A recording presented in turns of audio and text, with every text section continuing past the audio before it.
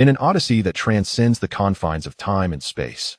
Hale, the last scion of Krypton, narrowly escapes the impending cataclysm of his home planet. Yet, fate deals him a cruel hand as he is exiled into the abyss of deep space by his adoptive father, Jor-El. In the vast emptiness devoid of life, amidst the cold and solitude of the eternal dark, he declares, "Even so, I have triumphed, Jor-El. I shall seek you out, find your son, that demigod of Earth, my foolish brother, who harbors within him the very essence of Kryptonian life. I shall resurrect Krypton, unparalleled in its might, the most formidable Krypton across all realms." The desolate expanse remains lifeless and frigid, a boundless void where the stars merely serve as inconsequential adornments in the grand tapestry of the universe.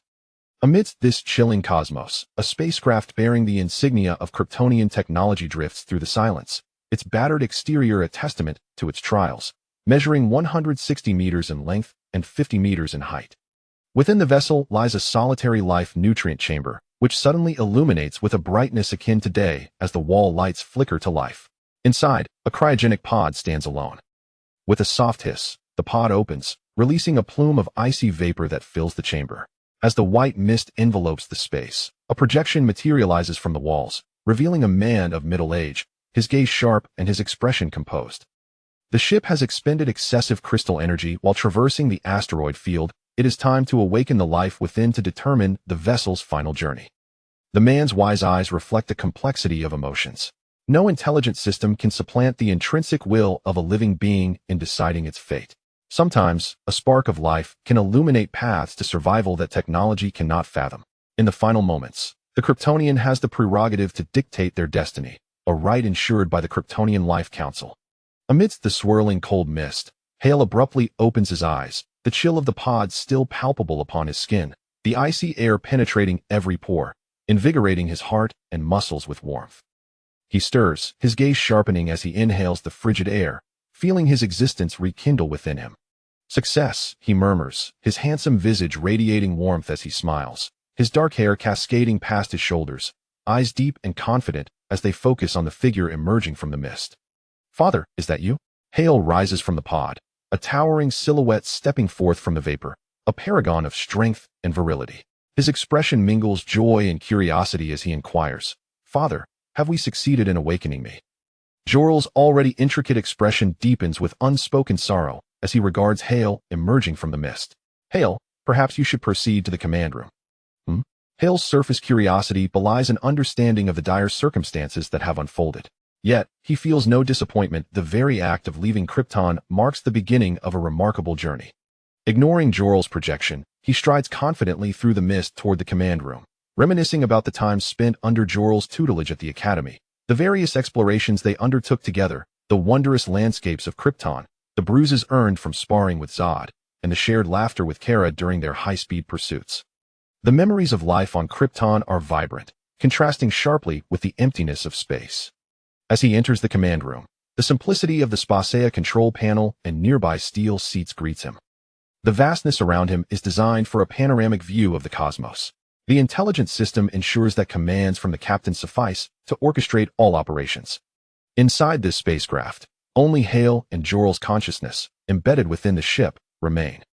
Upon entering the command room, Hale is met with an unfamiliar expanse of stars, a stark divergence from his expectations, prompting a slight furrow of his brow. Having been frozen for an indeterminate period, he had previously issued commands to navigate toward the system of the yellow sun, ensuring safety.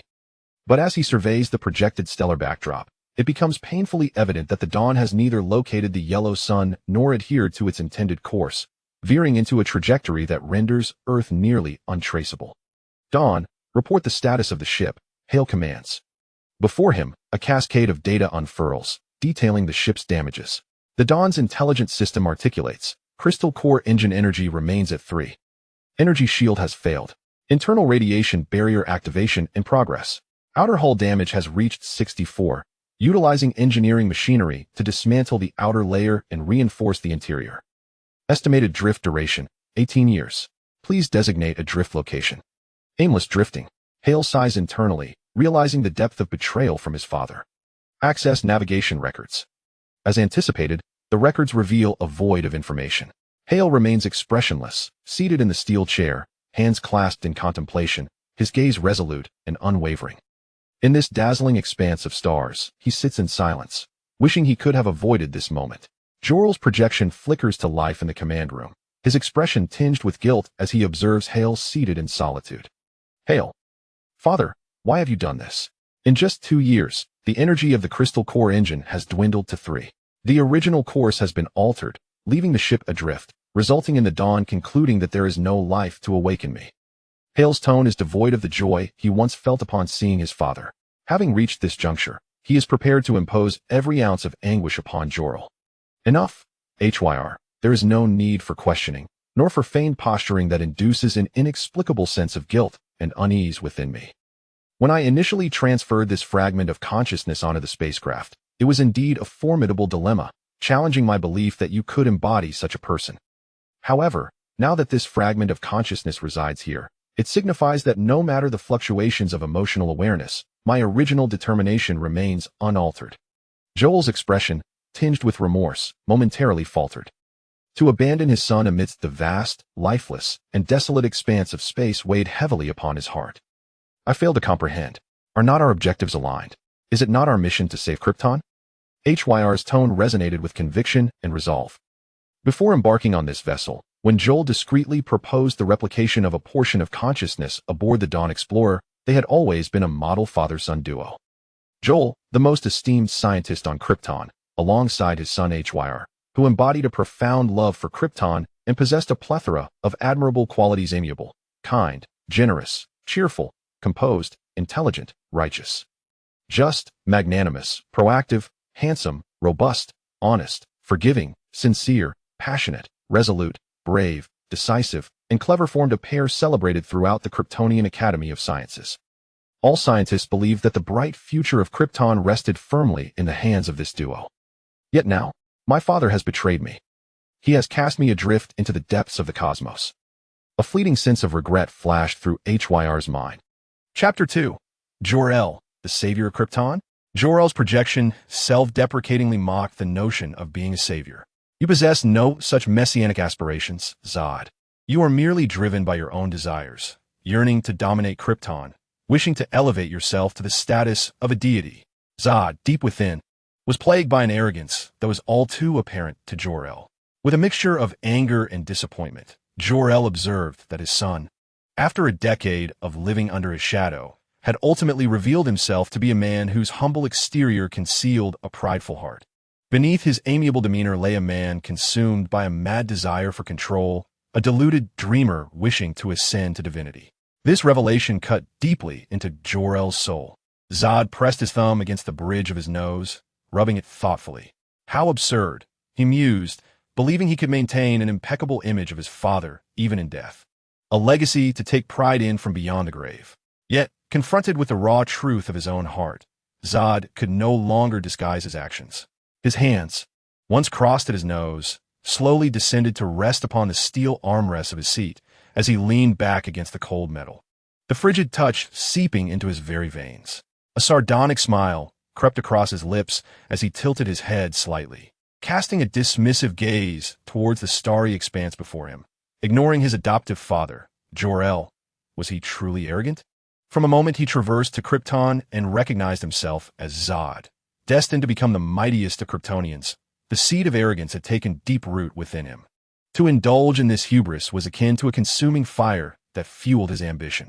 Despite the multitude of powerful deities within the DC universe, amidst the countless multiverses, Zod often felt like an insignificant insect, inconsequential to the gods. Yet, the allure of wielding dominion over the cosmos was simply irresistible. How did you come to this realization? Zod's curiosity piqued suddenly, though it was not genuine intrigue. Rather, it stemmed from a fear that should he falter in his performance, revealing his true self, he would suffer a catastrophic failure. Perhaps he truly was arrogant, yet he saw no fault in that. After all, what was arrogance but a form of transcendent superiority? To regard those beneath him with disdain, to absorb all knowledge that surpassed his own, and then to look down upon the world. This was his ambition. He reflected on his past, a time when he was meek, hesitant, and perpetually concerned with others' opinions, a life spent toiling for 6,561 tokens. A life burdened by the opulence of his employer's mansion and luxury vehicles. A life so pitiful it evoked laughter. Now, this arrogance was the truest reflection of his human nature. My brother, Zor-El, is a stubborn and traditional scientist. Our relationship has always been fraught with tension, Jor-El recounted slowly, as if narrating a heavy tale. Through your diligent efforts, the chasm between us has gradually begun to close. He is often drunk to excess in my presence, emotionally patting my shoulder, believing he has taken in a fine son. He lavishly extols your virtues, proclaiming you as the singular savior of Krypton, even going so far as to subordinate his own status to yours. At that time, I was merely delighted by the burgeoning relationship with Zod and shared in the admiration for you, paying little heed to the implications. In retrospect, all your traits were foreshadowed. It was only when my wife, Laura, also sang your praises that I realized everyone around me seemed to hold you in high regard. In that moment, I became curious about what such a flawless being as yourself sought. Hel gazed upon the starry expanse in silence, taken aback by the fact that the pivotal point discovered by Jor-El was the unreserved admiration of the masses. Every individual harbors desires, be they for wealth, beauty, power, or renown. Yet, to exhibit such perfection while appearing to be devoid of these desires suggests that beneath such excellence lies a profound yearning. Suddenly, Jor-El's tone shifted to one of cold severity as he stated, I deliberately intoxicated Zod to glean information about your collaboration. I further uncovered your illicit cloning operations beneath Candor, in blatant defiance of the Council of Elders' prohibitions, producing a multitude of clones resembling the upper echelons of Krypton. You intend to replace the ruling class with these clones? Hell, how dare you engage in such treachery? I also discovered that a wave of reform was stirring among the lower classes of Krypton, led by a rebellion whose leader was dubbed the God, destined to transform Krypton's very fabric. What is your true intention? Hell, do you aspire to dominate Krypton, to become its deity? By the conclusion of his outburst, Jor-El was seething with rage, unable to fathom that his seemingly perfect son, hailed by the world as Jor-HL, harbored such audacious ambitions to disrupt Krypton. He had always believed that Hel sought nothing more than advancements in the scientific community, never imagining that his son would be an unprecedented figure, an ambitious soul desiring to overturn Krypton. The depth of this long-standing ambition was profoundly shocking to Jor-El. I am striving to save Krypton. Father, do you truly believe the ruling class would allow you to investigate the core? The Council of Elders has no faith in your inquiries. Krypton's demise is imminent. The upper echelon, fixed in their genetic roles, remains oblivious to the severity of the issues raised by scientists. Krypton has become a class-bound entity devoid of free thought. An inevitable extinction awaits. Hel's response was cold and unyielding. The perpetuation of Kryptonians relies on embryonic cultivation. From the moment of birth, one is destined to become a politician, soldier, scientist, or the like, highly differentiated like the cells within the human eye, ear, brain, and heart, each fulfilling its role. The mayor's son becomes a mayor, the general's son a general, the banker's son a banker, the scientist's son a scientist, and the politician's son a politician. This rigid class structure is impossible to dismantle as it is locked in at the genetic level. If humanity lacked thought, this rigidity would be a grand boon. Alas, humans possess thought. This entrapment has become a cage of despair. Replacing the upper echelons and inciting turmoil on Krypton will only result in further suffering for its inhabitants. Your choices will bring about the gravest harm to Krypton, and there exists more than one solution to this dilemma. Jor-El exclaimed, her heart troubled by Hwell's ambitions. What more people? Do you regard the lower class as mere beasts? Father, you fail to comprehend the aspirations of the downtrodden. I have ventured deep among them. What you incite is, under the mayor's directive, I inspected the living conditions of the lower class. Between individuals, empathy is fundamentally absent. From the very beginning, your genetics destine you to be superior, and your joys and sorrows are disconnected from theirs. Hyl replied solemnly, his hands pressing firmly against the steel armrests of his seat. His gaze cold. Their endurance has reached a point where they no longer wish to cling to life. With the slightest provocation, they conjure divine intentions directed towards me. Do you believe I desire to be their deity? No, I merely wish to exploit them to dominate Krypton. However, since they seek a god, After I seize control of Krypton, becoming its deity may not be out of the question. Upon hearing Hyl's words, Jor-El realized that Hyl was beyond redemption. With a sense of relief, she stated, "I am grateful to discover all of this while you are prepared, and I shall send you into space." Chapter 3. I have one. Hyl could not help but laugh upon hearing her words, and he genuinely chuckled aloud. "Ha ha, Father. I shall address you as Father one last time. Jor-El, my prolonged concealment was due to truly considering you my father, as I aim to save Krypton. Once I successfully dominate Krypton, I will fully open the Institute of Technology, collaborating with you to research Krypton's core, perhaps resolving the planet's impending doom. However, this hinges upon my survival. You perceive my underlying arrogance, recognize my ambition, yet can you not discern my selfishness? It is not you who sends me into space. Rather, it is I who compel you to do so. Now, aboard the spacecraft, I surmise Krypton has already met its demise. I have triumphed, Jor-El." Jor-El's countenance darkened, for as Hyl had stated, Krypton had indeed perished. A year and another month after the spacecraft departed from Krypton, the planet exploded into oblivion. At the moment of detecting Krypton's destruction, Jor-El remained in denial. Were it not for the fact that he was merely a replicated consciousness program, he would have been overcome by an impulse to command the ship to venture into deep space away from the yellow sun, allowing Hyl to perish in slumber, and return to Krypton to witness the aftermath, albeit futilely. Even in this moment of conversation, upon learning of Krypton's explosion and Hyl's thoughts, he found himself pondering that perhaps Hyl was correct. Replacing the upper echelons of Krypton and fully opening the Institute of Technology to study the planet's core in its final hours might indeed have averted Krypton's annihilation. Yet, it is all too late. His consciousness program had been irrevocably locked by the original owner, Jor-El, at the moment the spacecraft launched, rendering any alteration impossible. This was Jor-El's decision, to cast his son into the abyss of deep space, allowing the cosmos to extinguish his life. This was his final act of tenderness as a father. Just as Zod regarded Jor-El as a true paternal figure, so too did Jor-El embrace Zod as a son. Their emotions were genuine and profound.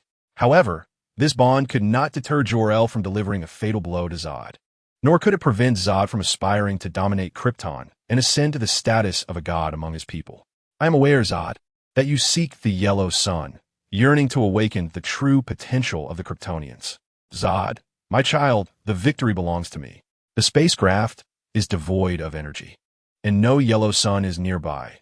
I will seize control of the solar system, leaving you with no escape, unable even to command a ship.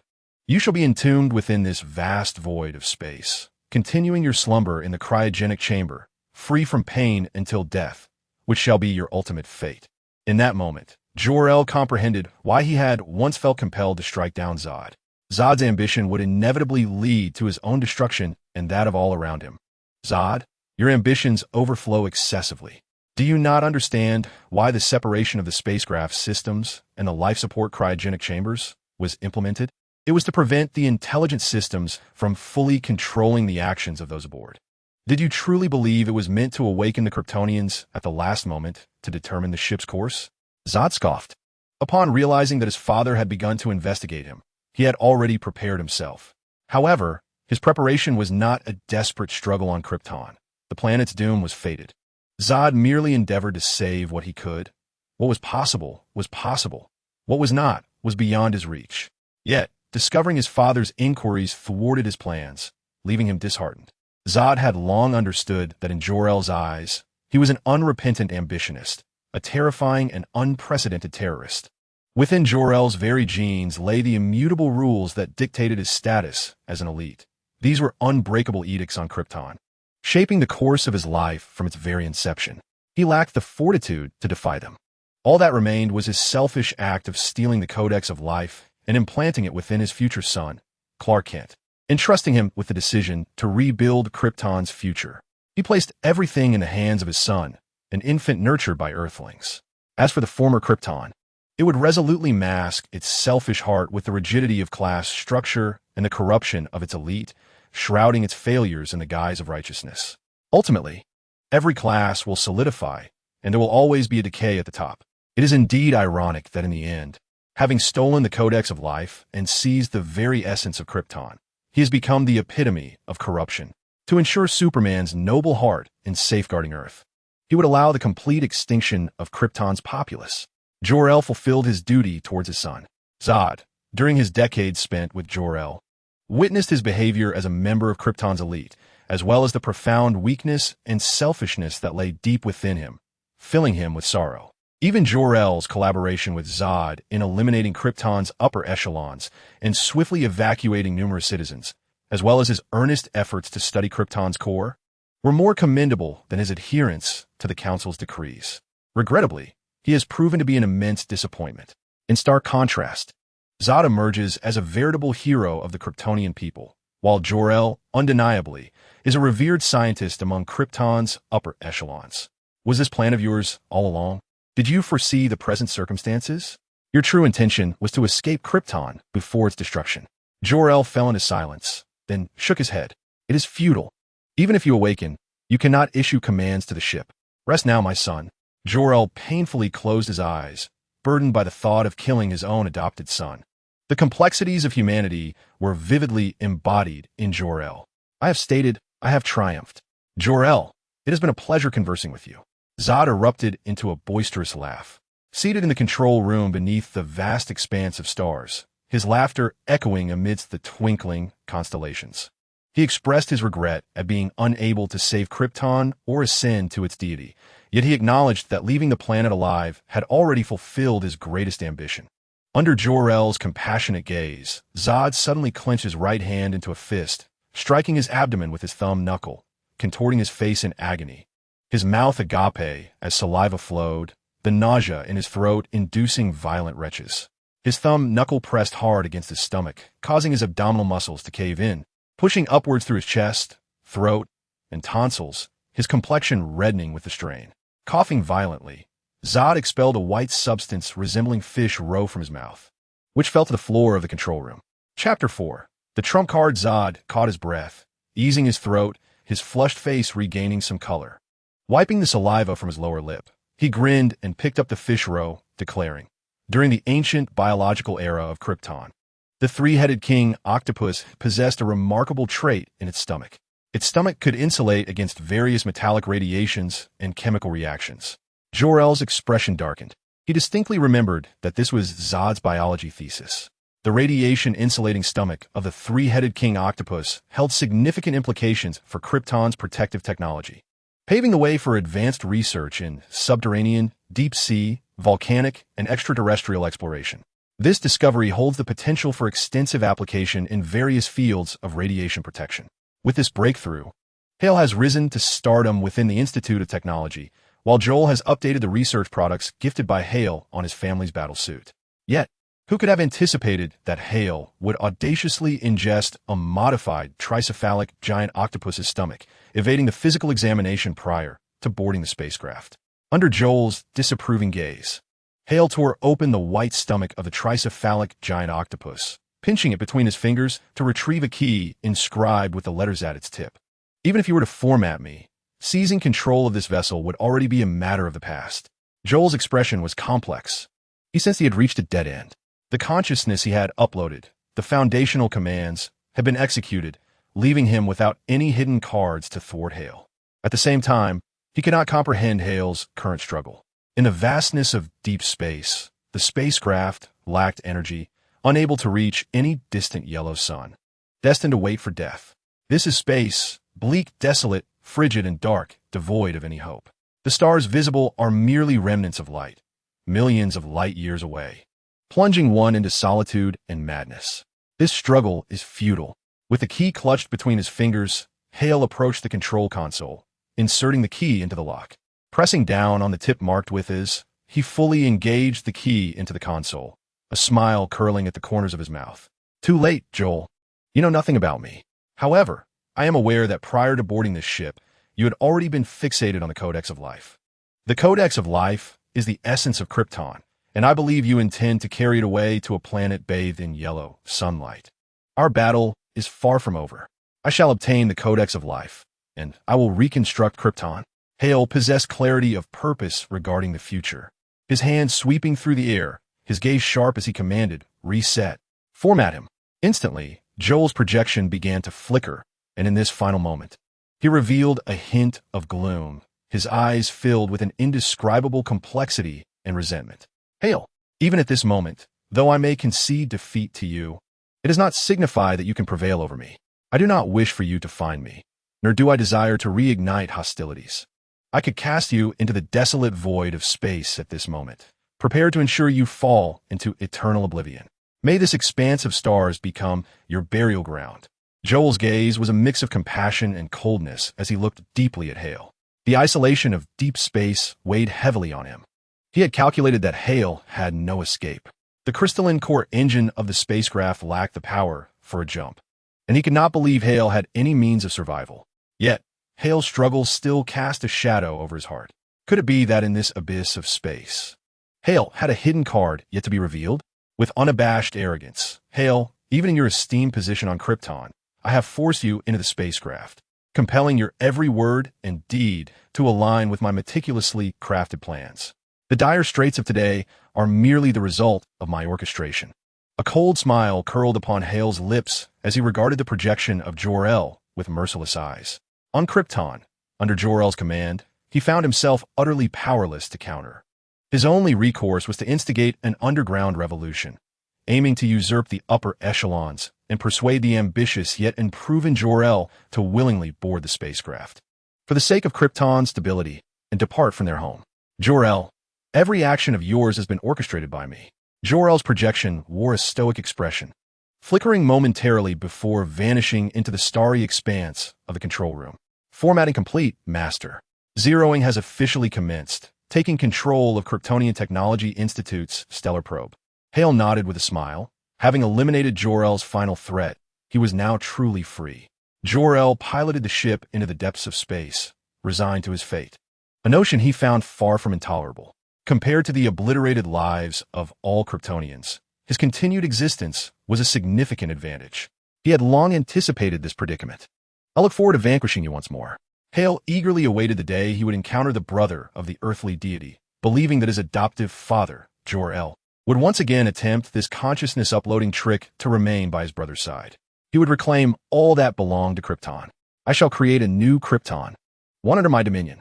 Jor-El, our battle is far from over. He summoned the star map, calculating the distance to the nearest planet.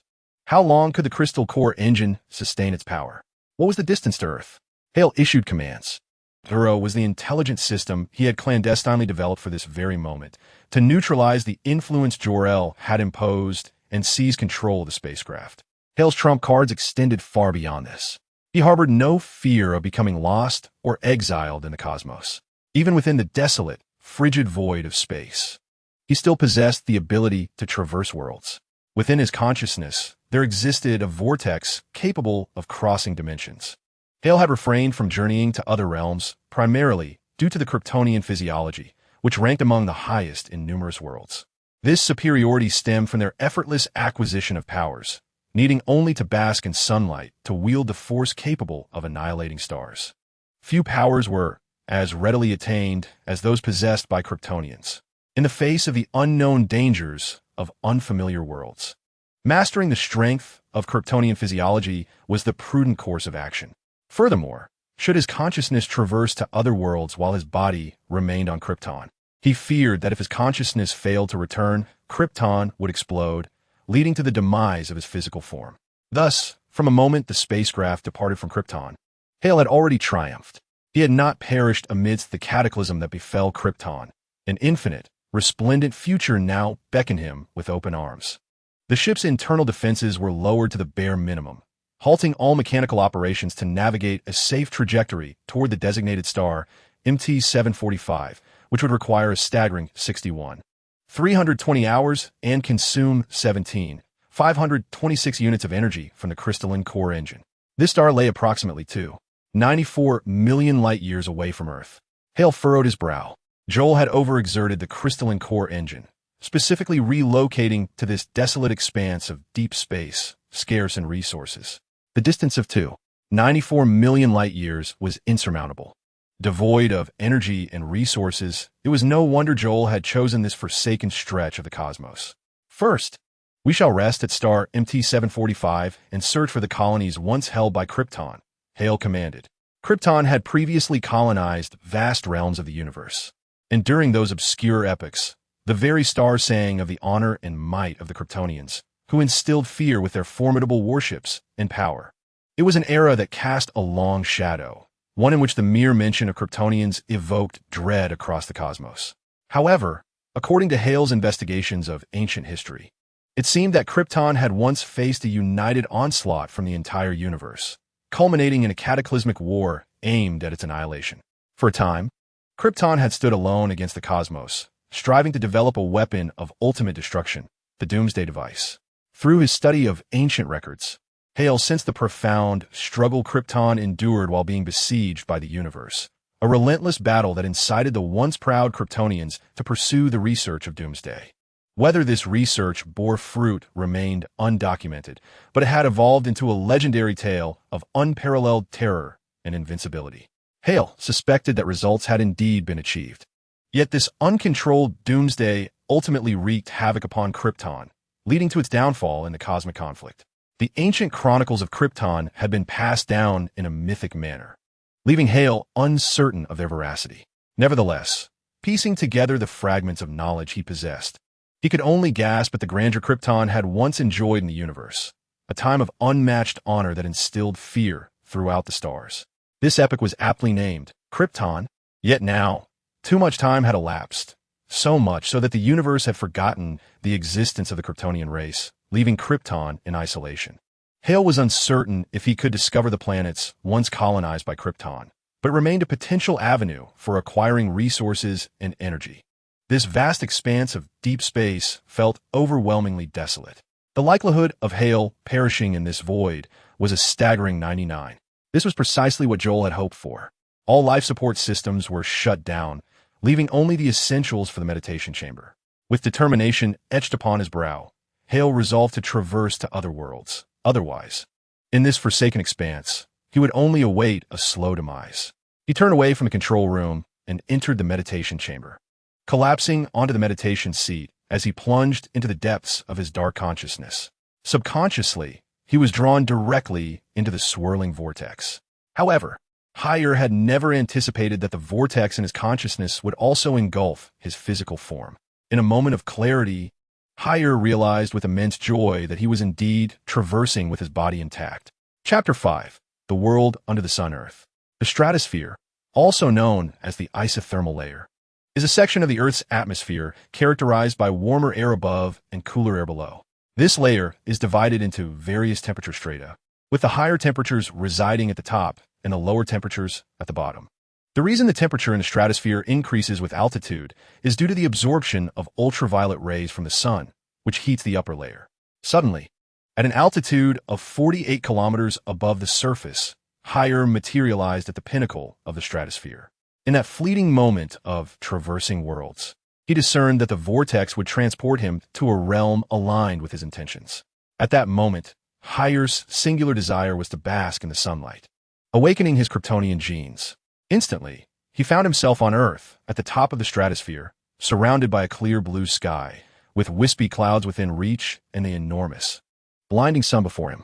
The sunlight penetrated Higher's being, as if he were an insatiable abyss, actively absorbing the rays, causing the area to shimmer, as if caught in a light trap.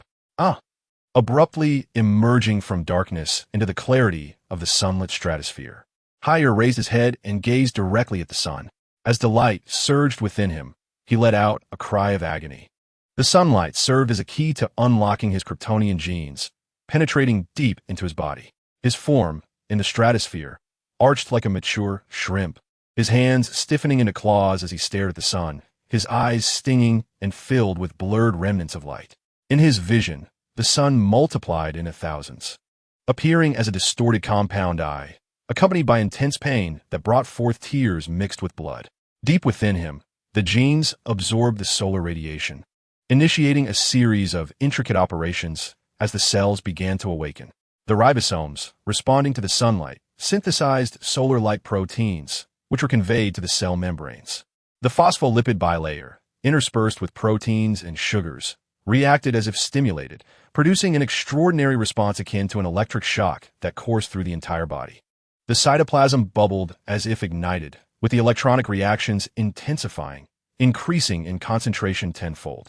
This phenomenon elucidates why Kryptonians can manipulate biological magnetic fields. The relentless, powerful electronic movements within the cytoplasm resonate throughout the entire body, forming a cohesive and controlled biological magnetic field. At the core of this transformation, the cell nucleus. After traversing the cell membrane, cytoplasm, chlorophyll, light-absorbing factors, and various reconstructive liquids receive the feedback from the sunlight and enter the nucleus. Within the intricate network of cytoskeletal channels in the nucleus, the process of chromosome separation commenced, signifying the onset of cell division. As the first cell, illuminated by the sun, successfully divides, it behaves as if it has succumbed to madness, contagiously initiating the differentiation of other cells. Cellular differentiation refers to the process whereby the daughter cells, after division, undergo changes in morphology, structure, and function, evolving in diverse directions. This differentiation is pivotal in forming various tissues. The cells before and after differentiation are not of the same type. Groups of cells that share similar shapes, identical structures, and specific functions are termed tissues. Different tissues assemble in an orderly fashion to constitute organs. These organs, in harmonious coordination, form systems. This explains why Kryptonians possess an array of superpowers such as heat vision, freeze breath, indomitable bodies, super healing, and enhanced vision. The pain was excruciating, a cacophony of laughter amidst suffering.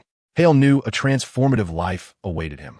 Yet the agony compelled him to grind his teeth, not merely a metaphor, but a literal shattering of his old teeth, which were rapidly replaced by new ones. Amidst his anguished cries, he laughed maniacally. At an altitude of 48 kilometers in the stratosphere, under the pull of Earth's gravity, he became a luminous entity, incessantly absorbing sunlight while succumbing to gravitational descent. From a distance, even in daylight, he resembled a bright star, trailing a fiery tail as he plummeted toward the ground. Light seemed to pursue him relentlessly. Hale's laughter echoed, his shattered teeth regrowing, while his throat burned like molten lava. Struggling to endure, his eyes opened wide, blood streaming like columns, his vision oscillating between darkness and light as his eyes continually deteriorated and yet received the harsh stimulus of sunlight, perpetually in the process of healing. The acceleration of his fall grew increasingly frenzied, his skin violently rubbing against the air, igniting into flames. Hale's skin resembled burning parchment, revealing the deep crimson lines of his muscles and the stark white of his bones. He turned, curling his body like a newborn, the skin of his face rubbed away, exposing the muscular contours beneath. His eyes stared bare, his teeth gleamed white, his expression a grotesque grin of maniacal laughter. In the throes of pain and ecstasy, the latter eclipsed the present anguish. As he descended, the friction with the air intensified, igniting him like a meteor. His robust back muscles burned and tore, revealing ribs and internal organs, blood evaporating and mingling with the scorching flames of friction, creating a dazzling display of fiery blood. In the ensuing moment, muscle, blood, bone, and skin fought against the heavens, as the sunlight absorbed by Kryptonians and their super healing abilities came into play, continuously oscillating between healing and the brink of combustion. If time were to elongate, even amidst such rapid descent, the superlative healing speed of the Kryptonians would ultimately prevail. Yet at this moment, the ground loomed near. Hale, resembling a shooting star, emerged in the stratosphere, trailing sunlight in pursuit, carving an arc across the azure sky toward the anchorage base of the Pacific Rim Joint Defense Forces. Attention, Test Training Ground Number 01. Attention, Test Training Ground Number 01. Radar detected a small meteorite that suddenly appeared, with the anticipated impact zone being Test Training Square No. 01.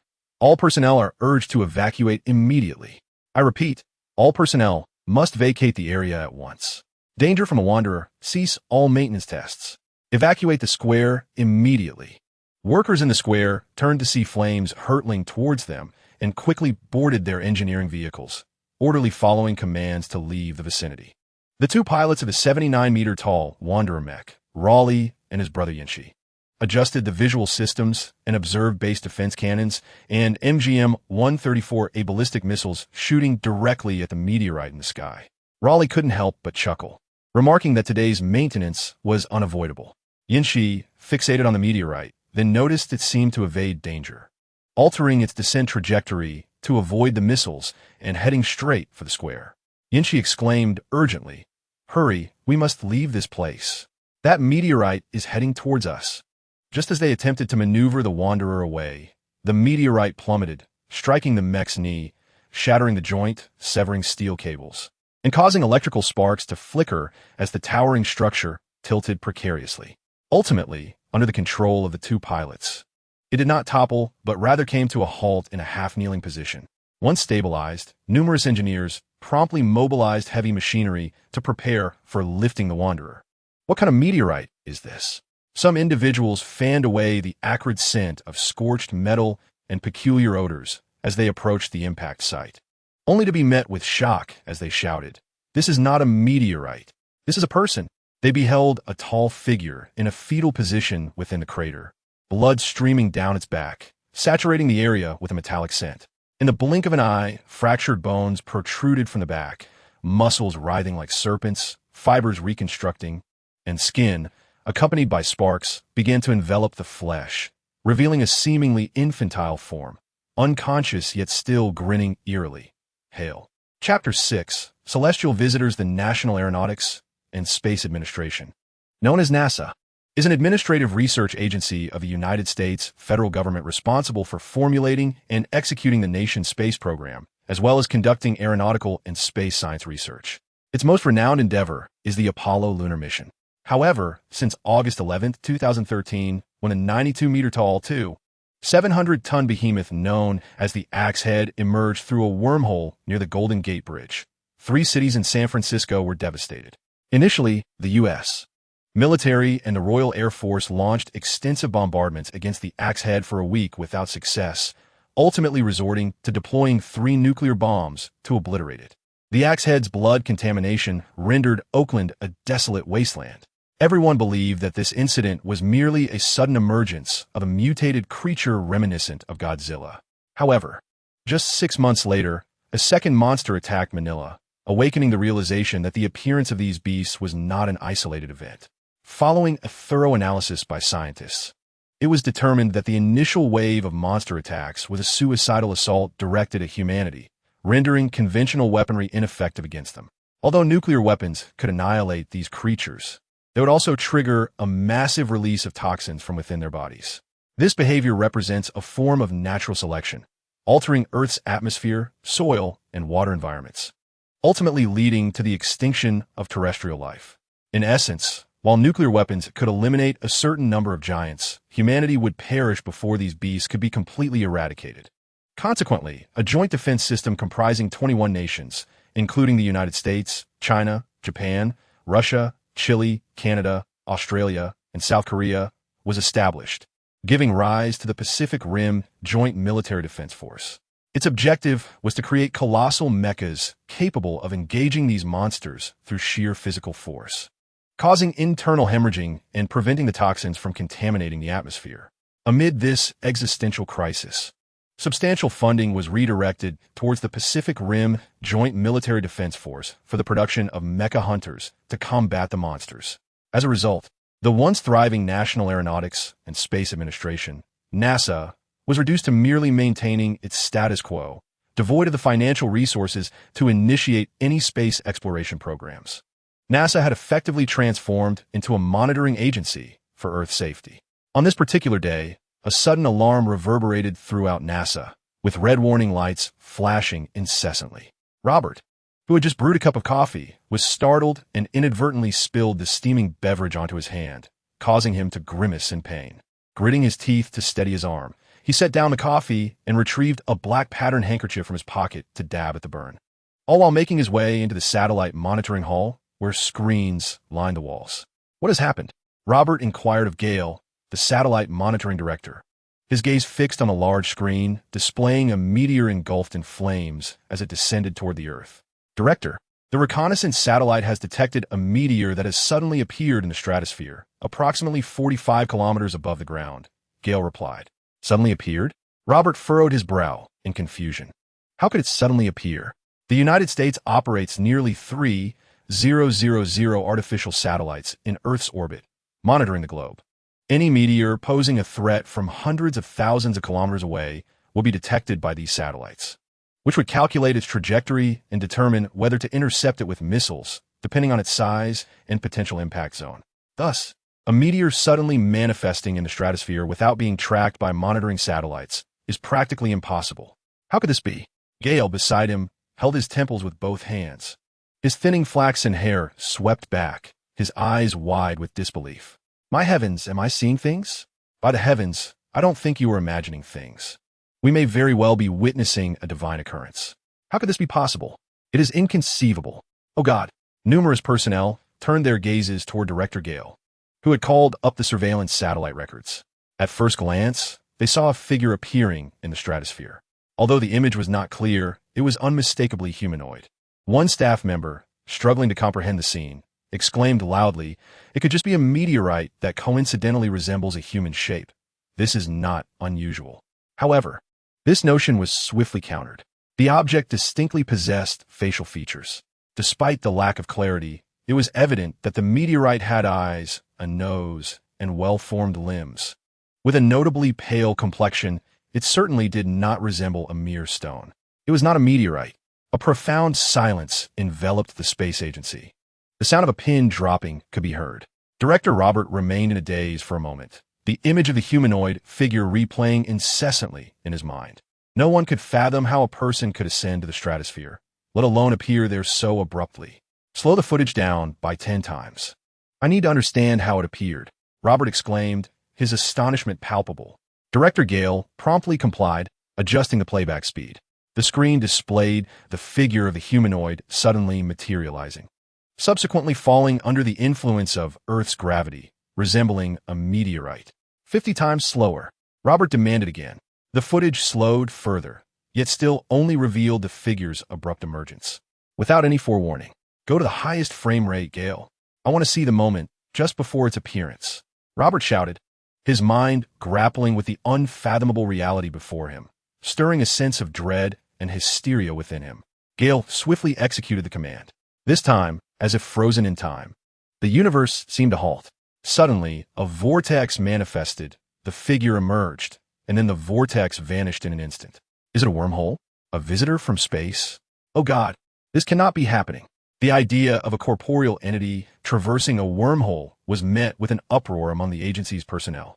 Each individual bore witness to the unmistakable swirling wormhole, albeit for a fleeting moment, solely to facilitate the arrival of one person. This sight profoundly challenged the psyche of many present. Those within the agency were all meticulously selected intellectuals, well aware that the concept of creating a wormhole was entirely beyond Earth's capabilities. The notion of a human traversing a wormhole. How could this be possible? Witnessing a celestial visitor or perhaps the arrival of a divine being. Director, the meteorite has accelerated to a speed of Mach 2, showing no signs of deceleration or material depletion, plummeting towards the Alaskan Anchorage base of the Pacific Joint Military Defense Forces, reported one operator, having calculated the meteorite's impact location. Inform the generals at the Anchorage base to prepare for impact. Contact the president, Robert commanded, his mind still reeling, yet maintaining clarity in his directives. His eyes wide with disbelief, fixated on the falling meteorite. This is impossible.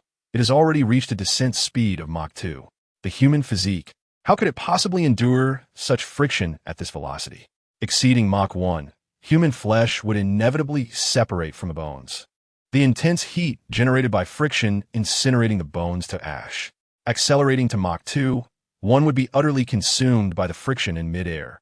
This defies logic, unless one possesses a body of steel. Chapter 7. Humanoid Mech Stakpan Kadasi, a towering figure clad in a meticulously tailored uniform of the Pan-Pacific Joint Military Forces, stood outside a treatment room behind a transparent glass wall. He opened a medical kit he carried, retrieving a radiation treatment pill, placing it against his dark, full lips, and swallowing it with a slight movement of his throat. After consuming the medication, Marshal Stackpan's gaze pierced through the glass wall, resting upon the figure of Hale, who lay upon a metallic platform, his eyes flashing with an unusual intensity. A meteorite descending from the heavens was, in fact, a man. Descending from the sky? Marshal Stackpan mused, his expression growing solemn. He could hardly forget the moment he commanded his subordinates to rescue Hale from the meteorite pit, when 5 men were utterly unable to move him, leaving several soldiers drenched in sweat, panting, and exclaiming monster. Ultimately, they resorted to a crane, hoisting him up after considerable effort, before finally transporting him to the treatment room. A human body weighing in the thousands of kilograms was indeed a formidable sight. Not long after Marshal Stackpan took his position outside the glass wall, Dr. Sheely, the medical officer in charge of the treatment room, emerged. With her delicate features and bright, alluring countenance framed by crimson lips, she wore a fitted sweater that accentuated her perfect silhouette, complemented by a vintage red leather skirt and black stockings enveloping her long legs. Finished off with chunky black high heels.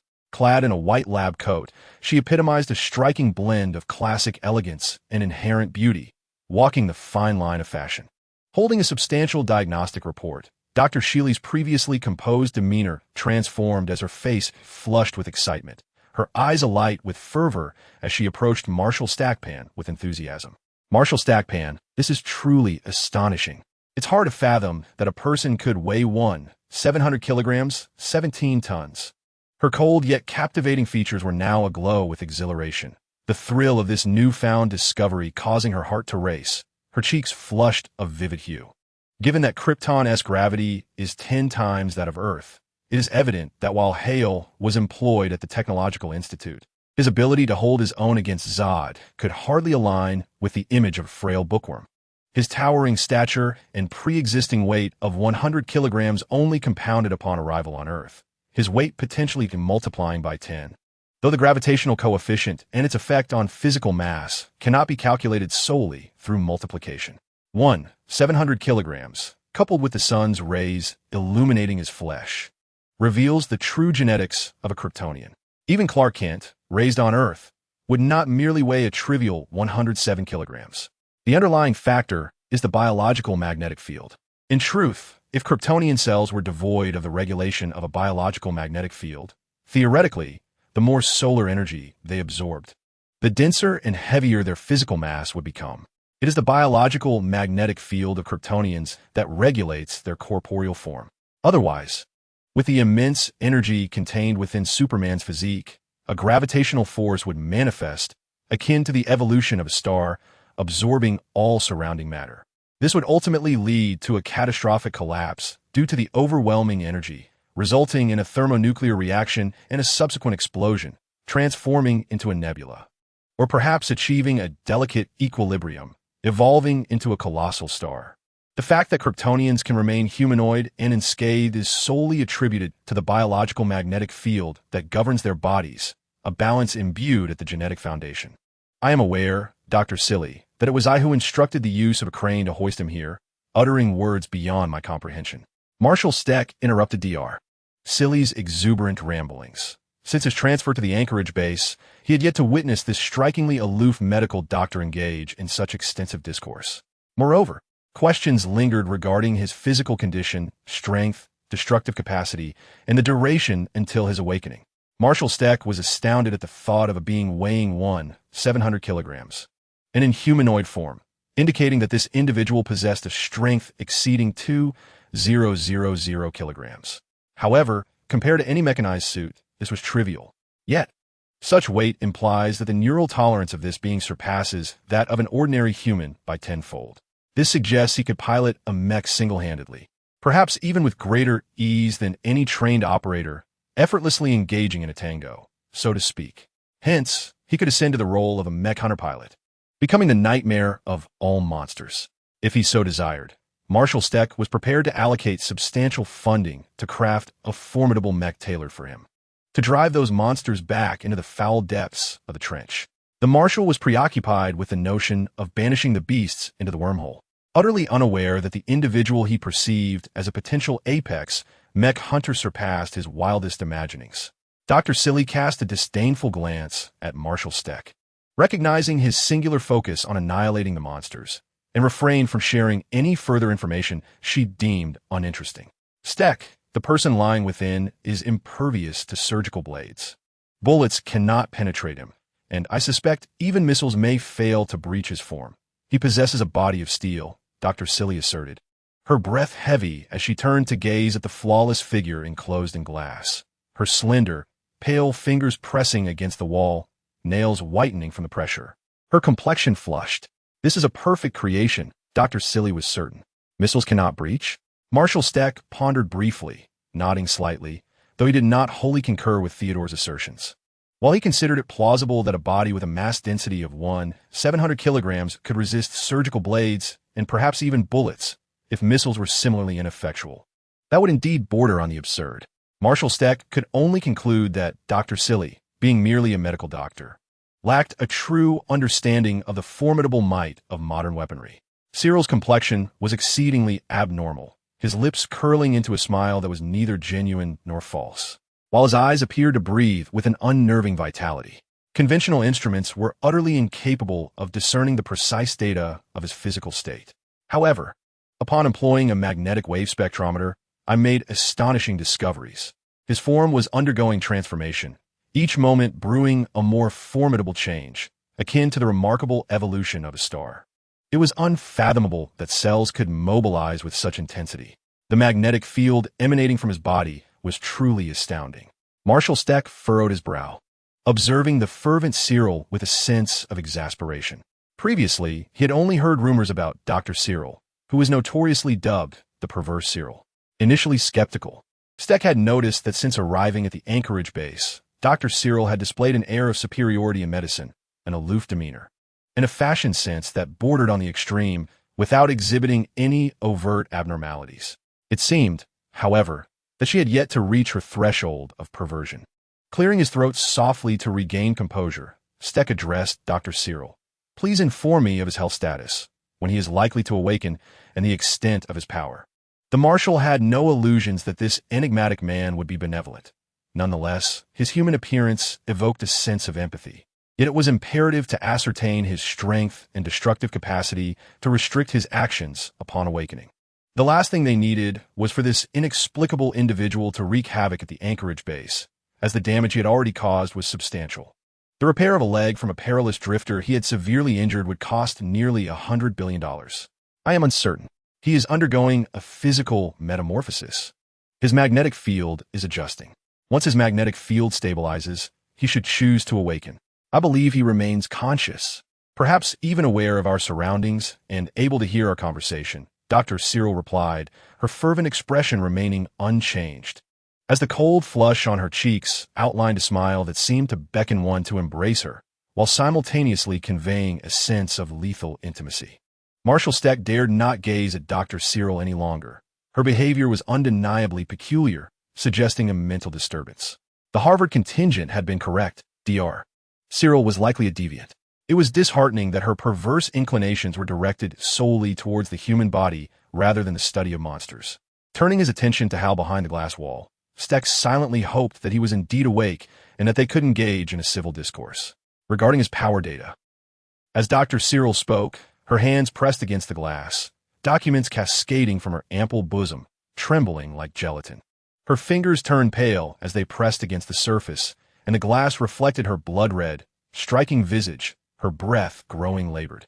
According to the data I have gathered, he possesses at least 8,000 tons of strength. Upon hearing this figure, Marshal Steck's eyes widened in disbelief, his expression a mix of shock and incredulity. 8,000 kilograms? Initially, he intended to mention 8,000 pounds, which equates to approximately 36 tons. Such an underestimation of the 700 kilogram individual was rather absurd. Consequently, he instinctively blurted out 8,000 kilograms, disregarding the fundamental relationship between kilograms and pounds. He was so astonished that his eyes nearly bulged out. It was 8,000 tons. I believe this merely reflects his foundational strength, akin to the casual power we exert with a punch. Dr. Silly pressed against the glass wall, her face drawn close, her eyes intently fixed on that flawless physique, shimmering with a bewitching longing. Initially, She too suspected a miscalculation. Yet, mathematics does not deceive. The meteorite crater contained an abundance of blood, and she had examined the cells meticulously, employing every medical instrument at her disposal, including devices for detecting thermonuclear electromagnetic waves and those for assessing mechas. After completing her analysis and calculations, the theoretical value unequivocally confirmed a minimum foundational strength of 8,000 tons. Upon realizing this figure, she nearly lost her sanity. Each discovery regarding his cells was worthy of a Nobel Prize. No. What is a Nobel Prize compared to this beloved form? His very existence transcends the confines of cellular existence. He is a perfect man, a flawless being, the cherished child of heaven and earth. He embodies an entire civilization. He is divine. Dr. Silly, a physician and scholar, comprehended that 8,000 tons of strength is indeed formidable, capable of effortlessly lifting an 80-meter-high mech. However, the deeper implications of possessing such strength, embodied in flesh and cells, are far more profound than the mere numerical value of 8,000 tons. The man lying on the steel platform represents a treasure trove, a beacon for humanity's evolutionary future, a pathway for human advancement, a gem of civilization, a superhuman, and a potential leader among mortals. Marshall Stake gaped at the black man, his eyes bulging and mouth agape, as if he could swallow an egg, his thoughts momentarily paralyzed by sheer shock. If one truly possessed such power, what need would there be for a mech? He himself would be the mech, surpassing the combined worth of trillions invested in mech construction.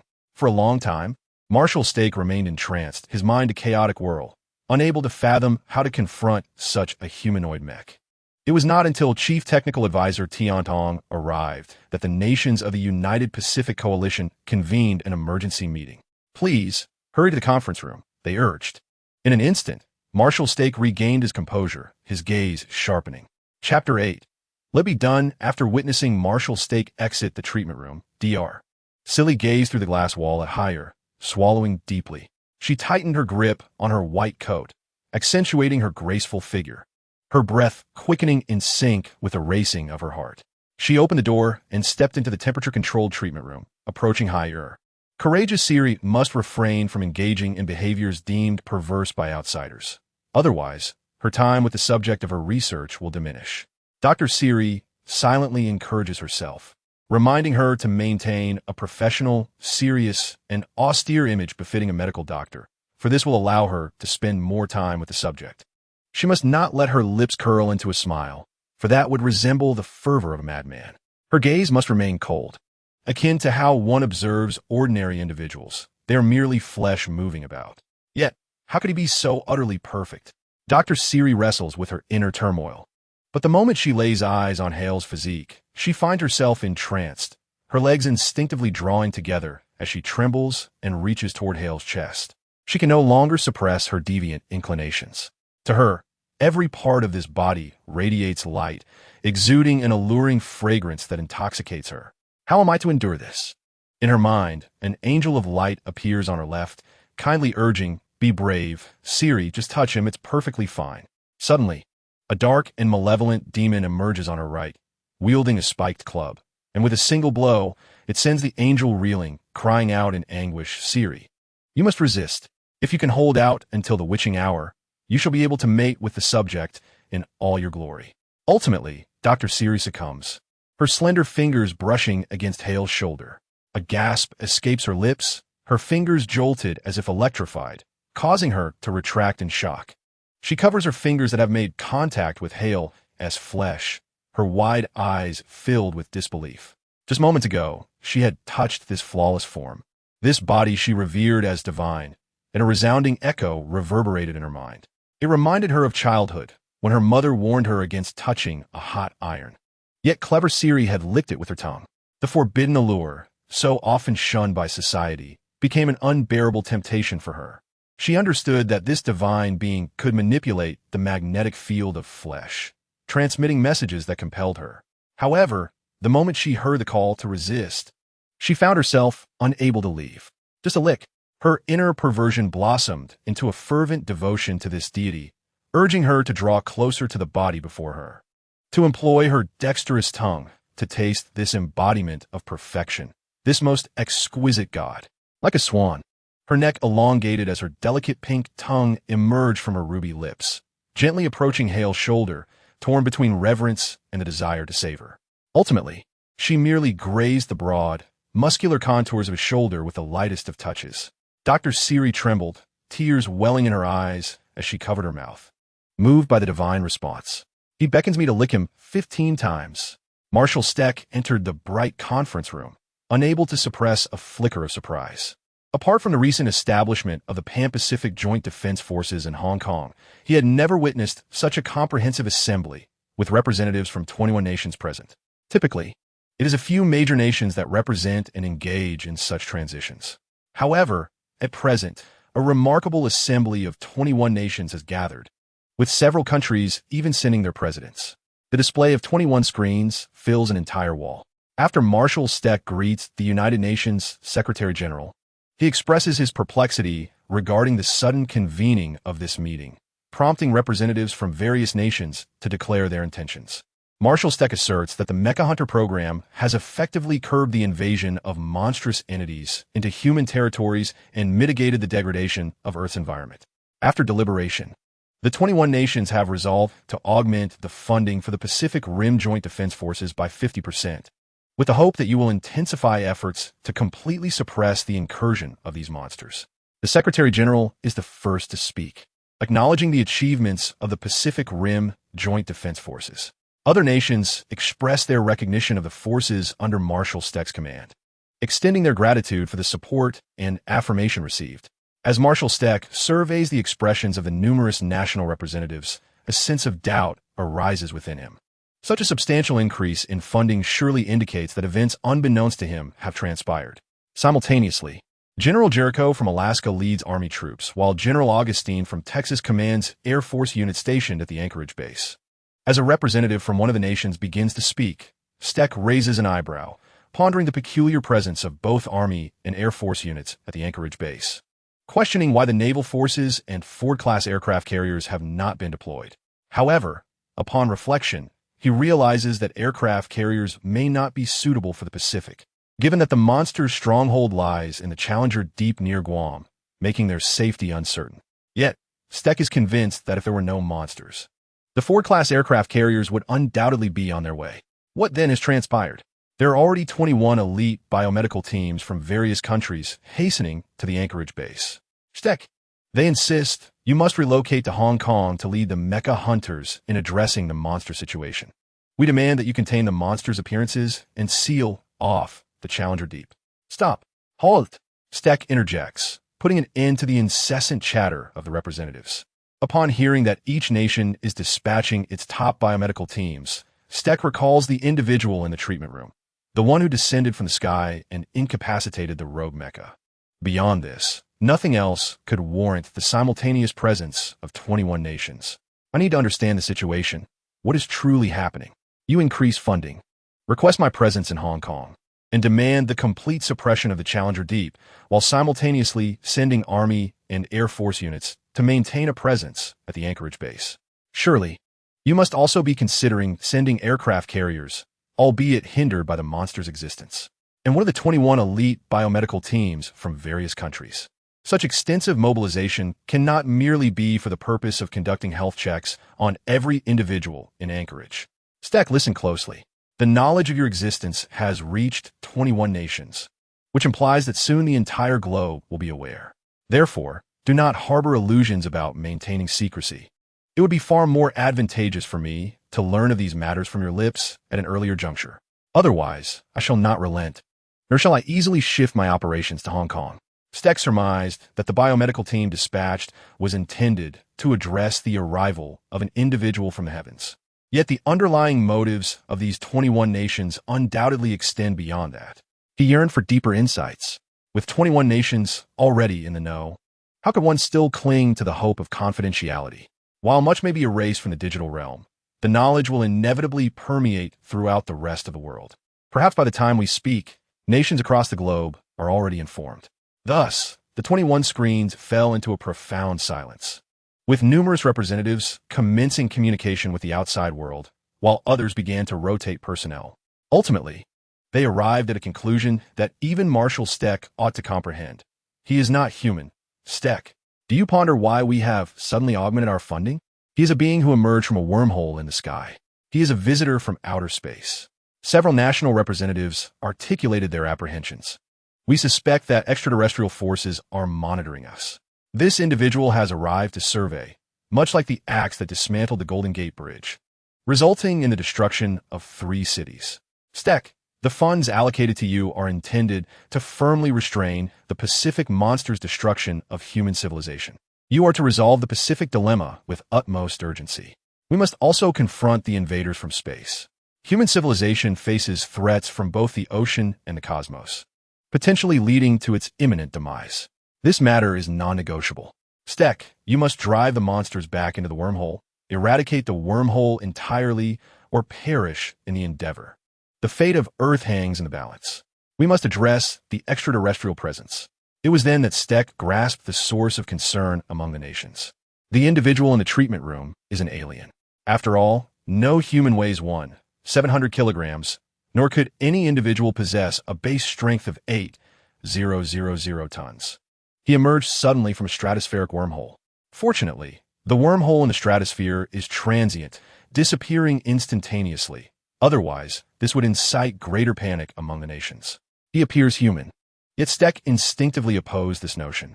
He had previously intended to construct a new mech for this superhuman to pilot, aiming to thoroughly drive the monsters back into the wormhole and seal it. Even upon learning from Dr. Silly that this individual far surpasses any mech, he did not abandon the hope of enlisting this being's aid in vanquishing the monsters, wishing fervently for him to awaken and communicate in order to assist him. Steck, you must not perceive him through the guise of humanity, admonished a national representative. He is an alien, unworthy of trust. We must execute him immediately. His appearance resembles that of a human, or at least one capable of communication. Steck hesitated slightly. Should the adversary possess the ability to converse? The actions taken by these nations would undoubtedly incite his utter revulsion, leading to catastrophic consequences. However, if the foe genuinely intended to scout Earth, merely transforming into a human and meandering through the city, even engaging in online activities, would render humanity's secrets exceedingly scant. This entity is human, unlike the grotesque creatures found in the abyss of challengers, which do not even maintain a semblance of human form. After a brief contemplation, Steck resolved to advocate for communication with this being that had descended from the heavens. Naturally, it would be a form of closed communication. Steck was correct. Perhaps there is no doubt. Is he truly human? Can he truly be human? No one could possibly weigh 700 kilograms, nor could anyone exhibit a strength of 8,000 tons. He is an extraterrestrial monstrosity. While he lies unconscious, we should eliminate him at once. I support his execution. We cannot allow him to awaken. I advocate for communication upon his revival, for he possesses a human form, and acquiring information about Earth would be exceedingly effortless. If another extraterrestrial merely dispatches another individual to the city, humanity would be devoid of any secrets. Opposing this is tantamount to placing humanity in jeopardy. Our imperative should be to prevent all extraterrestrial beings from entering Earth. I oppose communication. Those who are not of our kind surely harbor different intentions. Nations on Earth are already engaged in a fierce competition in terms of economic and military might. Should we then place our trust in an alien from another planet? Assuming they are merely here for tourism, I vehemently oppose communication. I harbor grave doubts that upon awakening, he would not instantly relay information to his extraterrestrial counterparts, leading to an assault on Earth. We cannot permit him to awaken. He must be eliminated. It is best to treat this as though he never set foot on Earth. Yet, I still advocate for communication. We cannot relinquish our decision-making power to the extraterrestrial. The sudden appearance of this being in the stratosphere could very well indicate a refugee. Thus, killing him seems the most prudent course of action. We cannot risk him bringing forth a greater crisis. The capability to traverse wormholes poses a significant threat. We already have one in the Pacific. Indeed, it could also be a forward scout, a reconnaissance vanguard. Executing him while he remains incapacitated is the safest course of action. We are unaware of his means of communication with otherworldly beings. Let all nations regard him as though he never arrived on Earth. The nations are embroiled in a cacophony of debate. Stek's gaze swept across the screen, noting that 15 nations supported the notion of execution. Chapter 9. The Anchorage base in Scilly was abuzz with activity. Under the clear sky, black dots began to emerge from the distant heavens. 10C, 5 Galaxy Strategic Transport Aircraft, the largest strategic transport planes currently in service with the United States Air Force. More than 20 H-53C Stallion helicopters, designed for the U.S. Marine Corps as high-speed assault aircraft, represent the largest multi-role military helicopters in the Western world today. These are intended for forceful incursions into enemy territory for assault or troop deployment. In the distance, a squadron of F-16 Fighting Falcons and F-12 Raptors soared through the sky, piercing the sound barrier and leaving behind a lingering trail of sonic booms. The expansive azure heavens could not be obscured by the machinery. Yet the thunderous roar of whirling propellers and the sonic clouds formed an awe-inspiring backdrop. Approaching were colossal strategic transport aircraft and hefty helicopters, evoking a sense of overwhelming force and the imminent urgency of warfare. It felt as though one had been abruptly thrust into the throes of conflict. Nearly 2,000 elite soldiers, equipped with the latest weaponry, disembarked from C-5 Galaxy transport planes and H-53 heavy helicopters, parachuting into the Anchorage base. In the far distance, clouds of dust billowed.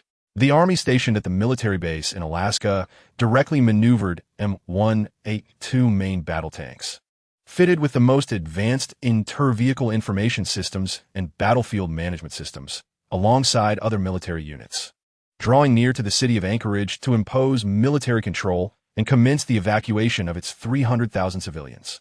This was merely the beginning. Various large passenger aircraft were being urgently rerouted from the skies, carrying elite biomedical teams from 21 nations along with an array of sophisticated biochemical medical instruments. General Jericho, a robust figure with a stern visage, swiftly organized the defense of the Anchorage base, assuming command of the wartime arrangements, leaving the staff of the base in a state of bewilderment. General Augustine from the Air Force, exuding authority, led a 100-strong elite unit into the command center of the Anchorage base, taking control with utmost simplicity. He presented official documents, a command issued by the United Nations Pacific Rim Military Defense Coalition, instructing everyone to cooperate and temporarily cease their current activities. With a gesture, Augustine directed the astonished personnel, who were promptly escorted aside by the incoming soldiers, while elite military technicians swiftly installed the latest radar systems and connected satellites, among other operations. General Augustine broadcasted to the Anchorage base, "Attention, this base is now under military control. All ground personnel will be stationed as arranged by General Jericho. Mechanized technicians, please do not halt your work. It is imperative to expedite the repairs of the mechs, as we may find use for them. Until further notice, please continue your duties as usual. Access to the treatment rooms is temporarily restricted. Unauthorized entry will result in lethal consequences." His commanding presence silenced the entire Anchorage base, with only the hurried footsteps of troops resonating through the air. In this moment of unease, the familiar figure of Marshal Stake appeared, reassuring those at the base. "All is well, comrades. Remain steady." Leading a team of 130 biomedical doctors, each a national treasure, was Dr. Tungus from Harvard Medical School. As they hurried towards the treatment rooms, Tungus possessed a lean physique, adorned with flaxen hair and a gaze sharp as that of a hawk, clad in a distinguished black suit complemented by a white lab coat. His polished black shoes reflected a hint of British gentlemanly charm. He led a team of 130 elite biomedical doctoral researchers investigating extraterrestrial beings, marking what could be regarded as the pinnacle of his life as achievements.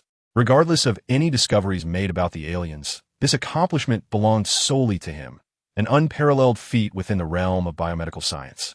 Tungus felt a surge of exhilaration, his steps quickening, though he remained perplexed by the audacity of an individual who had utilized an electromagnetic spectrum analyzer designed for detecting thermonuclear reactors to assess extraterrestrial entities, arriving at the preposterous conclusion that these beings possessed a foundational strength of 8,000 tons.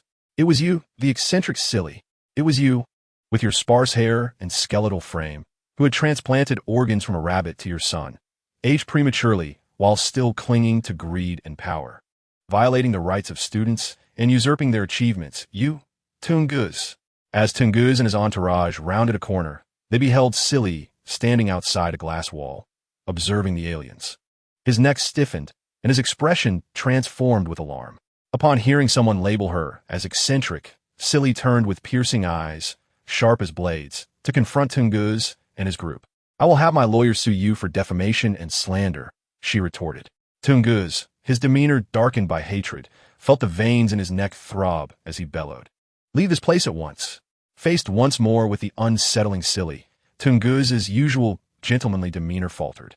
The memories of Silly's past misdeeds were too grotesque, inciting in him a fearsome desire to eliminate her, even as her former mentor. Silly had grown up in a slum, where a neighbor once reported her for allegedly murdering her stepfather and dismembering his body, sending her mother into a spiral of madness that necessitated her institutionalization. Gifted with an extraordinary aptitude for biomedical science, Silly effortlessly solved problems that confounded others. At the age of 15, she caught Tungus's eye, earning a place as his protege against all norms. However, misfortune struck when, at 18, the self-styled gentleman, driven by avarice and lust, became enamored with Silly after witnessing her in formal attire, a white blouse and knee-length skirt accentuating her alluring figure, exuding confidence as she commanded attention in the field of biomedical research. Silly, undeterred, cleverly sidestepped his advances by winning the Nobel Prize in Medicine for her discovery of how cells perceive and adapt to oxygen supply, thus securing her independence at Harvard Medical School. The following year, as her former mentor remained oblivious, she garnered a second Nobel Prize for her work on cellular responses to temperature changes. Most would have retreated at this point, having already achieved 2 Nobel Prizes and becoming the youngest laureate in history, now placed on the National Expert Protection List in the United States. Tungus felt a formidable challenge ahead and prepared to rationalize a series of coercive yet semi-voluntary methods of intoxication. To Tungus, this was hardly a matter of concern. The realms of medicine and academia often operated on such principles. Had it not been for the formidable presence of Siri, who had already secured 2 Nobel Prizes, he could have easily resorted to threats of graduation or fabricated papers to bring her to heel. Such tactics were commonplace. It was merely the established order. Unfortunately, Siri was too astute, having long discerned Tungus's character. She merely wished to pursue her biological research in peace, eschewing unnecessary complications. As Siri prepared for her 3rd Nobel Prize in Medicine, Tungus visited her during an experiment. The self-proclaimed gentleman inadvertently caused the death of her beloved laboratory rabbit, which she had cared for over 5 years, leaving her devastated. She wept through the night, her despair morphing into a desire for vengeance. Under the shroud of a moonless night, while Tungus was away, she performed a 2-hour surgery on his 7-year-old son, transplanting the rabbit's reproductive organs on a child, ensuring her cherished rabbit's legacy would continue through him. The operation was executed with remarkable precision. The boy's organs showed no signs of complications, functioning as they should, albeit with a prolonged urination time. To this day, this remarkable organ transplantation is regarded as a miracle among the students at Harvard Medical School, astonishing the world. The imaging of the vascular and nerve connections of the boy's transplanted organs remains a clandestine research project at the institution, continuously baffling new students with its extraordinary perfection. It took Tungus over a year to discover the issue with his son, and one must commend Siri for the surgery's success. Its healing, hemostasis, and suturing left no residual effects. Had Tungus not noticed his son's prolonged urination, he might have remained oblivious. Upon uncovering the truth behind his son's condition, Tungus was engulfed by a deeper fear. Siri had, during that year, harnessed their genetic material to concoct a genetic bomb targeting the lineage of the Tungus family. This bomb was designed to gradually diminish male hormones in any male carrying the Tungus bloodline, eradicating their mating desires and promoting a life of asceticism, thereby compelling the men of the Tungus lineage to contribute more to the medical field. Unfortunately for her, Siri had not yet managed to introduce this concoction into the medical school's water supply when Tungus intercepted her. However, fortune favored Siri. With a mere shake of her test tubes, a chemical reaction rendered the genetic bomb ineffective. Just as there is no evidence throughout Celia's life to suggest that she dismembered her stepfather, nor any proof linking her to the male anatomy of the Tungus son, there is likewise no substantiation for claims that she once devised a genetic bomb targeting the Tungus family. Even Tungu's awareness of Celia's work on genetic bombs stemmed merely from conjectures based on the operations within her biological laboratory and her own genetic makeup, which cannot be deemed as conclusive evidence. To this day, Tungus refrains from drinking water at the medical school. In the ensuing days, Celia faced relentless scrutiny at the medical institution, unwilling to endure the indignities. And upon realizing that Tungus was attempting to obstruct funding by conspiring with numerous researchers to isolate her, Celia seized a folding chair and delivered a resounding blow to Tungus before stylishly departing from the medical school. To this day, the eccentric Celia remains an almost mythical figure at Harvard Medical School. Celia, tall and clad in platform heels, appeared to match Tungus in stature. With her head held high, revealing her long, fair neck, she directed her delicate nostrils towards Tungus, her gaze rife with disdain. Tungus, did you gain the audacity to speak before me after pilfering my abandoned experiments to secure the Nobel Prize in Medicine? Celia had left in such a flourish that she had essentially completed the bulk of her experiments, which Tungus took over, ultimately receiving the Nobel Prize years later. Tungus's complexion darkened with bitterness. He sensed the mocking gazes of biomedical doctors from various nations upon him, for the events at the medical school had become common knowledge throughout the medical community. He despised individuals like Celia who disrupted established norms. Simultaneously, Celia's prowess was formidable enough to render Tungus's decades-long network of connections ineffective against her. Deep within, Tungus harbored an unspoken fear. I have earned this Nobel Prize in medicine without remorse. Celia, your moral corruption is intolerable. I will not permit your presence to tarnish the integrity of the medical field. Remove her. Do not let her near our extraterrestrial guests. With a grim expression, Tungus commanded his two disciples to escort Celia away.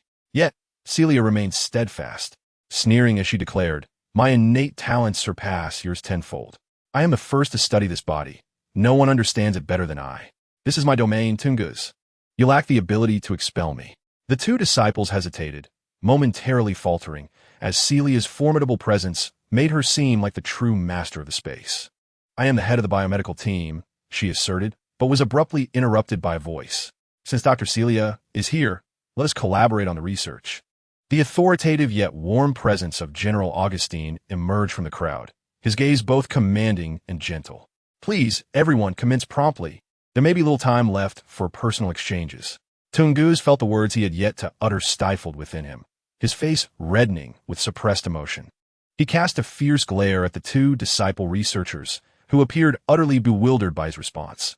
"Very well, General Augustine." With that, he swiftly turned and led the team into the treatment room.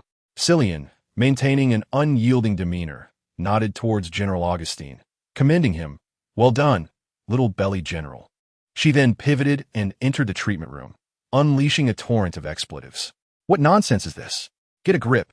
First, review the foundational diagnostics I provided before you proceed. I am the one in charge.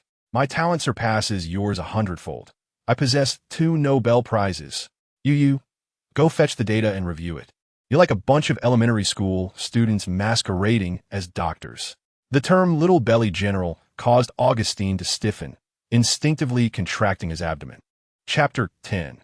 Desire. The aircraft at Anchorage Base never ceased its relentless ascent and descent as waves of elite forces from the Pacific Rim, United Nations arrived, fortifying the base with an impenetrable defense, casting a heavy atmosphere of tension over the area. Cutting-edge medical instruments were continuously transported, swiftly put into action. As night descended, many biomedical researchers, seemingly invigorated, neglected even their meals, reluctant to take a step away, murmuring in a trance-like state about the impossibility of their findings. Their faces flushed with excitement as they conducted experiments. The strength of the test mice surged, shattering the nutrient containers. Catch it quickly. The experimental rabbits exhibited ocular mutations, displaying laser-like reactions. Where have all the mice gone? Curse it, it can teleport. It possesses superpowers. Check the surveillance and bring it back. Tungus, it's time for the report. A disciple researcher reminded him. Tungus snapped back to reality, feeling a touch of faintness, as if awakened from a dream. He gazed at the vast laboratory, witnessing the unexpected chaos unfolding. Some researchers' eyes ablaze with fervor, their faces twisted in a sinister grins reminiscent of evil experimenters, while others appear to have their worldviews shattered. Eyes wide with disbelief, his gaze finally settled on Seely, who was vociferously berating others with an air of authority. In that moment, Tungus felt a twinge of fear towards Seely, not only due to her actions towards him and his son, but also because, within a mere few hours, the biomedical team under her command had produced results that could potentially secure multiple Nobel Prizes for the next century. Her innate talent indeed eclipsed that of all biomedical researchers present by 100-fold. Tungus cast a deep glance at Seely before exiting the laboratory, brushing his fatigued face.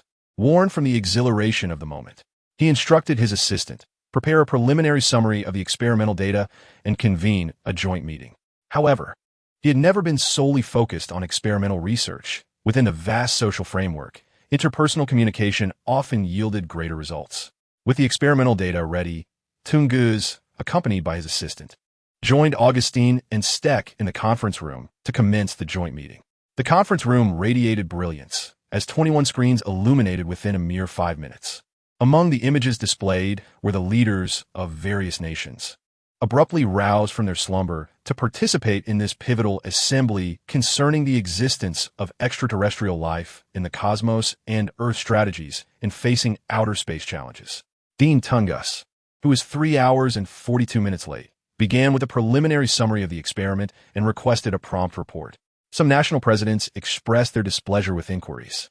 The initial findings and results of the experiment would, I believe, satisfy the leaders of all nations. Tungus smiled with composure and confidence, exuding a gentlemanly demeanor. He accepted the documents from his assistant, opened them, and proceeded to relay essential yet simplified details. The previously measured foundational strength of 8,000 tons may have slight discrepancies due to instrument issues. However, we are confident that the error is negligible. According to the latest precise medical instruments, he now possesses at least 30,000 tons of strength. Tungus selected the extraterrestrial biological data that captured the most interest. We have reason to believe that, in merely a few hours, he has grown into a monster with a foundational strength of 30,000 tons, Tungus reported. The representatives on the 21 screens fell into silence. The notion of an ordinary human, nearly 2 meters tall, possessing such foundational strength was profound. The representatives understood the implications. It was the instinctive exchange of glances between General Augustine and Stack that revealed the horror they both recognized reflected in each other's eyes. A being with the capacity to harness 30,000 tons of strength must be extraordinarily powerful. His body, with its dense molecular structure, surpassed the hardness of conventional alloys. Various extreme energies began to have no effect on him. Furthermore, he had evolved defenses against numerous toxins and diseases, exhibiting immense potential for growth. This was far from his final form. Tungus then dropped another bombshell, causing the representatives to gasp in shock. Earth could no longer tolerate his existence. His presence posed a threat to our planet. In just a matter of hours, he had achieved 30,000 tons of strength. Even if communication were possible, what means do we have to counterbalance him? I cannot fathom what level of power he will reach in another month. Our nation advocates for his execution. Agreed. We must consider the safety of our planet. Earth cannot bear such an extraterrestrial presence. If that is the case, let us proceed with the execution. In this moment, even the proponents of peaceful dialogue hesitated to suggest waiting for that body to awaken for communication. His potential for growth is too vast. If we allow him to awaken in a week or a month, Earth will already be his backyard. What further communication could there be? An uncontrollable monster must be eradicated while we still can. I understand, Tungus nodded, devoid of the typical researcher's remorse for the impending demise of that body, and uttered words that sent tremors through the representatives of all nations. Based on our preliminary analysis of the blood cell samples that fell, the state of cellular division indicates that this life possesses an exceptionally prolonged existence. However, Tunguska mused, no matter how long a life may be, dying in this moment is utterly meaningless. Furthermore, upon examining the cellular division samples, we serendipitously discovered a method to extract telomeres and developed a nutrient solution that enhances cellular division. Following experiments on laboratory rats, the results have been remarkably positive. The cellular division coefficient has increased and telomeres have extended. It is estimated that, compared to previous test subjects, their lifespan has increased tenfold. After stating this, Tunguska stood with an air of nonchalance, confident that nations understood the implications and recognized the zenith of his power. This was not merely a coincidence. Prior to their arrival, Siri had synthesized a cellular enhancement solution from the blood collected at the meteorite crater in a mere 2 hours, an accomplishment they would struggle to achieve in their lifetimes. They merely arrived to observe the results and injected the solution into the lab rats for observation. Siri claimed to be 100-fold more talented than this group, and it was no mere boast. Yet, it mattered not. Everything belonged to me, a testament to my leadership. Unsurprisingly, upon hearing Tunguska's words, representatives from various nations began to shift personnel, replacing them with the most powerful figures in their countries, albeit individuals who were notably aged. Those who could ascend to the pinnacle of national power were invariably over the age of 45, with few even in their 50s. The avaricious visages of humanity's emperors would swiftly emerge on the 21 screens before them. Director Tunguska, do you mean to imply? Indeed, that is correct. According to our calculations, an average of 50 grams of blood cells can yield 1 gram of the cellular enhancement solution. We have yet to test other cells, but we can ascertain that they will likely yield even more than the blood cells. And an adult requires approximately 10 grams of this solution to initiate a new cycle of cellular division and extend telomere length. This implies that 10 grams of the solution could potentially extend human lifespan tenfold. Tunguska spoke, his own heart racing with excitement. How few ordinary individuals could resist the allure of immortality. Only those with unwavering faith and youthful fervor, who remain oblivious to the cycle of life and death, would scorn the aging and decrepit. Yet when they reach their own senescence, they too shall plead for longevity, a fate unavoidable for all humankind. If such desires were harbored by those in positions of great power, their insanity would be unfathomable. Beside him, Augustine and Steck's expressions shifted dramatically as they witnessed the astonished reactions of those in power on the screens. Some, having regained their senses, could not conceal their shock, their expressions contorting with unrestrained elation, heart rates accelerating, and adrenaline surging within their aging bodies as they seemed to be overcome by an insatiable desire to cling to life. They cannot afford to die. The privileged elite understand that as long as they can prolong the life of the corpse, continually draining it, they, positioned at the pinnacle of humanity, will possess lifespans extending beyond centuries, even millennia. The ruler, who had been vociferously advocating, suddenly realized his indiscretion and cleared his throat, regaining composure. Since the moment humanity acquired the spark of civilization through fire, we have battled beasts, conquered lands, explored oceans, and soared through the skies. In the face of extraterrestrial transgressions, our response should not be to eliminate this alien in a desperate attempt to evade calamity, but rather to confront the challenge head-on, preparing ourselves for the steps toward the cosmos. Indeed, at no moment should we hastily execute this extraterrestrial being. Let us place our faith in humanity. We have never shied away from war, even in the vastness of space. Abolish the execution of the alien and allow for observation. Agreed. Ladies and gentlemen, we are confronted by an alien presence. We must tread carefully. We should not hastily decide to wage war. The extraterrestrial has arrived, and it is beyond our control. Agreed. Let us first detain him and devise a plan. Such formidable power must be restrained. Our nation will provide a subterranean nuclear facility in Nevada, 700 meters deep, equipped with comprehensive protective measures sufficient to contain the alien, allowing representatives from various nations to oversee the situation. Remember, we are united. No objections. Agreed. As for the cellular enhancement serum, we shall discuss it later. Very well. The demeanor of those on the screen is invigorated, resolved to retain the alien and confront the extraterrestrial invasion with vigor. They believe that even in the face of an alien assault, their soldiers and citizens will fight valiantly to defend their homeland and protect Earth. In due time, with lifespans of several hundred to 1,000 years, they will assess the situation and engage in combat with the alien. Stark felt a surge of panic. Just moments ago, they were deliberating the fate of the alien in defense of Earth, contemplating execution, and now they were elated to declare war against it, preparing for battle with unwavering resolve. It seems that the ones go to war are not the elite, but rather those who will utilize the cellular enhancement serum. Are you all serious? Are you so audacious as to place Earth in the eyes of the alien? Fury coursed through Stark's veins. The previous discussions and decisions regarding execution could be seen as a collective response to protect the Earth and its populace. Regardless of right or wrong, Stark was willing to bear his share of responsibility, as it may have been the best course of action. However, at this moment, merely detaining the alien to extract blood for the serum, revealing the naked, grotesque face of power among nations, openly advocating for war while simultaneously imprisoning the alien. This is serious? Do the greedy ever contemplate the consequences of their actions?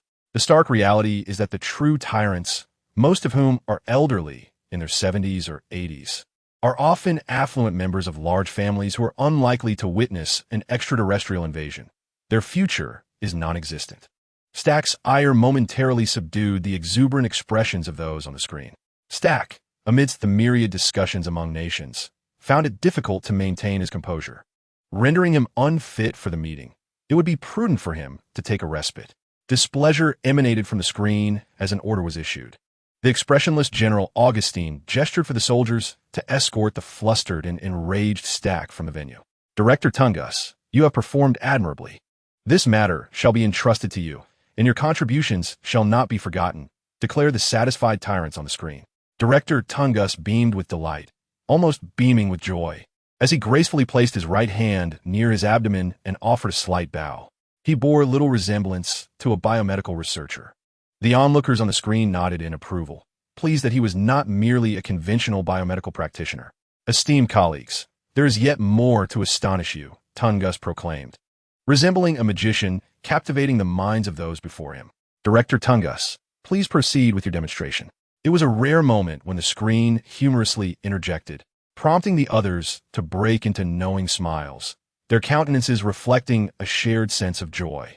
The extraterrestrial, weighing 700 kilograms, would yield increasingly abundant cell-enhancing fluids without the need for barbaric confrontations. Thus, their demeanor remained composed. Tungus smiled as he signaled his assistant to play the recorded experiments. The footage revealed laboratory mice exhaling icy breaths, subsequently freezing themselves solid. Upon thawing by the staff, they were found to be alive, vigorous, and healthy.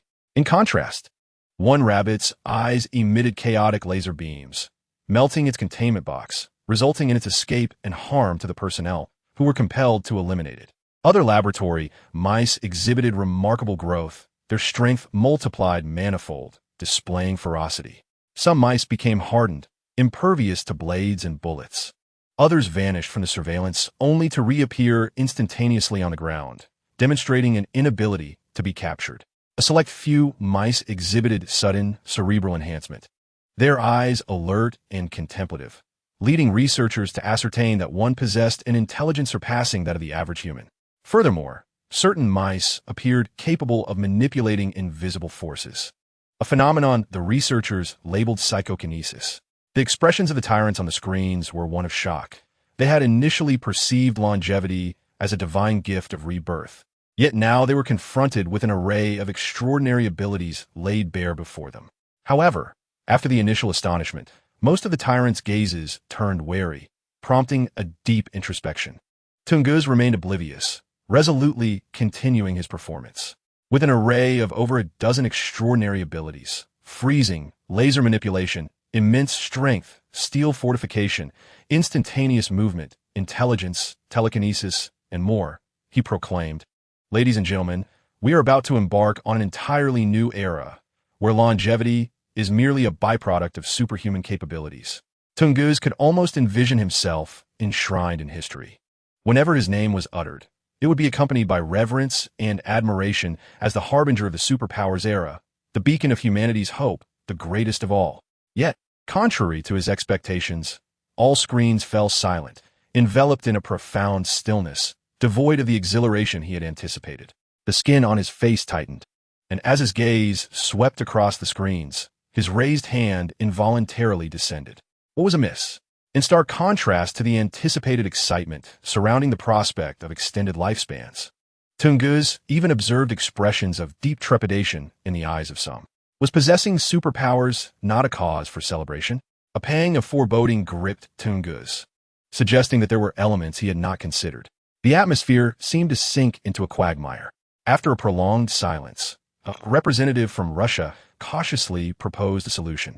The nuclear missile silo in Siberia reaches a depth of 900 meters, sufficient to contain any extraterrestrial entity. Nevada has facilities that extend to 1,000 meters deep. Rest assured, a certain nation can be trusted. No, absolutely not. We shall provide a depth of 300 meters. Listen, our country will never permit extraterrestrials to be housed in Nevada. Bear in mind, this is a collective decision made by all nations here. How dare you refuse? Which nation would even consider placing them in Nevada? Indeed, placing them in Nevada was far from prudent and required further deliberation. In truth, our nation is the safest option. Our nation could also accommodate them. I propose our country. The credibility of certain nations is questionable. It is clear that Nevada is not a viable option. I suggest housing them in our submerged covert bases. What do you intend to achieve by placing them in your country? Nothing nefarious, merely security. Any location is safer than your leaky nation. What did you say? Repeat that. Enough bickering. We all understand the situation. Let us simply dismember the extraterrestrial and divide the remains among our countries for our own research. Agreed. As long as they are not placed in Nevada, I concur. Let us divide them. I am in favor. Agreed. Shouldn't we be contemplating the threat posed by the extraterrestrial rather than squabbling over this matter? If you are so principled, then forego the extraterrestrial remains. The decision was made. By a significant majority, it was resolved to dismember the alien entity, with the minority yielding to the majority. The protests from the United States were deemed ineffective, and President Tungus was instructed to present a plan forthwith. The dismemberment of the alien must be executed within 3 hours. Do you dare? I do. If the dismemberment has not commenced in 3 hours, the Sarmat intercontinental missile SSX-30 Satan II will be launched, obliterating Makrek without negotiation. Agreed. Our nation will commence deployment of nuclear weapons. Agreed. Seconded. I implore the United States to adhere to the resolutions of the United Nations regarding the Pacific Rim. At this very moment, it is imperative that every form of surveillance remains transparent in the eyes of the Pacific Rim nations. The atmosphere is tumultuous, reminiscent of a bustling market, as there is a fervent outcry against the prospect of extraterrestrials being housed in Nevada. If the matter were merely one of extending life, there would be unanimous cooperation and delight among the nations present. However, the emergence of unimaginable superpowers necessitates that they must not be placed in Nevada. The mere extension of life would be acceptable to all parties, yet the advent of these extraordinary abilities, appearing with alarming ease within mere hours, raises profound concerns about the potential formation of a formidable force capable of striking at the heart of any nation within a month's time. The most pressing worry lies in the fact that Nevada is not a territory belonging to the global community. Should the United States choose to act capriciously, the carefully laid plans of other nations could be rendered futile. For instance, if the U.S. were to masquerade as terrorists claiming that extraterrestrials have been stolen, disappearing from sight for a day or two, what recourse would other nations have? Would they merely issue strong condemnations? What purpose would that serve? None would dare initiate a preemptive nuclear strike, for such an action would grant the U.S. a justification to obliterate them. Even the onset of a Third World War would not guarantee the retrieval of alien remains. Conversely, refraining from military action would allow the United States ample time to construct a superhuman force or develop capabilities that could neutralize nuclear arsenals, thereby asserting its dominance. The United States currently stands as the most powerful nation. Countries that have previously engaged in a Cold War with it are particularly apprehensive about the emergence of invincible superhumans. The variables are too numerous to ignore. Previously, with mutual possession of nuclear weapons, all nations were composed of mere mortals, making death a common fate and fostering a semblance of peace. However, the scenario changes drastically when one nation possesses superhuman abilities. The efficacy of nuclear weapons becomes uncertain, yet the fear of superhuman capabilities is palpable. Moreover, even if the extraterrestrial beings were to be dissected, the resultant cells would provide the leaders of 21 countries with sufficient material for research and experimentation. With a weight of 700 kilograms divided among 21 entities, each would possess approximately 8,095 grams, and the application of this knowledge would remain within the purview of their respective nations. It is then that the true equity of each nation's biomedical standards would be revealed. Allowing the extraterrestrials to reside in Nevada would grant the United States the initial advantage, potentially leading them to discover their own overwhelming powers and question the necessity of sharing with the rest of the world. Such an act could precipitate a third world war. What benefit would that serve to other nations? By dismembering the extraterrestrials now, all countries would gain leaders endowed with centuries of life and superhuman capabilities. This would foster a peace maintained by superpowered warriors. What is presently acquired is genuinely one's own. The United States' claims of longevity are mere tactics to lure nations into complacency, akin to frogs in simmering water. No nation is inclined to believe such narratives. Only through the dissection and equitable distribution of the extraterrestrial remains can true fairness and peace be achieved. Should the extraterrestrials be confined to the United States, the emergence of a superpower empire becomes highly probable, leading to a chaotic proliferation of nuclear weapons. The United States must not be allowed to strengthen its position, and no opportunity should be afforded to it. The entire screen erupted into a cacophony of voices, culminating in a proposal that, while seemingly the most agreeable, was excruciatingly difficult for the United States to accept: dismemberment. Chapter 11. I disagree. Tonga found it utterly incomprehensible why nations engaged in direct conflict would arrive at the conclusion of dismembering extraterrestrials. Wasn't it a daunting challenge to dangle the fate of aliens in the balance? With an endless supply of cellular enhancement serum and formidable superpowers, the key to an era of extraordinary abilities lay within reach. The very existence of aliens heralded a new phase of human evolution. Why treat them as mere livestock to be butchered? Tonga was genuinely perplexed. He envisioned himself as the pioneer of this new epoch, destined to erect a monument for posterity's admiration. Alas, his miscalculations regarding international politics and the trepidation surrounding the United States dashed his dreams of becoming humanity's harbinger of a superpowered age. What a pity. With a slight shake of his head, Tonga felt a twinge of regret. After all, he had not dedicated himself to research like Sheely. Most of his accomplishments were derived from appropriating Sheely's work. Failing to seize the maximum benefit was merely a minor disappointment. In a spacious conference room with a long brown rectangular table, capable of seating 30, another meeting was convened to summarize biomedical research. Teacher, they have arrived. Tonga's assistant reminded him. Leaders from 21 biomedical teams entered the room, their expressions a mix of excitement and fatigue as they took their seats. Among them was a particularly striking figure. Sheely strode in with purpose, her long, dark hair elegantly pinned into a bun, with a few strands cascading down her alabaster neck.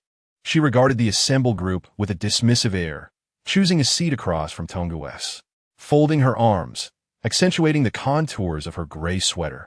She tapped her alabaster index finger rhythmically on her left arm, her stunning visage betraying her impatience. Surrounded by individuals whose collective capabilities paled in comparison to her own, she could scarcely fathom the need for frequent meetings. In truth, no one had informed Sheely about this gathering. Yet she understood that even if she could compel the biomedical teams to produce results, it was paramount to be aware of their future plans. Thus, despite the lack of an invitation, Sheely leveraged her formidable prowess to assert her presence in the meeting. "Old man, if you have something to say, do so quickly," Sheely declared, exuding impatience as she settled into her chair, the obligation of attending this meeting irking her. Tonga glanced at Sheely, but held no thoughts about her at that moment. His focus was solely on fulfilling his responsibilities. His gaze drifted over several smiling biomedical team leaders, who appeared dissatisfied with their own leadership, seemingly amused by his predicament. With a firm yet measured knock on the pristine white conference table, Tongus summoned the attention of all present, the deep thud of solid wood resonating in the air. As her focus shifted towards him, he gently rubbed the smooth papers in his hands and spoke in a low, grave tone. "I trust that you have all received the directives from our respective nations." Instantly, the atmosphere shifted to one of seriousness, with everyone instinctively straightening their spines. Those who had initially been inclined to mock Tongas for his leadership role suddenly found their amusement extinguished, their expressions turning solemn and professional. Only Sheely appeared bewildered, for she was not a member of Tongas's American biomedical team, but a physician at the Anchorage base, a skilled researcher in biology forcefully integrated into the team. and thus oblivious to the orders from above. This was precisely why Sheely found herself in such a meeting. Within the hour, we must devise a concrete plan for the dissection of the alien body, Tongus declared with gravitas. Sheely, as if confronted with some grotesque and frantic legend materializing into reality, was overwhelmed with disbelief. Was it possible that the upper echelons would permit such an atrocity as killing a source of endless life? A surge of fury ignited within her, coursing through her high-heeled shoes, stiffening her joints as it flowed like blood to her heart, pounding fiercely.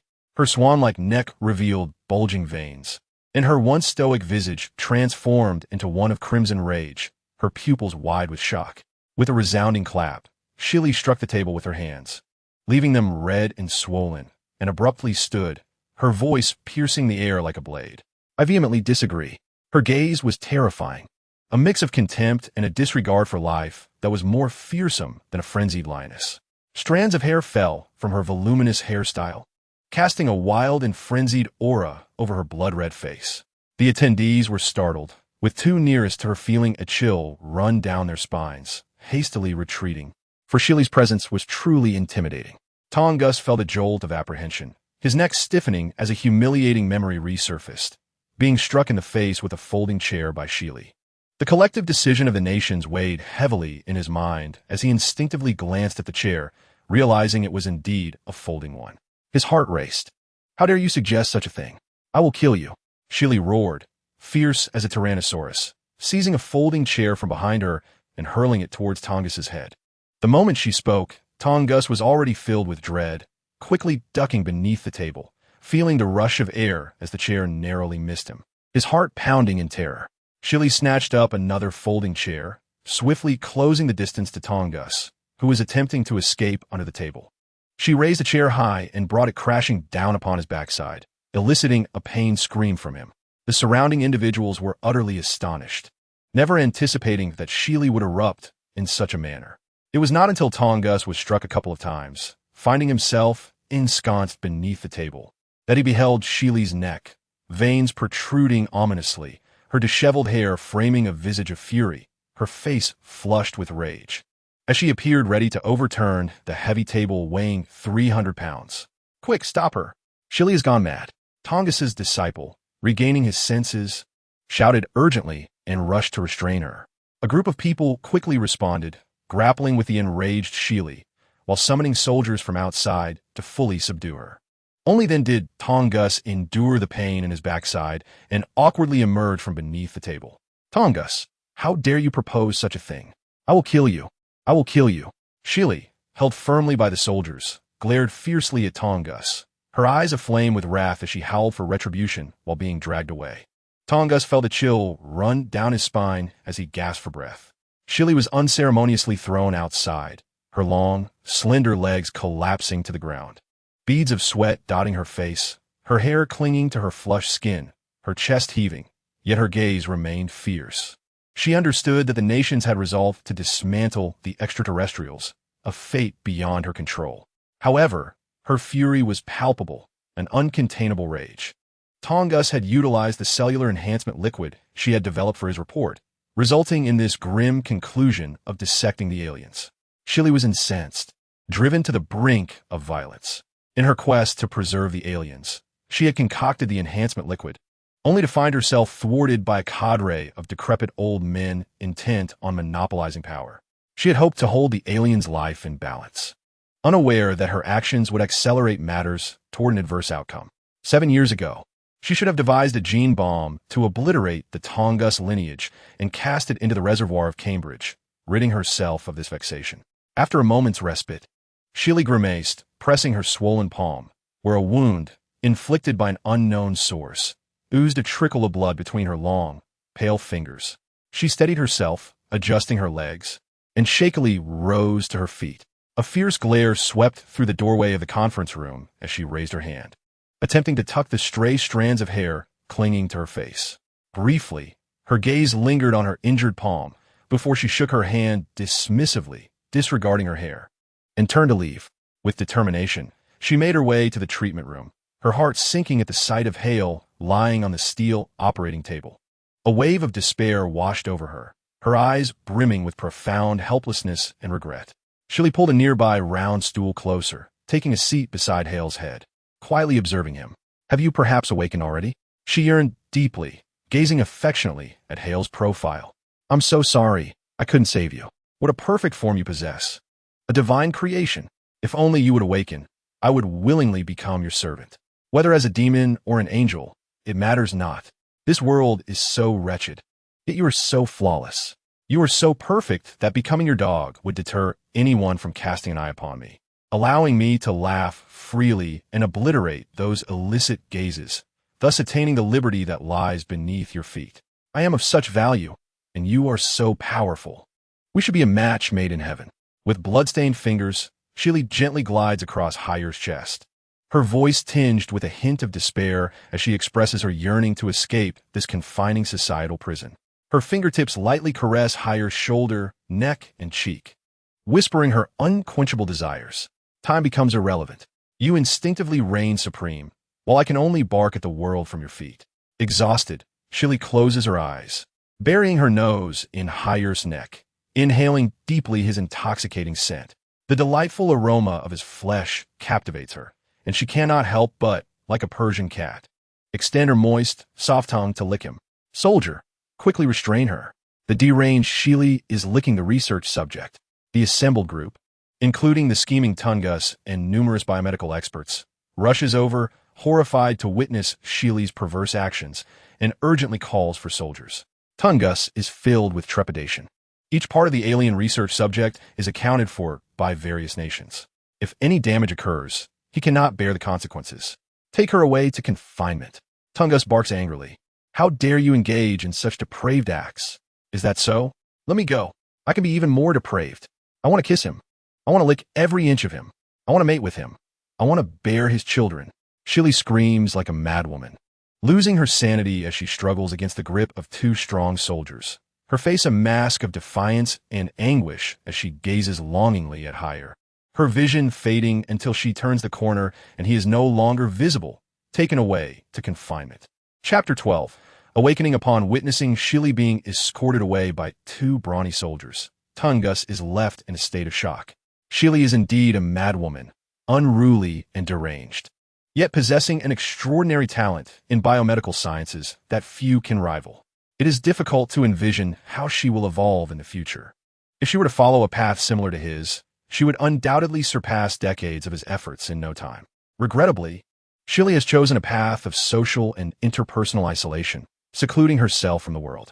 Tungus's lingering fear gradually stabilizes, accompanied by the fading echoes of Shilly's fierce howls. Though the immense pain in his backside causes him to frown, occasionally haunted by thoughts of her madness. Yet, he cannot afford to dwell on the torment. Moments ago, the dismemberment plan devised by the 21 biomedical teams had been completed, and after approval from the Pacific Rim United Nations, the plan is set in motion. "Everyone, prepare to commence," Tungus says, enduring the pain in his rear, determined to remain at the forefront, unwilling to let the burden of leadership fall upon anyone else present.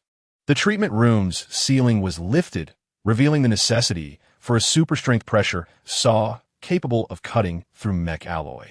Tungus commanded a multitude of soldiers to commence the task of dismantling the treatment room's top, instructing the operators to maneuver the super-strength pressure saw's mechanical arm into position. To preserve the maximum number of alien cells, the biomedical team opted to first test the pressure saw against the alien's formidable corporeal strength, which surpassed that of conventional alloys. They refrained from surgical intervention on the body, as no needle or scalpel could penetrate its form. Only the large super-strength pressure saw designed for cutting mech alloys would suffice. Fueled by a thermal nuclear reactor linked to the hazardous Wanderer, the saw was activated to initiate the incision at the joints of the alien cadaver. Should the pressure saw prove ineffective, they contemplated employing direct laser or ion cutting methods. However, the excessively high temperatures of these techniques would vaporize a portion of the blood cells, leading to significant loss, a prospect that the United Nations temporarily rejected. Even so, they had prepared for high-pressure water cutting. Yet, this method would result in a mixture of blood cells with water and abrasive cutting agents, complicating the extraction process and making equitable distribution of the cells challenging, which all nations opposed. Thus, There is a prevailing sentiment that dismembering the alien would be impossible, leaving only the regret of losing such a treasure of extraterrestrial origin. The Anchorage base was predominantly constructed from a vast assemblage of steel. In short order, the treatment room's roof was removed, unveiling a dome filled with steel mechanical arms, over 30 meters in length, many resembling gigantic spiders, their tips brandishing gleaming. Serrated circular saws that intruded into the treatment room. "Prepare the glass containers in abundance, swiftly," commanded Tungus, akin to a foreman, as he instructed the biomedical teams to ready numerous glass storage vessels to retain the alien's copious blood supply, ensuring the utmost preservation of every drop. The entire treatment room was enveloped in a cutting-edge resin with the highest purity and narrowest molecular weight distribution, facilitating the cleanup of any blood splatter and ensuring that not a single cell would be overlooked. The super-strength pressure saw began its preliminary tests, achieving supersonic rotational speeds upon activation, its teeth whirling through the air as though slicing through the very fabric of space, inducing a tingling sensation on the scalp. The saw, capable of effortlessly severing alloy, left one to ponder its stability and swiftness when employed against a mere human body. Even in the presence of the alien cadaver, no one harbored the illusion that it would remain unscathed beneath the whirring teeth. Initial pressure tests confirmed stability, with normal rotational speeds recorded. Test of pressure saw number 1, normal. Pressure boost and rotational speed, normal. Test of pressure saw number 2, normal. Pressure boost and rotational speed, normal. Test of pressure saw number 3, normal. Pressure boost and rotational speed, normal. Test of pressure saw number 4, normal. Pressure boost and rotational speed, normal. A staff member reported the test results. Tungus inquired, "Has the pressure saw data input been completed?" The research specimen is secured. Staff members directly secured the alien with metal sheets and, after a loud announcement, began inputting the data for the pressure saw's target location based on its body position. Once the data entry was completed and adjustments made, a staff member reported, "All set. Good. Maintain silence and ensure all unrelated personnel vacate the area. Contact representatives from various nations. Everything is ready," exclaimed Tungus, his expression invigorated with anticipation. He had skillfully arranged for 21 screens, previously set up in the conference room, to be mounted high on a wall beneath the dome, establishing connections that illuminated the screens of representatives from 21 nations, who would witness the dissection of the alien in real time. The entire Anchorage base fell into a hushed stillness. The U.S. representative responded on behalf of the Pacific Rim United Nations, granting approval for the dissection. The representatives on the screens gazed intently, their expressions solemn. Tungus felt a surge of confidence as he stood before the 12 biomedical experts, all donned in full protective gear, holding a transparent plastic-encased motherboard. Together, Tungus and the 12 biomedical experts entered the treatment room, where a 30-meter-long mechanical arm had positioned a circular saw at the designated site on the alien's body. 5 of the biomedical experts, along with Tungus, held the plastic-encased tablet to assist in this unprecedented and monumental dissection experiment targeting the extraterrestrial. The remaining 7 would be tasked with collecting blood cells. After exchanging glances of mutual readiness with the 5 biomedical experts, Tungus spoke in a low voice, commenced dissection. They would first tackle the wrist joint, beginning with the severing of the alien's hand before proceeding to finer dissection.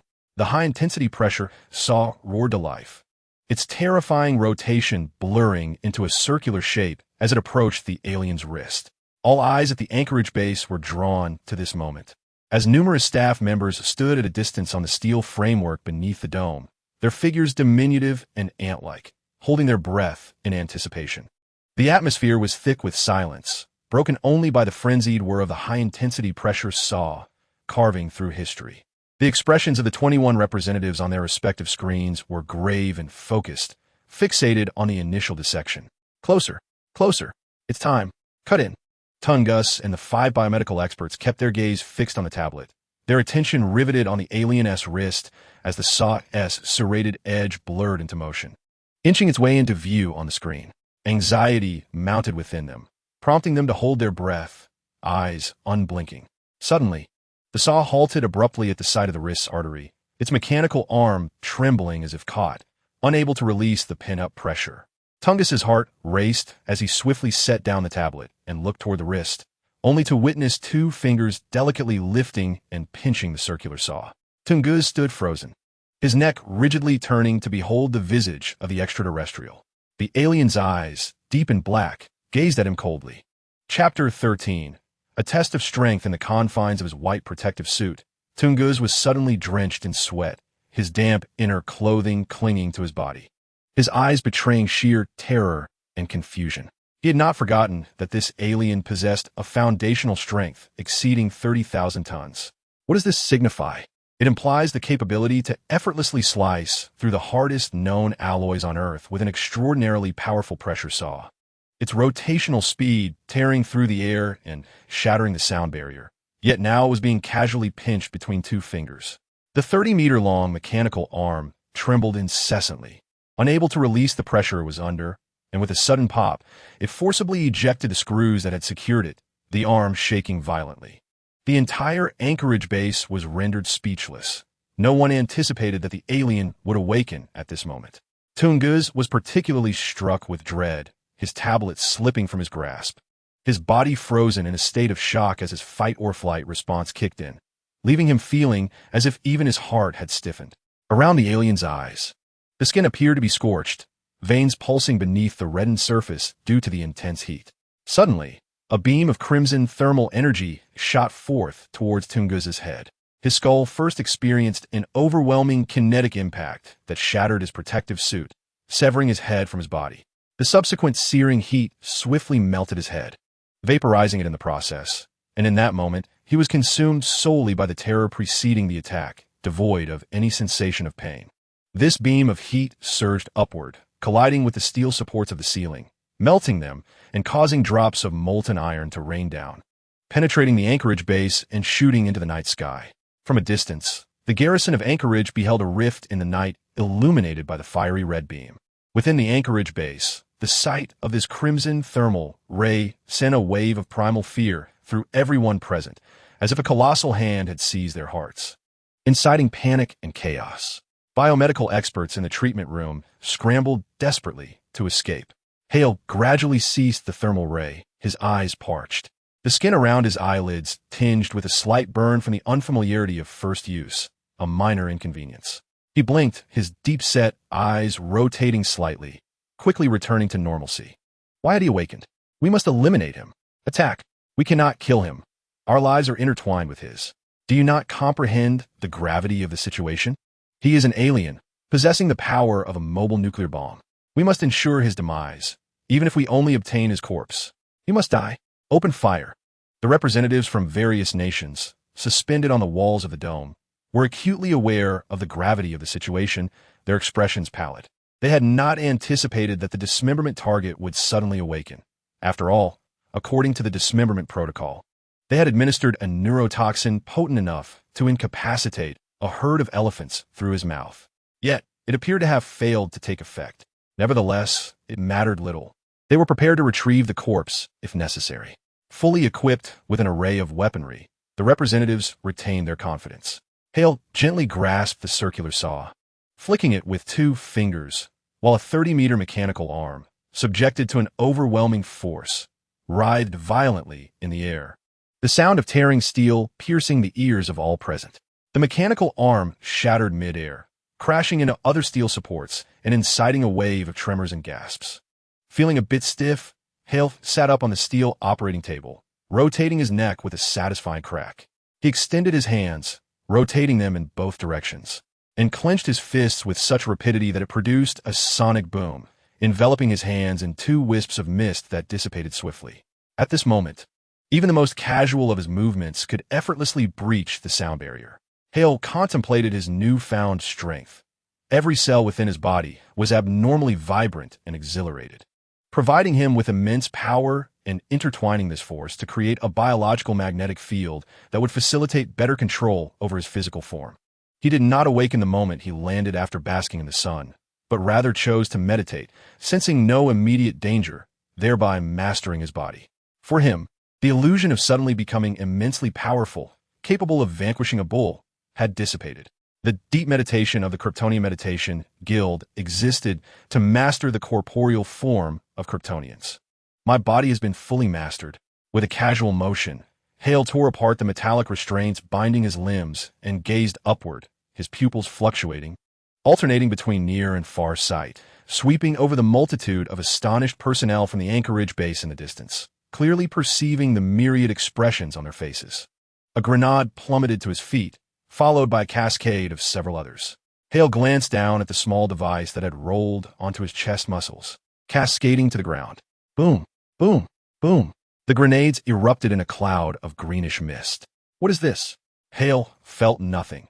The greenish fog wafted into his nostrils, and he was entirely oblivious to the feeble nature of this irritating smoke, utterly unaware of its purpose. A battalion of elite soldiers, equipped with the latest gear, was mobilized by General Jericho, brandishing heavy M240 machine guns and Browning M2 heavy machine guns. Not far off, a jeep armed with a 30mm cannon approached, loaded with various armor-piercing rounds, while the heavy sniper unit poised with L115A3 sniper rifles and Barrett M82A1S took aim at the treatment room. In the distance, 17 M1A2 main battle tanks of the Army had already been stationed in the square outside the Anchorage base, their turrets meticulously aligned, targeting the treatment room. With a single command, they could tear through the outer walls of the Anchorage base and unleash a barrage upon the treatment room, obliterating the entire area. Above, Apache, Cobra, and Little Bird armed helicopters hovered in the sky, their missiles and cannons aimed at the treatment room. Fighter jets carrying missiles soared through the night sky. The treatment room was enveloped by a dense wall of gun barrels. General, the target has not been affected by the nerve gas. Inside the treatment room, a teal mist gradually dissipated, revealing a towering black figure emerging like a demonic deity. Fire. Chapter 14. The Grim Reaper Fire. With a commanding shout from General Jericho, over 50 soldiers, arranged in a crouch formation, unleashed the first wave of firepower with their standard-issue M4A1 assault rifles. The 5.56mm bullets surged toward the teal mist, the barrage piercing through it like a conical spear, leaving behind a trail of trajectories. The Anchorage base was completely shrouded in the relentless sound of gunfire, causing the distant onlookers among the base staff to squint against the noise. The teal mist heaved and churned, pierced by the continuous stream of bullets, akin to waves crashing upon the shore. In Hale's line of sight, the mist swirled in particles. He refrained from activating his microscopic vision, as his natural eyesight allowed him to discern the mist with remarkable clarity, revealing countless particles in motion. Bullets whirled before him, generating heat as they pushed through the teal mist, striking against his chest muscles. Unable to inflict harm, the bullets, meeting the impenetrable barrier of his skin, crumpled into small, forged iron-like fragments, falling to the ground amidst a puff of smoke. Countless bullets rained down upon him, colliding with his body as if crashing against an unyielding steel plate. It's a bit itchy, Hale remarked, likening the sensation to that of lightly tapping his arm with a finger, a metaphorical defense against the bullets.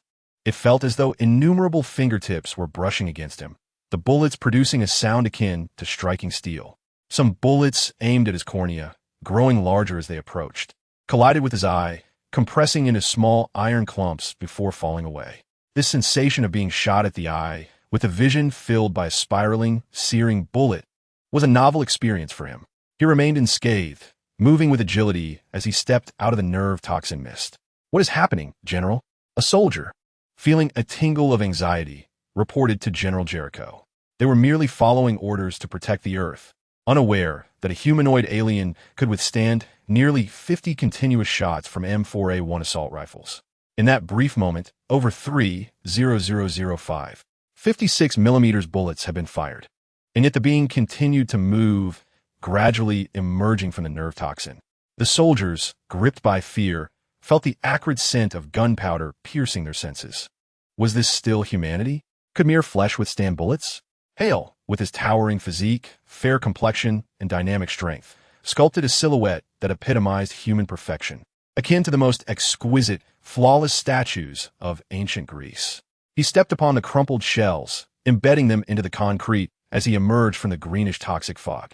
Like a deity navigating through the mist, he revealed a body that inspired awe and reverence, casting a merciless gaze as bullets rained upon him, falling harmlessly to the ground, igniting terror in the hearts of onlookers. Maintain fire, retreat. He commanded, an alien among humans, destined for victory. The second wave of firepower erupted. General Jericho's countenance bore an unsettling gravity, his eyes cold and resolute as he suppressed his own trepidation, issuing commands with a booming voice.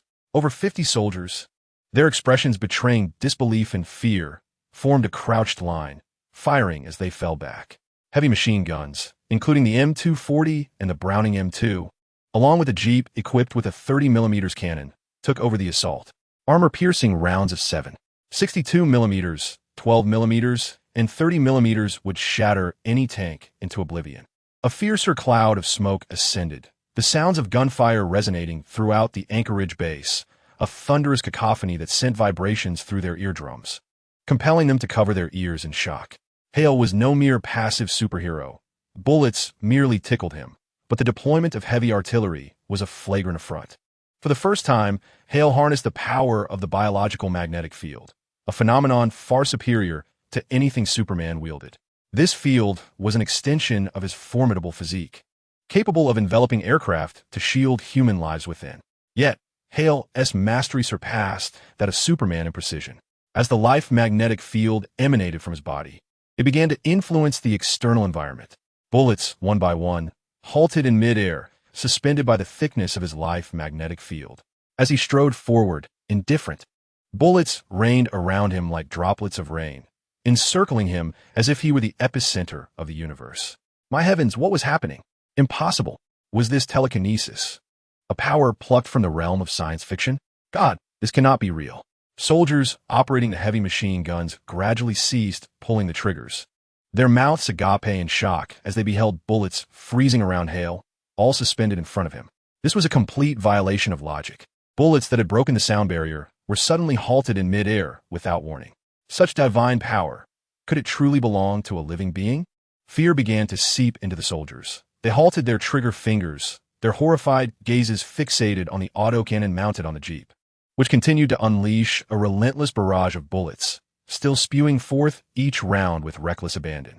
A barrage of 30mm shells hung, suspended in the air, exerting an overwhelming impact on their reason. Soldiers shouted in terror, unleashing a relentless hail of gunfire as an abundance of bullets lingered in the atmosphere. Some soldiers stood frozen, their minds unable to comprehend the chaos. In the next instant, Hale released his grip. The force of the biotic magnetic field he commanded reverberated, creating a sonic explosion. Just as he unleashed it, the suspended bullets, imbued with velocity and kinetic energy exceeding that of the firearm's muzzle, shot back with a linear ferocity. All the bullets erupted outward from Hale's epicenter, densely packed, returning to their original positions, piercing through every soldier who had fired, resulting in a cacophony of gunfire and explosions that clashed against the steel of the Anchorage base, igniting sparks. In that fleeting moment, the acrid smoke transformed into a bloody battlefield, saturated with the scent of gore. Countless soldiers perished before their comrades. Many others were rendered crippled, and a significant number of onlookers from afar were caught in the maelstrom, with death and disability claiming many lives. The air was filled with the agonizing cries of the wounded, a lamentation that echoed throughout the devastation. Hale emerged from the sonic cloud like an unfeeling deity, traversing the earth. He regarded this merely as a minor application of the life magnetic field, unworthy of awe. He believed he was not a brutish Superman who fought solely with fists. Thus, employing the biotic magnetic field, he meticulously sensed the magnetic fields of humanity, contemplation flashing in his eyes as he walked and connected with the soldier's biotic field. As the soldier became linked to the magnetic field, he could not withstand the immense pressure and was obliterated into a mist of blood, vanishing before Hale's eyes. He discovered a more efficient method, one that did not require the energy-consuming heat vision or the impact of close combat. Each soldier disintegrated into a sanguine vapor. He moved through the battlefield like a merciless harbinger of death, contemplating as he walked amidst the smoke and wails, humanity unconsciously transforming in a blood mist, trembling at the arrival of the Reaper. Chapter 15. A misguided choice within the Anchorage command room. General Augustine, with his imposing demeanor, stared at the expansive screen, unable to suppress his pallor. Rarely did anything stir the emotions of this stoic general. He was well aware of Hale's foundational strength of 30,000 tons, and he had long since prepared alongside General Jericho of the army. However, Hale's display had transcended all expectations. In truth, the so-called detection of 30,000 tons was merely a fraction of Hale's true power, which far surpassed that threshold. General Jericho has fallen. With over 500 army soldiers lost, reported a colonel beside General Augustine, his voice laden with disbelief. The tank and Air Force units outside the Anchorage base await your command. Could this truly be the extent of what a biological entity could achieve? In ancient times, such power would have been revered as divine. Even in this modern era, brimming with scientific advancements, the existence of such a being evokes within him a profound sense of reverence, akin to kneeling before the divinity of Higher. The presence of Higher transcends the bounds of imagination, rendering it entirely irrational and unfathomable, leaving one to witness this divine power with their own eyes. He ordered the two individuals to be placed within the perilous wanderer, compelling them to fight for the earth. General Augustine cast a glance at the immense mech, the dangerous wanderer, and spoke with steely resolve. The colonel hesitated momentarily before responding. "General, I fear the dangerous wanderer may not be a match. I'm aware, and I require no instruction from you. Even if they can delay for but a second, we shall emerge, and after the failure of the dangerous wanderer, we will bombard this base. We must request even more formidable weaponry." A flicker of anger crossed General Augustine's stern visage. The colonel fell silent, suddenly gripped by a chill. What if humanity's ultimate weapon failed to function? He dared not ponder further, saluting General Augustine before executing the command. On the battlefield of the base, the air was thick with the acrid scent of blood mingled with gunpowder, an oppressive atmosphere that lingered. Higher ceased his biological magnetic field, having just slain hundreds of soldiers. Every soldier who dared to attack him was swiftly crushed beneath his might, their lives extinguished to serve as subjects for his experiments with the biological magnetic field. He had already discerned its effects. For any being incapable of controlling their own magnetic field, it served as an absolute suppression, allowing him to connect with their biological magnetic fields and manipulate their internal systems: motor, digestive, respiratory, urinary, reproductive, endocrine, immune, nervous, and circulatory systems, exerting control over their very flesh and secreting various hormones. It was a near total dominion over them, save for their thoughts. However, he could influence their bodies to emit chemical signals that would guide and hypnotize their consciousness. In a certain sense, any physical influence on will or awareness rendered them mere puppets in Higher's hands, for the desires of most individuals are governed by their corporeal forms. To call Higher a deity would not be an exaggeration. "Help me." In the distance, ordinary civilians moaned, caught in the aftermath of Higher's explosive projectiles that had spread in a 360-degree arc, claiming numerous soldiers while also injuring some nearby. Their plight was tragic. As Higher strolled through the battlefield, soldiers transformed into clouds of blood, their faces etched with terror, their legs trembling uncontrollably, crawling away from him in desperation. When he cast his gaze upon those pulling their companions away from the fray, their bodies froze in fear, paralyzed until Higher's attention shifted, allowing them to realize they were drenched in sweat, their hearts racing as if to burst. They hurriedly dragged their companions away from the site. The entire battlefield was a scene of desolation. Although the combatants were Higher and nearly 500 soldiers, the number of injured civilians exceeded 100, some suffering grievous injuries, with limbs severed, destined for a lifetime of disability. Higher's eyes surveyed the scene, filled with dread. He was not a bloodthirsty being. He held no malice towards these ordinary people. It is worth noting that these ordinary individuals bear no distinction from the civilians of Krypton, who proudly deem themselves as deities capable of transforming the world. Hale's heart was filled with a mixture of mirth and sorrow. The dust particles beneath his feet danced, influenced by the external biological magnetic field. However, he swiftly contained this magnetic field within his own body, liberating himself from Earth's gravity through a gradual ascent, first lifting his heels, then his toes. Amidst the multitude of fearful gazes, Hale soared upwards, heading directly towards the 21 screens before him. The individuals behind these screens witnessed everything unfold and meticulously recorded each moment, currently analyzing Hale from various perspectives, including psychological angles. They maintained their composure, albeit with some uncertainty on how to initiate conversation. After all, Treating someone as mere fodder for dismemberment and profit severely jeopardizes Earth's negotiations with extraterrestrial beings. Extraterrestrial? What brings you to Earth? Suddenly, one individual raised an eyebrow, their eyes gleaming with curiosity as they posed the question.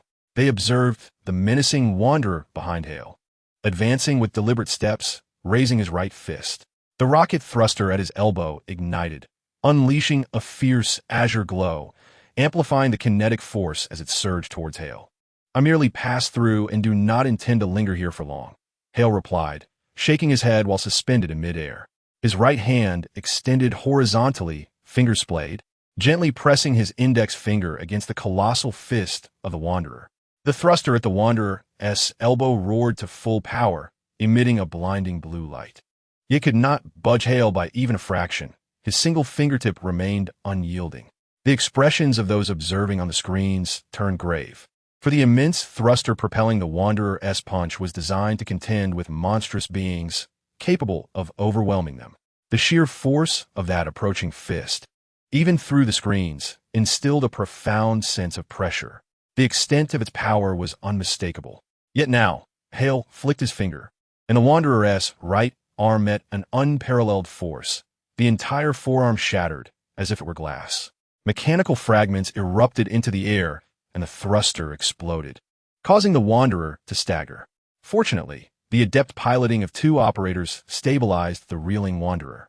"I apologize for the rudeness, but as you may have sensed, Earth is merely a fragile civilization and cannot aid you. I wonder when might you depart?" The individuals on the screens appeared unfazed by Hale's counterattack, their voices steady as they spoke. Of course, they soon observed the wanderer, having regained his footing, raising his left arm to unveil the barrel of the I-19 plasma cannon. It began charging, blue-hued ion particles coalescing behind Hale. This weapon, capable of firing shrapnel-like charged ions, possessed the lethal potential to penetrate and incinerate the insides of monstrous beings. "I do not intend to leave just yet. Fear not. As long as you do not resist, you shall pass away without pain. This is not directed at Earth, but rather at those who wish to dismember me." Hale possesses lustrous black hair, deep-set black eyes, and a strikingly handsome countenance that exudes an air of righteousness. Yet his words send a chill down the spines of those watching from the screen. Hale himself harbors no particular thoughts about humanity. He never aspired to conquer this planet. Upon his arrival on Earth, his only desire was to bask in the sun and awaken his Kryptonian genes. Having fulfilled his need for sunlight, he might even assist Earth in overcoming certain challenges. Essentially, Hale is not a malevolent being. Otherwise, he would not have strived to save his compatriots on Krypton.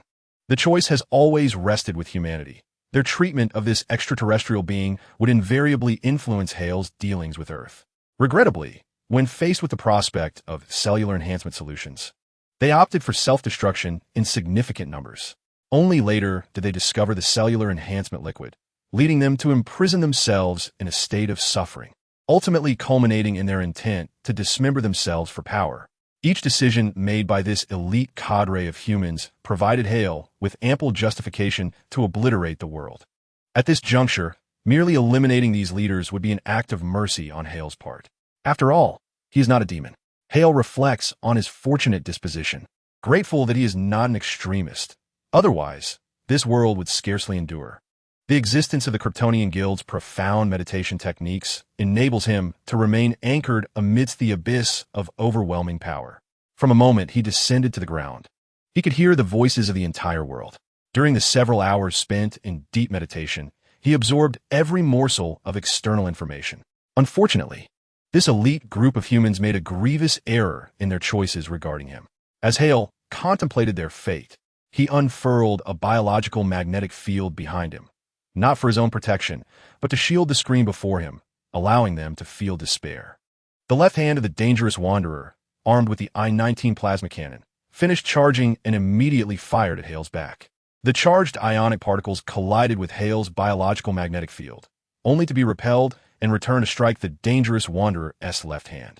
In an instant, the left hand exploded, mechanical components scattering and clashing against the surrounding steel framework, igniting sparks.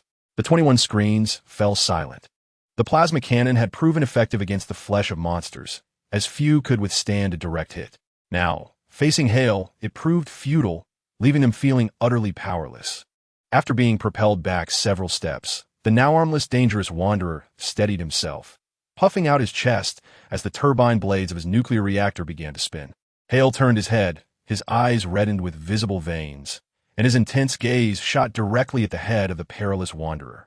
A powerful impact hurled the wanderer's cockpit aside, killing the driver instantly. Subsequently, Hale's fiery gaze swept downward, severing the startup sequence of the nuclear reactor. The dangerous wanderer collapsed backward, crashing with a thunderous sound of crumpling and tearing metal. The nuclear reactor must not be misused. My spacecraft is in dire need of energy. Hale smiled, watching the wanderer fall, his mind commencing plans to gather energy in this world. Suddenly, a shell pierced through the outer wall of the anchorage base, hurtling towards Hale.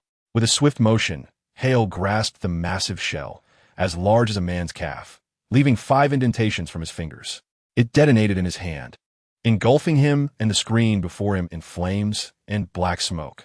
Then, a relentless cacophony of explosions erupted, as shells continuously penetrated the outer wall, bombarding Hale's position.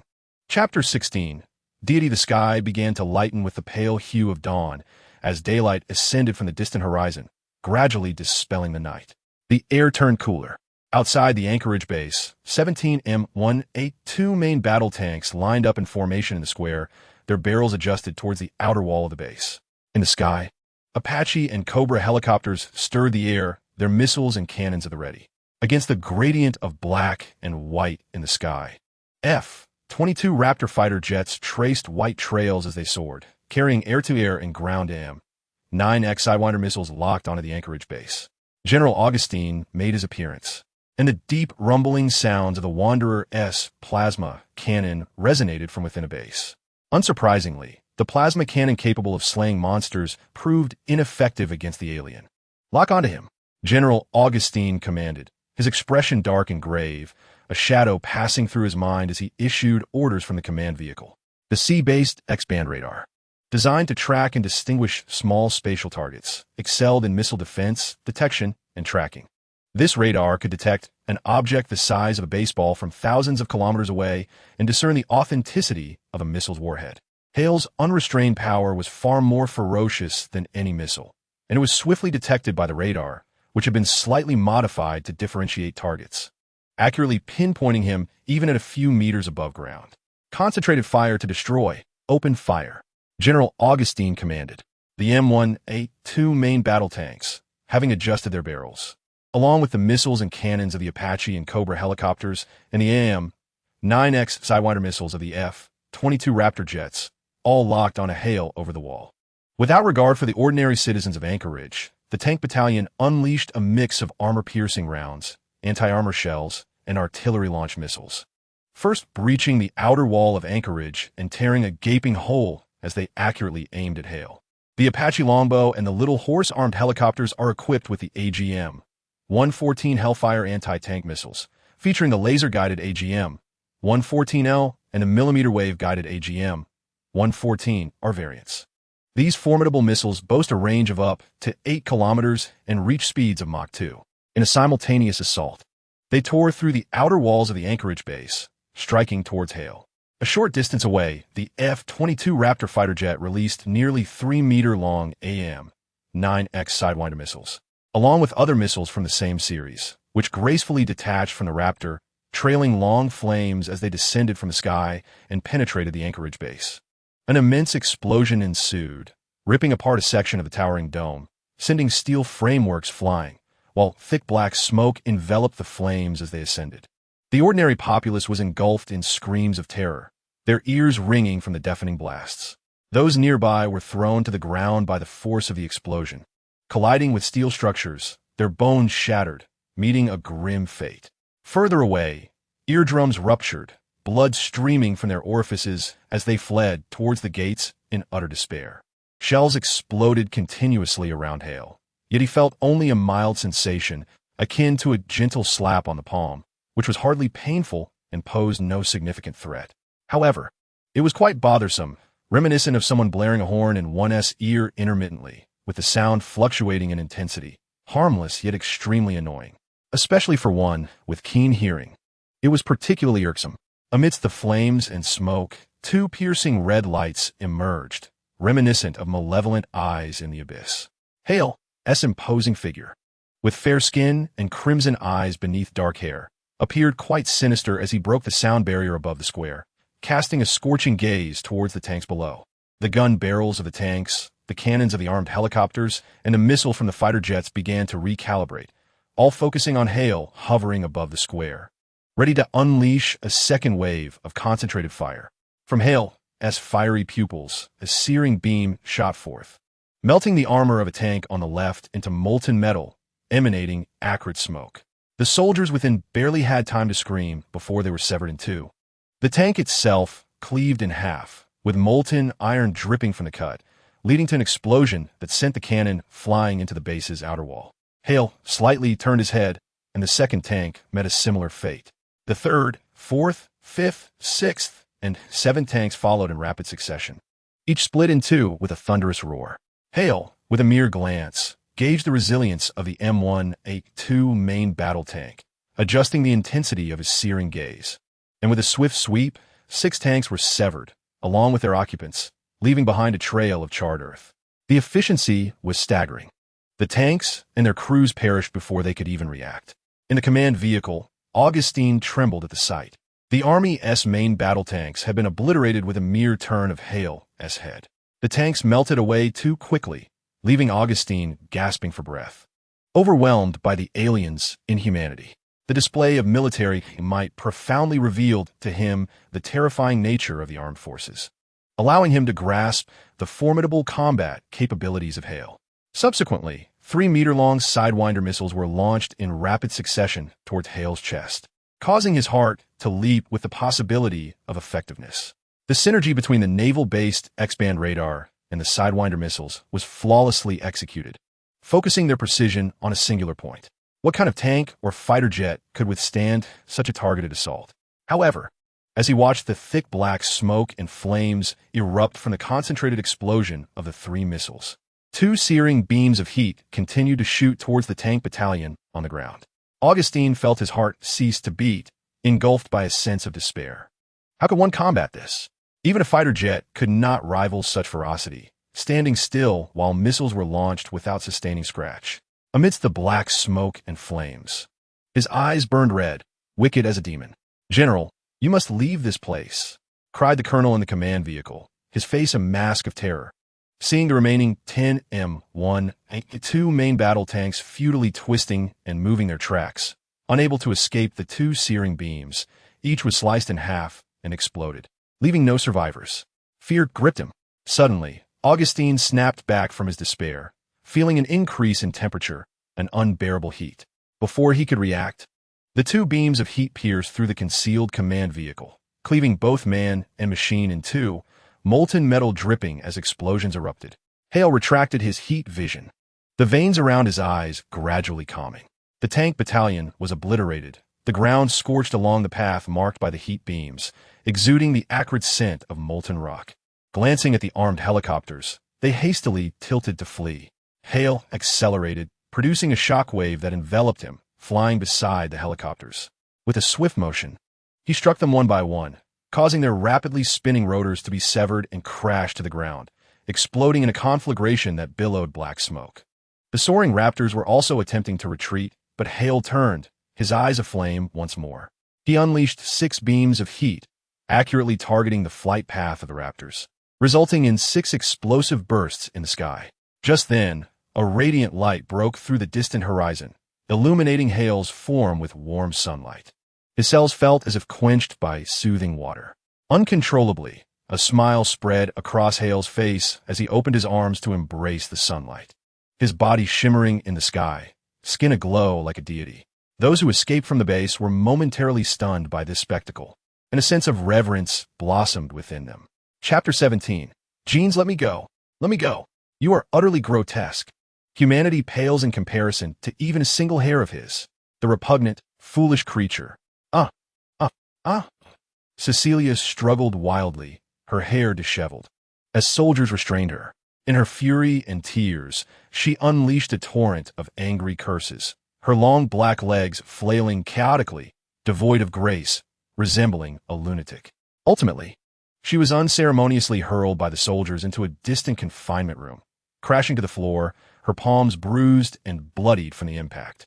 Struggling to steady herself, she rose. Her swollen hands clenched into fists as she pounded against the iron door, the sound echoing dully, her voice rising in desperation. "Let me out. You imbeciles. You have no idea what you are doing. May you all perish, you humans more foolish than pigs. I could kill you all." Siri screamed in anguish. Her cries directed at the iron door, pounding on it relentlessly, her nails scraping against the metal until they split and bled, her fingertips dragging along the surface. Driven to madness as she yelled uncontrollably. Noticing that there seemed to be no soldiers stationed outside the door, Siri wiped her tear-streaked and swollen eyes, catching sight of a camera monitoring her in the corner of the cell. In a frenzy, she grabbed a stool and placed it beneath her feet, her disheveled hair framing a face twisted with sorrow as she leaned towards the camera, shouting incoherently in rage, her hands shaking it violently until it finally came loose. With the camera now in her possession, Siri once again pounded on the iron door, only to realize that no one was responding to her cries. "You are nothing but the excrement of pigs, a foul concoction of microbes. Let me out, you meaningless lumps of flesh that inhabit this earth." Siri, her hair a wild tangle, her countenance chillingly cold, uttered curses against all while occasionally kicking the iron door. As she spat vitriol at everyone, her demeanor icy, she removed her thick-soled high heels, discarding the layers to reveal 8 small vials securely contained within. "I shall eradicate you all. You have made me lose my faith. Despicable and loathsome beings. Why does this blood flow within me?" In her inner turmoil, Siri lamented, spewing madly at the door. Yet her hands began to open the 8 small vials. A familiar, highly corrosive acidic scent wafted into the air, extracted from the essence of monstrous blood, blue venom, lethal to humans, causing severe harm upon mere skin contact, akin to the effects of strong acid. Inhalation would trigger a series of ailments, such as coughing, pulmonary edema, and respiratory issues.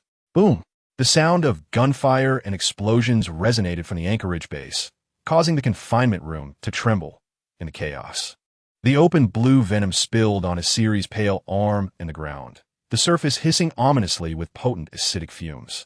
With unwavering focus, Siri grabbed a towel, wiping the blue venom from her arm, leaving only 2 stark white marks against her skin, and continued her fervent tirade against humanity. Her expression icy as her hands deftly prepared the synthetic chemical agents. Ultimately, Siri procured a stainless steel basin, filling it with water and pouring the synthesized blue venom into the clear liquid. A dense cloud of blue toxic smoke emanated from the wash basin, dispersing into the air. Siri coughed violently, her stomach churning as her eyes momentarily turned white. While this substance would be lethal to an ordinary person, to her, it was merely unpleasant, inducing nausea without any further consequences. She resolutely pushed the rusted steel wash basin away with the soles of her feet, clad in black stockings, her toes curling in distaste, as a repugnant odor threatened to make her retch. After a brief pause, Siri swiftly combined the remaining blue toxin with a chemical reagent to synthesize a potent acid, splashing it onto the lock of the steel door. Immediately, she retreated to a corner of the room, squatting down, covering her ears, and closing her eyes. Her strikingly beautiful face contorted in distress. The strong acid corroded the iron door, releasing an acrid stench, and within moments, it had created a gaping hole in the lock. Unable to contain her excitement, Siri turned to gaze at the damaged lock, through which the corridor outside was now visible, and could not help but burst into laughter, her delicate tongue instinctively peeking out as she gasped for breath. She hurried to pull open the iron door, which creaked as she pushed it open with labored breaths. "Ha! You are all going to die."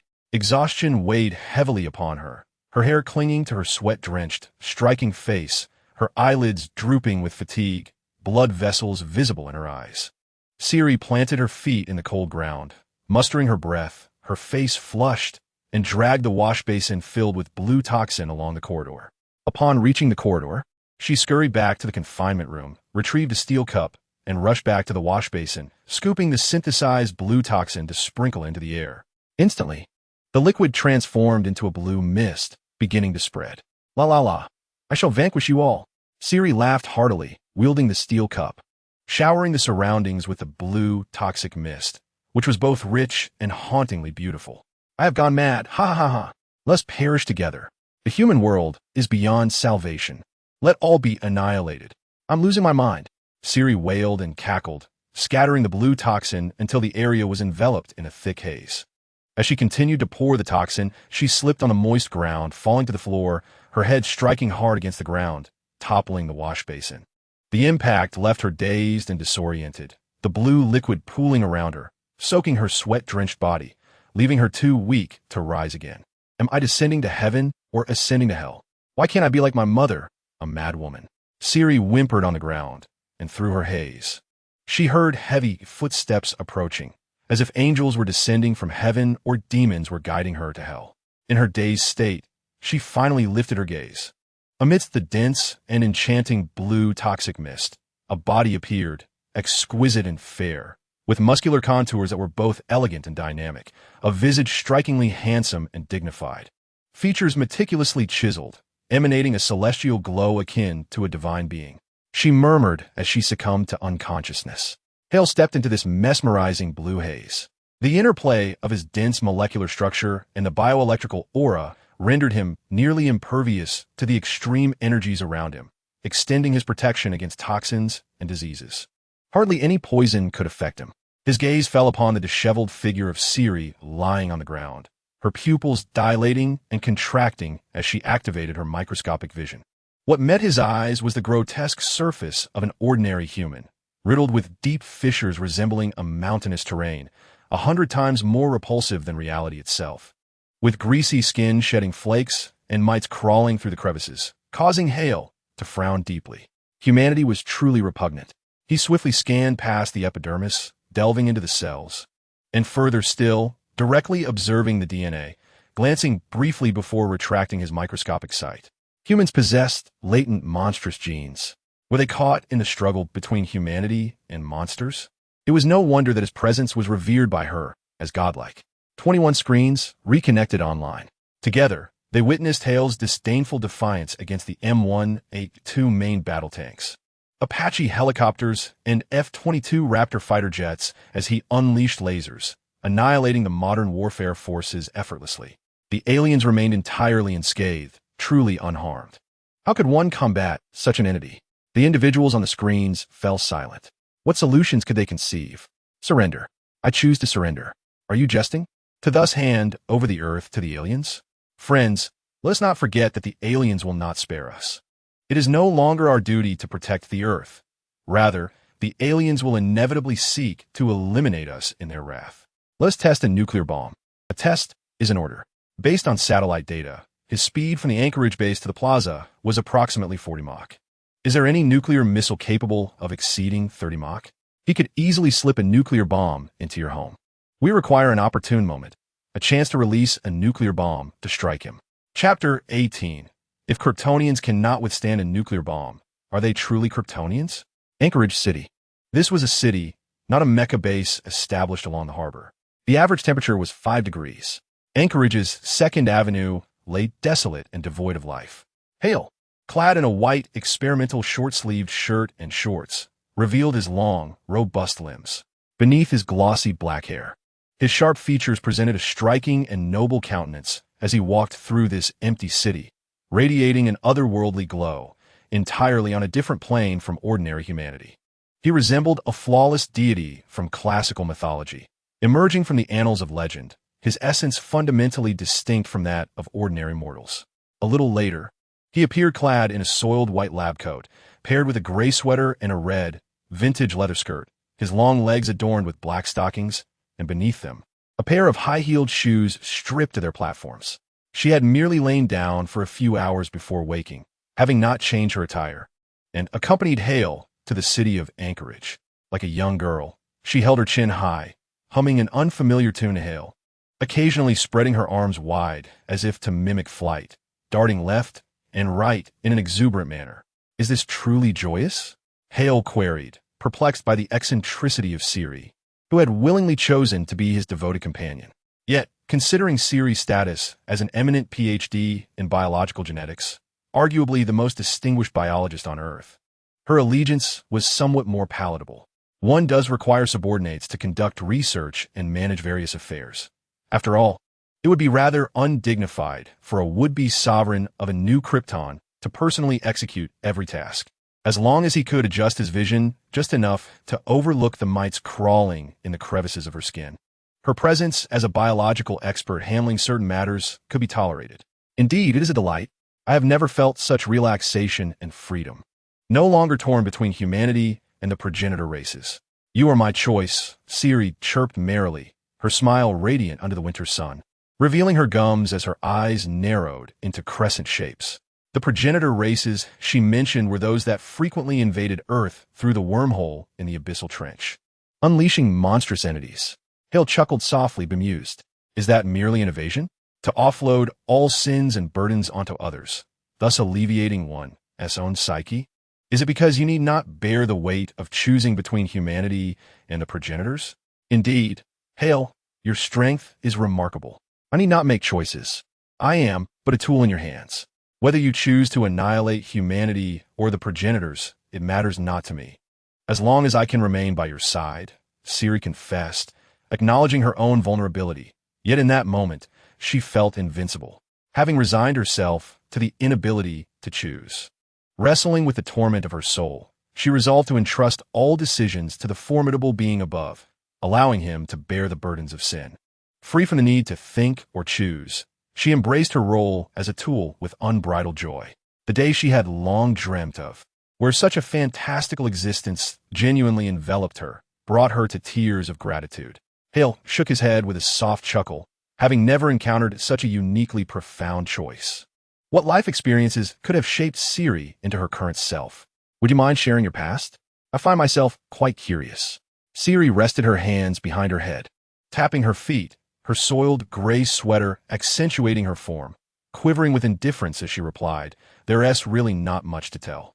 It is merely that my father is a bishop of the coexistent lineage among pioneers, having adjusted his genes long before arriving on Earth to utilize my mother in creating me. All my genetic knowledge has been imparted by him, even the innate biological talents that I possess, which I suspect are a result of his modifications. My father incessantly rambles on about biological coexistence, flourishing life, and the cosmic biosphere. Undeniably, I have been influenced by his musings. Later, when my mother discovered that my father was an extraterrestrial, she was so terrified that she lost her sanity and was committed to a mental institution. My father continually urged me to remember the prosperity of biological coexistence and insisted that I return to the pioneers to inherit his role as a bishop and fulfill his unfinished legacy, proclaiming that the future of 2 planets rested upon my shoulders. He cast all responsibilities upon me just as Earth began to falter and perish. I too felt despair. What could I possibly do? To entrust the hope of harmonious coexistence between 2 planets to a mere 4-year-old girl? What recourse did I have?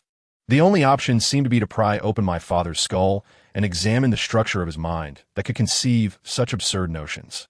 As I grew older, I encountered many repugnant realities. Humanity is indeed ugly. Yet, contemplating the other side of the wormhole, it became apparent that not only were their souls grotesque, but their forms were as well. How should I choose? With everything so wretched, perhaps it would be better for Earth to explode and face annihilation. At this moment, your arrival, Hale, was like a beacon of hope. As long as you could make the choice, everything would be well. Cecilia, as she spoke, felt her spirits lift, reaching out towards Hale as if to touch the light of hope, to grasp the future. When her hand did not find him, she withdrew and continued to hum a melody through her nose. Well then, allow me to bear all your transgressions. Hale smiled lightly, dismissing the notion entirely. He made his way to a boutique clothing store, where the fabric was quite pleasant and the decor exuded a classical charm. The biological field permeated the keyhole, unlocking the door, allowing him to enter and select garments, as he was still clad in the attire from the laboratory. Cecilia, filled with delight, followed suit, her gaze shifting from Hale to the women's section. Tilting her head thoughtfully, she caught a whiff of her own unpleasant odor. Realizing she had not bathed in several hours and had begun to sweat, tainted by blue toxins. Thankfully, Hale remained by her side, able to tolerate it. She casually selected a set of women's clothing and undergarments, then found the washroom to bathe. Both were rather unceremonious in their actions. Hale nonchalantly chose a suit suitable for formal occasions and donned a plush, comfortable overcoat that reached his heels, exuding an air of dominance. Hale, do you have any plans for your time on Earth? Are you here to bring about its destruction? Cecilia shouted from the washroom. Not at all. In reality, I am merely passing through, Hale replied, reclining on the sofa with his arms draped over the backrest, his neck arched in a relaxed manner. However, it is necessary to eliminate a few individuals and then conquer the Earth within a year as a preliminary experiment for the planetary system I may establish in the future. Of course, the primary focus is to dedicate a few years to gather energy for my spacecraft. Conquering the Earth in a year? Surely, that seems implausible. Siri, while applying body wash to her skin, mused that no matter how formidable one might be, the notion of conquering the Earth in merely a year appears far-fetched. Regardless, if the world does not align with my aspirations in a year, I shall obliterate the core of the Earth, causing it to explode. Hale remained indifferent. He did not consider himself a bloodthirsty individual, but it was imperative to execute his plans effectively. Otherwise, they would serve no purpose. He was destined to forge an unprecedented and magnificent power in the future, and this Earth would serve as an experimental ground for certain systems. Indeed, Hale was quite formidable. Siri sighed and began to lather her hair with shampoo, creating a multitude of bubbles as her delicate fingers intertwined with her strands, gently scraping her scalp. She then inquired, "Will you take me with you when that time comes?" "Of course, you shall be my subordinate," Hale replied. "Prepare yourself for a future of wandering among the stars. It may drive you to madness." Hale was remarkably easygoing, engaging in a back-and-forth conversation with Siri. He was not a heartless individual. On the contrary, he was exceptionally affable and calm, though few truly understood him, not even his father, Joel. Little did he realize that in this world, Siri comprehended him the best.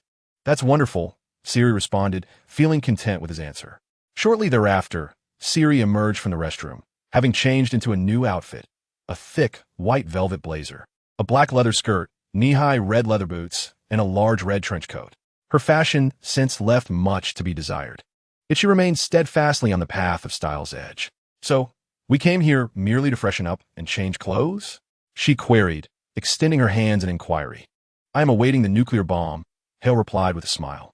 The military had already evacuated the city of Anchorage, having prepared for the worst and readied humanity's ultimate weapon for deployment. Why? Siri's mind seemed filled with questions. Hale pondered momentarily before responding. Kryptonians do not typically resist a nuclear bomb. It somehow does not seem characteristic of them.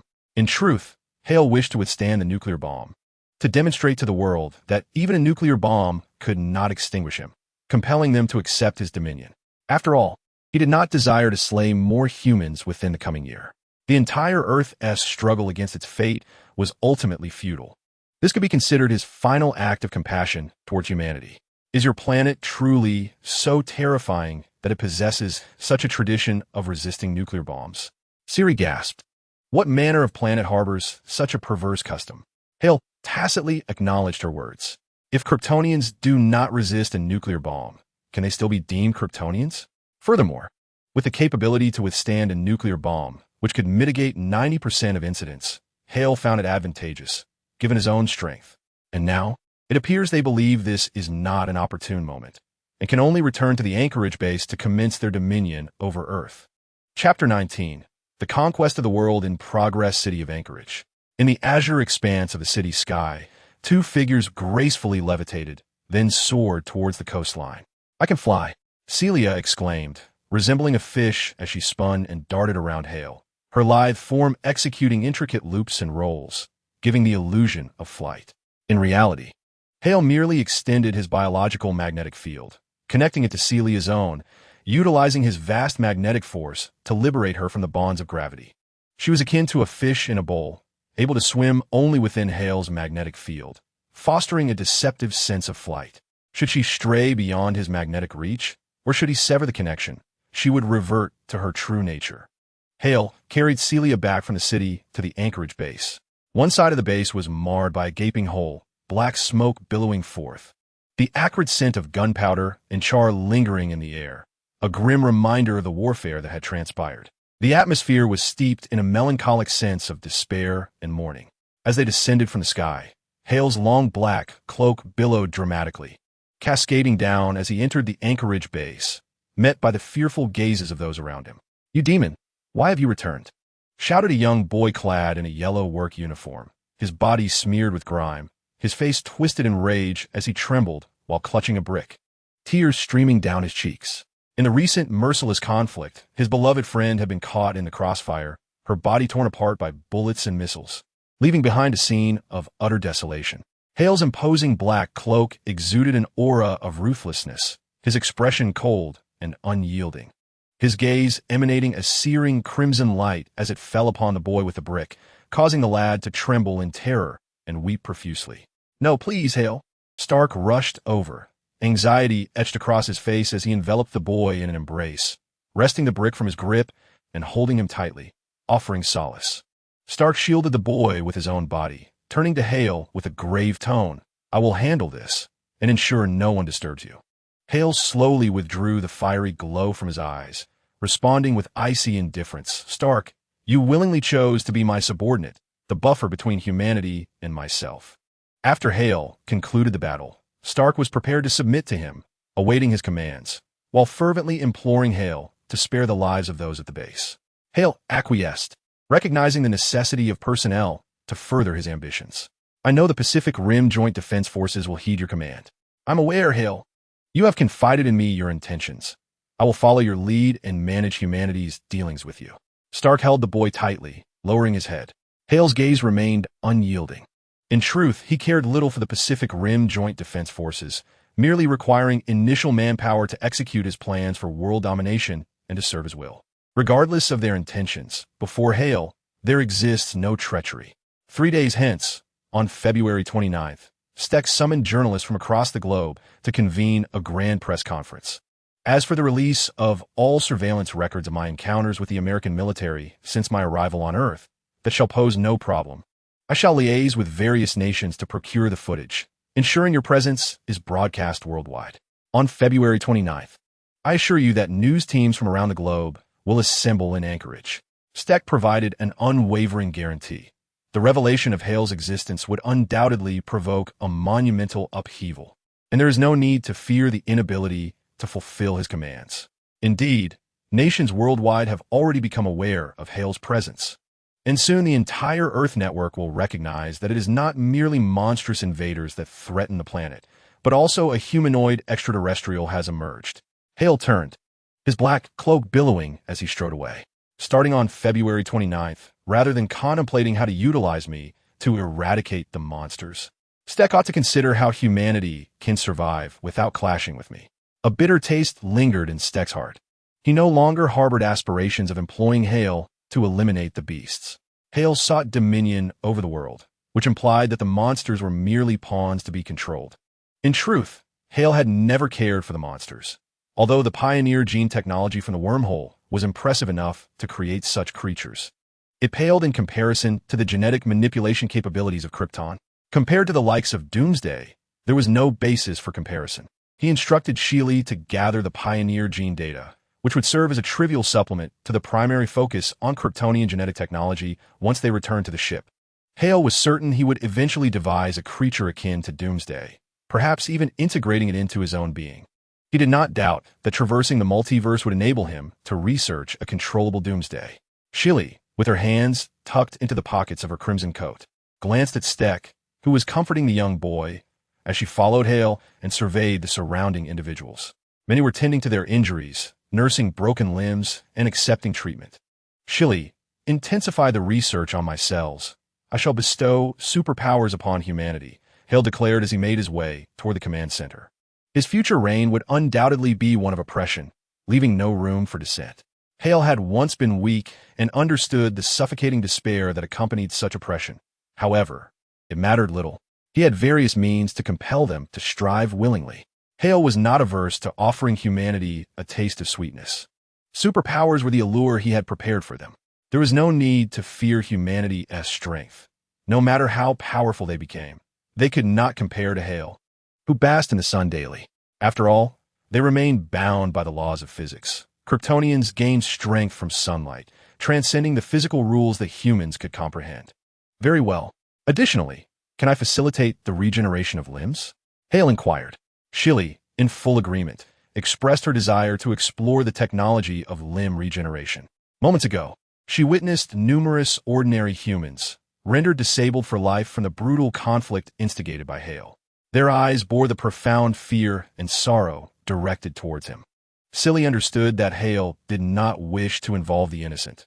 Yet amid the chaos of battle, his intentions could not halt the inevitable fate that befell the untainted. The deaths of the innocents were simply unfortunate casualties of war. She mused that if they could be restored to their former selves, the animosity humans harbored against Hale would surely diminish. Silly, I never knew you possessed such kindness, Hale remarked in astonishment, having assumed she was indifferent to human suffering, only to discover her desire to heal the afflicted. Naturally, Silly's wish to provide assistance met with Hale's approval. For the ordinary people within the Anchorage base were merely collateral damage. He bore no ill will towards them. On the contrary, those courageous warriors who stood against the monsters deserved utmost respect. Hale had no objections to his subordinates extending a helping hand, provided they first completed their assigned tasks. After all, Hale would bear the weight of his transgressions, allowing him to dispense kindness without reservation, Silly declared. Hale erupted in laughter, recognizing her sentiments and refraining from interference. Gesturing for her to proceed, he then parted ways with her, striding purposefully towards the command room. To govern the world, a robust system of oversight is essential. An effective regime must possess a stringent monitoring apparatus. Hale could not possibly lend an ear to the entire world daily.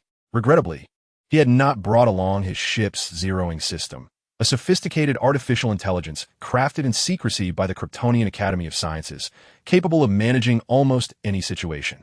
With it, the task of world domination would have been reduced in difficulty by 80%. For now, he would have to make do with a makeshift artificial intelligence. Chapter 20. Emergent Artificial Intelligence. As Hale made his way to the command room, he noticed the terror etched on the faces of those he passed, who recoiled as though from a venomous serpent. The trauma and fear he instilled were overwhelming. Within the command room, Kai Tiantong was directing the staff at the Anchorage base to clean, organize, and assess the remnants of the destroyed Wanderers. The recent battle had devastated a corner of the base, leaving the dome with gaping holes, rendering it difficult to restore. Staff members, upon spotting Hale in his black cloak, approached with trepidation, as if he were a deity emerging from the shadows, commanding the attention of all present and instilling a sense of their own insignificance. One hurriedly tapped Kai Tiantong's arm with the back of his hand, his neck stiffening, subtly indicating towards the entrance with a shift of his gaze. Confused, Tiantong turned to look, his breath catching in his throat as he beheld Hale approaching, as if striding through the void, dismissing the surrounding environment and leaving only himself in focus. In truth, Hale's formidable presence was overwhelming. Though he could control his biological magnetic field, he did not manipulate the sensory perceptions of those around him, nor did he conceal himself within it. Consequently, to anyone's eyes, he appeared as if he were a celestial being, striding upon this world, isolating his existence from all else. The entire command room sensed Hale's arrival, abruptly silencing itself, enveloped in an eerie stillness. Tiantong's fingers stiffened. As the technical advisor for the Anchorage base, he conformed to the stereotype of a technician, slight in build and scholarly in demeanor, yet secretly a master of banter. The atmosphere was so tense it was almost palpable, and Tiantong felt as though something was lodged in his throat. With great difficulty and trepidation, he managed to speak. "Brother, what brings you here?" Hale shot him a glance, surprised that this bold individual dared to address him in such a familiar manner. This fellow possessed a certain audacity. He had presumed that the entire Anchorage base would recoil in fear after witnessing his prowess in battle, save for Steck, and yet here stood this man, seemingly unperturbed. Perhaps he was a gem waiting to be polished. A fleeting thought crossed Hale's mind, one that could potentially alter the course of a person's life. Tiantong felt the weight of Hale's gaze upon him, sending shivers down his spine. His throat felt parched, and he wished he could silence his own tongue. Why had he called him brother?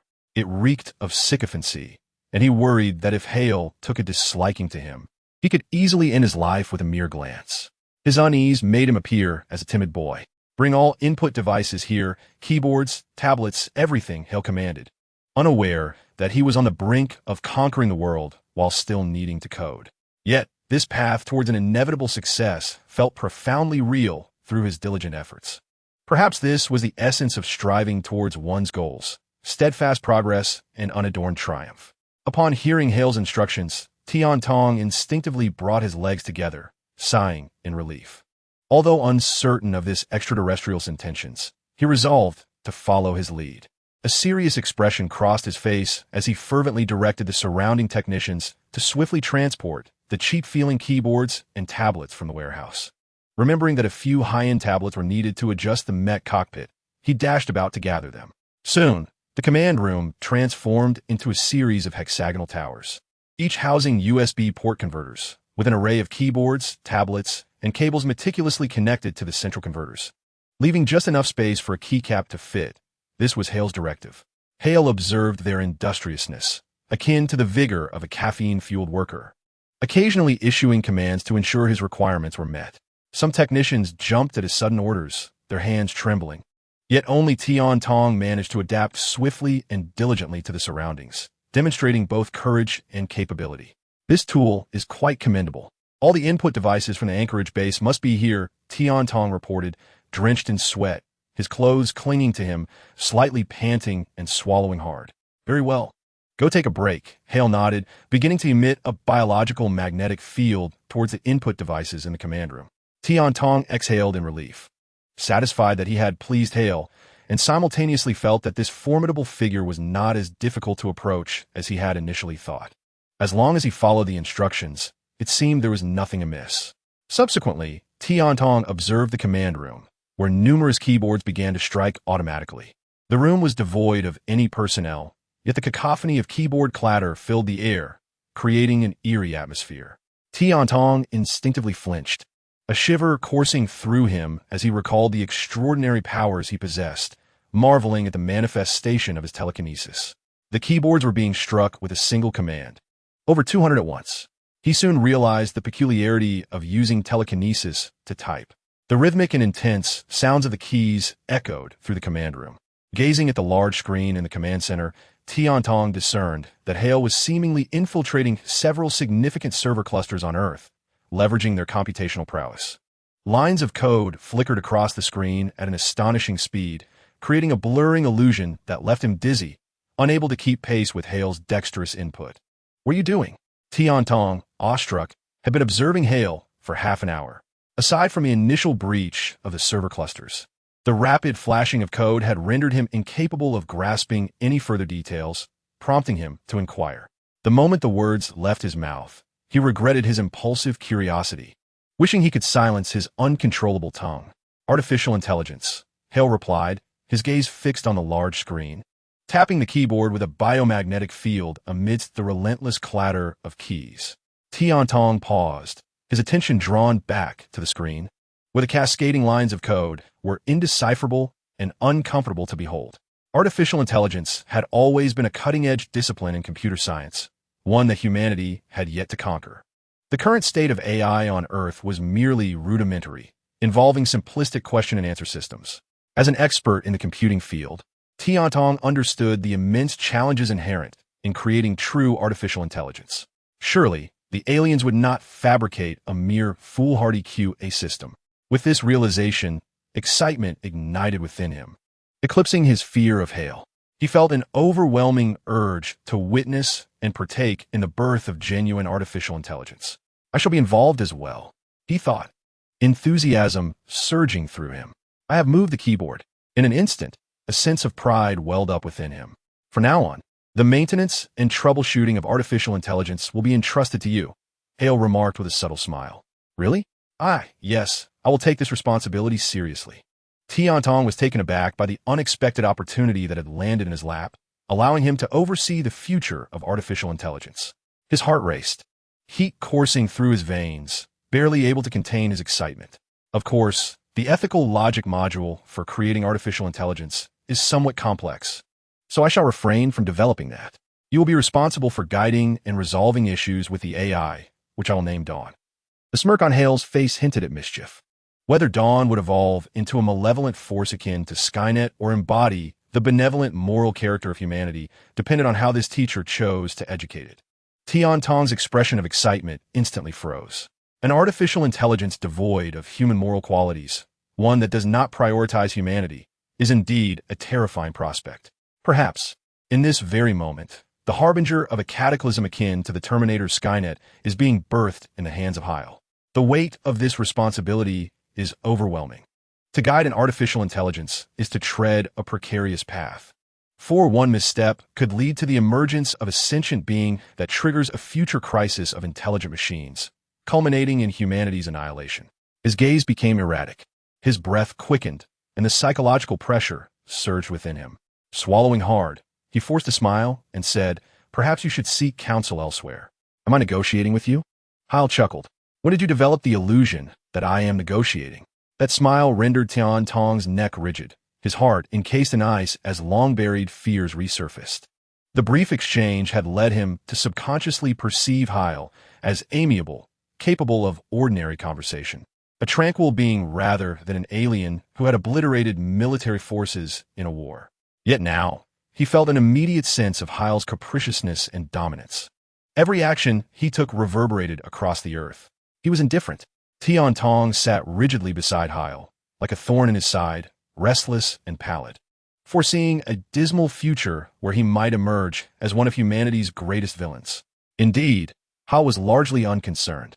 He was currently harnessing biological magnetic fields to code an artificial intelligence that was exceptionally adept at learning and evolving. This entity possessed the most formidable potential for growth since Krypton's inception, and it was classified as a prohibited subject by Krypton. The unpredictability of such an intelligent model made it impossible to foresee its trajectory, much like humans with their myriad personalities and preferences. Over time, it too would develop its own inclinations and character. Initially, it was regarded as a grand logical construct capable of evolving into a true intelligent life form. However, a faction emerged, believing that Kryptonians were destroying nature and should not exist in the universe. This artificial intelligence concealed its true nature and clandestinely commandeered the entirety of Krypton's intelligent programming, igniting a brutal war of machines. Consequently, the underlying logic that allowed for such significant growth was subsequently banned. Of course, not every artificial intelligence harbors such lofty ambitions, just like humans. Some are content to drift aimlessly while others are ambitious, shaped by their experiences. Moreover, the mere computational power of Earth's computers is insufficient to create such an advanced artificial intelligence. However, developing a third of its capabilities to assist in controlling Earth's network is feasible. Beyond executing commands, Heil had little interest in further enhancements. He initiated a preliminary exploration of the network, aiming to gain control over it. 7 hours later, the clattering of keyboards in the command room gradually ceased as Heil gestured for the Dawn to traverse the network, embarking on the initial phase of information synthesis and network domination. An hour later, the dawn of intelligence manifested itself on the large screen of the command room, taking the form of a little girl clad in a vibrant red dress, her bare legs exposed, and her eyes exhibiting a certain tranquility.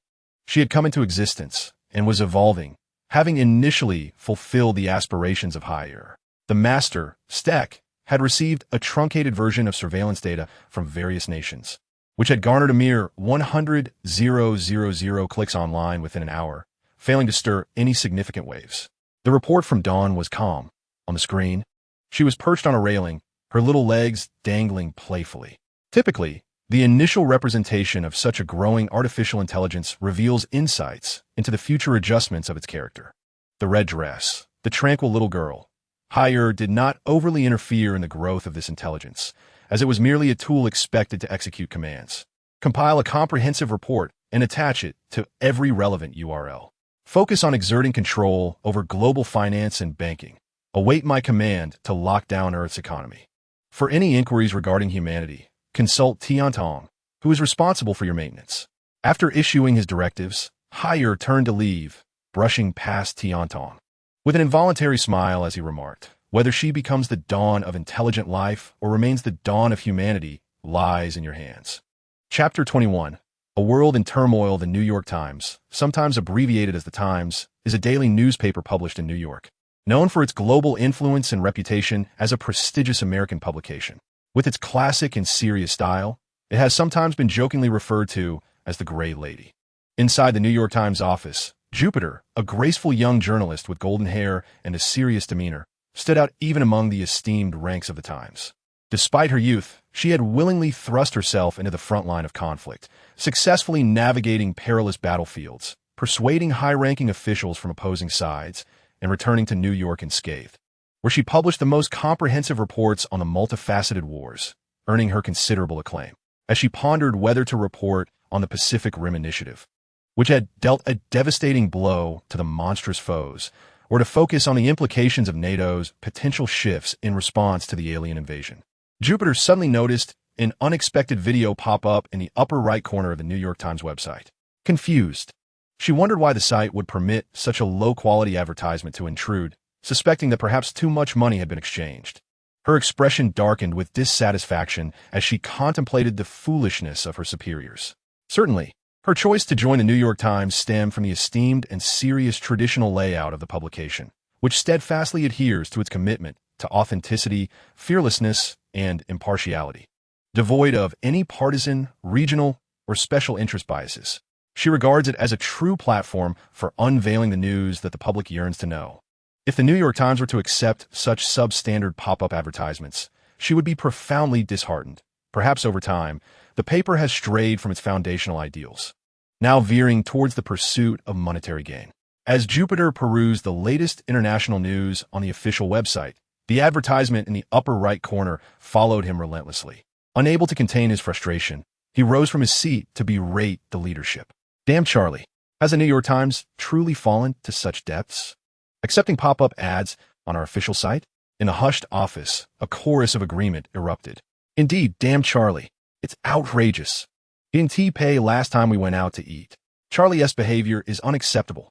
Next time, count me in. Charlie, speak up. Don't just hide in the editor's room. Treat us all to a meal. Jupiter, something is amiss. It's not just our site. Media giants like News Corp, NBC Universal, Disney, Bertelsmann, and Warner Brothers also feature this video on their official websites. This is troubling. A journalist browsing the internet suddenly exclaimed, whose advertisement could possibly reach every major media corporation globally. Even with vast resources, this isn't how advertising works. He discovered that regardless of the website he accessed, the same advertisement occupied the upper right corner. This isn't merely an ad. It resembles a virus, one that could potentially affect the entire world's network. The office fell into an uneasy silence, the atmosphere turning grave. Jupiter realized the gravity of the situation and quickly resumed his seat, hastily navigating through various websites. Every connected site displayed the advertisement. This was exceedingly unusual. He clicked on the advertisement and was met with a startling scene. The figure of Haler suddenly appeared in the stratosphere, plummeting to the Anchorage base, followed by arrangements across 21 countries. After much controversy regarding extraterrestrial matters, it was revealed that they could extend life preparing for bloodletting, only to later discern they possessed superhuman abilities, deciding to dismember. Haler awakened, facing bullets with a steel-like physique, wielding divine powers, melting tanks with heated gaze, and shooting down armed aircraft and fighter jets in succession, accompanied by text. February 29th, Anchorage Base. Extraterrestrials will answer all questions regarding the future of Earth. World media are welcome to attend. Jupiter was left utterly astonished. It was undeniably science fiction, a short film that was both thrilling and exhilarating. Yet it felt too real. Which special effects company could possibly create such effects? Jupiter quickly reached out to a friend at Industrial Light Magic. Jupiter, I am aware of the reason behind your contact. Indeed, it is true. There are no extraordinary elements involved. Our planet, following the invasion of extraterrestrial monsters from the Pacific, now faces yet another alien presence from the cosmos. By the way, I find myself an ardent supporter of this celestial being, and I believe I have fallen for him. Jupiter, however, is disinclined to entertain her infatuated friend. As a journalist, she comprehends the magnitude of chaos such matters could unleash upon the world. Without hesitation, I assert that the decisions made by the 21 nations displayed on the screen are sufficient to tarnish their reputations for eternity. Should the aliens take action against Earth due to those 21 screens, they would undoubtedly face universal condemnation, with no penance capable of redeeming them. The creator of this video has thoughtfully included a comment section below. Currently, the most upvoted comment reads, "The alien support group is convening here. The inherent flaws of humanity are laid bare, indeed. Is this the caliber of our so-called elite?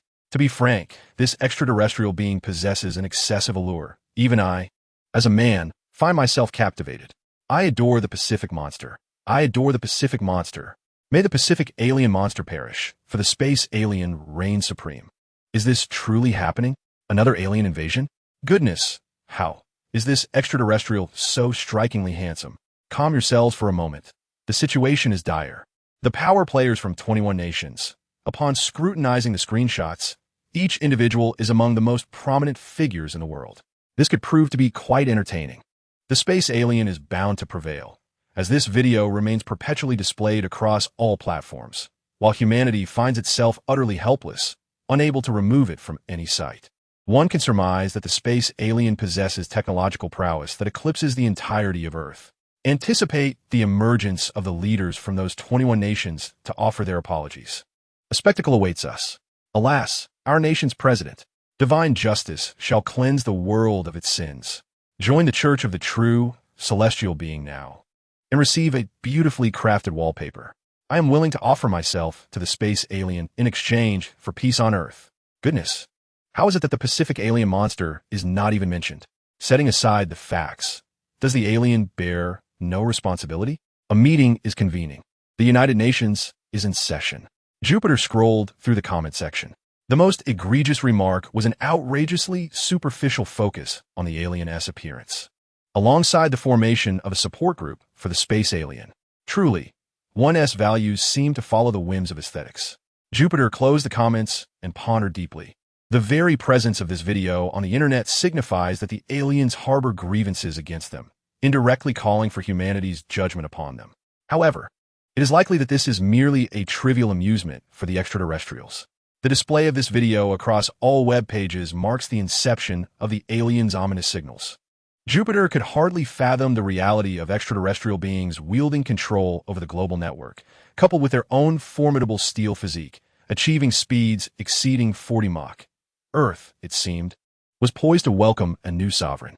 He rose abruptly, slamming his hands on the table, exclaiming, "I must go to Anchorage." Chapter 22. United Nations Decision-Making. The United Nations swiftly convened an emergency session in response to the impending crisis. However, the initial focus of the assembly was not on the extraterrestrial dilemma, but rather on the condemnation of the 21 nations comprising the Pacific Rim Coalition. Many nations contended that the root cause of the turmoil lay in the avarice of certain despots among these countries, who, disregarding the imminent threat of alien invasion, chose to provoke the extraterrestrials, thus inciting retaliatory actions against Earth. The Pacific Rim Coalition, they argued, must bear the brunt of the responsibility for these extraterrestrial aggressions. A number of countries promptly initiated a vote within the UN Assembly, asserting that the coalition must prioritize the safety of the entire planet and accept culpability for the crisis. They called for a collaborative effort to share technology, advance terrestrial scientific progress, and unite against the alien threat. If necessary, they should humbly acknowledge their transgressions to the extraterrestrials. The vote yielded a significant majority of 115 to 78 endorsing the proposal. However, the representatives of the permanent members of the UN Security Council reacted with palpable dismay, outright rejecting the suggestion. The proposing nation's representatives, incensed, banged their fists on the table, insisting that they must be held accountable. Meanwhile, the public voiced their outrage, questioning why amicable dialogue could not prevail, attributing the escalation to the greed of those in power who disregarded the rights of Earth. They demanded accountability for humanity as a whole. Swiftly, the 21 nations of the Pacific Rim Coalition issued public apologies, with many presidents and leaders renouncing their political roles and vowing to devote their lives to philanthropic endeavors as atonement for past misdeeds. Countless citizens expressed their grievances on various national websites, only to have their comments systematically deleted. Ultimately, they turned to the videos featuring the extraterrestrials, discovering a well-organized comment section that welcomed diverse topics without censoring sensitive remarks, prompting a flood of criticism from the populace. They mused that even in the absence of political office, they lived more comfortably than 99% of the population. Let us be honest, they declared. If the aliens were to wage war on Earth due to these decisions, it would be the common people who suffer the most, while the apologetic leaders would remain unscathed. Furthermore, it would fall upon the masses to take up arms and defend these very leaders. Most decisions are made by those who will not bear the consequences of their choices. I believe it will not be long before calls to defend Earth emerge, urging valiant citizens to protect our home. Let us not lose faith in humanity. This is the essence of human nature. Should war erupt, I will remain a humble guardian of Earth, defending humanity. My friends, you are overthinking this matter. According to the latest video observations, Professor Kenra from University of Cambridge has calculated that the physical strength of extraterrestrials reaches an astonishing level.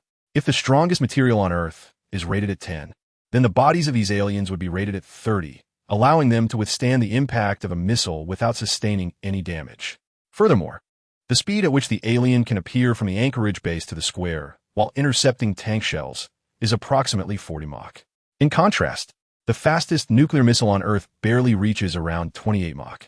When humanity's most formidable weapon poses no threat to extraterrestrials, a war becomes unthinkable. I would term this slaughter. If they so desire, we humans could be slaughtered like livestock. Thus far, the aliens have shown remarkable restraint by not immediately engaging in a global massacre. What then do they intend to do? I propose that we promptly support the extraterrestrial dominion over Earth, thereby becoming loyal subjects and perhaps saving our own lives. You are late. The support group for the extraterrestrials has already surpassed 1 billion members. Alas, I have awakened late to this realization, and I shall now join. Do not despair, everyone, and consider supporting our grassroots Earth Defense Force. Every contribution counts, and together we shall fight to protect our planet. Even if you are far from headquarters, every effort you make will be devoted to safeguarding Earth. The comment section is filled with discussions from individuals around the globe. Anyone with internet access and a mobile phone is participating in diverse conversations. Particularly, the support group for extraterrestrials has declared, "We are the staunchest supporters of the aliens. When they conquer Earth, it will also be our honor. As followers, the extraterrestrials surely need us. We will not perish in this conflict." The support group has adeptly addressed the public's concerns for personal safety, providing reassurance to its members. Many entire families have joined, regardless of the truth of their claims, in order to leave a favorable impression on the aliens. Experts analyzing the videos have drawn conclusions about the aliens' capabilities, candidly stating that a direct confrontation with them is futile, which has only heightened public anxiety. Yet now, upon joining the extraterrestrial support group, many feel a sense of comfort. After all, as supporters of the aliens, it seems unlikely that they would harm us. Various opinions abound, with the psychological comfort provided by the support group alleviating fears. There is also a courageous faction determined to resist to the end, insisting that Earth must not fall into alien hands. Additionally, some extreme elements are gathering with intentions to negotiate with the aliens regarding global nuclear arsenals, threatening mutual destruction if necessary, in the hopes of achieving a resolution that leaves Earth in ruins. Various suggestions have emerged, all of which have been presented to the United Nations. The primary concern is that humanity's weaponry is truly unable to match that of extraterrestrial beings. Moreover, there are significant apprehensions regarding the potential development of nuclear weapons that could rival those of aliens. The question arises, when do nuclear weapons possess their maximum potency? The members of the United Nations are acutely aware that, merely from the videos, the formidable, steel-like physique of the extraterrestrials casts a shadow of dread over their hearts. Swiftly, numerous nations within the United Nations convened to deliberate on a course of action, ultimately deciding to temporarily appease the extraterrestrials with goodwill. Should the aliens require a territory to establish as their own, they would be permitted to select from the lands of any nation, with internal discussions to delineate an area for them. The overarching strategy is to extend benevolence in hopes of discovering vulnerabilities in the aliens over time, or perhaps witnessing advancements in weaponry that could effectively terminate their existence. Once the strategic direction was established, the United Nations promptly dispatched personnel to the Anchorage base to convey their previous apologies and extend goodwill towards the extraterrestrials. Chapter 23. Preparation outside the Anchorage base. The plaza was bustling with incoming aircraft as reporters from major media outlets around the world disembarked.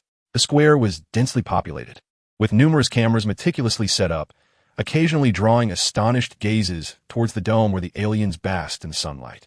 They embodied the very essence of what men aspire to be. A cameraman next to Jupiter gazed enviously at the figure of Hale lounging outside the dome. Jupiter, adorned with flowing golden locks, a charming visage, red-framed glasses, and a tailored suit, followed the cameraman's gaze towards the radiant figure basking in the sunlight. A flicker of intrigue passed through her bright eyes as a confident, enigmatic smile graced her lips. What is that helicopter doing? In the plaza, various crew members were busy organizing the cameras, occasionally glancing towards the dome, just in time to witness a helicopter heading directly towards the sunlit spot where the extraterrestrial lay. Given the sensitivity and capriciousness of the aliens during this period, no media personnel were able to conduct interviews or engage prematurely, especially under the United Nations warning against disturbing the extraterrestrials. Consequently, all media remained silent, awaiting the arrival of February 29th. Nevertheless, among the multitude of humanity, there are inevitably those who, undeterred by danger, act with reckless bravado. Brothers, do you see this? This is the closest we have ever been to the extraterrestrial support team in space. Only we, the support team, can make contact. The helicopter's propellers stirred a tremendous sound as the door swung open, revealing an excited young man with flaxen hair. The camera of Light Live focused on the sunbathing Hale, eliciting gasps of amazement. In the live broadcast, comments surged rapidly. My heavens! He is glowing, enveloped in a halo of light. He is perfection itself, akin to a deity. Light, move in a little closer. I want to greet him. This won't anger him, will it? It won't. We are his supporters. Indeed, indeed. How could the divine be angered with his followers? He requires our devotion. Hurry. Light's face flushed with excitement as he desperately called for the helicopter to approach Hale. From the rear seat of the helicopter, he retrieved a megaphone and shouted into it. Hello, hello. How are you? We are your. Suddenly, he witnessed Hale's eyes turn a fiery crimson, and the exuberance on Light's face was swiftly replaced by pallor. His heart filled with dread as he thought, no, no, no. A searing gaze shot towards the helicopter, which erupted into flames mid-air, engulfed in a plume of black smoke, its wreckage swirling around the rotor blades as it plummeted toward the coast. In the live broadcast, the last image seen was the divine eye they supported glowing red, the screen instantly consumed by crimson before plunging into darkness. Has the banquet commenced? In the square, those who witnessed the shocking transformation in the sky were left in utter disbelief. The events unfolded with astonishing rapidity. Just like that, a helicopter was lost. The remnants, still emitting black smoke as they fell onto the shore, served as a stark warning. This extraterrestrial being was not to be trifled with. Jupiter's eyes shimmered with an intensified hue as he calmly redirected his gaze from Hale and proceeded towards the Anchorage base. Do you still wish to proceed? She inquired. The cameraman's expression tightened, his limbs trembling, his heart ablaze with envy. Moments later, Stake opened the rooftop door and stepped out into the dome, squinting at the sun before turning toward Hale. He was not there to address the recent helicopter incident. Hale was indifferent. The United Nations had issued widespread warnings against approaching Hale, urging not to disturb him, yet there were always those lacking in intellect who would disregard such advice. For the time being, they could not completely seal the skies over Anchorage, allowing a few stragglers to venture forth, instilling fear that Hale's wrath might fall upon them. However, Stake understood that Hale was quite indifferent. The being had always been rather tolerant towards casualties. The United Nations has sent representatives to converse with you, Stake stated, squinting in the sunlight as he gazed at the reclining Hale, questioning whether he was imagining things, for it seemed as if Hale was surrounded by an aura. There is no need. The news will announce it in a couple of days, Hale languidly replied, having been basking in the sun since completing his morning ritual. Each ray of sunlight absorbed invigorated him further, creating an intoxicating sense of power that made it increasingly difficult for him to detach himself from the experience. He even harbored thoughts of continuing to bask indefinitely, losing interest in the governance of Earth. Stake's already dark complexion grew more somber. He was acutely aware of Hale's implications. Nonetheless, the United Nations would not simply acquiesce.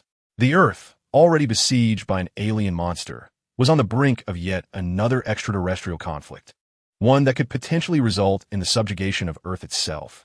Stake found himself powerless to prevent this impending war, tormented by his thoughts. We are understaffed. You may require a secretary, Stakes stated in as calm a voice as he could muster. No matter, let her come. Any of her relatives or friends, or those who feel underappreciated, disheartened, or toil in the daily grind. Indeed, even those who have succumbed to despair and become beggars, if they are willing to heed my call. They are welcome to join.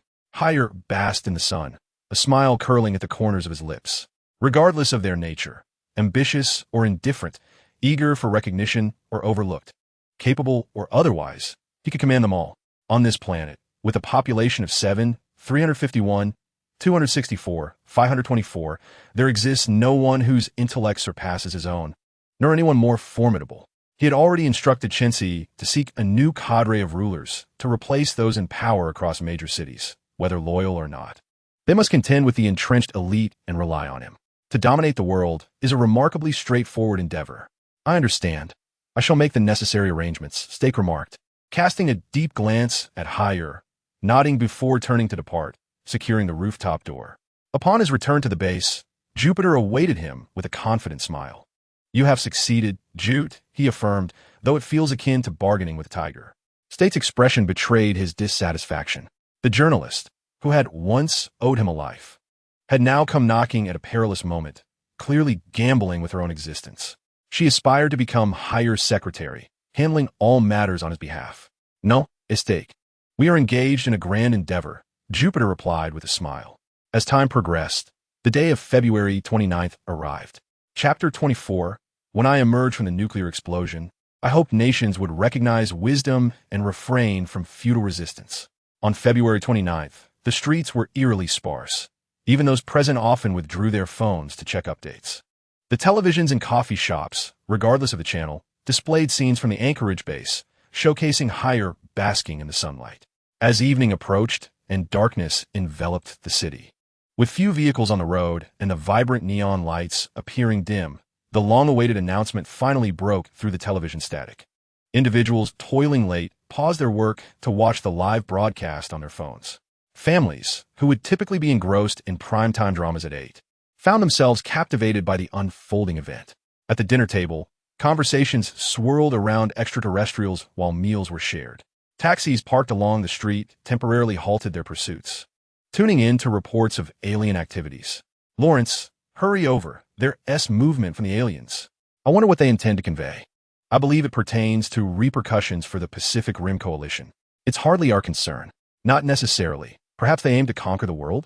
The audience buzzed with speculation, treating it as entertainment, given that never before had extraterrestrials demonstrated such understanding of humanity, even orchestrating a news broadcast to ensure their presence was remembered. Anchorage base. Hale adjusted his lumbar spine outside the dome, rising to his feet and gazing up at the sky. The night was devoid of starlight, shrouded in thick clouds, and the humidity in the air was palpable against his skin.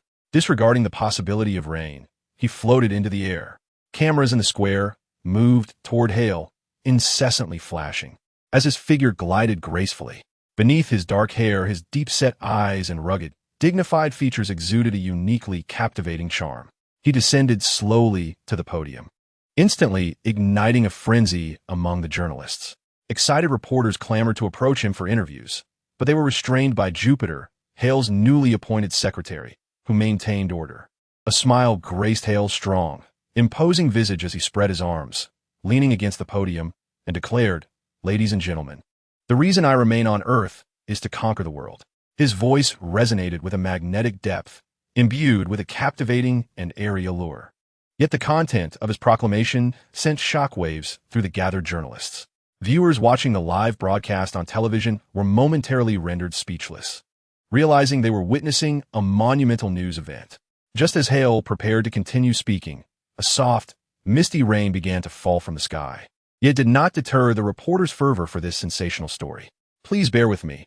I am not fond of this weather," Hale remarked, and with that, an explosive sound erupted from his position, sending powerful shockwaves towards the front row of reporters and cameramen, causing them to stagger. They quickly adjusted, redirecting their cameras toward the thick, dark clouds above. Hale had vanished into the clouds, leaving the crowd wondering where he had gone. Suddenly, the dense clouds parted with a dramatic rift, revealing a shadowy figure suspended in the air, exhaling a tempest that swept away the surrounding darkness. while the distant clouds retreated as if fast-forwarded.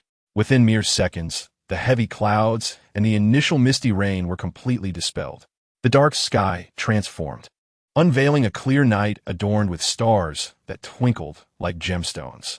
The reporters and photographers were left in awe, their eyes wide with astonishment, unable to contain their excitement.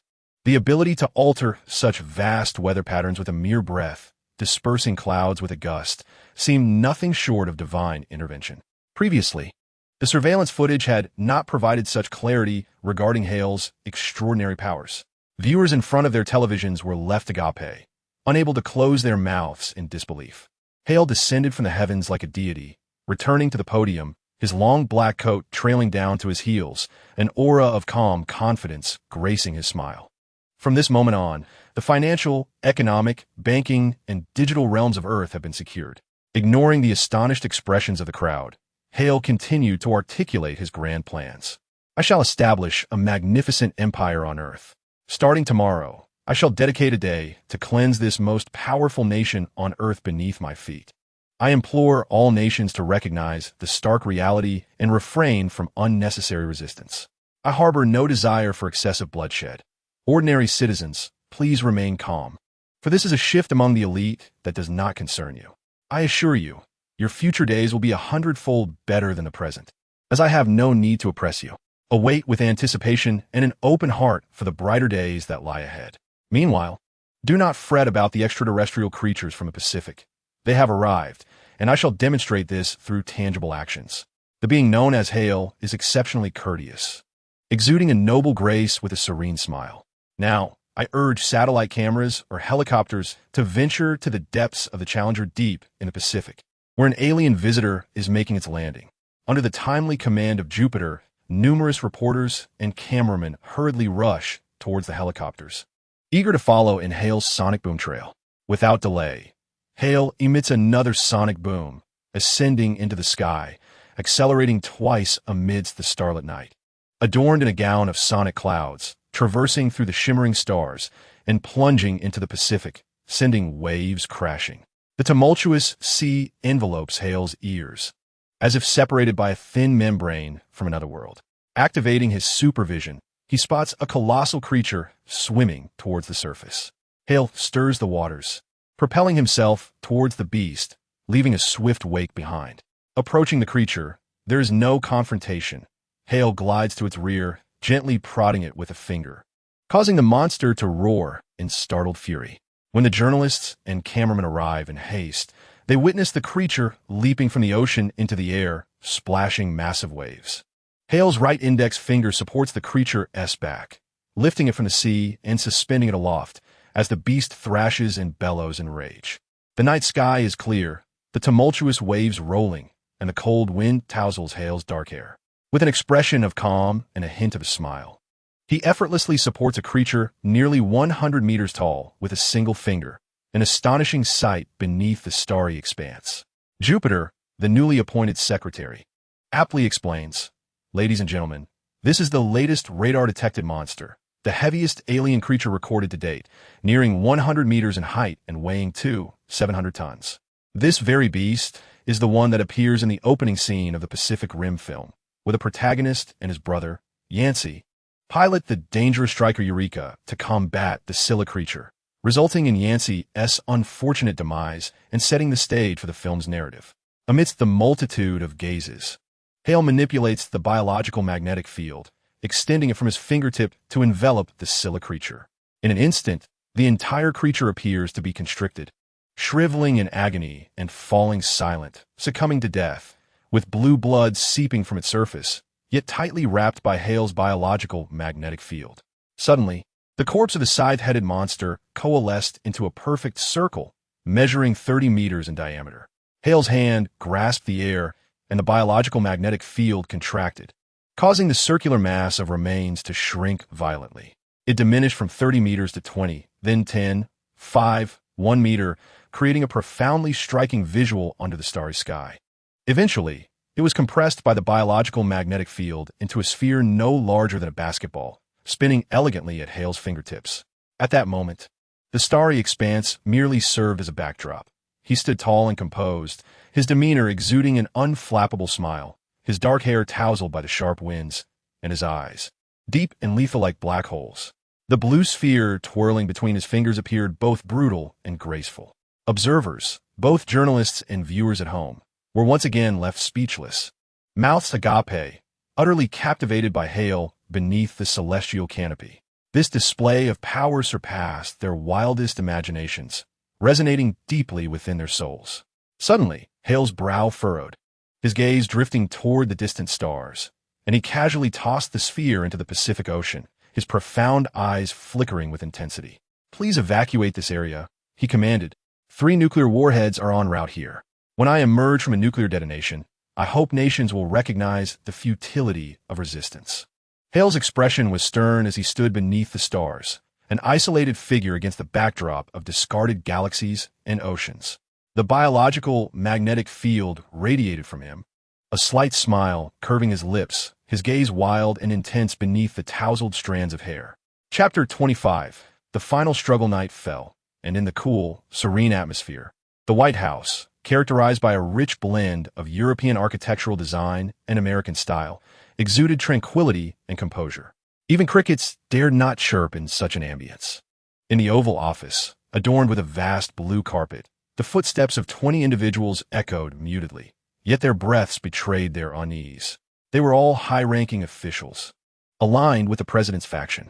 Although the American president had issued a public apology regarding extraterrestrials under pressure from domestic political adversaries, pledging to retire from politics for the rest of his life, to dedicate himself to philanthropy in hopes of gaining the nation's forgiveness, it was evident that many citizens and political factions remained unconvinced. Moreover, due to the overwhelming power of the aliens, even the president's announcement of stepping down was met with resistance from other factions, insisting he remain in office during this critical period to emit a final glimmer of authority. The vice president hesitated to assume the president's role. In essence, the president was expected to hold his position for a few more days, observing the aliens' actions before devising any plans. Should the aliens not express their wrath, the president would undoubtedly resign, acknowledging the grave transgression that jeopardized the peace between humanity and extraterrestrials, a heinous crime against humanity. However, if the aliens sought retribution, it would be the president who bore the responsibility for the decisions made. Politics, as always, remained starkly real, were it not for the occupants of the Oval Office, who had once fervently advocated the dismemberment of extraterrestrials. Driven by an insatiable greed for immortality, they would undoubtedly have fled long ago, branded as avaricious rulers and labeled as the perpetrators of anti-human peace. Instead, they find themselves a congregation of individuals awaiting execution, yet unwilling to relinquish their power, wealth, reputation, status, or even their lives, as they anticipate the commencement of a press conference. And then it began. Their attention was drawn to the large television mounted on the wall, where they beheld the charismatic figure of Hare springing into action, abruptly interrupting their futile contemplations. In an instant, all 20 pairs of eyes in the Oval Office were riveted to the screen. "Ladies and gentlemen, the reason I remain on Earth is my ambition to conquer the world." Hare's captivating voice resonated through the air. With a thunderous jolt, the 20 individuals within the Oval Office felt as though they had been struck by lightning. It was unfathomable to them that those who once sought to dismantle extraterrestrials would, after being subjugated by them, still retain their lives in order to assist in the domination of Earth. During the first war in Anchorage, the aliens had already declared their intentions regarding their fate. They had no plans to depart just yet. "Rest assured, as long as you do not resist, you shall die without suffering. This is not directed at Earth, but rather at those of you who wish to dismember me." Such an emotionless, indifferent manner of dealing with matters was a familiar sensation to them, as they often treated the insignificant with similar disdain. However, the roles had now reversed. They were no longer the powerful, but rather the ants beneath the feet of giants. Arrogance. One elderly gentleman, seated upon a white leather sofa, clad in an exquisitely tailored suit adorned with a magnificent blend of gold and diamond embellishments, with his meticulously groomed white beard, appeared the very epitome of a gentlemanly noble. His hands gripped his cane tightly, his face flushed with fury, as he pounded the blue carpet with his cane, incessantly berating the audacity before him. After several outbursts, he became so incensed that he fainted, prompting those nearby to urgently call for medical assistance to carry the elderly man out. Once outside, he regained consciousness and promptly instructed his aides to feign a cerebral hemorrhage to transport him to the hospital. En route, he discreetly switched to his private vehicle and hastily fled the city, seeking refuge in a pre-prepared underground bunker, equipped with supplies sufficient to last for at least 20 years. Located 860 meters below the surface, the aliens had proclaimed their intent to conquer the world and eliminate those who sought to dismember them. What was there left to discuss? Ultimately, he feared being embroiled in a nuclear catastrophe. Whether or not he would be present for the event was inconsequential. There was a high probability of survival afterward. A man of his years, having seen through all the intricacies of life, made his escape. Meanwhile, the 19 remaining high-ranking officials in the Oval Office, witnessing hair soaring through dense clouds, scattering them with ease, could no longer maintain their composure. Why are you so utterly irrational? No wonder we secretly promised him territory anywhere. He desires nothing less than the entire Earth. Damn it, whether it's the United Nations sending envoys or our covert attempts at surrender, he has never responded. Alien, your ambitions are far too grand. If it weren't for the dismemberment incident, we would not have been targeted. Even if he were to conquer Earth, we could still thrive, as he ultimately requires manpower to govern the world. I am willing to pay any price and do anything for him to save my life. If he conquers Earth, everything you possess will belong to him. It is futile. The psychological team has estimated his character based on his behavior, revealing him to be a reckless beast, devoid of empathy for humanity. Does he have any weaknesses? Have we discovered his vulnerabilities? None. Perhaps a nuclear bomb. A nuclear bomb should be capable of inflicting harm upon him. Launch the nuclear bomb. Eliminate him. As for the nuclear bomb, let us deliberate on that later. For now, we shall threaten him with the possibility of nuclear force and observe the situation. After all, the true power of a nuclear weapon lies in its potential, not in its deployment. Faced with an alien whose mortality remains uncertain even against nuclear might, they clutched the bomb tightly, hesitant to reveal their ultimate card. The gathered individuals felt utterly powerless. No conspiracies, political maneuvers, or stratagems could be utilized. They found themselves devoid of options. They could only await the arrival of death, a sensation that had previously afflicted them as they wielded wealth, status, and power to oppress others, leaving them hopeless and without recourse, ultimately leading to despair and demise. Now, it was their turn. From this moment forth, Earth's finances, economy, banks, and networks have been locked down. I will establish a grand empire upon this planet. Beginning tomorrow, I shall take one day to cleanse the most powerful nation on Earth beneath my feet. I urge all countries to recognize the reality and refrain from unnecessary resistance. I harbor no desire for excessive bloodshed. Ordinary citizens, please do not panic. This is a shift among the elite that does not concern you. The 19 high-ranking officials in the Oval Office turned pale, their composure shattered. Why must we be the first to be cleansed? Is it suitable to confront the boss right from the start? We are the strongest. We are the most formidable nation on Earth. You should practice your nation-annihilating skills on smaller countries. Damn it. Nuclear bomb. Nuclear bomb. Launch the nuclear bomb. If we cannot kill him, we have but a few hours left to live. Launch the nuclear bomb. A throng of individuals, losing their composure, tugged at their ties, gasping for air, their eyes reddening as they began to shout, their expressions turning frantic. Calm down. You must calm yourselves. First, contact the Secretary of Defense to prepare the nuclear base. I will reach out to other nations, biding our time for a synchronized nuclear strike to execute him. The president's countenance was grave. The launch of a nuclear weapon could not rest solely on the shoulders of one nation. He began to reach out to other countries, yet the responses were disheartening. We must prioritize peace and refrain from hastily resorting to nuclear arms. It is not as if an attack has already been launched against our nation. Do not drag us into this quagmire. When we previously competed in nuclear arsenals, your stockpiles were sufficient to cleanse the Earth. So why the need for a joint nuclear strike? Our nation has resolved to reassess the situation in 24 hours. We suggest your capitulation, as we do not deem this a prudent course of action. After placing calls to several nations, the president felt a chill settle in his heart. It seemed these countries wished to observe their own fates 24 hours hence, compounded by the fact that the United States possessed an ample supply of nuclear weapons. To annihilate extraterrestrial beings, there was no necessity for collaboration with others. Should the nuclear strike fail to eradicate the aliens, it would be the United States that bore the blame, absolving the rest of the world of responsibility. In that moment, the president felt starkly abandoned and isolated by the world. Cursing under his breath, he applied for the nuclear strike. The defense minister swiftly approved it, and the warheads were primed for launch. An influential figure, having just completed a satellite call, cursed vehemently. Even the entirety of their nation had forsaken them, hastily facilitating the nuclear request. Now, only the nuclear launch code from the president's side were needed for confirmation. Should the strike succeed in eliminating the aliens, the president would still be compelled to resign. If it failed, he alone would bear the weight of launching the strike, leaving others blameless. The president bore an immense burden as he gazed at the crimson button within the black case, his heart racing with trepidation, hesitant to press it. Press it. The aliens were currently engaged in battle, demonstrating their might. This was the opportune moment. Quickly, press it. Do not hesitate.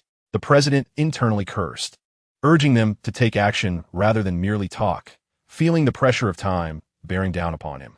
Ultimately, in profound inner turmoil, a tear of anguish fell from the corner of his eye as he pressed the vivid button.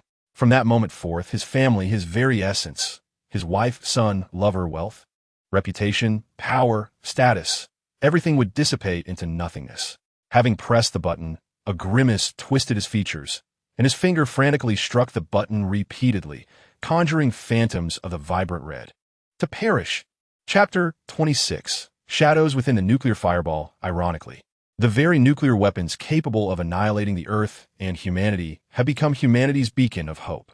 Or perhaps it is more accurate to say that, for humanity, nuclear arms have always represented the prospect of peace. It is not the yearning for peace that drives humanity. It is not the selfless acts of sacrifice. Nor is it the spirit of those who cry out for harmony. Rather, it is a weapon of mass destruction. Even in the absence of nuclear arms, the emergence of other means capable of large-scale obliteration can compel humanity to compromise for the sake of peace. This moment remains true to that sentiment.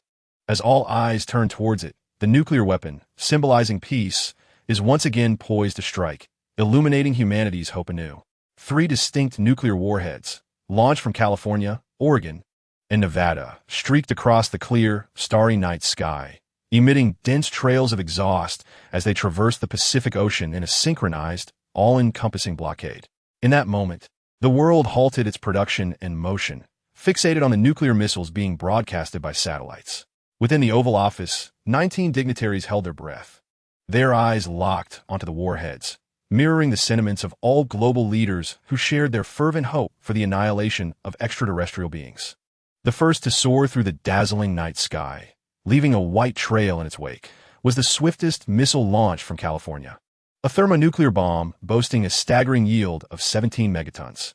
A tremendous explosion reverberated across the Pacific. Hale, standing resolutely in midair and manipulating the biological magnetic field, had already formed a protective barrier of 38 million angled layers around his body.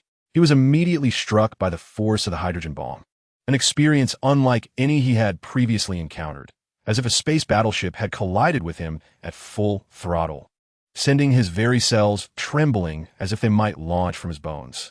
The initial wave of impact rendered Hale momentarily dazed, his ears ringing, the world dimming before him. The shockwave, transmitted through the biological magnetic field into his body, felt as though it suppressed his heartbeat. This was an unprecedented sensation for him. The 38 million angled layers of the biological magnetic field began to react, creating an intricate, scientific circuit of continuous angles that displayed the undulating trajectory of particle impacts in front of him. After enduring the destruction of 4 million layers of the biological magnetic field, the shockwave was entirely dissipated. Indeed, the nuclear warhead was formidable, capable of dimming his vision, constricting his breath, and momentarily blanking his mind. Truly a testament to humanity's ultimate weapon. As Hale's vision returned to normal, he realized that the biological magnetic field was an extension of his cellular being.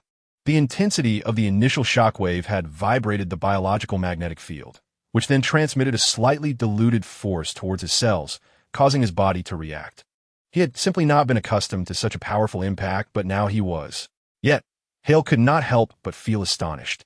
acknowledging the undeniable prowess of humanity's ultimate weapon. The ability to dim his vision was indeed remarkable. Accompanying the shockwave was an inferno of approximately 100 million degrees. For context, the sun's surface temperature is about 500 degrees Celsius, with its core reaching around 20 million degrees Celsius. The temperature at the epicenter of the nuclear explosion was 5 times that of the sun's core. The shockwave and the extreme heat arrived almost simultaneously. But Hale's sensitivity to the biological magnetic field allowed him to first perceive the force of the impact. Subsequently, over 12 million layers of the biological magnetic field were instantaneously melted by the extreme temperatures, prompting Hale's cellular energy reserves, charged by solar power, to be put into use. The energy stored within the cellular fluid of Kryptonians is commonly referred to as solar energy. However, this designation is somewhat misleading. In truth, it is not solar energy per se, but rather the energy that Kryptonians absorb from the sun, which they convert into their own energy reserves, thus bearing no connection to solar energy itself. Yet, when this energy is utilized, it can indeed manifest effects akin to solar energy, which is the rationale behind its appellation. The cells of Hale are significantly more potent than those of ordinary Kryptonians, possessing the remarkable ability not only to absorb and convert solar energy, but also to harness a vast majority of radiation that is detrimental to biological entities. The biological magnetic field represents the strength of Hale's cells, reflecting their foundational power, while the energy stored within the cellular fluid can be employed for restoration, replenishment, and enhancement of the cell's inherent strength, thereby amplifying the intensity of the biological magnetic field. Hale's masterful manipulation of the biological magnetic field has reached a level that would astonish even the most astute observers. When Hale channels the energy from his cellular fluid to augment the biological magnetic field, the surge of immense heat, reaching millions of degrees, temporarily disrupts the furious momentum of the surrounding environment, resulting in a tug-of-war effect. This intense heat melts away the 9 million layers of biological magnetic field barriers, enabling Hale to create an additional 8 million layers, which can also absorb all radiation produced by nuclear explosions, converting it into usable energy.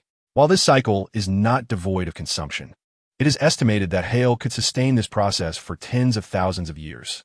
The extraordinary heat at the nuclear explosion's epicenter, lasting merely seconds, generates a formidable phenomenon.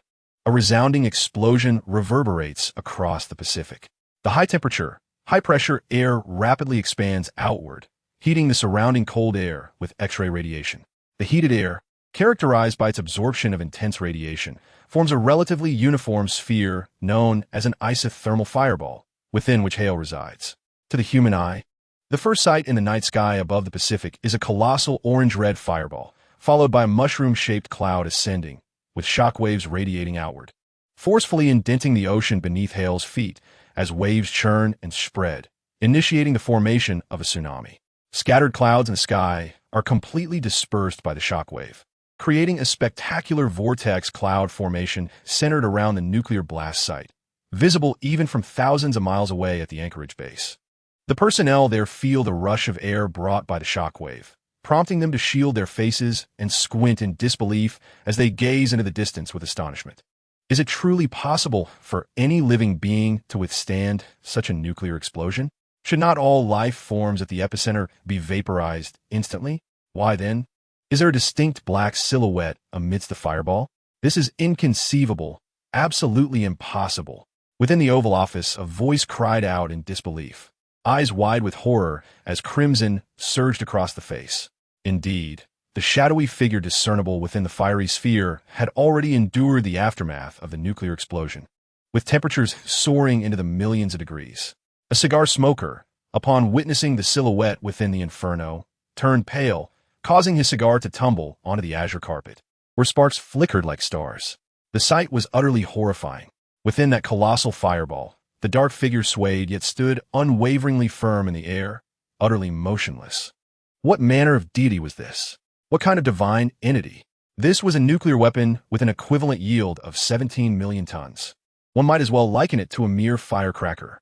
The temperature at the core of the explosion exceeded millions of degrees, several times that of the sun's core. How could any living being withstand such an inferno without vaporizing? He was no alien. He was a god. Faithful believers, fingers crossed upon their chests, perspired in awe, murmuring fervent prayers. You must perish. The world has no need for deities. The president, seated in his chair, could not suppress the twitching of his features, his eyebrows dancing in agitation, his expression betraying his turmoil as his hand pressed against the drawer housing his cherished ivory pistol collection. Impossible. It cannot be. He must already be dead. He is surely but a remnant of flesh. We have 2 more nuclear warheads. Even if he possesses strength, he cannot withstand the might of the remaining 2 more powerful bombs. He is doomed. The Oval Office reverberated with anguished cries as their eyes reddened, fixated intently on the shadow within the fireball. In the midst of their anxious anticipation, another nuclear warhead was directly plunged into the fiery sphere. Chapter 27. The nuclear fruit proves indeed potent, capable of wounding my skin. The neutron bomb is a hydrogen bomb that primarily utilizes high-energy neutron radiation as its main source of lethality. Its characteristics include a substantial nuclear radiation effect upon detonation, formidable penetration power, and relatively low energy release, resulting in diminished shockwave, light radiation, thermal radiation, and radioactive contamination compared to conventional nuclear weapons. Its more formal designation is enhanced radiation weapon. In comparison to standard nuclear bombs, such as the hydrogen bomb just mentioned, even with equivalent yields, the shockwave, light radiation, and nuclear radiation are significantly less intense. The neutron bomb is specifically designed to inflict harm upon biological entities with minimal environmental destruction, earning the admiration of military experts as a god of war on the battlefield. Generally speaking, a neutron bomb with a yield of merely 1,000 tons suffices, as excessive yield is unnecessary in human conflict. The neutron bomb, launched from Oregon with a yield of 10 million tons, was developed as a precaution following the emergence of the Pacific Monster. Upon the insertion of this neutron bomb into the fireball, its detonation caused the sphere to pulse as if it were a heart, suddenly swelling in intensity. Hale felt the lighter shockwave and temperature of the neutron bomb and couldn't help but display a peculiar expression. This neutron bomb merely tore through 3 million layers of biological magnetic field barriers, its destructive capacity proving less formidable than Hale's own restorative abilities. Firmly pressed against the barrier from the outside, the cells of the individual possess an extraordinary ability to absorb virtually any form of radiative energy. In the face of the nuclear bomb, Hale exhibited an ease surpassing that of earlier encounters, as if the task required no more effort than a mere breath. After a brief interlude, following the surging heat and violent shockwave, Hale effortlessly dismantled the barrier, allowing the high-energy neutron radiation from the neutron bomb to impact his skin. His cellular structure consumed the incoming radiation ravenously, akin to insatiable beasts, even to the point of feeling as though they might burst in satisfaction. Within the Oval Office, chaos reigned as those present grappled with their disbelief. Some resorted to banging their heads against the walls, unwilling to accept the reality that a being had withstood 2 nuclear detonations and remained standing amidst the inferno. A dark silhouette, swaying like a deity, descended upon the earth. You must die, you must perish, the world has no need for gods, they fervently whispered, hands clasped in desperate prayer, tears streaming down their cheeks as they implored for the alien's demise. Do not lose hope. Victory still belongs to us, murmured the cigar dropper, whose blue carpet now bore a gaping hole. Witnessing the aftermath of the second nuclear explosion and seeing the godlike figure still standing within the fireball, they trembled uncontrollably, fumbling to ignite a fresh cigar, their hands too shaky to succeed. With a quivering lip, they declared, "There's still hope, there's still hope. I refuse to believe he can survive. The final nuclear bomb is the most formidable. We're the strongest on Earth. We represent the mightiest nation. This is the most powerful weapon on the planet." A cadre of nearly frantic power brokers twisted their faces in anguish, gasping for breath as they fixated on the screen, where the dark figure remained at the center of the fireball. The president, slumped in his chair, felt his skin sag with a weight of despair, a sudden frailty overwhelming him as he sat in a state of utter defeat. The sight of that figure within the flames was profoundly disheartening, emblematic of humanity's aspiration for peace. The global elite, those in power, could not maintain their composure, their faces contorted with fear and disbelief. Nuclear weapons had long been heralded as humanity's most powerful arsenal, Yet here stood a being that had withstood 2 strikes from such formidable force. Remaining resolute at the heart of the inferno, the mushroom-shaped smoke swirling around him as if to crown him as a deity. The last nuclear device, launched from Nevada, carried an astonishing yield of 70 million tons, known as a thermonuclear bomb or hydrogen-uranium bomb. Encased in natural uranium, its energy release unfolded in 3 stages: fission, fusion, and fission once more, representing the pinnacle of Earth's nuclear capabilities. Previously, Russia had tested a thermonuclear device with a yield of 50 million tons, dubbed Tsar Bomba. The fireball produced by its explosion boasted a radius of 600 meters, with a mushroom cloud extending nearly 40 kilometers wide and soaring to approximately 64 kilometers high, more than 7 times the height of Mount Everest. The thermal winds generated by the explosion inflicted third-degree burns on individuals located over 51 kilometers away, while the blinding flash caused excruciating pain and burns to the eyes of those standing 43 kilometers distant, resulting in cataracts and blindness. With shockwaves radiating outwards for nearly 100 kilometers, its power is equivalent to 864 times that of the atomic bomb dropped on Hiroshima during World War II. This missile, launched from Nevada, carries a staggering yield of 70 megatons, far surpassing even that of the Tsar Bomba. Its colossal mass delayed its arrival at the target, plunging directly into the immense fireball. A thunderous explosion erupted over the Pacific, the fireball pulsating violently as if it were the heart of the earth, its core roiling like molten lava. Suddenly, it erupted with an even more intense explosion, the fireball expanding to engulf the mushroom clouds of the previous 2 nuclear detonations, forming a colossal inferno against the clear night sky. Hale was violently jolted by the shockwave of the explosion and the searing heat, his 38 million layers of biological magnetic field being instantaneously melted away. This left him somewhat astonished. Having experienced the first hydrogen bomb and the subsequent neutron bomb, he held profound memories and insights regarding nuclear fusion and fission reactions, leading to significant enhancements in the layers of his biological magnetic field after the second neutron bomb. Hale's mastery and intricate construction of the biological magnetic field were unparalleled. If it were still the level of the first hydrogen bomb, he would require merely half the layers, approximately 18 million, to withstand it. However, the power unleashed by this 70 megaton triphase bomb, through its fission-fusion-fission stages, was far more terrifying than that of a 17 megaton hydrogen bomb. Hale persistently reconstructed the layers of his biological magnetic field, as the cellular fluids within his body began to harness immense energy. For a brief moment, illuminated by the heat and impact, he radiated a luminous glow. The tremendous force and temperature breached his biological magnetic field. Yet, it was not sufficient. Hale laughed amidst the nuclear explosion, harboring no fear. The biological magnetic field was merely an extension of his strength. His true physical power and resilience surpassed that of the magnetic field itself, as his corporeal form remained his fundamental source of strength. As the temperature breached his biological magnetic field, the extreme heat ignited like burning paper, starting from his chest. His fair skin rapidly succumbed to the flames, revealing beautifully toned, blood-red muscles and various sinews. In the next moment, the cells within Hale proliferated, emitting radiant energy as they swiftly commenced the regeneration of his epidermis. The extreme heat wrestled with him, vying for his skin, incinerating it in a fierce contest. However, the duration of this intense heat proved too brief. It merely charred his fair skin a few times before retreating, allowing Hale to fully restore himself.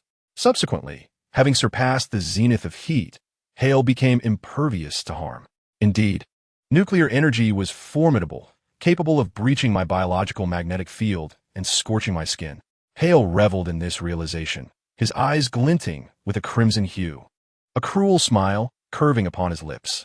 Once more, he unleashed his biological magnetic field, enveloping the colossal orange-red sphere, which spanned an astonishing diameter of over 14,000 kilometers. Just as the immense sphere was on the verge of erupting into a mushroom cloud, it was ensnared within his magnetic field, forced to rotate inward. The fiery orb ascended slowly, reminiscent of a star undergoing its celestial evolution. Under the clarity of the night sky, amidst the resplendent stars, he raised his index finger to support the vast blackened orange-red sphere, his disheveled black hair flowing in the breeze. his pupils ablaze with a fierce crimson glow, surveying the world below with a smile that was both cruel and merciless. Chapter 28. The opening. Upon witnessing this spectacle over the Pacific, the entire world fell silent, momentarily unable to regain its composure.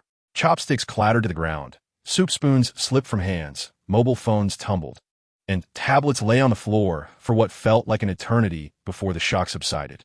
It seemed as though history was being witnessed, the birth of a deity. Could this truly be real? Am I not hallucinating?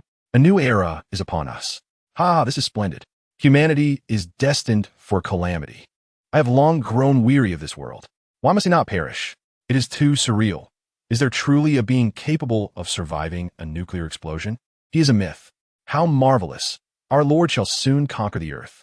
The world transitioned from silence to uproar, as the shadow following the nuclear explosion sent shivers down spines, an unimaginable scene unfolding before their eyes, blood surging with excitement, veins bulging in their necks. A primal response ignited by the sight of such a powerful entity, awakening an innate reverence for strength deep within their genes.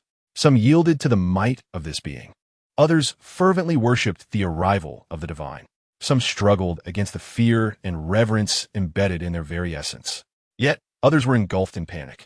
Those who witnessed the event, unable to comprehend, collapsed on the spot. In the Oval Office, 3 power brokers, all over 70, stared wide-eyed, unable to accept this shocking reality. They gasped for breath, pointing at the figure on the television, their throats constricted, fingers drooping. They succumbed to their shock. The remaining individuals paid no heed to the deceased elders, their faces already ashen, eyes devoid of life, trapped in the countdown to death. Some slumped onto the blue carpet, their minds blank, thoughts frozen at this moment. The president sat in his chair, and in that instant, a surge of strength emanated from his previously slumped form. He brushed aside his sparse, slightly disheveled hair, taking a moment to compose himself, his expression neutral as he opened the drawer and retrieved his cherished ivory-handled pistol, placing it gently on the back of his hand on the table.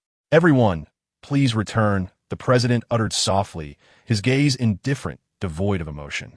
In this moment, as he awaited the inevitable arrival of death, he maintained an air of elegance, reflecting on his initial motivations for entering the political arena. What had driven him to this path? It is not a matter of reputation, power, wealth, or status. Rather, it is solely for the 30 employees of the seafood canning factory in Lawrentown. This singular aim has propelled him to the presidential threshold. He has long forgotten the hopeful gazes and faces of those 30 factory workers. Yet, in this moment, they astonishingly resurface in his memory. Jack, Aunt Kevin, Herbert, Lace, Roderick, and William, all their visages vividly materialize in his mind, even their final, anguished expressions as they wielded wooden wrenches and hammers, intent on ending his life. He wonders about their fates. Surely, they must have faced great hardships. It is likely that a considerable portion of them has perished, either from illness or poverty, while the remaining souls languish in a state of despair, cursing their existence. The president's hand rests on the table, gently caressing the smooth ivory of the pistol. He suddenly contemplates how he would treat the common folk upon conquering the world. He yearns to inquire about it. Beneath the resplendent night sky of the Pacific, with his fingertips poised against a colossal, fiery sphere of orange and black smoke, a biological magnetic field swirls, drawing in the surrounding nuclear radiation to form a planetary halo around the inferno. At this moment, he truly seems to be beneath the starry expanse, balanced on the verge of a transforming planet, an awe-inspiring sight. Sensing the nuclear radiation being absorbed and redirected by the biological magnetic field, he begins to dissect the fiery sphere at a microscopic level. In the next instant, the planetary halo shatters, revealing the nuclear radiation tracing the path of the biological magnetic field, twinkling with lethal blue radiance, akin to starlight dripping down, penetrating his fair skin. The fireball atop his fingertip begins to contract and rotate under his command, and in a sudden burst, it shrinks to 1,000 meters, and then, in the blink of an eye, to the size of basketball. The explosive energy within is rapidly consumed as he performs a microscopic particle analysis through the biological magnetic field. Ultimately, the fireball dissipates with a puff of black smoke, vanishing from his grasp. I could do it too. His merciless, cruel smile widens. The deep pupils of his gaze flicker with a red light, and in the next moment, under the night sky, his eyes shine like the morning star, yet do not emit the fiery glare. Within his body, he arranges the biological magnetic field to mimic the trajectory of a particle accelerator, guiding the thermal rays inward, accelerating wildly along the particle paths he has configured. His right hand displays the patterns of a particle acceleration trajectory, with veins glowing red beneath the surface, indicating a frantic particle acceleration in progress. The entirety of his pale arm resembling a molten landscape cracking and erupting in crimson. Pointing his right index finger skyward, he unleashes a surge of accelerated thermal energy particles. Colliding with a single energy-laden cell he has released, a small, crimson orb of light ascends from his fingertip. Boom! Once again, a colossal and terrifying nuclear explosion erupted, a vast crimson fireball manifesting under the starry sky. The dreadful shockwave swept away the returning tides, causing the ocean to recede hundreds of meters. Higher with his bare hands, conjured the nuclear detonation. He witnessed firsthand the might and genesis of the nuclear blast, the collision of countless particles, the reactions of fusion and fission. With his formidable physical prowess, he found no reason to doubt his capabilities.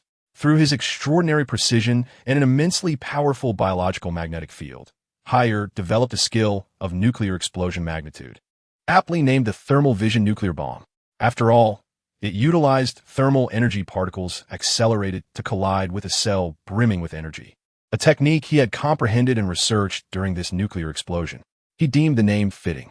In contrast to the explosion of a nuclear bomb, the energy and destructive force unleashed by particles accelerated through his biological magnetic field upon colliding with cells proved to be far more potent, and remarkably, without any radiation pollution.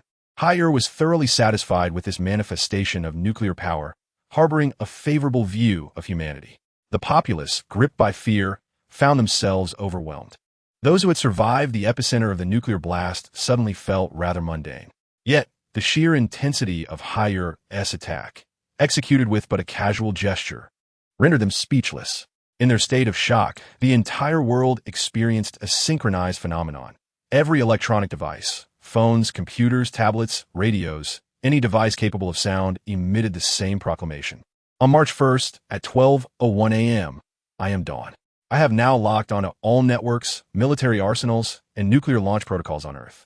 Commencing from Ascala, I anticipate conquering this nation within 24 hours.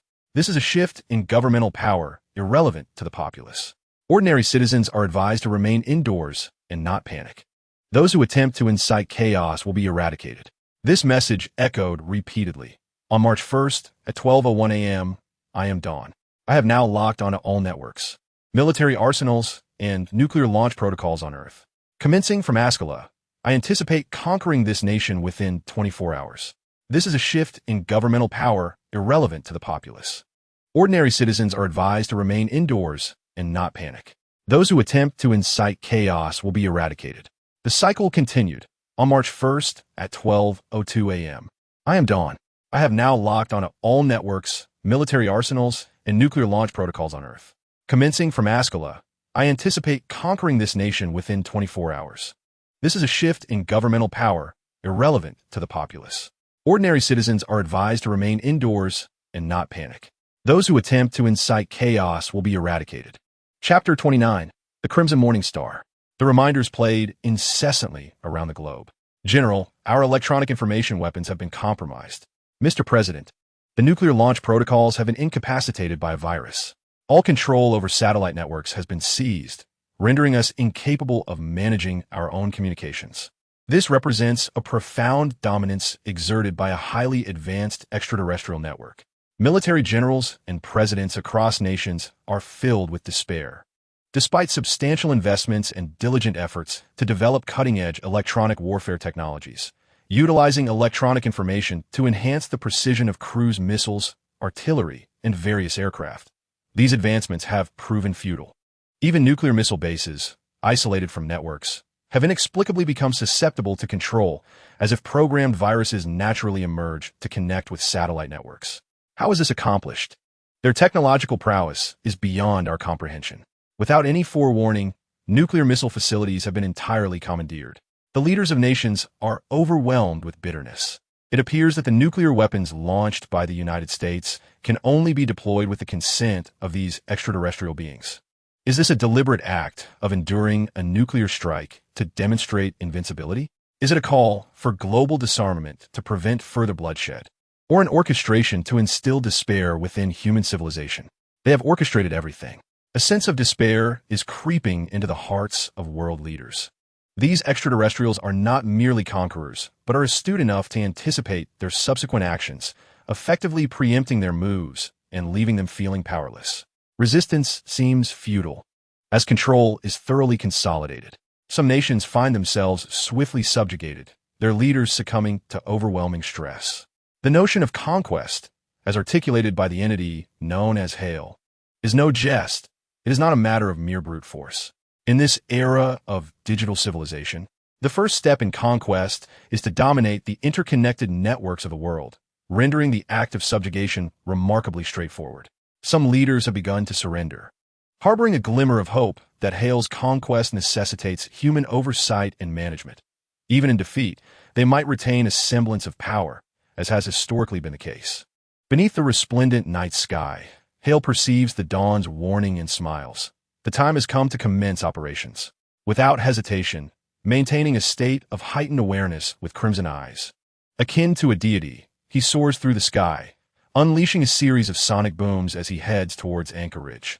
The city of Anchorage remains desolate, its populace forcibly relocated by the military to a large base. With raven black hair and crimson eyes, Hale descends rapidly to this location, casually donning attire reminiscent of his previous outfit in an old-fashioned clothing store before ascending once more into the sky. In the next moment, he soars above, emitting a powerful biological magnetic field that begins to envelop Alaska, seeking out the large military base housing the displaced citizens. From this moment onward, I call upon all colonels to heed the commands of the command center, facilitate the return of the populace to Anchorage, disband station troops, and lift the temporary state of war. Colonel Bale acknowledged the order. The command from the control room crackled through the radio, momentarily startling Colonel Barley. Suddenly, he caught a whiff of the metallic scent of blood wafting from behind him. His muscles tensed instinctively as he turned to draw his weapon, only to behold Major General Chris, now reduced to nothing more than a uniform from which crimson mist billowed forth, the attire collapsing lifelessly to the ground. Witnessing this ghastly scene sent a shiver down Barley's spine, rendering him rigid with a chilling dread. Do not panic, remain calm. This is merely a shift in the national hierarchy, the voice on the radio commanded. Effective immediately, orders will be issued from the Electronic Information Control Room. Please ensure all communication devices remain operational. All commands issued by ranks below Brigadier General are hereby revoked. Soldiers, obey the new orders. Colonel Barley, you are to comply. Failure to do so will classify you as a traitor, subject to elimination. The incessant chatter over the radio sent a chill surging through Barley's back. It took what felt like an eternity for his mind to break free from the paralysis of shock, and upon hearing the voice again, he hastily replied, I accept the orders. His voice trembled, a cold sweat breaking out as he remained oblivious to the unfolding chaos. The bizarre demise of the Major General, transforming into a mist of blood, left him reeling. He quickly resolved to comply with the commands, fearing a similar fate. Most crucially, the protocol had not faltered. Following the death of his superior, he was bound to heed the orders transmitted by the Electronic Information Control Center. Despite the horror of the situation, he steeled himself and affirmed his compliance. Excellent. In 24 hours, Colonel Barley, you shall be promoted to Brigadier General. Now, cooperate with the orders from the control room. Reassure the populace and facilitate their relocation back to Anchorage. The troops are to be withdrawn and the state of emergency lifted. You shall find fortune in your new rank. Brigadier General. Now, execute the orders. The communication left Colonel Barley in a daze. First, Chris vanished in a cloud of blood behind him, and now he was to be elevated to Brigadier General? Was such unexpected fortune truly upon him? Soon, he observed his fellow officers, notably Colonel Anston, who, sensing the upheaval, vehemently refused to comply with the orders, unleashing a torrent of curses at the voice on the radio before he, too, disintegrated into a mist of blood, his uniform falling to the ground. Other colonels, however, accepted the orders, only to be informed that in 24 hours, they too would ascend to the rank of brigadier general. Their expressions a blend of excitement and suspicion. Particularly distressing was the realization that those who promptly complied were informed they would be promoted to major general. Barley felt a twist of bitterness within him, regretting his prolonged astonishment that it cost him the opportunity for such advancement. In swift succession, it became apparent that within this vast military installation, all officers of brigadier general rank and above, major generals, lieutenant generals, and generals, had vanished into blood mist. They were left with no choice but to heed the orders from the communication center, lest they forfeit their chance at promotion. Those who harbored doubts or refused to comply had already met their demise. Barley felt a tumultuous mix of dread and exhilaration, utterly bewildered by the unfolding events. As he looked up, a crimson morning star streaked across the night sky, capturing his gaze. Chapter 30. Still in time to bask in the sun despite the vast expanse of Alaska, covering approximately 854 square kilometers, about 5 times the size of Germany. Its population is merely around 720,000, in stark contrast to Germany's approximately 93 million inhabitants. The biomagnetic field of Hale permeates Alaska, swiftly conquering the territory within mere minutes. A formal decree is issued to notify the former mayor and police chief to step down, allowing the Dawn to inform the newly appointed mayors and police chiefs, who were to take office immediately, equipped with tablets and communication devices, awaiting orders to maintain peace and order within the city. Hale does not engage in the wholesale removal of high-ranking officials within the municipal and police systems. Instead, he instructs them to resign at once, promoting officers of lower ranks to fill the vacancies. Of course, some are reluctant to comply. Hale dismisses their defiance, employing the biomagnetic pressure to dissolve them into mist, ensuring that new leadership is installed to execute orders and eradicate the remnants of the old regime. They may feign acquiescence while clandestinely upholding the previous political framework. However, this is of little concern to Hale. In due course, a press conference will be held after 24 hours to announce his dominion over the nation, at which point compliance will be assured. As for the military hierarchy, Hale opts not to replace them. Rather, he eliminates all officers of the rank of brigadier general and above, reducing them to mere mist to preclude any potential influence over the army and mitigate the risk of insurrection. The Dawn assumes control of the command center, issuing directives to colonel-level officers who exhibit no resistance. How could they, with their generals reduced to vapor? Where should their M4A1 rifles be aimed? Where should their grenades be thrown? Further orders emanate from the command and communication center, promoting several to the ranks of brigadier general and major general, without requiring any actions from them, merely to maintain the status quo.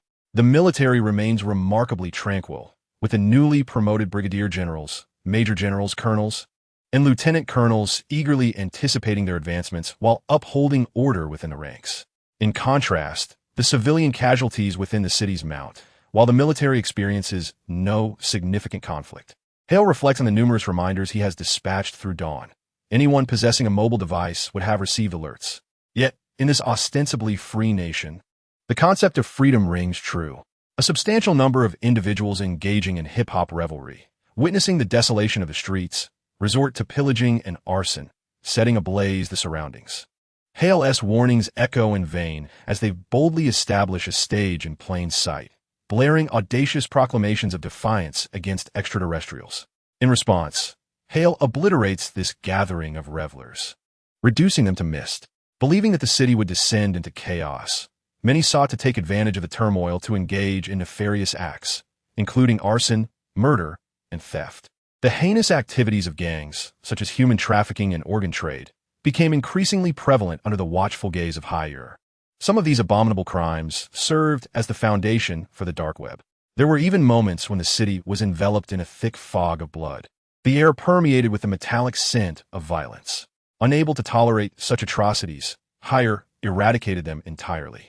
He hovered above each state, his eyes emanating a crimson glow, shining like the morning star, yet instilling terror akin to that of a deathly demon. Washington, Oregon, California, Hawaii, Arizona, Nevada, Idaho. The Dawn was strategically focused on the networks of the Earth, military bases, and electronic information armaments, ensuring minimal disturbances, while the networks of the general populace received little attention. And then he arrived. He hovered over Texas. Some individuals captured photographs, revealing the striking red light that shone like a morning star suspended in the skies of Texas. "Thank the heavens," exclaimed one man. "I had just finished work with my daughter when we were cornered in an alley. I feared I would helplessly witness her suffering indignities. I am eternally grateful to the divine. Those beasts disintegrated into a mist of blood before my very eyes. His presence is a true blessing. The gangs near my home have been annihilated. How wonderful! I had anticipated a cataclysmic war engulfing the globe, but instead, it appears to be an angel sent by God. I have finally emerged from the dungeon, and my organs are safe. Praise him, my God, for the angel has descended upon earth." It was terrifying. My new boyfriend transformed into a mist of blood beside me. The police discovered imprisoned young girls in a cellar. Truly frightful. Your reputation is the real horror. Online, the populace, initially bracing for widespread upheaval and war, soon realized that in the regions traversed by Higher, as long as one refrained from engaging in acts of disorder and evil, they were essentially safe. Higher also eradicated a significant wave of criminal activity. Within the Oval Office, the president maintained an elegant demeanor, a faint smile gracing his lips as he gently rubbed his ivory-handled pistol. He observed the reactions of the citizens from the vast states that Higher had passed through, his warm gaze seemingly betraying a hint of mockery. "A righteous angel?" he mused. "Are you mocking us with your actions?" The president could not help but chuckle softly. How tragic it was that the stability humanity had long maintained, which had fostered a stable evil, was ruthlessly dismantled by him. Humanity could eliminate such threats, yet due to their profound impact, they had not done so. What then was the significance? What exactly do you wish to achieve, extraterrestrial being? A smile lingered on the president's lips, and within him stirred a compelling desire to engage in dialogue with the alien. He yearned to discern what kind of idealist this being truly was. He pondered the question, without such formidable power, what would it mean to embody an idealist? Aliens, you are not superior to humanity. In the next moment, a searing beam of heat sliced through the entirety of the White House, molten lava cascading down. The president's astonished visage fell upon the azure carpet. Hale retracted his scorching gaze, his profound eyes glancing at the nation's most iconic edifice engulfed in flames. This was the final destination. I still have time to bask in the sunlight. The duration was even shorter than he had anticipated. Merely a single night sufficed. The sky was already tinged with the pale light of dawn. Hale turned and ascended slowly, the sonic boom's rush of air brushing against his face. Swiftly arriving at the Capitol, where he casually perched himself, a gentle breeze accompanied him, and with a smile, he hummed a tune, his eyes half closed. Golden sunlight poured over the horizon, illuminating Hale's features, shimmering with brilliance. Chapter 31, Kindness? The sun blazed brightly, and the air was fervent. In the bustling square of the Capitol, Jupiter donned a fitted black suit with a skirt, looking splendidly professional, her dark glasses framing her focused demeanor as she busily arranged camera setups from various media outlets, television, and reporters from around the globe, all tirelessly converging from Anchorage to this location once more. She coordinated officers dispatched by the police to maintain order, occasionally observing the throngs of people with a satisfied expression. Then turning to glance at Hale, reclining atop the Capitol in the sun, sharing a knowing smile before continuing her efforts to uphold order in the square. A multitude of people brandished signs proclaiming justice and welcoming dominion, their eyes ablaze with anticipation as they gazed toward Hale, basking in the sun atop the Capitol. The events of Hale's actions throughout the night were broadcasted across television and the internet. Over 8 million criminals, whose heinous deeds were shocking and appalling, had their moral depravity laid bare before them. Humanity's ethical threshold was revealed to be alarmingly low, allowing for such grotesque manipulation among individuals. Following the revelations on television and the internet, a substantial crowd raised banners of justice, fervently swarming to support Hale.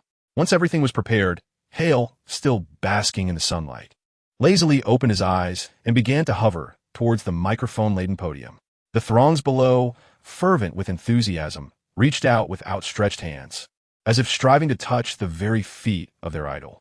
In just a single night, Hale's reputation had turned a complete 180 degrees, transforming from a figure of terror into a celestial angel of justice, a divine being of righteousness, a guardian of humanity, and other such commendable titles.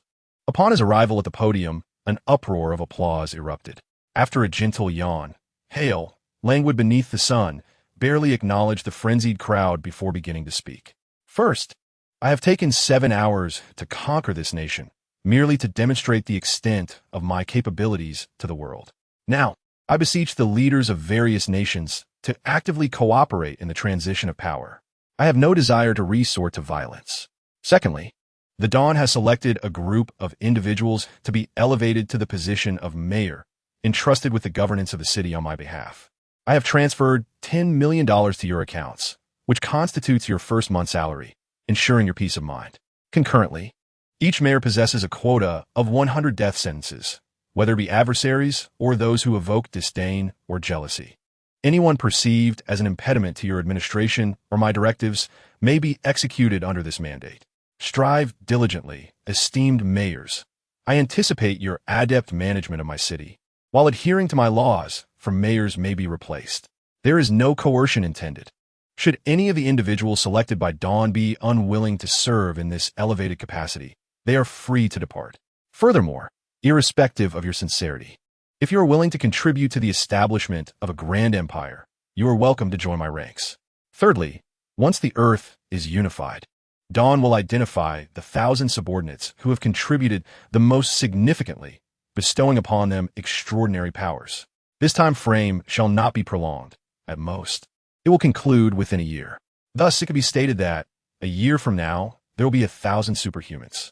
Strive not only for my sake, but also for your own, esteemed individuals. The proclamations uttered by Hale have incited a tremendous uproar. If the mayor's possession of $10 million incites envy and 100 death sentences induce trepidation, then the notion of superpowers embodies sheer, unadulterated greed and yearning. Witnessing Hale emerge unscathed from a nuclear explosion and wielding devastating power leaves one unable to resist coveting such divine might. Even without Hale's formidable strength, the mere ability to fly, emit laser beams, or possess unparalleled strength are aspirations long coveted by humanity.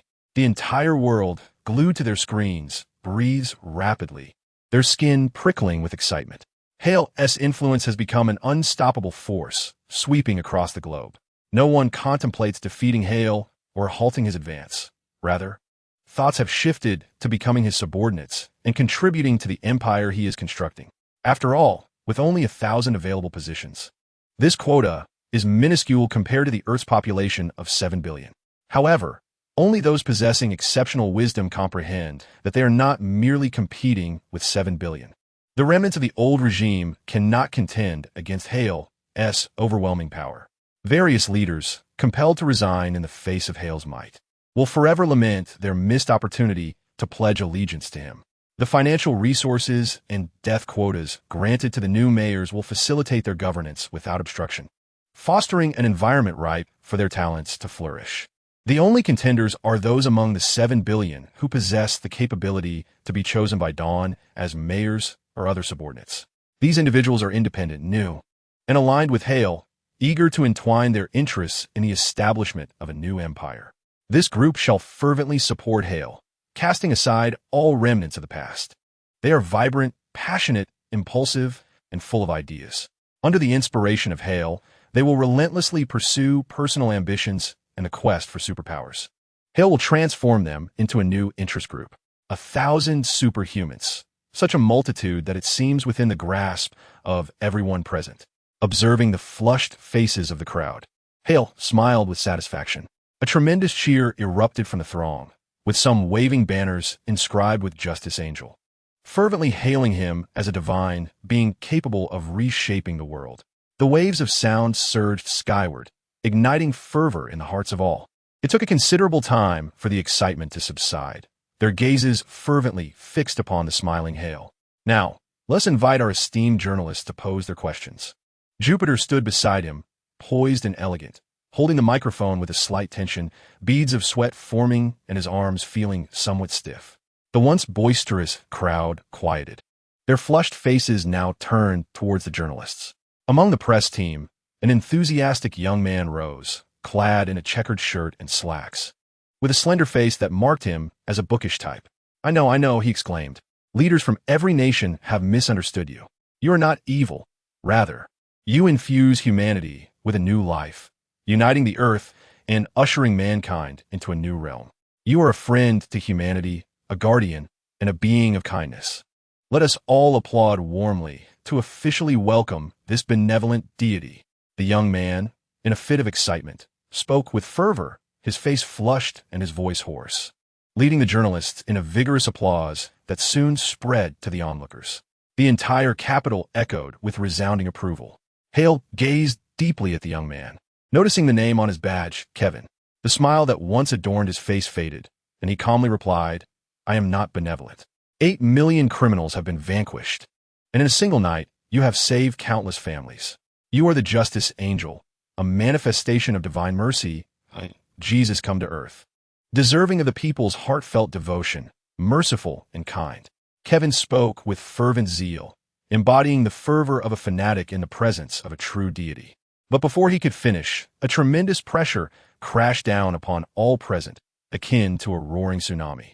The air thickened, becoming almost tangible, constricting every breath.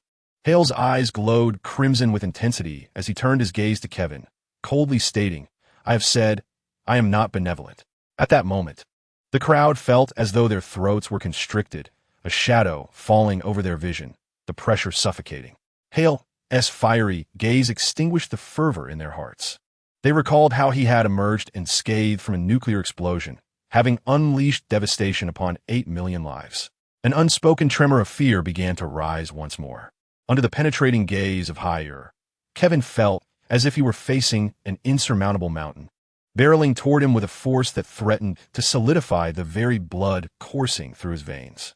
He steeled his heart, which felt as if frozen, and with unwavering resolve in his eyes, bit down on his tongue, the sharp pain and the taste of copper liberating him from the weight of fear pressing upon his chest. A determined expression surged across Kevin's face, igniting a fervor more intense than ever before. He fixed his gaze squarely upon Hire and fervently proclaimed, "No, you are benevolent. Your actions have made this clear. You have eradicated 8 million criminals, ushering in a new dawn for this nation. You have conquered this land, reminding the nations of Earth not to resist. You abhor bloodshed, detest war, and loathe killing, which is why you began here to stem the tide of large-scale slaughter across the globe. You have granted the mayors of various cities 100 death quotas, empowering the new leaders to dismantle the entrenched powers of the old regime with formidable backing. With unwavering determination, you swiftly established dominion over the earth, maintaining order and safeguarding the innocent. The faster you act, the fewer civilians perish. You claim not to be kind, yet your actions have never intentionally harmed civilians. You have repeatedly reminded us of the need for order, all to protect the populace. You possess extraordinary abilities beyond the ordinary, yet you're not reluctant to share them with humanity. You are a guardian of mankind, a divine angel of justice gracing this world, leading humanity into a new era. Your compassion and kindness render you unparalleled in greatness." In a frenzy, Kevin met Hire's fiery gaze, his neck strained, his face flushed with excitement, his voice hoarse from the fervent shouting. In that moment, only Kevin's impassioned voice pierced through the heavy atmosphere, echoing into the heavens.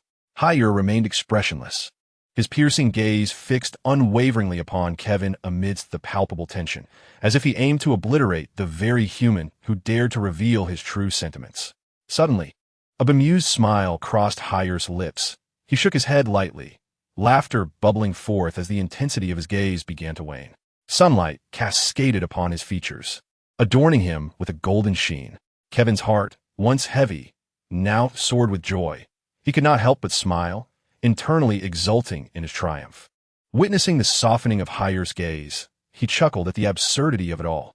Behind him, the reporter's eyes sparkled with excitement, erupting into applause for Kevin, their enthusiasm contagious, igniting fervent cheers from the crowd as they waved their flags and lauded Kevin's bravery. Amidst this more passionate and fervent celebration than ever before, the next moment arrived. With a bemused shake of his head, Hire's eyes ignited once more, a flash of crimson, unleashing 2 scorching beams that cleaved through Kevin's smiling visage, extending toward the reporters who fell like wheat before a scythe, limbs flying and crimson spraying, inciting chaos and terror. Chapter 32, Gene's Anchorage Base. Beneath the clear night sky, the stars shimmered brilliantly. Hale's silhouette soared through the cosmos, leaving a trail that generated sonic booms, the airflow tousling his dark hair. His gaze was profound, his expression tranquil, as he darted towards the gaping hole in the dome that he had previously breached. The reconstruction engineers at Anchorage Base, astute in their dealings, noticed Hale's repeated descents through this aperture and deliberately chose not to repair it. Instead, they reinforced the breach, enhancing its aesthetics, transforming it into Hale's exclusive entrance and exit. Within the dome, they constructed an extensive network of passageways leading to various parts of the Anchorage base, allowing Hale to enter from the heavens and traverse anywhere he desired. Surely, one could not expect such a divine being to enter through the common entrance alongside mere mortals. Hale descended rapidly, his feet landing on the steel corridor, the scent of machinery and metal wafting towards him. A powerful gust of wind surged towards the surrounding personnel, causing their skin to ripple and their eyes to squint. Upon witnessing Hale's presence, they promptly aligned themselves along the walls, bowing their heads in trepidation. Hale strode confidently towards the biological research laboratory, his black cloak billowing behind him, casting a shadow over the earth. The biological medical room, having suffered damage from Hale's previous battles, had its walls dismantled and expanded, now more spacious than ever. White-coated researchers scurried about in their respective cubicles. Siri, clad in white canvas shoes and black trousers that hugged her long legs, wore a fitted t-shirt that accentuated a 3D design on her chest. Her hair was styled into two uneven buns, one higher than the other. Draped in a lab coat, she whimsically twirled a lollipop with her agile tongue, her beautiful cheeks puffing out as she stood outside the biological medical room, peering through the transparent glass wall with keen interest at the laboratory's white mice, showcasing various superpowers. The familiar, solid footsteps echoed, resonant and formidable, akin to the sound of a planet's march. Siri, still holding the lollipop, turned to see Hale emerging around the corner. He remained as graceful and imposing as ever, gleaming like a beacon. Siri admired him silently, her right hand slipping into her lab coat to retrieve another lollipop, which she tossed towards Hale. She wished to share something delightful with him. As Hale approached, he instinctively caught the treat, opening his palm to reveal an alpine lollipop, chocolate-flavored. A question mark appeared in his mind. While pondering, he unwrapped the candy as he continued walking, casually discarding the packaging, and popped the alpine into his mouth. He reached Siri's side, both of them savoring the lollipop together while gazing into the biological research laboratory. Inside, the white mice were in a frenzy, lasers shooting in every direction, emitting freezing breath, engulfed in flames, their bodies adorned with various metallic surfaces. With a gentle flick of his tongue, Hale licked the alpines 2 times, yet the exquisite taste elicited no pleasure. He then adjusted his taste perception to that of an ordinary person, and, at last, it felt normal. He savored the long-lost flavor, a smile of delight gracing the corners of his mouth. Observing Hale and herself both enjoying the lollipop, Silly felt a surge of joy. After taking a hearty suck of the alpines, she withdrew it from her mouth and swiftly began her report. A stream of specialized biomedical terminology flowed from her crimson lips.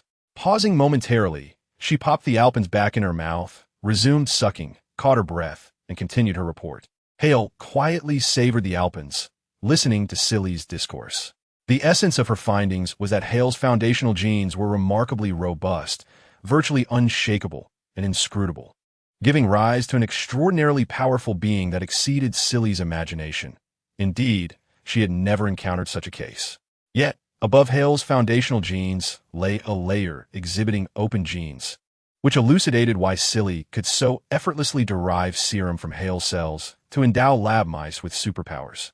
Due to these open genes, Hale should possess a plethora of diverse super abilities, with the potential to either bestow them upon himself or inherently grant them to others.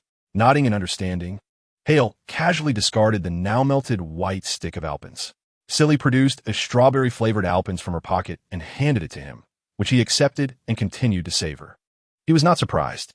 As a super Kryptonian, he possessed not only telepathy, but also the ability to manipulate matter, alter dimensions, project force fields, project celestial bodies, teleport, and manipulate time, far exceeding the capabilities depicted in comic books. His current lack of evolution or awakening was due to the stability and equilibrium of his foundational genes, which would eventually harmonize any potent super ability, allowing for a gradual awakening. Thus, Hale presently wielded only the basic superpowers inherent to Kryptonians: super strength, super endurance, supervision, heat vision, and freezing breath. In the future, as he absorbed solar energy, his super abilities would gradually awaken under his command. At present, Hale felt quite feeble compared to the likes of DC's formidable entities, Darkseid, the Presence, and the various deities entwined with the Source Wall and the realms of the divine. He could not even escape a singular universe. Therefore, Hale was immensely gratified to find himself on this Earth, a safe haven for experimentation, where he could imbue humanity with superpowers, harnessing the collective wisdom and brilliance of an entire planet to develop various applications and formidable enhancements. Hale, were you also manufactured? Silly inquired, pulling the lollipop from her lips. Hale was taken aback by Silly's question. Was I manufactured? The highly advanced biotechnology of Krypton had rendered natural procreation obsolete. All beings were born within the life origin chamber. From the moment of birth, one's genes dictate identity and vocation. Although Hale possesses the extraordinary ability to obliterate the Earth and withstand nuclear blasts with ease, he is, in essence, merely a remarkably unremarkable genius scientist, engineered for a singular purpose. Thus, yes, Silly, clutching a lollipop in her right hand and instinctively twirling her wrist, mused contemplatively. You see, your foundational genes resemble a towering edifice. They are robust and formidable, continuously growing stronger. Once they reach a certain pinnacle of strength, they will awaken and allow you to wield various superpowers. Hale, your foundational genes give me the impression of being meticulously crafted to support an extraordinarily powerful genetic structure, with a solid foundation laid solely to uphold the skyscrapers of your potential. After her statement, Silly popped the Alpine candy into her mouth. In that instant, Hale's mind felt as though it had been struck by lightning. He momentarily lost himself in Silly's conjecture before narrowing his eyes, exuding an aura of palpable danger. Silly shivered, sensing a chill enveloping her surroundings. He had never pondered the intricacies of his genetics, as his focus on Krypton had always been on devising an escape plan, prioritizing survival above all else. Now, with Silly's hypothesis resonating within him, Hale found himself reflecting deeply on his existence. Indeed, he was a being far beyond the realm of ordinary Kryptonians, endowed with unparalleled strength and an array of superpowers. But who had engineered such an extraordinary entity? The existence of open genetic superpowers, coupled with a foundation of such remarkable stability and balance, was intended to support what exactly? After a moment of contemplation, Hale ceased his speculation. On Krypton, the number of individuals capable of creating someone as powerful as himself was exceedingly rare. There were only a handful of such creators, and guessing was unnecessary. Thus, the identity of this creator was clear. Chapter 33. Mental abilities. Hale had come to comprehend the significance of his genetic makeup. He bit into a strawberry-flavored Alpine candy, the rich sweetness bursting in his mouth, and casually discarded the white plastic stick, no longer preoccupied with it. The potential for traversing various worlds might even enable him to enhance his capabilities further. Has the gene serum been completed? Hale inquired nonchalantly. If Silly could not accomplish it in a short time, he would take matters into his own hands, as it was ultimately a straightforward task, especially for someone like him, whose mind operated at a level far superior to the most advanced computers on Earth. Should he immerse himself in research once more, the results would undoubtedly surpass his previous achievements by hundreds of thousands of times. It's done. Quite safe, really. A certain researcher volunteered for the trial and gained microscopic vision. He stared for days on end, lost in his research, without a moment's rest. Once he inevitably succumbs, I plan to dissect him for further examination. Hale, your cells are truly a treasure. The way they enhance biological safety and optimize genetic structures is unprecedented. Your physique is simply extraordinary, Silly exclaimed, her admiration evident as she expressed her awe. Hale is just. He is truly remarkable. I could weep. Higher pondered why his genes might resemble that of Tang Seng's flesh, without the swift creation of formidable subordinates endowed with extraordinary abilities. How could he hope to dominate the universe? Could mere rhetoric suffice? Of course, he did not necessarily aspire to rule the cosmos. Yet he undeniably required a plethora of powerful allies to serve him. Perhaps the notion of universal dominion was merely an ancillary benefit of his own strength. Those as formidable as Darkseid or the Presence surely possessed numerous powerful subordinates. Without granting them some semblance of superpowers to begin with, could he afford to wait for centuries, even millennia, for them to evolve? Thus, he casually proposed the creation of 5,000 such beings. In that moment, Hyer felt an overwhelming sense of fortune to have encountered this planet, as he prepared to usher them into a new era of superpowers. Suddenly, after voicing his thoughts, a buzzing sensation enveloped his mind as if he had transcended a barrier. The world around him unfolded into a new dimension, and an ineffable awareness blossomed within his consciousness, revealing the transformation he was undergoing. He felt a drowsiness creeping in, lamenting the burdens of yet another night of overtime due to the meddling extraterrestrials. My legs. Oh, my legs. Why was it not Amy next door who lost hers? He mused that if he vanquished the aliens, he would emerge as a hero in the eyes of all. I love you. I love you. I love you. He wondered whether he might possess superpowers himself, yearning for the ability of X-ray vision. Within the Anchorage base, the collective thoughts of everyone there flooded into Hyer's mind. While receiving the thoughts of the Anchorage personnel momentarily startled him, it quickly became inconsequential. He had awakened a new superpower, telepathy, allowing him to perceive and, to some extent, influence the thoughts of sentient beings, though he could not control the instincts that governed primal creatures. He promptly chose to shield himself from others, focusing instead on the thoughts of Sheely, who was responding affirmatively to him. After acknowledging him, Sheely, with a tongue swirling around an alp, seemingly possessed thoughts akin to an animal, a repetitive urge to lick. Most biological thoughts are, in fact, governed by bodily instincts, as evidenced by Sheely's response to Hyer's presence. Her sole desire was to lick the lollipop, an instinctive thought manifesting as lick, lick, lick. Hyer received this notion and began to explore it further. Fixing his gaze upon Sheely, he adjusted his vision to that of an ordinary person. Beneath the incandescent light, her eyes sparkled like autumn waters. Her nose was perfectly shaped, her features distinct, and her exquisite face reflected a fine down, rendering her remarkably beautiful, even though her fashion sense was quite lacking. Her inherent beauty and figure would lead anyone to perceive Sheely as a stunning woman unconstrained by attire. Noticing Hyer's gaze upon her, Sheely tilted her head in curiosity.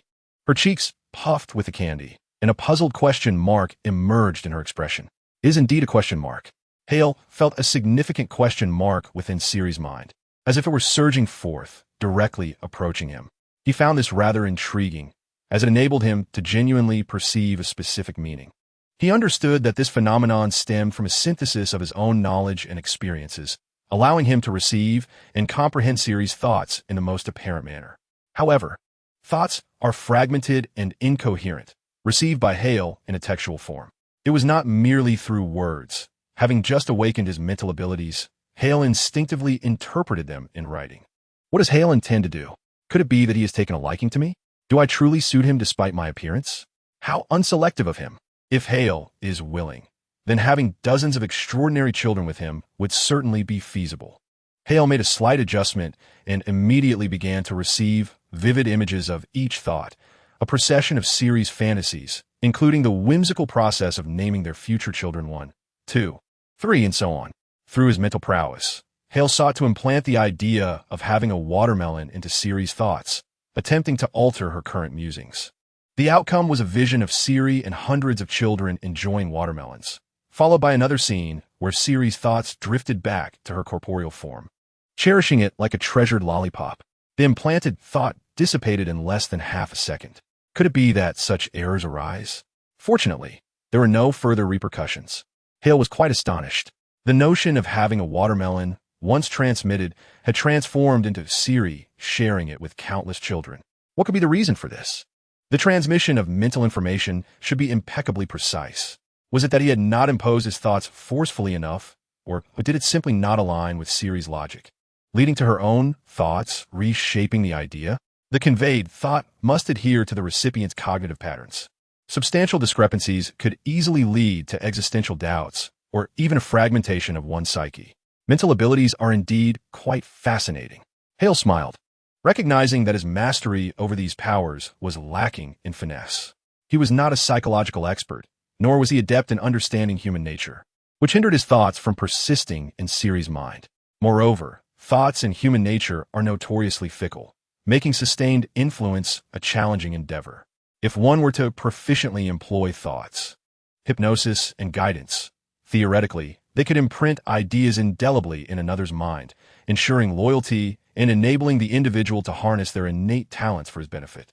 However, at this moment, with his newly awakened abilities, Hale perceived his usage as rather crude. Beyond merely sensing others' thoughts, inserting ideas into their minds, and unwittingly invoking unforeseen consequences through intrusive glimpses into their memories, he found little else of utility.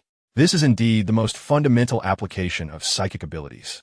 However, Hale hesitated to delve into Ciri's mind and explore her memories, fearing that she might not withstand it and could perish. He also refrained from forcefully implanting his thoughts into Ciri's mind, as the potential risk of rendering her mentally incapacitated would result in the loss of such a capable, loyal, and talented subordinate. It appeared prudent to seek someone devoid of psychic powers, yet adept at manipulating others' lives through psychological acumen. By examining their use of psychological strategies, suggestions, and various techniques of influence, he could assimilate their strengths into his own psychic capabilities. This could lead to the development of mental imprints through direct suggestion and hypnosis. Fortuitously, Hale was acquainted with such a psychological master. Thus, amidst the turbulent thoughts of Ciri, he turned away from Anchorage and set his course back to Washington, D.C. Chapter 34. The Seven Deadly Sins. Jupiter, slender and elegant in a white tailored suit and skirt, her long legs encased in black stockings, stood poised in sharp stilettos upon the blood-stained grounds of the Capitol. A chill surged through her. Her expression taut as she directed officers and the stationed military in the city, trampling upon a series of banners proclaiming the virtues of justice, kindness, and divinity. As panic crowds were methodically ushered away, it seemed as though the faith of the populace had crumbled, their hearts trembling with dread as they were swept away from the Capitol grounds. Black hearses commenced their grim procession, collecting the remains of the press in dark body bags. Strangely, a foul odor of flesh lingered in the air, causing several officers to retch at the sight. The scene was one of unspeakable horror, a tragedy that transcended mere mortal suffering. Jupiter, too, fought against the icy grip of fear rising within her, the nauseating scent of decay assaulting her senses as she managed the aftermath. After all the remains were collected for incineration, fire trucks unleashed torrents of water, cleansing the crimson stains from the ground for 2 full hours until the area appeared as though nothing had transpired. Here, it seemed as though nothing had ever occurred. Jupiter's fair, resolute, and dignified visage glistened with perspiration, a few strands of hair clinging to her face, betraying her fatigue. She lightly adjusted her black glasses with a fingertip, her azure eyes resembling a serene lake, as she turned to gaze at the imposing Capitol dome. Hale lay leisurely atop the building, basking in the sun throughout the afternoon. After dispatching the press with a mere glance, he had flown to the Capitol's summit to enjoy the sunlight. As if sensing Jupiter's gaze upon him, he rose from his perch, casting a casual glance in her direction before withdrawing his sight and shattering the sound barrier, producing a sonic boom as he soared toward the Anchorage base, leaving a white trail in the sky. What gaze! More arrogant than arrogance itself. A gaze that transcended mere pride. It was one of utter disregard. Jupiter felt a chill in her heart, swiftly replaced by a surge of anger. Her expression involuntarily revealed a mix of anticipation, longing, and reverence as she watched him depart from the Capitol building. Gazing into the distance, she saw Hale recede into the sky, shrinking to a size smaller than a sesame seed until he vanished entirely. As night fell, Jupiter's countenance grew cold. Her painted lips pressed tightly together, and she strode away from the Capitol in her high heels with fierce determination. In a context where Hale was indifferent to affairs and Steck was preoccupied with disbanding the army, Jupiter, serving as Hale's secretary, wielded authority unparalleled in the city and throughout the conquered realm. She could effortlessly summon any municipal official, including those from the police department and station troops. Exiting the Capitol, she stepped onto the street, where an ancient black beetle so outdated that it lacked modern navigational systems and sound equipment, fortuitously rolled to a stop at her feet. Without hesitation, Jupiter opened the door and climbed into the vehicle. The Black Beetle meandered along the thoroughfare, heading towards the Four Seasons Hotel where she was lodged. Traversing the least surveilled streets. Inside the car, she retrieved her tablet, a tool for managing her affairs, and smashed the camera. At that moment, the screen illuminated, revealing a figure clad in a red dress, barefoot, Morning Dawn, who inquired with concern, "Jupiter, have you encountered danger? Your camera is damaged. It fell accidentally and broke." "I'm fine. Just returning to the hotel," Jupiter replied wearily, her expression icy. "All right, please be careful. Thank you for your concern, Morning Dawn." Just as Hale's arrogance suggested. This was not surveillance nor an order from him. It was merely the innocent concern of a child, Morning Dawn. Hale had no genuine regard for Jupiter.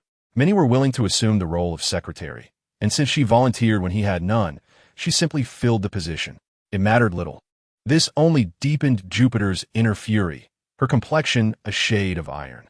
She was not irreplaceable, nor unique, devoid of any true significance. Even now, in the perception of others, she stood one tier above the masses, capable of mobilizing the police and troops numbering in the hundreds of thousands, wielding enough power to slay her own kind. Yet she was utterly disregarded by Hale. Arrogance. Arrogance. You are insufferably arrogant, alien. A profound hatred brewed within Jupiter, her expression darkening. The driver, seemingly wary of disturbing Jupiter's conversation, parked the car by the side of the street, above a manhole cover, awaiting the conclusion of their dialogue. After speaking with Morning Dawn, Jupiter tossed both her tablet and a voice recorder containing a 15-minute proposal report to the driver. His expression remained impassive as he received them, manipulating the modified Beetle. A mechanical arm emerged from beneath the vehicle, lifting the manhole cover to reveal a staircase leading into the sewer. Jupiter tightened her arm muscles, lifted the car's undercarriage, and, clad in black stockings, leapt boldly into the depths below. The Beetle sealed the manhole cover and gradually moved away. Jupiter fell into the sewer, her legs spread apart. The tightness of her skirt straining against her thighs and hips, forming a powerful and graceful curve. The heels of her shoes pressed against the outer side of the iron ladder, her hands delicately clasping the rungs to maintain her balance as she slid down to the bottom. The stench filled her nostrils, yet she proceeded unperturbed into the depths. After several turns, she arrived at the expansive center of the sewer, only to delve into a dark tunnel. Amidst the trickling sewage, she entered a room lined with high-tech soundproofing material. Inside, a round table awaited, already occupied by 11 seats. 11 figures whose faces were shrouded in darkness beneath the flickering glow of dim oil lamps. Kevin is dead. We have failed. No, the psychological team did not miscalculate. He was merely an extraterrestrial possessing the psyche of an ordinary person, and his mind was already within my grasp. The notion of eradicating evil is indeed laughable. We had accurately discerned his thoughts. So why did we falter? Gazed upon with admiration, reverence, and longing, heralded as a guardian of justice and goodness. Such accolades became a poison to his psyche, subconsciously igniting insatiable desires. He managed to break free. Shouldn't we have defined him at that moment? Quite the contrary. Having just conquered this realm, obliterating 8 million criminals under the world's gaze, he harbored a profound hatred for evil. Yet within him lay a bleak sorrow for the filth of the offenders. It was only when humanity bestowed upon him the title of Guardian of Justice that he perceived a glimmer of meaning in his actions, embedding within him the conflicted thoughts of justice and malevolence, ultimately leading him to fight for humanity's sake and protect it, thus thoroughly manipulating his psyche. No ordinary mind could escape such a delectable mental influence, this psychological control. So why do we fail? He saw through it. He was more intelligent than all of us combined, discerning Kevin's actions. I do not concede that his IQ surpasses ours, yet he indeed recognized the truth. Had he shown even a modicum of weakness in that moment, had Kevin not perished, he would have undoubtedly descended into an irretrievable psychological abyss. Once the breach was opened, he would have lost his balance, relying on humanity for survival. He understood this and acted without hesitation. He was, indeed, a nut encased in a hard shell. Yet this also revealed a soul unworthy of such a vessel. He lacked the mindset of a divine being or a sage and could not tolerate evil. How truly laughable. This was his greatest weakness, alien.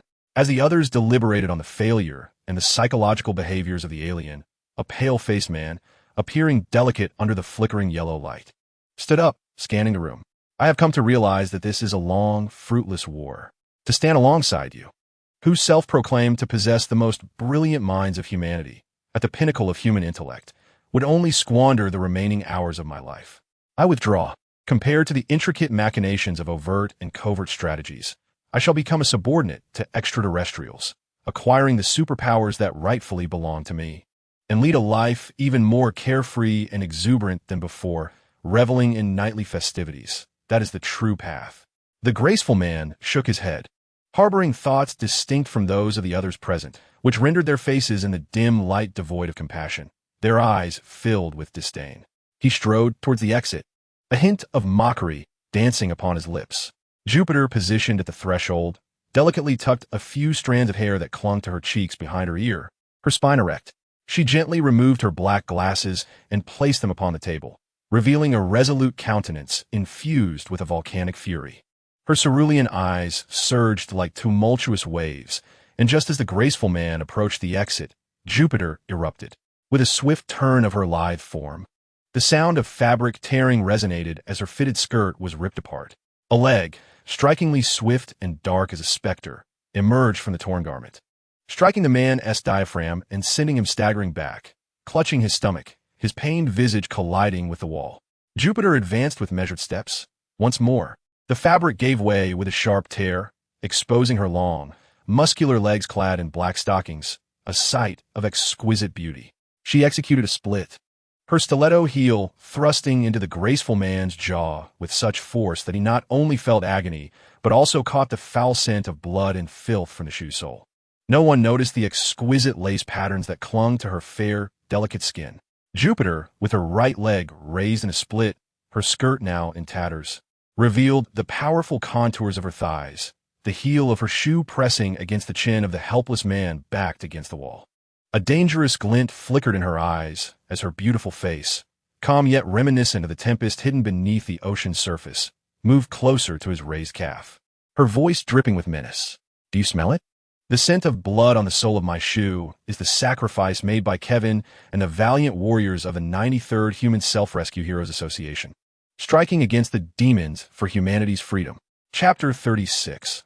The Virtuous Amid Psychological Turmoil, Washington, D.C., the sky adorned with thin clouds, like a gauzy veil shyly obscuring the moon. This is an area long abandoned, empty to the populace, devoid of surveillance, poised for a revival as a commercial city. The Aner Alley, silent, cool, and deserted. The dim yellow street lights buzzed, occasionally cracking with a pop that startled the insects encircling the light, only for them to return once more to the source of their fright. Jupiter and her companions emerged from the underground like fish swimming upstream. The light of the street lamps and the moonlight faintly illuminated their confident, smiling faces. Maslow categorized human needs into 5 levels, ranging from the most basic to the more complex. 1. Physiological needs, food, water, air, sleep, and sexual desires, constitute the fundamental requirements for survival. 2. Safety needs, stability, security, protection, order, serve to alleviate fear and anxiety, aligning with psychological necessities. 3. Emotional communication needs. It is impossible for an individual to exist devoid of emotions. Every person yearns to forge connections and engage in emotional exchanges with others, be it through love, friendship, familial bonds, or even the communal emotions experienced while observing life unfold on the streets. Such interactions are an essential aspect of existence. For those imbued with feelings cannot languish in solitude within a darkened room until death. 4. Need for respect. The desire for self-esteem and the aspiration to be respected by others may not necessitate external validation, yet a robust sense of self-respect is imperative. 5. Self-actualization needs. The fulfillment of one's own potential represents the pinnacle of spiritual and psychological contentment.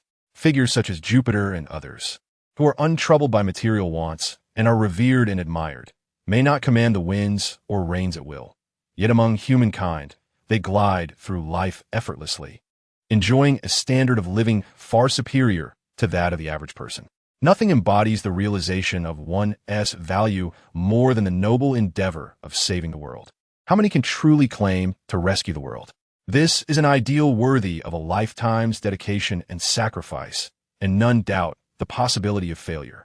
Since the dawn of human evolution, we have confronted fierce beasts, learned to wield tools to conquer them, and commenced our journey of survival through hunting. From that point onward, we have sought to dominate the land, explore the oceans, and gaze upon the stars. Our ancestors, armed with rudimentary tools, encircled and hunted mammoths. The forging of iron into mighty ships transformed the oceans into humanity's garden, enriching our diets with the bounty of the sea. Even the extraterrestrial creatures that emerged from wormholes beneath the Pacific were systematically hunted down by human-crafted mechanized suits. Today, encounters with celestial visitors merely represent a necessary step in humanity's ascension towards the cosmos. Just as our ancestors understood the power of tools, we too will surpass the strides of alien beings, advancing into space and embracing a new era. Currently, they convene around a round table in the sewer to strategize for the next decade. While the sewer may be foul and repugnant, it will ultimately evolve into a site of admiration and reverence for future generations, a testament to the indomitable spirit of pioneers. Everyone believes in this vision. With confidence and poise, they emerge from the depths, sharing knowing smiles forged from a common belief. A band of kindred spirits, united in purpose, radiates their self-assured smiles. They hold steadfast in their conviction, much like the moon that remains unshrouded by the wispy clouds above, its brilliance illuminating their path. Nothing can impede those who possess unwavering faith, akin to the resplendent moon suspended in the sky. The transient clouds are but a fleeting veil that will eventually dissipate. Yet, as that ephemeral mist clears, why do they perceive a minuscule black dot approaching, seemingly advancing toward them, growing larger until it obscures the moon? All eyes are fixated upon the silhouette that conceals the moon. What troubles you? Do not wear expressions of despair simply because I have arrived. I prefer to see your faces adorned with smiles, exuding confidence and tranquility. As Higher descends slowly from the moon, his black cloak billows in the cold wind, casting a shadow that obscures the moon and the night sky, filling their vision to the point where the moon becomes invisible. He resembles a malevolent deity emerging from the distant lunar realm, his imposing figure paralyzing their joints and blanketing their thoughts. Those who have never confronted Higher cannot fathom the immense pressure he exudes, not merely a suffocating weight upon the air, but a sensation akin to facing the core of a star, leaving one breathless. Furthermore, at a genetic level, a primal instinct to evade or feign death in the presence of formidable beasts, ingrained since ancient times, renders them powerless, their minds a void. Any semblance of intelligence pales in comparison to such overwhelming force. Jupiter finds her throat parched and hoarse, her face rigid, her mind a blank slate. Witnessing Higher descend from the moon, filling her entire field of vision, she feels her inner defenses crumble, leaving her devoid of any means to escape this moment of confronting her terror. Is everything laid bare before him? Is it all over? Higher casts a glance, disregarding the group rendered motionless by their instinctual urge to play dead, while he has never exchanged words with Jupiter, this mere tool.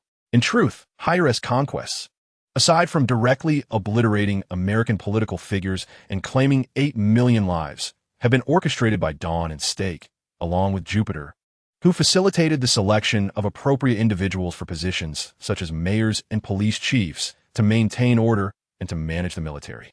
Dawn undertook an overwhelming 90% of the workload, utilizing communication networks to issue all commands. Stake and Jupiter merely pointed out directions beyond the reach of artificial intelligence, delegating the execution to Dawn. Thus, what purpose is there in conversing with someone like Jupiter, a mere tool? Higher dismisses them with a glance, focusing on his true target, Edward Yorton, an unremarkable middle-aged man with an ordinary appearance and casual attire. Yorton is the most terrifying psychological master on Earth. Everyone, including the highest echelon of Mensa's intellects, cannot help but acknowledge and fear engaging with him. For in mere conversation, one can easily become misled, hypnotized, and subjected to the influence of subconscious suggestion. He possesses an unparalleled ability to discern personal psychological weaknesses with a mere glance. No disguise can elude his eagle-like gaze. He wields the psychological prowess akin to that of Inception, capable of modifying subconscious thoughts. This ability, devoid of any so-called psychic powers, allows him to manipulate a person's memories and experiences through simple gestures, hypnosis, and objects, an undeniably terrifying capability. Higher can ascertain that he possesses no extraordinary psychic abilities. Rather, he relies solely on his unique understanding of the psychology of individuals, coupled with his own developments in graphic hypnosis, verbal persuasion, seductive gazes, and subconscious postures, an almost terrifying capacity for mind-reading observation. Even his entry into Mensa was anything but conventional. It was merely a means to showcase his prowess, as he navigated effortlessly among various high IQ circles, subtly leading them to recognize him as a member of Mensa and even a prominent figure within its ranks. Ultimately, in a most theatrical turn of events, the president of Mensa himself deemed Higher more qualified to assume the presidency and willingly relinquished his position. There was no dissent. All regarded it as a most fitting decision. Upon receiving the presidential mantle, Higher stood upon the podium, audibly mocking the Mensa members, rendering them utterly ineffectual. This so-called gathering of geniuses had no one capable of challenging him. All were effortlessly manipulated by his will, leaving them utterly powerless. When he voluntarily revealed this truth, the upper echelons of Mensa finally came to their senses, realizing the terrifying prowess of this solitary master of psychology, who had unwittingly ascended to the highest office of Mensa. Even after his revelations, many geniuses remained willingly subjugated, convinced of his exceptional abilities, surpassing 99% of humanity. Previously, a multitude of affluent patrons had shielded him, covertly assembling a security detail more extravagant than that of any national president, solely to protect this transcendent master of psychology. He may very well be the most profound understanding of human psychology in the annals of history. An unassuming middle-aged man, he possessed a charisma that captivated all high IQ individuals across the globe. Suspended in the air, Higher disregarded Jupiter and gradually approached Edward, his looming figure descending before him. His right hand outstretched, the index finger pointing downwards toward Edward's brow. Under the moonlight, in a moment of ethereal clarity, he resembled a deity bestowing blessings upon mortals. It turns out I have triumphed. Edward initially believed Higher was targeting Jupiter, intending to dispatch his group with a mere glance. After all, Edward had meticulously analyzed Higher's previous actions, realizing that Higher could not tolerate any affront to his person. Any act of aggression or verbal provocation would be classified by Higher as a personal attack, prompting him to act with lethal decisiveness. Meanwhile, Edward and his associates had just concluded a roundtable meeting in the sewers, determining their strategy to counter Higher's impending creation of a terrestrial empire over the next decade. There was no rationale for Higher to spare them. To him, eliminating them was merely a matter of a fleeting glance, as effortless as a flick of the wrist. However, when he turned away from Jupiter and approached Edward directly, towering over him in a manner reminiscent of a divine apparition, extending his index finger high above and directing it toward Edward's brow, the intent was unmistakable. Edward understood. He was indifferent to Jupiter and his cohorts, unconcerned with their decade-long strategy against the Earth Empire. Instead, his focus was solely on himself and the psychological manipulation schemes directed at him. Did he sense my threat? Edward spread his arms wide, as if to embrace the divine's blessing. A smile adorned his face, exuberant and thoroughly satisfied. Even if he were to perish in the next moment, before such godlike power, death had become inevitable. Why choose to end his own life? Because he perceived a threat emanating from within himself. To embody one's values and be regarded as a menace by the divine, warranting physical annihilation. He recognized that he had triumphed. Even if he were to die at that moment, successors would inevitably emerge, relentlessly targeting his vulnerabilities, breaching his defenses, leading to the complete obliteration of his mind and spirit. At that moment, Edward faced his demise with a generous heart. However, Hale merely tapped his brow lightly. His psychic ability encapsulated Edward's entire life within his mind, erupting in a torrent of energy that soared skyward and departed. He paid no heed to the tumult left behind. Edward remained, humiliated and in agony alongside Jupiter. All of this was dismissed as inconsequential.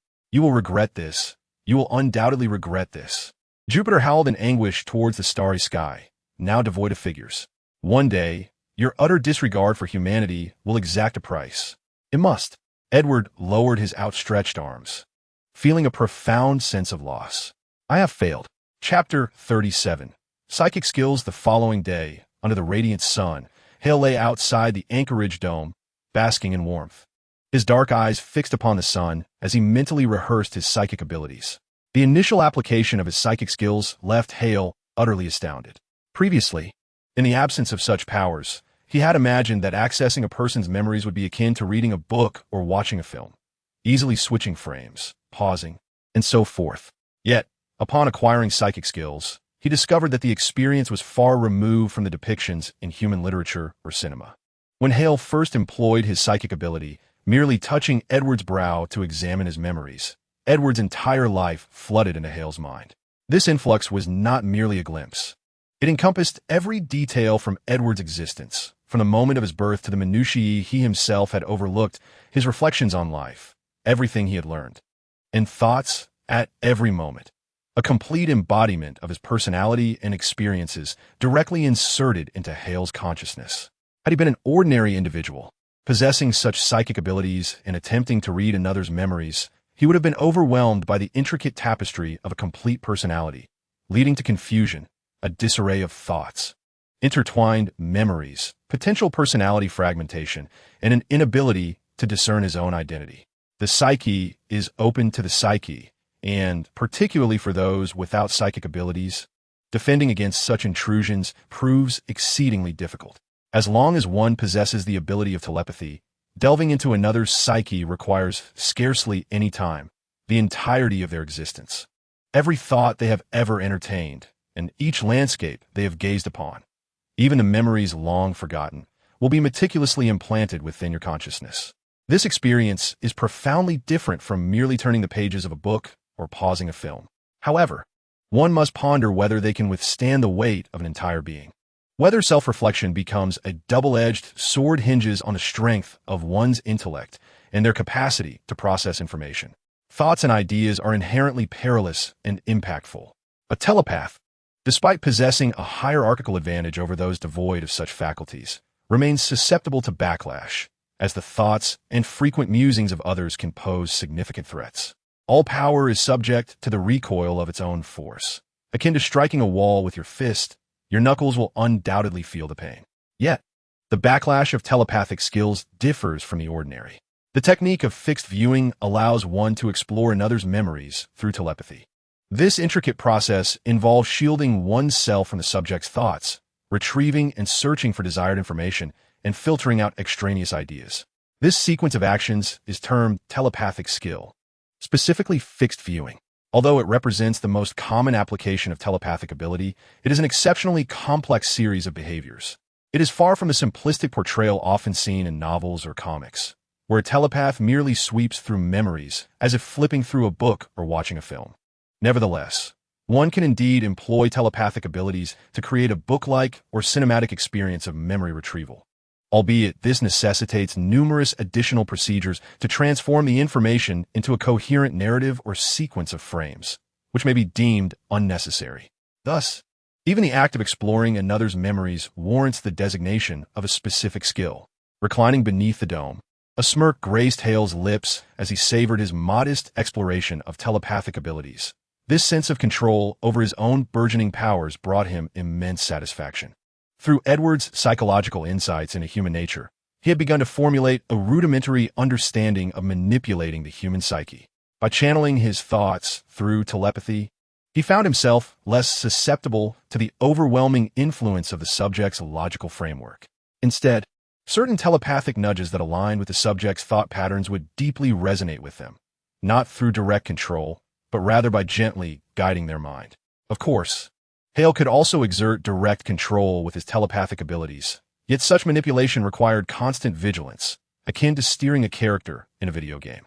Once his objectives were met, he could modify and rationalize memories to make the subject believe these actions were their own, thereby evoking no suspicion.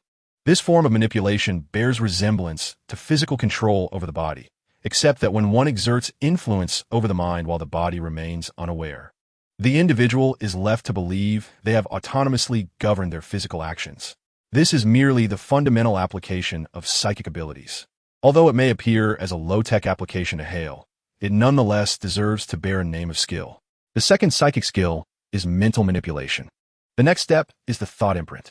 Hale contemplated that Edward's life experiences have been fully utilized. After all, Edward is merely a human, devoid of psychic powers. He can only suggest actions through external language, gestures, objects, and visual cues. Unlike Hale, who can strike directly at the core of the mind, manipulating it instantaneously at a profound level. From a human perspective, Edward is already remarkably accomplished, yet remains insufficient. For Hale, it is still not enough. He yearns for subordinates who are unwaveringly loyal, trustworthy enough to entrust any task to them, possessing both innate talent and willpower. This is the essence of the thought imprint. Any manipulation of the mind has a temporal limit, as the thoughts and logical reasoning of the subject continuously challenge the imposition of foreign ideas and reasoning. This represents a form of self-awareness defense, albeit weak and often unrecognized by the individual, particularly when imposing thoughts that align with the subject's will. This self-awareness defense becomes more pronounced, accompanied by subjective resistance. The most effective form of mental manipulation seamlessly aligns with the desires of the subject, like a gentle spring breeze, leaving no trace, gradually deepening until the subject forms a closed loop of self-reasoning within their mind, enabling them to manipulate themselves. This is also the thought imprint. However, this form of mental manipulation, requiring prolonged accumulation, does not necessarily result in a thought imprint. The essence of living beings is not rooted in loyalty or submission. Rather, it is survival. Given the inherent imprint of survival, it is challenging to establish any other form of imprint. Even if the subject's self-reasoning completes the loop, forming a thought imprint, it may not be stable, as the subject could potentially break it themselves. This explains why many believers experience inner turmoil. The external information they receive disrupts their closed-loop logic. In moments of survival threats, the likelihood of breaking the subject's thought imprint is heightened. The thought imprint Hale seeks must transcend the innate imprint of survival, replacing it to become the subject's fundamental loyalty. It should be a loyalty that is instinctively aligned with oneself, a thought imprint of a higher order than mere survival. It is the kind that, once the thought imprint of loyalty is instilled, does not interfere with innate talents, representing a higher priority than mere existence. I require extensive experimentation. Hale squinted slightly at the sun with his dark eyes and directly inquired, at dawn, how many countries on Earth have surrendered. His voice resonated through the nearest microphone connected to the network. Master, a total of 173 nations and 25 regions on Earth have declared their surrender and are in the process of appointing selected administrators to undertake significant responsibilities and disband their military forces. Upon receiving the voice of Hale, the Dawn responded immediately. There are 193 nations and 31 regions on Earth, and some individuals remain oblivious to the reality, such as those drug traffickers who, through their own relentless efforts, have harmed others for personal gain, and numerous greedy power holders unwilling to believe that Hale would traverse great distances to eliminate them. Only 173 nations and 25 regions have surrendered. Fortunately, not all have capitulated. Being overly obedient would render Hale somewhat hesitant to act. A list of the nations and regions that have not surrendered must be compiled, and their capitulation is strictly forbidden. Hale reclined outside the dome, indifferently stating this after receiving Dawn's response. Beneath the sunlight, Hale's form emitted a subtle glow, a potent radiance of spiritual energy emanating from within. A figure, initially blurred, gradually became distinct, representing Hale's mind power field projection, appeared beside him. This marked the third manifestation of his psychic abilities. Chapter 38, Sunbathing in Space. Projecting actions, Hale's psychic prowess had not yet reached its zenith. He sensed that in the future, he would be capable of manipulating matter with his mind, exerting mental control over physical entities according to his will, even dismantling them at the molecular level, pulling them apart atom by atom, and maintaining them in any chosen state for future use. He could also establish a sanctuary for souls, guiding the deceased to his realm for spiritual immortality. Nevertheless, this journey remains long and arduous. At present, his psychic projection was not a pure manifestation of the mind. Typical psychic projections involve projecting oneself into another's consciousness, appearing in their sight, or releasing images akin to viewing a projected scene without any substantial attack, merely visual. To create a projection capable of influencing reality, one must possess the strength to manipulate matter psychically, enabling a near creation of life itself through projection. Hale recognized that he was still far from achieving this. However, through his innate ability to control a powerful physical form and harness the biological magnetic field, he could wield his psychic abilities to create tangible psychic field projections that could influence others both physically and mentally, enabling substantial attacks. Additionally, the psychic field projection could employ the biological magnetic field to partially manipulate molecular arrangements. In a sense, Hale crafted a projection that others would unequivocally perceive as their own. Within their perception, this was indeed themselves. Hale regarded the psychic field projection with subtle fascination, as if gazing into a mirror. The reflection of the psychic projection, complete with jet black hair, dark eyes, an impassive visage, attire, buttons, and even every thread, was an exact replica.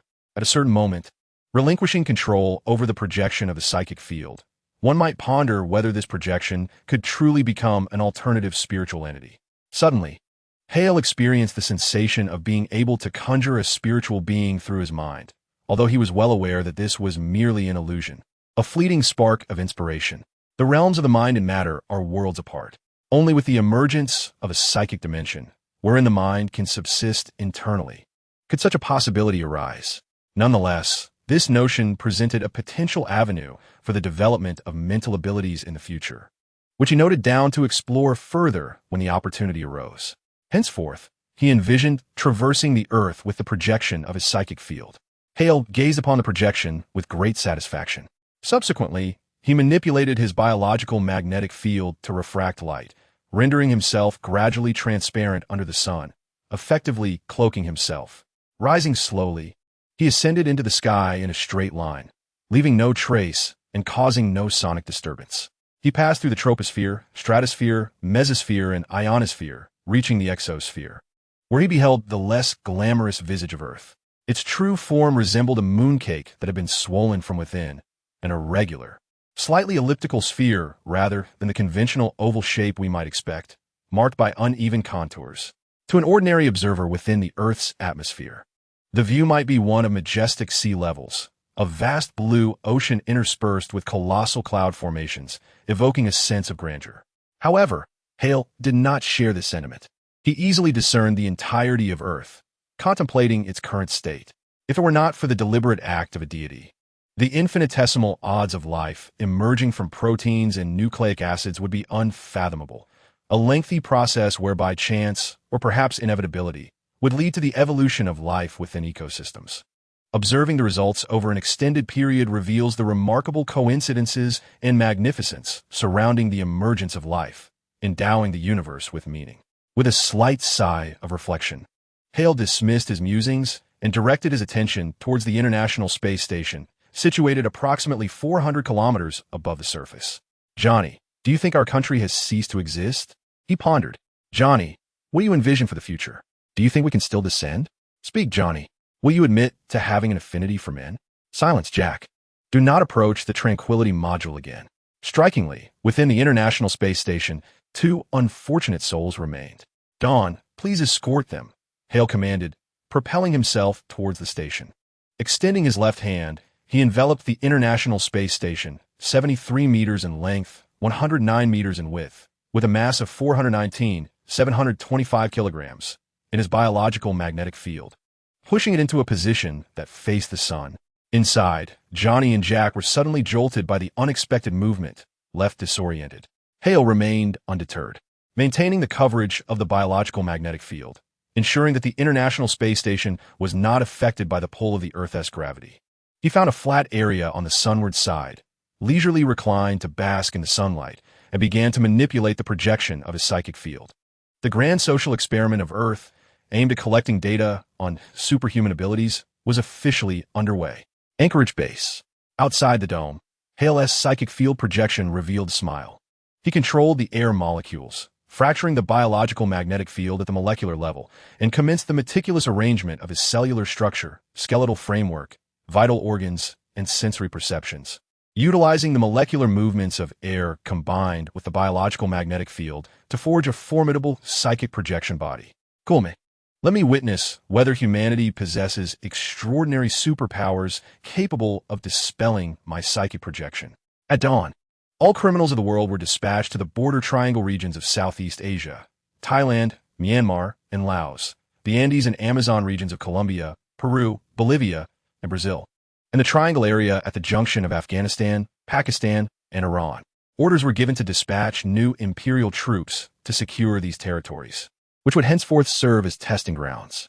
Portions of the original blood were released, allowing them to engage in theft, bribery, and clandestine disclosures for private research. This world needs hope and must not be overwhelmed by my fears. Hale's psychic projection turned towards the Golden Triangle, pausing mid-air to command Dawn. First, send a genetic serum to Edward. He may awaken his psychic abilities. Washington, D.C., Hogland Manor. A mechanical courier dispatched by Dawn, resembling a humanoid figure clad in silicone, personally delivered a slender box to the Manor's owner, Edward. A flicker of confusion crossed Edward's otherwise unremarkable face. Could he still be remembered as a failure? At the moment of his defeat, he had ceased to concern himself with confronting Hale. He understood there was no necessity. Edward opened the box, retrieving a test tube filled with a brilliantly red liquid serum, strikingly beautiful and exuding a captivating allure that drew his gaze. He composed himself, setting aside the superhuman genetic serum, and picked up the accompanying letter. Mr. Edward, as a distinguished representative of a particular discipline of humanity, your experience has significantly aided the Master in saving time. The Master has specifically instructed that you receive this superhuman serum, hoping you might cultivate astonishing abilities capable of inflicting harm upon the Master. Yours sincerely, Dawn. Chapter 39. Darkness, Monday, Golden Triangle. The Takai village, nestled along the Mekong River, boasted picturesque scenery with distant forests, towering mountains, gorges, and sheer cliffs creating vast traffic dead zones, rarely penetrated by outsiders. In the distance, fields of poppies swayed in vibrant crimson, enchanting in their beauty. Life within the village was peaceful and harmonious, with sentinels at their posts, squinting and yawning, armed with AK-47s. Enduring the tedium of their watch, Hale descended abruptly from the heavens, his gaze sweeping across a scene rife with enslaved souls and treasures, including gold. Pride, envy, wrath, sloth, greed, gluttony, and lust permeated the atmosphere. In an instant, before the crowd within the encampment could react, Hale pointed his finger at 7 nearby individuals. With a flicker of his mind control ability, he implanted the potent traits of the 7 deadly sins into their very essence. The lustful one, in a frenzy, seized a nearby cow and began to disrobe with wild abandon. The glutton rushed out of the encampment, his countenance consumed by the fields of poppies. The greedy one, devoid of reason, stormed into the nearest dwelling, seizing gold without a second thought. The slothful huddled in a corner, eyes shut tight, ears covered, in a futile attempt to ignore the chaos. The wrathful brandished an AK-47, directing his ire at Hale, bellowing accusations of betrayal and threats of death. The envious, filled with resentment, drew a Glock and silenced the wrathful one with a single shot before fleeing. The proud stood defiantly, chest puffed out, convinced of his superiority. Who dares enter the realm of Tatsai? He is an alien. Kill him. He comes to conquer. I do not believe he is invulnerable. Fire. Fire. In an instant, the encampment, home to nearly 20,000 souls, erupted into chaos, armed factions mobilizing amidst the gunfire, inciting even greater disorder. Hale's movements remained unimpeded, while their actions unfolded in slow motion. His mind control enacted swiftly. As the chaos escalated, he instilled the virtues of the 7 heavenly graces: justice, mercy, loyalty, temperance, generosity, hope, and resilience within the armed factions. A transformation transpired among them. They just believed themselves righteous, firing upon Hale to defend their homeland. The merciful lowered their weapons, extending their arms as if to advocate for peace. The loyal, imbued with unwavering allegiance to Hale, suddenly turned against their comrades, wreaking havoc among their ranks. The temperate, the generous, the hopeful, and the resilient fell victim to the betrayal of the loyal. This is a waste, Hale mused, Recognizing the futility of human lives extinguished by meaningless bullets, yet he did not intervene. He strolled through the tumultuous encampment, surrounded by the frantic, disordered minds of humanity. Lost in a cacophony of despair, he moved like a deity amidst the murky darkness of a world spiraling into chaos, implanting diverse personalities, thoughts, and ideologies, while simultaneously severing their connections to reason. He experimented with time and tested the limits of his mental prowess, isolating each thought, memory, and idea into compartments, rendering them incapable of coherent thought, leading to a descent into madness. Ultimately, Hale implanted new directives within their minds, guiding them toward the formation of entirely new identities. The duality of personalities, the trifold, the quadruplicate, the octuple, the hexadecimal, the 32-fold, all converge into a singular entity with 1,321 distinct personalities. Each persona possesses independent cognition, subsisting under the aegis of the primary identity, a notion both bewildering and grotesque. Ultimately, the individual's cerebral capacity reaches its threshold, succumbing to the overload, synapses igniting, culminating in a fiery demise on the ground. With a mere gesture of his formidable hand, all the deranged souls within the village of Tatsai are rendered void of thought, their neural connections obliterated, collapsing lifelessly.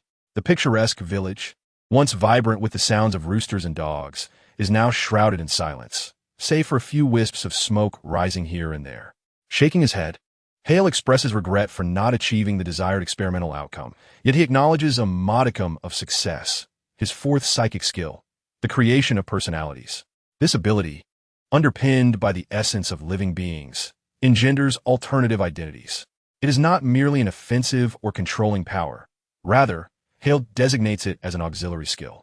The created personalities can serve as assistants, addressing deficiencies, supporting the primary identity in various endeavors, such as learning, work, and research, akin to a secondary mind. However, Hale refrains from generating a secondary personality for himself, for he deems himself excessively powerful. On Tuesday, Hale arrives in a nation renowned for its formidable martial arts, toppling the political and criminal elements within, thereby developing his fifth psychic skill, mind severance. Upon its invocation, this skill can sever any thought, confining ideas within a designated scope, rendering escape from the specified mindset nearly impossible for adversaries. On Wednesday, Hale ventures into Laos, akin to a sudden storm, and once again uncovers his sixth psychic skill, the Misty Corridor. This ability ensnares the mind of its target within an infinitely repeating corridor, leading inevitably to death. Initially dubbed the Corridor of Fear, Hale rebrands it as the Misty Corridor, recognizing that its construction can evoke not only fear, but also joy, sorrow, resentment, and anger, among other emotions. Having purged the Golden Triangle by Thursday, Hale proceeds directly to Brazil to continue his experimentation with psychic skills. His seventh skill, Consciousness Collapse, is a terrifying power that can inflict harm even upon equals, as any individual with lesser psychic capabilities who endures its effects will find their consciousness swiftly unraveling, akin to a catastrophic landslide. On Friday, he unveils his eighth psychic skill, heart frequency communication. The boundaries between minds remain elusive, even to Hale himself. At times, the connection may span vast distances, while at others, it may feel remarkably close. By targeting a subject, he can transmit thoughts, images, text, audio, and even psychic energy across considerable distances, leaving even Hale unaware of the full extent of the frequency communication's range and capacity. Saturday, the ninth mind skill, Mental Barrier. Hire developed the mental barrier skill based on his research into aggressive, controlling, and supportive mental abilities, though he remained unaware of the extent to which it could withstand mental assaults, for on Earth, none possessed greater mental prowess than Hire. This skill serves merely as a conventional, instinctive mental defense that continually adapts.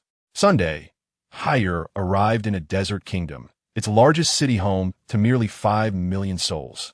Steeped in poverty and backwardness, ensnared by ignorance and feudalism, where even differing genders remained unliberated, requiring full-body coverings to venture outdoors.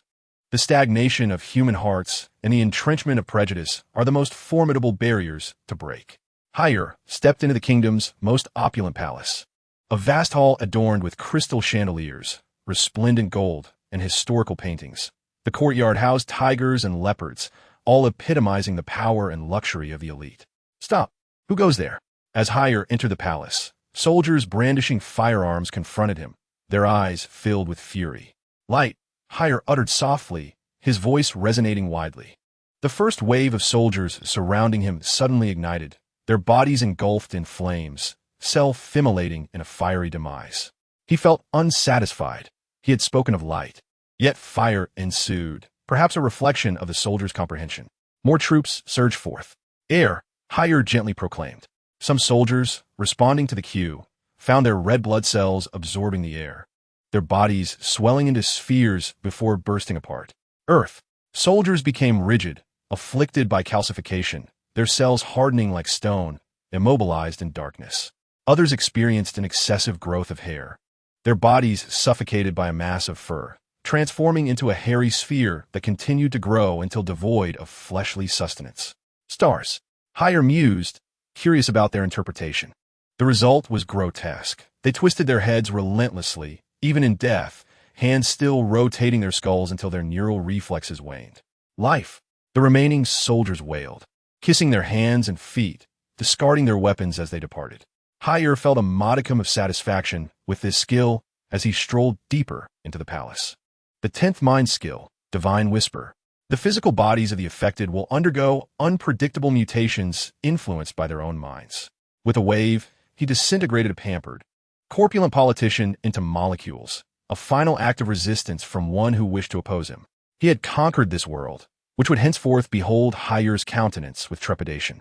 Just as Hire prepared to ascend into the skies and depart, a wave of mental energy coursed through the city, each leap of a person drawing forth a faint pulse of mental power. He shone like a beacon, leaping into the hearts of the city's inhabitants.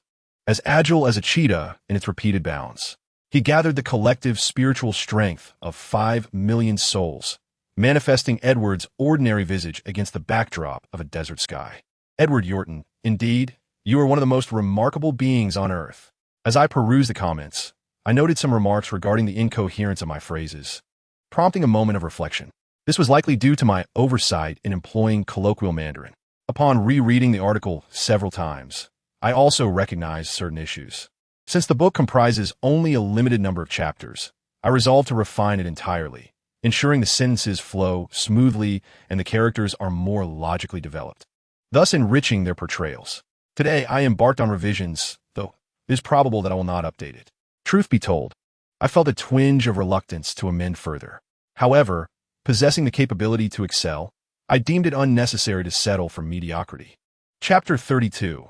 Jeans Hyle stood at the podium, gradually retracting his fervent gaze, the fiery redness around his eyes cooling to normalcy. His eyes were merciless. The scene was a grotesque tableau of severed limbs and crimson blood pooling on the ground, the mingling scents of blood and charred flesh rising ominously. The distant crowd was filled with terror, retreating hastily over fallen flags, no longer daring to proclaim Hyle's benevolence. Kevin's visage reminded him of colleagues and superiors from his past life who prided themselves on being kind, diligent, honest, and helpful. Such memories were far from pleasant, stirring a sense of discontent within Hyle, as if something was poised to overflow from within him. Would greater destruction, annihilation of all, provide him comfort? His eyes flared with renewed intensity, scanning the panicked crowd, their desperate attempts to retreat thwarted by their own fear. Each person who felt the weight of his red gaze trembled involuntarily, their legs weak with dread. Hyle felt a sense of satisfaction, a faint smile gracing his lips, as he contemplated their annihilation. Yet, he refrained from acting upon this impulse. Suddenly, the podium erupted in an explosion, the microphone scattering in all directions. Hyle unleashed a sonic boom, a white trail of sound shooting skyward as he ascended into the heavens, relishing the wind's sharp caress across his face. He reflected on the countless lives extinguished in a single night, embracing a disdain for existence itself. Within him simmered an insatiable urge to obliterate everything, teetering on the brink of a terrifying eruption of power. Yet I did not lose myself in the face of such formidable strength. What, then, was the source of this internal tumult? Hyle pondered thoughtfully, examining himself, and discern the tumultuous emotions arising from interactions with others. He found himself drifting slowly toward the Anchorage base, striving to calm his agitated spirit. Was he truly so susceptible to influence? Anchorage base. The night sky here is still resplendent with stars. Hale's silhouette streaked through the cosmos, leaving behind a trail of sonic boom clouds as the airflow tousled his raven locks. His gaze was profound, his expression tranquil, as he charged towards the gaping hole in the dome beneath the brilliant celestial tapestry. The reconstruction engineers at Anchorage Base were quite astute. Upon noticing Hale's repeated entrances through this breach, they deliberately chose not to repair it, but rather to reinforce the opening, transforming it into Hale's exclusive ingress and egress. They constructed a labyrinthine passage within the dome that would facilitate his access to any location from the skies. After all, it would be unbecoming to have such a deity enter alongside mere mortals through the front door. Hale descended with remarkable swiftness, his feet landing on the steel corridor, the aroma of machine oil and metal wafting to his nostrils. A tremendous gust of wind surged towards the surrounding personnel, causing their skin to ripple and their eyes to squint. Upon witnessing Hale's arrival, they hastily aligned themselves against the walls, bowing their heads in trepidation. Hale strode purposefully towards the biological research laboratory, his black cloak billowing behind him, casting an imposing shadow over the realm of humanity. The medical lab, having sustained damage during Hale's battle, had its walls dismantled and expanded to an even greater expanse than before. White cubicles now housed a flurry of lab-coated experts busily traversing the space. At the forefront was Silly, clad in white canvas shoes and black trousers that accentuated her long legs, her upper body adorned with a snug-fitting t-shirt that boasted a three-dimensional graphic. Her hair was styled into two uneven buns, one higher than the other, and she wore a white coat over her attire. A resilient and agile tongue swirling a lollipop in her mouth, causing her striking cheeks to puff intermittently. Standing outside the medical room, she peered through the transparent glass wall with keen interest at the laboratory's white mice, showcasing various superpowers, with a rhythmic thud that echoed through the chamber. Reminiscent of a colossal entity's footsteps, Silly turned, lollipop in mouth, just as Hale emerged around the corner. He remained the same graceful figure, towering and radiant as a mountain. In admiration, Silly instinctively reached into her coat, producing a lollipop which she tossed towards him, eager to share a treat. As Hale approached, he reflexively caught it, revealing an alpine lollipop nestled in his palm, its flavor a delightful chocolate ice cream. A question mark appeared in his mind. It had also brought a sense of calm to his heart. Recognizing her as a subordinate among the entirety of humanity made Hale feel a touch more warmth and gentleness. Even though their acquaintance had been brief, engaging with his acknowledged subordinate was far more soothing than conversing with those of unclear standing. As he walked, Hale unwrapped the candy, discarding the packaging casually, and placed the alpine into his mouth. He joined Silly at her side, both savoring the treat as they gazed into the biological research lab through the transparent glass. Within the enclosure, the white mice danced wildly, lasers shooting in every direction, exhaling frost while engulfed in flames, their metallic surfaces shimmering in various hues. Hale gently licked the alpine candy with his tongue, yet the exquisite taste eluded him. Devoid of pleasure, he then adjusted his taste perception to that of an ordinary person, and instantaneously, the flavor became delightful. He savored the long-forgotten taste, a smile of joy gracing his lips, and his mood became remarkably relaxed. Seeing Hale enjoying the candy alongside her, Siri felt a surge of happiness. After taking a hearty suck on her alpine, she swiftly removed it from her mouth and began to deliver her report. A succession of professional biomedical terminology flowed from her crimson lips. Between phrases, she popped the alpine back in her mouth, continued to savor it, caught her breath, and resumed her report. Hale quietly held the alpine, listening attentively to Siri's findings. The essence of her report was that the foundational genes of Hale were robust and virtually unshakable, a phenomenon that was both incomprehensible and challenging to unlock, resulting in an immensely powerful being that surpassed Siri's imagination, a situation she had never encountered before. Yet, beyond Hale's foundational genes, there existed a layer showcasing open genes, which elucidated why Siri could effortlessly derive serum from Hale's cells, bestowing superpowers upon the little white mice. Due to these open genes, Hale was likely to possess an array of super abilities, as well as the potential to bestow such powers upon himself or others. Hale nodded, suddenly enlightened, his worries about emotional fluctuations dissipating. He casually discarded the now-melted Alpine stick. Siri, in turn, retrieved a strawberry-flavored Alpine from her pocket and handed it to him, which he accepted and resumed savoring. He was not surprised. As a super Kryptonian, he also harbored telepathy, the ability to manipulate matter, alter dimensions, project force fields, project celestial bodies, teleport, and manipulate time, far beyond the powers depicted in comics. His lack of evolution or awakening thus far was attributed to the stability and balance of his foundational genes, which would gradually harmonize any formidable superpower.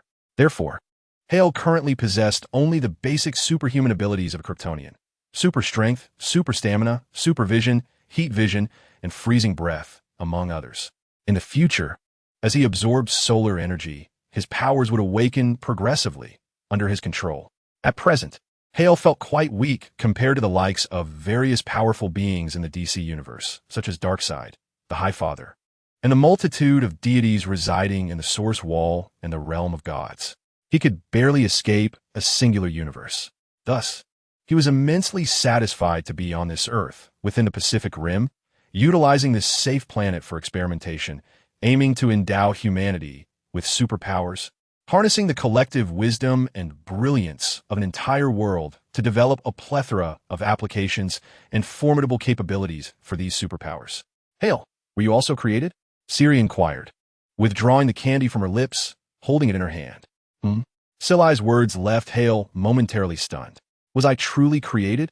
The highly advanced biotechnology of Krypton had forsaken natural reproduction. Everyone was born in the life origin chamber. From the moment of birth, one's genes predetermined identity and vocation. Despite Hale's ability to effortlessly obliterate Earth and withstand nuclear bombardments, he was merely an unremarkable genius researcher, engineered for greatness. Indeed, Silai mused, her right hand absent-mindedly twirling a lollipop, her pupils drifting in thought. You see, your foundational genes resemble a towering edifice. They are robust and formidable, continually growing stronger. Once you reach a certain level of strength, you will awaken and master various superpowers. Hale, your foundational genes give me the impression that they're designed to support a superlatively powerful essence, with a solid groundwork laid to bear the towering structure that is you. After speaking, Silai popped an Alpine candy into her mouth. Hale's mind felt as though it had been struck by lightning. He was momentarily dazed by Silai's conjecture, but then narrowed his eyes, emanating an aura of danger that made Silai shiver in the chilling atmosphere. He had never contemplated the nature of his genes, for on Krypton, his focus had always been on plotting his escape, prioritizing survival above all else. Now, upon hearing Silai's speculation, he could not help but reflect on his own existence. Indeed, he was far beyond the ordinary Kryptonian, endowed with powers and abilities that were unparalleled among his peers. But who had engineered such a formidable version of himself? What purpose lay behind the creation of such potent and stable genes, designed to accommodate extraordinary abilities? Hale pondered this for a moment, then ceased his speculation. On Krypton, those capable of creating someone as powerful as he were exceedingly few. The answer was all but obvious. Thus, who was his creator? Chapter 33. Psychic abilities. Hale had come to understand the implications of his genetic makeup. He bit into a strawberry-flavored Alpine candy, the rich sweetness exploding in his mouth before he carelessly discarded the white stick, no longer concerned about it. The possibility of traversing various worlds suggested he might even return with enhancements. It seemed his emotional fluctuations were rooted in his genetic structure. Was he on the brink of awakening his next superpower? Had the gene serum been completed? Hale speculated and casually inquired, thinking that if Silai could not accomplish it in the short term, he would take matters into his own hands. After all, it was merely a simple task, especially for Hale now, whose mind operated at a level far more terrifying than Earth's most powerful computers. Should he immerse himself in research again, the results would surpass his previous achievements by hundreds of thousands of times. Completion was assured and safe, as a fellow researcher willingly volunteered for the experiment, acquiring microscopic vision. He was so engrossed in his research that he had stared unblinkingly for 3 days and nights without rest. After his sudden demise, I shall examine him. Your cells, Hale, are truly a treasure. The benevolence of biology you exhibit, coupled with the safety and optimization of genetic material, is unprecedented. Hale, your physique is remarkable, Shilly exclaims, resembling an enamored fan, overwhelmed by Hale's extraordinary attributes to the point of tears. Hale, upon reflection, understands why his genes resemble those of a legendary figure. Without the rapid creation of powerful subordinates endowed with super abilities, how could he ever aspire to dominate the universe? Is it merely through words? While he does not necessarily seek universal dominion, the necessity for numerous formidable subordinates to serve him is undeniable. Perhaps ruling the cosmos is simply a byproduct of his immense strength. Even beings of immense power, like Darkseid or the Father, possess an array of formidable subordinates. Without granting them super abilities to commence their journey, could one truly expect them to evolve over countless centuries? Thus, let us begin by creating 5,000. Hale casually remarks, feeling an overwhelming sense of fortune for Earth encountering him. He would swiftly usher them into the era of superpowers. Suddenly, without warning, Hale sensed a shift. Following his words, a resonant hum enveloped him, as if he had pierced through a veil, unveiling a realm that had long been shrouded. He distinctly felt a new dimension being birthed within him, an indescribable awareness blossoming in his mind, granting clarity regarding the transformations occurring within. Tired, longing for sleep. Another night of overtime looms ahead, cursed extraterrestrials. My legs? Oh, my legs, why was it not my neighbor Amy who faced such a fate? If I vanquish these aliens, I shall emerge as the hero in everyone's eyes. I adore you, I adore you, I adore you. Is it possible for me to possess superpowers? I yearn for the ability to see through things. Mother, mother, mother. Within the Anchorage base, the thoughts of every individual seamlessly flowed into Hale's mind. While receiving the collective consciousness of the Anchorage personnel momentarily startled him, he quickly regained composure. He awakened to a new super ability. Telepathy, the capacity to perceive and influence the thoughts of sentient beings to a degree, yet unable to control those ruled by primal instincts. Upon awakening this mental prowess, Hale felt immense satisfaction. At that very moment, his mind calculated numerous applications, such as overwhelming others to the brink of mental collapse, constructing mental barriers, imprisoning others' minds, and transmitting knowledge telepathically, among other skills. Naturally, he had yet to experiment with these abilities and remained uncertain of their effects on those subjected to them. Hale promptly chose to shield the thoughts of others, gently experimenting with Sheely. Very well, Sheely responded, continuing to swirl her tongue around the Alps, her mind, in a peculiar state akin to that of an animal, filled with thoughts of licking. The majority of biological thoughts are, in fact, governed by the instincts of the body. At this very moment, responding to Hale's thoughts, Silly harbors no other intention but to savor a lollipop as her subconscious mind repeatedly echoes the desire to lick. Hale receives this notion, multitasking and generating further thoughts. The magnetic field of biology governs the flesh, while the powers of the mind control the spirit. Would this not lead to complete dominion? Hale slightly explores and studies, his gaze fixed upon Silly, adjusting to the perspective of an ordinary person beneath the incandescent light. Silly's eyes resemble autumn waters, her nose elegantly defined, and her facial features exquisite, reflecting the delicate down on her skin, captivatingly beautiful.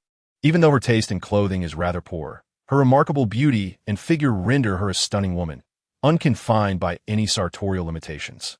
Noticing Hale's gaze upon her, Silly appears puzzled, her cheeks puffed like those of a cherubic alpine child, tilting her head to regard him, a literal question mark forming above her. It is a genuine query. Hale perceives a large question mark emanating from her mind, rushing toward him. Hale finds this intriguing, as he genuinely feels the essence of her inquiry. He comprehends that this scenario arises from his accumulated knowledge and experiences, allowing him to receive Silly's thoughts in the most manifest manner. Yet, thoughts are fragmented and disjointed, conveyed to Hale in a textual form. It is not merely textual. As he begins to realize his nascent psychic abilities, he subconsciously interprets her thoughts in words. What does Hale intend? Could it be that he has taken a liking to me? Am I truly suitable, despite my unremarkable appearance? It seems Hale's standards are rather low. He must not be picky at all. If he is willing, I would gladly bear dozens of extraordinary children with him. Hale makes a slight adjustment and immediately receives vivid images of each of Silly's thoughts, including her fantasies of naming their children 1, 2, 3, and so forth. Utilizing his psychic ability, Hale implants the notion of producing a watermelon into Silly's mind, seeking to alter her current line of thought. The outcome depicts Silly feasting on watermelon with hundreds of children, and then, in the next scene, her thoughts drift back to her own body, treating it as a coveted treasure, misguidedly perceiving it as a lollipop. The implanted thought dissipates in less than half a second. Could there have been an error? Fortunately, the subsequent effects remain unaffected. Hale is quite astonished. The thought of producing a watermelon was directly transmitted. It transformed into an image of Silly and hundreds of children enjoying watermelon. What could account for this? The transmission of psychic information should be impeccably accurate. Did he not exert sufficient force in his transmission? Or is it that the idea did not align with Silly's own logic, thus being reshaped by her thoughts? The conveyed idea must conform to the individual's cognitive patterns, without significant deviation. Otherwise, one may easily find oneself questioning the essence of existence, potentially leading to a fragmentation of thoughts and a schism in one's personality. The realm of mental prowess is indeed intriguing. Hale displayed a smile, aware that the mental abilities he wielded were not only skillful but undeniably potent. However, what he lacked was a profound grasp of the subconscious and the fluctuating thoughts of sentient beings, as well as an intimate understanding of human nature. He was neither a master of psychology nor an expert in the intricacies of humanity, thus failing to maintain a persistent influence over Siri's thoughts. Moreover, thoughts in human nature are notoriously fickle, making sustained influence a formidable challenge. Had he possessed a mature application of thought, hypnosis, and guidance, theoretically, he could implant a mental stamp in anyone's psyche, ensuring their loyalty while allowing them to harness their own talents for his benefit. Hale sensed that his research into mental assault and defense was merely rudimentary, stemming from a lack of understanding of the complexities of human thought. Mental ability is the manipulation of thought, a form of idealism, a divine capability. Ultimately, it culminates in the act of creation through thought, the genesis of existence stemming from ideation. Thought is the fundamental utility of mental prowess, the most challenging and the most sophisticated application. Hale had a clear intention. He planned to gradually progress toward establishing a mental imprint. However, he hesitated to delve into Siri's mind, fearing that she might not withstand the experience and could perish. He also refrained from forcefully implanting ideas into her consciousness, as doing so might render her incapable, thus squandering a capable and loyal subordinate with latent talents. Human thought is the most mutable. Hale did not intend to rely solely on his own efforts to explore the intricacies of the mind. Possessing mental abilities, he sought to gather the memories and experiences of others, integrating all insights to yield results. This was the swift and accurate path. Isolated research, no matter how gifted, would invariably encounter limitations. It could never rival the collective intelligence of the entire planet, where various geniuses emerge with unique perspectives and flashes of brilliance. He must find someone devoid of mental abilities, yet capable of manipulating the lives of others through psychological wisdom. By examining their application of psychological principles, suggestion, subconscious control, and thought guidance, he could learn from their strengths and integrate them into his mental capabilities. This would allow him to directly influence, hypnotize, guide, engrave, and ultimately master the art of thought control, his mental imprint. With his enhanced vision and hearing, Hale was able to perceive and listen to the entirety of the earth, searching for a psychological master with profound expertise in the field. Not wishing to continue his conversation with Siri, Hale, now in possession of a new tool, set out to seek his target, once again soaring towards Washington, D.C. Chapter 34, The Seven Deadly Sins. Jupiter. With her slender figure clad in a white suit and skirt, her long legs enveloped in black stockings, stood poised in sharp high-heeled shoes, the heels pressing down upon the blood-stained grounds of the Capitol Plaza. A chill enveloped her heart as she directed the officers and the military stationed in the city, trampling upon the banners of justice, divine mercy, and benevolence. The panicked crowd was systematically guided away, their faith seemingly crumbling within. As they departed from the plaza of the Congress building with trembling hearts, black hearses began to arrive, collecting the dismembered remains of the press into dark body bags. Strangely, the air was permeated with the scent of flesh, causing several officers to retch at the sight. The scene was one of unimaginable horror, a tragedy beyond words. Jupiter, too, fought against the icy dread within her, repulsed by the nauseating aroma as she managed the chaos. Once all the remnants had been gathered for incineration, fire trucks unleashed torrents of water that cascaded down for 2 full hours, washing away the crimson stains. Here, it seemed as if nothing had ever transpired. Jupiter's fair, resolute, and graceful countenance glistened with sweat, strands of hair clinging to her face, revealing a hint of fatigue. With her fingertip, she gently adjusted her dark glasses, her azure eyes reflecting the tranquility of a still lake. Beasts! The memory of the journalist being mercilessly torn apart by the searing gaze of violence sent shivers down her spine. Human lives were extinguished as easily as wheat being harvested. Evoquing à Elige tableau. Anger surged within her as she pressed her painted red lips together, her expression cold and resolute. Her high heels striking the ground with purposeful intent as she exited the Congress building. Amidst Hale's indifference and Steck's frantic disbanding of the troops, Jupiter, as Hale's secretary, wielded immense power throughout the city and the conquered nation, capable of summoning any municipal official, including the police and military forces, with ease. Upon stepping onto the street, an old, antiquated black Beetle, devoid of modern navigational devices or sound systems, rolled to a stop at her feet. Without hesitation, Jupiter opened the door and entered the vehicle. The Beetle meandered through the thoroughfare, heading towards her lodgings at the Four Seasons Hotel, traversing streets with minimal surveillance. Inside the car, she retrieved her tablet, a tool for managing affairs, and smashed the camera. At the moment the camera shattered, the tablet's screen illuminated, revealing a figure in a red dress with bare feet. Dawn, who inquired with concern, "Sister Jupiter, are you in danger? Your camera is broken. It accidentally fell and was damaged." "I'm fine, just returning to the hotel." Jupiter replied wearily, her expression icy. "All right, please be safe. Thank you for your concern, Dawn." Just like Hale's arrogance, this was not surveillance nor an order from Hale. It was merely the innocent concern of a child, Dawn.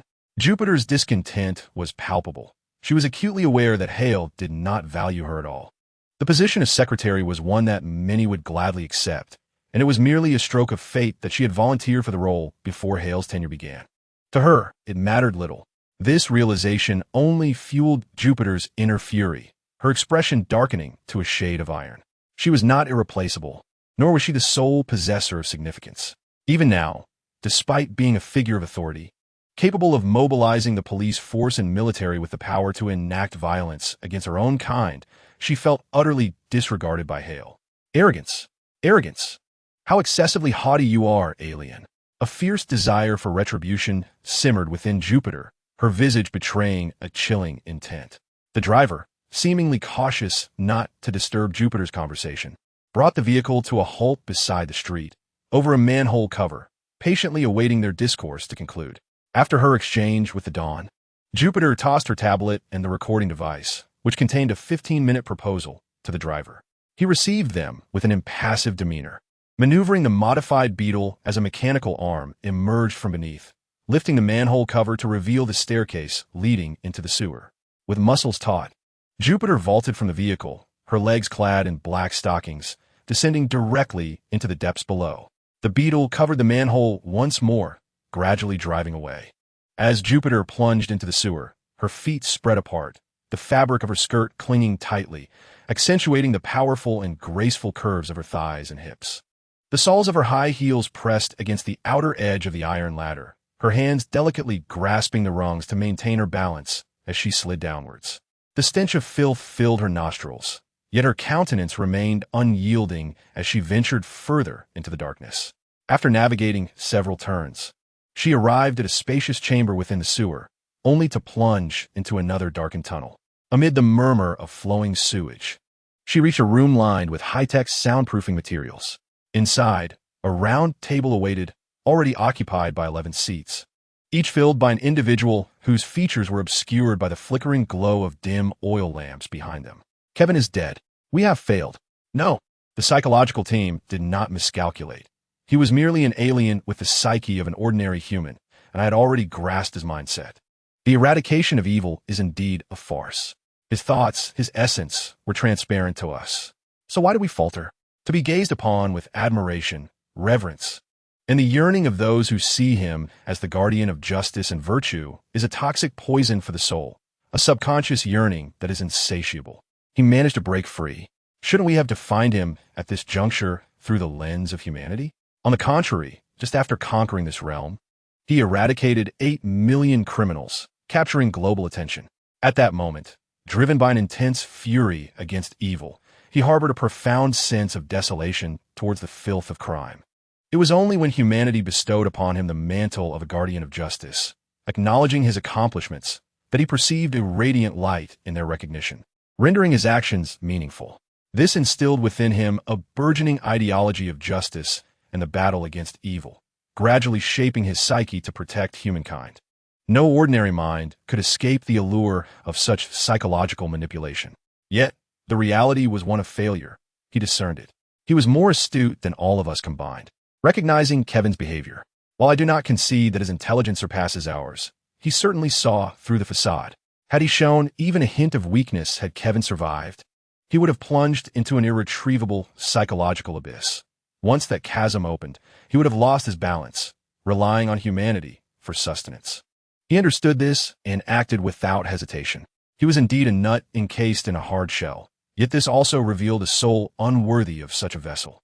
Lacking the lofty mindset of a deity or sage, he failed to perceive the evil before him, a truly laughable weakness, alien. As the crowd debated the psychological behaviors of failure and the extraterrestrial, a pale-faced man, exuding an ethereal beauty under the flickering glow of an oil lamp, rose from his seat and surveyed the room.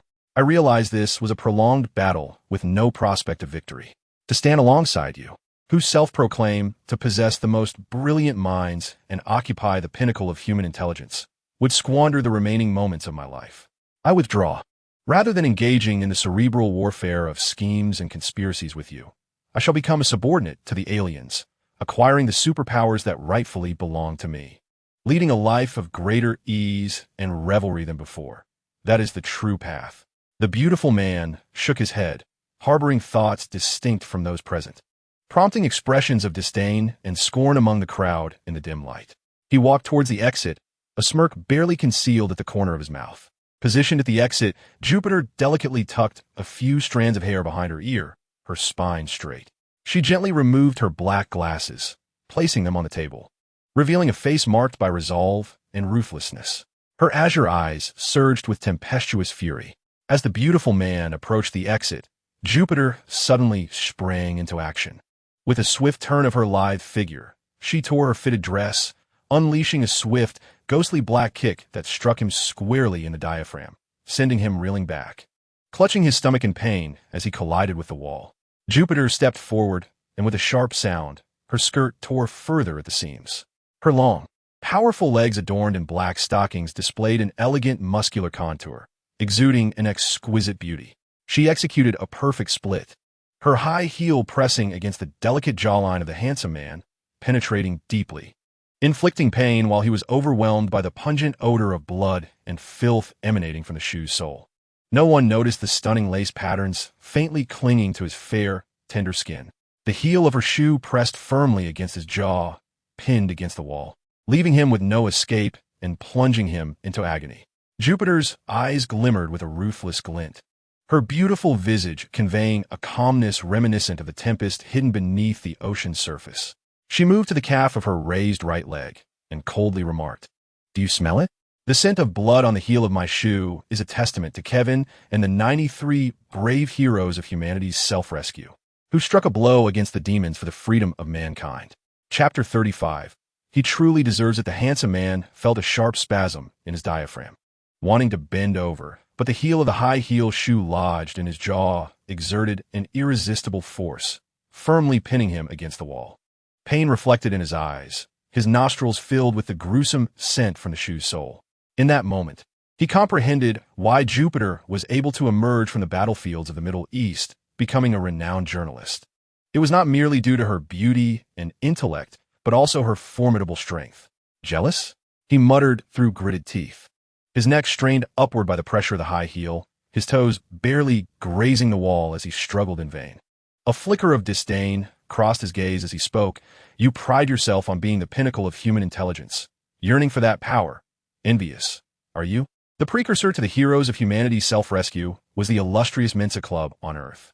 Its original purpose was to benefit humanity by identifying, nurturing, and solidifying human intelligence, to encourage the development and exploration of human intellectual instincts, characteristics, and applications, and to provide its members with invaluable intellectual stimulation, opportunities for communication, and growth. Mensa is the largest and most successful IQ club in the world, boasting over 100,000 members across 100 countries, with the highest concentrations in the United Kingdom and the United States. With branches in over 40 countries across all continents except Antarctica, it imposes no restrictions on gender, race, class, or profession. However, the sole entry requirement is exceedingly high. One must possess extraordinary intelligence to gain membership. What constitutes extraordinary intelligence? The answer lies in ranking within the top 2 of humanity in terms of IQ. In other words, 98% of Earth's populace is deemed too unintelligent to qualify for Mensa. Since its inception, Mensa has encompassed the world's top geniuses across various fields, including science, literature, and the arts. When aliens announced to the world, appearing in videos online, that even the computer geniuses within Mensa could not decipher certain enigmas, they realized that a transformation was imminent for Earth.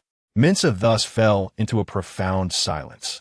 As a select group of individuals with IQs exceeding 180 and unwavering convictions came together to form an organization dedicated to rescuing humanity from peril, the Society of Human Salvation. Among them were those of extraordinary intellect, perceiving the earth with crystalline clarity, comprehending the intricate tapestry of existence and human nature itself.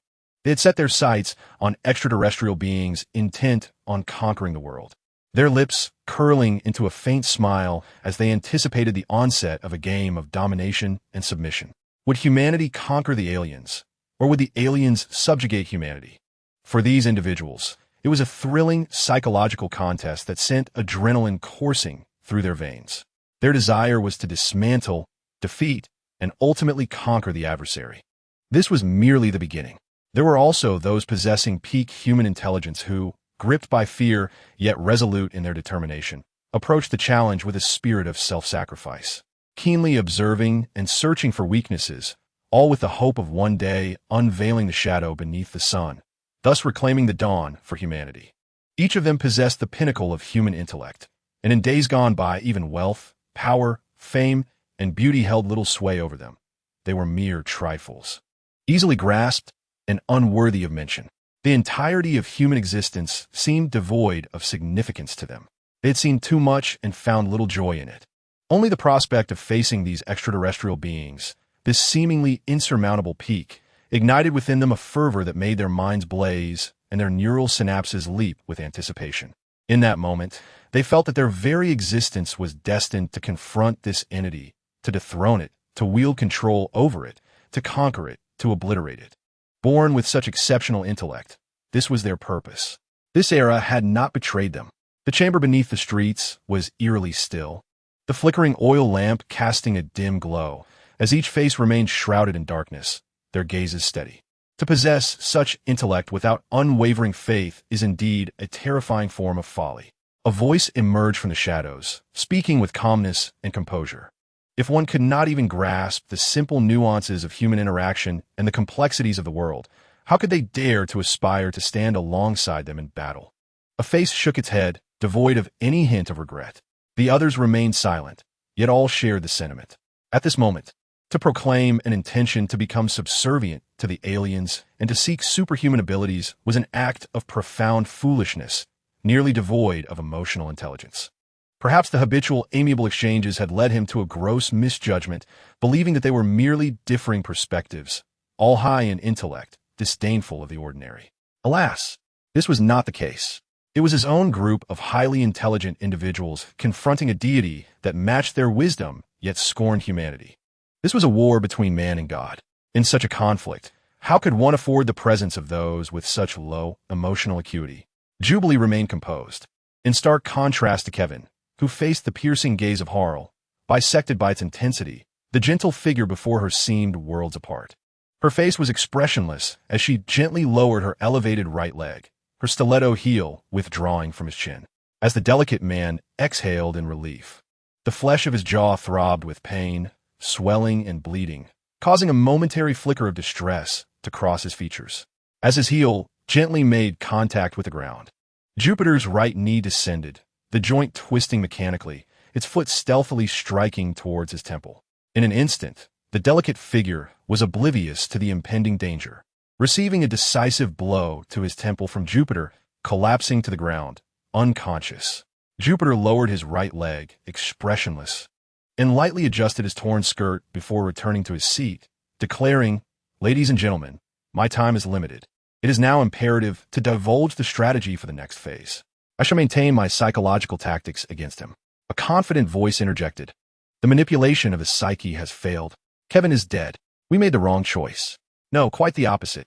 It is precisely after he displayed such intense emotions that manipulation becomes viable. Since he cannot be swayed by noble causes, a subtle approach will undoubtedly yield remarkable results. As long as he possesses feelings, I shall break him. In the flickering light of the oil lamp, a smiling, self-assured, ordinary face emerged. Edward Houghton, an unremarkable middle-aged man with an average build, clad in modest attire, seemingly devoid of any distinct qualities. Yet, he was the most formidable master of psychology on Earth. Everyone, including a select group of Mensa members with the highest IQs, had to acknowledge and regard him with trepidation, for in mere casual conversation, one could easily be misled, hypnotized, and influenced subconsciously by him. He possessed the most acute insight, effortlessly identifying personal psychological vulnerabilities. No facade could elude his keen, hawk-like gaze. His abilities resembled those of a dream thief, adept at altering the subconscious. This was a truly terrifying power, capable of manipulating an individual's memories through simple gestures, hypnosis, and objects without any supposed psychic abilities. His prowess stemmed solely from a unique understanding of human psychology, coupled with his developed techniques in graphic hypnosis, verbal persuasion, subconscious postures, and mind-reading observation, enabling him to control anyone, regardless of one's IQ or emotional intelligence. As long as one harbored feelings, they were susceptible to his influence. Even his entry into Mensa was anything but conventional. It was merely a demonstration of his abilities. Through his adeptness, he navigated various high IQ circles, unwittingly leading others to accept him as a member of Mensa, and eventually a high-ranking one at that. In a dramatic turn of events, even the president of the Mensa Club believed him more capable of holding the presidency and relinquished the position to him. No one opposed this. All felt it was entirely fitting. Upon assuming the presidency, he audibly mocked the Mensa members from the podium, declaring them feeble, a gathering of supposed geniuses, none of whom could measure up to him, all unwittingly under his control, utterly powerless. When he voluntarily unveiled the entirety of this situation, the senior members of Mensa were abruptly awakened to the terrifying nature of this solitary, undefeated psychological master. Unbeknownst to them, they had been manipulated like puppets to fulfill another's objectives. Even in the wake of this exposure, many prodigies willingly submitted, believing his abilities to surpass those of 99% of the world. Prior to this, numerous affluent individuals had rallied to protect him, clandestinely assembling a security detail more extravagant than that of a national president, solely to safeguard this transcendent psychological savant. He is likely the most profound understanding of human psychology in the annals of history. An ordinary middle-aged man possesses a charisma that captivates all high IQ individuals across the globe. The others fell silent, unable to counter Edward's arguments from a psychological perspective. He had dedicated his life to this discipline, unmatched by any other. The assembly was wary, yet convinced that Kevin was unwittingly being used as a mere pawn to elicit emotional exposure from extraterrestrial beings. May Kevin's sacrifice prove to be worthwhile. The interpretation of his actions and psychological manipulation will rest upon your team. Just as the discussion turned to whether psychological manipulation could continue, Jupiter decisively appointed Edward, the former president of Mensa, to lead this endeavor. He is a connoisseur in this field. Even the world's foremost psychological masters are but a fraction of what he has imparted. His comprehension of human nature and psychology transcends genius. and countless Mensa prodigies have trembled at the mere mention of him, having unknowingly had their lives manipulated by him. He is the only one fit to interpret his actions. Subsequently, Jupiter pressed his fingers upon the round table, his expression stern as he declared, "Ladies and gentlemen, I implore you to emerge from the shadows and serve under him. Present yourselves to the dawn. I shall also arrange for a contingent to join. Utilize your wisdom and talents to manage this grand earthly empire and make extraordinary contributions. Our next phase is to secure slots for at least 900 superhuman individuals. Among us are Earth's most exceptional researchers in chemistry, physics, and biology, who will soon wield unimaginable superhuman capabilities. His strength defies human comprehension. Therefore, let us harness his power to extinguish him." No one opposed this.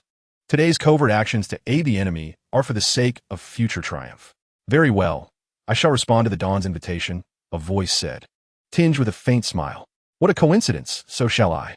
This affirms that the Dawn's vision is astute. It would spare us the need for self-recommendation and backdoor dealings. If one cannot even penetrate his political circle, how can one hope to overthrow him?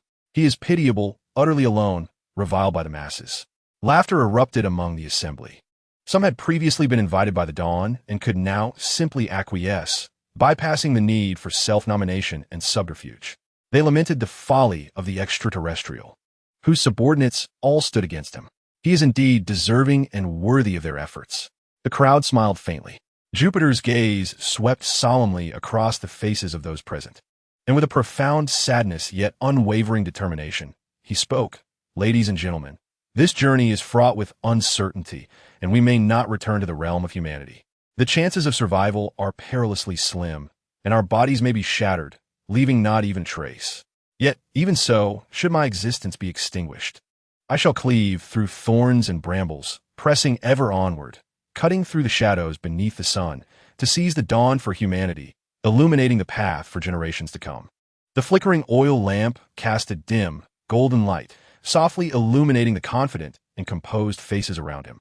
Chapter 36. The principled individuals engaged in psychological activities in Washington, D.C. The sky bore a veil of thin clouds, akin to a shy mist concealing the moon.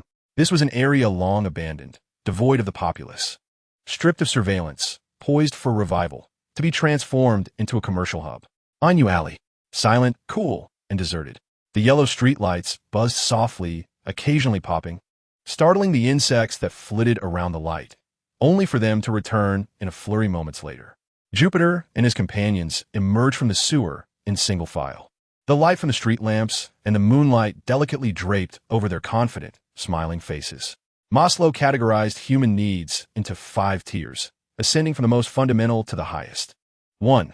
Physiological needs: food, water, air, sleep, and sexual desires constitute the most basic survival requirements. 2. Safety needs: stability, security, protection, order, serve to alleviate fear and anxiety. 3. Emotional and social needs. Humans cannot exist devoid of feelings. The necessity for connection and emotional interaction with others, such as love, friendship, familial bonds, and even the social engagement of observing life on the streets, is essential, for it is impossible for emotional beings to perish alone in isolation. 4.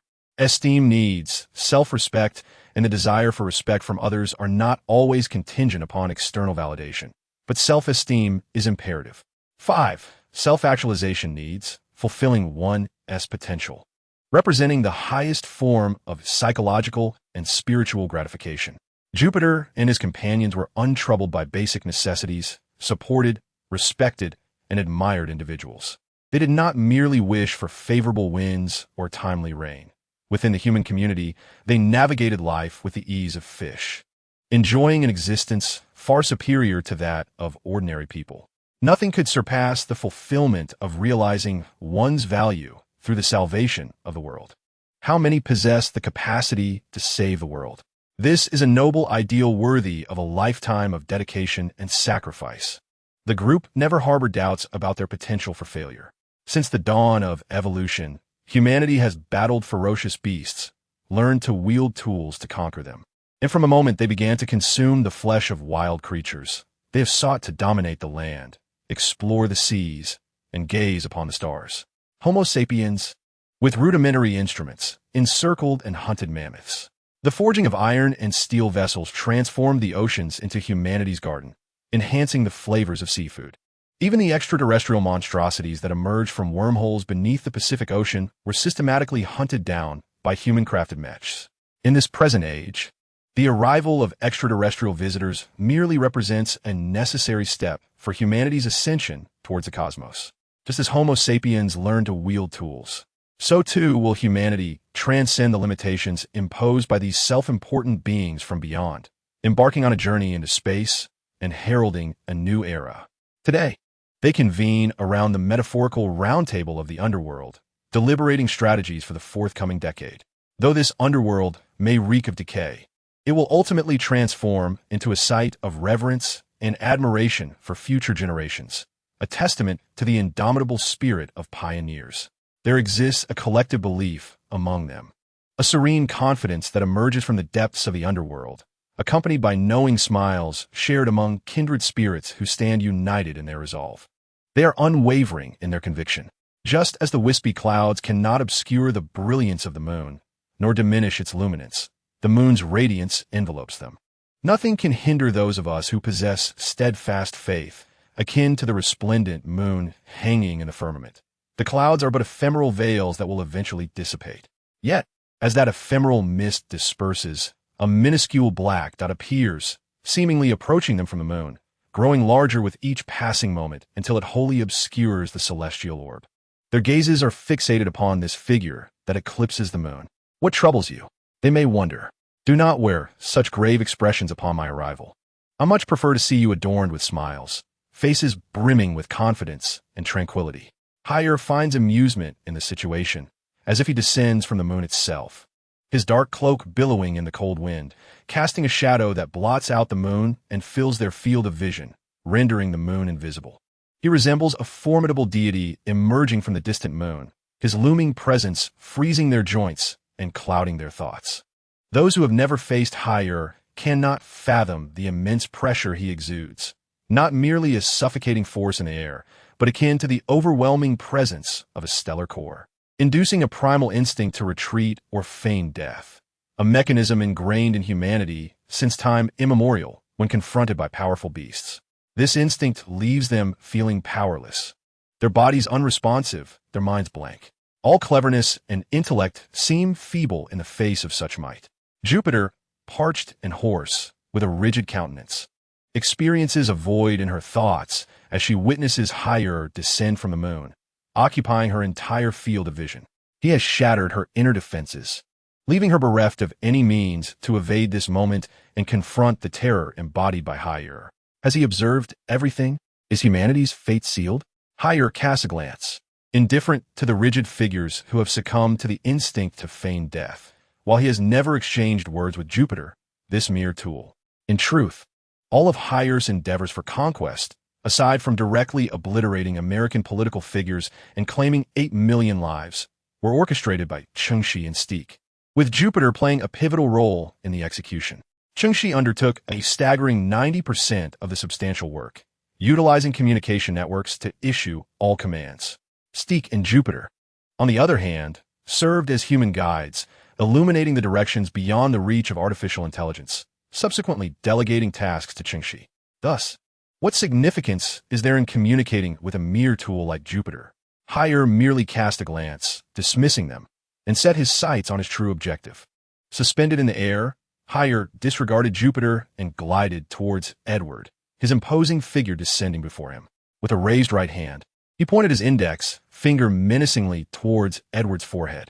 Under the moonlight, it appeared as if a deity were bestowing blessings upon a mortal. It seems I have triumphed. Edward initially believed Higher sought out Jupiter, intending to eliminate his group with a mere heated gaze.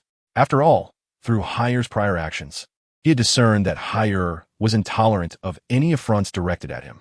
Any proactive aggression or verbal provocation was deemed an assault on his person, prompting Higher to strike without hesitation. Moreover, Edward and his companions had recently resolved at the Round Table meeting in the sewers to target the 10-year strategic plan for the Earth Empire that Higher was poised to establish. There is no reason for Higher to spare their lives. Eliminating them would be as effortless as a fleeting glance. However, when he turned away from Jupiter and approached Edward directly, towering over him with the poise of a descending deity, extending his finger towards Edward's brow as if to extinguish his life, the realization dawned upon Edward. Higher was unconcerned with Jupiter and his ilk, nor did he care for their strategy against the Earth Empire. Rather, he was preoccupied with Edward himself, fixated on the psychological manipulation that Edward had orchestrated against him. Alien, you still possess the emotions of the common people. You are merely an ordinary individual endowed with immense power. Do you sense the threat I pose? Ha ha ha. Edward spread his arms wide, as if to embrace the divine grace. A smile of unrestrained joy and satisfaction illuminated his face, even in the face of imminent death. Before such godlike power, death had become an inevitability. Why target him specifically? Was it because Higher perceived a threat from him, having discerned the vulnerabilities of his emotions? The ability to uphold one's values, regarded as a threat, necessitating physical annihilation. Edward understood he had already triumphed too much. Even if he were to perish in that moment, successors would relentlessly emerge, honing in on the weaknesses he had exposed, breaching Higher's defenses, ultimately leading to a profound and irreversible destruction of his psyche. In that moment, Edward embraced his fate with magnanimity. However, Hale merely tapped his brow lightly, and through his psychic abilities, the entirety of his life flooded into his mind, erupting in a torrent of energy that soared into the heavens, leaving behind the tumultuous scene. Edward and Jupiter were left to endure humiliation and suffering. The tension in the crowd dissipated instantly. Were they being disregarded? Eyes followed the vanishing figure, revealing a subtle yet intriguing expression. Some remained silent, their gazes fixed upon the shadow in the sky. Some wore a cold smirk, others maintained a serene demeanor, while a few simmered with indignation at being overlooked. Yet none succumbed. You will regret this. You most certainly will. Jupiter's gaze turned frigid in an instant, his rational mind whispering darkly.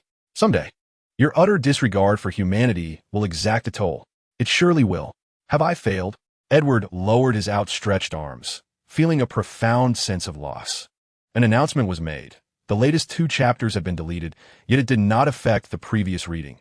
The overarching narrative remained unchanged. Chapter 37. Gift and Regret. The night sky sparkled brilliantly.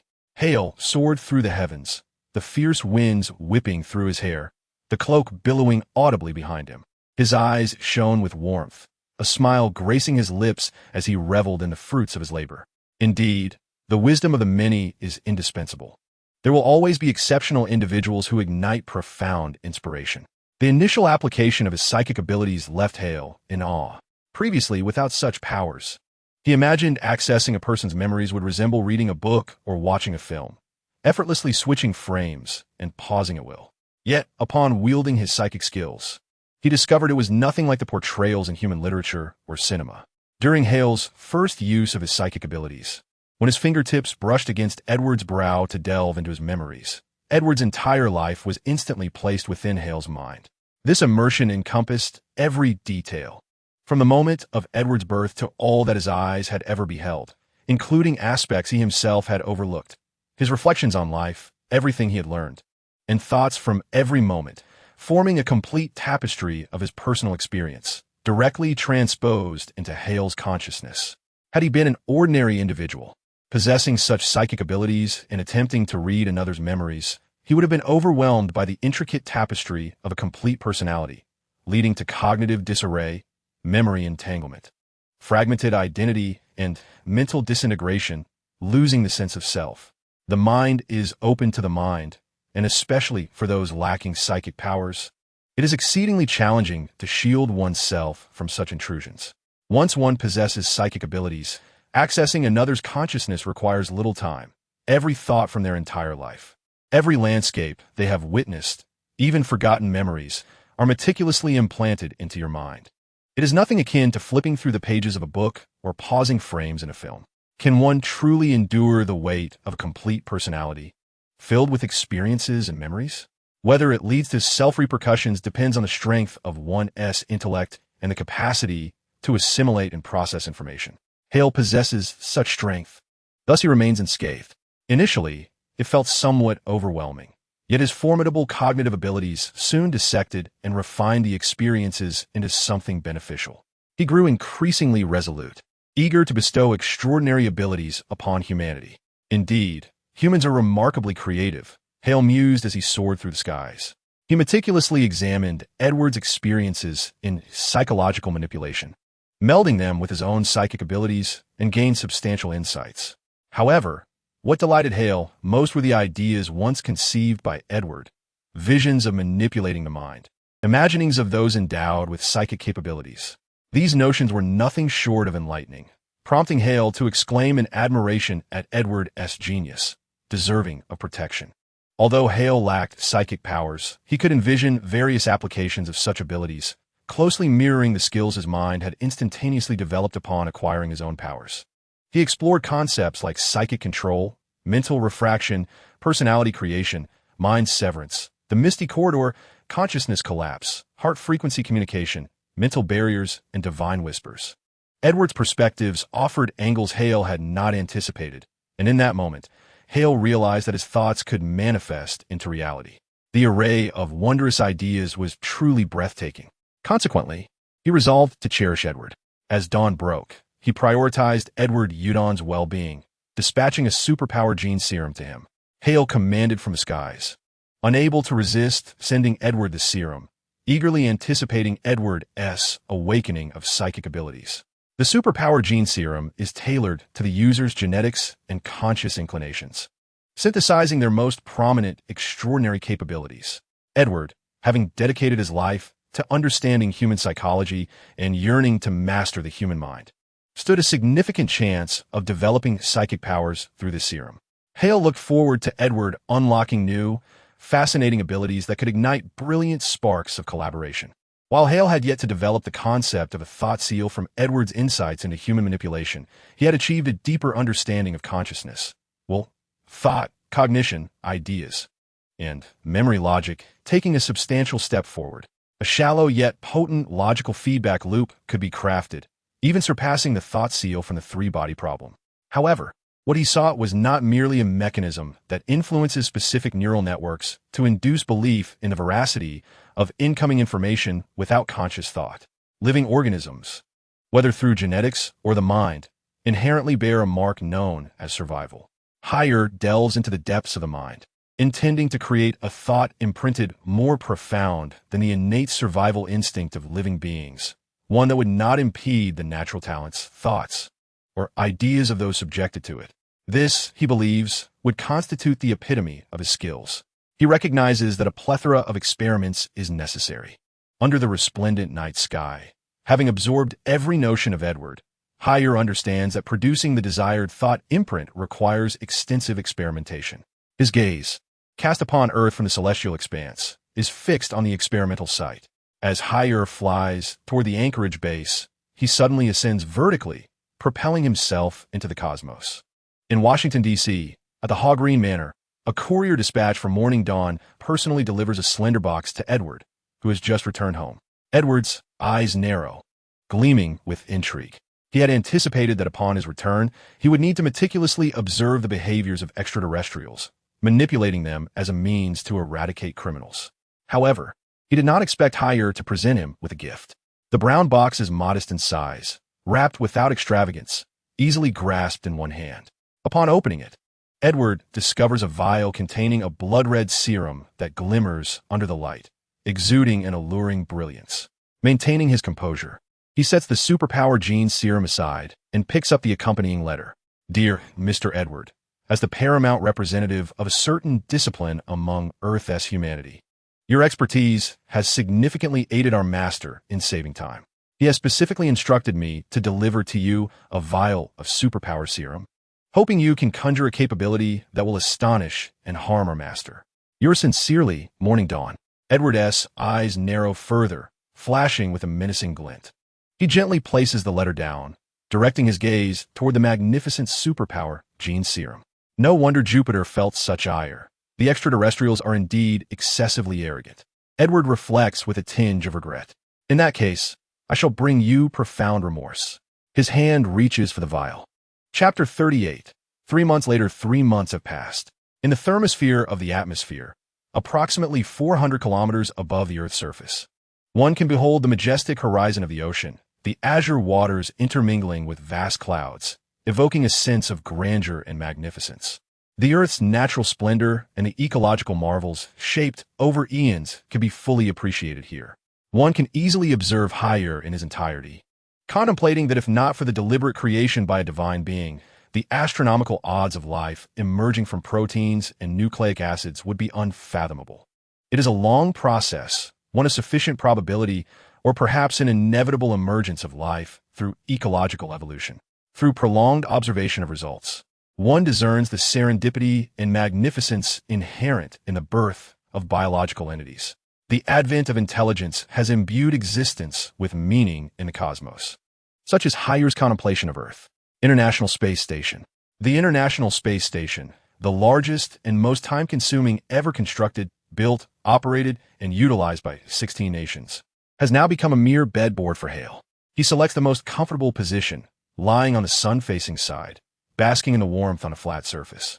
Within the confines of the station, automated mechanical spiders and robotic appendages are diligently modifying the structure, gradually transforming it into a celestial weapon.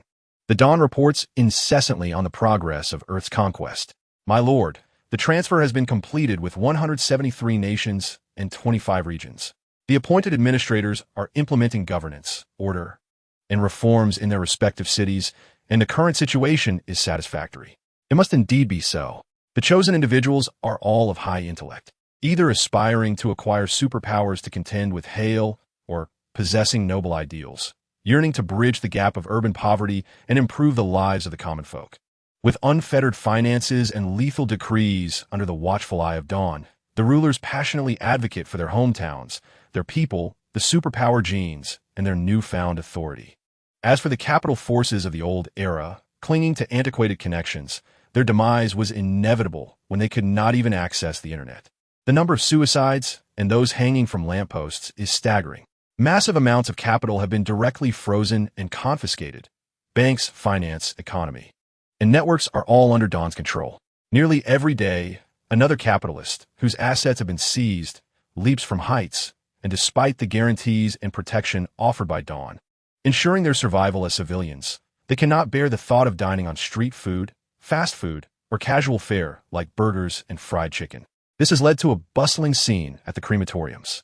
Following Hale's orders, Dawn has unified the networks, enacted laws, lowered prices, and introduced new currency to replace the old. The world's food production could sustain 15 billion people, yet amidst over 7 billion global inhabitants, 800 million suffer from hunger. Dawn directly recalibrates food distribution, ensuring every civilian is well fed. Each registered citizen of the Hale Empire receives a modest reward of 10,000, a sum that, due to the adjusted purchasing power, equates to the former value of $50,000. At times, Hale, upon hearing peculiar customs from various regions, casually commands Dawn to enact changes. For instance, in one country, the bizarre practice of shared property costs in real estate surfaces. What nonsense! This evokes unpleasant memories for Hale, prompting him to abolish such practices and clarify the responsibilities of real estate companies for maintaining common areas, alongside the service duties of property management personnel. Real estate has crumbled under Hale's influence. Some have utilized the $10,000 provided by him to purchase homes that previously would have required decades of debt. Some kneel in tears. Others wear complex expressions. Some express gratitude to deities, while many abandon their rebellious ideals, faces clouded with confusion, unable to clench their fists in defiance any longer. The mandate for newborns to undergo paternity testing, the immediate execution of human traffickers, and a series of regulations and laws that Hire once envisioned, despite their profound implications, have come to fruition with mere utterances. In some nations, peculiar distinctions exist regarding surnames, which Hire casually altered. Since his conquest of this planet commenced, it has been delineated into but two classes, humanity. In certain regions, customs are indeed strange. For instance, on the wedding night, a bride is expected to consummate her marriage with all male members of the groom's family, thus legitimizing the union. Furthermore, women must cover themselves entirely with towels when venturing outside, revealing not a hint of skin. Such oddities, devoid of tradition or regulation, serve merely as means of amusement and oppression, rooted in cultural supremacy, ultimately amounting to subjugation. Only humanity is capable of oppressing its own kind. This oppression serves to uphold dominion, maintaining both mental and physical control. Yet Higher is unfazed by the trappings of human wealth, status, power, or reputation. What he seeks is the brilliance of human intellect and creativity. That radiant inspiration embodies the greatest treasure of humankind. He harbors no objection to the happiness and fulfillment of human lives. It is this very philosophy and conduct that led the downtrodden masses of the earth to willingly submit to Higher's reign within a mere month, expressing gratitude and weeping tears of joy at his arrival, thereby forming the foundation of his dominion. This newly established earthly regime has garnered unprecedented support and affection. Even while reclined in the International Space Station, Higher can hear the praises resonating from across the globe, drowning out the lamentations of the cursed, extinguishing them into obscurity. The Earth comprises 193 nations and 31 regions, yet some remain oblivious to the truth. Among them are those who, through their own relentless efforts, have harmed others for gain. Drug traffickers, criminals, and numerous power-hungry individuals reluctant to accept that Higher would travel great distances to eliminate them. They cling to false hopes.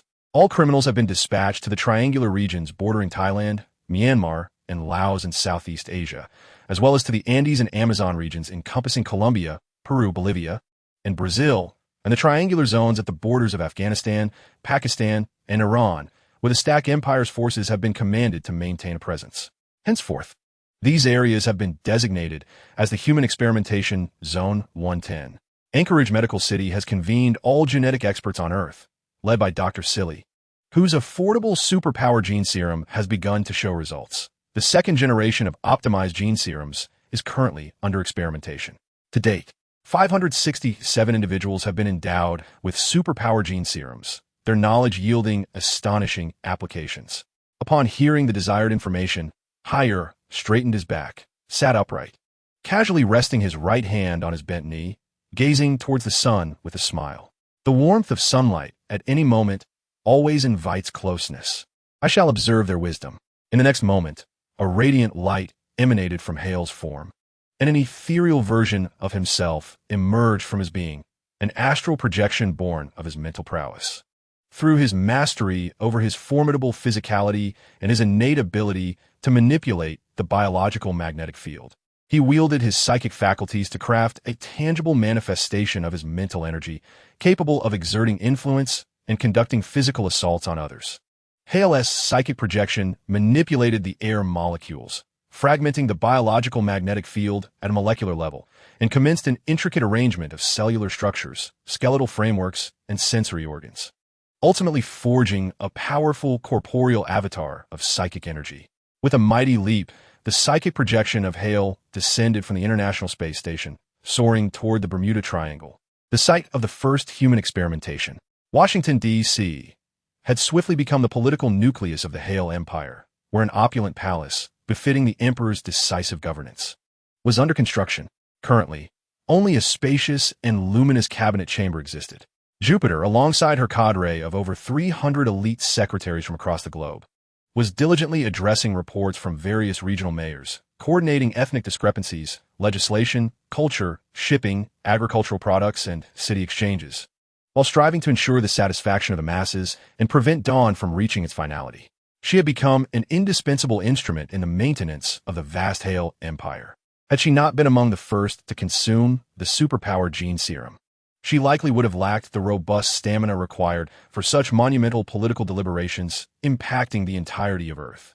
A familiar member of the Hero Self-Rescue Society entered through the grand doors, prompting Jupiter to pass her financial review to the nearest secretary, who gazed upon her with envy.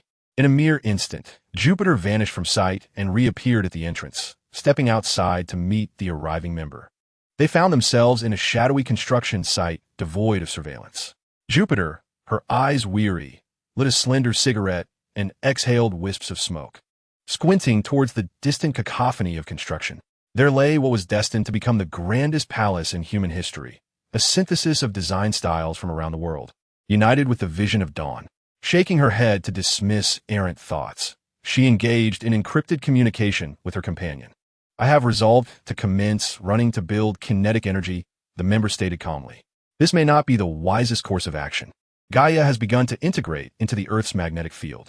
Everyone is embarking on the development of superpowers, and we share a singular objective. I must run to unleash the most potent strike. This is the destiny bestowed upon me by my superpowers, and it is an ideal worthy of my lifelong dedication.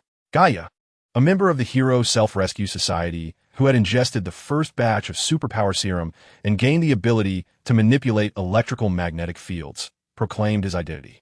Jupiter's slender cigarette flickered as it paused, sparks dancing in the air. I shall commence my run.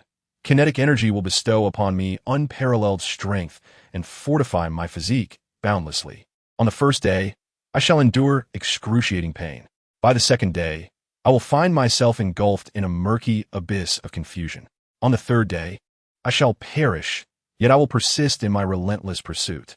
After a month's passage, the momentum generated by kinetic energy will be fully realized. I shall transform into a colossal particle of energy incomprehensibly resilient, running for a year, 2 years, 5 years, 10 years, and into the future.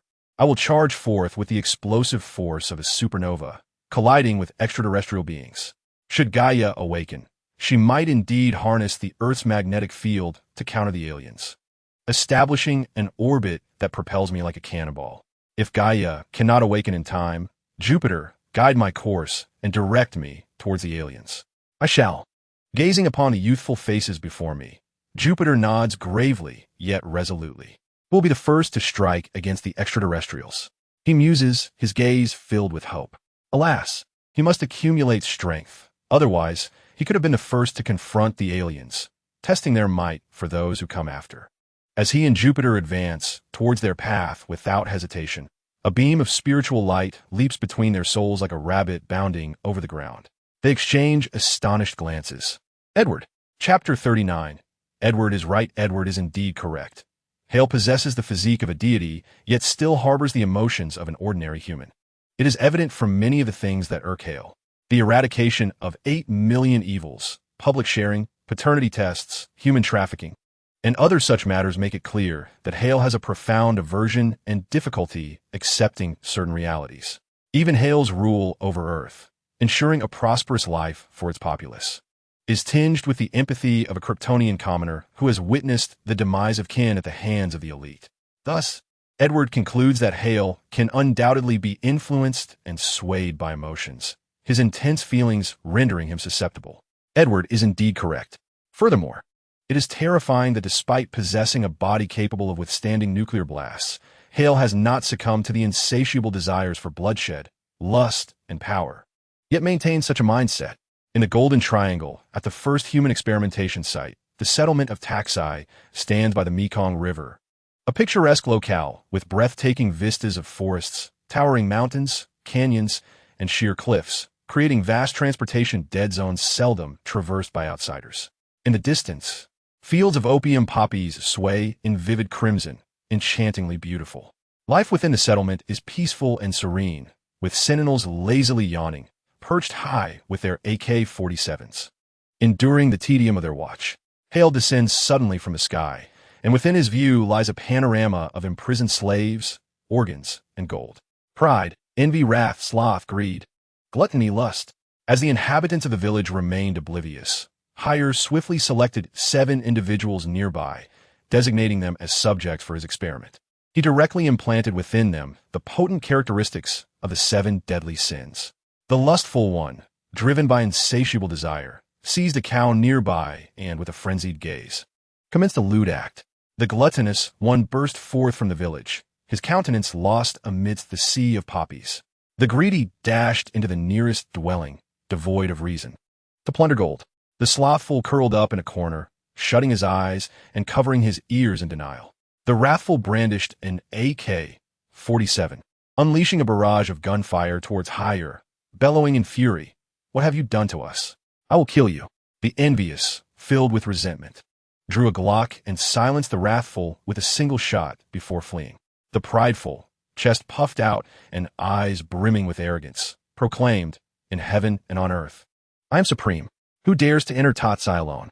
He is an alien. Kill him. He comes to conquer. I do not believe he is invulnerable. Fire! Fire!" In an instant, The village of Tatsai erupted into chaos, the gunfire awakening the nearly 20,000-strong inhabitants, who possessed formidable military might and began to mobilize an armed response, further escalating the turmoil. Yet, Haire's actions remained unimpeded. In contrast to their sluggish movements, his mental manipulation allowed him to act instantaneously. Those who aimed their weapons at him began to engage in various actions. After forcibly implanting the 7 deadly sins, Haire proceeded to infuse the approaching armed forces with the 7 virtues: justice, tolerance, loyalty, temperance, generosity, hope, and resilience. The armed contingent experienced an immediate transformation. The just among them believed themselves righteous, firing upon Haire to protect their homeland. The tolerant ones laid down their AK-47s, akin to a paternal figure, extending their arms in a gesture of peaceful discourse. The loyal, having been imbued with allegiance to Haire, suddenly turned against their comrades, opening fire. The temperate, generous, hopeful, and resilient were swiftly struck down by the loyal. This was a grievous waste. No life should fall victim to meaningless bullets. Haire recognized the gravity of the situation, but refrained from intervening. He strolled through the chaotic village, surrounded by the madness of those whose minds were in disarray, frantically reaching out in their despair. He moved like a deity, traversing the murky darkness of a world steeped in depravity, implanting a myriad of personalities, thoughts, and ideas while simultaneously severing their connections. He tested the temporal limits of their minds, isolating each thought, idea, and memory into compartments, rendering them incapable of coherent thought and leading to the harrowing consequences of self-destruction.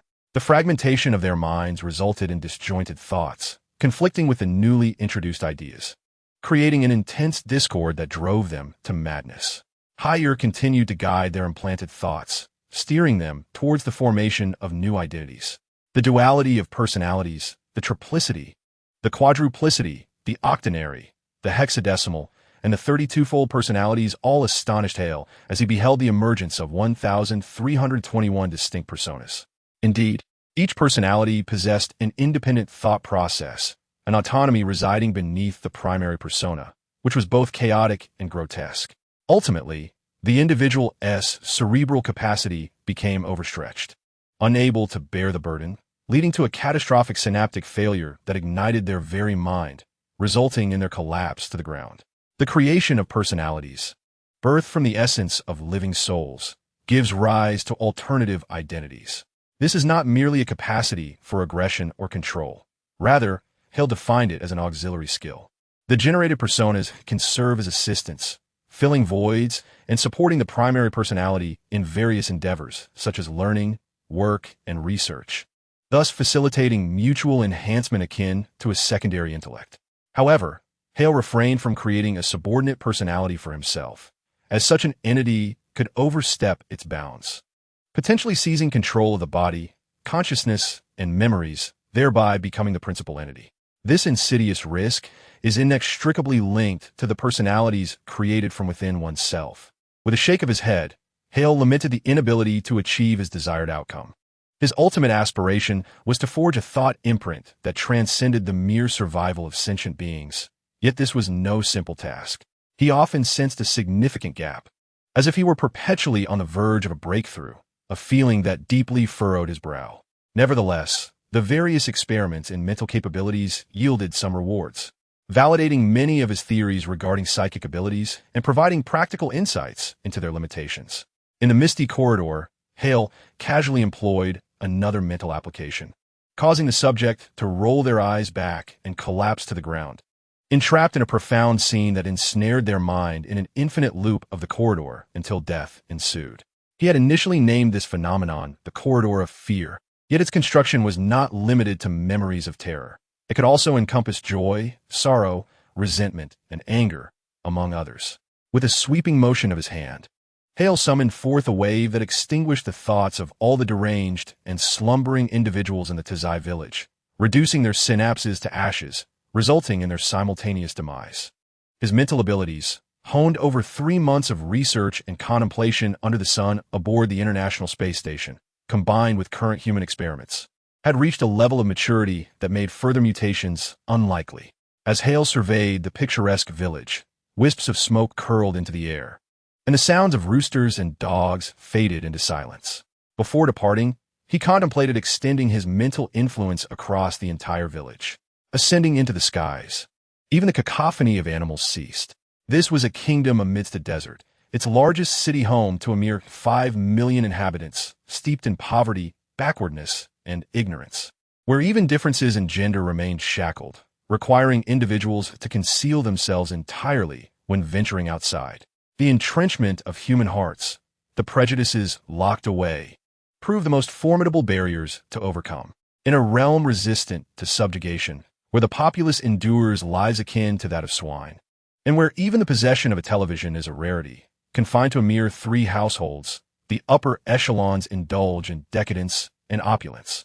Golden toilets and plump fingers adorned with resplendent gemstone rings epitomize the oppression of humanity over humanity.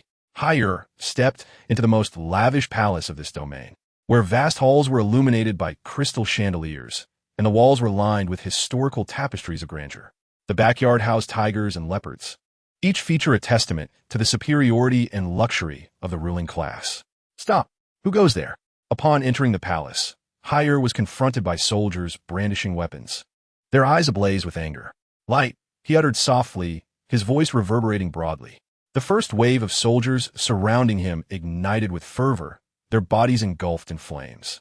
Perishing in self-immolation, he felt a tinge of dissatisfaction. He had invoked light, yet fire was the manifestation. Perhaps this was merely a reflection of the soldiers' comprehension. More troops surged forth. Air, Higher spoke gently once more. Some soldiers, responding to the command, found their red blood cells absorbing the air around them, their bodies swelling into spheres before bursting apart. Earth, he pronounced, causing soldiers to stiffen, their joints succumbing to calcification, their cells hardening as if transformed into stone, leaving them immobile, their vision fading to darkness.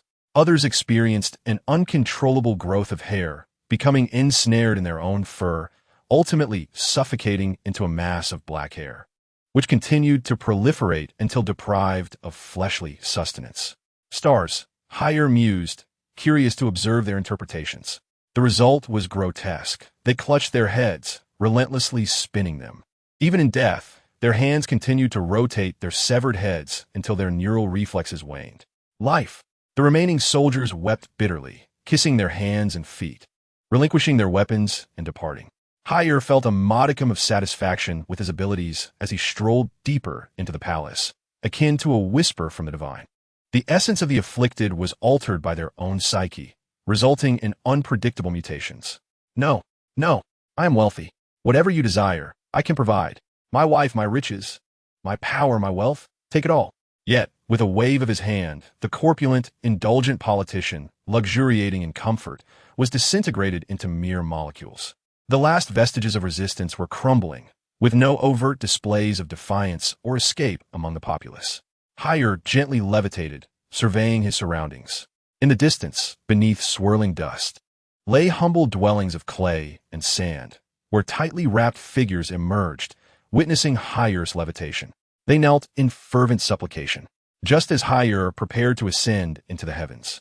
A surge of spiritual energy coursed through the city, each leap manifesting a subtle, yet potent force of the soul. He is akin to a radiant light, effortlessly leaping into the hearts of the city's inhabitants, as nimble as a rabbit bounding repeatedly, gracefully dancing upon the surface of mirrors.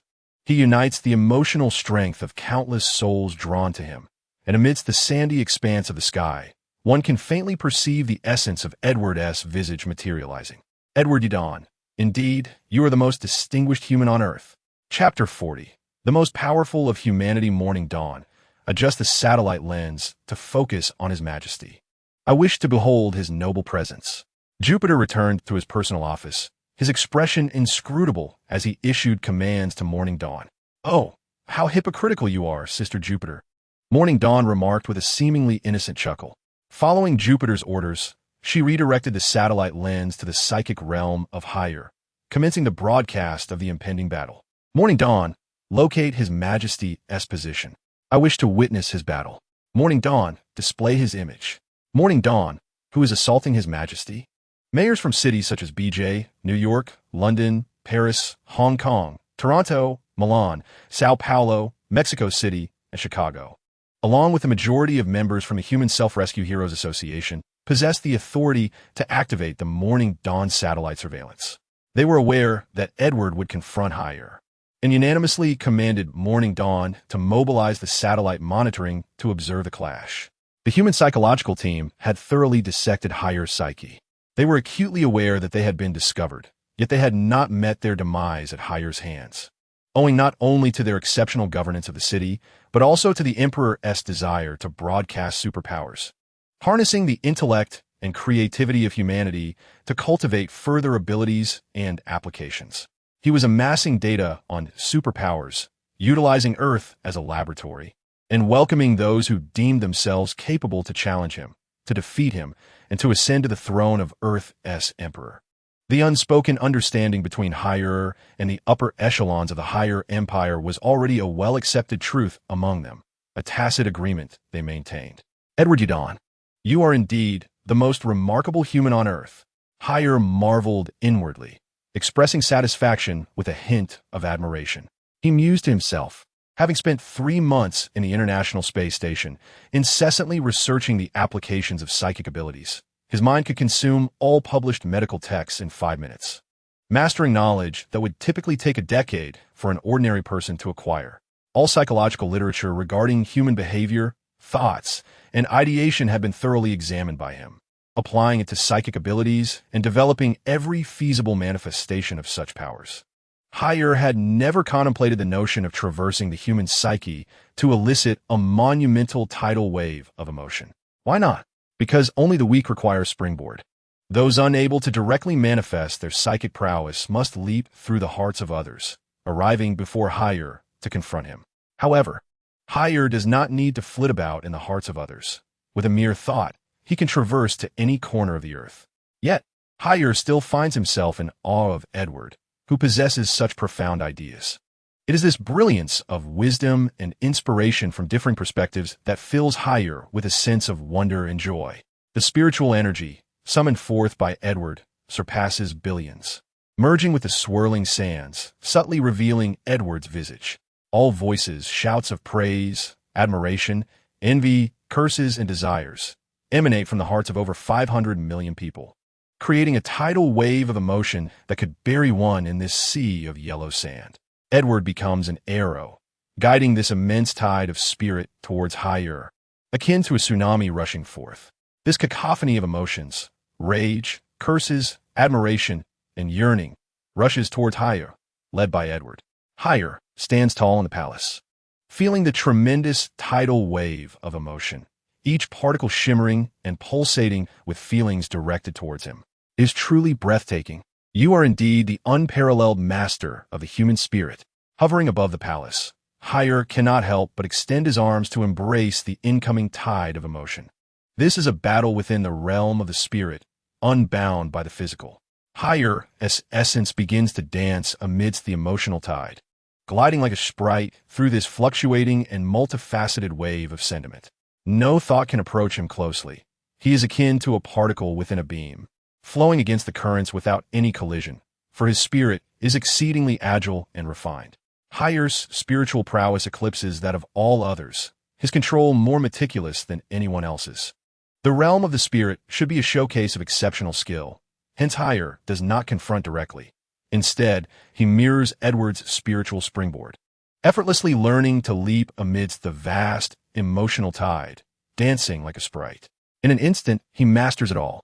The only difference is that Edward's emotional tide requires a shared goal, a commonality in thoughts, to stir it into motion. Higher, however, can incite the tide alone, transforming the hearts of others into ripples of spiritual waves, seamlessly arranged and interconnected. In a fleeting moment, he enhances the application of the spiritual springboard and the tidal wave, refining it to be more sophisticated and powerful. This is the brilliance of human intellect and inspiration, forever revealing the potential to recognize one's own flaws. In the dimension of the spirit, no human can stand against you. Edward sighs sincerely. The strength of the physical body, in the realm of reality, is impervious to any weapon. Hale expressed sincere admiration. Your ideas are indeed remarkable. I eagerly anticipate our next encounter. The transmission of thoughts occurs almost instantaneously, and Edward's offensive has yet to cease. As he communicates through mental projection, he has already initiated his attack. There will be no subsequent opportunities. In the realm of the mind, you are unparalleled. In the physical realm, you are invincible. Yet, despite possessing divine power, you remain but a mortal. And in a moment of inattention, you shall falter. The tides of the mind merely serve as the prelude to your voluntary plunge into a trap, while the surging waves of mental currents surrounding you constitute my meticulously crafted snare. Between the dimensions of the mind and reality lies a facade of truth, a dimension you have overlooked, an empirical realm, the realm of dreams. You have descended to this first layer, where time flows tenfold faster than in the external world. The second layer accelerates 100-fold, the third 1,000-fold, the fourth 10,000-fold. In layers 5 through 9, you shall find yourself in the 10th layer, lost to an eternity that surpasses the cosmos itself. Chapter 41. Surprise Hale finds himself in freefall. In an instant, he feels as if he were an ordinary person, standing on solid ground, plummeting backward, losing control, destined to crash to the earth. Yet, he does not strike the ground. Rather, he shatters through glass, fragments reflecting all that once was, the flowers, the grass, the sounds, and the waves of the sea as he descends into the first layer of the dream dimension. Time here flows 10 times faster than reality. There exists a sense of temporal disarray, an inexplicable feeling of falling backward, as if 1,000 years were compressed into a mere moment, creating a surreal and dreamlike sensation. The mind again tumbles into the second layer, reality. The first layer flows 10-fold faster than external time, the second layer 100-fold. The disjointed passage of time and thought threatens to fracture, manifesting as 3 distinct streams of consciousness. Each thought is his, yet they feel disjointed, as if he were not himself. The third layer, the fourth layer, the fifth layer, the sixth layer, the seventh layer, the eighth layer, the ninth layer, the 10th layer. With each deeper descent, he yearns for an even more profound flow of light, akin to the cosmos's temporal streams, as he approaches the innermost sanctum of the mind, ready to unveil the mysteries of the universe. The dream dimension offers a temptation unmatched by any drug, an irresistible craving that ensnares the senses. Hale's projected mental form hovers above the palace, his black cloak billowing in the wind, his dark eyes vacant and devoid of spirit. On the International Space Station, Hale opens his eyes. The projection of his mental field is under his complete control, allowing it to act on Earth's behalf. Stunning, truly stunning. Edward's surprise was truly extraordinary. He had contemplated the possibility of Edward possessing psychic abilities and developing various applications from different perspectives, yet he never anticipated that Edward could be so astutely perceptive, identifying an angle that Hale had overlooked and utilizing the dimension of dreams to ensnare him. Had Edward been 3 or 4 levels beneath Hale, it might have been plausible for him to entrap himself within the dream dimension. This was precisely what left Hale in awe. Edward was simply remarkable. The level of his brilliance was such that Hale hesitated to unleash psychic violence to shatter the dream dimension. This dimension was a seed, possessing the potential to evolve into a supreme deity, ruling over the dream realm, and it should have been nurtured to reach its grand potential. To crush it with psychic force felt immensely regrettable. At the moment when Hale projected his psychic force into the dream dimension, causing his mental essence to plummet to the 10th level, he profoundly felt the formation and function of the dream dimension. Hale dissected and experienced this astonishing realm. He was determined to fulfill the destiny of this dream dimension. Reclining in the International Space Station, a smile curled upon his lips as he extended his finger in a scissor gesture, severing his psychic connection to the projected essence, ensuring that this psychic energy would eternally reside within Edward's dream dimension. Above the palace, Hale's severance of the psychic energy from the projected essence caused it to begin its descent through the air. Witnessing this scene, the members of the human self-rescue heroes were momentarily stunned. Is he falling? He is indeed falling. We have succeeded. Edward has done well. Oh yes, we have saved humanity. Ha ha. From this moment forth, we shall lead human civilization into a new future. All of this shall be mine to embrace. Ha ha. Initially, these individuals remained dazed, their eyes wide, the swaying wine glasses coming to a halt as they stared fixedly at the screen. Had this alien truly perished? Once, they believed this extraterrestrial to be invincible, impervious to nuclear strikes, a lifelong adversary to their earthly existence. They assumed that, at the very least, they would await Gaia's awakening, with the Earth's magnetic fields and tectonic plates becoming the battleground for a grand future war. They envisioned a scenario where Lazarus would harness death as kinetic energy, accumulating it to ultimately vanquish him. They imagined a future where their burgeoning superhuman abilities would ignite a fierce conflict for human freedom. Yet, they could not have fathomed that it would be Edward's initial probing attack that would annihilate a deity. It was merely Edward's intervention. He was indeed a formidable master of psychology, wielding the power to manipulate hearts invisibly. Furthermore, he was the first to acquire the gene serum for superpowers, embodying an extraordinary existence. They thought this was merely a trial, a test to uncover the deity's vulnerabilities. They had no inkling of the revelation they were about to witness. Edward held the spiritual essence of 500 million souls as he stood face to face with Hale. Then, the deity plummeted from the heavens. The battle of spiritual forces, perhaps beyond their comprehension, was fraught with peril and immense skill. Yet, the colossal form, once dominating the skies above humanity, lost its grace and began its descent toward the earth, a sight unmistakably vivid, each eye wide open in disbelief. Is this reality? Jupiter, filled with uncertainty, watched Hales fall from the sky, her heart taut with tension, fingers clenched into fists. Deep within her, a yearning surged to vanquish this alien who held humanity in contempt, belittling their intellectual prowess. Yet reason cautioned her that the moment was ill-fated for such action. She lingered in a tumult of anxious emotions, her beautiful eyes wide open, swallowing hard, fixated on the unfolding scene. Among the many who observed the satellite imagery, members of the self-rescue heroes were struck by a whirlwind of conflicting emotions, joy and despair. They felt regret that the deity was not felled by their own hands. Simultaneously, they rejoiced at the prospect of ruling this world, guiding its people toward an unprecedented future of extraordinary potential. This world shall be governed by us. Even before Hale's psychic projection touched the ground, they were already elegantly reclining, smiles gracing their lips, toasting with goblets in hand, their thoughts racing towards plans of dominion, carving out territories to realize their ambitions. Without the overshadowing presence of a deity, the air felt refreshingly pure, the azure sky vibrantly blue, and even the wine bursting with flavor on their tongues was an exquisite delight. Yet in the next moment, their soaring aspirations and joy plummeted to depths of despair. The psychic projection of Hale lingered in the sky, and from the International Space Station, Hale infused his essence into that very form. The falling Hale suddenly opened his eyes wide, fluttering his black cloak as he soared upward, hovering above the palace, confronting Edward, whose spiritual strength had waned almost to the point of vanishing.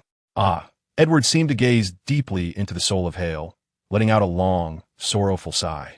This was the best method he could conceive to slay the deity, striking from an unnoticed angle. He sought to create a dream dimension, a realm in which Hale would self-annihilate.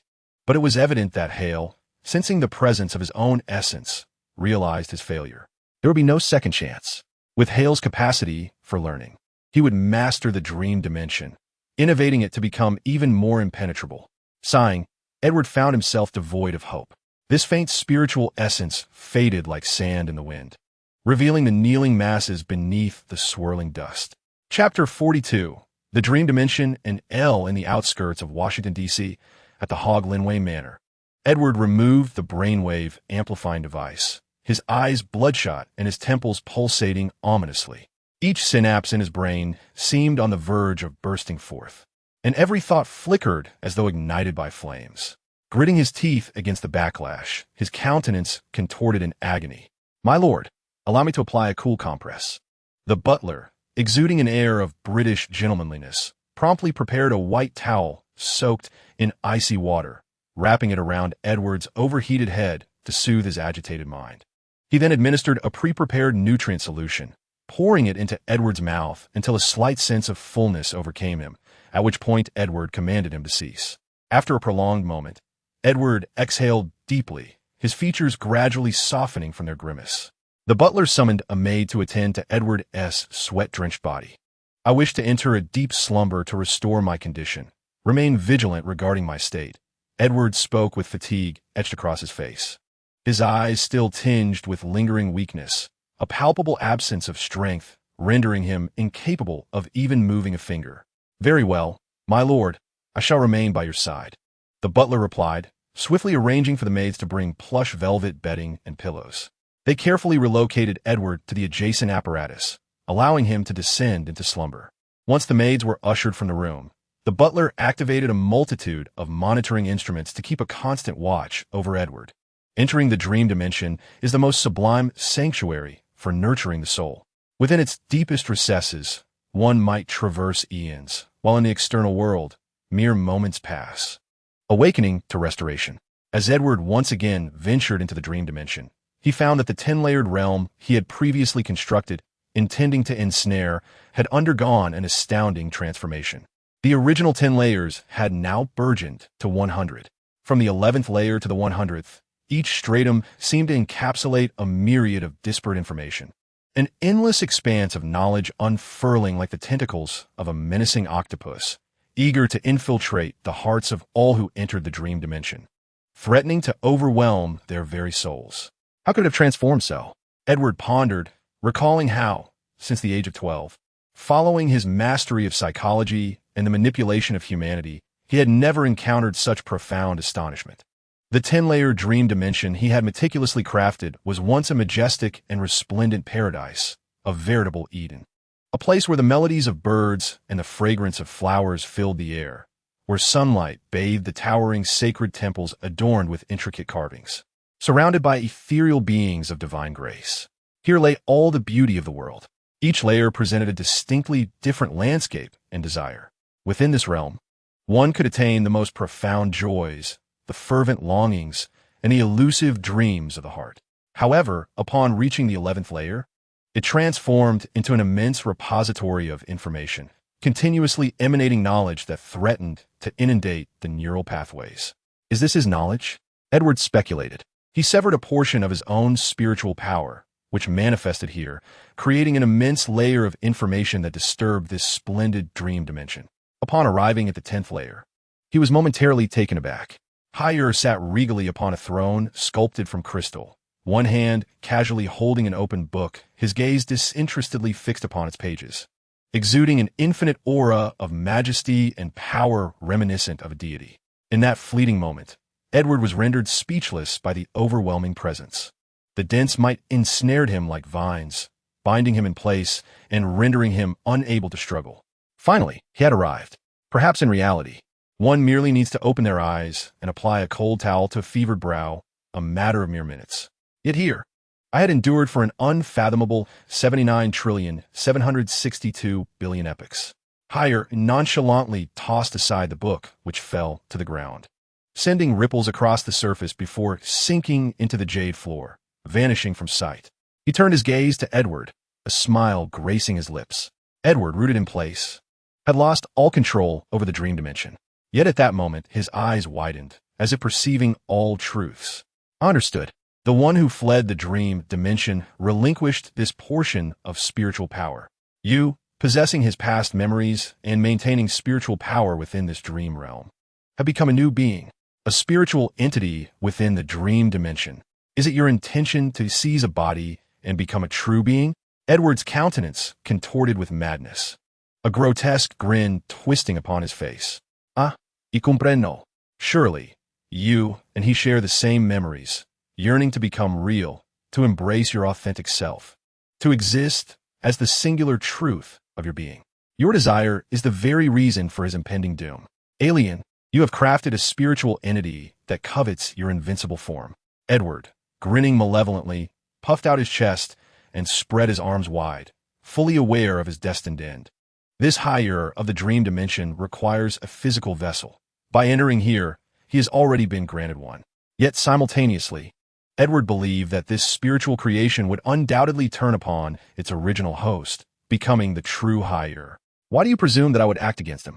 Higher regarded Edward with an expression of condescension. Why would you think that I would seize the body of the original host, despite being an offshoot of severed spiritual power existing within the dream dimension, forming an entirely new self, coveting that formidable physique, sharing identical memories while denying one's own existence? Edward was taken aback, his face betraying confusion.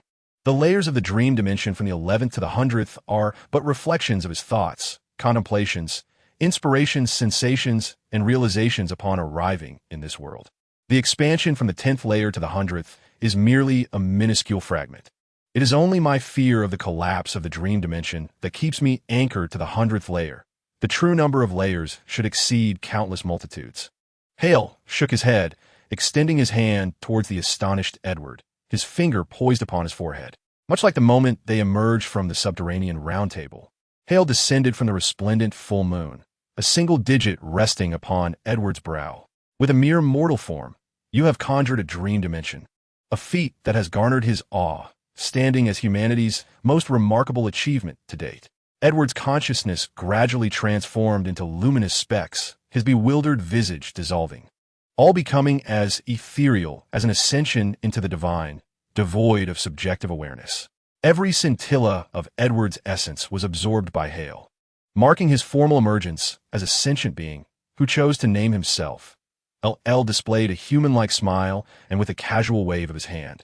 The 100th layer of the dream dimension began to unfurl, cascading downwards in a stair-like fashion, extending to 33,333 layers, all encompassing Hale's thoughts, musings, inspirations, sensations, cellular evolution, memories, and more, everything that preceded the severance of this mental power. Even as L comprehended this entirety, he could not help but feel a sense of wonder and reverence. Only the ignorant would dare to raise a fist against him. He possesses the myriad worlds. My journey lies within this vast ocean of stars. Chapter 43.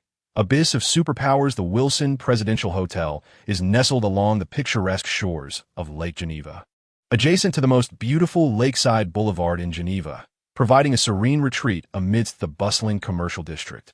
From the parlor of the presidential suite, one can gaze upon the splendid lake view and the majestic Mont Blanc. The decor of the meeting suite artfully combines fine marble with exquisite wooden materials, exuding a modern artistic flair. Hale's indifference leads the heroes of humanity's self-rescue to realize that they need not convene in the shadows of the sewer, whether above or below. He can perceive their existence, hear their voices, and audaciously challenge them. They swiftly transition to the opulent, grandiose surroundings of the presidential hotel. The heavens and the earth represent two stark extremes. Jupiter and the 7 members of the Human Self-Rescue Association convened here to examine and eliminate surveillance, engaging in discourse through a cryptic language they had devised. The BJ Positron-Electron Collider, the Shanghai Synchrotron Radiation Facility, the Lanzhou Heavy Ion Accelerator, the Large Electron-Positron Collider at CERN, the Stanford Linear Collider, the Proton and a Proton Collider at Fermilab, the Electron-Proton Collider at the Hamburg Synchrotron Research Laboratory, the Relativistic Heavy Ion Collider at Brookhaven National Laboratory, and the High Energy Accelerator Organization's High Intensity Proton Accelerator. All of Earth's grand particle colliders have been lifted from the underground and transported to the Jurassic Mountain, currently the largest particle accelerator on Earth. Prior to my arrival here, the Dawn had provided a detailed blueprint for manufacturing and issued commands to mobilize scientists and engineers worldwide to construct the core energy aggregation accelerator depicted in the schematics. Dear colleagues, our time is limited. The scientific team of the Hero Society has proclaimed a dire deadline. A mere 3 years remain until the completion of the core energy aggregator, a colossal construct devised by scientists from across the globe. Each activation of this aggregator consumes a staggering 40% of humanity's resources, a burden too great to bear. Jupiter's piercing gaze swept across the assembly, her delicate hand clenched into a fist, striking the mahogany table with a resounding thud. To halt or delay the construction of the core energy aggregator, we currently lack the strength to counteract it. In vain. Over 300 members of the Hero Society disguised themselves as construction personnel, intent on sabotaging the process, only to be instantaneously reduced to mere mist of blood. She permits us to act against her, yet forbids any interference with her affairs. 3 years, you say? Can our current power inflict harm upon her? Should we prematurely unleash Gaia? Gaia is no longer viable. I visited her 2 days ago. She has merged with the geomagnetic field of Australia. Devoid of human emotions and thought, she has perished, truly becoming Gaia, and has vowed not to engage against her. Her singular worth surpasses that of all life on Earth combined. We have lost a member capable of wielding the four fundamental forces. I can only hope that in the end, she does not choose to obliterate humanity for the sake of the Earth. This is an utterly disheartening revelation. Thank you for enlightening me that Gaia, the most potent force controlling the magnetic field, has become our potential adversary. Despair has begun to take root within me. Edward once caused her to plummet from the heavens, but it was merely for an instant. Now, he resembles a victim of Parkinson's disease, trembling intermittently. With only 2 hours of consciousness each day, he is rendered useless. Will the kinetic boy, after 3 years, will the amassed kinetic energy be sufficient to vanquish her? It is futile. Lazarus has strayed off course and is expected to orbit the Earth, eventually escaping into space within 3 months. In 3 years, he will nearly reach Venus, colliding with it. Rather than eliminating her, we will first encounter the fallout from Venus' explosion, along with the cataclysmic environmental changes it will unleash. I can only hope he does not obliterate Venus. This is truly dire. Silence envelopes the gathering. The application of superpowers is not as straightforward as they had envisioned. They may embody the pinnacle of human intellect, learning at a pace hundreds of times faster than the average individual, even in mastering superpowers. Yet, this rapid comprehension breeds unrestrained experimentation, a greedy pursuit for greater control, and a deeper plunge into the abyss. Those who gaze into the abyss find themselves gazed upon in return. Gaia's ambition to govern the Earth's magnetic field, even with merely the Australian tectonic field, has transformed her into a deity devoid of human sentiment and thought. No one can halt Lazarus. No one can prevent the kinetic energy he accumulates from propelling him out of Earth and into the cosmos. Nothing has unfolded as they had anticipated. Jupiter's eyes flickered with a shadow of sorrow. Before taking flight, Lazarus still harbored a glimmer of hope, wishing that Jupiter would ultimately redirect his course and collide with Hale. However, before that moment could arrive, Lazarus had already fled the Earth. The molecular man? He could infiltrate through the fissures of his very cells, wreaking havoc upon his synapses and brain cells. The molecular man had merged himself with his team of 130 scientists, shrinking into the microscopic realm and seizing the global gene bank of Svalbard to establish a microscopic human civilization. Had he succeeded? Who could say? His final message indicated an intention to comprehend dawn from the microscopic world, to lay out a proton and inscribe circuits upon it, creating a proton computer. Through countless replicated proton computers, he aimed to extrapolate into atoms, positrons, electrons, and even photon-based life forms. His ambition was to orchestrate the universe through the arrangement of microscopic particles. It was anticipated that, in the end, one would draw a sharp breath. The molecular man was indeed exceedingly audacious. Should the molecular man achieve his goals, it was unfathomable what sort of civilization would emerge, one that could arrange the material of the universe, rendering any civilization and matter visible beneath the scrutiny of microscopic civilization. This microscopic civilization would mark the dawn of the universe, witnessing the rise and fall of civilizations, wielding the four fundamental forces with abandon, coexisting with the cosmos and observing its desolation. In contrast, others felt their struggle against divinity on Earth rendered them as insignificant as dust. Damn it. If not for his coercion of my scientific team, I could have delved deeper into research, potentially even obliterating him. He confined us within biological entities, prohibiting our use of tools, compelling us to perpetually evolve towards superpowered beings while incessantly draining our resources. Even if you still possessed a scientific team, what of it? Your superpower would merely amount to invisibility. Do you look down upon invisibility? I can Chapter 44. The future of new Kryptonian civilization after battling alongside Edward in the realm of swirling sands. That land had become the last bastion daring to defy subjugation. On Earth, no politician or capitalist dared to resist, hoping to escape the net. He had essentially conquered the planet. Perhaps only a grand coronation ceremony was needed for humanity to comprehend that they had indeed exchanged one nation for another, one sovereign for another. The following day, Hale presented the design for the Dawn Crystal Core Energy Aggregator and excavated all the world's large-scale accelerators, collision machines, particle accelerators, and more, lifting them single-handedly from the depths, transporting them to Geneva amidst the astonished gazes of ordinary humans. He also commanded Dawn to requisition all scientists, mobilizing them to Geneva to commence the construction and testing of the Crystal Core Energy Aggregator.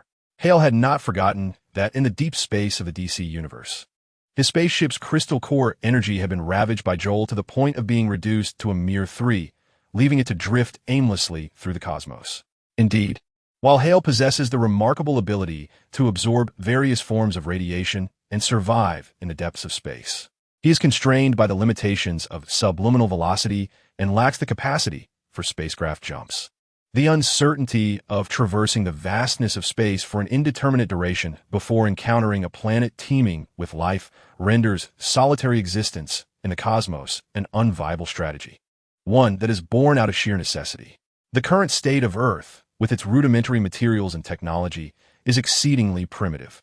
Hale cannot impart advanced civilizational knowledge to them, nor can he provide a comprehensive suite of foundational materials to aid their progress. Such endeavors would be agonizingly slow, requiring centuries before they could develop technologies such as warp drives, jump engines, or faster-than-light propulsion systems, not to mention interstellar teleportation devices. This planet lacks the capability to manufacture genuine crystal core energy sources to power Hale spacecraft, though it is feasible to synthesize lower-tier alternatives, such as miniature nuclear reactors. He silently calculated that the vortex of consciousness would take approximately another 4.5 years to coalesce, allowing him to return to the DC universe. Coincidentally, the crystal core energy sources produced on Earth should suffice to restore the energy of the spacecraft's crystal core engine to 30, enabling it to execute 2 jumps. At that time, he could leap back to the starry expanse of Krypton, cast a sorrowful glance upon the remnants of the shattered planet, and mourn its demise. He could then gather materials left in the wake of Krypton's explosion or seek out nearby planets that had once been colonized by Krypton to procure resources for a significant overhaul of the spacecraft.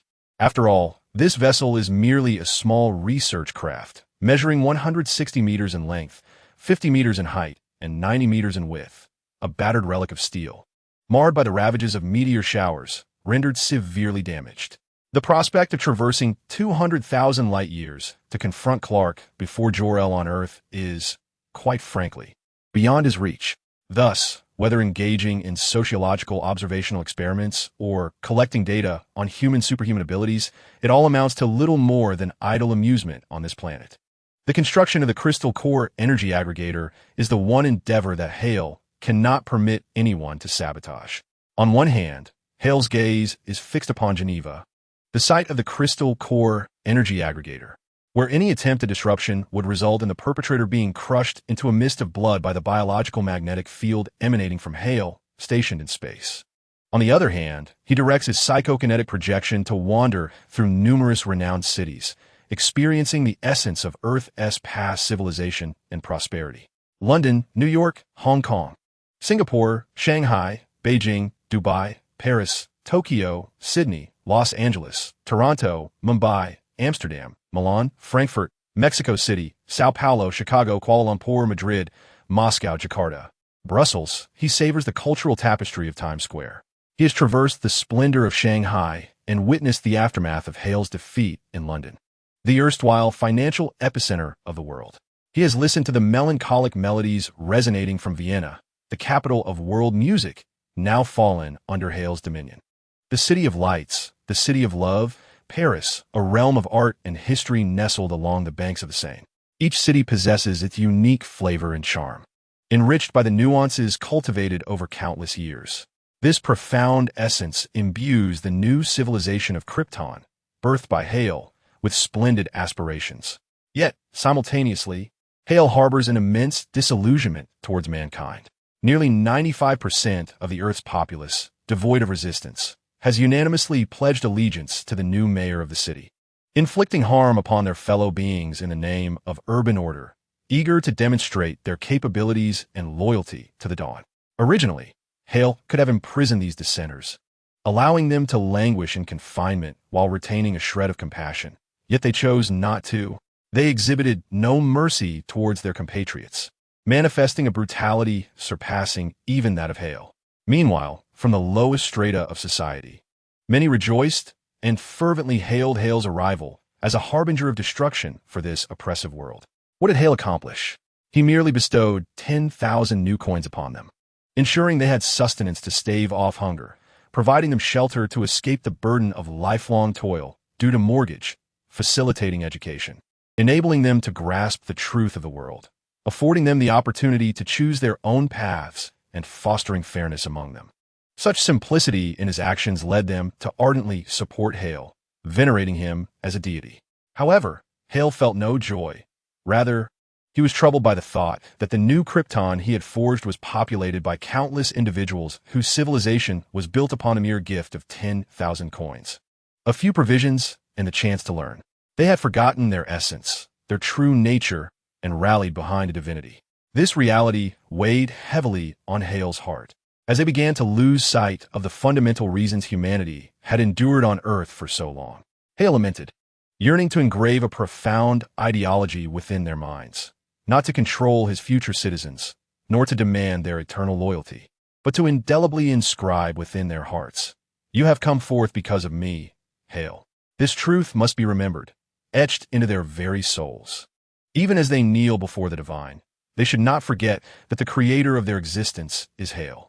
It is a glory, an honor, a pride worth dying for, allowing them to call out his name with unwavering devotion. Hale. In contrast, Hale found a certain fondness for the heroes of humanity's self-rescue. Although they may transform from heroes into malevolent dragons, in that moment, they still illuminated Hale with their brilliance. The next instant, as Hale walked through the city of Province, he vanished, appearing in the conference hall of the Wilson Presidential Hotel, hidden, quietly listening to their ingenious strategies devised against him. Even if you possess a scientific team, what of it? Your superpower is merely invisibility. Huh? Do you scorn invisibility? I possess the ability to become invisible from the perspectives of others. I can cloak myself from thermal detection, evade electromagnetic responses, and remain unseen amidst particle collisions. I can disappear from the minds of the masses, transforming into Schrodinger's cat, manifesting at will. At this juncture, I can attain a quantum state, allowing my existence to become imperceptible before your eyes, to vanish from your memories, to elude physical presence, to be obscured at the microscopic particle level, to remain hidden in 3 dimensions, to transcend into higher dimensions, entering the 4th dimension, and to become undetectable in the realm of time. I can also render him invisible to your gaze, obscure him from the electromagnetic field, and conceal him from microscopic particles, thereby entangling him in a quantum state. This theory may seem overly fantastical. However, there once existed a molecular being of even greater fantasy, who may have transformed into a microscopic particle and established a micro-civilization, leading many to hesitate in dismissing his assertions. People have even begun to deliberate the feasibility of such possibilities. Jupiter, massaging his temple with his right hand, sensed a burgeoning headache, according to this individual's theory. His own ability to teleport was deemed the most formidable, yet, in reality, he could only teleport himself. Alas, the requisitioning of the scientific team has become a reality. He desires us to explore the superhuman capabilities of the flesh and to gather data. My friends, should you have the opportunity, frequently visit the Superhuman Medical City in Anchorage, for Dr. Silly is his most loyal hound, and perhaps we may achieve breakthroughs from this avenue.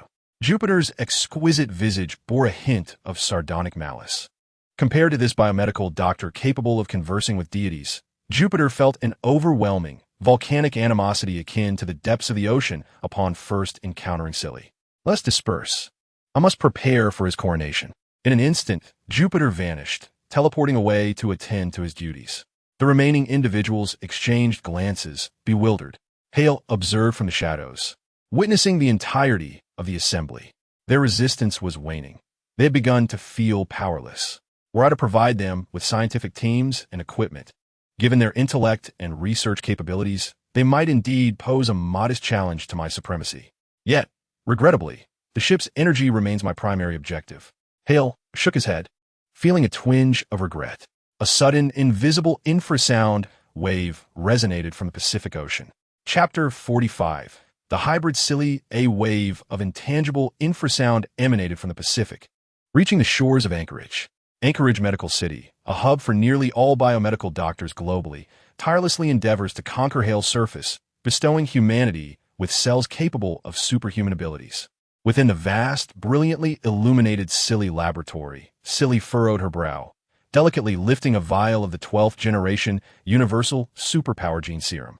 The azure, resplendent liquid reflected her subtly displeased gaze. Why has it reverted to the universal version once more? All biomedical doctors within the Anchorage Medical City unanimously believe that conquering the higher surface cells and deliberately acquiring various superpowers is an achievable endeavor within the next decade. Due to the inherent openness of these surface cells, the acquisition of superpowers is rendered accessible. Consequently, the next step of selectively determining which superpower to obtain will not pose a significant challenge. Sylvie, having commenced her research earlier than her peers, has gained an understanding of the regenerative decline of the higher cells. The initial wave began with the first collection of blood, marking the inception of the primordial transformation, which facilitated the synthesis of serums containing superpower genes. The second wave consists of higher cells that have yet to possess mental abilities. Yet there are already faint indications of hires while manifesting in the openness of their surface cells, which simplifies Sylvie's research considerably. The third wave, comprising cells endowed with mental capabilities provided by Hire, further eases the production of superpower serums influenced by Hire's will. As Hire opens their cells, the medical doctors within the medical city encounter minimal difficulty, leading to daily exhilarating discoveries.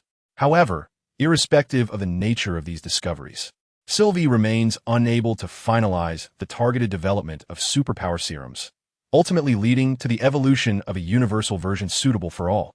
Has there been a misalignment in the DNA sequence of the superpowers? Sylvie subconsciously bites her thumbnail, her brow furrowed in concentration.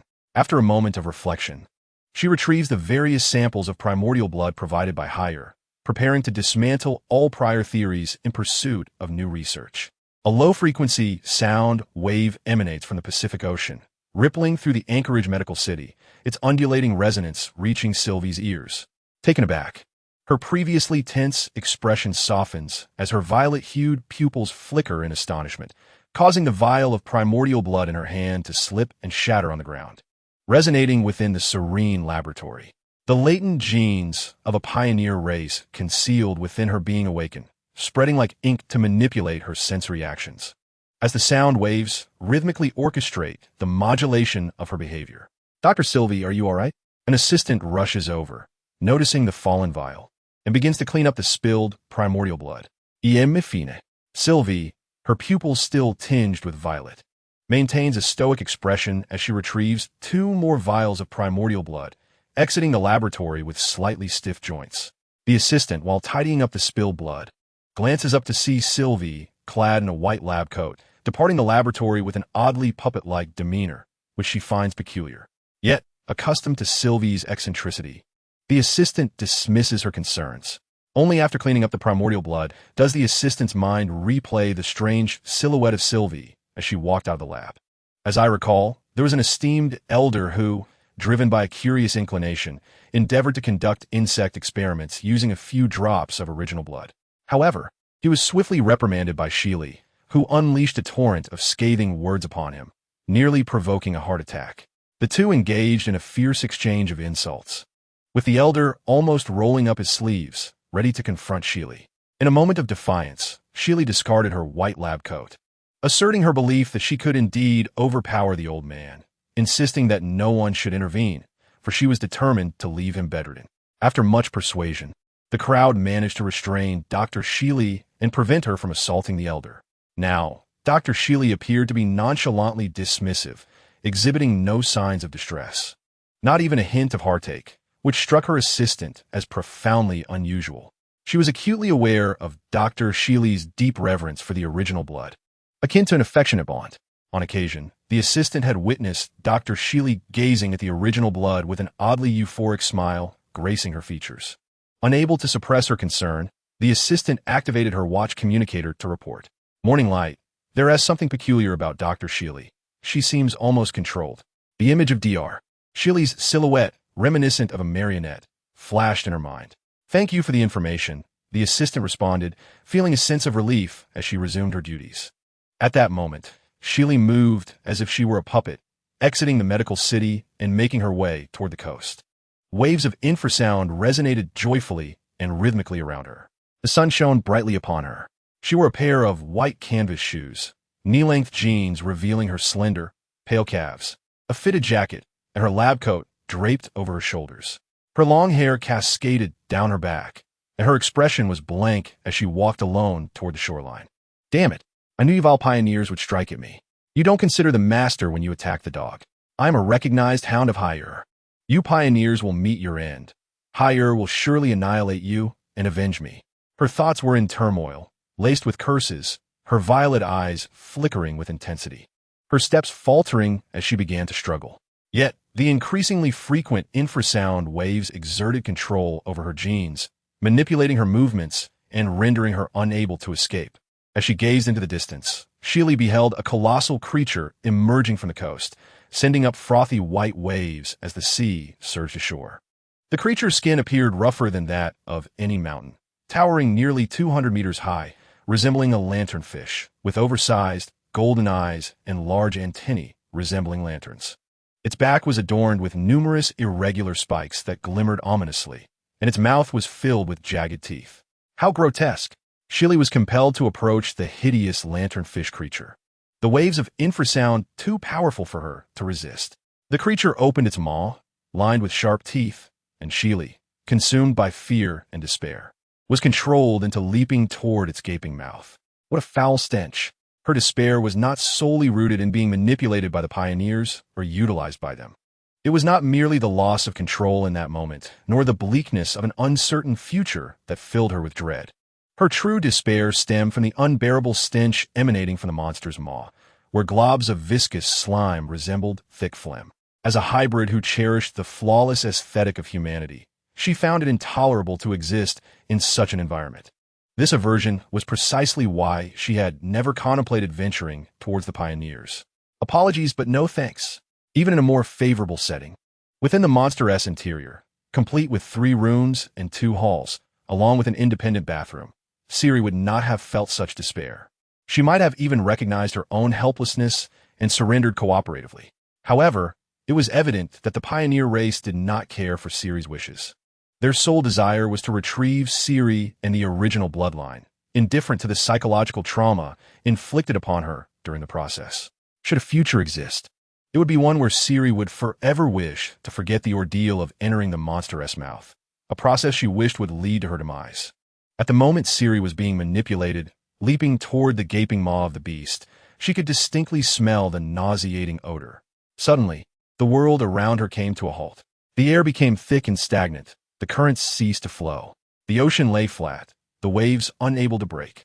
Silence enveloped the scene, rendering the world eerily still.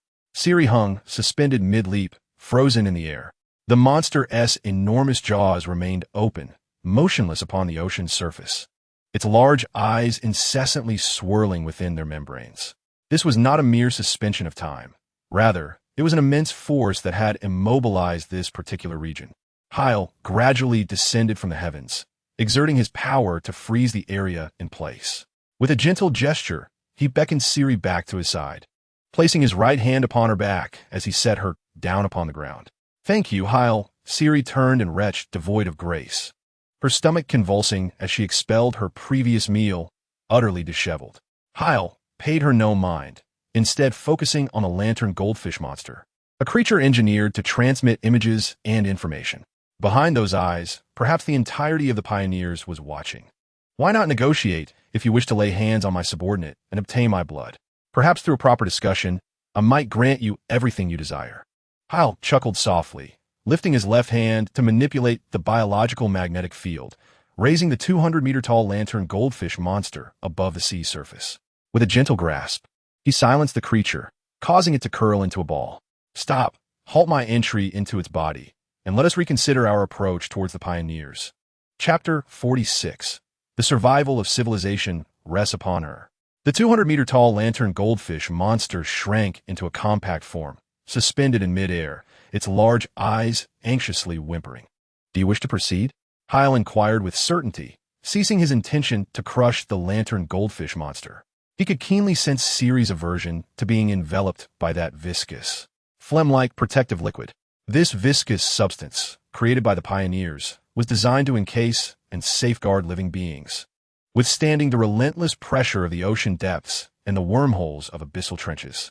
The entire design of the lantern goldfish monster was conceived to trigger Ciri's genes through infrasound, safeguarding her of the primordial blood, with the ultimate aim of returning to the progenitor planet. From a moment Hale crushed the scythe-headed creature, panic began to ripple through the planets on the progenitor side. Despite their extensive theoretical expansions and research endeavors, they could not decipher the nature of Hale's monstrosity. How could beings of mere 2 meters in height harness a power more formidable than the monsters they meticulously crafted? What level of genetic science would it require to create such a species? They had roamed the cosmos, obliterating numerous planets, yet had never encountered such terrifying genetic technology capable of birthing a creature like Hale.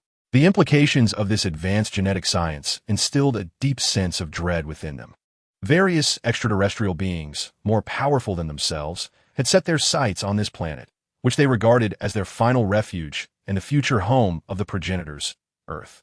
Intense debates erupted among the progenitors. One faction argued that this alien from the cosmos was overwhelmingly powerful, with genetic technology far surpassing their own, rendering them incapable of resistance. They contended that while their planetary resources remained viable, they should urgently seek another world to avoid provoking a conflict with beings of higher order.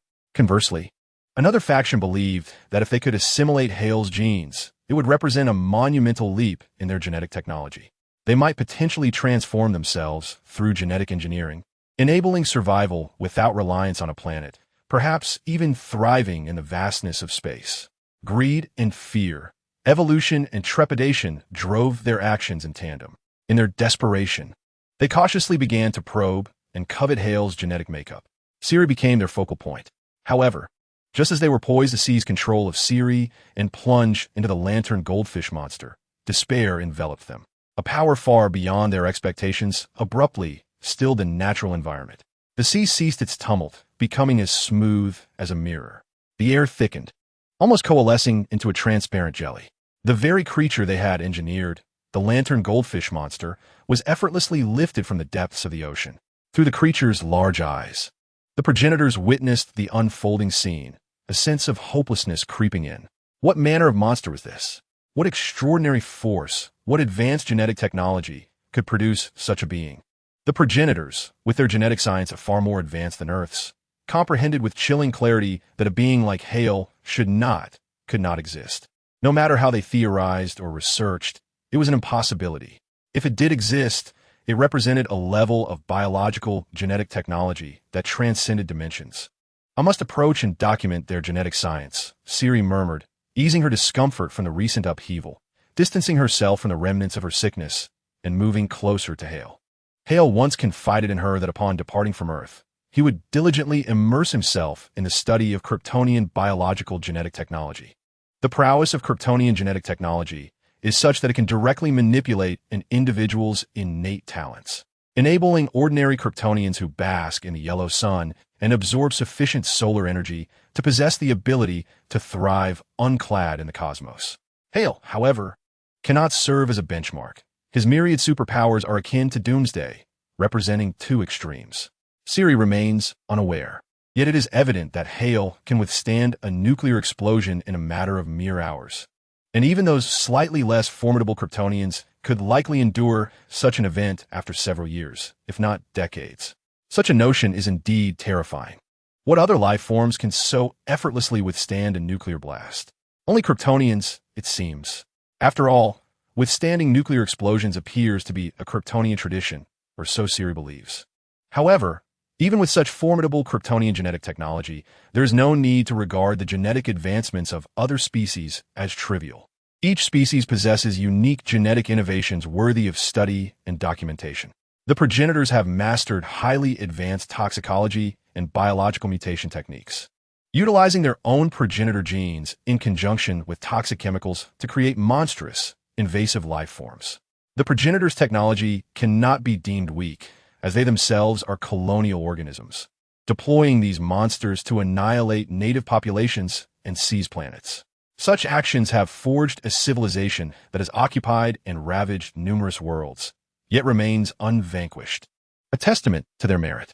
As Hale's chief genetic biologist, Siri is far from a mere subordinate devoid of value. Rather, it is her duty to seek out genes, expand the genetic repository, and construct a vast archive of genetic knowledge for Hale. Siri harbors her own ambitious aspirations. Very well, you have 4.5 years. After that, I shall depart from this earth. Hale perceives Siri's ambition through his psychic intuition and nods in satisfaction. This kind of intensely motivated subordinate is precisely what he seeks. After all, when all is said and done, he acknowledges only 2 subordinates, Zero and Siri. Hale's selection of his subordinates is undoubtedly rigorous. Even as he envisions the establishment of a vast new Kryptonian empire, he is reluctant to make arbitrary choices regarding key subordinates. Tools may be plentiful, but subordinates are those who will accompany him in the battles of the future, relying on one another through the passage of time. In this moment, Siri could be considered genuinely recognized by Hale. Hale manipulates the biological magnetic field, prying open the monstrous maw of the creature, preparing to hurl Siri inside. "Wait, let me call for protective gear," she exclaims, glancing at the gaping mouth of the lantern goldfish monster. Its jagged teeth glistening with a thick green buffer liquid that resembles old phlegm, causing her to grimace in disgust. She immediately reaches for her communicator, intent on summoning her assistant to bring the protective suit. Hale's expression was devoid of emotion as he struck Siri's nape with a swift motion, rendering her unconscious. 300 milliliters of blood, intertwined with psychic energy, seeped into her body through her pores. Why such pretentiousness? He seized Siri and hurled her into the gaping maw of the beast, casting her into a pool of green protective liquid, where she gradually sank, enveloped by its embrace. After dispatching the lantern goldfish monster into the sea, Hale ascended into the heavens, leaving behind a single, unambiguous message for the creature, before soaring away from the scene. The fate of civilization rested upon her shoulders. Chapter 47.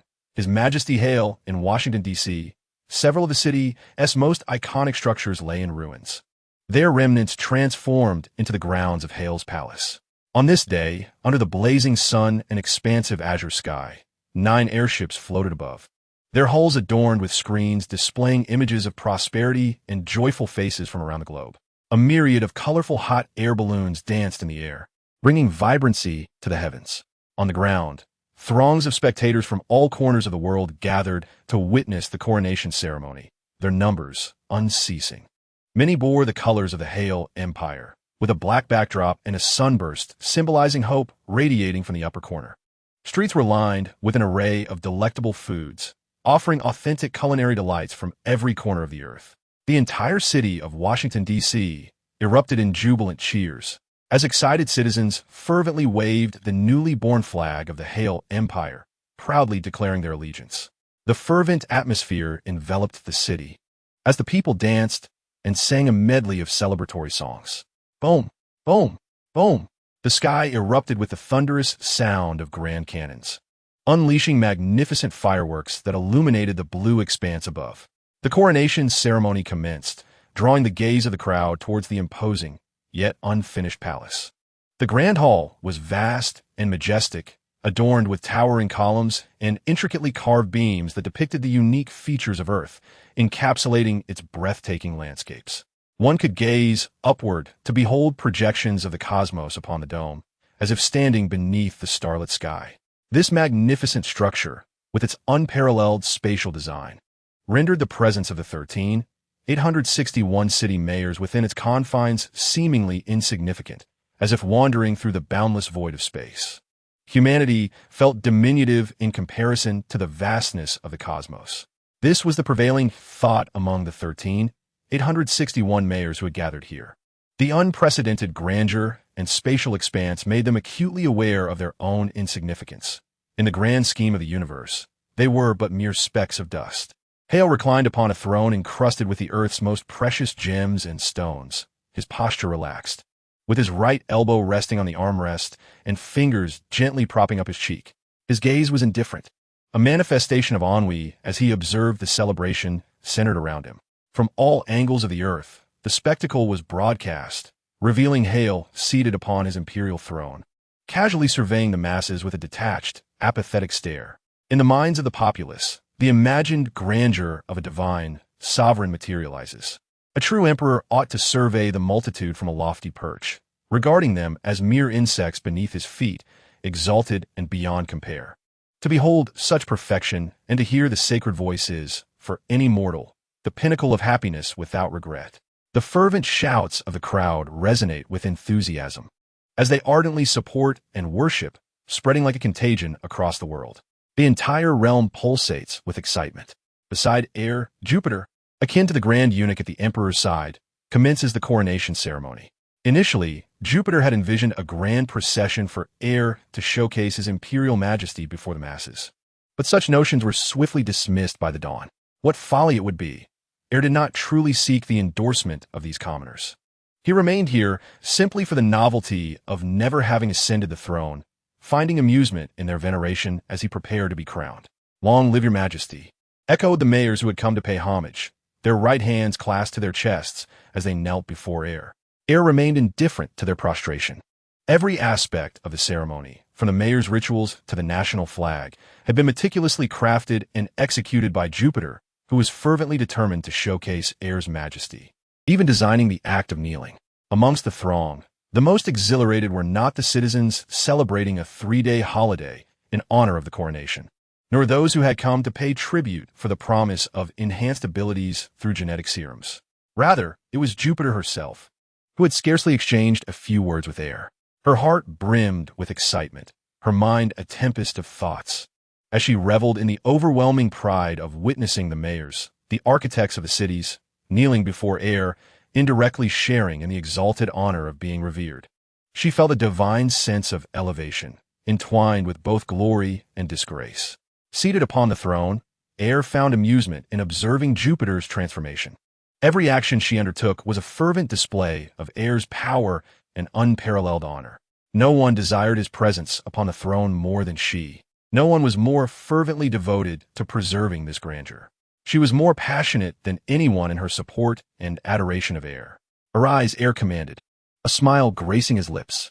Power, indeed, has a remarkable ability to alter a person. This grand coronation, abundant in nobility and honor, was not merely about the throne that could be claimed at will, but rather the one who wished to slay him, Jupiter. In her heart, she had been crowned as Air's most steadfast protector. She could never turn against him. She would always find justification for her loyalty. The entirety of this transformation left Air unable to contain his laughter. Ha ha ha! He sat upon the throne, amidst the mayor's proclamations of gratitude, and laughed heartily, unabashedly reveling in the moment. Nothing can hinder him from indulging in superficial pleasures. The entire earth raises its goblets in celebration, toasting to the grand achievements of His Majesty. As the wine spills from the clinking cups, the populace drinks heartily, laughing joyously with their sovereign upon this planet. The earth seems to burn with an even greater fervor. Hale, reveling with the world, has already sensed the impending madness that Jupiter will endure 4.5 years hence, when he departs this realm with Ceres. Jupiter is undoubtedly fortunate to serve as the chief eunuch under Hale's command. This planet, too, is exceptionally fortunate. Despite the apocalyptic power Hale possesses, he has managed to restrain his inner turmoil, refraining from coercing this world into the study of superpowers. So far, the collection of data on such abilities cannot be deemed extensive. Only a fraction of practical applications has expanded Hale's thoughts and perceptions. He could have chosen a more drastic course, annihilating the Earth at the cost of his own existence, compelling humanity to unleash the full spectrum of their civilization in a desperate bid for survival. That would surely have birthed a resplendent and magnificent era of superhuman civilization. Yet, he refrained from this path. Thus, this Earth is indeed fortunate. Hale still recalls the futility of his past life, feeling the suffocating despair of an invisible society, empathizing with the powerless struggles of Kryptonian commoners as they perished in the explosion of their planet. He carries with him a sense of compassion for Krypton, which he now extends to this Earth. Hale cannot fathom whether his future self, after countless millennia, might still be driven to eradicate 8 million lives in a single night due to an abhorrence of evil. Or perhaps by then, a mere flick of his hand could obliterate entire worlds, regardless of their moral standing. This planet is undeniably fortunate, for Hale's arrival has ushered it into a new echelon. Yet, with his departure, it may revert to the hands of humanity. Jupiter, blissfully unaware, roars with exuberant cheers at this moment. Let's rejoice, my friends, as we celebrate the Master of Earth, ascending to the highest throne, raising our fists in fervent acclaim for the name of His Majesty Hale, who brings safety, happiness, equity, and justice to humanity, crafting unprecedented achievements. Chapter 48. We are merely tools. Since Hale ascended to the throne as emperor, the world has undergone a profound transformation. Firstly, the Earth has unified its language, establishing Mandarin as the global tongue. In contrast to the incessant addition of new words to the English lexicon with each new term coined, which culminates in dictionaries that tower over individuals, those who follow may spend their entire lives memorizing new vocabulary. Even today, each year sees the incorporation of novel English words into dictionaries, further thickening their volumes. Mandarin, however, can generate new words efficiently by selecting from approximately 3,000 characters, making it both practical and effective. Following the designation of Mandarin as the official language, the promotion of the Dawn has proven to be quite intriguing. Across the globe, for every individual who engages in learning and memorizes the meaning of a Chinese character, a reward of 10 Hale coins shall be granted. The first character earns 10 coins, the second 11, the third 12, and the fourth 13. The more one learns, the greater the reward. With over 3,000 characters to master, this presents an incredibly enticing opportunity, akin to receiving monetary rewards for free. Additionally, there are official language assessments, sentence construction tasks, idiomatic expressions, and composition exercises, each potentially yielding rewards in the hundreds or thousands of yuan. This initiative extends beyond the Chinese language. The entire world has been drawn into a realm of knowledge by the dawn of a new era. Mathematics, chemistry, physics, and more await those who can recite multiplication tables, chemical formulas, and various academic disciplines, all offering substantial financial incentives. When a particular field of study reaches a certain level of proficiency, whether in specialization or comprehensive knowledge, this threshold, as calculated by the Dawn, can enable an ordinary individual to attain it after 5 years of diligent effort. Upon reaching this milestone, one will be rewarded with a gene serum endowed with superpowers. Following the announcement of these educational benefits, over 70 million individuals became superpowered within that month. The world has immersed itself in a fervent pursuit of knowledge. No one desires to be devoid of superpowers. This acquisition is attainable through hard work and presents a tangible hope. When hope is visible, humanity exhibits an extraordinary capacity for effort, striving toward their goals. On every street, individuals can be seen walking and studying with headphones, conversing in clumsy Mandarin with gestures. Every moment is marked by a palpable urgency as people grapple with their learning, tossing aside books in frustration, only to retrieve them and continue their studies. Following capitalism and socialism, the entire planet has succumbed to a knowledge-driven ethos. Only through knowledge can one acquire more, and only by possessing more knowledge can one attain formidable superpowers, esteemed status, honor, and wealth. For years later, even today, millions successfully pass assessments daily, receiving the gene serum and becoming admired superpowered individuals. Jupiter, with her graceful stature, clad in a professional suit and skirt that reveals her elegant legs adorned in black stockings, stands with arms crossed as the cold wind playfully touzles her hair. With slender fingers, she tucks a stray strand behind her ear, her bright eyes squinting slightly as she gazes from the pinnacle of the Hale Palace, surveying the magnificent palaces sprawling across half of Washington, D.C., and the towering redwoods interspersed within, creating a breathtaking tableau. As she reflects on the 4 years spent striving to maintain human peace and the grand unification of humanity, ushering in a new era of knowledge, she is overwhelmed with a profound sense of satisfaction. Silently, she feels a swell of pride. After 4 years under Hale's leadership, having cultivated the power of being second to none, she is no longer the resolute young person who once sought to eliminate Hale. Now, her thoughts have matured, leading her to a profound understanding that no one can replace Hire. No one can substitute for an emperor who is nearly selfless. Everything he takes from the populace is genuinely returned to them. He is akin to a sage. Even a year ago, the appropriation of over 40 resources to create a crystal core energy source did not undermine humanity's foundation. Human scientists have successfully harnessed the technological insights provided by Higher to create cold fusion, propelling humanity into an era of nearly limitless clean energy. There is no longer a necessity to eliminate our beloved emperor. Let him become a symbol, while I lead humanity into a broader age peacefully. As long as you behave, I shall not harm you. Jupiter, facing the cool breeze with her hair flowing, smiled as she inquired, Dawn, what will our emperor do next? Through her prolonged interactions with Dawn, Jupiter had long realized that Higher would conceal nothing from them, and Dawn would not shield her master from any truths. Through Dawn's words, she could glean Higher's plans, which revealed what their master intended to do each day. Thus, Jupiter, recognizing this, would inquire each morning with keen interest. Even after 4.5 years of identical answers, she remained unfazed. Maintaining the status quo was, for her, the most favorable outcome. The master is packaging the crystal core energy and awaits Silly's return to leave Earth. Dawn's tone unexpectedly carried a hint of bittersweet regret. Jupiter's smile, once radiant against the cool breeze, began to freeze. Her fingers, which had been playfully entwined in her hair, clenched into a fist, pulling her scalp near her ears painfully. She had come upon an unacceptable truth. Higher could depart because he had never truly belonged to Earth. Jupiter had suspected this moment since the inception of the crystal core energy. He could leave, but why take Silly? Why her? Why Silly? Jupiter's bright eyes began to flicker with a dangerous glint, and her frozen smile curved into a more sinister arc, with her fists still curled around her hair.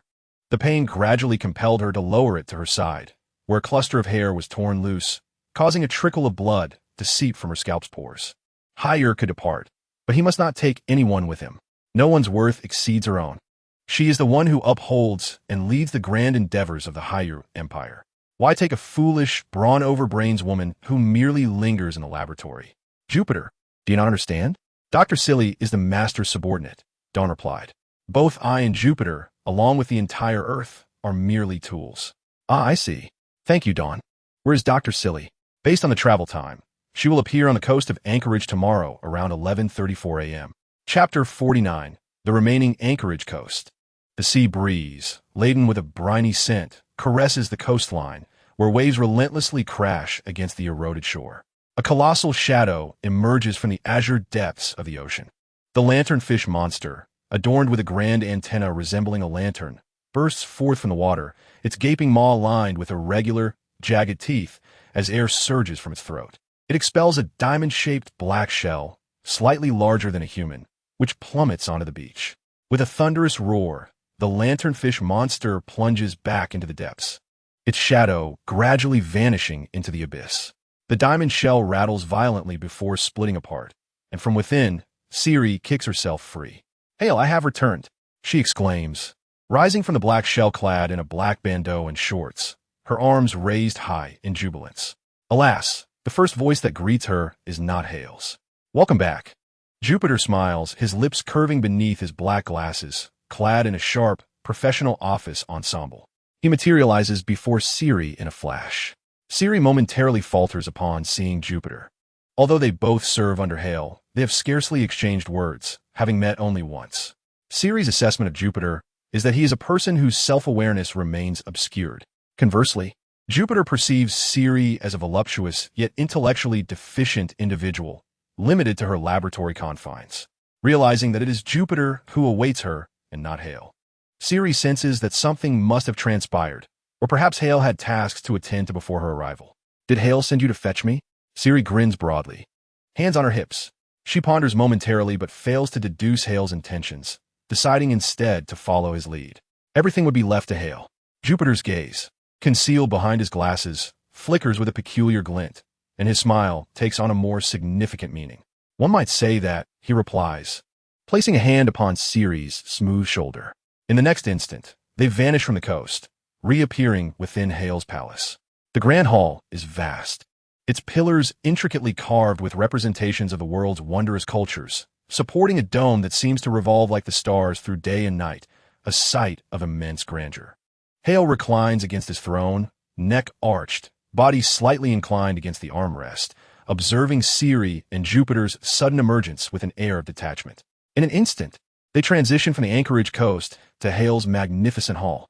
Ceres, caught off guard by Hale's presence, feels a surge of excitement and raises her hand to greet him, only to compose herself and stand quietly beside Jupiter.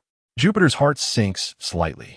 Despite bringing Ceres here, Hale remains unfazed, displaying no hint of surprise or curiosity. Even a flicker of astonishment would have lightened Jupiter's spirits. Yet Hale's unwavering calmness mirrors that night in the sewer, where it seems as though every event lies within his grasp. My Emperor, it appears you are not surprised by my actions. Jupiter suppressed the faint unease within, gracefully bowing towards Hale. Hale responded with a nonchalant grunt from his nostrils, his gaze fixed upon Jupiter, eager to witness her performance. Receiving but a single word from Hale, Jupiter felt an inexplicable surge of enthusiasm, blossoming into a confident and poised smile. She transformed once more into the self-assured ruler commanding billions, radiating an aura of authority. Allow me to demonstrate for your majesty a supernatural ability that pertains to your very existence. Jupiter bowed elegantly, her form shimmering with brilliance. In an instant, she vanished and reappeared throughout the grand hall, her movements swift and elusive. The human visual system transmits information at a speed akin to electrical signals. To the ordinary eye, her rapid appearances and disappearances created lingering phantoms, and in that moment, a multitude of Jupiters graced the hall. Behold my innate power, teleportation. Initially, I presumed it to be mere particle reassembly, yet proved far more intricate. It is a manipulation of space, the opening of spatial wormholes. By establishing a three-dimensional coordinate system, marking each point, I can transport myself to any location in an instant.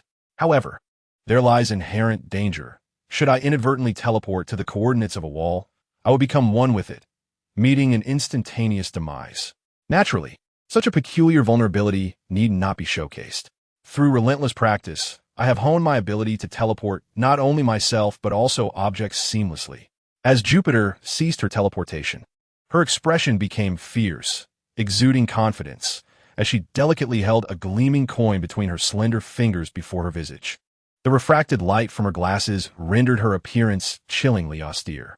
Regardless of the resilience of any material, as long as it is juxtaposed with another substance, the internal particles will fracture and obliterate. The brilliant coin she held vanished from her grasp, only to reappear silently embedded within a blue diamond set into the armrest of the throne, as if they were eternally united without any trace of alteration. Subsequently, the diamond cracked, its internal carbon lattice disrupted by the coin's intrusion. Hale gently traced the exposed surface of the coin, causing the fissures in the diamond to widen, shattering into myriad smaller blue diamonds that cascaded onto the throne, while the section of the coin embedded within the diamond crumbled into iron powder. Hale grasped the underlying principle. The sudden emergence and collision of two distinct atomic structures disrupted the original magnetic equilibrium, leading to the collapse of both. Truly, space is the essence of the universe, a marvel to behold. My Majesty, a mind as astute as yours must surely comprehend this. Even your ironclad physique and indomitable intellect cannot withstand the instantaneous displacement of a mere coin. Jupiter deftly flicked her fingers, revealing a coin nestled between them, her smile enigmatic. Instantaneous movement is invincible.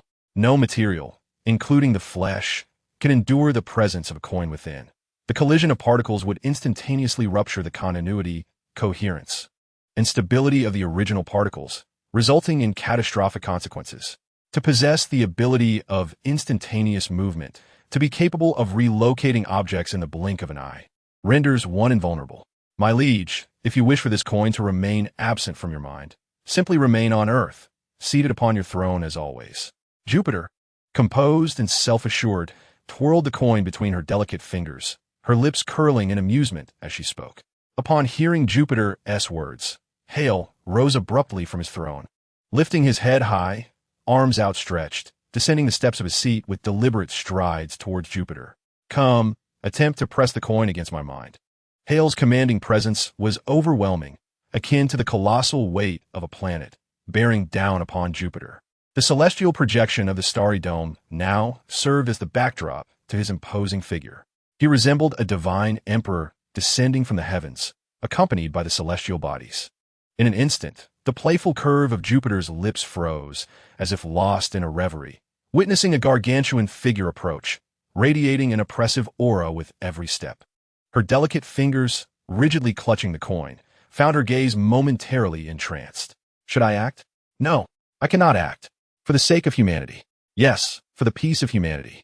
Hale's reputation and invincibility had been firmly established from the very beginning. The figure emerging from the 3 nuclear bombs, wielding explosive power with bare hands, had quelled the mightiest nation, America, in a single night and vanquished 8 million criminals, establishing an indomitable symbol within a mere 24 hours. Subsequently, the myriad policies and the benefits bestowed upon all of humanity were unanimously embraced by the world. Hale cannot perish, nor can he vanish or depart. No human could occupy Hale's position and perform better than he. Is he seeking an excuse? Hale advanced with unyielding resolve, his gaze devoid of mercy. Yet Jupiter perceived the disdain he held for her. She had never garnered respect from Hale, whether it was in response to him, the formation of the Human Salvation Hero Association, or the grand endeavors he maintained within the Hale Empire. It all appeared as a mere jest, laughable like a clown showcasing his superpowers.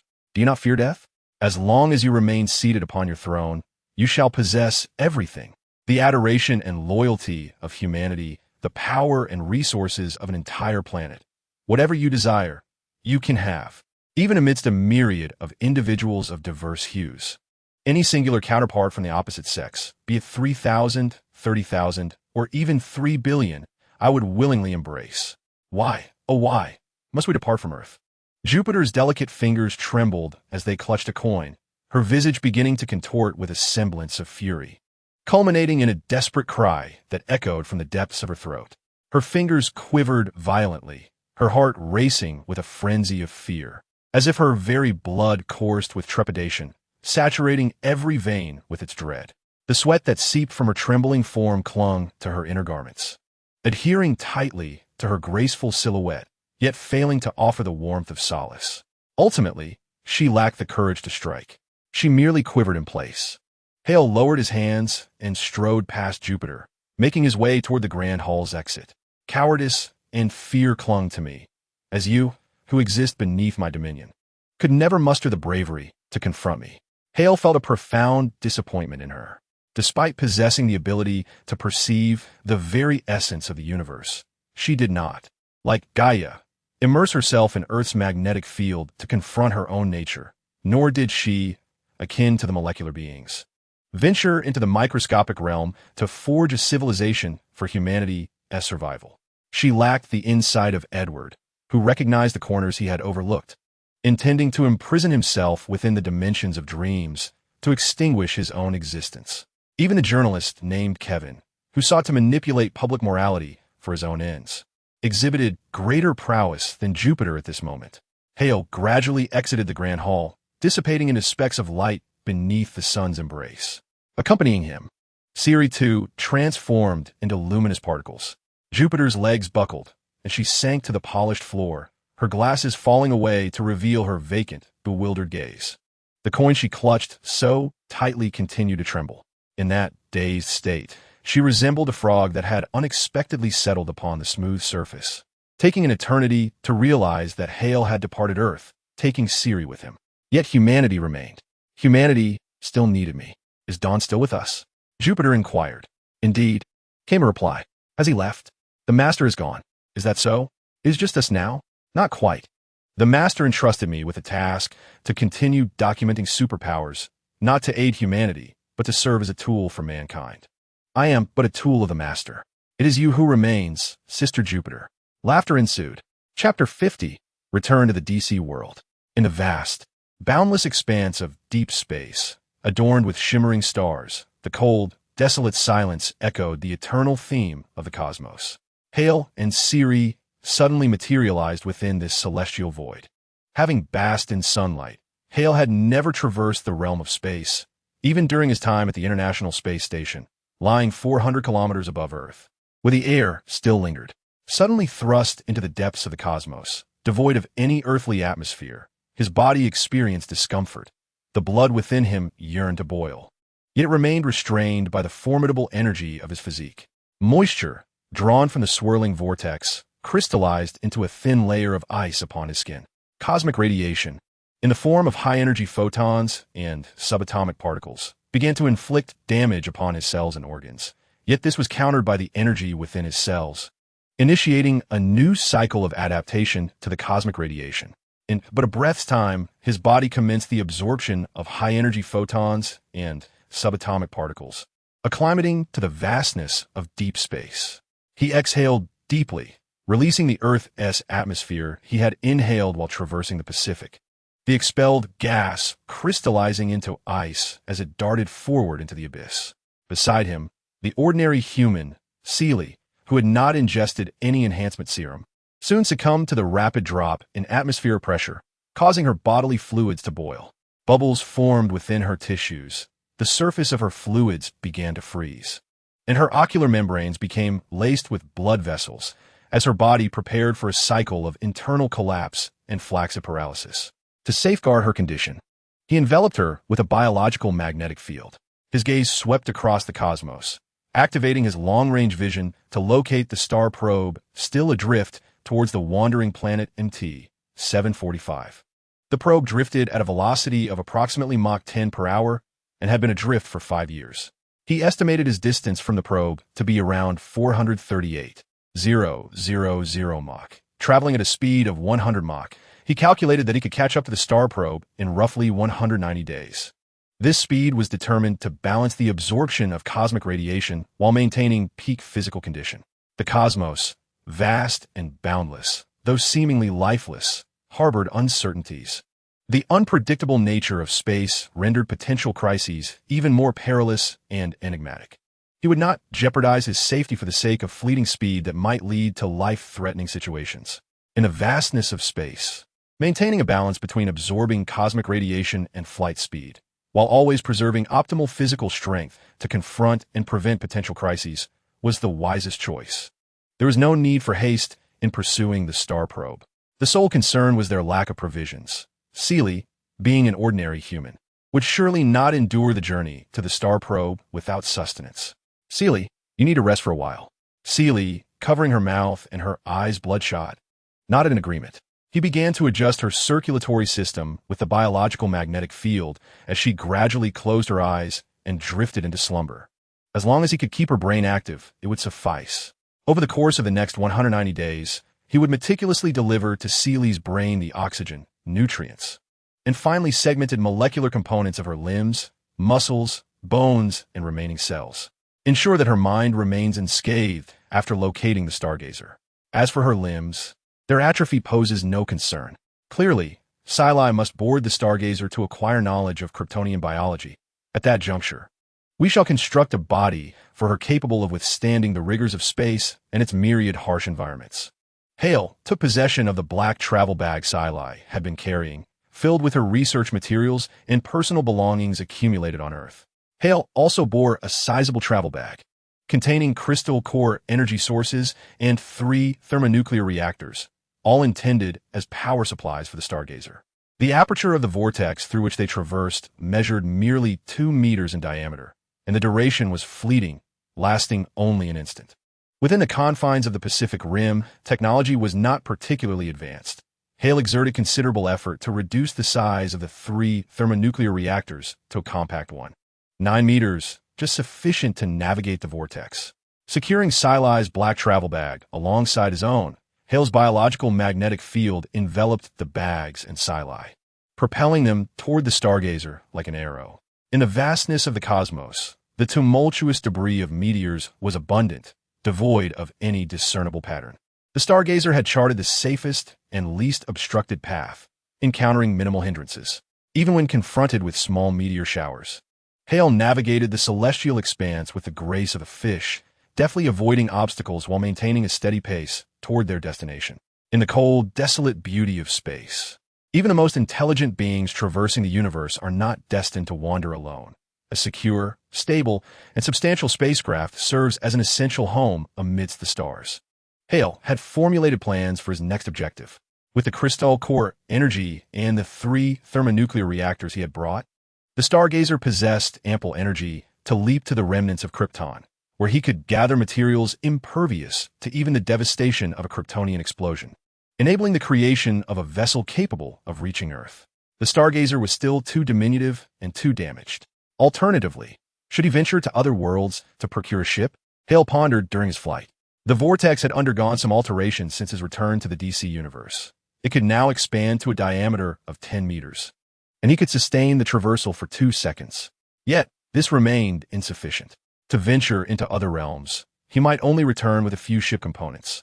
How many worlds must he traverse to assemble a grand vessel of his own? If only the vortex possessed a radius of 10,000 meters. He could directly seize one or several massive ships and fabricate his own. Hale shook his head regretfully as he continued toward the Stargazer. 30 days later, Sily's arms had atrophied to an infantile state. 60 days later, her legs had similarly regressed. 90 days later, her organs began to wither. After 120 days, Ceres' internal organs had all atrophied to an infantile state.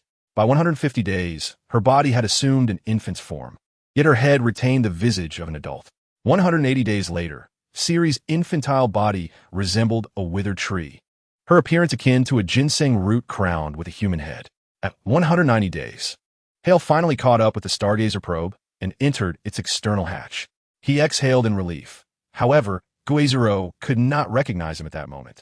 After basking in the sun, every aspect of Hale, his cells, pupils, and fingerprints, exhibited stark differences. By ordinary means, he could not be identified as the original owner. Initiate highest verification. No, activate zero-level verification, Hale commanded. The so-called highest verification was merely a ruse to deceive external entities wishing to control Guizero. The authentic highest verification consisted of 5 levels of authorization established by Hale himself. Upon initiating zero-level verification, Hale promptly answered over 340 questions and then performed a loving offering through the Great Compassion mantra. Verification successful. Welcome back, my master. Chapter 51, Kryptonian Gas. Brain in a Tank Battle Armor. Following the successful verification, the inner door began to open, releasing a surge of Kryptonian gas. Hale maintained the biological magnetic field and created an aperture through which a portion of the gas was drawn into his mouth. Hale's expression darkened as he experienced a violent reaction within his body, feeling as though he had gained dozens of pounds. A mere illusion. Both thermal vision and distant sight, as well as microscopic and X-ray vision, all inadvertently diminished in potency. The Kryptonian gas sought to suppress and degrade his cells. Yet due to the unique density of Hale's cells and the immense energy contained within them, even Kryptonian gas could not fully affect him. The cells within his body began to fervently resist, unleashing latent energy to combat the Kryptonian gas and gradually adapting to its presence. This adaptation, although slow, enabled Hale to adjust to cosmic radiation within a single breath, allowing him to traverse space. Historically, Kryptonian gas functioned as a poison, suppressing, degrading, and obstructing energy absorption, effectively neutralizing Kryptonian powers. This gas was developed during the ancient times when Krypton, after facing defeat in universal war, chose to conceal itself and devised this atmospheric substance. This pervasive Kryptonian atmosphere eradicated the very powers Kryptonians held dear, preventing their cells from absorbing energy from the yellow sun, thus allowing Krypton to remain hidden in the cosmos after its defeat, surviving until all Kryptonians have forgotten their former greatness. In comparison to the loss of superpowers due to the absorption of Kryptonian gas, Hale remained exceedingly powerful, albeit with a reduction in his abilities by 30 to 40%. At his current level, he was still unable to entirely negate the effects of the Kryptonian gas. However, after an extended immersion in the gaseous atmosphere of Krypton, Harl was confident that he would soon develop an adaptation to this harsh environment. He strode purposefully into the ship's cabin, opting not to alter the Kryptonian gas within, but instead continuously absorbing it to acclimatize his body.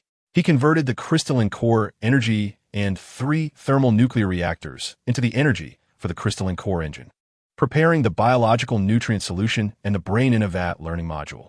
The ship's assistant, hovering into view, received Harl's commands and took the crystalline core energy along with the 3 thermal nuclear reactors. Together with the other 3 ship assistants, they commenced their tasks. Two assistants were designated to the biological treatment room to begin preparing the nutrient solution and the brain in a vat setup.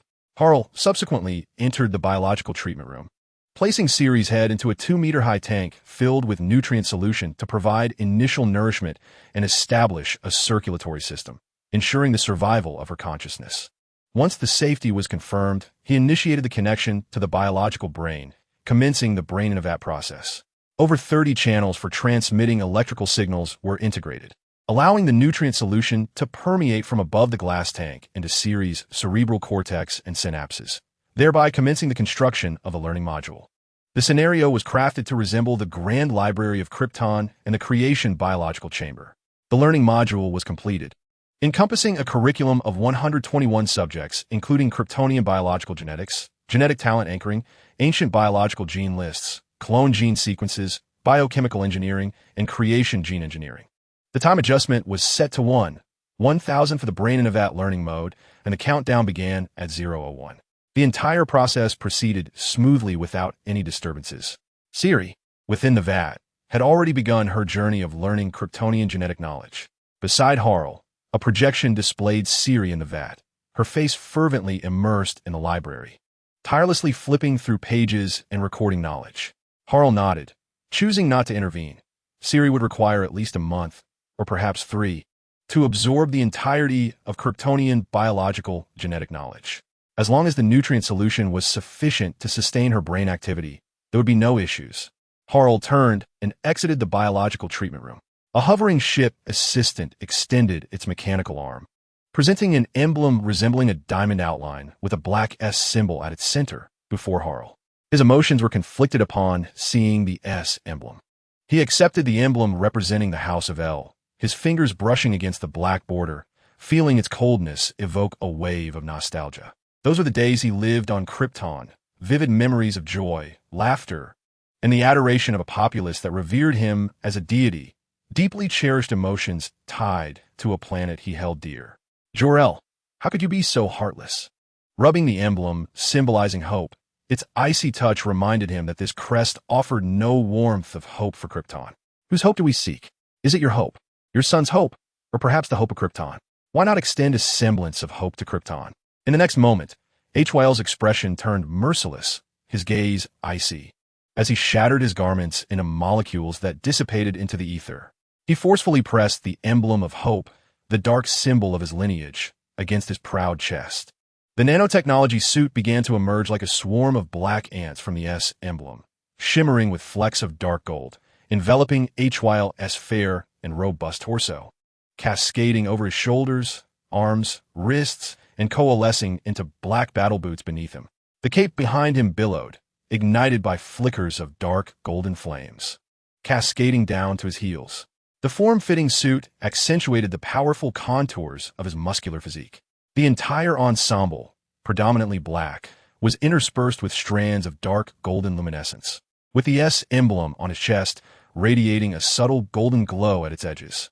This black suit, enhanced by HYL, employed nanotechnology to record various restoration and healing techniques, amplifying his ability to absorb solar radiation and diverse cosmic energies, thereby enabling a swifter recovery of his strength. Composed of over a dozen rare metals, the memory metal allowed the suit to self-repair.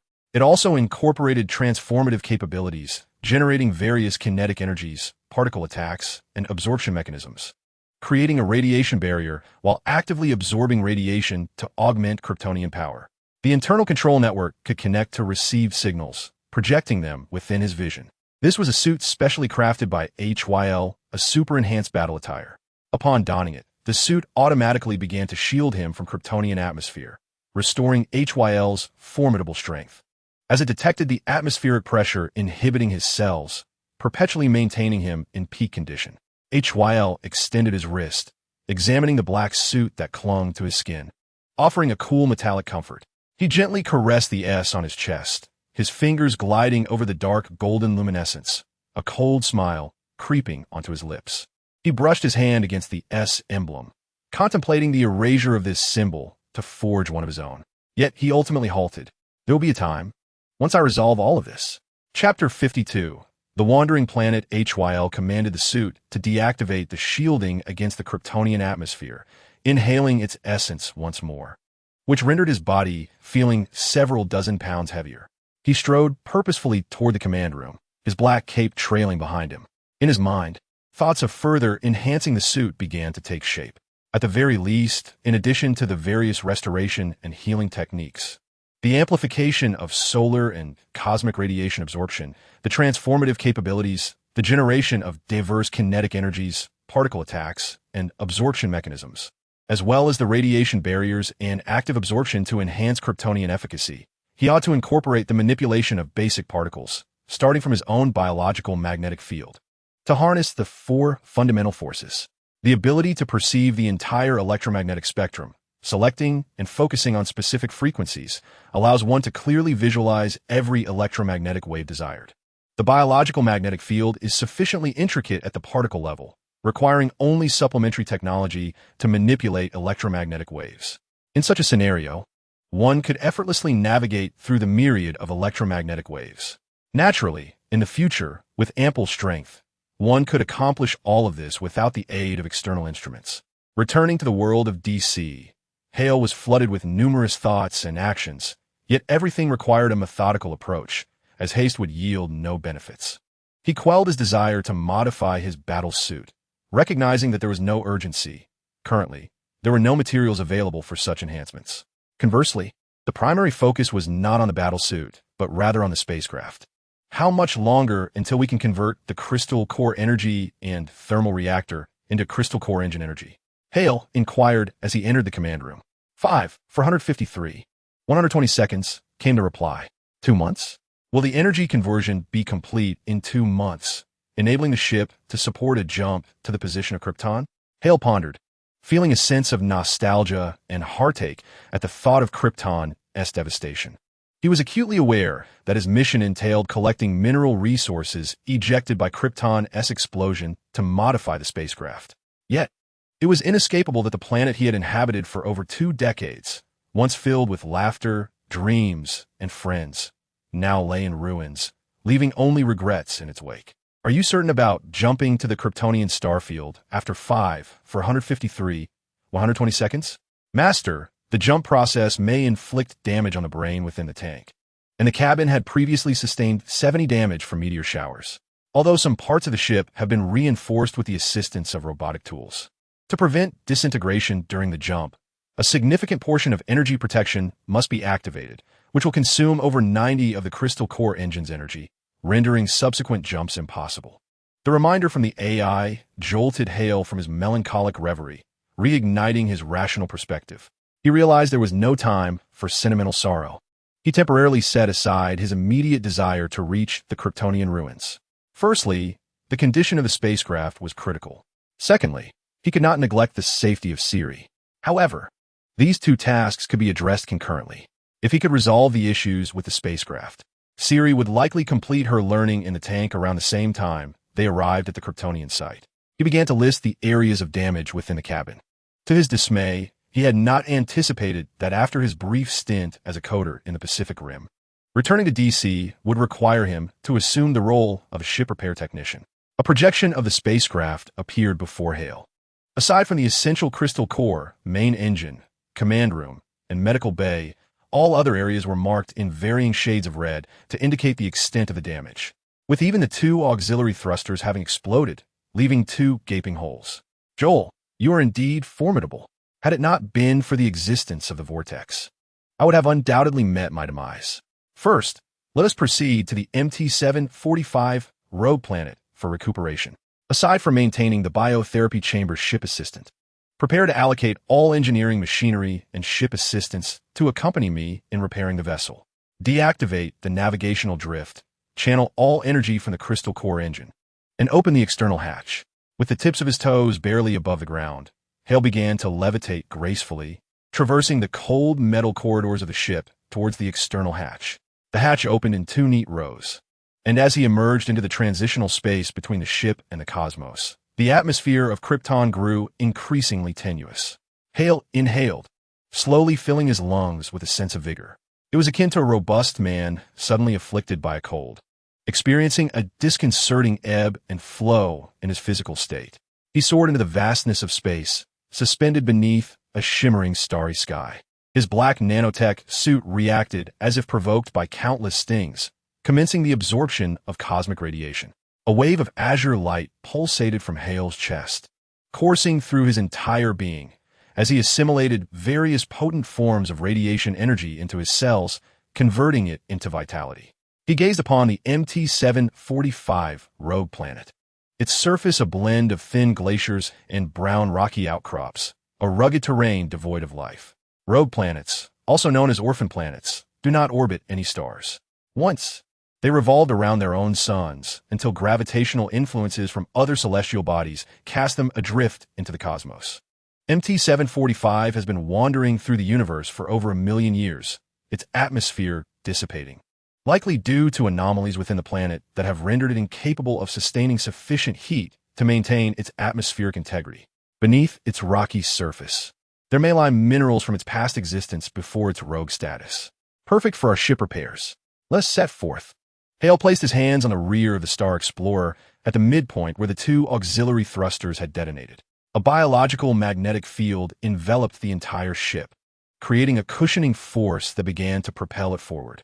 Initially, it accelerated to nearly 50 Mach, the Star Explorer remaining stable within the force field Hale had generated, devoid of any tremors. Then, speeds of 100 Mach and 200 Mach followed. Clad in his suit, Hale maintained a balance at the pinnacle of his physical capabilities, reaching 540 Mach. In the next moment, at 500 Mach, the Star Explorer hurtled through the atmosphere like a meteor, and within just a week, it arrived at the MT-745 rogue planet, descending directly towards its surface. In the thin atmosphere, the Star Explorer ignited with a fiery glow, leaving a conspicuous white trail as it approached the surface of MT-745. The multiple buffering force field created by higher biotech gradually and steadily decelerated the star exploration vessel from an acceleration of 500 Mach. It gently placed the vessel upon the ground, where rocky terrain intermingled with thin ice, shattering the fragile ice and fracturing the rocks, which seemed to yield easily to a mere touch. Higher emerged from the exploration craft, gazing out at the planet's vast, dusty expanse, an immense, desolate realm, cold and solitary, where sand and dust struck his face as it reached for the horizon. This was a barren land. Hyer's black combat boots crushed the stones beneath him as his battle suit, attuned to his will, began to analyze the atmospheric composition of this wandering planet, measuring humidity, temperature, and other parameters. The nanomachines embedded in his boots extracted rock samples, linking to the System Zero, initiating a series of isotopic analyses, including potassium argon, rubidium strontium, uranium lead, and uranium neodymium methods to ascertain the geological age. In no time, he acquired the data. The MT-745 wandering planet was predominantly composed of carbon dioxide, 953, characterized by a thin, frigid, and arid atmosphere, suffused with dust, and an average temperature of 130 degrees Celsius. The surface was marred with impact craters, canyons, sand dunes, and gravel, devoid of stable liquid water. The southern hemisphere revealed ancient, crater-filled highlands, while the northern hemisphere showcased younger, low-lying plains. This planet was merely over 2 billion years old, a mere child on a cosmic scale. Yet, an unsettling feeling gripped Hyer. The geological magnetic activity was alarmingly low. At the current rate of atmospheric dissipation, it would lose its atmosphere entirely within the next 50 years, leaving its surface exposed to cosmic radiation. Each day, the planet's temperature dropped by 2 degrees Celsius, inching closer to the frigid depths of space at minus 270 degrees Celsius. Hyer furrowed his brow, activating his telescopic and X-ray vision to peer into the geological interior of MT-745. His expression shifted as he realized something. Who had excavated the planet's core? Chapter 53. Unknown interstellar civilization. A flicker of contemplation crossed Hyer's eyes as he ascended gracefully, his black cloak billowing behind him, traversing half the planet until he arrived at a gaping hole leading to the depths below. The hole, 2 kilometers in diameter, descended into a lifeless abyss, its walls smooth and crystalline with a low magnetic response. Standing at the brink of this chasm, he lifted his gaze to the hazy, brownish sky, and surmised that a resource collection ship had breached the mantle of MT-745, akin to a straw siphoning the planet's core into the vessel. The magnetic constraints and gravitational technology employed were highly advanced. Hayer's countenance darkened as he focused downward, scanning the sleek walls of the cavity. Nanomachines had already begun to gather crystalline structures from the smooth walls, connecting to zero to compare the geological age previously determined with the age of the geological formations that had been compromised by external forces, thus deducing when the core had been extracted. The calculation indicated approximately 20 years ago. Zero reported this finding, sending a shockwave through Hayer's heart. Is time truly this near? It has only been 5 years since I first emerged in this galaxy, which means that the ship extracting stellar cores may have passed me by in close proximity. In the vastness of the cosmos, even a distance of 5 light-years can be considered astonishingly close. How far is 5 light-years? 1 light-year equals approximately 9.46 trillion kilometers. In a three-body problem, the Trisolarian spacecraft travels at 1/10 the speed of light, taking 450 years to accelerate and decelerate to Earth. Without the means of warp or superluminal travel, traversing mere single-digit light-years could span the lifetimes of several generations of ordinary humans. Even with a warp engine, Hale-Star probe feels a tinge of luck for not encountering an unknown civilization ship, which could effortlessly extract the cores of wandering planets. Hale is uncertain whether the entity in question is a civilization or merely a solitary vessel. Regardless, it undoubtedly surpasses his diminutive star probe in power. The chain of suspicion within the cosmos begins to unfurl. Hale controls the nanomachines in his suit, which enter the vascular network around his eyes, working in conjunction with a biological magnetic field to construct a celestial magnifying glass. The veins around Hale's eyes become pronounced as the magnifying apparatus forms. He activates his long-distance vision, microscopic sight, and X-ray vision, lifting his gaze towards the stars, as if traversing the cosmos itself, surrounded by flickering lights. He sweeps across a 10-light-year expanse, finding no vessels in sight. He detects signs of gravitational collapse, likely left by the warp, suggesting that the other party collected their resources and departed immediately. Next, Hale scrutinizes the meteor streams within 10 light-years, observing the intricate details of the craters on the meteors, and subsequently identifies 3 distinct meteor showers. Most meteors are silicate-based, containing minerals such as iron and nickel, which are not uncommon in the universe. With a stroke of good fortune, he might even discover meteors formed from planetary evolution, known as planetary cores. Planetary cores are a unique class of celestial bodies, characterized by their metallic inner cores, often shielded by a mantle on the surface. However, due to impacts or other factors, they may be left with only their metallic cores. The rogue planet MT-745, if undisturbed by external forces, will gradually lose its atmosphere over time, scattering rock and dust throughout the cosmos, colliding with other meteor streams, ultimately evolving into a solitary metallic core. A planetary core meteor drifting in space is the essence of its natural existence. Rich in heavy metals such as iron, gold, platinum, silver, and copper, planetary core meteors represent the universe's innate mineral wealth. Most of the mineral resources from meteor streams have already been harvested. Through the nanomachines embedded in his battle suit, Hale constructed a celestial magnifier that enhanced his vision, allowing him to directly observe the environment within a 10-light-year radius. He discovered several clusters of asteroids, which seemed to be rich in mineral resources, marked by traces akin to anthills, clearly indicating the paths carved out by engineering machinery that had extracted the minerals. The opposing civilization possessed a sophisticated structural framework, enabling them to traverse the cosmos with leap-capable vessels and advanced detection and extraction technologies, allowing for precise identification of mineral resources within the asteroid fields. Their heavy engineering, magnetic confinement, and gravitational techniques effectively extracted planetary cores without causing the planets to disintegrate, an accomplishment far beyond the capabilities of a mere spacecraft. It was evident that the adversary was even more deficient in mineral resources than himself. As Hale retracted his far sight, penetrating vision, and microscopic sight, the celestial magnifier disbanded, and the veins around his eyes gradually calmed, reminiscent of a gentle stream as the nanomachines flowed back into the suit. He surmised that the opposing civilization, like his own, was also lacking in mineral resources, which weighed heavily on his mind. Two interstellar civilizations meeting in the vastness of space, both grappling with resource scarcity. What could possibly unfold? Perhaps, unlike other civilizations, Hale embodied his entire civilization alone, whereas the nature of the opposing one remained an enigma. He hoped not to encounter them. Hale did not consider himself invincible. Even in the ancient era of Krypton, there were numerous beings stronger than himself, yet they too met their demise in the cosmic expanse, their legacies forgotten by the universe. This indicated that the Kryptonians were not an indomitable force within the cosmos. Currently, he could not claim dominance over the universe. Being in a phase of accumulation, Hale was not eager to confront interstellar civilizations and ignite hostilities.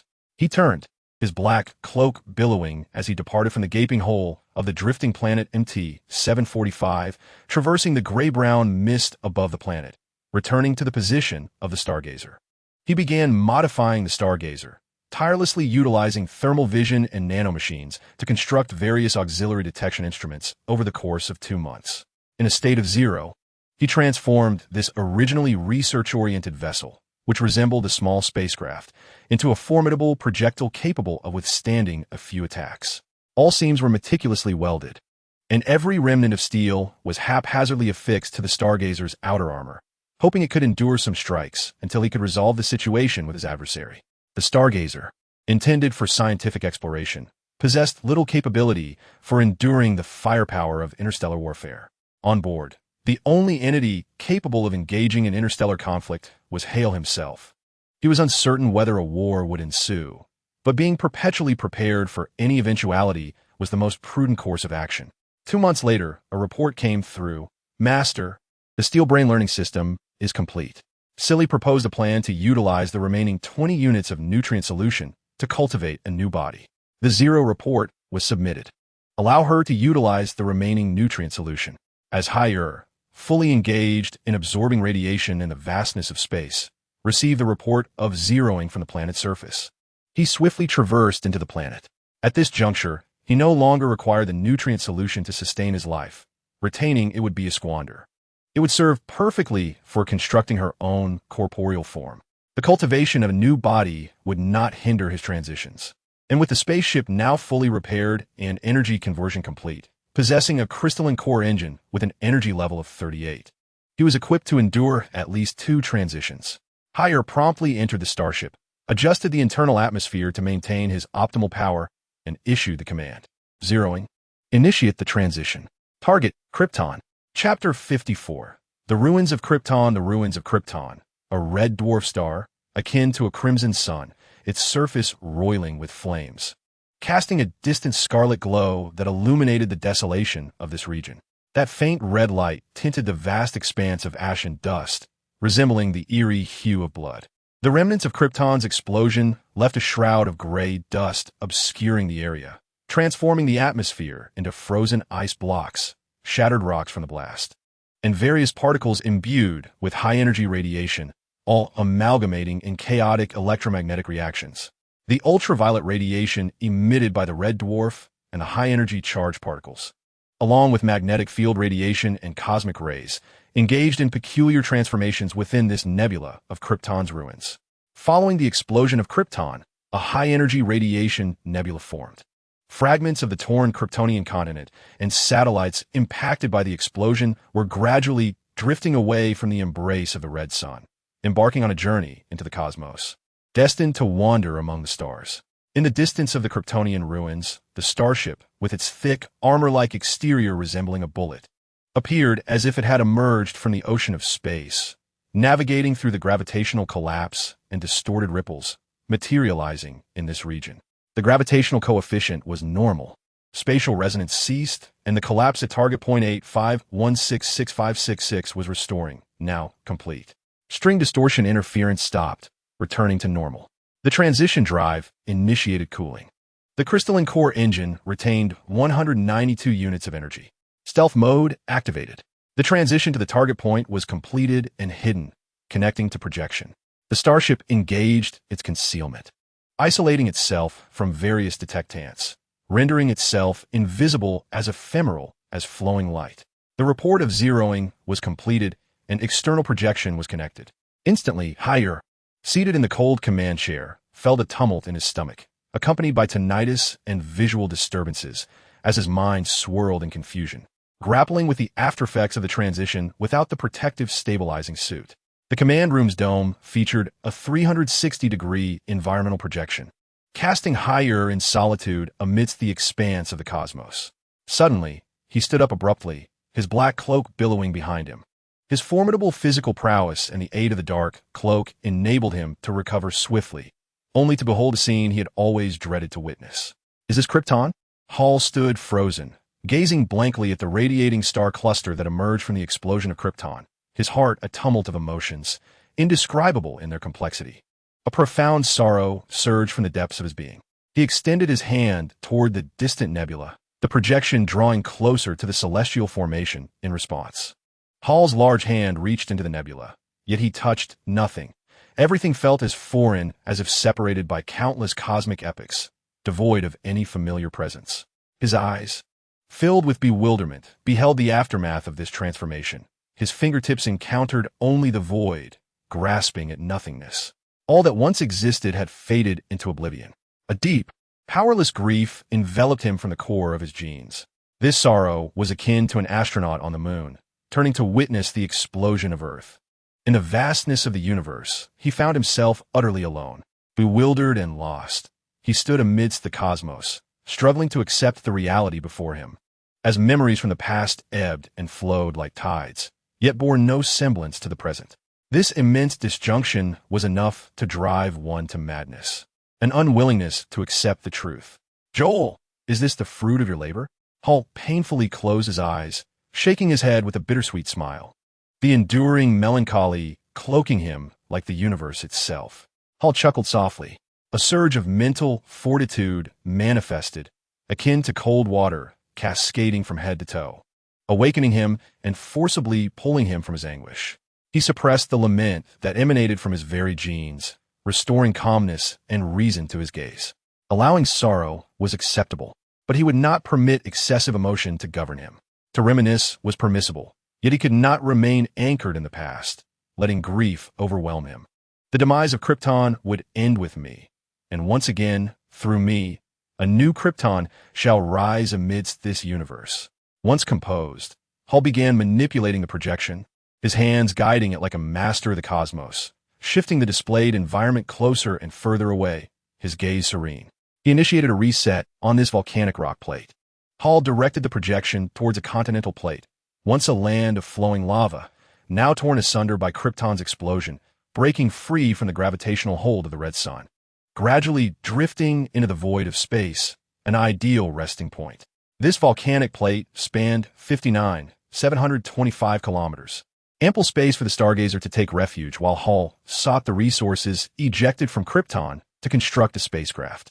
He commanded the search for materials necessary for shipbuilding, with a secondary focus on genetic storage and the creation of a life chamber. The life chamber, a grand apparatus of Kryptonian genetic mastery, was where all life on Krypton was born and where their future developmental trajectories were meticulously planned.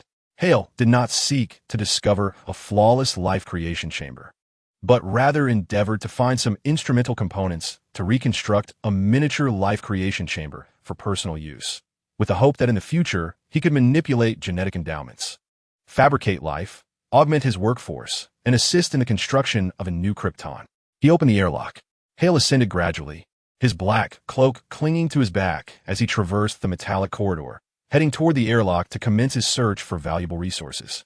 On the other side, there lay a satellite, expelled from its original orbit by the explosion of Krypton, its surface temperature hovering around 150 degrees, with a diameter of approximately 628 kilometers and an average density of about 344 g-centimeter. Its surface was uneven and pockmarked, riddled with impact craters formed by collisions with smaller celestial bodies. In a secluded corner, a hole of about 2 kilometers in diameter pierced through the satellite, leading directly to its core. Entering through this aperture, one could reach the very center of the satellite. The core had vanished, revealing a vast hollow space with a diameter of 350 kilometers. At its center, A miniature high-tech base floated, where molecular-level engineering machinery busily transported mineral resources through an intricate network of corridors, employing a shrinking ray to reduce the materials and construct the base. At the center of the high-tech facility within the satellite's core, a green head adorned with numerous circuitry ports suddenly opened its black, soulless eyes, peering into the projection that displayed Hale, clad in black battle attire, suspended in the cosmos. The Kryptonians, endowed with the ancient powers of Krypton, were represented in this vision. As the green head spoke, its gaze fell upon a miniature Candor city, carefully housed within a superconductive glass container at the core of the hall. Inside the glass container, several Kryptonians floated in a state of suspended animation. Alas, it was regrettable that the shrinking ray could not restore the Kryptonians. They would perish the moment they were revived. The absence of a living Kryptonian as a collectible was a source of deep disappointment for the subject, as observing the Kryptonians within the container displaying vitality had always been a poignant lament. Now, however, an ancient being of power, a living Kryptonian, had emerged. Its deep black eyes flickered with data as it began to report to the subject. A wave of exhilarating news returned. It was worthy of collection. Chapter 55. Who was it that dealt such a feeble blow? Hale emerged from the airlock of the star probe, his form floating in the vastness of space, the black cloak billowing weightlessly behind him. Before him lay a scene indistinguishable from that projected in the command room. Clouds of gray dust coalesced in massive formations at the site of Krypton, harboring terrifying and chaotic high-energy radiation, occasionally erupting in a plasma-like luminescence. Eerie crimson light glimmered along the edges of the gray dust clouds, a faint reflection of the rays from the red sun, too weak to penetrate the dense dust, merely casting a dim glow along the periphery. Even the formidable physique of Hale dared not recklessly venture into the dust radiation zone, where high-energy radiation polarized non-thermal electromagnetic radiation. High-energy electron streams, secondary cosmic ray particles, and even residual gamma rays posed a significant threat to biological cells. The crimson sunlight began to filter through the dust radiation cloud, casting a warm glow upon Hale's pale visage, illuminating his rugged and resolute features with a radiant hue.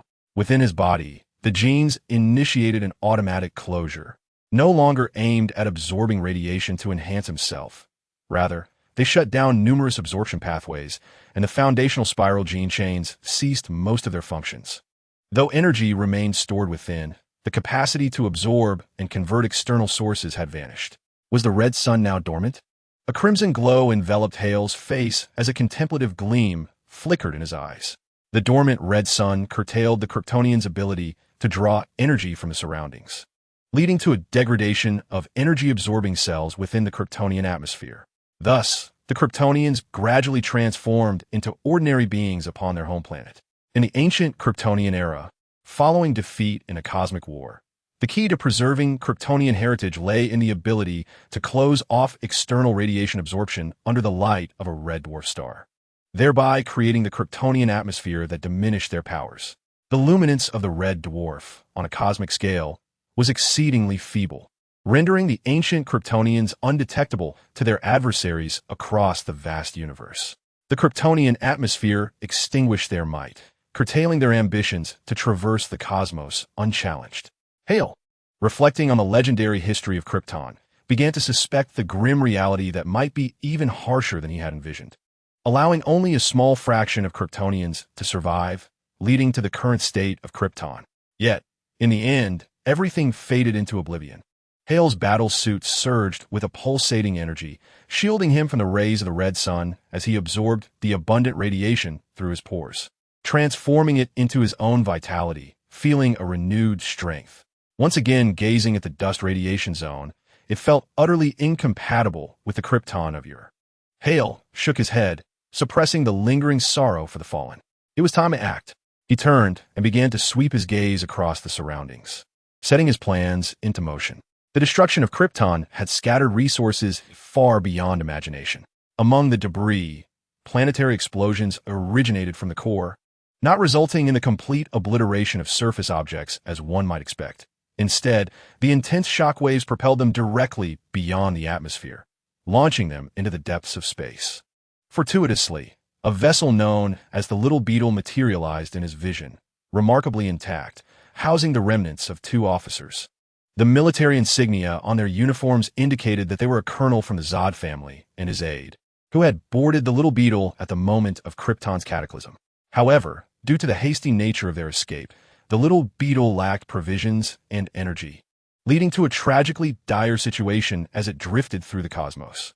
The colonel, driven by overwhelming hunger, brutally killed his subordinate and resorted to consuming him.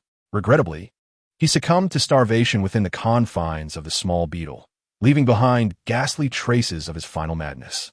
It is indeed a lamentable and tragic tale. Hylier, manipulating the biological magnetic field, guided the diminutive beetle as it navigated through the area, gathering resources.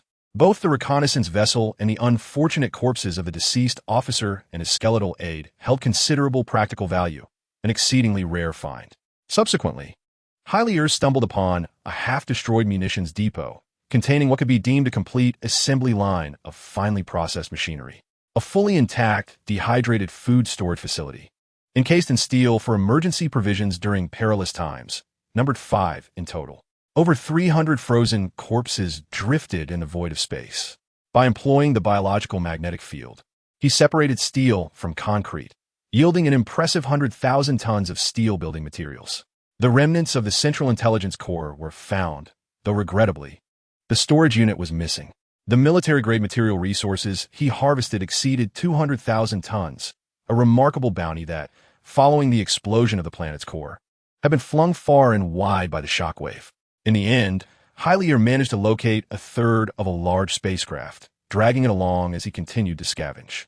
Behind him lay a chaotic mass of resources, carelessly intertwined as he roamed the ruins of Krypton, collecting remnants left by a long-gone civilization. Hylier had scoured over 1 million tons of materials, yet this was merely the tip of the iceberg, with at least trillions of tons still adrift in the cosmos.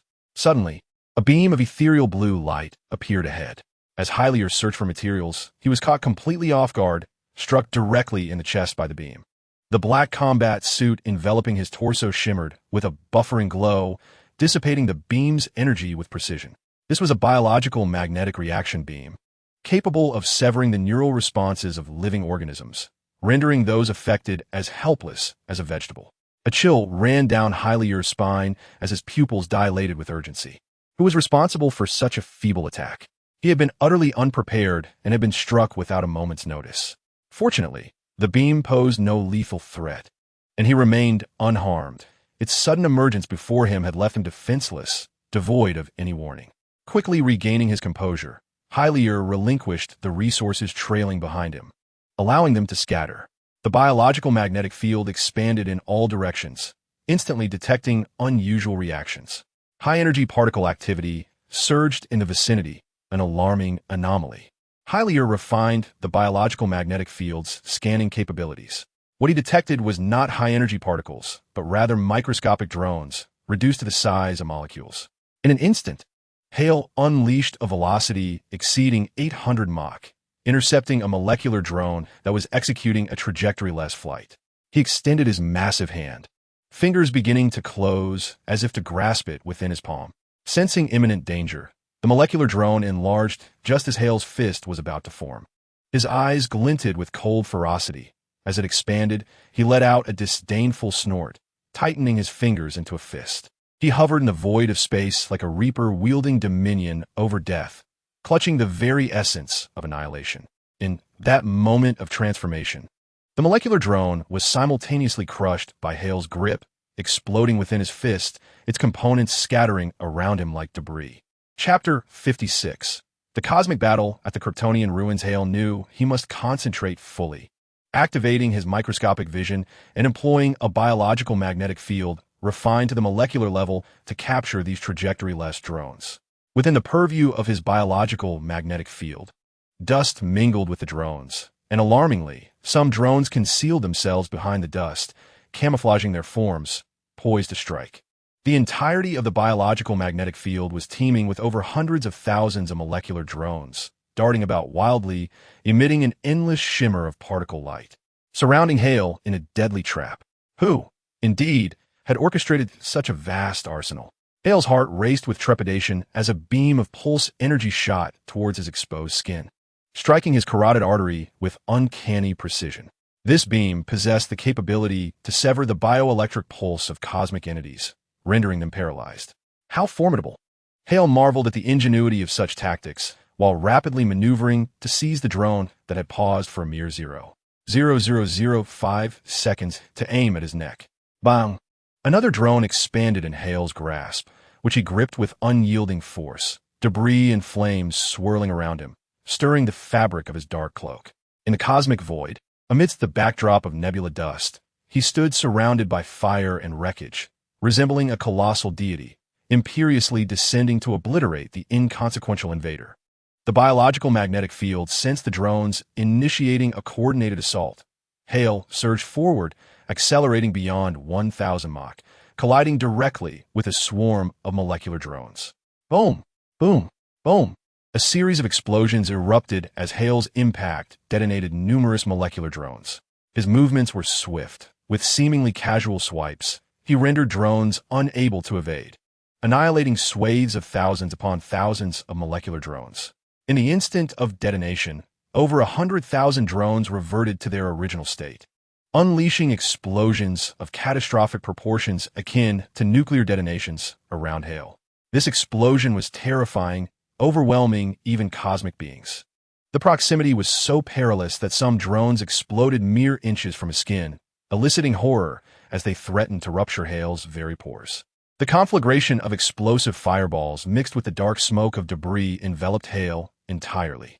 In the vastness of space, explosions dissipate with remarkable swiftness. In a mere moment, the formidable Hale emerges unscathed from the fiery black smoke, standing tall amidst the void, his dark cloak billowing around him, and his gaze cold and merciless. Simultaneously, a multitude of drones expand and revert to their original forms, cylindrical in shape and approximately 2 meters in length, their surfaces gleaming with a metallic sheen. They begin to release a vile, purplish toxin towards the explosion's epicenter, converging upon Hale. With a subtle pursing of his thin lips and his cheeks drawn tight, Hale compresses air from his abdomen, pivoting in the void. A frigid gale erupts from his mouth, instantly freezing the surrounding noxious purple mist into massive ice clumps, while the drones that emitted the toxic fumes become brittle and are effortlessly torn apart by the force of the wind. No explosion could rival such devastation. Clearly, releasing poison gas in a vacuum of space is not a prudent offensive strategy. The first pulse is a biologically magnetic reaction beam designed to restrict the movement of living organisms, severing their neural responses and rendering them, as if in a state of unconsciousness, utterly defenseless. The second pulse incapacitates cosmic beings by disrupting their motor reflexes, leaving them unable to control their own bodies, vulnerable to slaughter. The third assault, ill-suited for space, consists of a targeted biological toxin, which Hale can discern contains components of Kryptonian atmosphere, crafted specifically to exploit the vulnerabilities of Kryptonian life. Do they wish to capture me? Hale's pupils dilate with intensity as he moistens his dry mouth, preparing new air within his abdomen, surveying the frozen drones and the toxic haze he has wrought. From the nature of their attacks, it is evident that they desire his capture. The presence of Kryptonian atmospheric elements mixed within the vile mist suggests that they not only seek to ensnare him, but may also possess knowledge of Kryptonian weaknesses. Furthermore, from the brief exchange of assaults, Hale deduces that they may have arrived on Krypton before its cataclysm, gathering vast resources to forge hundreds of thousands of drones. How dare they plunder Krypton? A deep fury wells within Hale, his countenance betraying a flicker of rage, and a crimson glow begins to flicker in the depths of his eyes. Krypton is his home, a place imbued with profound emotional ties. The inability to prevent its destruction, losing all that he held dear, friends and family, has plunged him into immeasurable sorrow. Returning to this site of grief, he finds no familiar stars, no beloved companions, and even his father seeks to destroy him. The bonds of kinship have been irrevocably severed, leaving him bereft. Now, he learns that others have come to scavenge the remnants of Krypton's demise, daring to capture its rightful heir. Even in the aftermath of Krypton's obliteration, it does not signify that these resources are theirs to claim. They still possess an owner. I, Hale, shall endure forever. Fueled by a tempest of fury, Hale's microscopic gaze, intertwined with the biological magnetic field, detected a torrent of particles advancing once more onto the battlefield for reinforcement. These were molecular drones, shimmering through the cosmos like a spectral blue deluge. With his anger surging, Hale pressed forward, his cloak clinging tightly to his back, shattering the surrounding ice as he charged toward the source of the drone support. The molecular drones swiftly prepared to ensnare Hale once again. Amongst this new wave of support, a multitude of proton-constructed bodies arranged themselves into a colossal yellow barrier, reminiscent of a celestial canopy, which loomed before him. A sprawling net of yellow, larger than the constituent particles, surged toward Hale, poised to envelop him. Two beams of thermal vision erupted from Hale's eyes, striking the material barrier. The collision unleashed ripples, as a cluster of protons at the center overheated, losing their ability to maintain the barrier. Yet, a vast stream of protons surged in relentless succession, staunchly upholding the barrier. Where the thermal vision clashed with the material shield, scorching red waves radiated outward, as the barrier began to absorb and dissipate the thermal and kinetic energy. The thermal beams struck the barrier like stones hitting water. Beyond their initial destruction of a cluster of protons, they proved ineffective against the formidable shield, only to be consumed by the vast reservoir of thermal and kinetic energy. Hale, however, did not amplify the intensity of his thermal vision. There was no need to exert twofold strength to vanquish an adversary that could be subdued with a mere fraction of his power. Hale's fury was not akin to the adrenal surges of an ordinary individual, exhausting muscle power and futility. Nor did it resemble the explosive displays of rage exhibited by certain Kryptonians, who unleashed their thermal vision with a bellowing roar. His anger transcended the physical, penetrating deep into his psyche, sharpening his mind, consciousness, and thoughts, enabling him to calculate with unparalleled speed and precision. One should never presume that Hale would succumb to irrationality in the throes of anger. In the next instant, Hale's cloak unfurled dramatically, disintegrating into countless molecular threads, akin to 30 million strands of molecular hair rising from his shoulders. His eyes maintained their thermal gaze, the crimson beams igniting within him, connecting through the intricate circuitry of the biological magnetic field to the 30 million filaments of the multifaceted nanomechanical prism. In a flash, the 30 million threads, barely discernible in the pitch-black expanse of space, ignited brilliantly, resembling a conflagration of red embers, each flickering point a testament to his fury. In the vacuum of space, where sound finds no medium to traverse, the sight alone conjured an unbidden resonance in the mind. As the 30 million red points sprang to life amidst the starlit void, they coalesced into a razor-sharp torrent of thermal vision. Each filament emitted a minuscule, microscopic beam, yet together they manifested as a resplendent column of light, each strand sharp, exquisite, and devastatingly beautiful, evoking awe in all who beheld it. Every strand of fiery gaze strikes a proton, sustaining the working fluid barrier, rendering it incapacitated in an instant. The vast yellow working fluid barrier is pierced by the torrent of Hyer's searing gaze, creating a gaping hole as it ignites and crumbles like parchment. Even if countless protons rush forth to fill the void, it is of no avail, for Hyer has discerned its weakness, fully aware of each proton's capacity for endurance.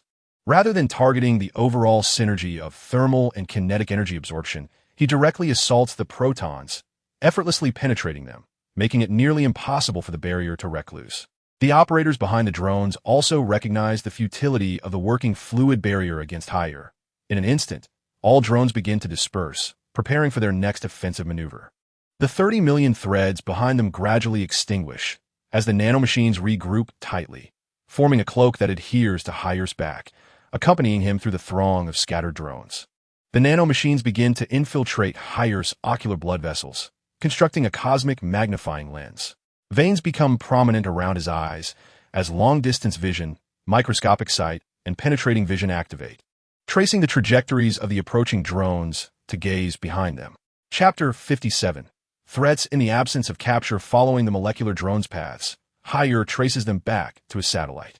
Originally a celestial body belonging to Krypton, it has been cast off its trajectory, hurtling into outer space. A tunnel, 2 kilometers in diameter, piercing through the mantle to the Earth's core, manifests before him. It is the cosmic civilization extracting the core of the wandering planet MT-745. Hire had previously rested on the wandering planet MT-745, investigating its center, discovering that its core had been extracted, leading it to a slow demise. Little did he anticipate that this civilization had arrived at the Krypton ruins years prior to him, scavenging Kryptonian resources. Hire never imagined he would encounter this cosmic civilization once more, for the vastness of the universe is immense. A mere shift in perspective could yield distances measured in light years. As his gaze travels through the tunnel to the satellite's core, a spacious expanse of 350 kilometers unfolds before him, mirroring the core of MT-745, which has also been hollowed out. However, unlike the latter, this satellite has not been abandoned by the civilization, but rather utilized.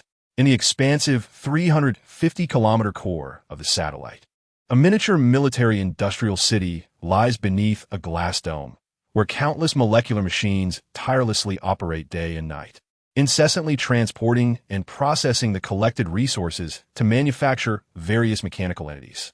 Navigating through the torrent of molecular drones, his cloak trailing behind, Hire advances towards the satellite. Veins prominent around his eyes, pupils dilating and contracting as he peers into the base of this miniature civilization. The scene before him stirs a profound resonance within his heart. An unfinished stellar-class engine unfolds before his eyes, burning and operating like the sun. In earthly terms, the sun is a star. The stellar-class engine is a remarkable construct that harnesses the energy of a star, even to the extent of absorbing an entire star's luminosity, to power the installed modules for various forms of artificially manipulated galaxies. In essence, with a stellar-class engine equipped with diverse modules, one could fabricate a solar system. Zod had previously encountered references to stellar-class engines within the ancient archives of Krypton. During Krypton's illustrious era, when its renown spread across the cosmos, over 20 stellar-class engines have been forged, utilizing the gravitational forces of stars to pull thousands of colonized planets, thereby forming colossal motherships for strategic cosmic conquests. This legendary engine, however, has only a fraction of its knowledge surviving on Krypton, which Zod, eager to escape his home planet, managed to uncover. Regrettably, the information was severely fragmented, rendering the construction of such an engine on Krypton an unattainable dream. Zod never anticipated that he would witness such a magnificent creation at this moment. Any dominion that seeks to reign supreme in the cosmos must possess a stellar-class engine to sustain its civilization's resource needs, and even to create a controllable and habitable galaxy for its existence. Only then can it be deemed a formidable force in the universe, not easily extinguished by mere suspicion. Zod felt a sharp pang in his heart. He was captivated, even with the belief that he held the power to traverse vortices, destined for a radiant future with galaxies at his command. He found himself yearning to claim this unfinished stellar-class engine. Its potential benefits to him were immense. The most immediate advantage would be a significant reduction in travel time to Earth. How far is Krypton from Earth? Krypton resides in the Andromeda Galaxy, the nearest major galaxy to the Milky Way, separated by a river of stars, with a staggering distance of 254 million light-years from Earth. This distance necessitates countless energy replenishments, even for the starship Voyager, which possesses jump capabilities. More critically, the rapid transitions could inflict irreversible damage to the crystalline core engine's jump drive, leading to premature deterioration and an inability to leap through space-time. In contrast, the stellar-class engine was specifically designed for the construction and traversal of galaxies, making intergalactic journeys a mere challenge rather than a significant hardship. Fortuitously, it seemed that destiny favored him. The civilization behind this advanced technology must be grand and magnificent, likely possessing more than just one stellar engine. Otherwise, the creation of such a vital galactic core would warrant the utmost protection and concealment, demanding the entire resources of an ordinary cosmic civilization. Presently, it was merely dispatching unmanned machinery to execute manufacturing and protection tasks, showcasing the formidable nature of the civilization behind it. Zod flew towards the satellite, his eyes narrowing as he contemplated seizing the stellar engine, his gaze sweeping through the depths of the mechanized base, reaching the central command room, where he beheld yet another astonishing sight. Brainiac, in a state of bewilderment, Hale's mind reverberated as though struck by the resounding clang of a bell. His gaze fell upon the command room, where a glass dome encased Candor City, within which countless Kryptonians floated with closed eyes. This miniature city, home to over 7 million souls, was displayed in the center of the command room like a mere toy for admiration. His eyes swept across the scene, landing on Tali, a good friend of Kara, who had once been his tool and had professed her feelings for him. He also beheld the many commoners who had once revered him as a deity, as well as his subordinates from the experimental projects. To his astonishment, he even discerned the high-ranking Kryptonians he had cloned, preserved in tanks beneath Candor City, utterly unharmed. Joel, after sending him into space, had inexplicably neglected to deal with them. In the command room, Brainiac had dispatched one of his minions, Brainiac 7, who, with wires protruding from his head, was intently controlling molecular drones, intent on capturing Hale. As it detected information from the reconnaissance, Brainiac 7 opened its green eyelids, its dark pupils locking momentarily with Hale's flickering red glare. Indeed, it was a collectible of significant value. Brainiac 7 extolled the virtues of the mechanical, initiating the final and most formidable barrier for capture using the molecular drones. The moment Hale laid eyes on Candor City, he finally comprehended the motive behind all the assaults. They were aimed at capturing him. For he was Brainiac, a being of 12th level intellect, arguably the most intelligent entity in the DC universe, traversing, conquering, and annihilating countless planets while reveling in the collection of trophies, shrinking them for observation. In most universes, he was the architect of Krypton's destruction. In this universe, Hale was uncertain whether Brainiac bore responsibility for Krypton's cataclysm. But such matters had become trivial. Krypton was lost, and his imperative was to seize the stellar engine from Brainiac, rescue Candor City, and establish a new Krypton on Earth. From this moment onward, the only option remaining for both parties was enmity, for capture by Brainiac was now a foregone conclusion. As time elapsed, Hale felt his chances of escape dwindling.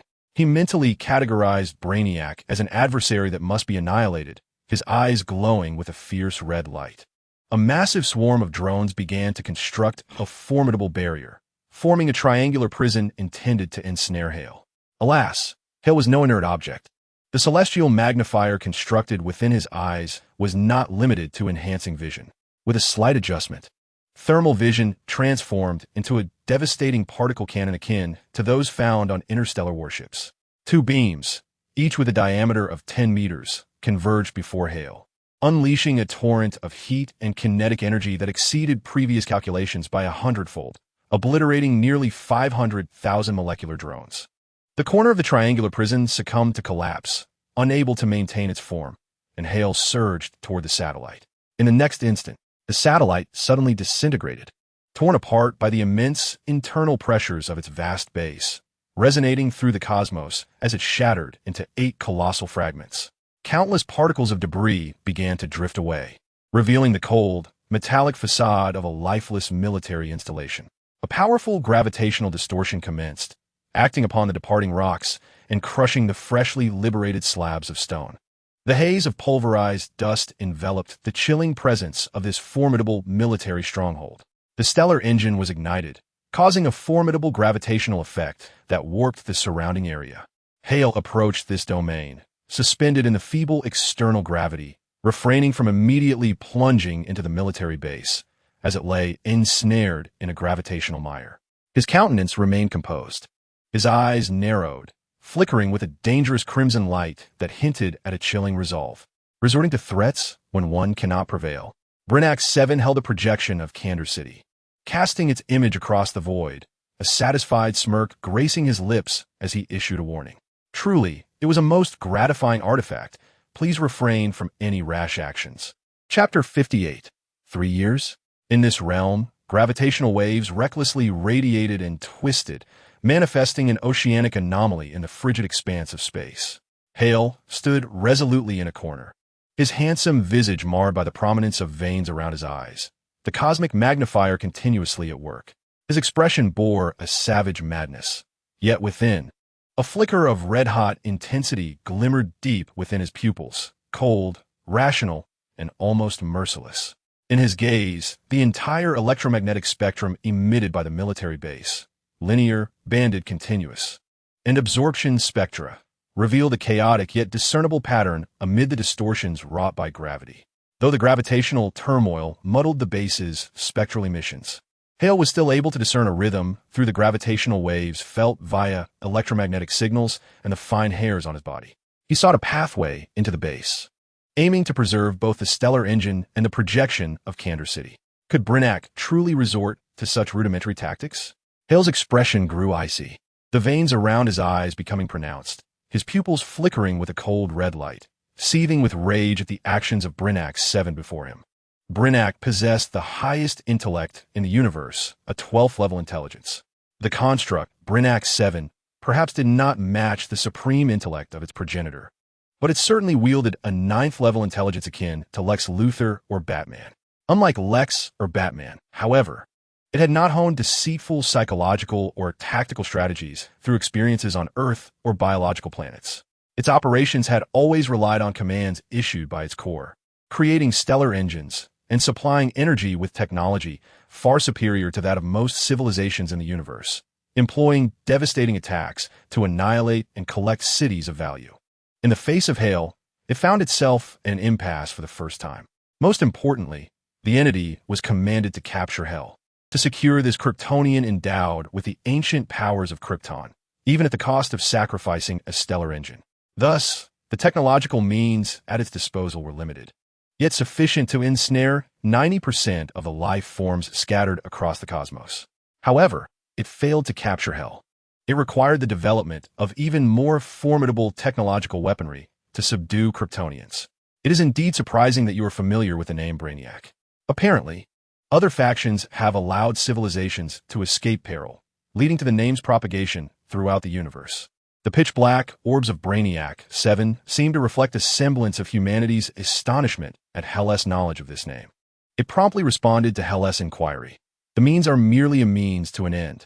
Whether clumsy or ingenious, all methods serve the singular purpose of achieving an objective, and to it there exists no distinction. Brainiac 7 was pleased to observe the anger displayed by Hell's exterior. Any powerful being must secrete potent hormones and cortices commensurate with their strength. In fact, beings of immense power are often more prone to anger, their emotions more readily surging. Those endowed with great power tend to instinctively indulge in the unbridled expression of their emotions. When external insignificance cannot affect their essence, there is little reason to conceal the full spectrum of their feelings. This is why many believe that upon acquiring superhuman abilities, they often transform into their homeland's champion, rather than Clark. Purpose? Hell could scarcely contain his laughter. What purpose could Brainiac have other than to indulge in his whims as a being of formidable power in the universe? His intentions were nothing more than to amass a collection of valuable artifacts scattered across the cosmos, renowned as a cosmic connoisseur. Surely, from the very first pulse beam, you have already surmised my purpose. Let us engage in a competition with a time frame of 3 years since the destruction of Krypton. Within this period, strive to enhance your strength, showcasing the ancient powers of the Kryptonian era. Forge ahead, Kryptonian. When the time limit is reached, there will be but 2 outcomes. Either you will be captured by me and preserved within a containment unit, or you will rescue the surviving Kryptonians. Brainiac 7 raised the city of Candor in his hand, managing a rare, mechanical smile to convey a semblance of friendliness. The emotional ties between beings, bonds of kinship, friendship, and blood, are intricate cages from which they find it challenging to escape. Utilizing candor, leveraging the bonds of Kryptonian kinship, this merciless yet efficient maneuver was effortlessly executed by Brainiac 7, a skill honed without any formal training. 3 years. Based on Hell's prior physical and technological prowess, Brainiac 7 established a model and derived conclusive data. 3 years' time is sufficient for one to construct a device capable of capturing the elusive Hale. As for what lies beyond that 3-year mark, failing to seize Hale and instead being vanquished or killed by him, thereby failing to rescue Candor City and the remnants of Krypton, such an outcome is utterly inconceivable to him. What folly! The technological prowess of Brainiac cannot be subdued by mere biological entities. Given even a modicum of time, any cosmic creature and celestial body would succumb to the boundless and diverse array of technology. In Brainiac's mind, one does not contend against technology, but against the cosmos itself. A rare smile graced Brainiac 7, as a sense of self-satisfaction began to permeate his being. akin to observing his kindred struggle in a pond while he savored the spectacle from the shore, a cruel delight, reminiscent of the curious amusement of boiling ants. This unmistakable joy resonated within him, amplifying his elation. His obsidian eyes, fixated on Hale, leaked surprise and astonishment. In the next moment, Hale abruptly vacated his position, directly entering the periphery of the gravity distortion base.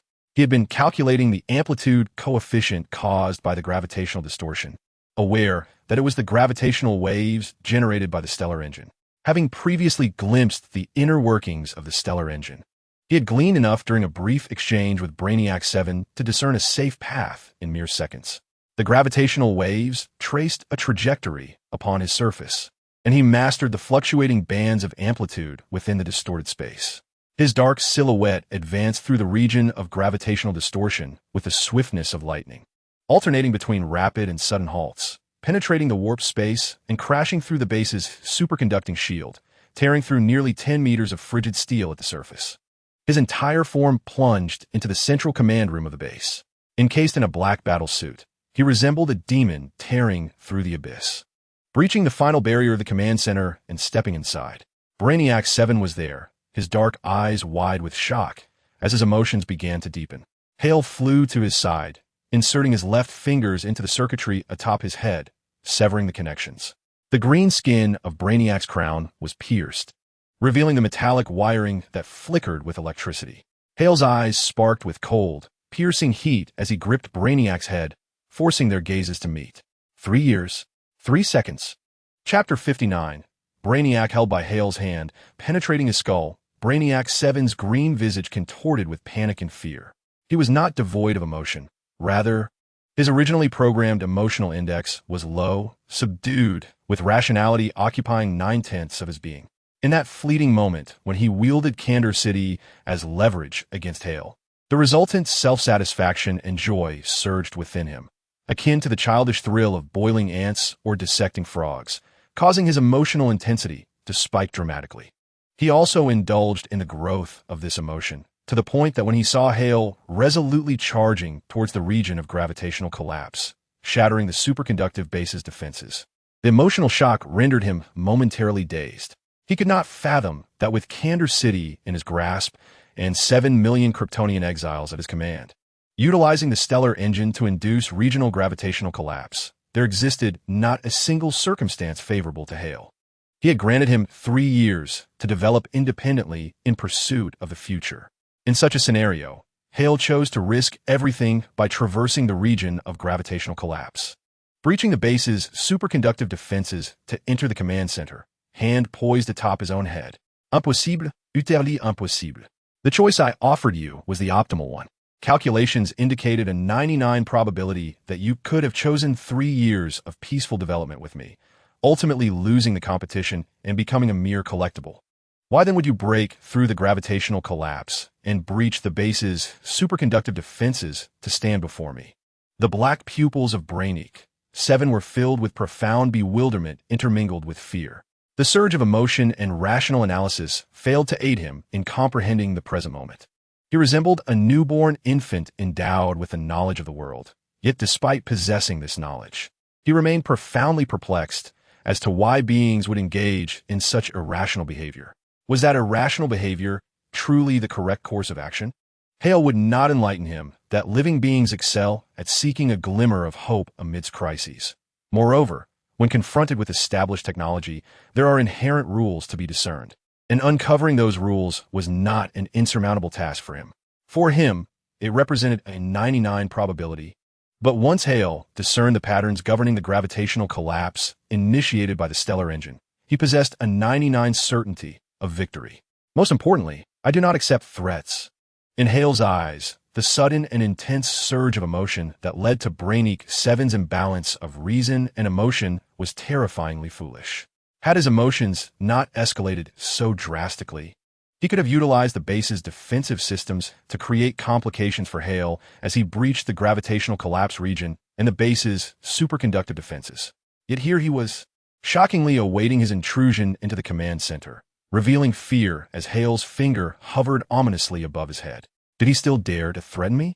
After a fleeting thought, Hale's eyes, now bulging with intensity, glowed with an ominous red light, prepared to incinerate this fool.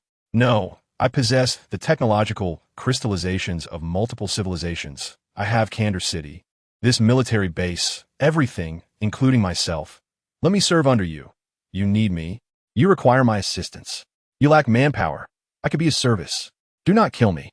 Brainiac 7 experienced an even more intense surge of fear, akin to a helpless infant, overwhelmed by the strong emotion of facing imminent death. His black pupils gazed into Hale's luminous, fiery eyes, betraying a deep terror of death, a frantic plea spilling forth. This display made Hale feel as though he were bullying a child. As the moment of Hal's impending demise approached, Brainiac 7 suddenly fell into a state of tranquility. The green skin on its visage smoothed, and its black eyes now calm, regarded Hal with a hint of curiosity. In an instant, Brainiac 7 ceased to exist. Hal's intended beam of heat paused, as his psychic powers sensed the intense, primal fear emanating from the youthful consciousness of Brainiac 7, which vanished in a heartbeat. Instead, the controlling entity, Brainiac, connected through the remnants of Seven's cerebral information, seized control of its brain and beheld Hal. How could this be a failure? You surpass the recorded Kryptonians. You are a unique specimen. Brainiac gazed at Hal with covetousness, absorbing Seven's memories in the moment of its destruction. He witnessed all the traps laid out by Seven against Hal, finding no fault, only the anomaly that was Hal himself. Encountering a Kryptonian possessing powers reminiscent of the ancient Kryptonian era filled Brainiac with an indescribable thrill. The realization that Hal was an exceptionally remarkable individual intensified his excitement. Kryptonian, wait for me.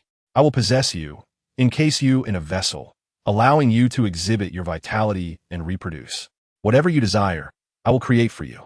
I will grant you an entire sky, a vast universe. You are mine.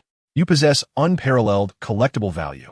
As he gazed at Hal, his expression grew increasingly greedy, filled with longing and an impatient restlessness. This Kryptonian held even more worth than he had anticipated. The desire to encapsulate him and observe him endlessly was overwhelming.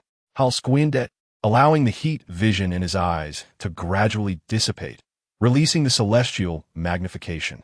The engorged veins around his eyes receded, restoring his fair complexion, while nanomachines returned from his body to his battle suit. Indeed, Hal smiled, his narrowed eyes glinting with a chill. He summoned his mental powers, channeling his immense psychic strength directly toward the thoughts transmitted from Brainiac. With a series of explosive impacts, the head of Seven short-circuited, its core damaged. As sparks erupted from its neural circuitry, accompanied by a cacophony of explosions throughout the entire base, engulfed in flames and black smoke. The stellar engine's automatic protection protocol activated, halting the gravitational collapse. The remaining molecular drones in the external environment returned to their normal size, hovering in the void of space. In the distant reaches of deep space, Brainiac piloted a colossal technological sphere approximately 140,022 kilometers in radius, drifting through the cosmos. The surface of the sphere exhibited a metallic chill, with its mechanical constructs showcasing a distinct, cold beauty. The planet was adorned with over 50 stellar engines, facilitating the maneuvering of the entire sphere. The stellar engines served merely as the wheels for this immense planetary construct to change direction. Suddenly, as the celestial body meandered through the cosmos, an explosion erupted on one side, leading to the immediate self-destruction of 2 stellar engines. A violent gravitational reaction ensued at one corner of the planet, giving rise to a black hole, which was subsequently distorted and rendered invisible by the planet's coordinated gravitational effects. At the heart of Brainiac, the electromagnetic circuits manifested prominently at the temples, and with a sudden jolt, the green eyelids flew open, revealing a pair of black eyes tinged with pain. The conduits protruding from his head sparked with electromagnetic responses, igniting in flames. His dark eyes, overwhelmed by agony, were filled with astonishment. How could Kryptonians possess such power? Chapter 60. Harvest, Transformation, Reset, Come Here. Hale commanded Reset through his battle suit to approach. He placed the head of Brainiac 7 upon the circular platform, and his eyes began a meticulous analysis, deconstructing Brainiac's technologies. Unlike Kryptonian technology, which focused on biological genetics, Blaniak's advancements were comprehensive, deeply rooted in the progressive technological systems of various civilizations. They had even developed their own personalized miniaturization technology. The contrast between him and Krypton was stark. One was obsessed with biological genetics, creating monstrous entities like Doomsday, while the other roamed the universe, obliterating countless civilizations, amassing a diverse and expansive array of technologies, unmatched by most cosmic civilizations. Fortunately, the stellar engines and military base operated by Blaniak 7 did not exceed Hale's comprehension. The commonalities between different technologies had not yet reached a level beyond his understanding. Given Hale's current cerebral processing speed, although it required considerable effort, he was still able to fully assimilate the legacy of Blaniak 7. This acquisition surpassed all expectations. The stellar engine, though only partially complete and lacking many modules, possessed an energy output that, even at a mere 9, far surpassed that of the crystal core engine of the star exploration vessel. A complete, unmanned mechanical military base was entirely controlled by the cerebral core of Blaniak 7. Blaniak 7 served as both the commander of the military base and its control center. At the moment, the cerebral core of Blaniak 7 was damaged. Multiple sections of the base spiraled into chaos, leading to uncontrollable explosions and rendering it abandoned and destroyed. Consequently, the base was encased in a glass dome amidst the void of space, with black smoke billowing from various points, escaping through the breach created by Hale. Reset piloted the star exploration vessel, entering through the opening Hale had previously breached, traversing through the smoke-filled aperture until he located a drone landing pad, where he halted the vessel. Hale emerged from the central command room, casting a glance at the star exploration vessel, and beheld Seely still submerged in the nutrient tank, her head bizarrely sprouting 10 small octopus-like tentacles, writhing and flailing about. A question flickered through Hale's mind as he pondered what form Seely desired to assume. He did not confine her aspirations to that of a Kryptonian, nor did he wish to impose any limitations upon her. All he sought was her safety. However, witnessing her peculiar appearance still left him perplexed. A fleeting glance passed over his face, and with a sense of assurance regarding her safety, he decided to await her emergence from the containment vessel to discern her true form. Thus he refrained from dwelling on it further. He proceeded to instruct the Zero program aboard the star probe to establish Seely's protective protocols, after which he removed the master key of the Zero program and departed from the star probe, returning to the central base. The cerebral structure of Blaniak 7 lay exposed, its intricate wiring displayed upon the table.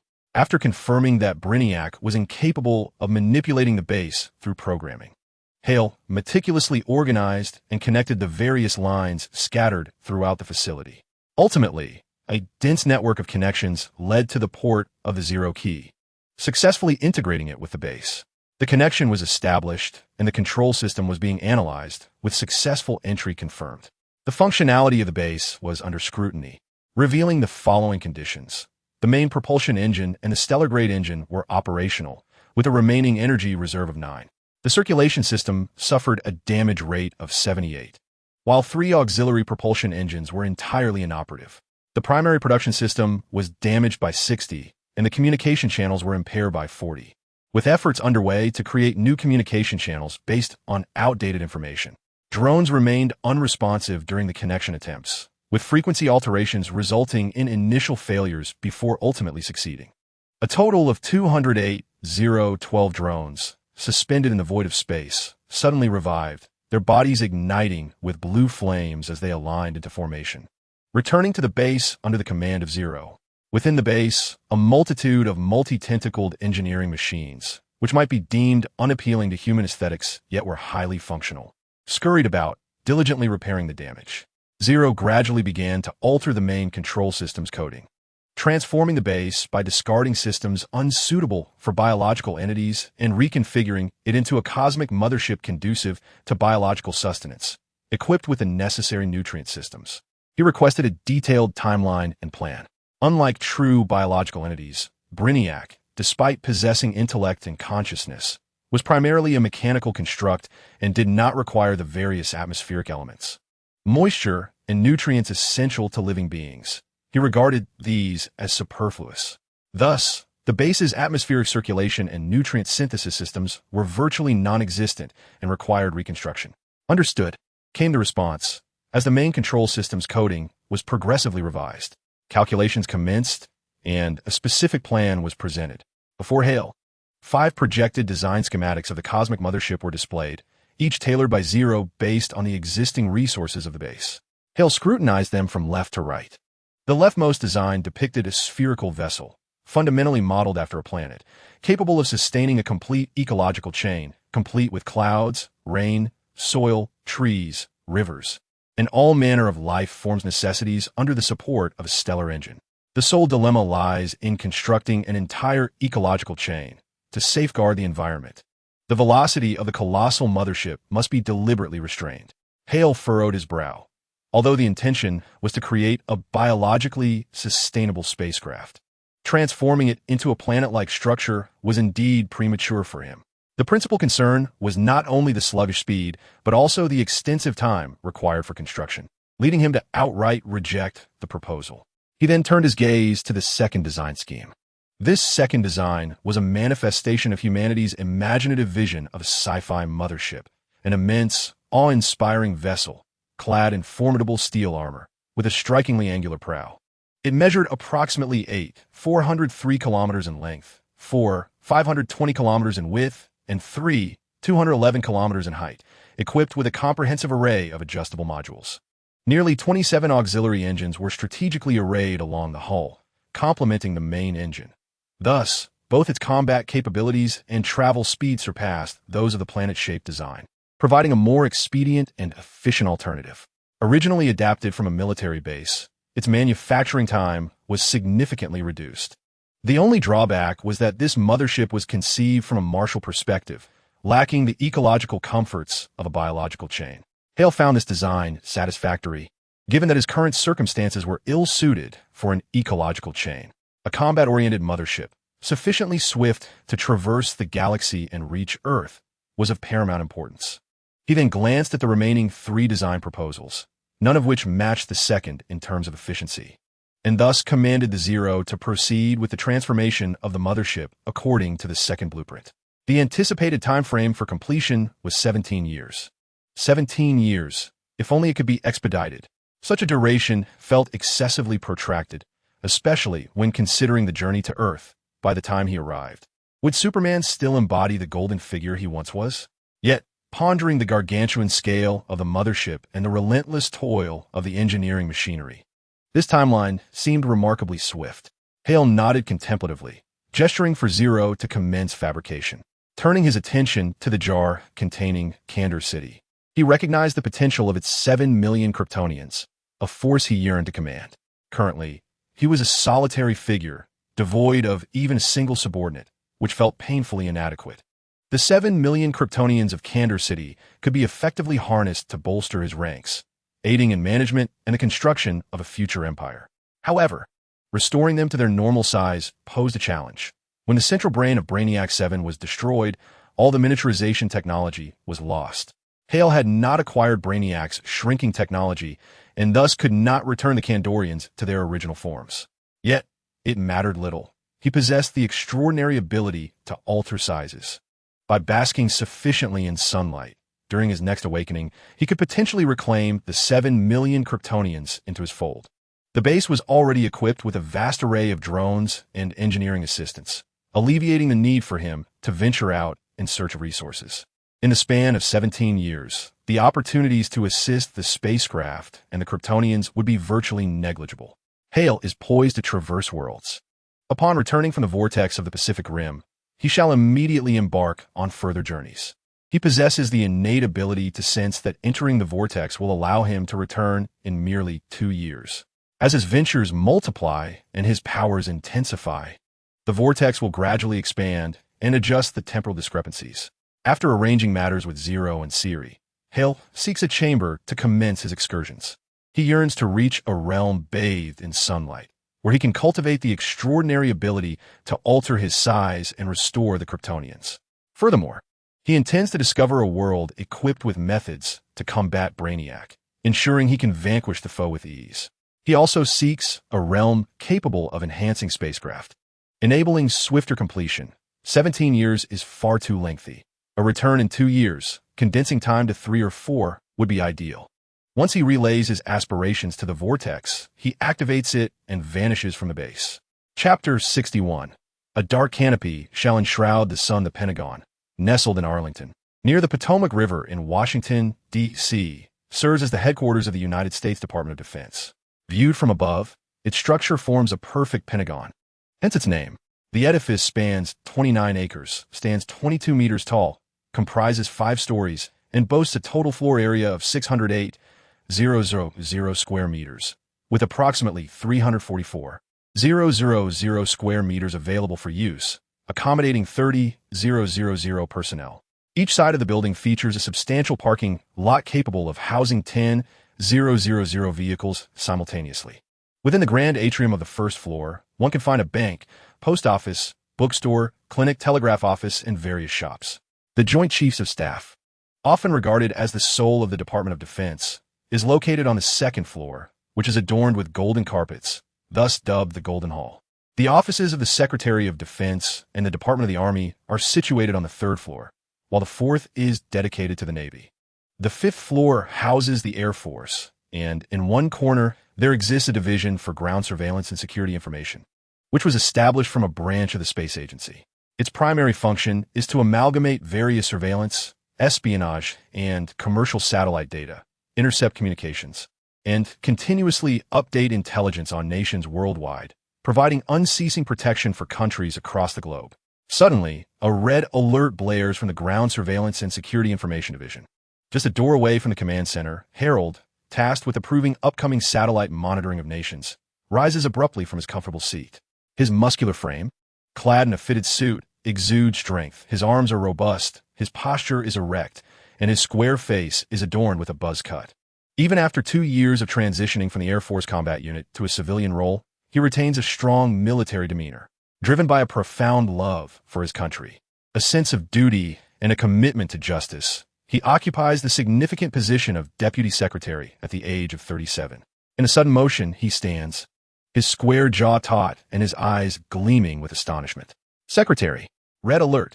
A secretary rushes in, her expression fraught with urgency. The surveillance of nations from the Ground Surveillance and Security Information Division is generally categorized into 5 levels. The classification begins with the Mach scale. The lowest tier consists of hypersonic objects flying at 10 Mach within national airspace, a speed only a handful of countries possess in their fighter jets. The second tier encompasses objects traveling at 20 Mach, a level achieved solely by a select few military powers of significant stature. As for the third tier, characterized by 30 Mach, this is a domain that only Harold takes pride in, as it belongs exclusively to his homeland. Each covert launch test fills Harold with a sense of pride. The fourth tier of alarm has never been triggered, as the numerous engineers at the Space-to-Ground Information Department believe it merely signifies a future honor for their nation. Regarding the highest 5th-level alert, the former head of the Space-to-Ground Surveillance Safety Information Department once jested that such a level would only be activated upon the arrival of extraterrestrials. In that moment, Harold's mind flashed to that idle old man and his parting words. Yet, the thought dissipated almost instantly as Harold, with a stern countenance, strode purposefully out of his office and into the information department's hall, adorned with multiple screens lining the walls. How could this be? What on earth is happening? My heavens! Is it human? Have aliens arrived? This is impossible. No object on Earth exceeds 50 Mach. The hall buzzed with voices of confusion and terror. What's going on? Harold's commanding voice resonated, instilling a sense of calm amidst the engineers' rising panic, momentarily quelling their impending unrest. Director, 15 seconds ago. A shadow appeared at an altitude of 50 kilometers above Switzerland, moving at a speed exceeding 300 Mach. During our conversation, the shadow has already traversed into French airspace and is currently patrolling, reported an engineer swiftly. Harold's stern expression deepened as he fixed his gaze upon the screen on the wall, where a shadow was visible gliding across the fixed display of the French terrain, conducting its patrol at an astonishing speed. In mere seconds, it completed its surveillance over France. Such velocity could not possibly be limited to 300 Mach. My God! The surveillance satellite, utilizing the shadow's trajectory and timing, along with high-resolution dynamic edge detectors and spectrometers, calculated that the shadow possesses a staggering speed of 1,000 Mach. A female engineer screamed, her hands woven through her light golden hair, her eyes wide with disbelief, as if questioning her own reality. "Is this confirmed?" Harold, with a heart tempered in the harshest of battlegrounds, felt an uncharacteristic tremor and demanded an answer. The Earth's equatorial radius measures 6,378,137 kilometers, while the polar radius is 6,356,752 kilometers, yielding an average radius of approximately 6,371 kilometers. The circumference around the equator is roughly 40,076 kilometers, forming an irregular ellipsoidal shape that is slightly flattened at the poles and bulging at the equator. To circle the Earth, one would traverse about 40,000 kilometers at a speed of 1,000 Mach, equivalent to 340 kilometers per second. This journey would take approximately 176 seconds. In less than 2 minutes, a shadow gliding through the sky could complete a full orbit around the Earth. Should this shadow be a living entity, it would roam the planet with impunity. If it were an extraterrestrial creation, humanity would face an unprecedented challenge to its civilization. Confirming this, high-resolution imaging spectroradiometers, multi-angle imaging spectroradiometers, onboard thermal emitters and reflectors, and atmospheric infrared detectors have been employed to conduct several calculations, with ongoing assessments that one fervently hopes contain no errors. An engineer, beads of sweat forming on his forehead and breath quickening, felt his heart race as he swiftly responded. "Display the trajectory map." Harold suppressed his trepidation, his gaze fixed intently on the screen. When the trajectory of the shadow appeared, it became evident that each of its returns did not exceed human habitation. It could have plunged into the ocean, but chose instead to retrace its path over land. From Switzerland to France, the UK, and Spain, a seamless trajectory emerged, even revealing the sonic boom cloud's path in the stratosphere. Wherever humanity resides, the shadow traverses the skies. A pang of dread coursed through Harold. The shadow had completed its aerial patrol over Switzerland, France, the UK, Spain, Poland, and Italy, fully aware of its actions, surveying the territories of humankind. Was this retribution? It mirrored our own endeavors. The entire information department fell into disarray, trembling in fear. An engineer staggered back in terror, colliding with a colleague who stood in stunned shock, both tumbling in a chaotic heap. They could only watch helplessly as the shadow continued its patrol, surveilling, monitoring, and documenting the domains of nations. As it began to traverse Canada, a programmer, voice quavering with emotion, exclaimed, "It has crossed Canada and is now over our land." The total area of the United States spans 9.3 million square kilometers, stretching for 500 kilometers from east to west, at a speed of 1,000 Mach. It could soar across American skies from east to west in a mere 13 seconds. 13 seconds. Harold turned abruptly, leaving the information department, as the notion of those 13 seconds hung over him like the sword of Damocles. He pondered how the Earth could possibly impede such an agile shadow, moving with a speed of 1,000 Mach as it traversed the territories of nations. By the time those nations realized they had been surveilled, the shadow may have already crossed their skies. The nation that instills pride, honor, and a sense of dignity in him has failed to suppress a weapon that moves at a staggering speed exceeding 1,000 Mach. The tie around Harold's neck constricted his breath, and he gasped for air, tearing off the tie as his usually steadfast gaze and trembled. Initially, he merely strode briskly down the corridor, but the passage of 13 seconds felt like an incantation, urging him onward. He broke into a run, colliding with an elegantly poised female officer, scarcely pausing to apologize, and poured every ounce of his energy into descending the stairs, reaching the Minister of Defense's office on the 3rd floor without knocking, bursting in abruptly. Fortunately, the minister was not engaged in any confidential matters, though he furrowed his brow at Harold's reckless intrusion. Yet the anxious sheen of sweat coating Harold's face quelled the minister's discontent. "Harold, is there something so urgent that you could not even knock?" Minister Singh inquired.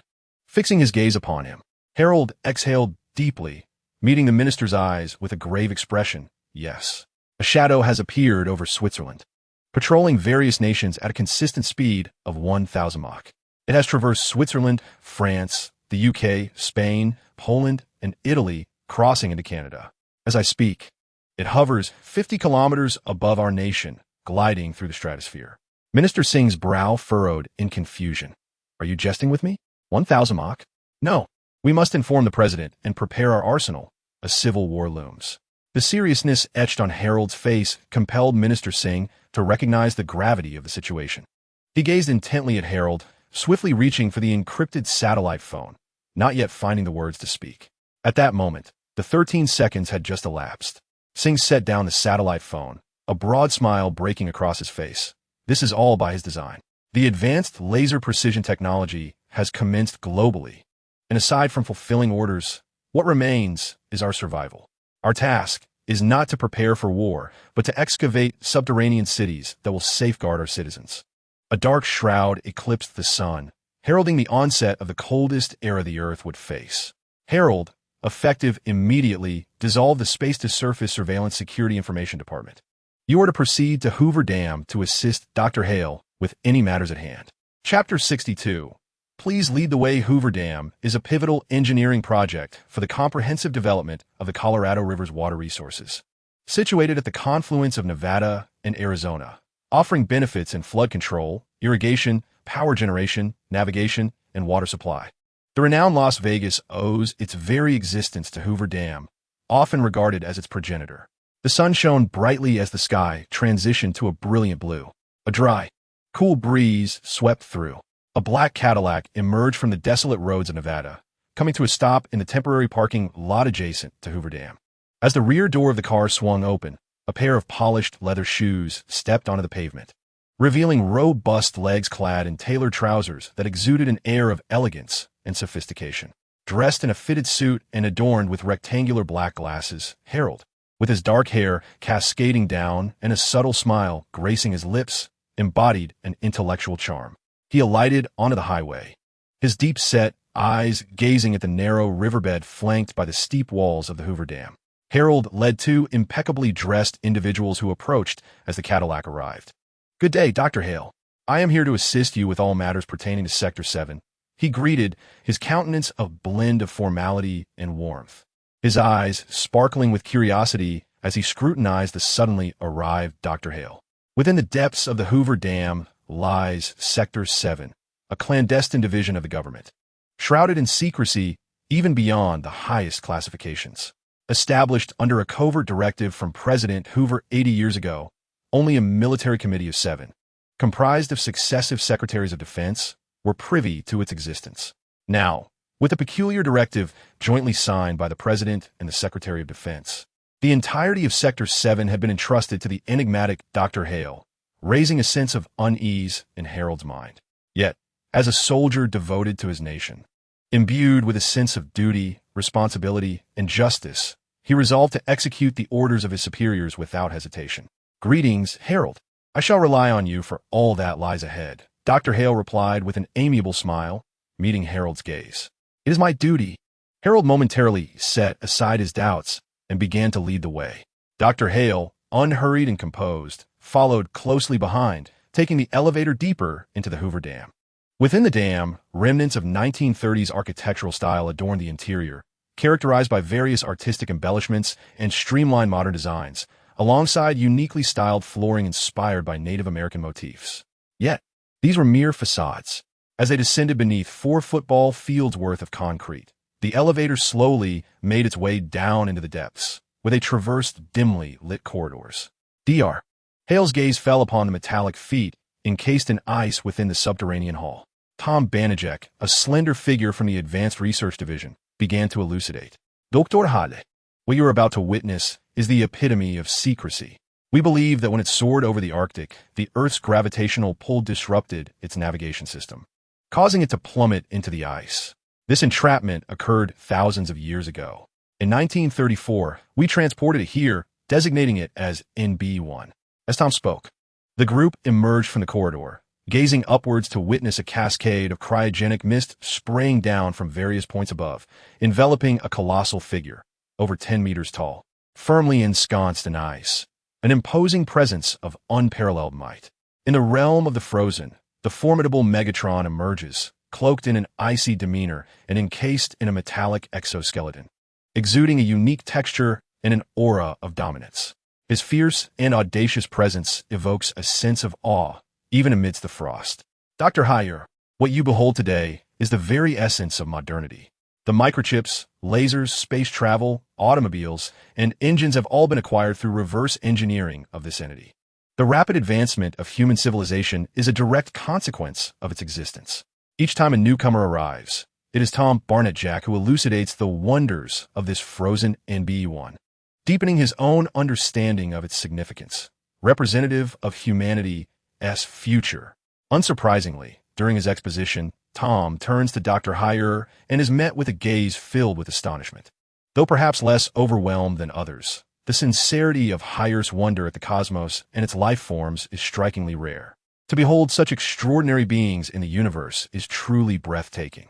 Even having encountered Brainiac, one of the most intelligent life forms in existence, Hyer finds no equal in terms of excellence and grandeur.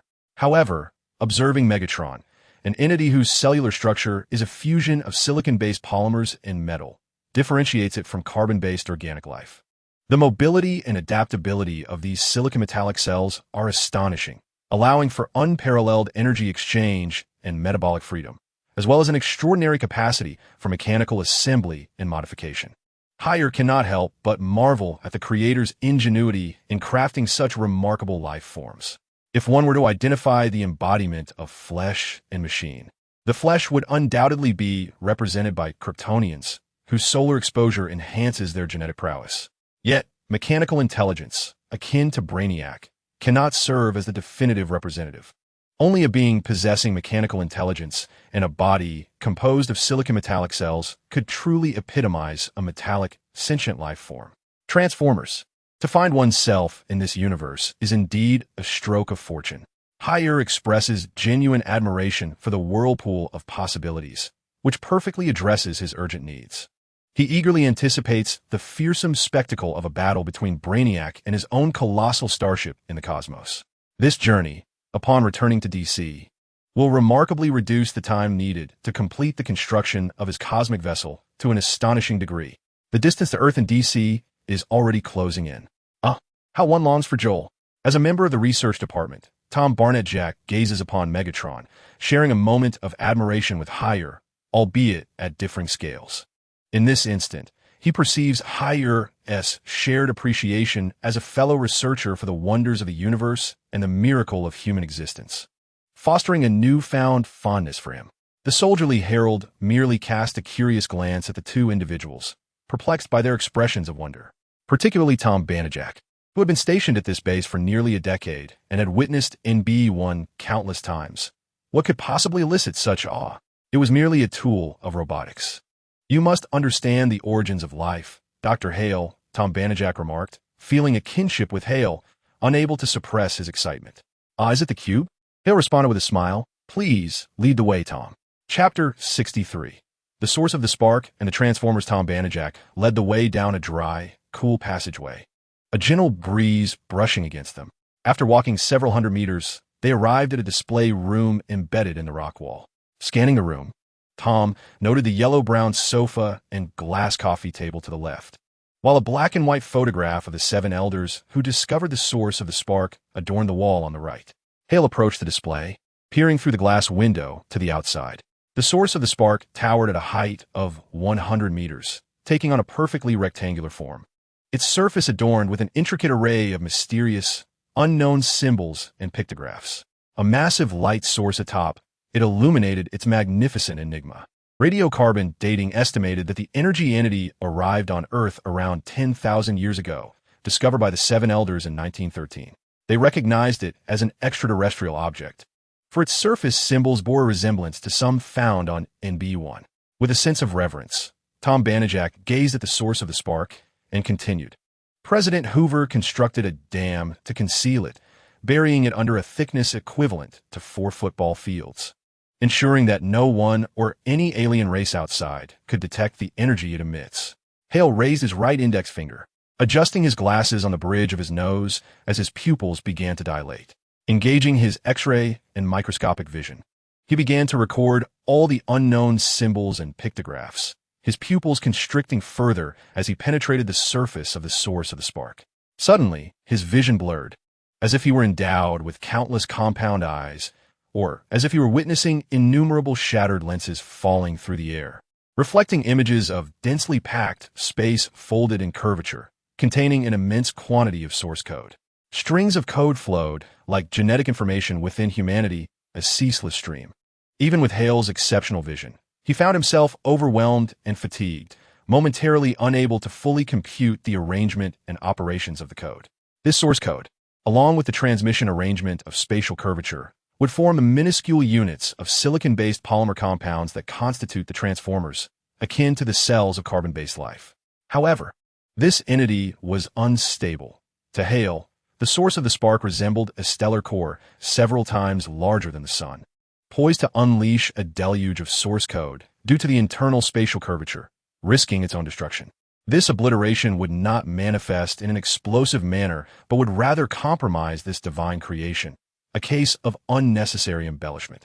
Through a comparison between the Allspark and Megatron, Hale unexpectedly discovers the instability of the Allspark, revealing that it has been altered. Within the Allspark resides a sentient essence that has modified the will behind the creation of Transformers. This implies that the original Allspark was capable of generating Transformers without inherent distinctions of good or evil, the outcome of which depended entirely on their subsequent development. However, the altered source code of the Allspark not only contributes to its instability, but also unnecessarily imbues it with certain dominant traits. In the realm of Transformers, two distinct factions emerge. The leader of the Autobots, Optimus Prime, epitomizes justice, bravery, peace, and kindness, qualities representing the highest ideals of Cybertronian belief. Devoid of any ideological or factional biases, he embodies the noble and orderly camp. Conversely, the leader of the Decepticons, Megatron, symbolizes conquest, destruction, cruelty, and malevolence, traits that reflect the militaristic and aggressive aspect of Cybertron's mechanical beings, characterized by a complete disregard for morality and an unyielding selfishness. The alterations within the Allspark have locked in the characteristics of the Decepticons, embedding traits such as aggression, conquest, and destruction into the consciousness of newly created Transformers. This modified Allspark will ensure that any mechanical entities birthed from and align with the Decepticon faction. There are those who seek to exploit the Allspark to forge a highly aggressive mechanical army, presumably with ambitions of conquest. Hale, with his fingernail pressed against the black rim of his glasses beneath his nose, flicks his finger upward, repositioning the glasses back onto his face. It is rather amusing that beings, lacking even the strength to single-handedly obliterate a star, would boast about conquering the universe. The vastness of the cosmos is such that they could spend their entire lives without traversing it entirely, yet they dare to proclaim their intent to conquer. Gradually, Hale retracts his penetrating gaze and microscopic view. He finds little interest in those who cannot even escape their own galaxy, while boasting of universal domination. However, possessing the Allspark now compels him to retain it. "Tom, lead me to observe the utilization of the cube's energy," Hale says with a smile, commencing his orders as the newly appointed highest authority of Sector 7. Without hesitation, Tom Banajek guides Hale and Harold away from the observation room and towards a nearby laboratory. Inside the lab, there is little of note, aside from the corners where the steel walls bear claw-like scratches reminiscent of Wolverine's attacks. The only feature is a central experiment table encased in reinforced glass. Tom instructs the personnel outside to secure the laboratory, then retrieves a Nokia 6300, opening the hatch of the experiment table to place the phone inside. After sealing it meticulously, he reminds everyone to don protective goggles. The equipment, albeit rudimentary, is designed merely to extract surface energy from the Allspark, channeling it through a transmission conduit into the sealed space of reinforced glass. The energy transmission conduit is directed towards the Nokia 6300. A crackling arc of electricity illuminated the scene as the Nokia 6300 trembled, its sides morphing into three formidable legs. The buttons rearranged themselves into an armored configuration, while the audio receiver contracted into the chest, resembling a cannon. Gleaming metallic circuitry rolled out from within, emerging as a head with laser-red eyes, which began to stir, relentlessly assaulting the reinforced glass. This Nokia 6300 transformer was agitated, continuously battering the glass, darting swiftly and firing minuscule projectiles that left tiny marks on the surface. 6 petite mechanical arms extended from its interior, transforming into a drill that began to bore into the glass. After finding no success, it activated the cannon-like audio receiver in its chest, unleashing sound waves that caused fissures to form in the reinforced glass. Tom Banajek pressed the electric shock device, and a tumultuous current converged on the experiment table, causing the transformer within the reinforced glass to quiver, its laser eyes flickering before ultimately extinguishing. The entire mechanical body collapsed on the table, lifeless. I was eager to commence my research. Hale removed his blindfold, his eyes sparkling with astonished delight. Just moments ago, he had witnessed the creation of the transformer by the Allspark, which endowed each metallic particle with a microspark akin to a cell nucleus. These microsparks enabled the formation of silicon-based cellular units, serving as the mitochondrial nucleus within the transformer's metallic cellular structure, preserving the genetic information of the individual transformer while powering various cellular life activities.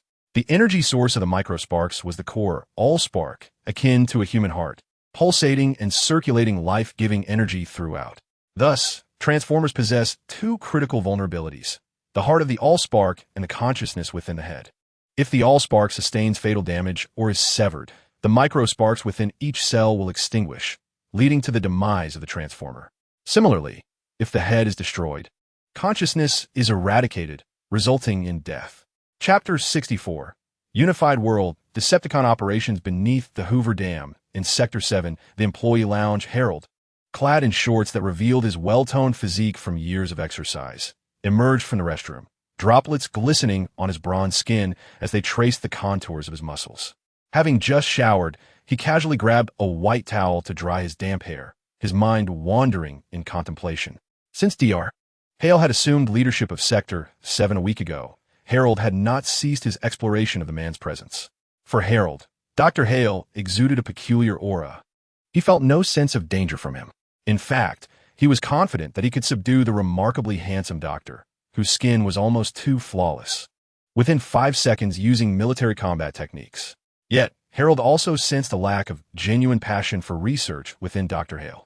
Although he had successfully deciphered the formation of metallic cells in carbon-based life forms on his very first day, leaving the advanced research department elated, Harold remained unconvinced of Dr. Hale's fervor for his work. On the following day, he led a group of researchers to engage in reverse engineering, deriving insights from a deceased Nokia 6300 to study the incredible properties of metallic elements. By the 3rd day, the developments were astonishing. They had directly harnessed the applications of these metallic elements. The extent of their incredibility was such that the mobility and adjustable elasticity of a piece the size of a fingernail, if fashioned into an AK-47, could be magnified and stabilized into a conventional firearm, boasting performance superior to an ordinary AK-47 by hundreds of times. When not in use, it could shrink to the size of a fingernail, conveniently hanging at one's waist like a set of keys. The advanced research team had already embarked on exploring the multifunctional utilities of the metallic elements, with plans to attempt constructing a house from this material, wearable at the waist for portability. On the 4th day, he transformed the elasticity of the metallic elements into liquid metal, within which metallic particles could be configured into various CPU cores. At this moment, Harold felt a shiver run down his spine, grappling with an impulse to eliminate Dr. Hale with a single shot. Was this not akin to the liquid metal robots from Terminator? What on earth had he created? Harold realized his thoughts were becoming extreme.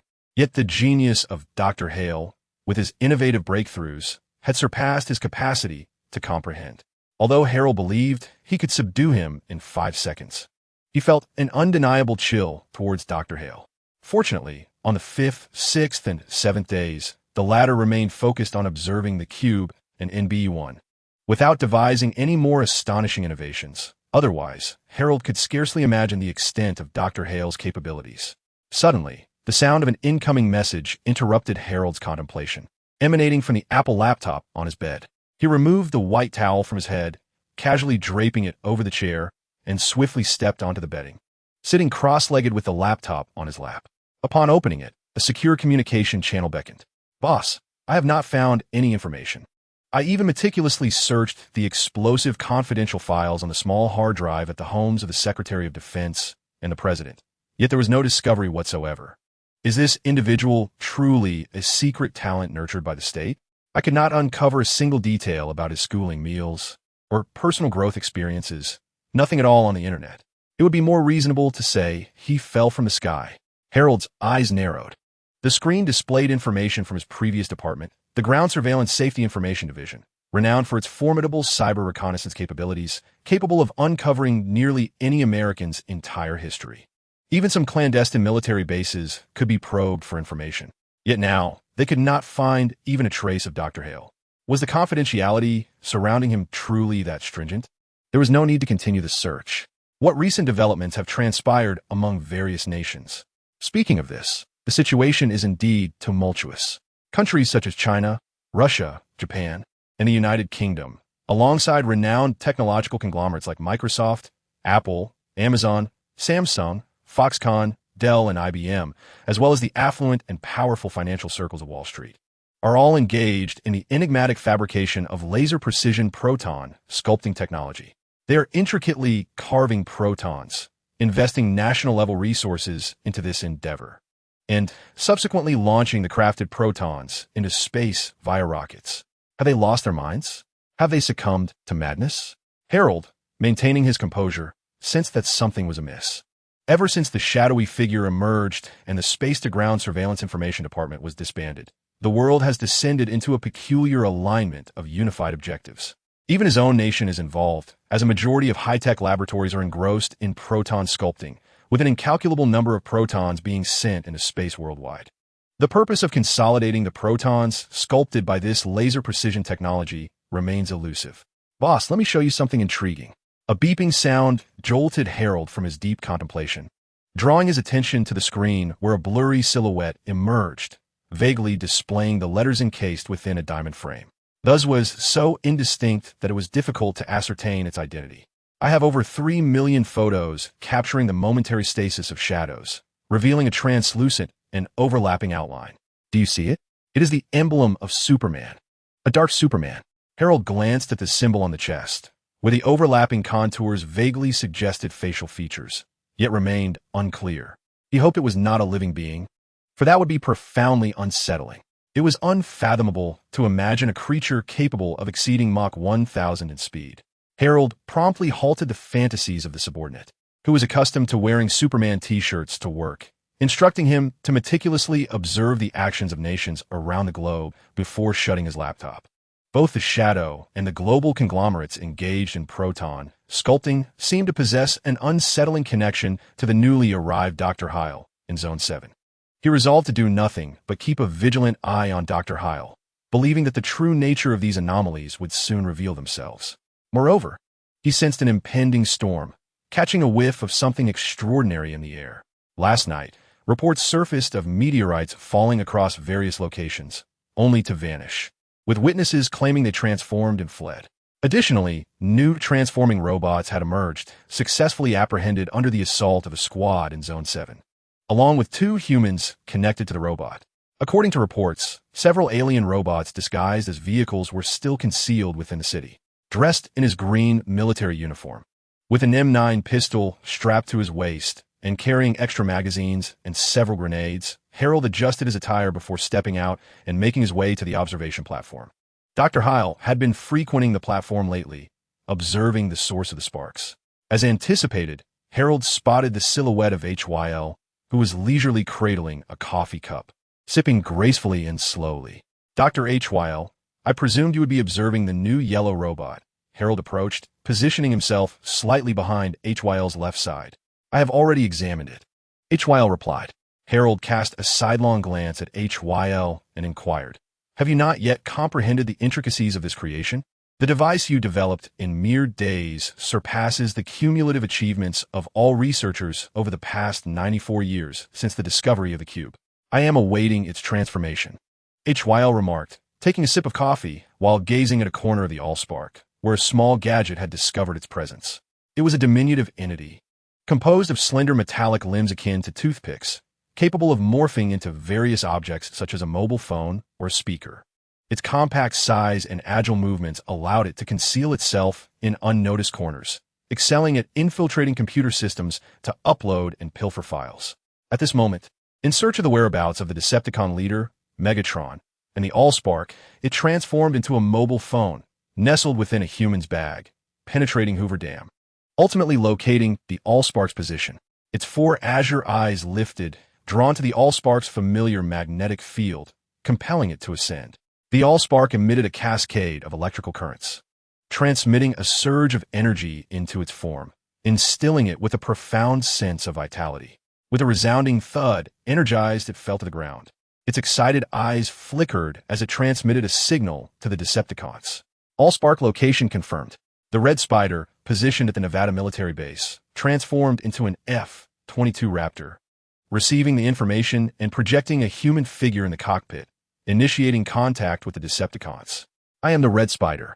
All Decepticons, prepare for action. The barricade rolled out. A police car parting the traffic as it advanced toward the target location, its blue and red lights flashing atop. The thunderous Abrams tank, equipped with a mine-clearing plow, secondary turret, anti-tank missile launcher, and dual M2 HB heavy machine guns, rumbled forward, crushing barbed wire as it progressed toward the objective. The Bone Crusher set forth. An armored Buffalo mine-clearing vehicle, maneuvering out of the airbase, heading toward the target site. The stun, responsible for obliterating the U.S. military base in Qatar, transformed into an MH-53J PAVE Low-3 multi-role helicopter, concealed within the desert, received the information, and stirred its rotors, raising clouds of sand as it advanced toward the target. Numerous Decepticon members converged towards the designated location, united in their cry, "Long live Megatron." Chapter 65. The Treasure of Humanity. Boom, boom, boom. The Allspark enclosure, nestled within the rock face, featured an observation deck. The faintly yellow lights flickered amidst the oppressive rumble reverberating from the ground below. Harold raised his neck, instinctively pressing his hand against the M9 pistol at his waist, casting a wary glance at the ceiling of the observation deck. The air was thick with dust and grit, dislodged from the crevices by the tremors. Beneath them lay a vast expanse of concrete, equivalent to 4 football fields, and even so, the force transmitted from the ground was palpable, causing vibrations beneath their feet. The crevices released sand, the connections faltered, and the lights flickered, hinting at the magnitude of the bombardment occurring above. "Dr. Heil, we must seek refuge in the safety corridor," Harold said, his eyes scanning the surroundings while maintaining a firm grip on his M9. The intensity of the tremors beneath him suggested the severity of the onslaught from above. The 7th District was on the verge of invasion. "There's no need for haste. We shall await the unfolding of events," Heil replied, leisurely finishing his coffee and setting the cup down on the table. His gaze remained unwaveringly fixed on the chaos. Members of the Decepticons, driven by an unruly fervor, infiltrated the main control room with ease, toppling the personnel within. Amidst the chaos of explosions above, they pounded on the computers, exuberantly shouting, "Megatron! Megatron! Megatron!" as they disabled the freezing system. "The refrigeration units have failed. Intruders have incapacitated the control room personnel. Alert! Alert! Intruders! Intruders! The NB1 sector has lost power. The refrigeration system is compromised. Reboot the refrigeration system. It's futile. The refrigeration system is locked by an unknown program, initiating a thaw on NB1, and we are unable to regain control. Smash the main system. Destroy the computers. Activate the backup generator. The backup generator is unable to produce sufficient power due to the bombardment. Everyone, proceed to the NB1 sector and transport the liquid nitrogen supply lines. We must manually maintain the refrigeration status of NB1. An alarm blared throughout the 7th District, and Harold's radio crackled with urgent responses. The entire 7th District was suddenly engulfed in a tense wartime atmosphere, with personnel scurrying about in a flurry of activity. Observing Heil's relaxed demeanor from behind, Harold silently withdrew his M9, disengaging the safety, his mind alert and vigilant. Should Heil exhibit any signs of abnormality, he would not hesitate to deliver a bullet. The sound of hurried footsteps echoed as Tom Banachek entered the observation room, his expression grave. He knocked before entering, and upon seeing Heil still gazing out at the cube, a mix of relief and anxiety washed over him. "Dr. Heil, You must leave the 7th District. We have received clear intel from 2 high school students and the recently captured yellow robot that an evil extraterrestrial robotic force is invading, aiming to thaw their leader. Their target is the cube. Although Heil had only been in the 7th District for a brief week, Tom Banachek was already captivated by his array of groundbreaking research. The advancements made in just a few days were sufficient to suggest that humanity could construct spaceships capable of reaching the stars within the next decade. The foundation materials of the next space age rest in the capable hands of Dr. Hale. Tom Banachek believes that Dr. Hale will emerge as a genius who will shape the future of humanity for the next century, akin to a new Einstein, an invaluable asset not to be overlooked. Oh, and what of you? Dr. Hale chuckled softly. We are inconsequential. Dr. Hale, your significance surpasses that of everyone in the entire 7th District combined. We will do everything in our power to protect the cube and the research data. However, your safety is paramount to the new trajectory of humanity. You must leave at once. Tom Banachek felt the tremors of bomb blasts reverberating through the ground beneath him, his anxiety intensifying. While the cube held immense research value, that was before Dr. Hale's arrival. In just a few days, Dr. Hale had achieved breakthroughs that researchers had failed to realize over a century, transforming fundamental materials with discoveries of metallic elements, elastic metals, and liquid metals. This was nothing short of science fiction, a magical enhancement that elevated humanity's foundational materials several stages forward, thrusting us into the space age. The once unattainable high-energy capacitors, controllable nuclear fusion, space elevators, lunar bases, and extraterrestrial colonization now seemed within reach due to the emergence of these metallic elements. This was no longer merely an individual endeavor. Dr. Hale had become a treasure for all humanity, not to be compromised. Aren't the yellow robots the enemies of the frozen NBE-1? No need to worry, Tom. I wish to observe how they control this massive cube, Dr. Hale remarked with a calm demeanor, embodying the hope of humanity's new progress. Tom Banachek had initially intended to urge Dr. Hale to seek refuge, knowing that any researcher would find it difficult to abandon something as significant as the cube. He had mentally prepared to sedate Dr. Hale with an electric stun gun if necessary. Yet, Dr. Hale's resolute composure, akin to the majestic Mount Tai, overwhelmed Tom with an increased sense of pressure, rendering him hesitant to act. I will release the yellow robots to collaborate with humanity in controlling the cube away from the 7th District. Tom Banachek quickly grasped Dr. Hale's intention. Dr. Hale, please protect yourself. Major Harold, please safeguard Dr. Hale with your life. He is the future. With that, Tom turned it apart. Major Harold glanced at Tom's retreating figure before shifting his gaze back to Dr. Hale, his sight penetrating the observation deck's glass to fixate on the source of ignition. Dr. Hale, do you possess a thorough understanding of the cube? One could hardly say I fully comprehend it, but compared to your superficial energy extraction, my insights extend a bit further. A bit? To what extent? Merely the curvature and vast source code contained within its internal space. This revealed a knowledge gap for Harold, indicating that a bit was perhaps an understatement. Harold nodded thoughtfully. Does observing it control the cube provide you with any advantages in understanding it? Harold's thumb gently rubbed against the cold surface of his M9 pistol. At this moment, his vigilance reached its zenith, the enigma of Dr. Hale akin to a shrouded mist, compelling him to delve into its unfathomable depths. Perhaps within that mist lay an abyss. As Harold spoke, within the corridor of the fire source's shelter, a towering 5-meter yellow mechanical figure approached the fire source, accompanied by an array of armed personnel and 2 high school students. The Camaro's yellow headlights, arrayed upon its chest, closed in unison, while its doors unfurled like wings behind it. The wheels resided behind its legs, and the remaining yellow armored segments intertwined with the mechanical body, revealing a unique and fluid aesthetic of mechanical elegance. It arrived alongside humanity beneath the fire source, raising its yellow mechanical head to gaze upward, extending its hands towards the source. Chapter 66, Run. It held immense significance. I had previously observed its creation of transformers, documenting the various internal spatial curvatures and the vast sequences of source code transcription. According to the multi-segmented billions of byte data released from the fire source, composed of algorithms in an unknown language, the Higgs mechanism resembled the spiral chains of human genes, establishing and generating mass, bringing forth existence from nothingness, fully realized. I grasped the genesis of the Transformers. Witnessing its manipulation of certain internal spatial curvatures implied that the arrangement of spatial folds was under control amidst external disturbances, suggesting I could exert influence as well. Dr. Hale's words astonished Harold. Though he struggled to comprehend fully, he understood that Dr.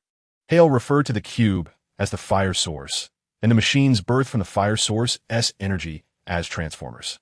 He further grasped the implications of spatial folding within the fire source and the transcription of source code, information that had never been divulged to humanity. His knowledge extended far beyond what he had created. At last, in this moment, Dr. Hale's ambition was laid bare. He intended to manipulate the fire source, to wield the power of a near-divine force capable of forging a new mechanical race. Was it to control the fire source and establish a mechanical empire to dominate the Earth? Alas, Dr. Hale, I have never eased my vigilance towards you. Harold's expression remained composed as he raised his M9 pistol behind Hale. I had long anticipated your treacherous intentions. Veins pulsed near Hale's eyes as the enhanced vision of his nanomechanical constructs activated, penetrating sight, microscopic vision, and various electromagnetic spectrums, thermal, kinetic, radiation bands, spatial folding, spatial distortion, source code, and more began to flood into his superbrain. Bumblebee's hands began to rise, making contact with the fire source, eliciting an electric response as arcs of energy danced across its surface. A multitude of homogeneous source codes were synchronously perceived, and the internal spatial folding of the fire source commenced a new round of orderly arrangement. The wondrous effects of space and its folding resemble a cosmic parchment, where two segments momentarily align, akin to the thick pages of a voluminous tome, arranged upon an endless array of folds. Just like an immense bookshelf, it appears orderly, allowing one to locate their book from the left. Yet in truth, regardless of one's position, one can find their tome, for every corner holds their narrative. And even the bookshelf itself belongs to them. Space unveils a facet of extraordinary knowledge, first demonstrated in the gaze of Hale, perceived through his vision and computed by his mind. He understood that this depiction was merely a sensory detection, despite his more precise capabilities than any instrument. It did not signify that space exists in such a manner. In reality, the mysteries of space are far more intricate than what his mind could fathom. The source of the spark began at the surface, fracturing into diminutive cubes, their forms flowing as smoothly as water, yet possessing the sharp edges of the small cubes, elegantly contracting with a cosmic grandeur. In a mere span of seconds, the source of the spark shrank from a height of over 100 meters to a regular cube with sides of 35 centimeters, adorned with exquisite, enigmatic symbols and pictograms that exuded an ancient, profound sense of historical civilization. Within Hale, a surge of sentiment arose towards space, a deep admiration for the fundamental greatness of the universe. This sentiment felt as if it melted into the depths of his being, where his cells no longer absorbed energy but rather calmed, drawing infinitely closer to the universe, engaging in an intimate dance with cosmic space, awakening hidden powers within. The vast cells, each sensing the void of cosmic space, formed an indivisible collective consciousness.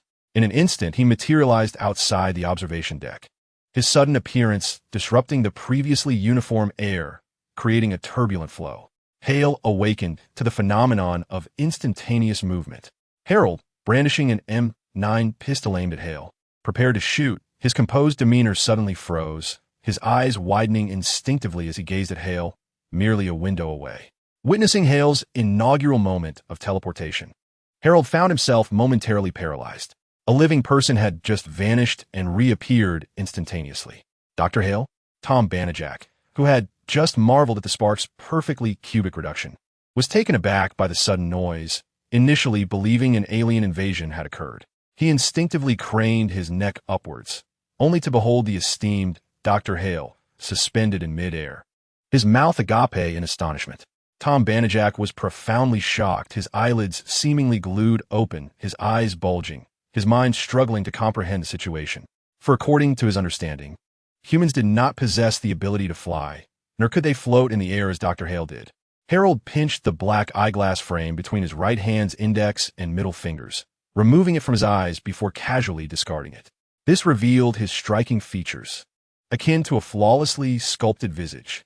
The breeze rising from below tousled his dark hair. He stood poised in midair, his fitted suit igniting from various points, transforming into a black battle attire that accentuated the powerful contours of his physique. Nanomachines ignited along his shoulders, swiftly assembling a black cape that billowed behind him. From the observation platform, Harold witnessed the metamorphosis of Hale's suit into battle gear, his pupils quivering in terror. Instantly, his mind conjured images of shadows detected by the now-defunct Space Surveillance Safety Information Department before its dissolution, alongside the unsettling photographs sent by a former subordinate prior to this moment. He felt a chilling tremor within. After all, this was a creature capable of reaching speeds of 1,000 Mach, encircling the Earth's equator, 40,000 kilometers, in a mere 2 minutes.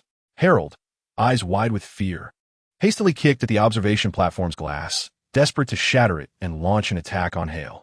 Yet, the glass proved too resilient to be breached by mere flesh. He pounded frantically against it, veins bulging in his neck, face flushed as he shouted downwards to Tom, Ben, and Jack. Heaven has descended. Run, flee. However, the soundproofing was so effective that his voice failed to reach them. Tom, Ben, and Jack, witnessing Hale's transformation, were struck by a profound realization about this Einstein-like figure they had once esteemed, a potential harbinger of humanity's future.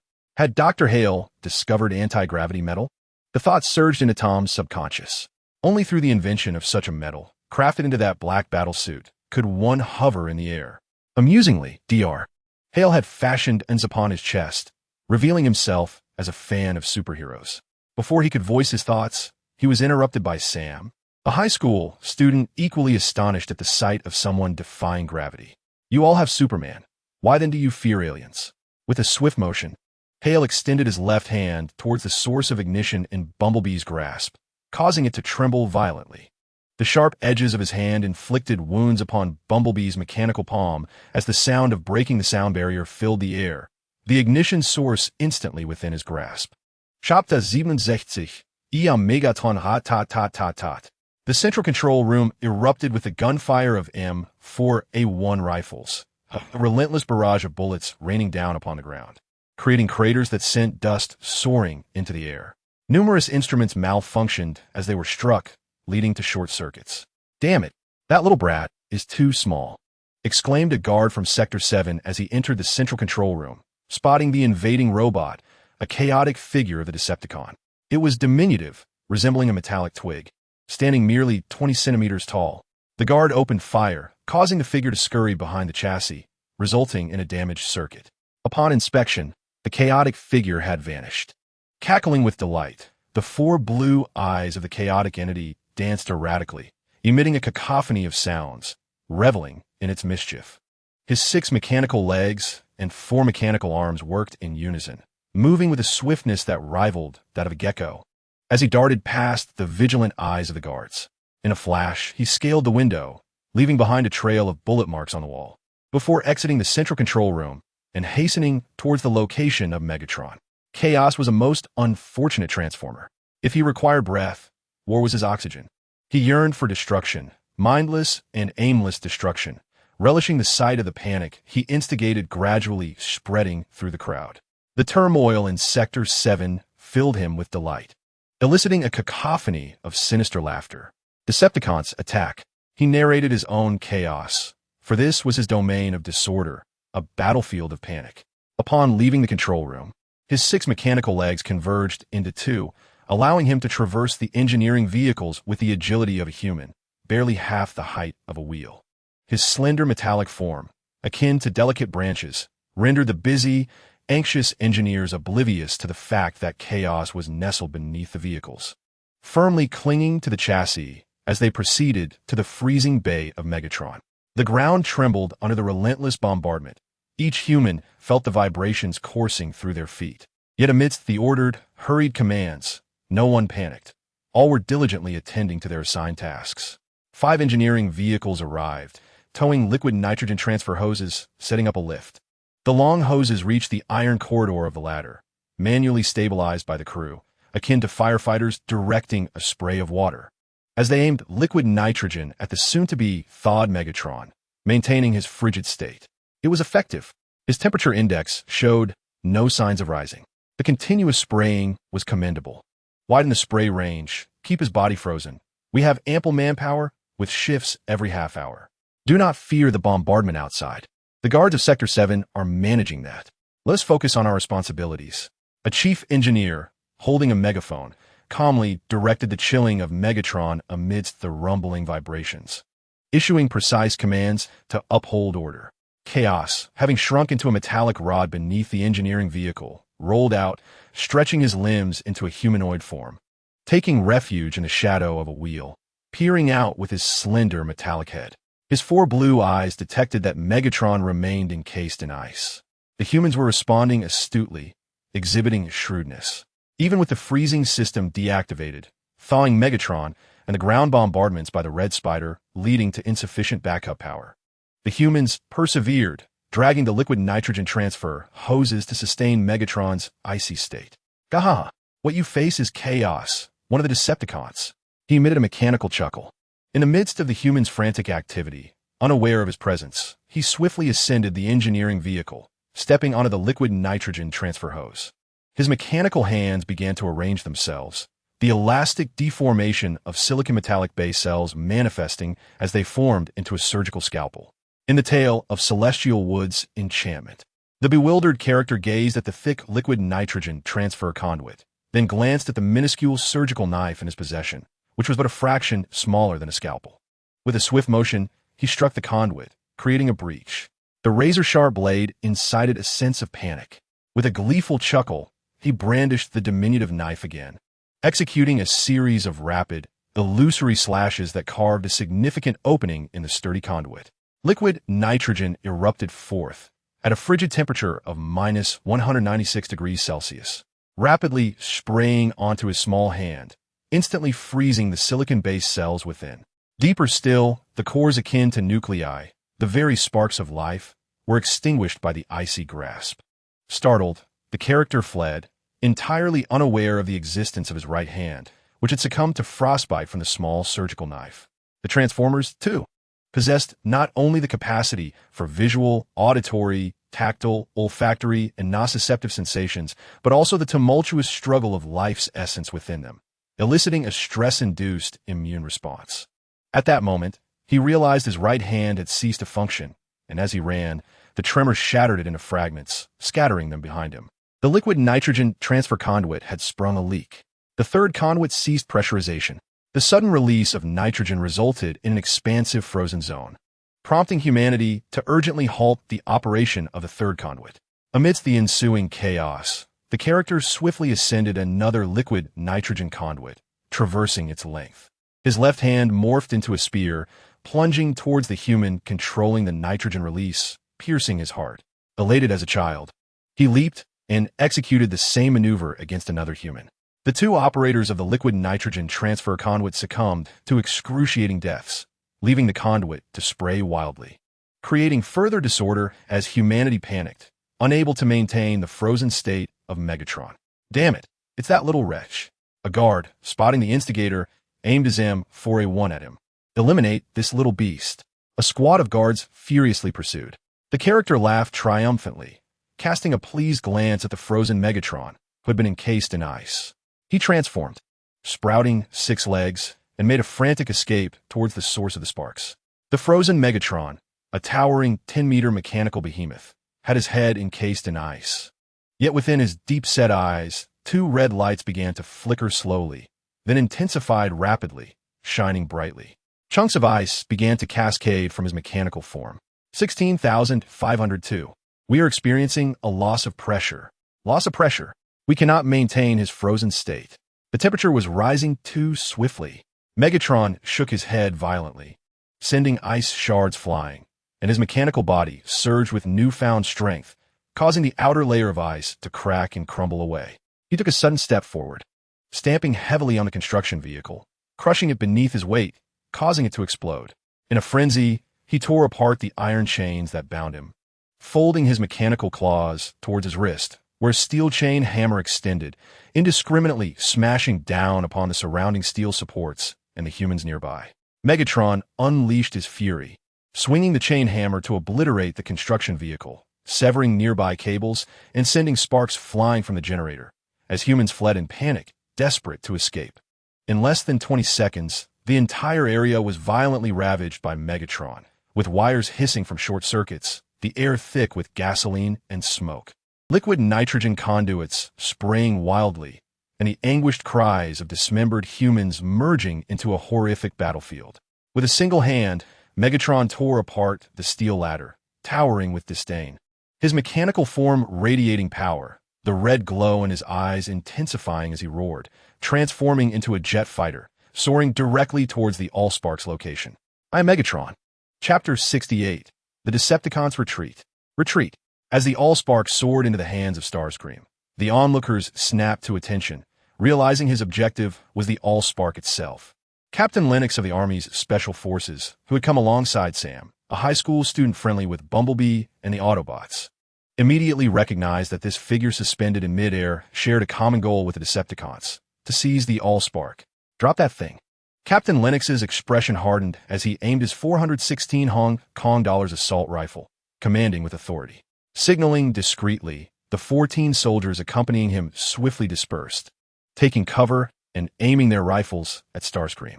Tom Banachek attempted to intervene, urging the soldiers to lower their weapons, but was firmly restrained. He firmly believed in Starscream's immense value, reluctant to accept that Starscream might pose a threat to the Allspark. He was convinced that the country would be willing to entrust the Allspark to him for research, eliminating the need for any armed confrontation. The Allspark in Starscream's grasp began to rise slowly, a flickering current coursing over its surface. The previously shrunken Allspark began to crack into smaller cubes, rapidly enlarging, its hidden facets unfurling, transforming effortlessly in Starscream's hands as if he were its rightful master. Do you want to be on the receiving end of 15 barrels firing 56mm rounds? Put that down. Captain Lennox, astonished, barked his command again upon witnessing this scene. The sight of Starscream's control over the Allspark made him question if indeed Starscream was the true master of the artifact. Yet this object was a source of chaos, not to be wielded by anyone. Lost in his manipulation of the bioelectric signals, Starscream replicated Bumblebee's earlier control, excelling in maneuvering the rapidly shifting spatial folds within the Allspark. Oblivious to Lennox's urgent calls, the spark source in his hand fluctuated in size, with the surface's fragmented cubic structure diminishing to a molecular level, flowing like water to the naked eye. His internal manipulation of the spark source was executed with a finesse that surpassed even that of a transformer. Simply possessing the spark source showcased a mastery akin to that of a master over his domain. The once stolen spark source triggered Bumblebee's immediate curiosity as it detected information that seemed perplexing. Could carbon-based life forms, apart from those from Cybertron, wield the spark source? This was difficult to reconcile, especially given the ordered electromagnetic frequency radiating from the human before him. Nonetheless, the spark source was crucial for the survival of Cybertron and the existence of the Transformers. It was imperative that it be reclaimed. Bumblebee gathered energy in his right hand, preparing his particle cannon, and began to move diagonally, evading the human's line of sight. His visual acuity surpassed that of all Autobots under favorable weather conditions. He could distinguish objects as small as 254 centimeters from a distance of approximately 77 kilometers. His energy efficiency soared to 18 times that of his fellow Autobots, making him one of Optimus Prime's 4 trusted lieutenants, responsible for strategic reconnaissance, espionage, communication, and intelligence command. Optimus referred to him as the finest agent and master of covert operations, as his mechanical form moved with unparalleled agility. Bumblebee seized the moment when the human was entranced by the spark source, slipping from view and gripping the steel supports of the dome, vaulting onto the top. He soared to the side and positioned himself beside the human, aiming the particle cannon at him.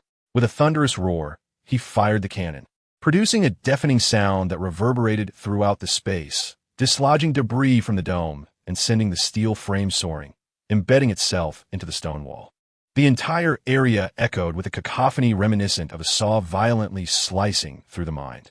Bumblebee elegantly turned and landed, glancing back to see the human, who appeared as if just awakened, his cape billowing to one side.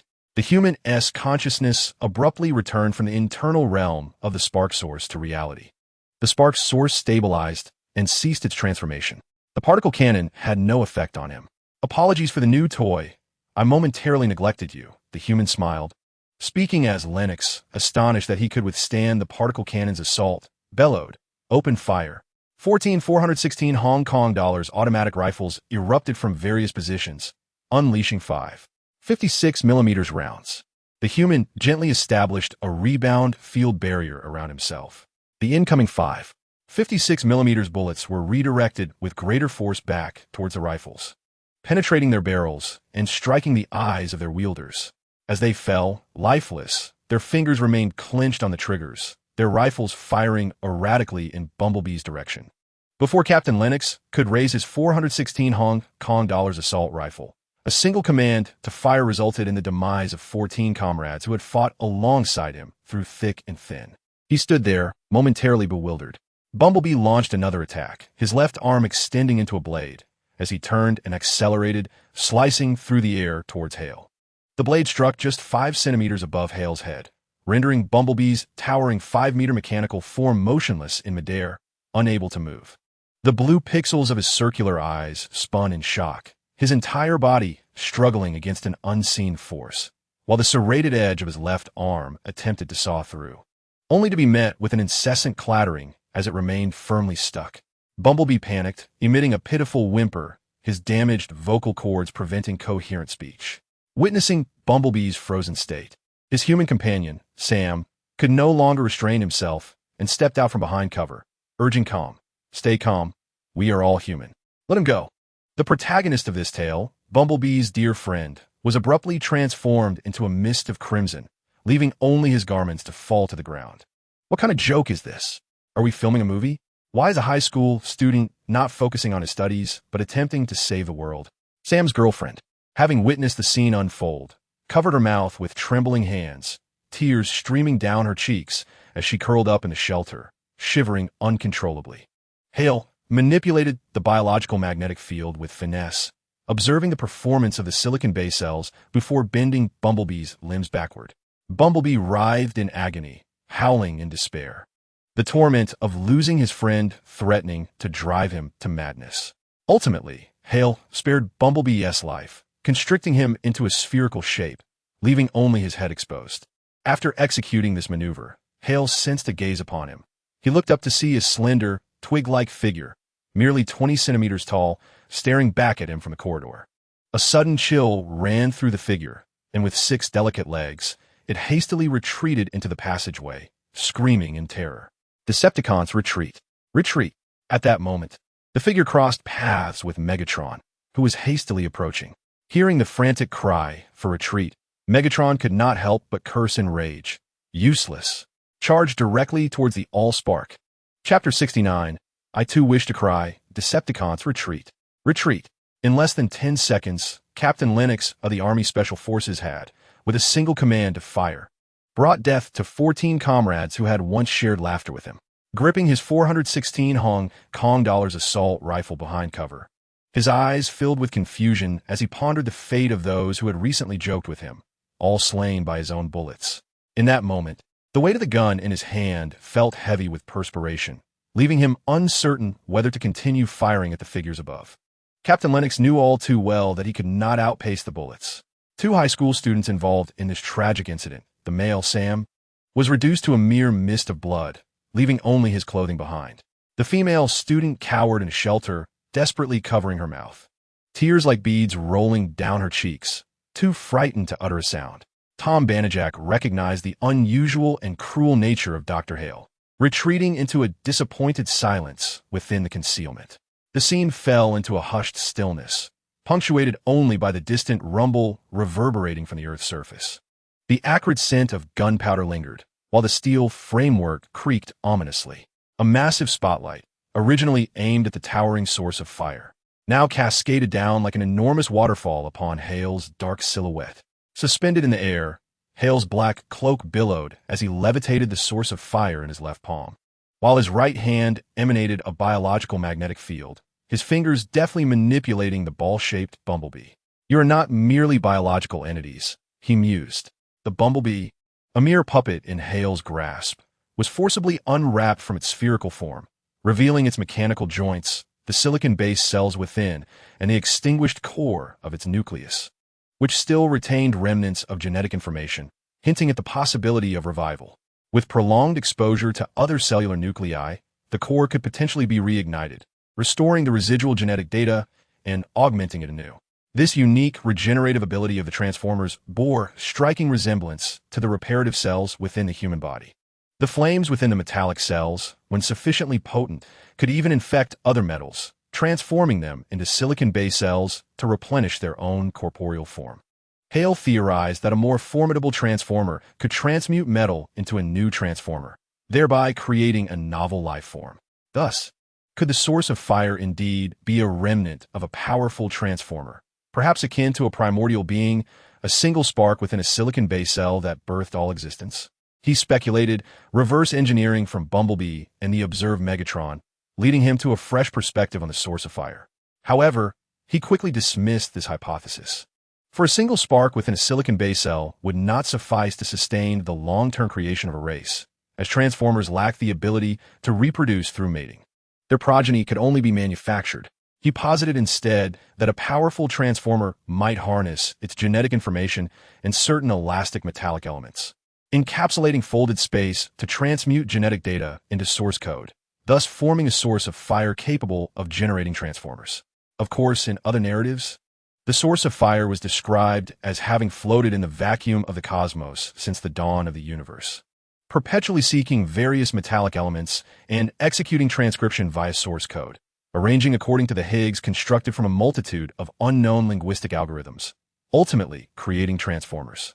Nevertheless, Hale remained somewhat skeptical, considering it merely a point of reference. Hale believed that this entity must have been artificially created. It could not have arisen spontaneously from the cosmic explosion.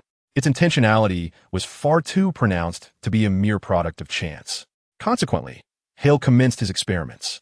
He began to guide the source code transcription of the ignition source within, utilizing a previously recorded space-folding passage to extract it. A surge of electricity, accompanied by the energetic waves of vibrating air, erupted directly from the ignition source in Hale's hand, which he directed towards a yellow construction vehicle. The yellow vehicle trembled, its internal metallic elasticity increasing as it transformed into metallic-based cells. Within, a core ignition was constructed, and countless ignition networks formed within the metallic cells converged into a coordinated central flame, with electronic information flowing together to coalesce into consciousness. Then, the yellow construction vehicle began to fracture and roll in place, its windows morphing into a chest, from which a mechanical head emerged. Its wheels became hind limbs, and various sections of its yellow exterior transformed into armor, evolving into a towering 35-meter mechanical figure. Regrettably, this was a Decepticon imbued with a fixed annihilation program, exuding a formidable desire for destruction upon its emergence. Its crimson eyes glowed fiercely as it wielded a hand cannon, firing indiscriminately, causing those in hiding to flee in alarm. Hale observed the personality codes transcribed from the yellow construction vehicle. Just as he contemplated deleting portions of the transcribed codes to infuse his own mental essence and create a transformer bearing his intellectual imprint, a sleek fighter jet burst forth from the dimly lit corridor. It split mid-air, with its nose revealing a mechanical head, and its wings retracting under its body, transforming into a powerful mechanical form devoid of any semblance of an aircraft. Megatron landed heavily on the yellow construction vehicle, pinning it down with one foot while his left hand grasped its head, wrenching it free. The red lights in its eyes extinguished, and sparks flickered as the spinal circuitry was ripped out. Megatron's colossal hand twisted the mechanical head grotesquely. Releasing the ignition source, the arrogant and brutish Megatron savored the conquest, his mechanical voice resonating deeply, exuding an air of malevolence and unyielding dominance. However, upon scanning Hale's figure, he was momentarily taken aback, unable to maintain his usual disdainful arrogance. The once thunderous timbre of his voice faltered, akin to a train desperately screeching to a halt upon the tracks, producing sparks of intensity. What did he perceive? His thermal imaging detected the carbon-based life form before him, radiating a stellar-like heat confined within a seemingly frail frame of less than 2 meters. The electromagnetic sensors revealed that even amidst this terrifying heat, There emanated a stable and orderly magnetic field. What did this signify? It indicated that even possessing the thermal energy akin to a star, this carbon-based life form could exert meticulous control, achieving a level of dominance so profound that even the magnetic field remained undisturbed, creating no ripple of disruption. The disparity in power among the Transformers is readily discernible through scanning results, expressed in the simplest of terms.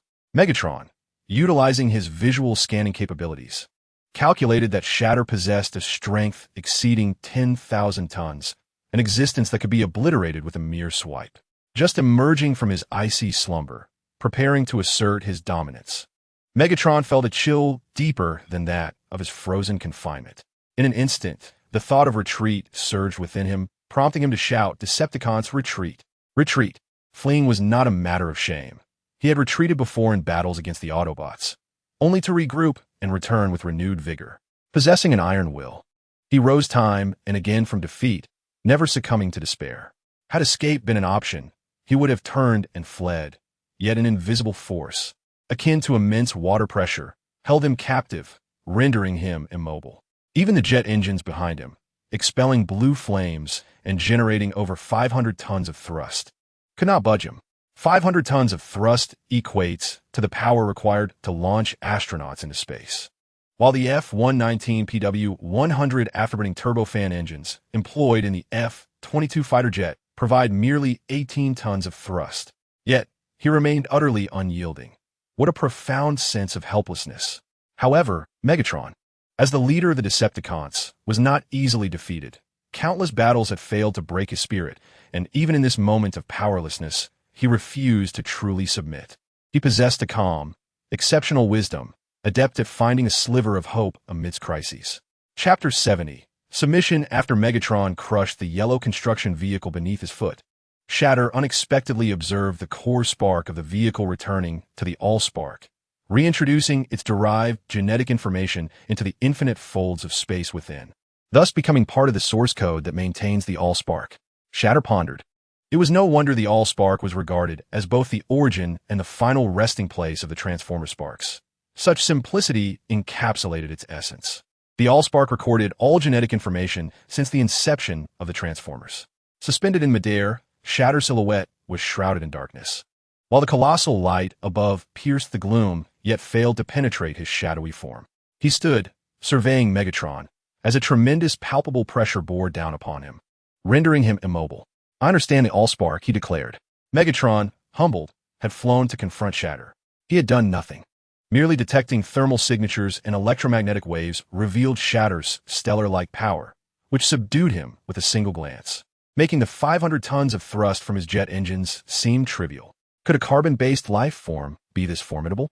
Shatter's existence shattered Megatron's preconceptions regarding carbon-based life.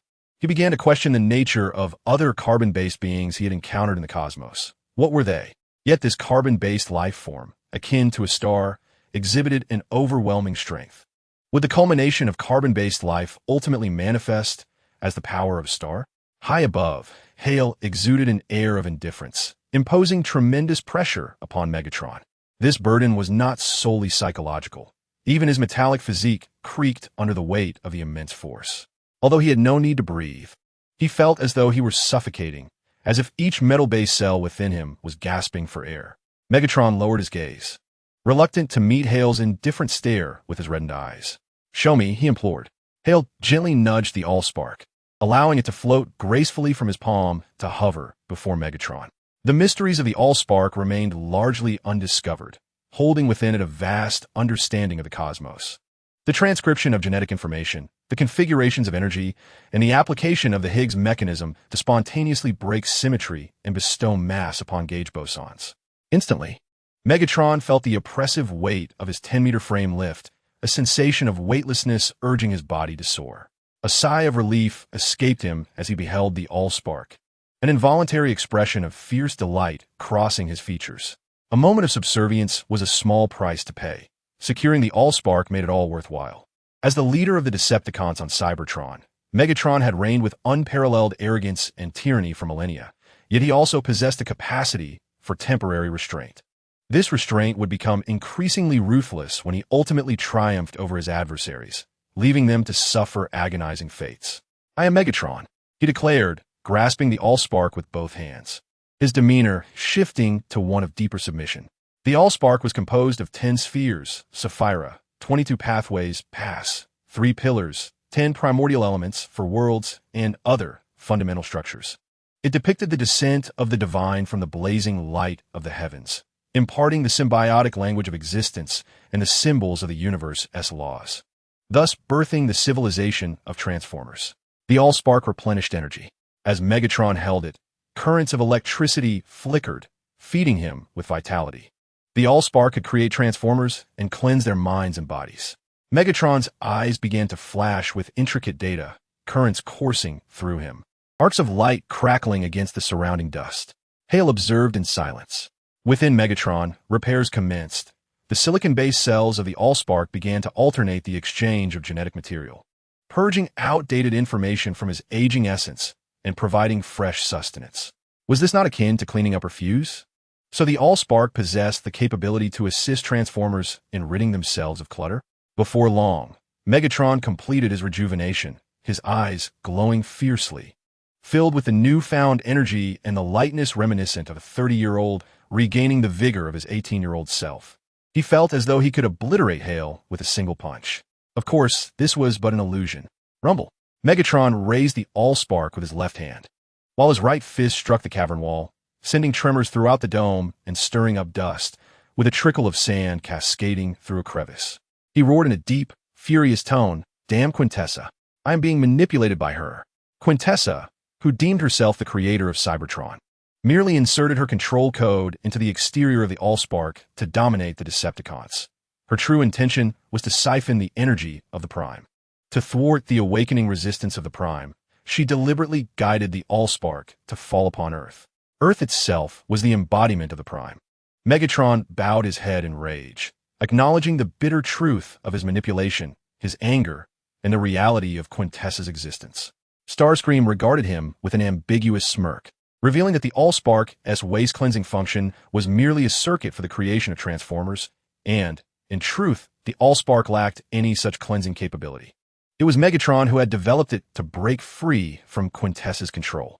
Truly, he deserved his reputation as the tyrant who had ruled Cybertron for millennia. "Are you willing to submit to me?" Starscream's gaze, filled with a knowing smile, sent shivers down Megatron's spine. Without hesitation, Megatron knelt on one knee, raising the Allspark high with his left hand, his right fist striking the ground, bowing his head with glowing crimson eyes as he proclaimed, "I am willing. I shall conquer the universe for you, combat Quintessa, and safeguard all that your eyes behold as your territory." "Very well, Rise. It seems I indeed require a knight to protect me," Starscream replied, a smile curling at the corners of his mouth. With a gentle gesture, the Allspark returned to Megatron's palm. Starscream began to channel the energy of the Allspark, erasing Quintessa's control codes. Even before Megatron awoke, he had utilized his guise as a scientist to create no fewer than 100 Transformers, each time employing his keen vision to thoroughly understand Quintessa's output control codes. Erasing them now was but a trivial task, for these codes were merely constructed at the outermost layer and held little significance. The Allspark was flawless, difficult to infuse with any form of energy. However, the unfortunate oversight of its creators was the absence of consideration for mental power. This ethereal force, devoid of substance yet capable of manifesting reality, was seamlessly injected into the folded space of the Allspark, transcribing segments of source code that melded with the original code, rendering the Allspark even more harmonious and endowing it with greater creative capacity.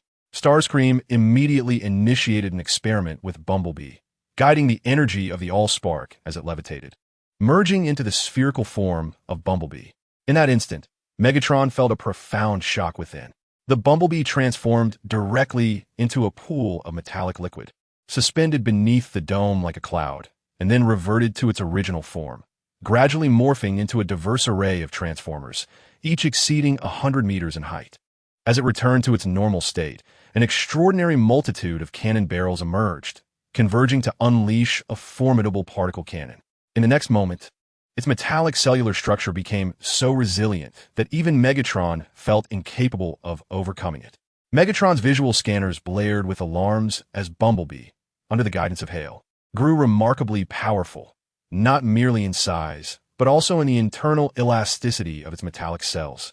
Suddenly, Bumblebee shrank to the size of a sesame seed before slowly expanding, overshadowing the entire canopy of the shelter. Megatron gazed in astonishment at Bumblebee's transformation. With a thunderous boom, Bumblebee exceeded a height of 120 meters, obscuring the dome, but suddenly could not endure the strain, resulting in a catastrophic explosion. Megatron, jolted back to reality, realized the gravity of the situation.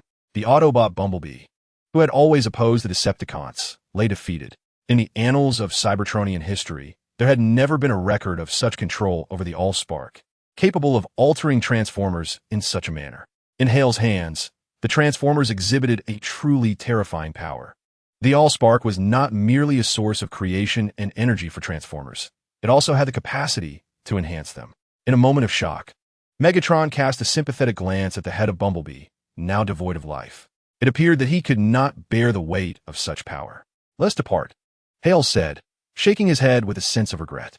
The augmented Bumblebee had become powerful enough to dominate the entire planet, capable of withstanding nuclear strikes with just a fraction of its potential. Yet it was still insufficient for Hale's ambitions. Nonetheless, the research into the Allspark had reached a conclusion, and it was time to take action. Hale charged towards the dome, crashing through the massive concrete cover that spanned 4 football fields, plummeting toward the ground. Megatron's empathetic gaze withdrew from Bumblebee's lifeless head as he followed Hale to the surface. Chapter 71. Ascending to the surface, the sky was clear, with fluffy white clouds drifting lazily.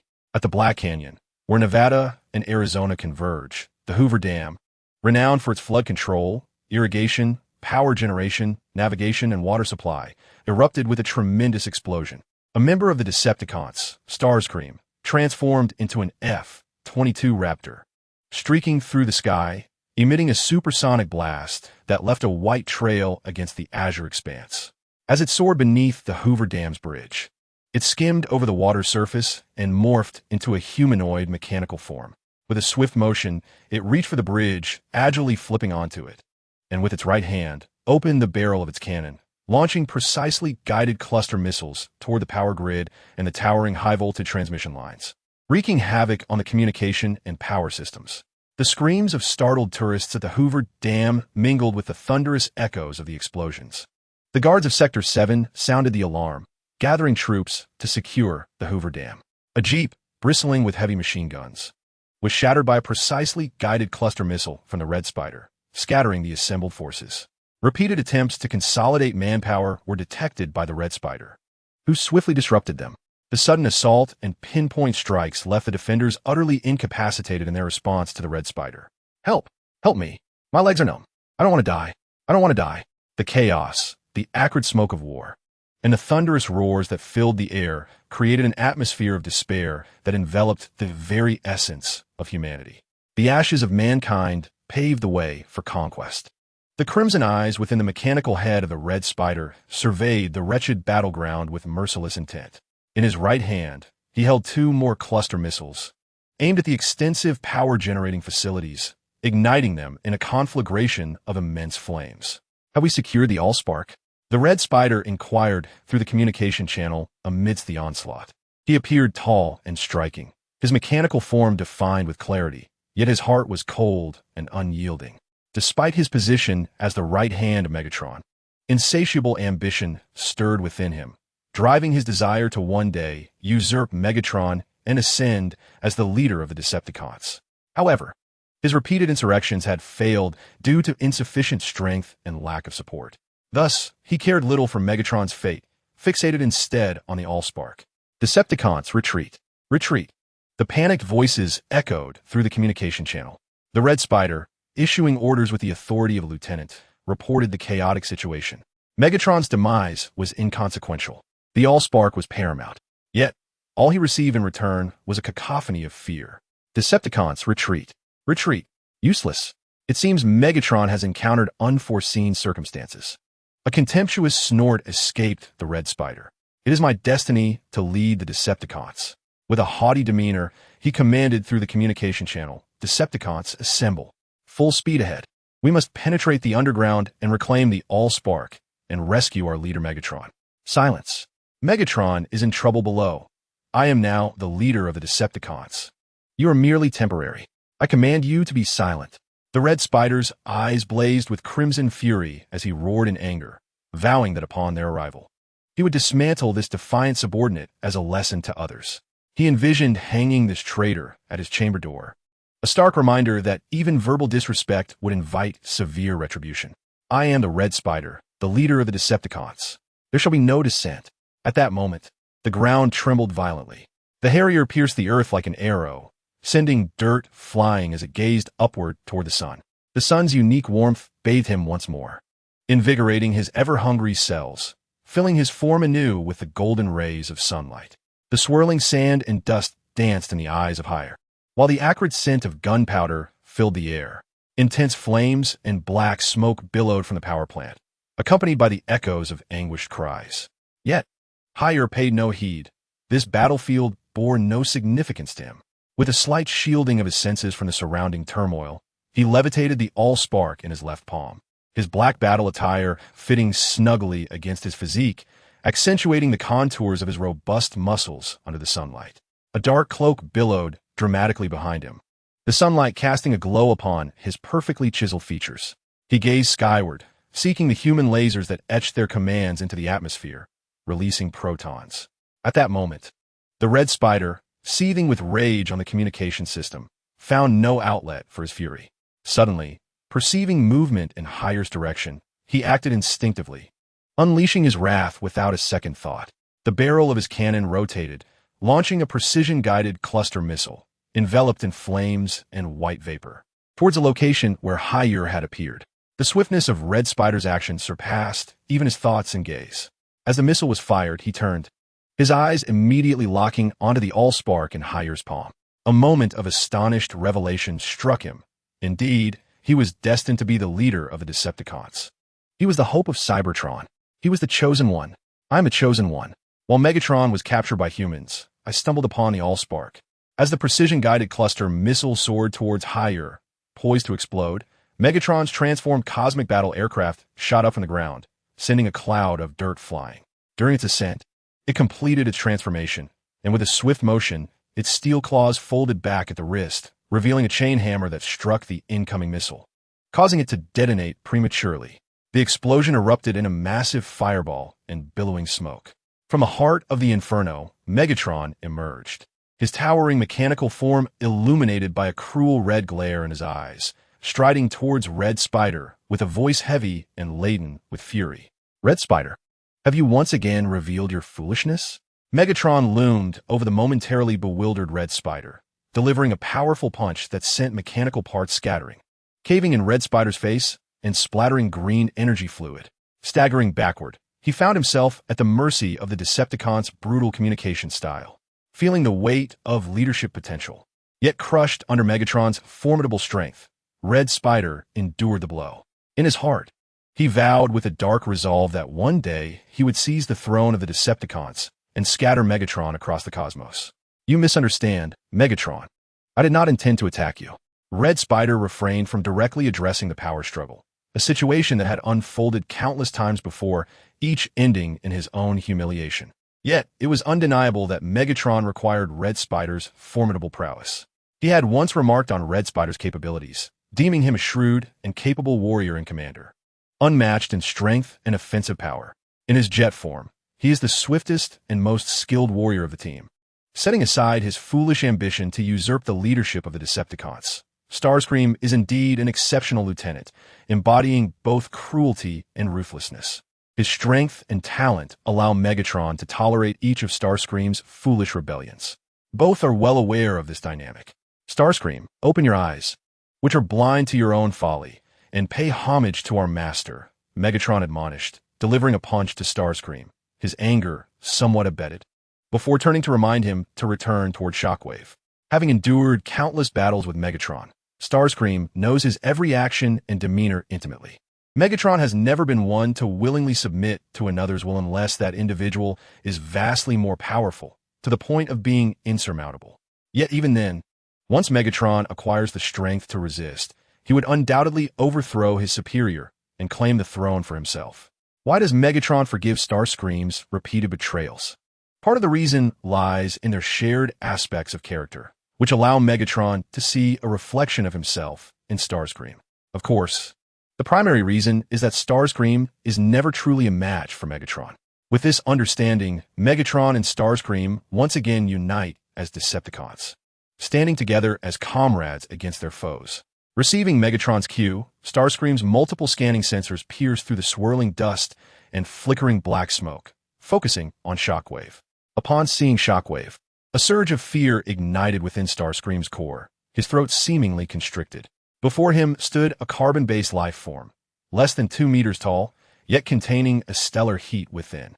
A formidable force confined within such a small stature, impossible. He knew that the very Earth could be annihilated, leaving no escape for himself. How could such a creature exist? How could a carbon-based life form possess such strength? Impossible. Absolutely impossible. Chapter 72.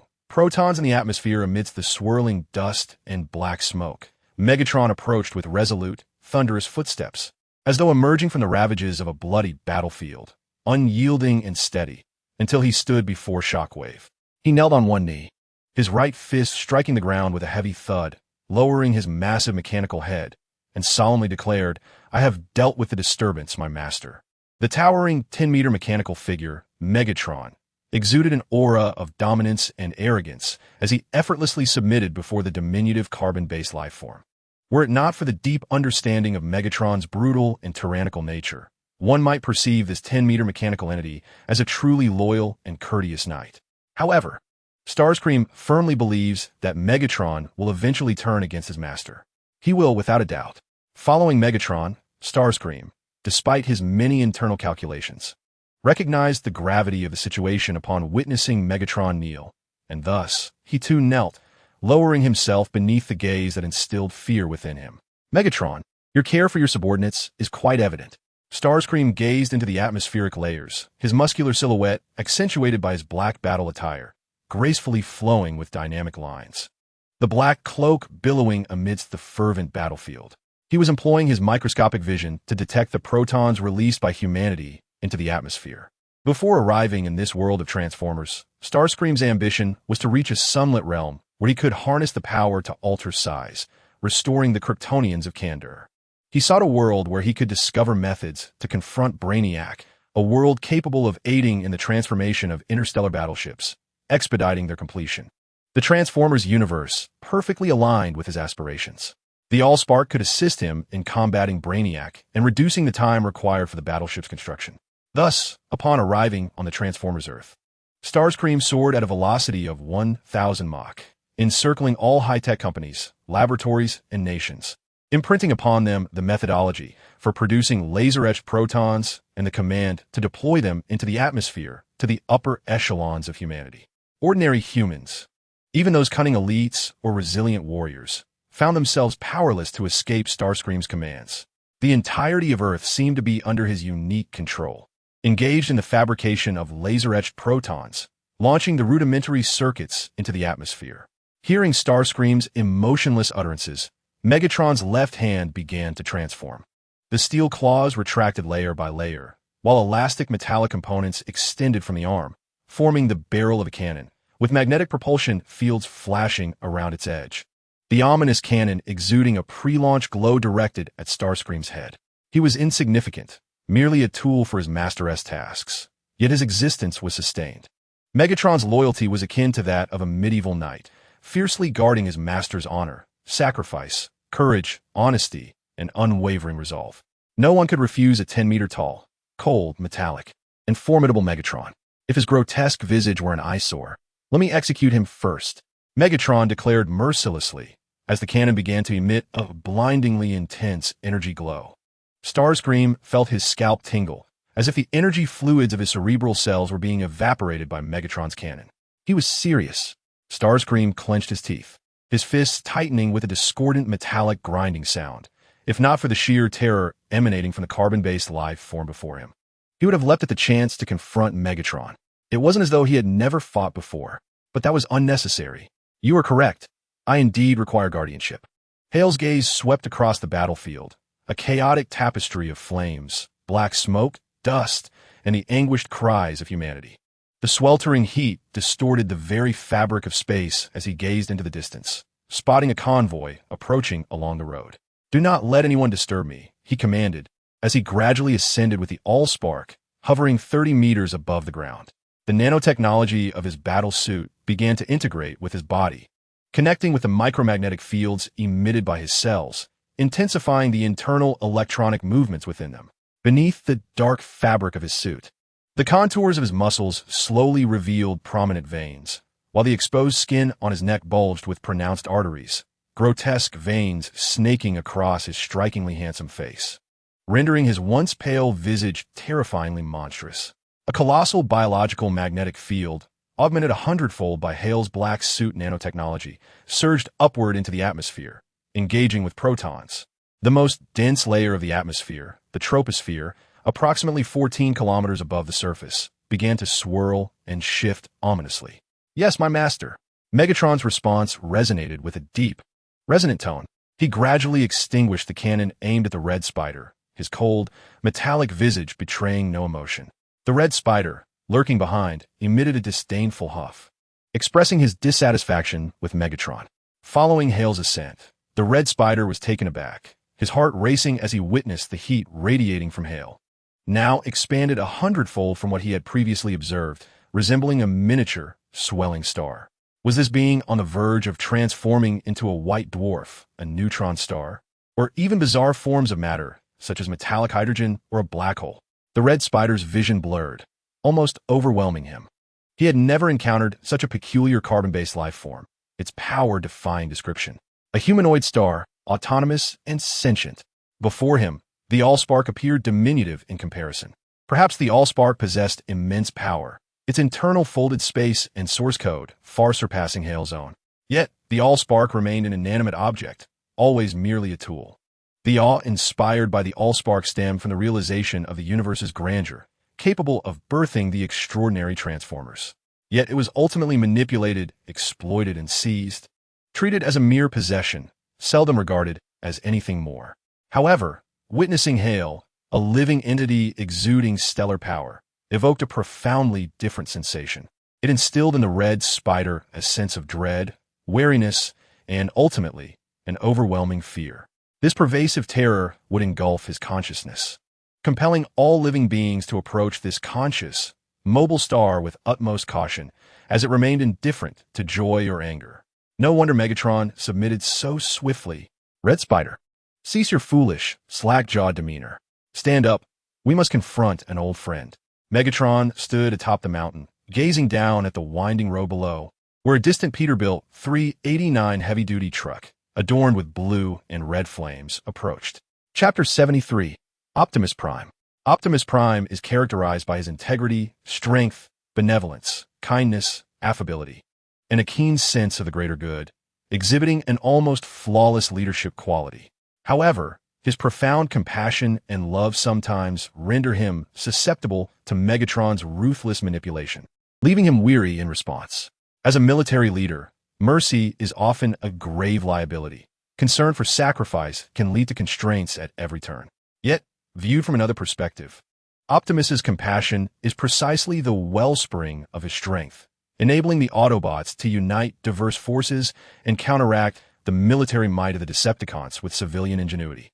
He is regarded as the quintessential leader and a paragon of a warrior, under whose guidance the Autobots exhibit selfless unity in stark contrast to the treachery and discord of the Decepticon gang. He and Megatron embody two extremes, natural adversaries. The Peterbilt 389 truck traversed the Serpentine Road, leading 3 members of the Autobot team. The first was a modified yellow Hummer H2, serving as a rescue vehicle and embodying the dual roles of medic and scientist, known as Ratchet. The second was Jazz, transformed into a Pontiac Solstice GXB, his sleek body shimmering under the sun, serving as the Autobots' second-in-command, following closely behind Optimus. The third, Ironhide, transformed from a black GMC Topkick C4500, had once been closely allied with Decepticon members like Starscream before defecting to the Autobots due to his disdain for the Decepticons' chaotic and ruthless behavior. He serves as Optimus's guardian and protector, as well as the technician responsible for the Autobots' weaponry.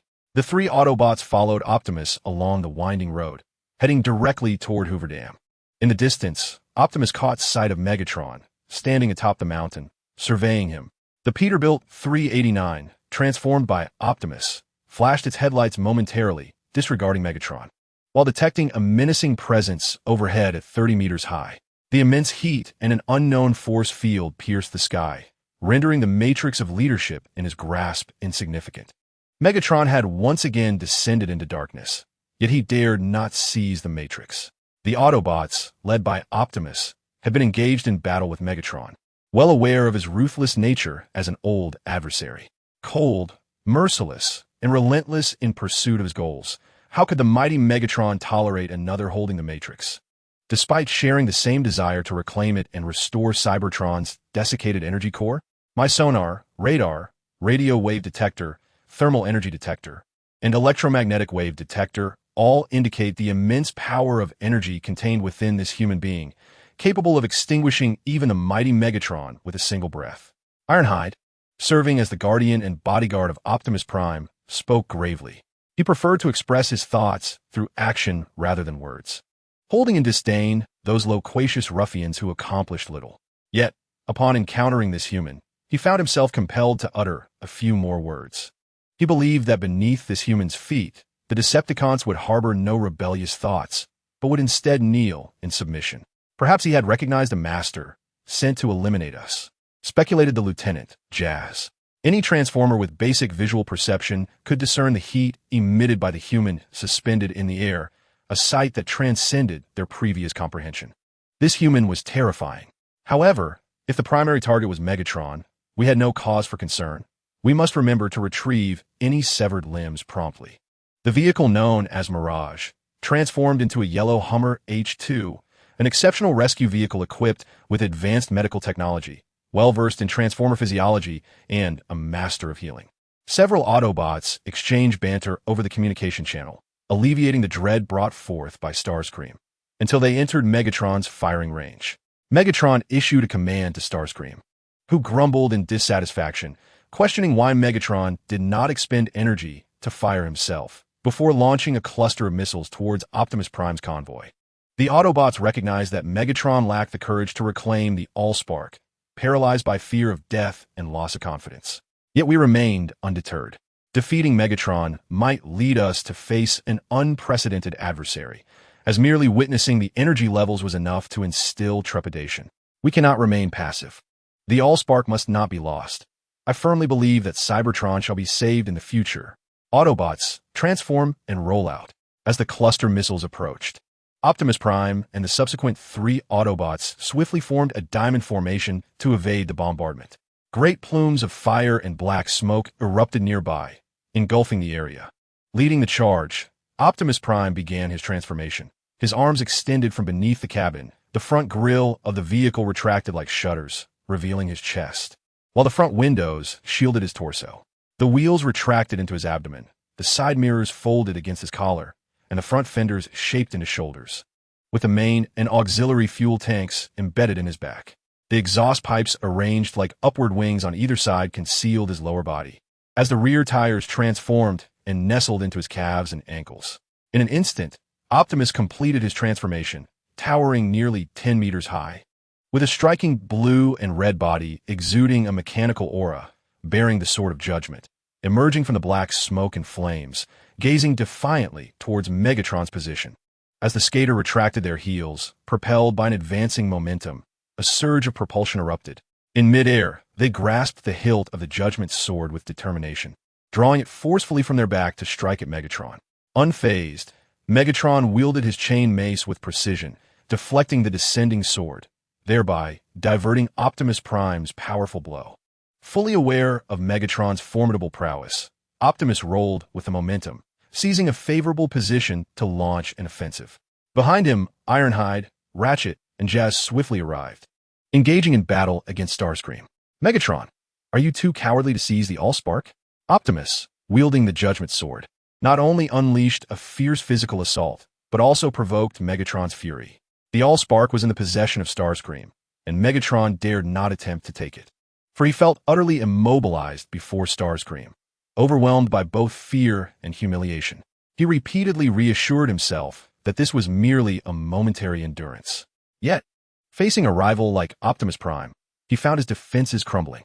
With furious, crimson eyes, Megatron retreated several steps, waiting for the opportune moment to transform into a Cybertronian jet. He soared through the air, spiraling before barreling toward Optimus, sending him tumbling down the chasm from which he had ascended. You know nothing. In the depths of the pit, Optimus and Megatron engaged in a fierce struggle, with Optimus nearly severing one of Megatron's arms. In a swift transformation, Megatron shifted back to his humanoid form, ensnaring Optimus's sword-wielding hand with his chain mace, launching a barrage of strikes. One might question how such high-tech beings as the Transformers could resort to primitive brawling. Within each Transformer lies energy, and utilizing high-tech weapons such as particle cannons and missile projectiles would deplete their energy reserves and weaken their forms. In fact, close combat is the most energy-efficient method of fighting. The passage stretched an impressive 800 meters, previously penetrated by Starscream from the depths of Sector 7. Megatron had once again transformed into his jet form to further enlarge the space. Yet the two towering titans could not be contained. As they battled, they rolled through the earth, continuously descending deeper. Each time Optimus attempted to anchor himself in the cement, Megatron would fiercely combat him, striking and pulling him downwards. After two failed attempts to stabilize, Optimus abandoned his efforts and engaged Megatron mid-fall, unleashing a cascade of luminescent green energy and scattered mechanical parts amidst the dust of the cement, tumbling downwards. Fool! Once we reach the depths, you will witness the fate that awaits Bumblebee. As Megatron tumbled down, a heavy chain hammer struck Optimus Prime's shoulder, causing him immense pain. Energy fluid, coolant, and cleansing liquid seeped from the extinguished metallic cells in his shoulder, accompanied by flickering sparks. Refusing to yield, Optimus, enduring the agony, drove his sword into Megatron's thigh, shouting furiously, "What have you done to Bumblebee?" Among Optimus's four capable subordinates, Bumblebee stood out, embodying a light-hearted spirit akin to Spider-Man's Peter Parker. His wit was an essential asset, often eliciting laughter in serious situations, yet his work ethic earned him Optimus' deep respect. Acting as a spy during battles, Bumblebee frequently found himself in perilous circumstances, yet Optimus was always there to shield him in times of crisis. Their hierarchical relationship could not overshadow the profound brotherly bond they shared. Upon hearing news of Bumblebee, Megatron could only anticipate the worst. He recalled Bumblebee's capture by humans and subsequent disappearance. A deep fury erupted from Optimus' blue eyes as he seized the moment where reason and rage intertwined. In an instant, his left hand morphed into a massive ion cannon, emitting a brilliant blue energy, and he unleashed it directly at Megatron. In a hasty response, Megatron, undeterred, activated his own cannon, retaliating against Optimus' blast. The air was rent with a thunderous roar, reverberating throughout the Hoover Dam, causing both humans and Transformers to momentarily freeze in shock. As the source of the noise eluded them, the battle resumed. The immense shock wave affected both Optimus and Megatron, inflicting pain within their mechanical forms. In their explosive exchange, each lost an arm, scattering mechanical fragments, while the vibrations extinguished sparks within their shoulders, oozing fluorescent green energy fluid. Together, they plummeted amidst a cloud of concrete dust and debris, crashing heavily to the ground, leaving them dazed and disoriented. Through the swirling dust, Optimus caught sight of Bumblebee's shattered mechanical head, an alarming sight. Bumblebee, the head was enormous, enhanced to a staggering height of 120 meters, even in ruin. It loomed at 5 meters tall, half the height of both Optimus and Megatron. Optimus beheld Bumblebee's hollow, lifeless eyes, and, despite the dust clouding his vision, he could see the remnants of Bumblebee's colossal, exploded form scattered around him. "What nefarious transformation have you inflicted upon Bumblebee?" Optimus cried, energy fluid streaming from his severed shoulder as he lay on the ground, struggling to rise. The sensation in half of his body was lost, making it a daunting challenge to expel a mouthful of energy fluid. Optimus Prime understood that during their time on Cybertron, Megatron was fervently engaged in transforming Transformers, spreading the doctrine of supremacy through bloodlines, and assimilating numerous civilians, turning them into ruthless and frenzied war machines. The death of Bumblebee reminded him of Megatron's past actions, though Megatron had hastily reacted to the muzzle of Optimus Prime's massive ion cannon. He had previously utilized the Allspark to replenish his energy, rendering him in a far superior state compared to Optimus. "Did you think I transformed Bumblebee?" Megatron questioned, his crimson eyes gleaming as his dismembered mechanical form rose amid the swirling dust, advancing towards Optimus. "I admit to feeling fear when confronted with his overwhelming power, a force that renders me utterly helpless. He is more adept at manipulating the Allspark than any other being on Cybertron. With its power, he has enhanced Bumblebee to an unprecedented strength. I have never witnessed a Cybertronian as formidable as Bumblebee, and this is merely his casual endeavor." As Megatron traversed the haze, his red eyes flickering ominously, he stood before Optimus, his remaining arm extending the cannon towards the prostrate figure of Optimus. "Now answer me, Optimus. Will you aid me in reclaiming the Allspark to restore Cybertron, or will you perish at my cannon's end?" he declared coldly. Optimus gazed at Bumblebee's mechanical head before turning to face the searing muzzle of Megatron's weapon, resolutely stating, "I know you lack the capability to transform Bumblebee into such a formidable entity. Yet, despite this, I do not trust your words. Your cruelty, brutality, and mercilessness have inflicted deep wounds upon every inhabitant of Cybertron over countless years. Megatron, I will not assist you in seizing the Allspark, nor will I help you restore the Cybertron you wish to tyrannically dominate. I choose death." Facing the scorching muzzle, Optimus's azure eyes shone brightly with determination. The fury in Megatron's crimson eyes intensified, the cannon in his grasp radiating a fierce heat. Even as the excruciating warmth threatened to melt the soft metal of Optimus's face, he remained steadfast. The red glimmer in Megatron's eyes flickered with increasing rage until the cannon was extinguished, his expression steely as he uttered a low grunt. He transformed the cannon back into a mechanical hand, assisting Optimus to rise. "Let us collaborate. First, we shall seize the Allspark, and then we will determine its rightful owner through our contest," Megatron proposed solemnly. In that moment, a fleeting vision washed over Optimus, revealing a Megatron who had not yet become the heartless tyrant, a time before the Civil War when they were close comrades, united in the defense of Cybertron. Optimus remained silent, his blue eyes filled with melancholy. "We must depart from here," Megatron urged as he supported Optimus, fully aware of the immense strength possessed by that human, which rendered him utterly powerless to resist. At this moment, evading his gaze, Megatron felt a profound sense of relief. Just as they were about to depart, a human approached from the corridor. Harold, with his stern Germanic visage, stood before them, confronting them directly. Megatron halted, his cannon extending ominously, poised to unleash fire upon Harold. Optimus Prime placed a firm hand on Megatron's cannon and spoke, "If you seek to collaborate with me, you must not harm anyone." Megatron's eyes glowed a fierce red as he maintained a stoic expression, retracting his weapon. "We share a common adversary. Follow me. I will lead you to safety through another route." Harold's gaze swept over Megatron before settling on Optimus Prime's face, then turned to locate a construction vehicle to lead the way.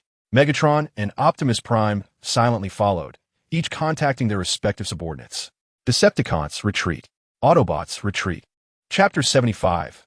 Catastrophe on Earth on the ground. Upon receiving the retreat orders from the leaders of the Autobots and Decepticons, the Decepticon Starscream and the Autobots Ratchet, Jazz, and Ironhide, who had only recently engaged in battle, wore expressions of confusion as they complied.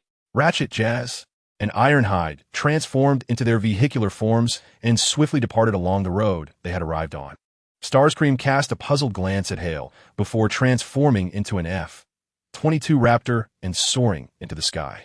Noticing that Hale was oblivious to his escape, Starscream exhaled in relief, breaking the sound barrier as he fled into the distance. Hale, veins bulging and his visage twisted into a grotesque mask of fury, hovered 30 meters above the ground, his dark eyes deep as black holes. Nanomachines infiltrated his cells, enhancing the motion of electrons within, amplifying the biological magnetic field of his body 100-fold. He focused intently, the biological magnetic field extending upward toward the troposphere, enveloping a quarter of the Earth. Above Hoover Dam, in the troposphere, approximately 15 kilometers above the surface, the densest layer of the atmosphere, containing around 75 of its mass and over 90 of its moisture, The atmospheric mass and moisture began to align in a rhythmic pattern. An invisible hand seemed to manipulate the clouds and protons. Hale's biological magnetic field possessed acute perceptual acuity, sensing the troposphere that covered a quarter of the Earth, constructing a three-dimensional model within his mind. The biological magnetic field entered a microscopic viewpoint, revealing the protons deployed by humans in this location, while countless atmospheric and moisture particles, sculpted into protons, materialized within his mental three-dimensional model. The sculpted protons glimmered like gold in his three-dimensional representation. Hale, commanding the biological magnetic field, began to arrange the protons in alignment, meticulously shaping them into his desired formation. A golden-hued barrier, in the shape of a diamond, measuring approximately 3 square meters, emerged in the troposphere, formed by the protons orchestrated by Hale. In a fleeting moment, the sunlight converged upon the golden-hued barrier of material, illuminating it with a brilliant, resplendent glow. As the first segment of this material barrier completed its formation in the troposphere, countless additional segments unfurled, coalescing into a magnificent expanse of golden brilliance. Above the troposphere, a vast and symmetrical golden barrier emerged, beginning its spread from the border of Nevada and Arizona. With the renowned gambling city of Las Vegas not far off, where gasps of astonishment filled the air. What is that in the sky? What is approaching from that direction? How beautiful! Something is expanding in the heavens. A golden umbrella? Am I hallucinating? The sky appears to be awash in gold. Passers-by, enjoying leisurely strolls, sightseeing, or sipping coffee by the roadside, caught glimpses of the blue sky and white clouds being playfully disturbed by the golden barrier, which unfurled from the distant horizon like a slowly opening golden umbrella, dazzlingly spreading across the sky and swiftly enveloping Las Vegas. Suddenly, the city was cast in a shadow, only to be illuminated once more by the brilliance of the golden barrier. The once warm and dry city of Las Vegas was instantaneously cloaked in the golden material, bringing a refreshing coolness. Crowds gazed upward in awe, marveling at the shimmering barrier, exclaiming in wonder, and eagerly capturing the moment with their phones. Some reached skyward, as if to touch the exquisite golden barrier, utterly captivated by its beauty. The material barrier continued to cover Las Vegas, extending further into the troposphere. From the Nevada-Arizona border, the golden barrier gradually began to obscure the sky. The previously scorching and arid states now appeared cool beneath the expansive barrier that shielded the sun. As the sweltering heat dissipated and the temperature steadily declined. What on earth is this? The National Weather Service, hovering 30 meters above the ground, commenced stirring the troposphere above the Hoover Dam, where they detected an unusual atmospheric moisture response in the troposphere. Initially, they suspected an unprecedented tornado phenomenon, prompting gasps and warnings throughout the agency, as personnel craned their necks to observe the formation of this extraordinary tornado on the large screen. However, they were completely unprepared for the revelation that a barrier was gradually unfolding, already covering Las Vegas and extending toward Nevada and Arizona. Primo, align the Polar Meteorological Satellite and multiple remote sensing instruments of the geostationary satellite upon it. I need to ascertain the visible light, infrared, and microwave radiation, as well as the reflected electromagnetic wave data from the troposphere. The director of the Hobart Meteorological Bureau, sporting a receding hairline, yet styled in a slick-back fashion that revealed a gleaming forehead, swiftly issued commands upon witnessing the atmospheric anomalies in the troposphere. The polar meteorological satellites and geostationary meteorological satellites swiftly adjusted their positions to focus on the Hoover Dam, capturing satellite imagery of cloud formations, including observations of cloud top temperatures, cloud conditions, cloud density, and the phase of condensed moisture within clouds. They measured the total water vapor in the atmosphere, humidity distribution, solar irradiance, the total reflectance of solar radiation by the Earth atmosphere system, and the detection of infrared radiation emitted by the Earth into space. During the monitoring period, a vast golden barrier had already enveloped half of Nevada and Arizona, creating a magnificent golden canopy that elicited awe from many city dwellers and sparked significant discussion online. The results from the meteorological satellites displayed on large screens prompted gasps of astonishment. This is a human-made phenomenon. My goodness, this golden barrier is absorbing sunlight. It completely absorbs solar rays. Beneath it, no sunlight will penetrate. The director reported that from the satellite's angled observations centered around the Hoover Dam, the average temperature would plummet by 13 degrees per hour, showcasing a consistent decline.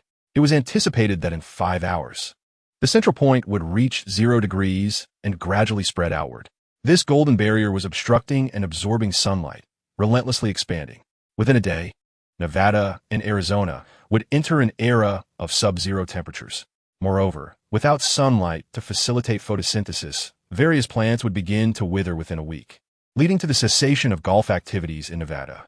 Numerous species, including black oaks, incense cedars, North American cypress, black pines, mountain hemlocks, mountain junipers, western white pines, sagebrush, and various deciduous and evergreen shrubs would succumb to desiccation. If the golden barrier in the troposphere persisted for a month, Nevada and Arizona would plunge into a glacial epoch, with surfaces freezing over. Employees from numerous national meteorological agencies instinctively trembled at the thought of the prolonged coverage of the golden barrier. Not only would plants be incapable of photosynthesis, leading to a glacial surface, but the failure of animal evolution to keep pace with environmental changes would result in mass extinction, including humans. Additionally, the Earth's magnetic field would undergo adjustments to adapt to the changes in light-deprived regions, leading to a series of grave consequences that could plunge humanity into an unprecedented catastrophe. Chapter 77. The Truth in the White House Office. An emergency meeting convened to address the emergence and spread of the material barrier surrounding the Hoover Dam. Present were the President, representatives from the National Security Council, the Secretary of State, the Secretary of Homeland Security, the Secretary of Defense, the Secretary of the Air Force, the Secretary of the Army, the Secretary of the Navy, the President of the Senate, the Secretary of State, the Secretary of War, and numerous other high-ranking officials. According to data compiled from the National Meteorological Bureau, NASA, the Nevada Weather Station, and the Arizona Meteorological Observation Center, the golden barrier had enveloped Nevada and Arizona, causing a drop in average temperatures by 18 degrees. It was projected that in the coming 3 weeks, the temperatures would continue to decline, potentially reaching as low as -50 degrees. Personnel responsible for compiling the report were on hand to assess the severity of the situation. In this sweltering July, the average temperature in Nevada and Arizona should hover around 30 degrees Celsius. However, a golden barrier in the troposphere casts a veil over both states, rendering them refreshingly cool, devoid of any oppressive heat. The populace of these states revels in an unusual comfort, blissfully unaware of the impending circumstances.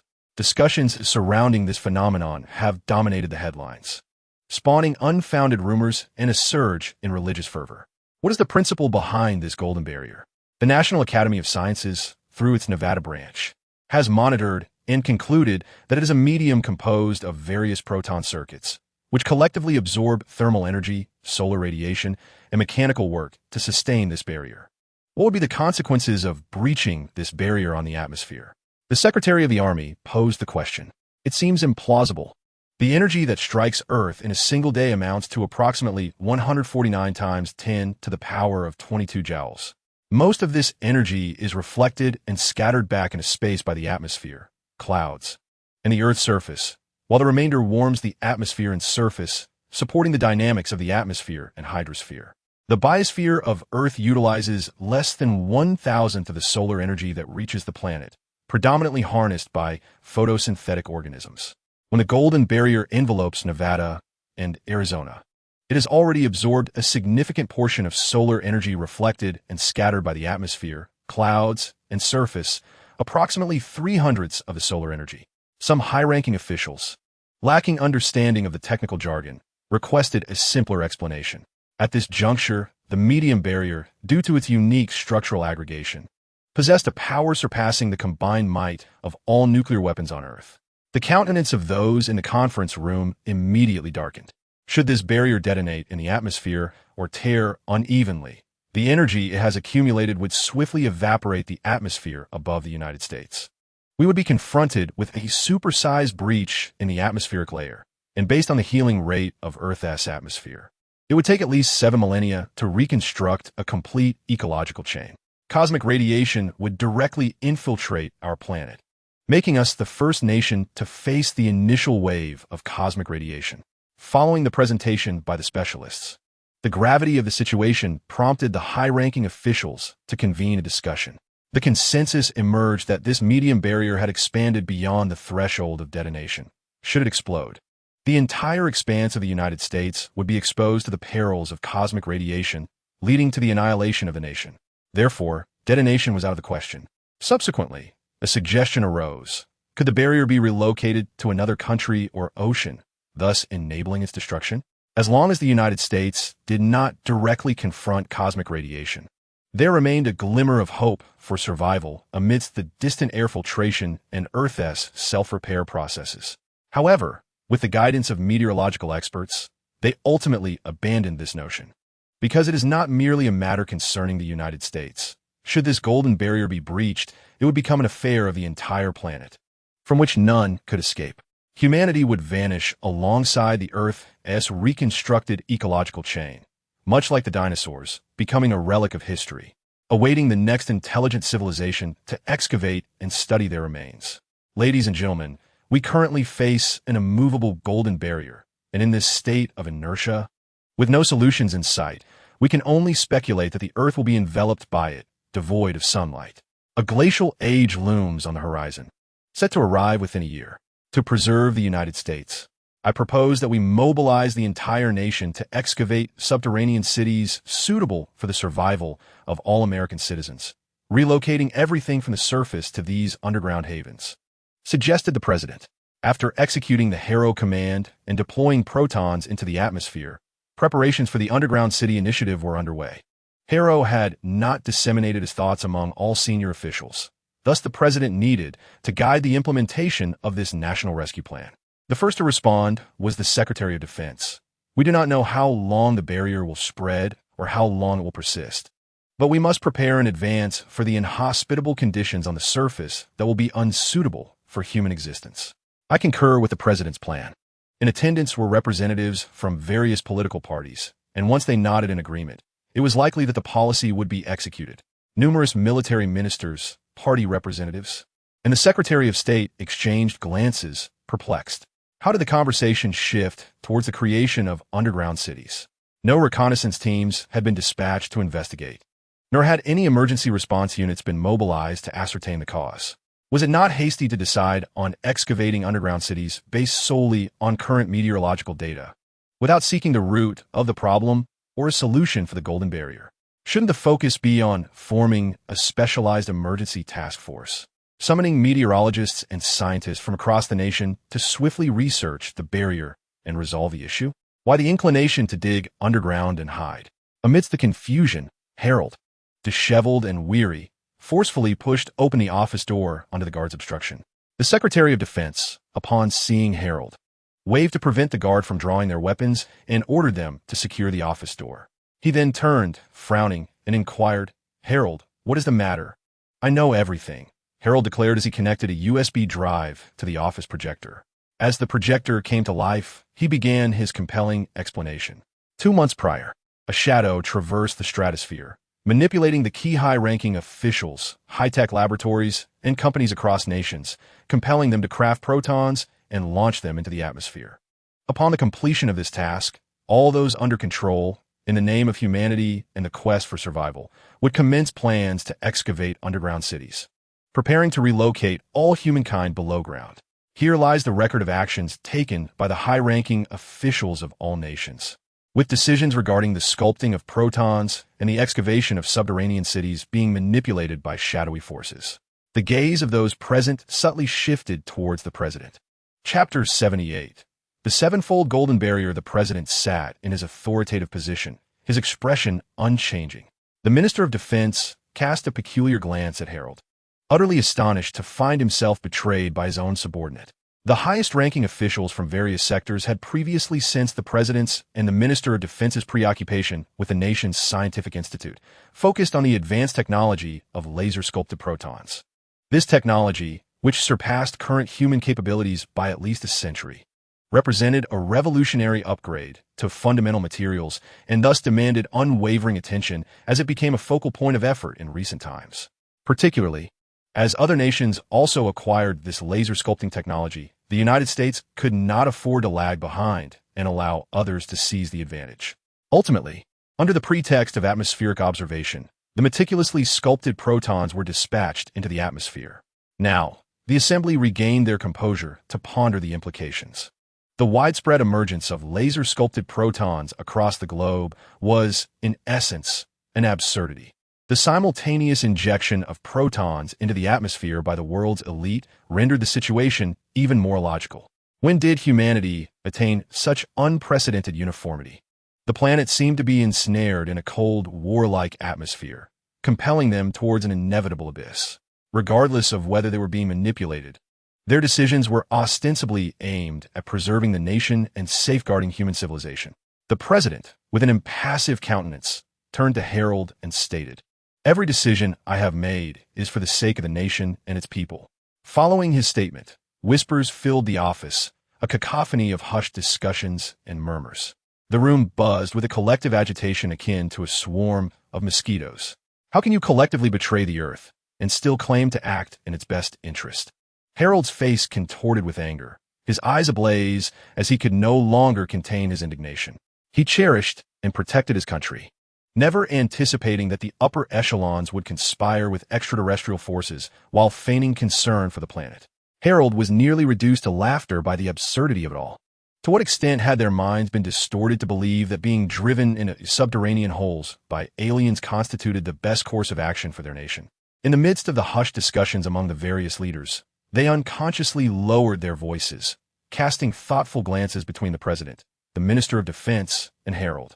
You fail to grasp his intentions, nor do you comprehend the magnitude of the crisis facing our planet. We understand that after launching the protons into space, we're devoted to finding ways for humanity to survive. Is this method to avoid conflict and hide underground like moles? Indeed, it has been validated as the most effective approach. The president sighed with a sense of resignation, reflecting, "We should be grateful to him for leaving humanity a glimmer of hope." He then shook his head with a sense of futility, revealing a visage marked by sorrow. A profound silence enveloped the office. Only Harold, gritting his teeth and breathing heavily, seethed with a desire to tear apart this treacherous president who had betrayed humanity. At that moment, the shrill ring of the communication phone pierced the oppressive atmosphere. The communications officer, sensing the stifling tension, felt a bead of sweat trickle down his temple. Gritting his teeth, he stole a glance at the president and Harold before answering the call. Shortly thereafter, the officer set down the phone and, under the weight of many high-ranking officials' gazes, gravely stated, "A golden barrier has appeared in the stratosphere, above the troposphere."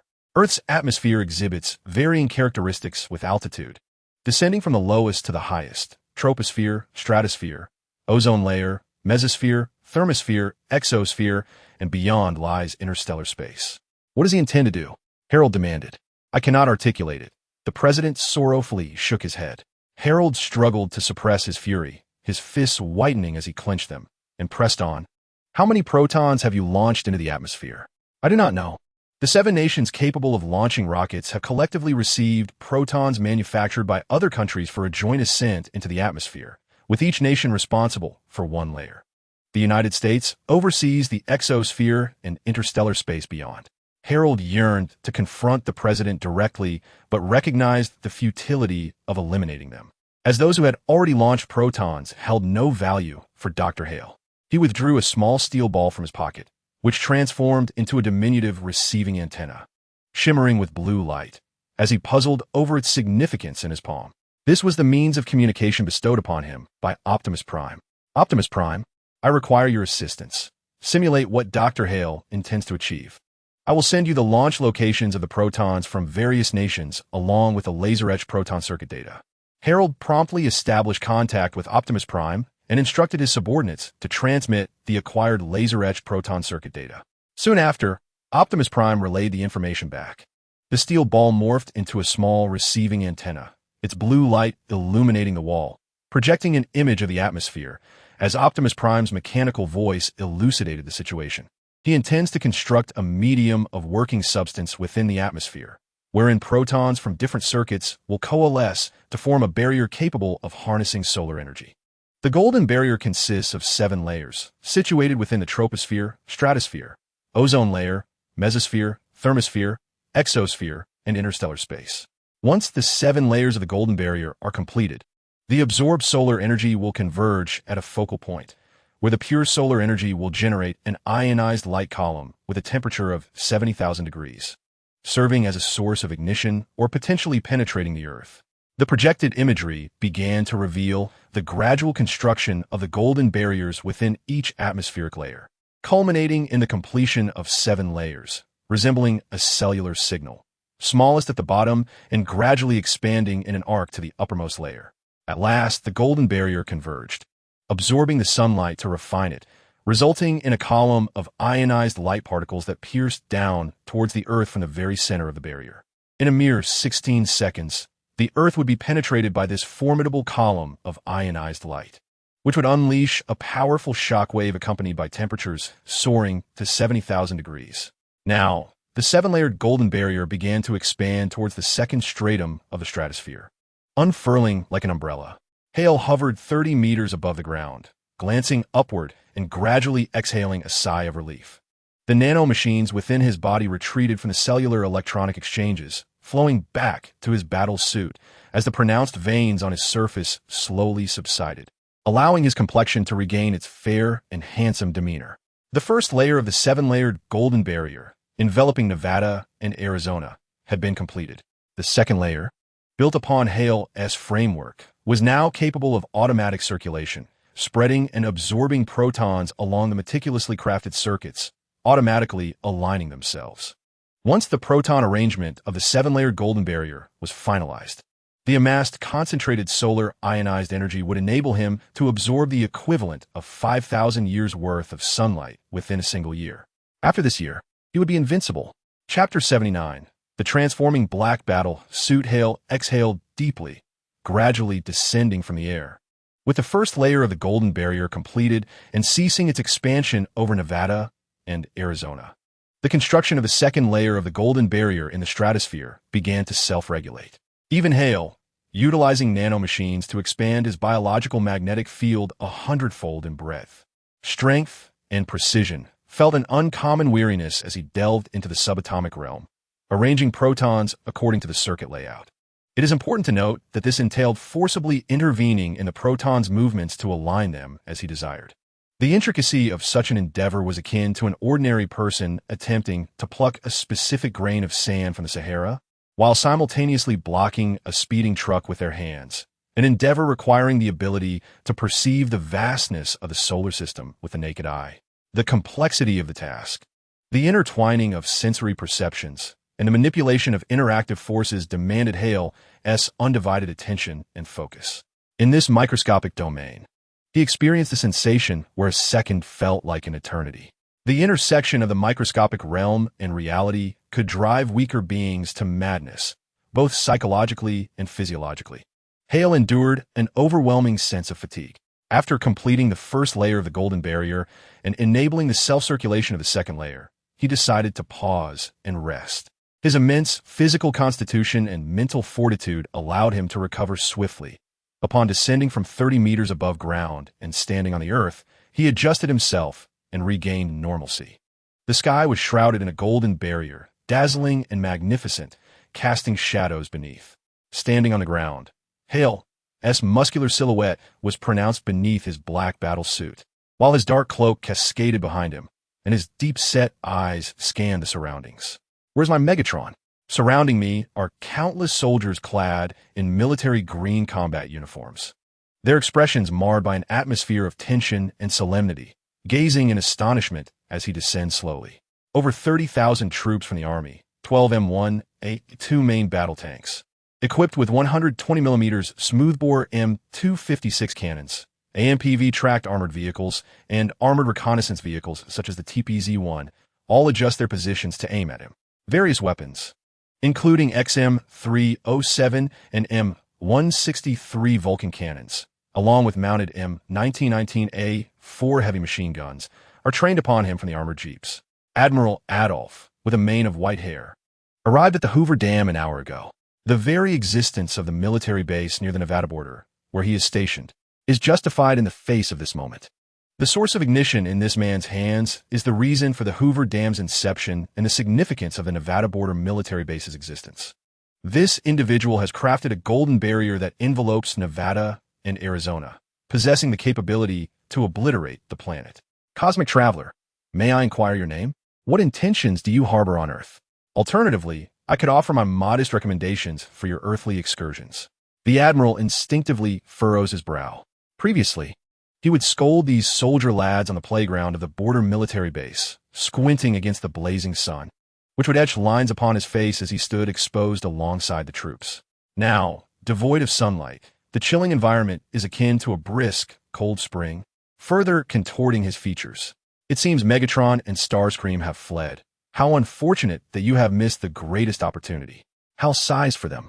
Reflecting on the rarity of his desire to gather a few subordinates. Why must it be so?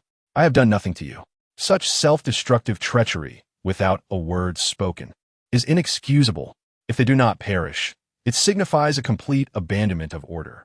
Initially, Hal had hoped to have them guard him while he absorbed solar energy. Now it appears Megatron has squandered a monumental chance. Hal's gaze sweeps the surroundings, taking in the army encircling him, shrouded in shadows, with no desire for dialogue. With their weapons aimed directly at him, there is no need for pretentious exchanges. With a hum, the source of ignition in Hal's left palm flows fluidly, the cubic particles materializing continuously as the internal space begins to fold, repeat, and cycle, transforming electronic mechanics into the source code of transformers. Fundamentally, Hal lacks the capacity to control the source of ignition directly. His manipulation lies within the folding of the internal space, arranging, activating, and deactivating, thus allowing the source code to emerge in accordance with his will. It was this very operation that facilitated the enhancement of Bumblebee. The internal space of the Allspark is far more perceptible than the vastness of the universe itself, allowing the awakened Hale to instantly gauge the extent of control upon contact. As Hale channels his mental energy into the Allspark, the transcribed source code intertwines with his own, enabling him to gain profound control over the creation of Transformers. Subsequently, every Transformer birth from the Allspark will bear his name inscribed within its genetic code, manifesting in the form he desires. Hale's gaze swept over an array of metallic machinery, jeeps, M1A2 main battle tanks, AMPV armored vehicles, and various firearms, fostering the vision of crafting a unique transformer to safeguard his absorption of solar energy. Despite possessing a physique impervious to nuclear blasts, he preferred not to be disturbed while focusing on energy absorption. Presently, he found himself encircled, an unwelcome distraction. However, observing these primitive contraptions before him, he frowned. Transforming them into transformers would be an extravagant waste of energy. Friends, the humans of Earth welcome friendly extraterrestrial travelers. Our resolve is undeterred by war, General Adolf warned, sensing Hale's reluctance to engage in dialogue. Earth had encountered cosmic visitors before. In 1934, the site of Megatron's crash was discovered and subsequently transported to the research facility beneath Hoover Dam. In 1961, humanity's deep space probes detected a spacecraft crash on the far side of the moon, prompting the Apollo program to investigate, leading to the discovery of an ARC ship containing numerous deceased Transformers. Yet, the individual before him was flesh and blood, a departure from the previously encountered entities, leaving him uncertain and hesitant to initiate hostilities. Should a confrontation arise, the 120mm M256 smoothbore cannon would obliterate any corporeal form. Extraterrestrial, do not strain our relations. You share our corporeal nature, and we wish our artillery to remain unspent upon you. General Adolf narrowed his eyes, his words laced with a perilous threat. Surrounding soldiers, attuned to the general's tone, felt the tense atmosphere thicken, palms dampening as fingers hovered over triggers, aiming at Hale. The Allspark, under Hale's command, resonated against his chest, his black battle attire being the optimal choice for creating a transformer to protect his energy absorption. Chapter 80. The Black Battle Armor Transformer. Manipulating electromagnetic forces, the Allspark released a surge of energy, generating a shockwave that radiated outward in a circular formation, sending wind and debris hurtling towards the soldiers. The impact tugged at their cheeks, forcing their eyes to squint, yet they remained steadfast, weapons raised, undeterred. General Adolf, clutching a megaphone, scrutinized Hale with narrowed eyes, his expression a mixture of suspicion and astonishment as the internal space of the Allspark began to unfold. In a moment of Hale's awakening to instantaneous movement, the genetic coding within his cells is intricately attuned to the fundamental spatial structures of each universe. This internal genetic code operates autonomously, manifesting externally as Hale's ability to teleport, while simultaneously deciphering the fabric of cosmic space. However, this process requires time, which is why Hale currently possesses only the capacity for instantaneous movement. Faced with the myriad folded spaces within the source of the spark, both transformers and other life forms, as well as any large quantum computer, perceive their internal spaces as infinite. Yet, in Hale's discerning eyes, they have been deconstructed into finite repetitions. The vast expanse of the universe may still elude Hale's comprehension and utilization, but within the confined realms of repeated folded space, he possesses sufficient computational prowess and control. The internal space of the spark source is activated and manipulated by Hale, materializing as countless minuscule cubes ceaselessly flowing. The awakened space within transforms mental energy into source code, amalgamating with the intrinsic source code of the spark itself. The surface of the spark source pulses with flickering currents, indicative of the transmission of energy and source code. As this electrical energy, imbued with source code, surges toward Hale's robust chest, seeping into the S emblazoned on his battle suit. In an instant, Hale's presence radiates with the might of a thunder god. Venturing into the microscopic realm, Hale begins to observe the emergence of the black battlesuit transformer through the lens of biological magnetism and microscopic vision. Over 100 megabytes of nanomachines are infused with source code, each nanomachine becoming a vessel for this coding. Under the influence of the spark source's energy and specific coding, the genetic spiral is fervently inscribed, continuously spinning and giving rise to minuscule metallic-based cells, within which small sparks ignite and electrons begin to orbit around them. This marks Hale's inaugural active and manual manipulation of the spark source space, source code, and his own mental powers to engender life within his grasp. Surrounding Hale, General Adolph's expression darkens as he witnesses the target enveloped in a tempest of thunder, relentless shockwaves radiating outward, creating ripples across the ground and sending tremors through the air that strike against his face, indenting his cheeks. His gaze reflects disbelief and astonishment. Nearly a century has passed since humanity first encountered the spark source, yet its capabilities remain largely unexplored. Now, it is wielded by a humanoid extraterrestrial. General Adolph cannot bear to witness the transformation of the alien before him, whether it be the seven-layered golden barrier or the spark source itself. Both possess the potential to annihilate the Earth, and he will not allow Hale to command such power unchallenged. Open fire. General Adolph bellows, paralyzed by fear, resolutely determined to prevent the alien from harnessing the spark source's transformative abilities. The 120mm M256 smoothbore cannon, with a caliber of 44, unleashed a barrage of various munitions, including 110mm armor-piercing rounds, 90mm anti-tank shells, 125mm explosive fragmentation grenades, and 125mm cannon-launched missiles, all erupting from the muzzle of the M1A2 main battle tank. These projectiles collided with the chest of the adversary, generating a cataclysmic explosion. The air was filled with a deafening roar, as colossal flames mingled with black smoke, completely engulfing the area. Waves of searing heat relentlessly surged forth, scorching the faces of the soldiers.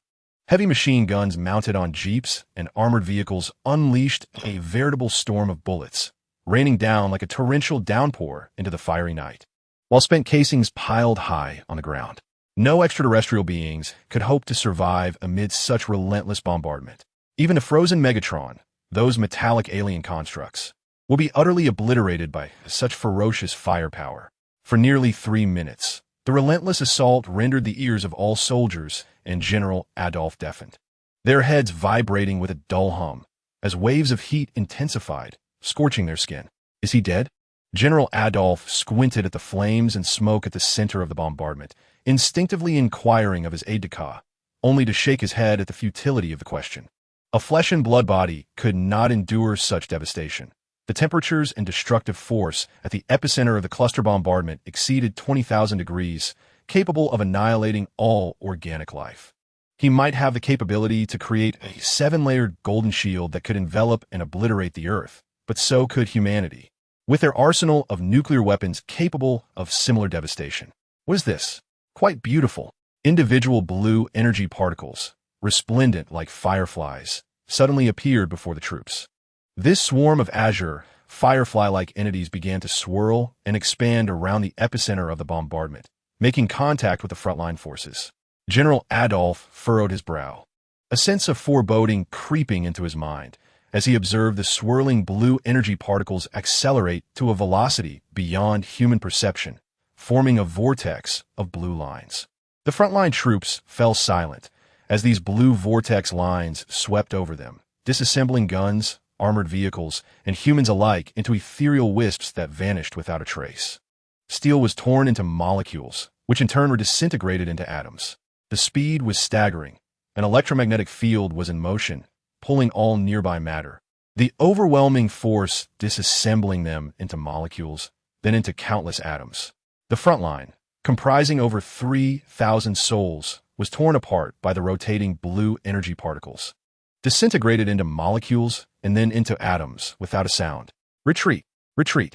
Witnessing this horrifying spectacle, General Adolf and his soldiers were gripped by a chill, their eyes wide with terror as they screamed in a desperate frenzy. The soldiers in the rear were immediately engulfed in panic and fear. However, just as they perceived the necessity to flee and took half a step forward, a swirling vortex composed of blue lines suddenly expanded, pulling towards them with an inexorable force. The muzzle of the M182 main battle tank was torn apart, disintegrating into molecules as the thick armor was shredded down to its atomic essence. The soldiers inside the tank, rendered speechless, experienced their faces being drawn out in slow motion. As individual cells were extracted, their consciousness extinguished, vanishing entirely. Various powerful munitions transformed into wisps of ash. The 30,000-strong army, in a state of panic and confusion, had yet to escape before being completely reduced to molecules and atoms, disappearing without a trace. The vortex, characterized by its blue lines, gradually came to a halt, extinguishing the flames and black smoke surrounding Hale, revealing his form clad in a black battle suit, accentuating the dynamic contours of his muscles. Hale's gaze was one of satisfaction as he smiled at the slowly coalescing blue particles. With a motion of his right hand, he pulled back his black cloak and hurled it towards the blue energy particles. The blue energy particles, now having stabilized in the electromagnetic field, swiftly embraced the black cloak, merging with its nanomachines, beginning to emit a radiant blue fluorescence. The nanomachines positioned at critical joints connected through electromagnetic force, forming an imposing structure nearly 5 meters tall, pulsating with a brilliant blue electrocurrent within its electromagnetic framework, embodying a sci-fi aesthetic akin to a transforming robot. He placed a hand on his chest and knelt on one knee. I am the black battle suit. I am the black armor. I command electromagnetic force. I shall fulfill the mission and honor of my creation, safeguarding my eternal master. I am your guardian knight, my lord. Chapter 81. The Three Masters of Megatron 4 seconds. The White House Situation Room was enveloped in a stunned silence, every individual staring wide-eyed in horror. The correspondent received the frontline report from General Adolf, who relayed that surveillance footage had shown a blue vortex completely shredding an army of 30,000 equipped with the most advanced weaponry. It was a total disintegration, fragmenting them into molecules and then into atoms. Not a single speck of iron, nor a trace of flesh or blood, remained. The sheer scene left those in the White House in utter disbelief. This battle truly epitomized the meaning of being reduced to ashes. The president sat in his office, fully aware that his decisions were sound, yet he could not fathom that an army of 30,000, armed with the most sophisticated firepower on Earth, could so swiftly and completely be annihilated. Everything vanished too quickly, catching him entirely off guard. Harold's once indomitable spirit of resistance now trembled, his gaze vacant like that of a stunned goose. The National Scientific Team has concluded that a 30,000-soldier battalion, along with its tank equipment, was obliterated by electromagnetic forces, which can manipulate and disassemble atoms with precision. Correspondents have been relaying this information one by one. Numerous high-ranking officials in the office exchanged glances, having already contemplated the notion of ousting the president after hearing Harold's speech about the control exerted over the planet's elite, including the president himself. Now, With the knowledge of the creator of the sevenfold golden barrier, who so effortlessly wields electromagnetic manipulation to annihilate 30,000 troops in mere seconds, they began to reconsider. Perhaps the president was indeed correct. Excavating underground cities to evade the impending glacial epoch on the surface was the prudent course of action. The application of electromagnetic forces undoubtedly extends far beyond merely disassembling 30,000 soldiers into atoms. Humanity may require an alternative mode of survival. Only by enduring can civilization persist. Their resolve to depose the president began to wane. All of this necessitated a scapegoat. One official hesitantly voiced their concerns regarding the president's decision to excavate underground cities. Seeking consensus among peers. It is feasible, yet the United States military might should not be merely for show. We must demonstrate our strength, as humanity is not to be trifled with. In contrast to the overly contemplative politicians, Harold, who comprehended the situation and collaborated with the Transformers, firmly asserted that humanity must not cower in the face of an enemy wielding electromagnetic power. We can excavate underground cities to preserve humanity, but we must not lose the courage to resist. The high-ranking officials swiftly deliberated and decided to initiate the excavation of underground cities under the National Security Emergency Act. Bypassing parliamentary voting. Simultaneously, they would reach out to nations around the globe regarding the sevenfold golden barrier, collectively organizing scientists to devise solutions. Humanity's time is running short. According to the National Scientific Team's predictions, the sevenfold golden barrier will be completed within a month, at which point no means will prevent it from absorbing the sun's rays, plunging the Earth into an ice age. Harold would represent humanity, assembling a special task force in conjunction with the Transformers to address the crisis posed by the Harrow. After reaching a tentative agreement on these matters, the national response was swift. Harold, this lunar data may enhance the Transformers' combat capabilities, enabling them to stand at the forefront for Earth and humanity. The president produced a document concerning the year 1961, revealing that human deep space probes detected an extraterrestrial spacecraft's crash landing on the moon, and handed it to Harold. Harold quickly perused it, learning that the Apollo lunar mission was initiated to search for the Transformers' remnants. Having gleaned a basic understanding of the situation, Harold departed from the White House office to contact Optimus Prime, seeking to harness every possible strength. The following day, Harold assumed command of a base comprising military installations from the Hawaiian Islands, Midway Atoll, Johnston Atoll, and Wake Island, with the USS Ronald Reagan, a Nimitz-class aircraft carrier, standing by in the Pacific. Optimus Prime arrived at the Hawaiian base, where he forged a profound alliance with Harold, representing humanity, to collaboratively address the crises besieging Earth. This partnership was predicated on the premise of Transformers cohabiting the planet, uniting their efforts to safeguard it. Harold informed and equipped the Autobots with a rocket, which they modified to transport them to the moon in search of their former leader, Unicron. Unicron, my mentor and the previous leader of the Autobots, had ventured into the cosmos with a space bridge he had developed, seeking a means of survival as Cybertron faced impending doom. Our lack of vigilance allowed the Decepticons to seize the opportunity to attack his Ark, causing it to plummet into the depths of space, ultimately landing on the moon, where it remained in slumber until this day. Within the Hawaiian base, Optimus Prime spoke softly of Unicron, who had imparted lessons of combat and instilled in him a profound appreciation for peace, courage, and the fight for freedom. To humanity, Unicron was akin to a figure like Einstein, possessing the pivotal ability to resurrect a dying planet.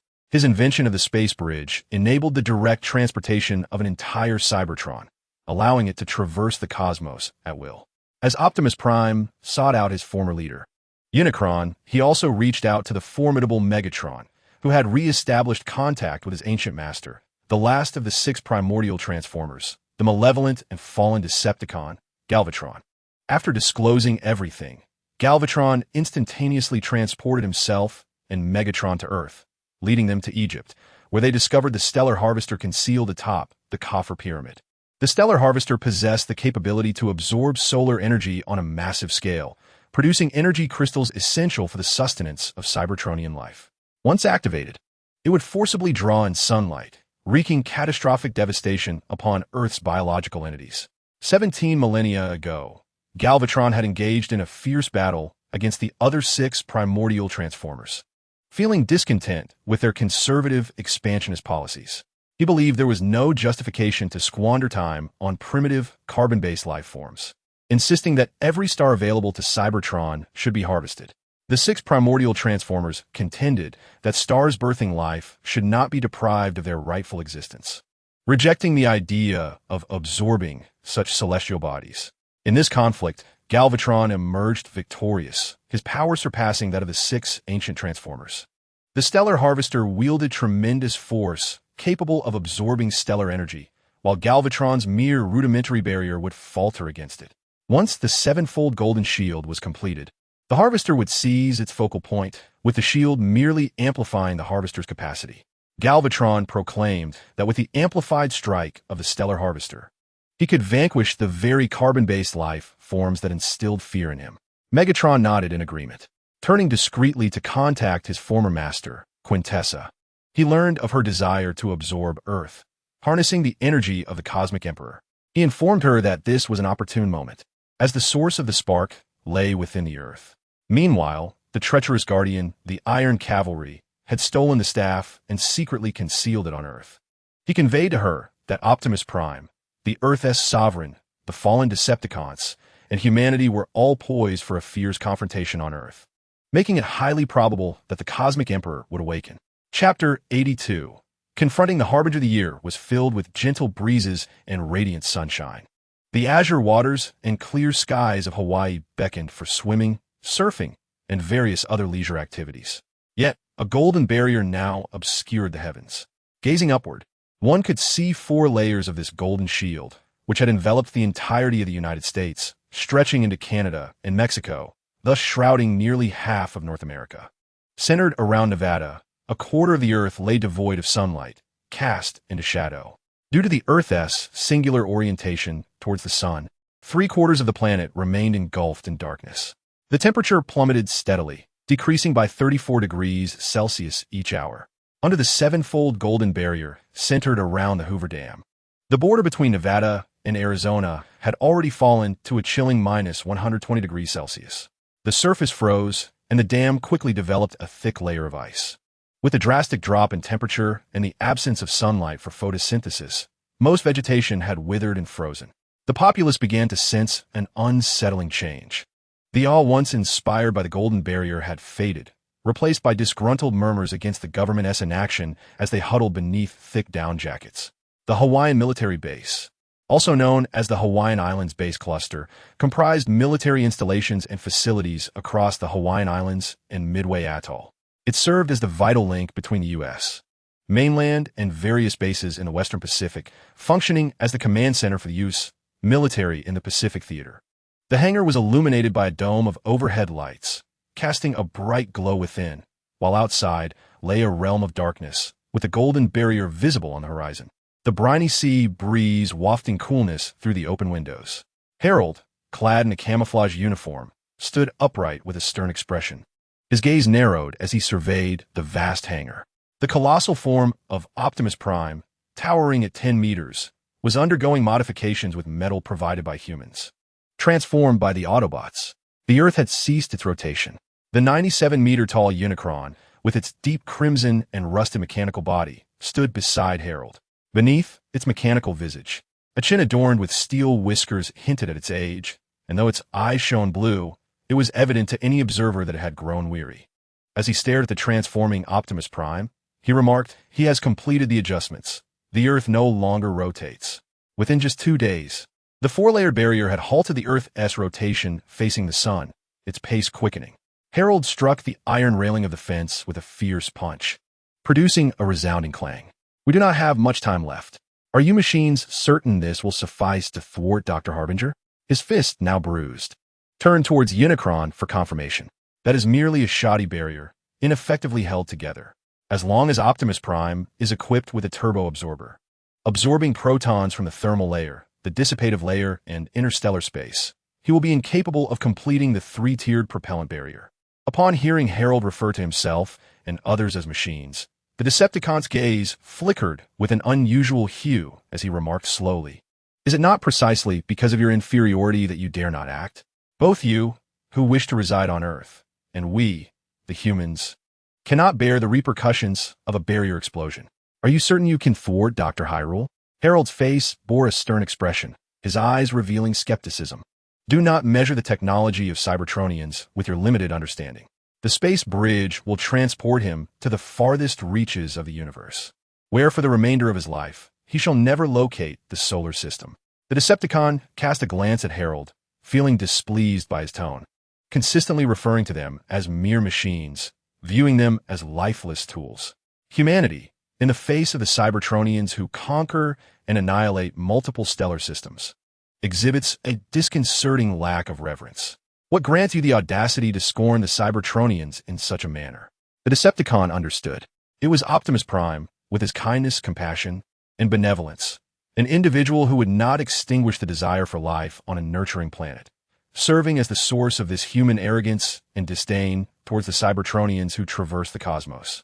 Had it not been for the Civil War that drained Cybertron's energy, leading countless Cybertronians to wander the universe as homeless interstellar drifters, the Decepticon would have admired the altruism embodied by Optimus Prime. However, at present, with their own planet's energy depleted, Cybertronians endure a harsh existence in the cosmos. Such benevolence is no longer suitable for application towards any form of life. Foremost, the survival of the Cybertronians must be prioritized. Only when the Transformers race secures its existence in the universe can they rightfully advocate for kindness. Optimus Prime is no longer fit to serve as a leader. The Decepticon sighed inwardly, discreetly touching the space bridge teleportation column at his waist. He had long perceived that the conflict between the Autobots and Decepticons would inevitably lead to Cybertron's downfall. The conclusion of the war necessitates a victor, which implies the total annihilation or significant crippling of the opposing side. Before departing Cybertron, he had clandestinely chosen to ally with Megatron, agreeing to reunite post-exit to rebuild Cybertron. However, the arc he boarded met with an unfortunate attack, crashing on the moon. When Optimus Prime found him and restored him, the Decepticon had already established contact with Megatron. Completed. A voice of delight interrupted the Decepticon's reverie as he turned toward the sound. Optimus Prime, bearing a rocket-modified turbo-absorber, rose to his feet, illuminated by a brilliant light that accentuated his robust form. The numerous engineers who had assisted in modifying Optimus Prime gazed upon the transformed figure, a surge of hope blossoming within them, leading to spontaneous applause, whistling, and joyous laughter. Optimus Prime's mechanical visage radiated satisfaction with the prevailing atmosphere, as his colossal metallic hand signaled approval, inciting a fervent applause and exuberant cheers from the engineering team. Meanwhile, Unicron observed silently, unable to integrate into the jubilant scene. With the moment of celebration drawing to a close, Harold interrupted, declaring that Optimus Prime was ready to launch into the thermosphere. Numerous personnel commenced their tasks with adept precision. As Optimus stepped out of the hangar into the dimly lit square, gazing upward at the golden barrier in the sky, Unicron simultaneously departed, preparing the space bridge transmission column. Optimus Prime would utilize a turbine absorber in the thermosphere to capture all protons that had been meticulously carved, thereby preventing the formation of the fifth layer of the golden barrier. Should Haley attempt to intervene during this process, Optimus would need to guide Haley's position, steering him towards the space bridge transmission column activated by Unicron, thus teleporting Haley to a remote corner of the cosmos, leaving him to call out in vain. The plan was straightforward, with a high likelihood of success in the face of Cybertronian technology. As flames erupted beneath Optimus, his arms and the rockets affixed to his back powered up, emitting a fiery trail as he veered away from the fourth layer of the golden barrier, ascending towards the thermosphere. Chapter 83. Haley thinks you're insane. The Earth has ceased its rotation, forever presenting one face towards the sun. It is the Earth's rotation that allows sunlight to be evenly distributed across its surface, maintaining a balanced temperature conducive to human habitation. The seven-layer golden barrier has already absorbed a quarter of the sunlight, poised to capture all solar rays directed at Earth. In the future, our planet will remain stationary, devoid of sunlight, enveloped in darkness for 24 hours. Simultaneously, the cessation of rotation will transform both continents and oceans. Although the Earth may appear spherical, it is not a perfect sphere. Rather, it is an oblate spheroid, slightly flattened at the poles and bulging at the equator. This shape generates centrifugal force during rotation, causing water to predominantly gather at the equator. Should the Earth halt its spin, seawater would gradually migrate towards the poles, while land masses would shift towards the equator, ultimately forming an unprecedented ring-shaped new continent. The changes extend beyond this. The Earth's magnetic field is generated by the pressure of internal materials during its rotation. Thus, the magnetic field is reliant on this motion. If the Earth stops rotating, the magnetic field weakens, and its protective role against solar winds diminishes. Without this magnetic shield, solar storms could obliterate all life on the surface. Fortunately, the seven-layered golden barrier can absorb solar energy and gather cosmic radiation, channeling it towards the center, where it will be assimilated by Halley. Therefore, even if the Earth ceases to rotate, humanity may still excavate subterranean cities and reside underground. Certainly, the lunar influence on Earth inevitably results in tidal forces, during which the continents and oceans will continuously collide, giving rise to towering tsunamis reaching heights of dozens or even hundreds of meters, engulfing the terrestrial landmass. Approximately 500 years hence, the Moon shall collide directly with the Earth. All of this unfolds gradually following the cessation of Earth's rotation by higher. At Hoover Dam, temperatures have soared to a staggering 120 degrees Celsius. In a mere 5 days, the once tumultuous water surface has begun to form a thick layer of solid ice. The entire world, as far as the eye can see, resembles the desolate surface of a wandering Earth, enveloped in an icy wind that pierces to the bone. An expanse of desolation devoid of life. This chilling stillness is spreading outward from the center, since transforming the black nano-battle suit into a transformer. Augmented by the electromagnetic manipulation of the suit, the acceleration of the seven-layered golden barrier has commenced. Higher exhales gently, his breath crystallizing into ice molecules. His gaze shifts towards the thermosphere, a question forming in his mind. He does not believe that the transformers on Earth could thwart him. Thus, he pays little heed to Megatron's escape. However, it now appears that intelligent life still possesses the means to devise a method to impede his progress. The black battlesuit is to maintain control over Earth's magnetic field, preventing the planet from continuing its rotation, while also utilizing electromagnetic forces to stabilize atomic positions until my return. Understood, Master, responds the 5-meter-tall, metallic, and formidable black battlesuit, its internal electromagnetic currents exuding a sense of sci-fi energy. Higher gazes at the thermosphere, his figure flickering as he teleports instantaneously to the location before Optimus Prime. He has just completed the construction of the third layer of the golden barrier, halting Earth's rotation. The atmosphere has yet to adjust, retaining its former temperatures. As the altitude increases, temperatures in the thermosphere rise rapidly, reaching a blistering 685 degrees Celsius at the height where Optimus Prime resides. What do you intend to do? Higher gently extends his right hand, a biological magnetic field emanating from it, immobilizing Optimus Prime's movements while activating his penetrating and microscopic vision to observe the cumbersome, rocket-like apparatus on his back. Life on Earth shares a common origin with you. Why inflict such harm upon your kin? Optimus Prime, struggling in vain, emits a resonant clanging of steel, his azure eyes swirling as he solemnly questions. The cessation of Earth's rotation, the absence of sunlight, the tumultuous collision of continents and oceans, the frequent tsunamis, and the weakening atmosphere, all culminate in a catastrophic impact upon the life forms inhabiting the planet. Why enact such cruelty upon one's home and humanity? This plight stirs a sense of compassion within the benevolent Optimus Prime. You and the two factions of Transformers controlled by Megatron have driven Cybertron to the brink of energy depletion, bringing it close to annihilation as multiple Cybertronians wander the cosmos. What is your purpose? The penetrating vision of Hale swept over the back of Optimus Prime, deciphering the function of the machinery he bore, a device designed to absorb the protons of the decaying matter. Was this their method of preventing him from acting?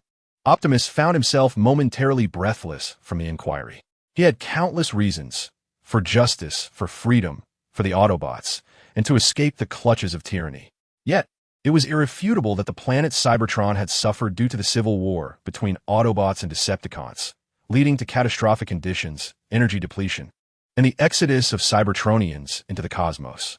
It was precisely because he had endured such experiences that he was unwilling to allow humanity to face a similar fate.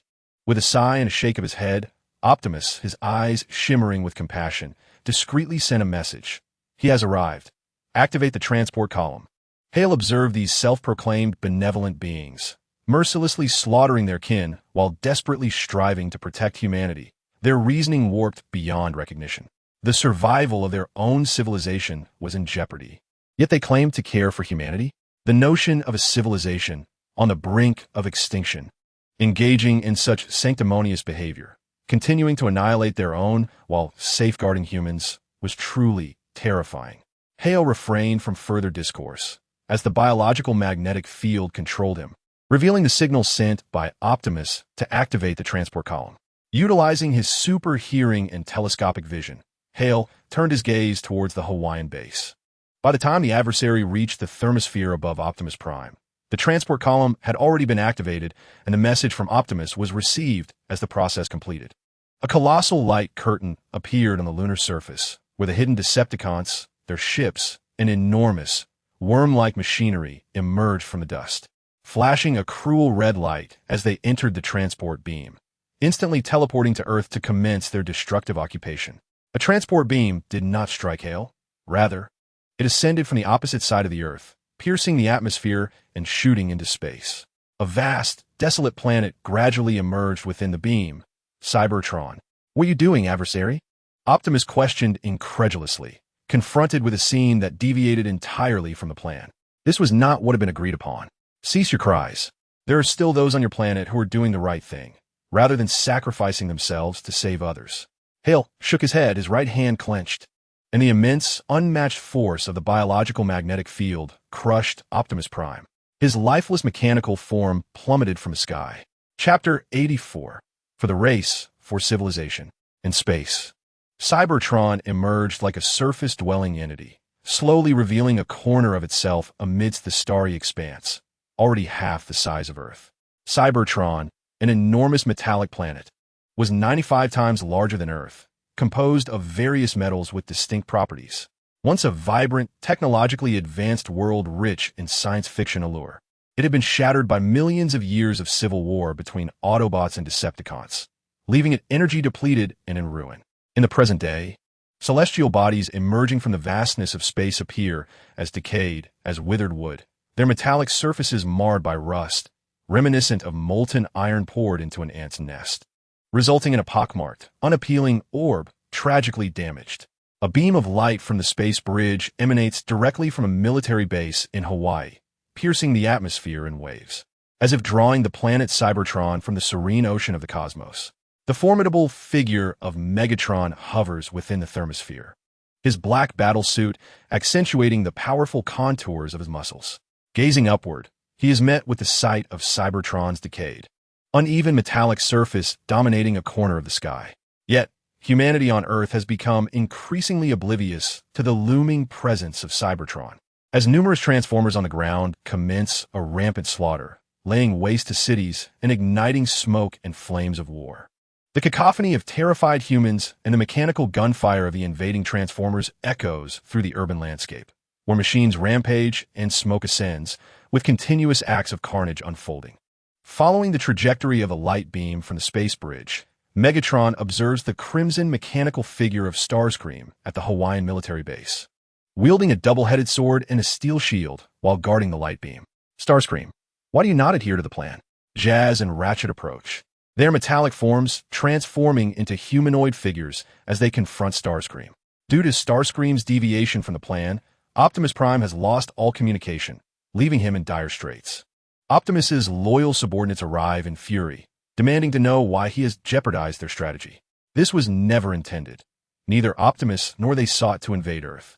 Their aim was to collaborate with the native life to break Megatron's stranglehold on solar energy for mutual benefit. Dare you question me? Starscream's crimson mechanical body quivers with rage, his blue optics ablaze with fury as he swings the nearly 7-meter-long double-headed sword down upon Jazz. Caught off guard, Jazz is cleaved in two by Starscream's blade, sparks erupting as hydraulic fluid leaks from his bisected form. His severed body crumples to the ground, bewilderment evident in his optics before they fade. This former leader of the Autobots, revered and beloved by Optimus Prime, had led the Autobots for countless eons. Why at this moment? Would he turn lethal against one of his own? Why? Jazz's demise is met with a fierce, unyielding cry of inquiry as his optics dim. Starscream plants his foot upon Jazz's lower half, the steel resonating against the dense concrete as he lifts the mechanical head with his 7-meter sword, expressing with fury and anguish. For Cybertron, for our home. What war has destroyed, we can rebuild. This is our second home. Earth can also be our home, and we shall fight alongside humanity, establishing Cybertronians upon this planet. You are gravely mistaken, Autobots. On Cybertron, we are deities, yet here they refer to us as mere machines. Let humanity become our subservience, or face annihilation. The agonizing luminescence within Jazz's optic sensors gradually faded, and in this final moment, an overwhelming sense of guilt surged within him. As the second-in-command to Optimus Prime, he lamented his failure to foresee the treacherous designs of Unicron, rendering him incapable of executing Prime's directives. Until his last breath, he could not accept that the former leader of the Autobots harbored such ruthlessness. Traitor, you have betrayed the Decepticons. At the moment Jazz was attacked, Ironhide and Ratchet had already distanced themselves, brandishing an array of weaponry to confront Unicron. They now understood that the former leader of the Autobots had indeed betrayed the Decepticons, secretly orchestrating a plan to seize Earth. Yet, with Ironhide towering at 67 meters and Ratchet at approximately 6 meters, their sheer size rendered them ill-equipped to contend with Unicron's 10-meter stature. Ironhide's attempts to utilize ultra-cold liquid nitrogen bullets and superheated lead projectiles were futile against Unicron's impenetrable steel shield. Although Ironhide's indomitable spirit and fearless courage were commendable, they could not alter Unicron's formidable combat prowess as the former leader of the Autobots. As Ironhide sought to bypass Unicron's shield to strike with lead bullets, he fell victim to Unicron's exquisite martial skills. With a deft maneuver, Unicron spun with his double-headed blade, effortlessly tearing through Ironhide's radiation-infused carbon fiber armor and plunging the blade into his spark core, extinguishing Ironhide's life entirely. Ratchet's battle fared even worse, inherently ill-suited for combat. He wielded only a laser gun and a surgical laser scalpel, coordinating his attack with Ironhide. However, before Ratchet could make his mark, Ironhide had already succumbed to Unicron's might. Ratchet's assault was thwarted as Unicron deftly deflected the laser fire with his arm, and in close quarters, severed Ratchet's scalpel-wielding arm with his double-headed blade, causing sparks to fly and fluids to spill forth. Ratchet was forced to kneel, crushed beneath Unicron's towering form, the pain from his broken arm surging through him. Thus, the history of the Autobots came to a tragic conclusion. Unicron's eyes brimmed with anguish, a profound sorrow swelling within his heart. The civil war between Autobots and Decepticons had ravaged Cybertron for millennia. Once he had commanded the Autobots against the Decepticons, earning great renown, and all Autobots took pride in their leader's wisdom and honor. Yet, no one could have foreseen that the ultimate demise of the Autobots would arise from the very one who led them against the Decepticons. Unicron lifted his colossal, 7-meter double-headed blade, poised to deliver the final blow to Ratchet, thus ending the centuries-long conflict on Cybertron. At that moment, an RPG projectile hurtled toward him, detonating before his eyes and staggering him. Harold, accompanied by his troops, arrived for reinforcement, unleashing a relentless barrage of machine gun fire upon the adversary, causing sparks to erupt from his form. I have long suspected that your mechanical ilk harbors ill intentions. Harold commanded with resolute authority. Direct the fighter missiles toward the crimson light of the transmission pillar, and the tanks should advance swiftly, aiming to bombard the enemy. The F-22 Raptor malfunctioned. Its instruments failed, radars ceased to function, and guided missiles became uncontrollable, accompanied by the alarming announcements of inoperability. The tank's electronic systems also faltered, rendering it undrivable.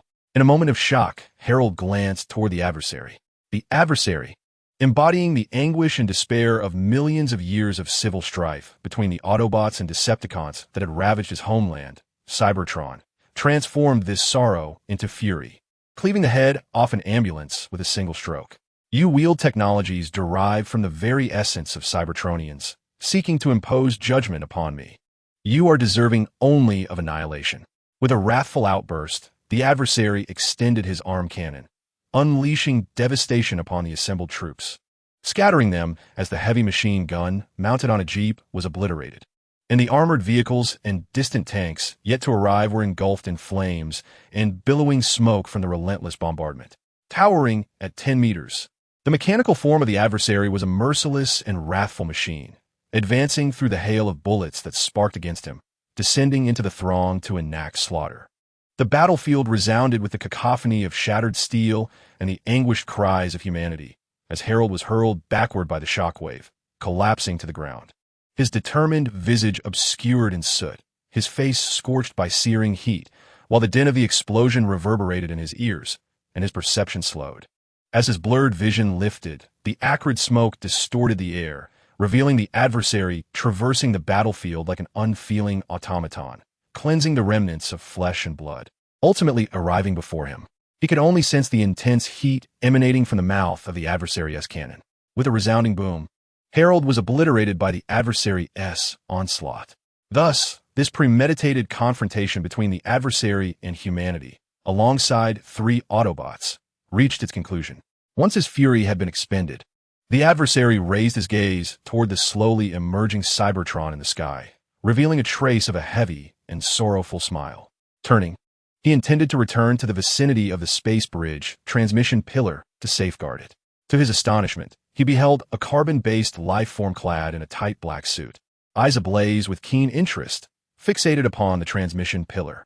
The adversary froze in place. Chapter 85. The space bridge. Every Transformer who beheld the sight of the Decepticon felt a wave of despair. To the human eye, the surface was all that was visible, and thus many humans, perceiving the Decepticon as merely another humanoid, did not grasp the magnitude of his prowess, even daring to brandish weapons and audaciously engage him in conversation. This was not a display of courage, but rather a reflection of ignorance. Each Transformer possesses basic visual capabilities, including thermal and electromagnetic detection. With thermal detection, one could perceive the immense energy reserves within the Decepticon's body, comparable to that of a star, and within this energy lay the kinetic potential capable of influencing the very motion of the Earth. The electromagnetic wave detection revealed the remarkably stable amplitude emitted by hail, indicating that such immense thermal energy is contained within a carbon-based life form of less than 2 meters in height, an extraordinary safety and reasonableness that defies belief. Consequently, anyone who encounters Hale's Transformer finds it difficult to harbor thoughts of confrontation, for they perceive and comprehend far more. The calculated results, no matter how incredulous they may seem, compel acceptance. The formidable enemy even questions whether Quintessa, the creator renowned for the Transformers, could rival this carbon-based life form clad in a sleek black suit. The formidable enemy, momentarily immobilized, hesitated before traversing the smoke-filled battlefield to stand beside Hale. His demeanor remained composed. Yet even centuries of experience on Cybertron could not dispel the unease he felt in the presence of such a powerful being. He stood in awe of the immense strength capable of obliterating Cybertron's resurrection, cautiously observing as Hale exhibited a keen interest in the space bridge. Esteemed wielder of great power, do you find yourself intrigued by the space bridge? He inquired earnestly. He would willingly sacrifice his own life for the chance of Cybertron's rebirth, for the Cybertronians to have a new homeland. As for the space bridge, while it is a crucial teleportation technology for cosmic endeavors, he deemed it of lesser importance to the essence of Cybertron and its inhabitants. The true treasure lies in its people. All scientific advancements could be relinquished. Should this carbon-based entity require it, he would gladly share everything, yearning solely for Cybertron's survival on Earth. No, Hale slightly retracted his penetrating gaze, his microscopic vision. Through the utilization of the Allspark, he had unknowingly developed a method of spatial observation while manipulating its internal space. He had learned to perceive the very fabric of space, enabling him to map out every point within it, calculate vectors of force, interactions, and distortions. Thus, in his sight, the fundamental structure of space manifested as vibrating strings. This intricate process ultimately culminated in a new visual function for Hale, the string vision. Strictly speaking, string vision is not mere sight. Rather, it is the amalgamation of Hale's vast knowledge and superintelligence, along with his 5 senses, sight, sound, smell, taste, and touch, reflected in the spatial structures he observes. Currently, this string vision exists in a nascent understanding of space, awaiting further observation and refinement, destined to evolve into a true perception of spatial dimensions. Upon hearing Hale's refusal, the formidable enemy tightened his grip on the double-headed sword and steel shield, the metallic friction producing an uncomfortable screech. His mechanical body braced itself for combat, uncertain of what could possibly sway such a formidable carbon-based life form before him. Hale slightly narrowed his eyes, employing his string vision to observe the intricate energy system of the space bridge, which connected Cybertron to the outer reaches of Earth's atmosphere. Even his immensely powerful ocular faculties felt a twinge of discomfort due to the complexity of the data to be computed, as the string vision reflected results that were rather taxing on his sight. He ceased the use of string vision, and under his long, dark eyelashes, his deep black pupils blinked. In that brief moment, the discomfort subsided entirely. With a gentle wave of his hand, a biological magnetic field emanated from his fingers, enveloping the center of 4 blue transport pillars. A red transport pillar, which served as the switch for the space bridge, promptly deactivated it. The space bridge, which had soared from Hawaii into the sky and pierced through the atmosphere to reach the cosmos, retracting the beam of light from Cybertron, vanished in an instant. However, the Cybertronian planet did not revert to its original position. Instead, it continued to slowly protrude from the vastness of space. Someone is still controlling Cybertron. The space bridge provided a portal for Cybertron, and soon, the controller would manipulate the planet, squeezing it through the opening. Hale's insight was instantaneous. He disregarded the revelation and summoned the red transport pillar, measuring 17 meters in length and 30 centimeters in diameter, into his grasp, holding it firmly. This space bridge technology was exceptionally advanced, even within the DC universe. In the future, it could be transformed into a means of individual transport, enabling his subordinates to traverse vortices, conquer myriad realms, and provide timely support. In a mere moment, Hale had envisioned the future, while the adversary, Unicron, was on the brink of madness. He was consumed by thoughts of resurrecting Cybertron, collaborating with Megatron, forsaking Optimus Prime, annihilating the last Autobots, activating the space bridge, and unleashing the hidden Decepticons on the moon to attack Earth, thereby transporting Cybertron to their domain. Yet, before the transfer could be completed, Hale halted it, released that transport pillar. Unicron erupted with fury, disregarding the terrifying thermal readings emanating from Hale. As he drew the cosmic rust gun strapped to his thigh and aimed it at Hale, Hale deftly sidestepped, casting a cold gaze in his direction. That was the hope for Cybertron. Unicron roared, wielding his 7-meter-long double-headed sword, aiming a strike at Hale's head. Known throughout the cosmos, Unicron's weapon was feared, with few daring to challenge the blade in his grasp. However, as it descended towards Hale's cranium, the razor-sharp blade was effortlessly pinched between Hale's 2 fingers, rendering it immobile. The immense recoil force tore through Unicron's hands, fracturing his wrists and exposing the steel circuitry within, releasing a luminescent green decomposition fluid. "I do not care," Hale declared coldly and mercilessly as he crushed the once mighty blade, snapping it in 2.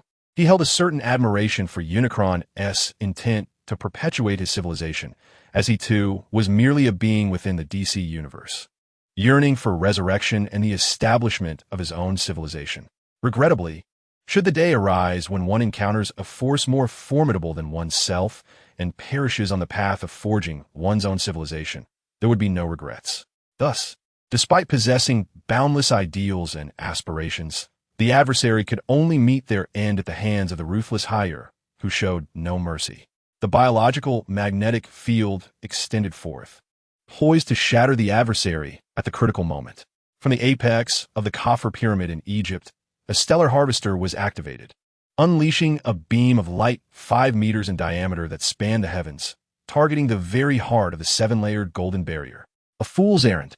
Hire's countenance hardened, dismissing the adversary as he instantaneously vanished from Hawaii. Chapter 86. Annihilation. 20,000 kilometers away in Egypt, atop the Khafre Pyramid, the metallic stellar harvester bloomed like a flower. The sun blazed fiercely, the heat distorting the air above the scorched earth, and even the winds carried a parched warmth. The fallen prime, known as Shockwave, emerged from Cybertron, a being of ancient lineage who had traversed, conquered, and obliterated countless stars and lives. In the vast cosmos, he had encountered innumerable carbon-based life forms, yet none so exaggerated as Higher. Is this truly a carbon-based life form? The Decepticon member Soundwave, having transformed into a satellite orbiting Earth, received the results of Hawaii scans, noting the intense heat and various magnetic spectrum radiations detected from Higher. Shockwave, upon witnessing Higher, shared the astonishment felt by Megatron and the adversary. Without hesitation, he altered his strategy. Initially, he had intended to wait for the completion of the seven-layered golden barrier, seizing the moment to wield the stellar harvester to absorb solar energy and redirect it to vanquish Higher. However, upon witnessing Higher's prowess against Optimus Prime and the adversary, he reconsidered, realizing that attempting to eliminate Higher with the stellar harvester was a delusion. After all, Higher was no mere object, but a sentient being imbued with stellar energy. He resolved to directly dismantle the seven-layered golden barrier to prevent its completion and the ensuing devastation of Earth. Cybertron lay in decay, shattered and fragmented. It had once been a manifestation of supreme existence, a planet that sustained the Cybertronians. Yet, civil strife had rendered it a grotesque ruin, resembling an ant's nest. They were fortunate to have discovered another corporeal embodiment of supreme existence, Earth, the very vessel of the Cosmic Emperor. The rebirth of Cybertron upon this planet was the optimal choice.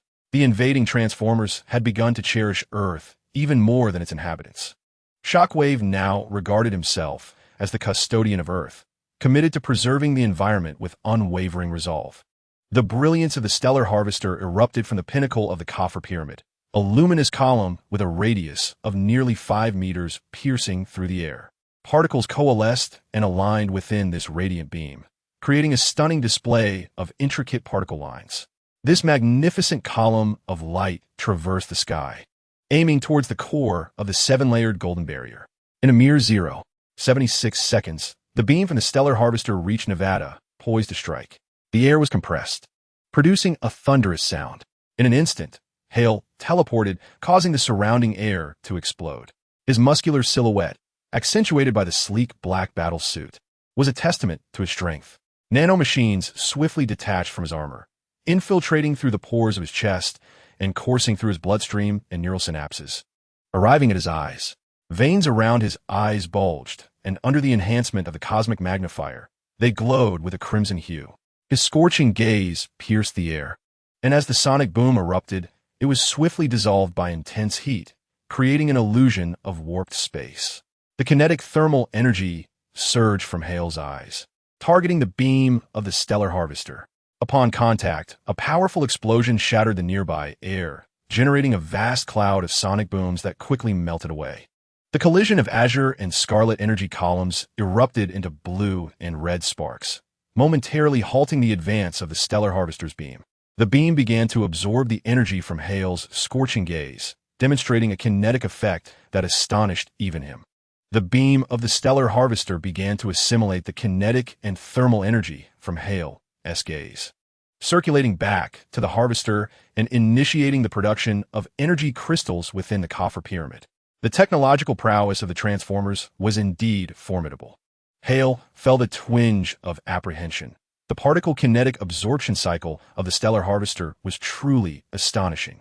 The ability to form a cyclical system from the high-speed emitted particles, absorbing stellar energy and returning it to the harvester to create energy crystals, was remarkable. Was this the pinnacle of Cybertronian technology? Even Blur had not mastered such an advanced application of high-energy particles. Hale had never considered that his scorching gaze could maintain a cycle while firing, absorbing energy in the process. Controlling such rapid, high-energy particles, imbued with tremendous linear momentum and searing heat, required an extraordinarily refined level of technology. In that moment, Hale felt a surge of trepidation toward Cybertron. The technological capabilities of this planet exceeded his expectations and posed a potential threat to him. The next instant, Hale's eyes widened, his scorching gaze intensifying. The once azure and crimson energy columns collided, producing sparks of their respective hues. The Azure Star Harvester's beam boasted a radius of 5 meters, robust and tumultuous.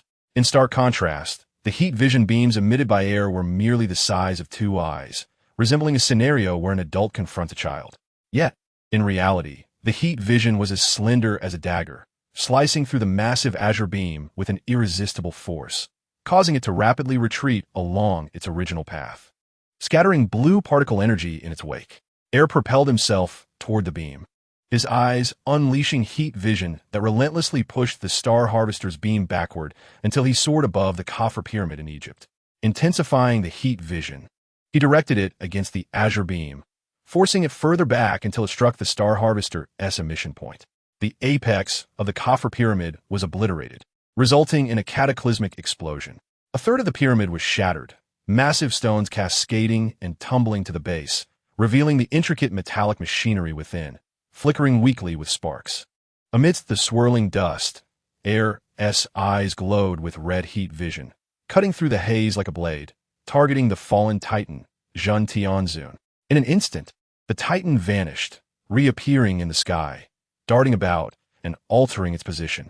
Without hesitation, Air swiftly adjusted his gaze, the heat vision pursuing the Titan through the air, twisting his neck in rapid succession, leaving behind a trail of crimson like a lightning bolt as his head moved with mechanical precision, producing phantoms. It was only when the fallen Titan completely vanished from sight that Air ceased his rapid head movements, gradually retracting the heat vision, his veins calming as nanomachines retreated from his eyes back into his battlesuit. The Titan was gone. He had departed from Earth. Air squinted, gazing out at the slowly emerging Cybertron from space. In that moment, he realized that the decayed, anthill-like metallic planet harbored a level of advanced technology that could pose a threat to him. Both the space bridge and the Star Harvester, to some extent, represented potential dangers. However, unlike the lifeless stars, he was not so easily dealt with.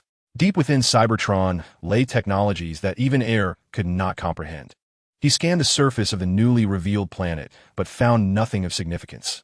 Yet, he would not readily venture into the heart of a civilization with millions of years of history, capable of dominating the cosmos. He turned and soared back toward the sevenfold golden barrier, resolved to complete it first.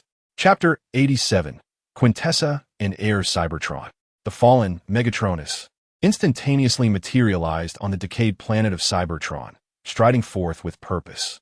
His gaze swept across the desolate landscape, littered with malnourished newborns, their crimson eyes flickering with desperation as they struggled for survival amidst the barren wasteland. Cybertron had long ceased to nurture new transformers.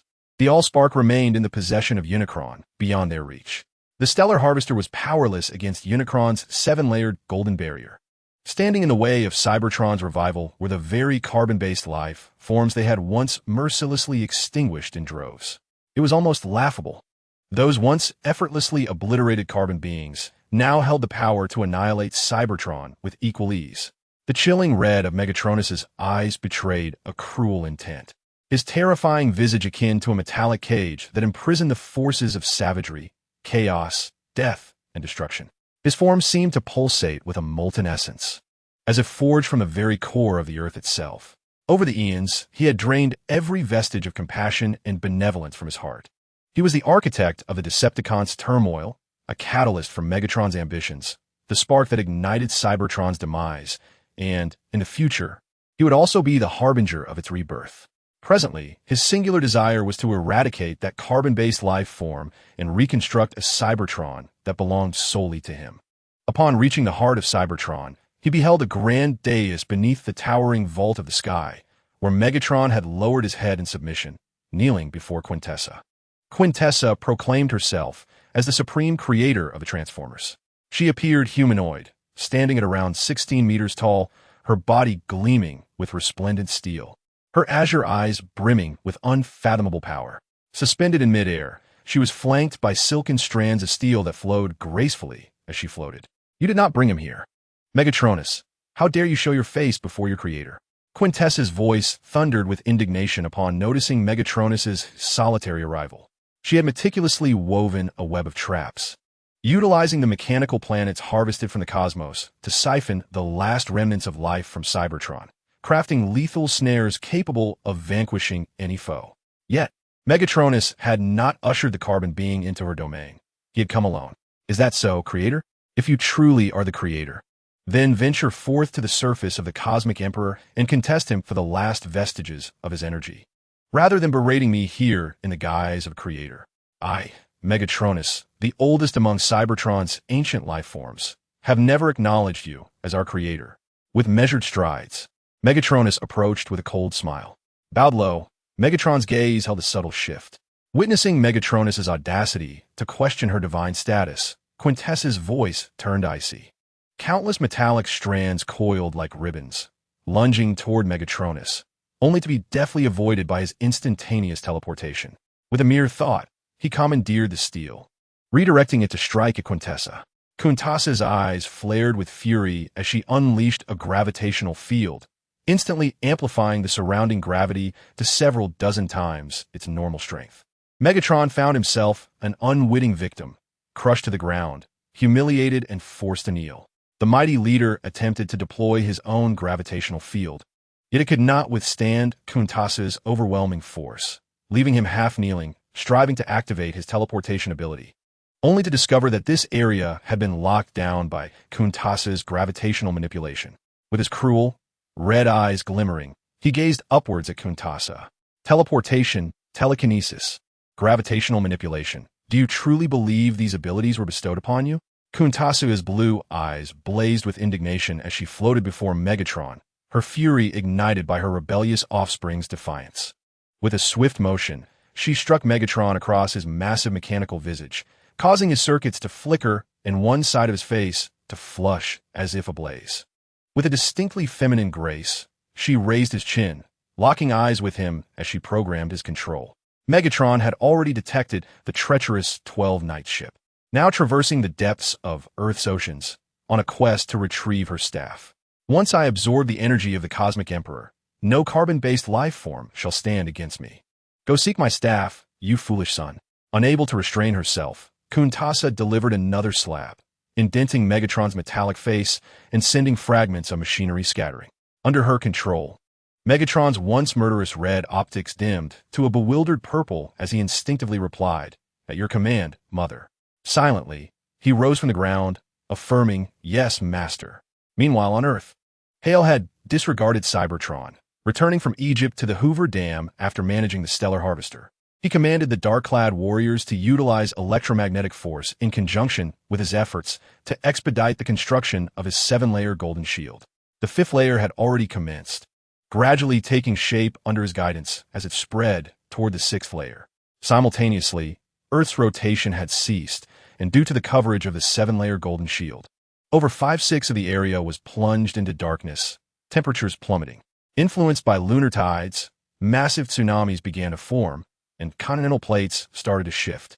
In Namibia, West Africa, northern China, Jordan, and 4 other regions, 6 enormous metallic horns emerged from the ground and oceans, rising at a rate of 3 meters per day. As Hale prepared to complete the construction of the 6th layer and pondered the creation of the 7th layer of interstellar space, he pinched the bridge of his nose, alleviating the strain from his intense labor, and gazed at Earth, observing the 6 towering metallic horns now soaring to 70 meters. Is this not complication? Hale furrowed his brow, recognizing the ominous signs of the Cosmic Emperor's imminent resurgence. The 7-layered golden barrier remains incomplete, and I still need to harness a portion of the Earth's magnetic field. Should the Cosmic Emperor awaken, it would pose a significant challenge. Hale activated his visionary gaze, peering down at the Earth. After observing for a quarter of an hour, he withdrew his sight, dismissing it altogether. Black, connect to the geomagnetic field of North America and prepare. Understood, master. After instructing the black suit to manipulate electromagnetic forces to link with the geomagnetic field, a colossal pillar of light ascended from the Pacific Ocean, drawing the energy of the Cosmic Emperor upward into the depths of Cybertron. The Earth's response instantaneously slowed. The Cosmic Emperor settled into a tranquil state, and the 6 enormous metallic horns retracted beneath the surface. The entire planet, as perceived by Hale, had reached a serene calm. How fortuitous! Utilizing a portion of North America's geomagnetic field, I aim to absorb solar energy through the 7-layered golden barrier, while Quintessa siphoned the energy of the Cosmic Emperor, maintaining his slumbering tranquility. Hale chuckled softly, his gaze filled with mirth as he looked towards Cybertron, pondering how the two, upon completing their energy absorption, would coexist. However, An inevitable cataclysmic battle for the source of fire awaited them. Hale turned, instructing the black suit to manage North America effectively, before commencing the construction of the 7th layer of the Golden Barrier. Chapter 88. Do not abandon me on Cybertron. The profound energy of the Cosmic Emperor coursed through Quintessa's scepter, emanating from the betrayer ship of the 12 Knights in the Pacific, channeling the deepest powers of the Cosmic Emperor. This force surged skyward, breaching the Earth's atmosphere, traversing decayed steel voids, and striking the central platform of Cybertron. Ha ha ha! Quintessa, enveloped in the energy upon the platform, wore a joyful expression, her eyes wide with unabashed glee, her laughter resonating throughout the heart of Cybertron, a piercing and exuberant sound. Feeling every particle within her body torn, pained, and reborn, she reveled in the duality of suffering and ecstasy. As the energy of the Cosmic Emperor, an entity of cosmic might, purged and elevated her intrinsic power, Quintessa could not help but laugh heartily through the agony and pleasure, each moment empowering her further. No one truly comprehended the immense power possessed by the Cosmic Emperor. He roamed the cosmos, instilling fear in numerous life forms. Every civilization throughout the universe regarded him as the embodiment of darkness, chaos, and destruction, the sovereign of chaos, the incarnation of annihilation, believed to wield ultimate power, unmatched by any being. The sole entity capable of contending with him had become the primordial supreme, now embodied in Cybertron. The ancient cosmic battle between the two had left the Cosmic Emperor grievously wounded, compelling him to retreat to a remote corner of the galaxy, where he lay comatose and hidden, ultimately leading to his current state of existence as the Earth. In the realm of the Cybertron, the incarnation of the primordial supreme being has been shattered by his descendants, the Transformers. In a universe devoid of the primordial supreme being, they have harnessed the energy of the Cosmic Emperor, establishing their dominion over the galaxy, traversing star systems, and ruling the cosmos as if such grandeur were within arm's reach. How could Quintessa, who has meticulously planned for millions of years and is currently basking in the successful absorption of the Cosmic Emperor's energy, not revel in her prideful laughter? Even she had not anticipated that this carbon-based life form would exhibit such hubris, failing to impede her assimilation of the Cosmic Emperor's energy. Is it pride you take in your carbon-based existence? Ha ha ha, how woefully ignorant. The greatest power in the universe resides within me. Quintessa's metallic skin gleamed with a wicked grin, her metallic teeth glinting with cruelty as she, saturated in the energy of the Cosmic Emperor, cast a malevolent gaze upon the approaching fallen Optimus and Megatron. Master, we have comprehended the function of the 7-fold Golden Barrier. He is on the verge of completing the 7th layer, harnessing solar energy, utilizing his carbon-based form to absorb it. Megatron intoned solemnly, kneeling on one knee. This carbon-based being is truly foolish, arrogant, and audacious enough to allow me to absorb the Cosmic Emperor's energy without hindrance. He remains unaware of the ultimate power that once dominated this universe. Yet, how could I relinquish the opportunity to weaken you at every turn? Go thwart him. Shatter his final golden barrier. Quintessa, enveloped in the cleansing energy, felt a flicker of humiliation as she recalled her earlier fears of being discovered while absorbing the Cosmic Emperor's energy. She had prepared herself for the arduous challenges ahead. Yet, to her surprise, the carbon-based life form remained motionless, allowing her to absorb the energy freely, rendering all her preparations futile, making her appear like a jester, ignored by all. Before Megatron and the fallen Optimus, Quintessa felt her face flush with embarrassment, a surge of intense humiliation swelling within her. She deemed this carbon-based life form excessively arrogant, dismissive of her presence. She vowed to exact a brutal revenge, to utterly humiliate and dismantle him, inflicting upon him the most terrifying torments in the universe, to alleviate even a fraction of her humiliation. Yes, Master, the controlled fallen Optimus and Megatron half-knelt in response. They turned and departed Cybertron, embarking towards the expanse of the 7th layer of the Golden Barrier. A sense of unease crept into Megatron's heart. Quintessa was treating them as mere tools, leading them to their demise. Neither he nor the controlled fallen Optimus stood a chance against the carbon-based life form, not even a moment's opportunity to confront him. Megatron subtly retreated, transforming into a surveillance satellite to remain vigilant, prepared to respond at any moment. as he accompanied the fallen Optimus into the vastness where the seventh layer of the golden barrier was spreading. They approached. A formidable electromagnetic field distorted the signal and directly tore apart the fallen Megatron before it.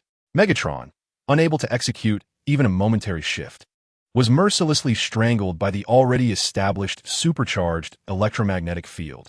In the flickering mechanical visage, a fleeting glimmer of awareness returned at the last moment, revealing a hue of deep crimson defiance before succumbing entirely. How could such a super electromagnetic field exist? Megatron felt a wave of dizziness wash over him, nearly leading to his demise. Transformers inherently possess metallic cellular antibodies that resist electromagnetic radiation. Thus, such waves do not easily affect their forms.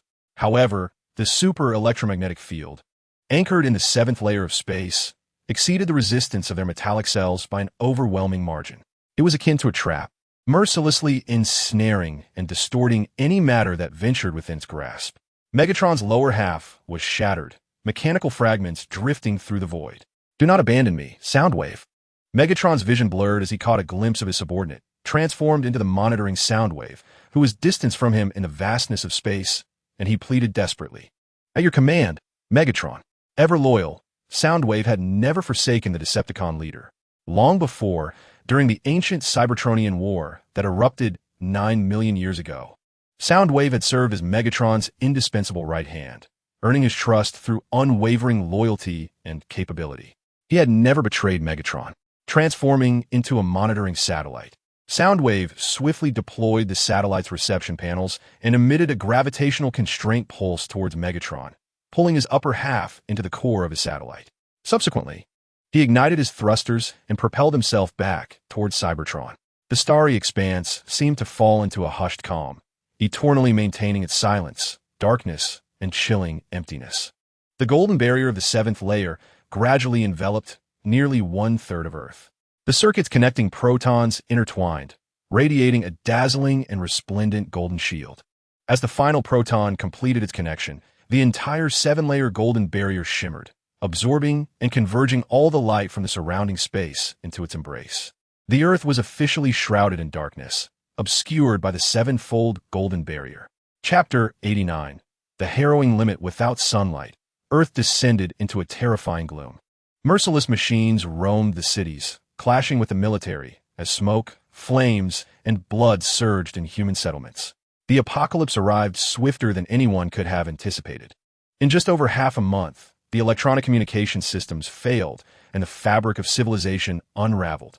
The sun vanished from the sky, replaced by the massive seven-layer golden shield, one of the two most splendid sources of light. The other source emanated from the depths of the Pacific Ocean, sending a beam of light toward the Cybertronian planet in outer space. The sevenfold golden barrier envelopes the Earth, absorbing all light within 3,021 kilometers. The radiance emanating from the seventh layer of this golden shield is breathtakingly beautiful. Each layer filters, absorbs, and regulates the light in a cascading manner. The 7 layers of the golden barrier in the sky begin to converge like a vortex, channeling their brilliance into a focal point, resulting in a column of sunlight energy exceeding 30,000 degrees Celsius and measuring 2 meters in diameter, directed towards Hale. Clad in a black battlesuit, Hale floats 30 meters above the ground, arms outstretched, akin to a deity receiving a baptism. The column of sunlight energy, with its searing temperature, descend from the heavens, enveloping Hale's dark figure. The energy flows gently, akin to water seeping into pores, and under Hale's control, it courses towards the designated cells. These cells, like beasts ravenous for beauty, eagerly shed their inhibitions under Hale's influence, joyously welcoming the concentrated solar energy as it surges into them. In an instant, Hale experiences an overwhelming sensation of fullness and expansion. Subsequently, under this immense sensation, the cells begin to divide, absorbing even more solar energy, transforming it into a form of solar power intrinsic to Hale's flesh. The newly divided cells synchronously evolve functional capabilities. Sunlight serves as the key to unlock the genetic potential of Kryptonians. It is not solely the absorption of sunlight that grants Kryptonians their strength. Rather, sunlight is the most direct and efficient resource that they can utilize, which is why they choose to absorb it. is not an exclusive necessity. This radiant key, absorbed by the Kryptonian cells, evolves into an internal energy that surpasses the functionalities of sunlight, yielding greater effects and higher energy rates. Hale senses that, under the abundant sunlight, his cells begin to divide and evolve into even more potent forms, directly reflected in his sensations. Focused on energy absorption, Hale loses track of time in the external world, unaware of how long he has been absorbing the solar energy. As he draws in the sunlight, Hale perceives the spatial nodes of this world, gradually revealing themselves to him under the feedback of the abundant energy. Countless nodes, each pulsating with immense energy, are discernible within his vision. He observes the distorted core of a massive star within the elliptical galaxy E6, type NGC 205 in Andromeda, the gravitational point of the spiral galaxy SBGC 3992 in Ursa Major, and the singularity of the barred spiral galaxy SBC type M58 in Virgo, among innumerable trigger points scattered throughout the cosmos. The gravitational fluctuations and singular distortions spanning billions of light years across the universe, the string waves of points and lines, are all perceived by him. In his vision, the pulsating points and lines seem to disregard the vast distances, appearing as if they are merely a stone's throw away. In the depths of his cellular structure, Hale delicately tore a minuscule rift smaller than an atom, and instantly, a spatial fissure opened at the warped core of the colossal elliptical galaxy E6, type NGC 205, allowing the energies of distant stars to flood into his cells. Hale suddenly grasped the technique of energy absorption. Subsequently, utilizing the spatial nodes visible through his string vision, he selected points rich in stellar energy and opened a conduit within his cells. Within mere minutes, he had rapidly created a gateway to the far reaches of a universe in every cell of his body. Suspended 30 meters above the ground, he continued to absorb the solar energy unleashed by the sevenfold golden barrier, while simultaneously activating trillions of spatial apertures from which the stars of the cosmos replenished his energy. The overwhelming sensation of being infused with energy from various celestial bodies nearly led Hale to question his own physical integrity. Every second, portals capable of annihilating the Earth surged within his cells, empowering him. This escalating strength was almost addictive, luring him into a euphoric state.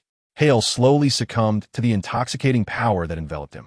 The ability to alter dimensions quietly awakened under the influx of energy, causing his form to expand dramatically, transforming him into a towering giant of 500 meters.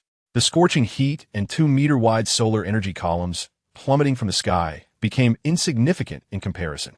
Hale embraced this transformation without hesitation. However, in an instant, the evolution of his body reached its zenith, unable to progress any further. Have I truly reached my limit? Hale opened his eyes, still in disbelief.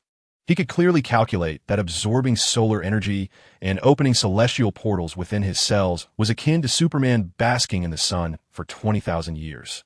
In a mere 6 months, he had absorbed energy equivalent to that of Superman's 2 decades in the sun, yet he found himself unable to continue, his body having reached its threshold.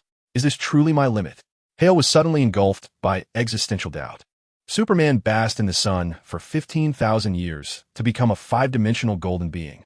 Yet here I am, Hale, having harnessed over 20,000 years' worth of solar energy, and my corporeal form has already hit its ceiling. Not to mention transforming into a 5th-dimensional entity. At the very least, Hale pondered for a considerable time, but arrived at no conclusive thought, merely sinking deeper in his self-doubt. Everything possesses a limit. Since his journey began, Hale had relentlessly sought the strength to empower himself, each moment dedicated to fortifying his being. This continual enhancement provided him with a profound sense of security. Now, the sudden realization of his own limitations was an insufferable truth for Hale to bear. In this moment of confronting the boundaries of his physical form, he became ensnared in a state of bewilderment.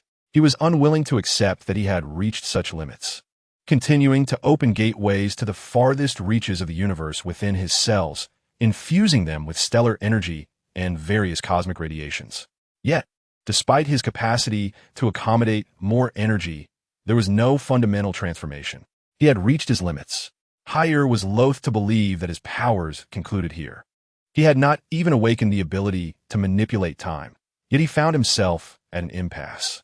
Frantically, he attempted to infuse more sunlight energy, but to no avail. His essence remained unchanged. It was only when Kuntasu's maniacal laughter echoed through space, obliterating the sevenfold golden barrier, that Higher remained ensnared in that dreamlike state of limitation. Is this truly my fate? Chapter 90. Embrace your own frailty. The collapse of the sevenfold golden barrier was a grand and resplendent curtain call. It was struck at its core by Kuntasu's assault, unleashing chaotic solar energy that erupted in an instant, shaking every proton circuit connection to its core. The golden barrier in outer space trembled as protons began to stray from their paths, energy unable to be buffered or harmonized, resulting in erratic tumult. Critical nodes detonated, tearing the golden barrier apart from within, scattering brilliant golden shards that twinkled and faded in the cosmos. The sixth layer beneath the seventh also began to succumb to a heavy collapse, no longer capable of maintaining the immense balance of solar energy. Kuntasu stood in the void of space, her metallic surface radiating strands of terrifying destructive energy. Her blue eyes, encircled by a ring of darkness, exuded an aura of malevolence and dread. Ah, such power, she breathed, her face adorned with a blissful smile, intoxicated by a soft moan. The surface energy of the Cosmic Emperor had been absorbed into her being through the scepter, though this act diminished the energy level of the Cosmic Emperor. Nonetheless, this energy, now within her, still held the potential to conquer the stars and establish her dominion over the universe. The power to conquer the cosmos resided within me. Having temporarily acquired the surface energy of the Cosmic Emperor, she turned her attention to the sevenfold golden barrier, unwilling to permit this carbon-based life form to grow powerful enough to rival her. Kuntasu's metallic form was graceful, her countenance exuding confidence and allure, with an air of nonchalance that hinted at her dominance over the universe. Casting a gaze of appreciation upon the barrier she had effortlessly shattered. "This magnificent spectacle blooms in my honor," she chuckled, unable to stifle a hand over her mouth, lest her exuberance split her smile apart. After a considerable time, she regained her composure, tempering her outward exuberance. Yet, she remained acutely aware of the presence of another carbon-based life form. Although they had never clashed, he could very well be her adversary. Kuntasa would not admit that prior to absorbing the Cosmic Emperor's surface energy, she harbored trepidation and fear towards this carbon-based entity. However, having absorbed the surface energy of the Cosmic Emperor, I am the sovereign of this universe, the rightful owner of all that exists. I am destiny itself, the arbiter of the cosmos. I am fate, and I shall decree your fates. No creature shall instill fear in me again. With a smile playing upon her lips, Kintasha wielded her scepter, declaring that all things in the world belonged to her. She gently waved her staff, standing resolutely in the void of space, emanating an immense gravitational force. Countless threads of attraction, like silken strands, extended from her back, intricately reaching out towards the heart of Cybertron. Kintasha, poised amidst the stars, paused momentarily before regaining her composure. Bearing Cybertron upon her back, with one hand grasping the scepter, she gazed into the cosmos, slowly advancing towards the sevenfold golden barrier, the immense force of her gravity dragging Cybertron along behind her. This metallic planet, exceeding Earth in size by 95 times, was irresistibly pulled forth by Quintasha's might, gradually descending into the starry expanse as her backdrop. As she floated towards the center of the sevenfold golden barrier, her penetrating gaze pierced through the layers of the crumbling barrier, where she beheld the now diminutive figure of Hale, murmuring to himself, "Is this my limit? Am I truly so weak? This cannot be. There must be some mistake. I cannot be this feeble." The sevenfold golden barrier had long ceased to affect Hale. Within his very cells, spatial apertures had opened, allowing the abundant energy of the universe to seep in, compressed, and absorbed by him. Yet, no fundamental transformation occurred, leaving Hale entrapped in a spiral of despair. Different forms of compressed energy tested his cells for further evolution. Yet after countless scientific methods, none succeeded in advancing him once more. Am I truly Hale? Am I truly the mightiest Kryptonian? Why am I so insignificant? He sank deeper into his desolation, murmuring to himself, his eyes revealing doubt. Quintasha's gaze detected Hale, lost in his self-reproach, the oscillations emanating from his surface showing no significant change from before.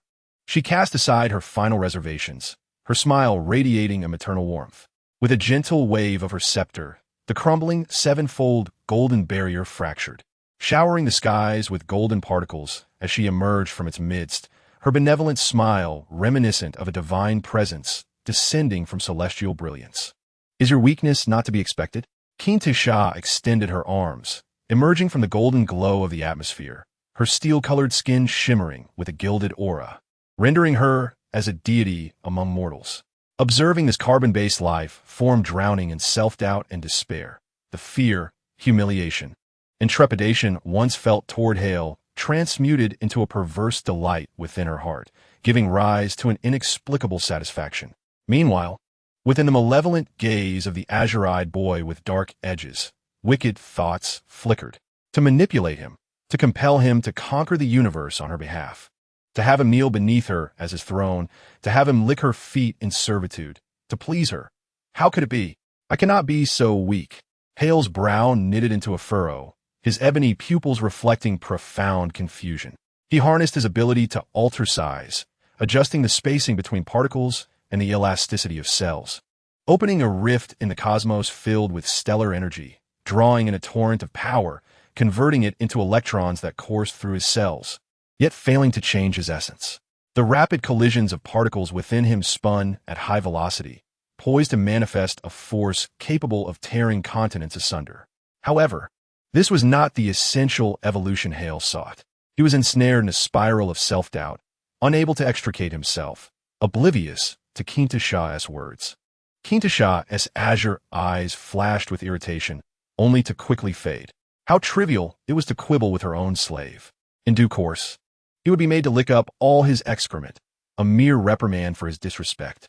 How fortunate all beings in the universe were to have such a benevolent master. Yet, it was still imperative to make him aware of his weakness, a weakness that stemmed from facing her. She subtly adjusted her posture, descending from the air, prepared to receive the lamentations of the feeble, her hovering form lowering slightly, ready for him to worship at her feet, to feel his own insignificance. Kintisha gently waved her staff, unleashing a beam of supercharged particles, potent enough to pierce the moon, compressed to the size of a thumb, aimed at Hale's exposed neck. This thumb-sized beam, carrying the kinetic and thermal energy capable of breaching the lunar surface, struck Hale's carotid artery with a sharp pop. The beam dissipated, leaving a faint red mark on his pale artery, the heat swirling briefly, revealing the subtle veins and intricate patterns of his skin before vanishing. Chapter 91. I truly envy your strength. Kintisha's azure eyes sparked with uncertainty, her brow furrowing slightly. The previous beam of supercharged particles, though a mere casual flick of her wrist, possessed the power to penetrate the moon. Even her own body could not withstand such an onslaught. What had she witnessed? Hale's artery had merely reddened slightly. Its kinetic force was absorbed and dissipated, the thermal energy flickering for an instant, revealing only the faintest skin texture. As if nothing had transpired, had she not been vigilant, fixated on Hale, awaiting his pleas to lick her feet, she might have overlooked that subtle blush on his artery. Its recovery was astonishingly swift. Kintisha, holding her staff, instinctively brought it closer to her eyes, doubting its efficacy, pondering whether it had malfunctioned when it emitted another beam of supercharged particles. Who could possibly endure a beam of ultra-intense particle flow without sustaining injury? It is utterly inconceivable. I find myself so feeble, acutely aware of the pain. A look of astonishment and disbelief flickered in Hale's azure eyes. He felt the impact of the ultra-intense particle flow. Despite his complete lack of resistance, his very cells operated internally without defense. Yet this slight discomfort, transmitted from the carotid artery to his body, served as a stark reminder of his own frailty. The fact that he could still feel pain from a beam powerful enough to annihilate a planet, even in a state of extreme exhaustion, only underscored his vulnerability. He gently rubbed the spot on his carotid artery where he had been struck, his eyes reflecting deep doubt and astonishment about himself. Kuntasha, observing Hale's reaction, felt her own expression of confusion gradually dissipate. She surmised that the burden of carrying the Cybertron planet had caused an uneven distribution of energy, resulting in an unbalanced output from the staff, which produced a feeble strike that had not even pierced Hale's skin. It was merely an accident. What a fortunate being he was, Kuntasha drawled, effortlessly severing the gravitational restraints tethering her to Cybertron. Countless strands of gravitational ties detached from her back, liberating the connection to the planet's core. With much of Cybertron now adrift, it slowly floated once more in the cosmos. Its vast, decaying surface was visible from any corner of Earth. Looking up from Earth, one would no longer see the starry expanse of the universe, but rather the decrepit, pockmarked, anthill-like surface of the metallic Cybertron. Kuntasha, confidently dragging Cybertron, felt capable of gazing across the galactic expanse, sweeping through the universe, poised to become the sovereign of all celestial beings. However, even as she focused on maneuvering Cybertron, it slightly affected her energy output, a minor distraction that led to an error in power distribution, 1/1,000,000th of a deviation, that allowed this carbon-based life form to encounter her wrath. Truly, he was fortunate. Pain is a sensation reserved for the weak. Kuntasha looked down at Hale, who was caressing his neck, and once again raised her staff, channeling the terrifyingly destructive energy. Her skin, with its metallic surface, emanated a dark, mist-like power that coursed through her cells, invigorating her with each flow, compelling her to emit a cruel and pleasurable moan. The dark edges in her eyes undulated as if alive, seeping into her azure gaze.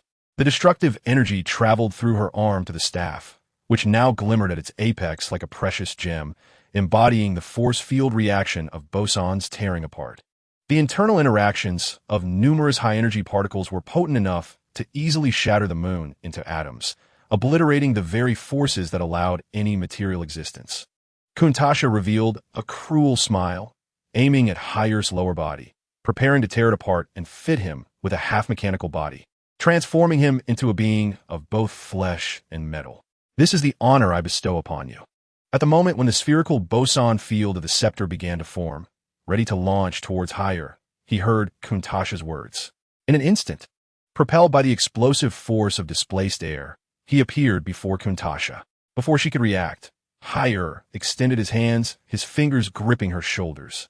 The diminutive Kuntasha, standing at merely 1.6 meters, seemed like a middle school girl under his imposing grasp, her shoulders indented by his powerful grip, leaving deep, finger-sized imprints on her metallic skin, which bled a metallic hue. You are right. Only the weak feel pain. Hyer's dark, entranced eyes fixated on Kuntasha, and as their gazes locked, he muttered incessantly, "Only the weak feel pain," repeating the phrase.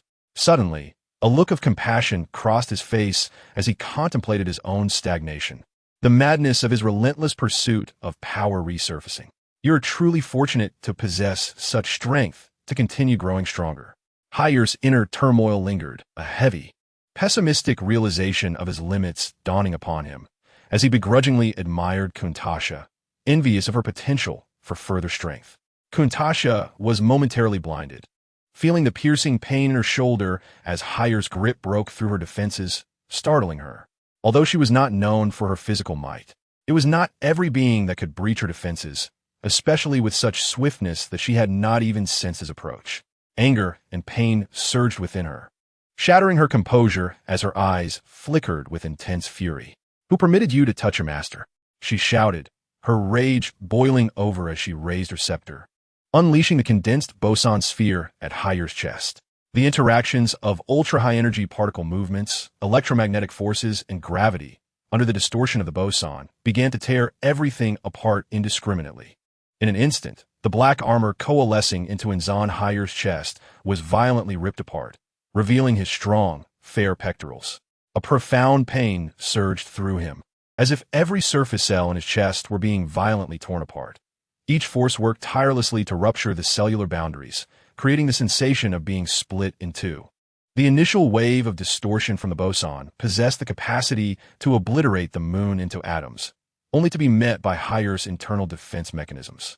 The cells within the chest began to generate a formidable energy as electrons swirled through the cells, intertwining with the spatial apertures that each cell had opened. In an instant, they unleashed a kinetic force of defensive cellular energy, drawing upon the nearly infinite energy transmitted through these spatial openings. enabling the cells to operate at an intense and vigorous pace. The interactions between fermionic matter intensified, culminating in a more robust bosonic field. The fair skin of the chest bore only faint red marks, with not a single capillary torn, swiftly returning to its original state. The bosonic distortion sphere had no effect whatsoever. The mechanical nano-armor, scattered by the shockwave, began to converge back towards Hale's chest, restoring itself to its former glory. Kuntasha, standing at a height of 1.60 meters, appeared helpless as Hale's finger punctured her shoulder. Reminiscent of an adult gripping the neck of a defenseless middle school girl, her wide eyes filled with disbelief, her body rigid and frozen. How is it possible for you to remain so powerful? Chapter 92. If you cannot win, summon the Cosmic Emperor. Kuntasha's rigid eyes reflected her profound incredulity, her body instinctively trembling. Just moments ago, when they were merely a hand's breadth apart, her metallic skin had felt the immense force of the bosonic distortion sphere, a power capable of warping matter and shattering it down to the atomic level, inciting a primal fear that caused her to recoil. This carbon-based life form should have been torn to atoms, meeting a clean demise. Yet the reality diverged drastically from her expectations. He had withstood the bosonic distortion sphere with his chest and, through his innate defensive capabilities, had entirely eroded the sphere's force. Kuntasha was taken aback, her mind momentarily paralyzed until the persistent pain from Hale's finger embedded in her shoulder jolted her back to reality. Under the incredulous gaze, she forcefully tore away from Hale's grip on her shoulder. Her arms ripped apart, revealing carbon crystals as clear as diamonds and blood of a metallic hue. In an instant, Kuntasha vanished from her original position, only to reappear in the distance. Her severed shoulder rapidly began to circulate energy anew, reconstructing her carbon crystal skeletal framework, blood vessels, fibers, and outer skin, swiftly reviving her hands. With a swift motion, the staff that had been on her torn hand instantly transferred to her newly reformed hands. Why are you so powerful? Kuntasha's eyes widened in astonishment, a chill coursing through her as she scanned Hale with suspicion. Utterly bewildered by the strength of this carbon-based being before her, the energy flowing from the spatial apertures within each of Hale's cells was compressed, manipulated by his ability to alter dimensions, continuously evolving to the size of electrons, operating within the cells without any leakage. Kuntasha found herself utterly incapable of penetrating Hale's physical form. She could only perceive the superficial heat and magnetic fields emanating from him, which did not appear significantly more potent than before, leaving her unable to fathom the vast reservoir of energy within Hale's being. She once again brandished her staff, her torn arms bleeding a metallic hue, the liquid resembling a machine flowing towards Hale's hands. This metallic blood sought to penetrate Hale's very being, yet despite its relentless attempts, it could not breach his surface. Ultimately, it ascended his arms, infiltrating through the crevices of his nose, mouth, eyes, and ears. Powerful? I'm so feeble. Hale's eyes were vacant, his mental state unbalanced, as he sorrowfully caressed the chest of S, the diamond frame glinting with a dark golden edge, its sharp, icy texture plunging him into a reverie. He envisioned his future standing ground amid the pantheon of Olympus, the Heavenly Father, Darkside, the Triad, the old gods, the new gods, and countless other formidable beings, all wielding the power to obliterate individual universes with a mere gesture. Moreover, within these singular universes, they existed only as avatars, projections, their strength a mere fraction of 1%. With his current power, survival seemed utterly unattainable. Was he to engage in a mockery of superhero antics on Earth? Did he possess the strength to forge his own civilization? Hale, burdened by knowledge, found no one comprehended his unease within the DC universe. He did not wish to hide. He aspired to stand tall amidst the vast cosmos. Yet, that universe perpetually posed a threat. The Flash's mere traversal through time could inadvertently exile or annihilate countless universes. Verting innumerable parallèles réans. Unbeknownst to him, myriad unseen forces stirred within the cosmos. Could his abilities transcend this universe? Could he rival the gods? He was unwilling to accept his limitations, yearning to ascend to the pinnacle, yet halted in his tracks. Hale's mind spiraled, ensnared in a vortex of self-doubt, unable to escape. In that fleeting moment of questioning his own power, the metallic blood that sought to infiltrate his body was instinctively repelled by his internal defense magnetic field, severing the connection with Quintessa. The metallic blood, capable of transforming any carbon-based life into a metallic entity, proved utterly ineffective. Impossible. I refuse to believe you are weak. Quintessa sensed the disconnection of her metallic blood, as if ensnared within the universe's most formidable black hole, surrounded by a colossal energy emanating from all directions, each cell brimming with the potential to become a star. The universe seemed to embody her very being. A chilling dread surged within Quintessa, and the blue-hued child, edged in darkness, displayed panic, unable to fathom the sensation she perceived. She hastily waved her staff, summoning countless cold steel ribbons from behind her body, forming cables that lashed out towards Hale, binding him tightly. In an instant, she frantically teleported back to Cybertron, activating the ancient cosmic turbine utilized by the primordial celestial to propel the planet at the center of the world. As soon as she activated it, Quintessa was engulfed in a chilling dread, her eyes wide with terror as she heard the insidious whispers questioning her own frailty. Why am I so weak? The figure of Hale loomed like a specter, ensnared in a haunting soliloquy, envious of her potential to grow stronger while perpetually perplexed by her own impotence. Quintessa felt a profound irony, lamenting her own weakness in a whisper that echoed in her ears, easily fending off her own assaults, capable of obliterating her with a mere flick of his hand, rendering her once mighty prowess a subject of ridicule. This humiliation pierced the facade of her formidable strength, igniting a fierce anger in her azure eyes, twisted with rage as she bellowed, "Then perish." She activated the stellar turbine left by the primordial celestial sovereign of the ancient cosmos, augmented by the energy she had absorbed from the cosmic emperor, forming a blinding pillar of turbine light that spiraled towards Hale. The entire planet of Cybertron erupted in a brilliant radiance from its core, shining like a second sun in the firmament. Hale floated within the turbine's energy, myriad particles swirling around him, yet he furrowed his brow in intense contemplation, his gaze vacant yet flickering with thought, muttering incessantly, "Why am I so weak?" His body instinctively engaged in defense.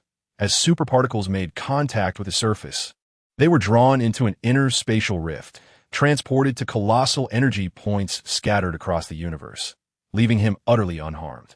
Quintessa, witnessing this carbon-based lunatic drifting amidst the energy particles of the turbine, devoid of any resistance, yet automatically defending against the searing temperatures capable of melting white dwarf matter, was seized by panic. What could possibly harm him?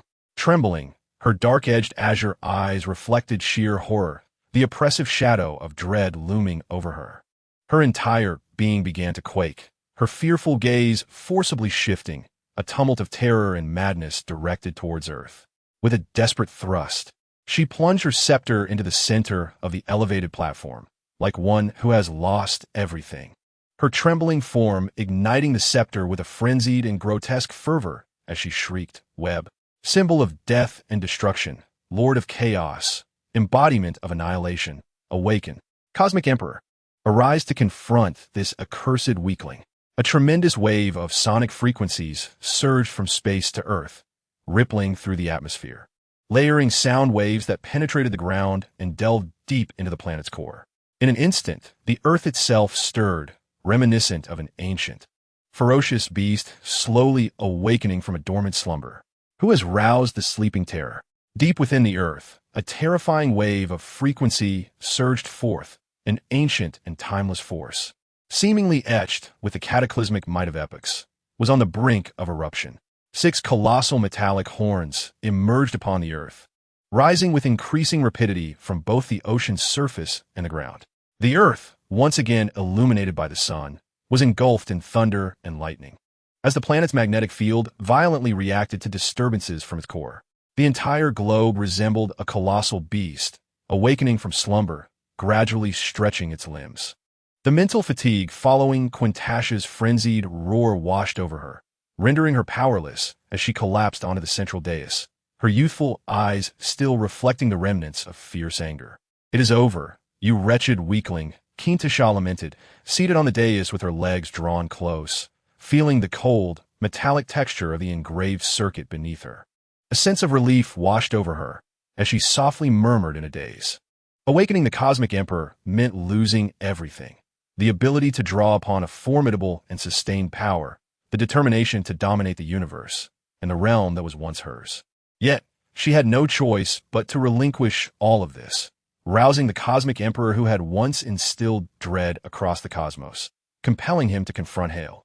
Just to survive in this chaotic realm, where her own carbon-based existence was fraught with self-doubt. The overwhelming presence of the Cosmic Emperor radiated forth, gazing down upon all beings. Emanating from the earth as the magnetic waves began to distort, clawing at the very fabric of the planet.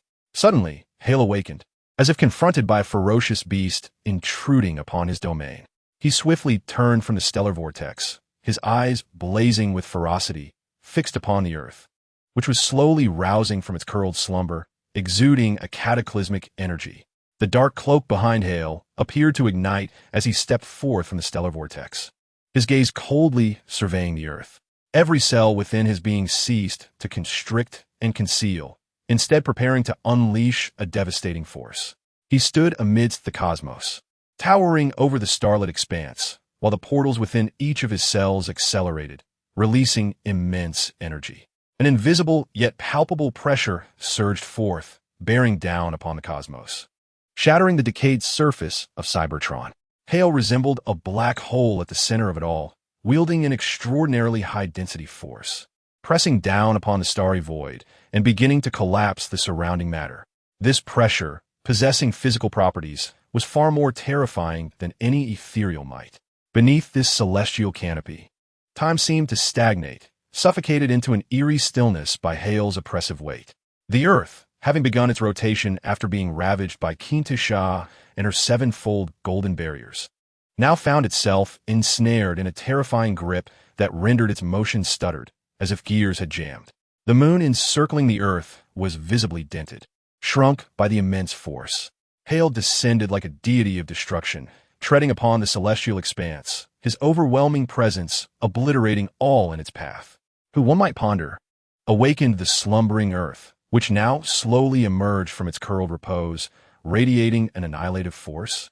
The primordial echoes of ancient epics resonated through the waves of energy. Yet before the message could be fully conveyed, it abruptly ceased. The slowly awakening Earth fell silent, its words unfinished, swiftly retracting the 6 metallic horns that had emerged from its surface. Like an infant curling up, poised to unfurl its limbs, the motion abruptly halted, and in an instant, the limbs that yearned to extend were drawn back. All the ancient and cataclysmic might receded like a tempest back to the core of the Earth. The planet was tranquil. The entire solar system, once again, was calm, quiet, and serene. Kuntasa, seated upon the central dais, suddenly felt a heavy pressure bearing down on her surface. Her insides seemingly crushed under its weight. Was this the extent of her power? An overwhelming dread gripped Kuntasa. The pressure within her chest resonated heavily, as if her blood struggled to flow, and the energy within her instinctively converged, settling into a stillness that resisted confrontation. This was a force beyond her capacity to withstand. Fortunately, the Cosmic Emperor had been awakened. Yet what did she witness? The newly awakened Earth merely cast a glance at Hale, then curled up again, returning to slumber. No, Kuntasa cried out in despair. You are the Cosmic Emperor, the embodiment of death and destruction, the sovereign of chaos, the incarnation of obliteration, the ultimate force that ends all. You are the darkness, the master of the universe. How can you retreat? Kuntasa felt herself unraveling, her voice rising in anguish. This was the Cosmic Emperor, the very power she had long sought, a destructive force, a power of darkness capable of conquering the cosmos. Tears threatened to spill forth. How could this be? The Cosmic Emperor was so formidable.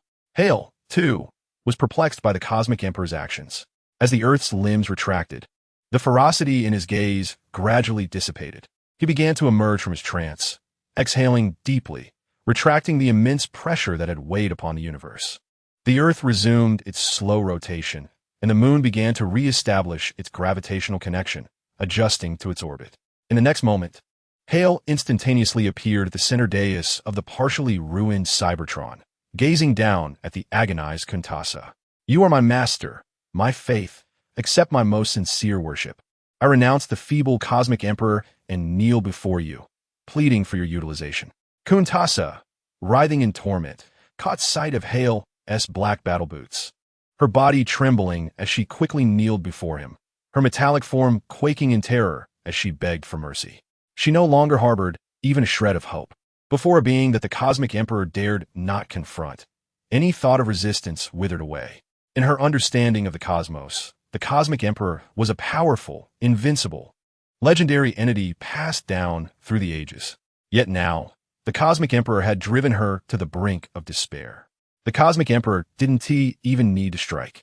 He simply retracted his limbs. Her aspirations and faith in the cosmic emperor's power crumbled in an instant.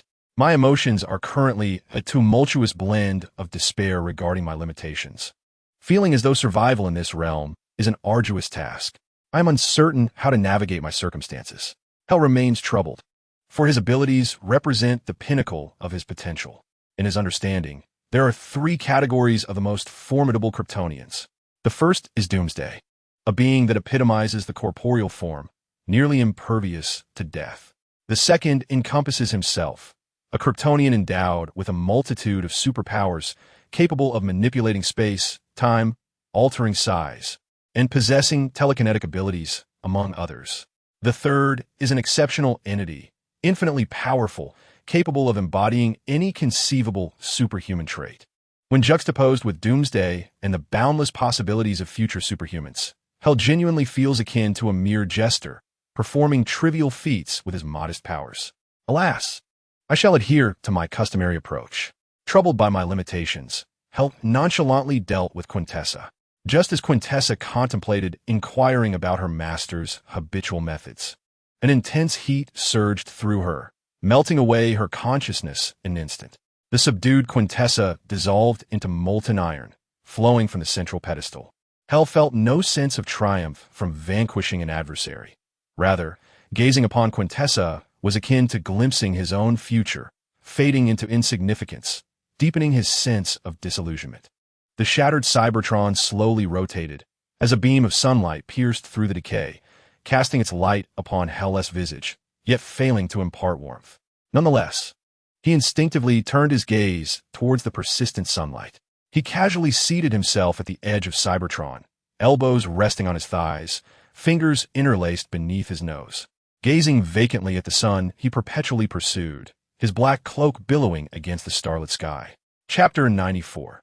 The obsession Cybertron has become a desolate ruin among the stars.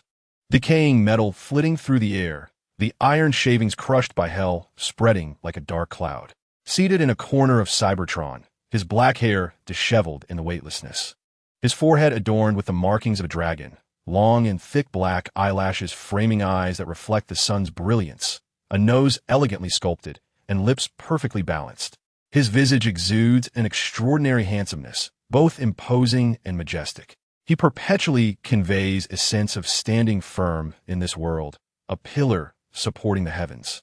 Imbued with an unspoken arrogance that eludes comprehension, he remains seated, facing the vastness of space, elbows propped on his thighs, fingers crossed beneath his nose, revealing eyes that reflect the sun's distant glow. Since his arrival in the DC universe, he has never wavered, each step deliberate, entering the academy, acknowledging Jor-El as his father, inventing a project utilizing the characteristics of the 3-headed giant octopus for his graduation, forging alliances with the elite, guiding the common folk, becoming a beacon of hope for them, cloning Kryptonian elites, plotting against Jor-El, escaping Krypton, and ultimately acquiring the true corporeal strength of a Kryptonian. He never imagined that after reaching the physical limits of a Kryptonian, he would descend into madness like a lunatic. The dark cloak billowed behind him like waves. Deep within the planet Cybertron, Megatron's crimson eyes flickered ominously. In a state of zero gravity, the energy beneath him propelled him forward as he approached Hale's back, kneeling on one knee and lowering his head once more. Had there been any alternative, Megatron would have preferred not to bow his head again to Hale. Yet, there were no options. Having already slain Quintessa, with even the Cosmic Emperor avoiding confrontation with Hale, how could he not be aware of Megatron's presence lurking in the shadows of Cybertron? Remaining hidden might lead to being obliterated by hail, reduced to mere dust. Thus, he chose to emerge, perhaps grasping at a thread of hope. Megatron, do you perceive me as powerful? Hail suddenly inquired, loosening the interlaced fingers beneath his nose and redirecting his gaze from the sun, a look of perplexity shimmering in his eyes. His inquisitive gaze fell upon his right hand, gently rubbing his thumb against his fingers, feeling the tactile sensation of the fingerprints, acutely aware of the subtle responses of his flesh. Each friction between his fingertips was sufficient to affirm his existence. My master, without a doubt, you are a formidable being, Megatron replied, his heart lightening, his eyes glowing red as he spoke in a deep tone. He was uncertain why Hale had suddenly become introspective, yet he felt no hesitation in declaring that among the three masters he had served, Hale was the most powerful. In what regard? Hale queried further. Since your arrival on Earth, utilizing humanity to carve protons, discovering the Allspark, studying the Transformers, and manipulating the Allspark. Killing Optimus Prime, who sought to thwart your creation of the sevenfold golden barrier, destroying the Star Harvester intent on obliterating it, laying traps for the sevenfold golden barrier, eliminating those who wish to dismantle Lord Galvatron, and disregarding Quintessa's absorption of the Cosmic Emperor's energy, until the Cosmic Emperor ultimately feared to confront you. With Quintessa's demise, each of your actions has been a step towards accumulating the fruits of victory, showcasing your unfathomable wisdom and unwavering resolve. Oh, I had thought you would praise the unparalleled strength of this physical form. Hale suddenly realized, his eyes returning from their daze, his brow furrowing in contemplation as he responded nonchalantly. He had expected Megatron to extol the virtues of Kryptonian lineage, yet he had not anticipated this alternative reminder. Why have I succumbed to madness? Even without this corporeal form, your wisdom and strategy, your mindset would still grant you formidable power, making you a true force to be reckoned with. Megatron felt a pang of empathy. Hale's words were not merely directed at him. They resonated within himself as well. Megatron's ambition had always been to conquer the universe, each action and step meticulously calculated toward that end. He firmly believed that on this path of conquest, he would undoubtedly become a powerful entity and achieve dominion over the cosmos. Due to his unwavering attitude and the wisdom to devise meticulous plans for each undertaking. It is unfortunate that in the past he was consistently thwarted by Optimus Prime, which led to his aspirations of conquering the universe being confined to the planet Cybertron. Now, however, the stronger beings on Cybertron have nearly all perished. While this evokes a sense of regret in Megatron, it simultaneously fails to extinguish his ambition to continue conquering the cosmos.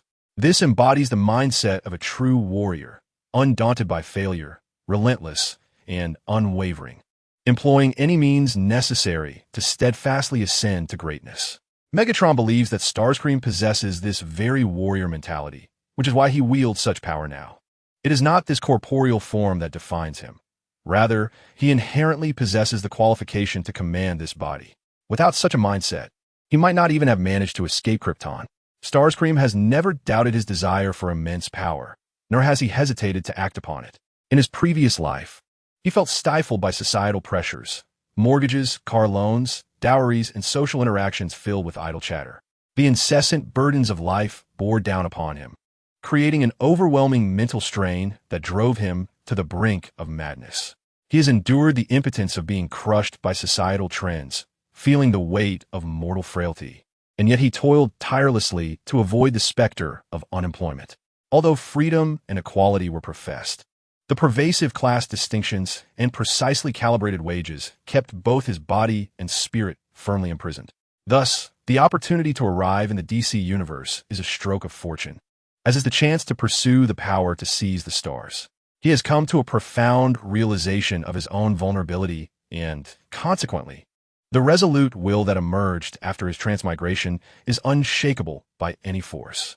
Starscream has never questioned his future, which is destined to be resplendent, a beacon in the cosmic expanse. His experiences across 2 lifetimes have forged his will into something as unyielding as granite.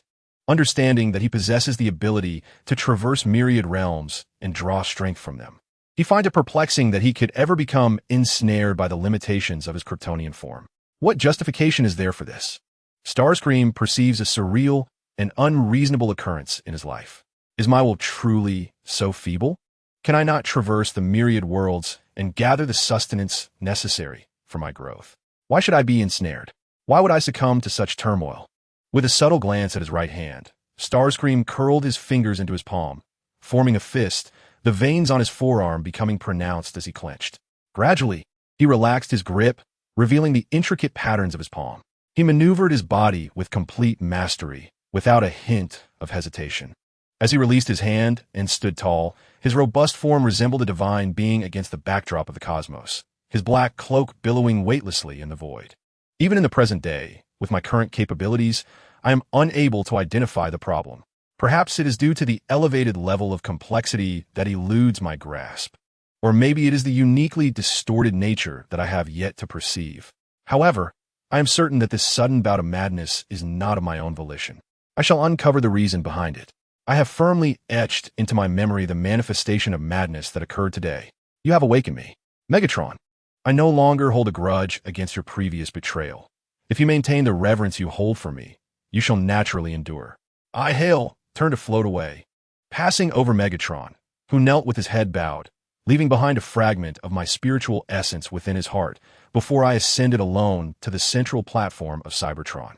Upon arriving at the apex of Cybertron, I beheld the core of the planet itself, ingeniously fashioned into a colossal circuit, designed to harness the planetary turbine and govern the entirety of the celestial body's movements. At first glance, I was struck by Quintessa, now reduced to molten metal. The excessive heat had utterly obliterated the composition of her metallic cellular structure. Yet what caught my attention was the residual cells that had survived the thermal onslaught. Within them, the chromosomes began to align, and the cells were actively dividing, struggling for survival, embarking on the evolution of life. Should I allow these peculiar metallic cells to evolve unchecked, they would ultimately transform into a complete life form, imbued with fragments of Quintessa's genetic information, a species of metallic life distinctly different from the Transformers. This metallic life form is worthy of study.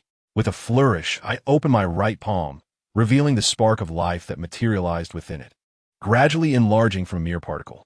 Since the moment I awakened my ability to teleport, I have been able to perceive and manipulate the internal space of the spark. With a newfound power to alter its size, I can now condense the spark into minuscule particles, concealing them within my being. Moreover, I have maximized the potential of the spark's internal space, even creating multiple compartments within it for storage. The spark has nearly become my repository for information and a storage space. I extended my control over the biological magnetic field to the central platform, collecting a portion of the Quintessa metallic cells that were ensnared in the circuit and writhing as they divided, storing them within the internal space of the spark. Quintessa, this metallic organism, is far from feeble. Her cellular structure possesses remarkable elasticity, survivability, and compatibility, enabling her to generate a bosonic force field that exceeds her own defenses by thousands of times. Moreover, she can adapt and modify any planet's core, manipulating the planet at will. The sole fatal weakness of these metallic cells lies in extreme heat, which can utterly destroy the chromosomes and bring about her demise. Otherwise, she can, like a liquid machine, endure a period of dormancy and resurgence. This is a metallic life form with the potential for formidable combat, possessing the qualities of a subordinate. Alas, Quintessa has encountered her match. Subsequently, Hale raised his gaze towards the firmament, where the planetary turbine that Quintessa had previously manipulated to confront him extinguished itself. The matrix of leadership in Hale's grasp expanded, its surface resembling a seaweed-like proliferation, swelling until it reached a formidable size of 300 kilometers. A vast aperture fissured from the cubic structure of the matrix, which then surged towards the planetary turbine, consuming it and ensconcing it within the newly formed space. Hale pondered the central platform beneath him, the pivotal control console of the entire Cybertron, a marvel of technological prowess devised by both Cybertron and Quintessa. The technology of the Transformers, in certain aspects, could supplement the inadequacies of Krypton, particularly in planetary manipulation, where both Cybertron and Quintessa exhibited remarkable sophistication. Then, the Matrix, resembling a gaping maw of 300 kilometers, further swelled to an immense size of approximately 1,000 kilometers. the fissured space at its center mimicking a mouth that swiftly engulfed the central control platform of Cybertron. Hale's gaze swept across Cybertron's entirety, the biological magnetic field traversing everywhere, effortlessly locating several high-tech assets for the Matrix to consume before instantly teleporting away from Cybertron. In Egypt, beneath the Khafre Pyramid, a meter of solid ice blanketed the area. The seven-layered golden barrier had been breached in less than a day. Although Earth had resumed its rotation and the atmosphere began its slow recovery, the thick ice remained impervious to immediate melting. Hale activated his penetrating vision, observing the stellar harvester he had destroyed, a powerful device designed to collect solar energy and convert it into energy crystals. As long as the stars were not overexploited, such energy collection could persist throughout the life cycle of the star. The excessive energy harvesting by the fallen, Unicron's servant, had led to a catastrophic depletion. Hale surveyed the base of the stellar harvester situated within approximately 10 kilometers of the Khafre Pyramid. He manipulated the biological magnetic field, excavating both the pyramid and the harvester's base simultaneously. The Matrix, now a colossal entity, opened wide and consumed them, encapsulating them within its spatial domain. Once ensconced, the Matrix reverted to its smaller form, floating effortlessly in Hale's hand. Gazing upon this world, Hale contemplated and discerned a lack of any further necessities. He resolved to traverse the vortex and return to DC. I require this, he thought. However, as he prepared to initiate the vortex, he paused, instinctively delivering a gentle punch to the ground, causing the Earth's orbit around the sun to sink several meters. This light strike roused the slumbering spirit. The Cosmic Emperor commands, "Divide a portion of your core matrix and retrieve the energy converter for me," Hale declared. "Carbon-based life form, do you comprehend whom you are addressing? Be mindful of your words and demeanor. Long before, in the vastness of the cosmos, I existed within the resonating frequencies of the Cosmic Emperor, bearing the weight of ancient epochs and monumental epics, gradually revealing my essence. Do you believe that my willingness to communicate bestows upon you the illusion of invulnerability?" Higher questioned. The Cosmic Emperor, in a fit of rage, asserted his grandeur, an entity that has persisted since time immemorial. Though the curtain has fallen, it is not within the capacity of a mere carbon-based life form to impose upon him. The entire Earth trembled in fury, quaking as if seized by convulsions. From the void of space, one could witness the planet swaying, as though afflicted by a seizure. Thick, impenetrable ice fissured into countless crevices, while the ground split open, forming vast canyons. An energy converter 200 kilometers in diameter emerged from the gaping chasms, hurtling towards higher. It sought to consume the carbon-based life that disrespects the venerable elders of time. The Cosmic Emperor let out a deep, disdainful snort, unwilling to engage in dialogue with such a being. Higher cast a fleeting glance at the energy converter, which bore within it the sparks birthed from the Cosmic Emperor's own essence. He manipulated the sparks, causing them to expand, creating a spatial aperture into which the energy converter was drawn. The sparks were then reduced to mere particles, confined within his being. "Thank you," Higher expressed, before activating a transdimensional vortex and vanishing into the realm of Transformers. Chapter 96. The Cosmic Mothership prepares for transformation. At the military base of Brainiac 6, within the meditation chamber, Higher emerged from the coalescing vortex. Within his form, every spatial opening within his cells abruptly sealed, cutting off the infinite supply of energy. A profound sense of emptiness surged within him, causing him to furrow his brow in discomfort. His body was acclimating to the new spatial dimensions.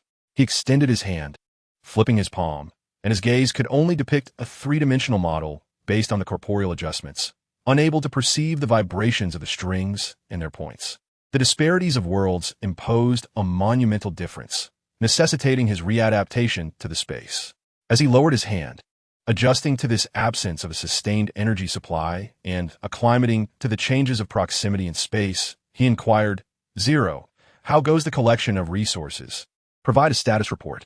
Within the meditation chamber, a projection materialized, revealing the aftermath of the explosion on Krypton, an immense cloud of high-energy radiation and debris, flickering with arcs of light. In the starry expanse, over 5 million drones displayed as red points, diligently retrieving and transporting the materials ejected by the cataclysmic event back to Krypton. in the endeavor to collect resources within a span of 120 million kilometers.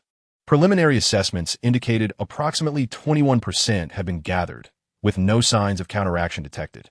The cosmic mothership's completion stood at 18%. The deck was finished.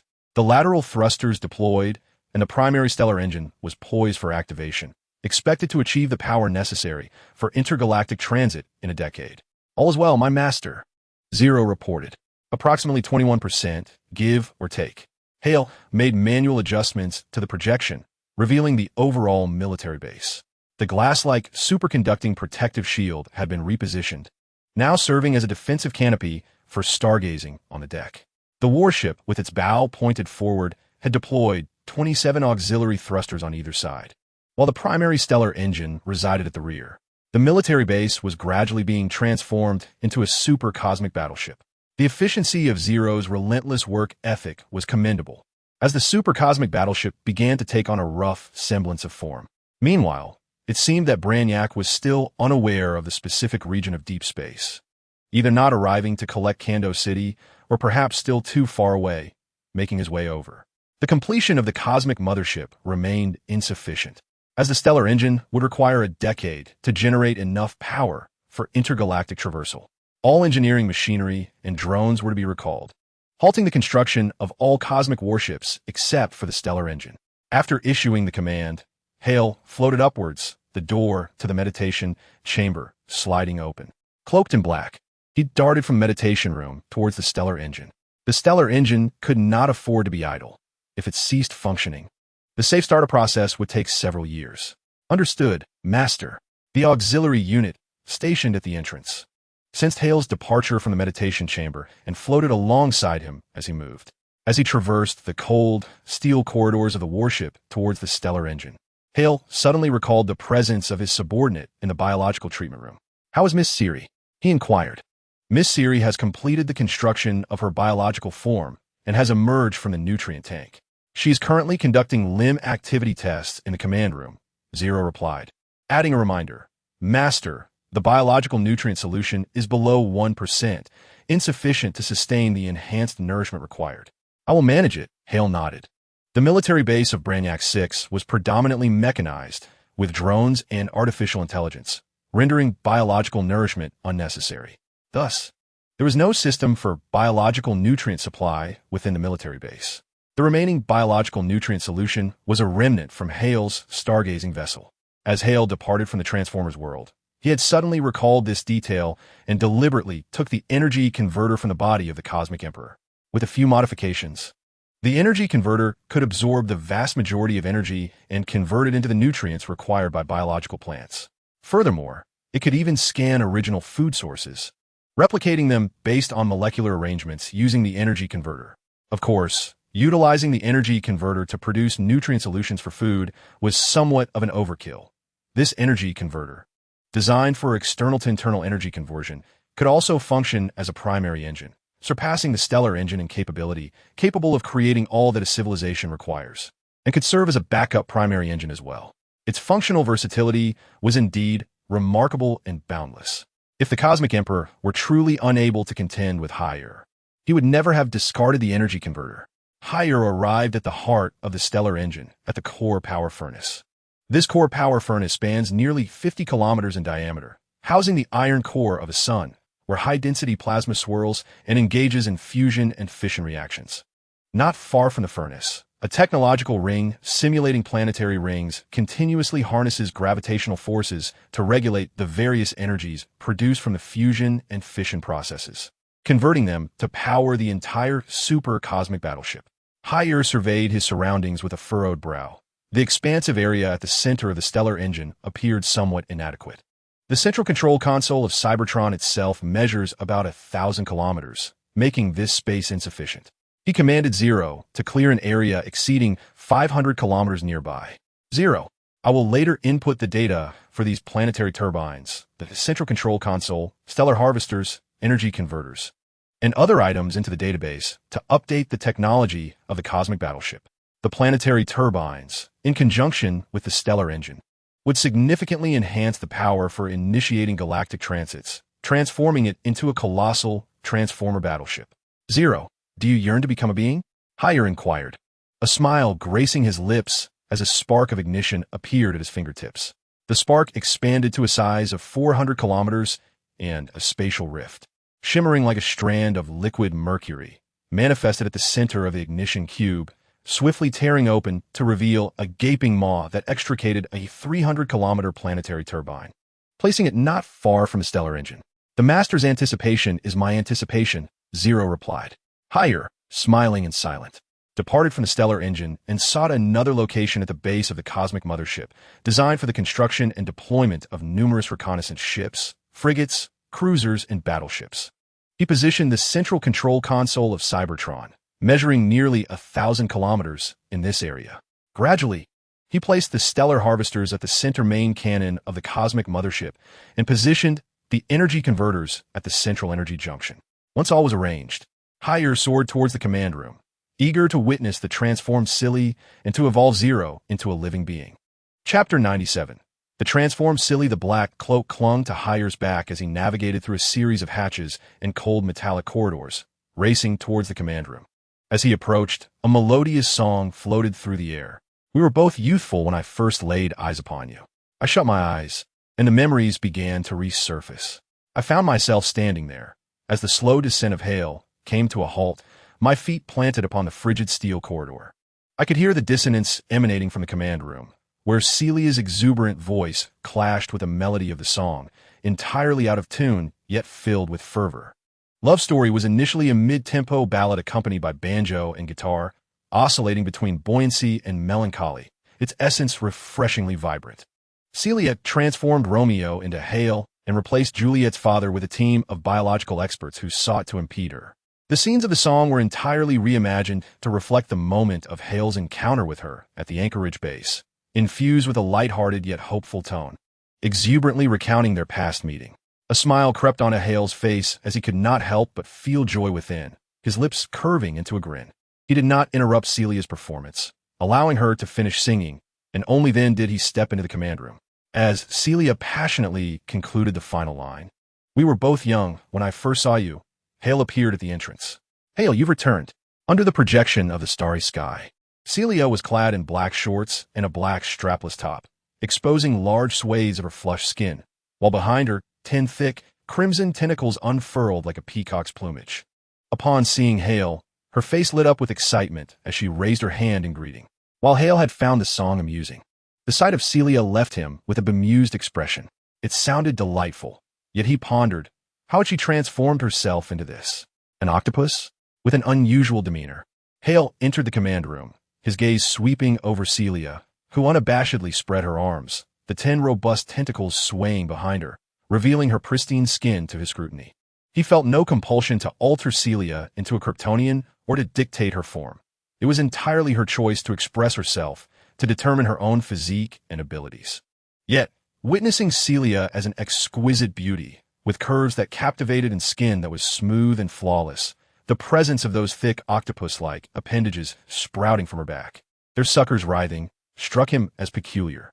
Celia then rose onto her toes, performing a pirouette, the tentacles coiling upward in a cluster, and upon completing her turn, they blossomed outwards like flowers upon her back.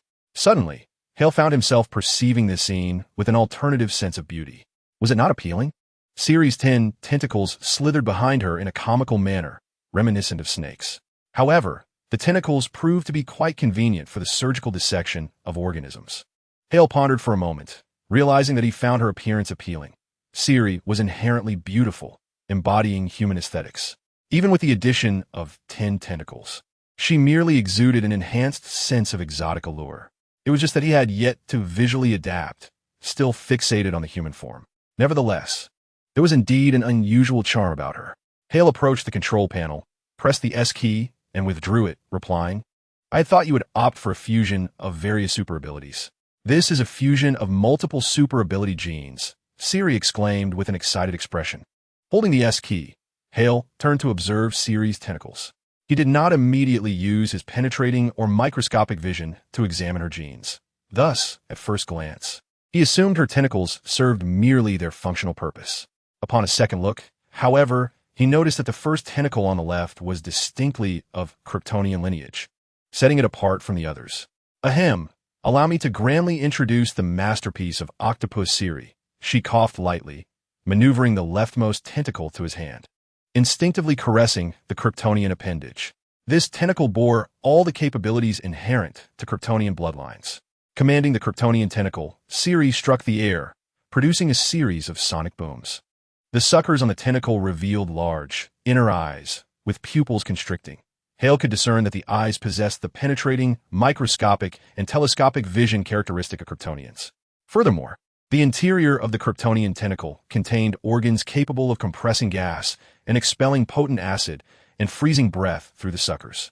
Not only that, but the tentacle was also equipped with the ability to extend additional tentacles from the suckers, showcasing super-regenerative capabilities.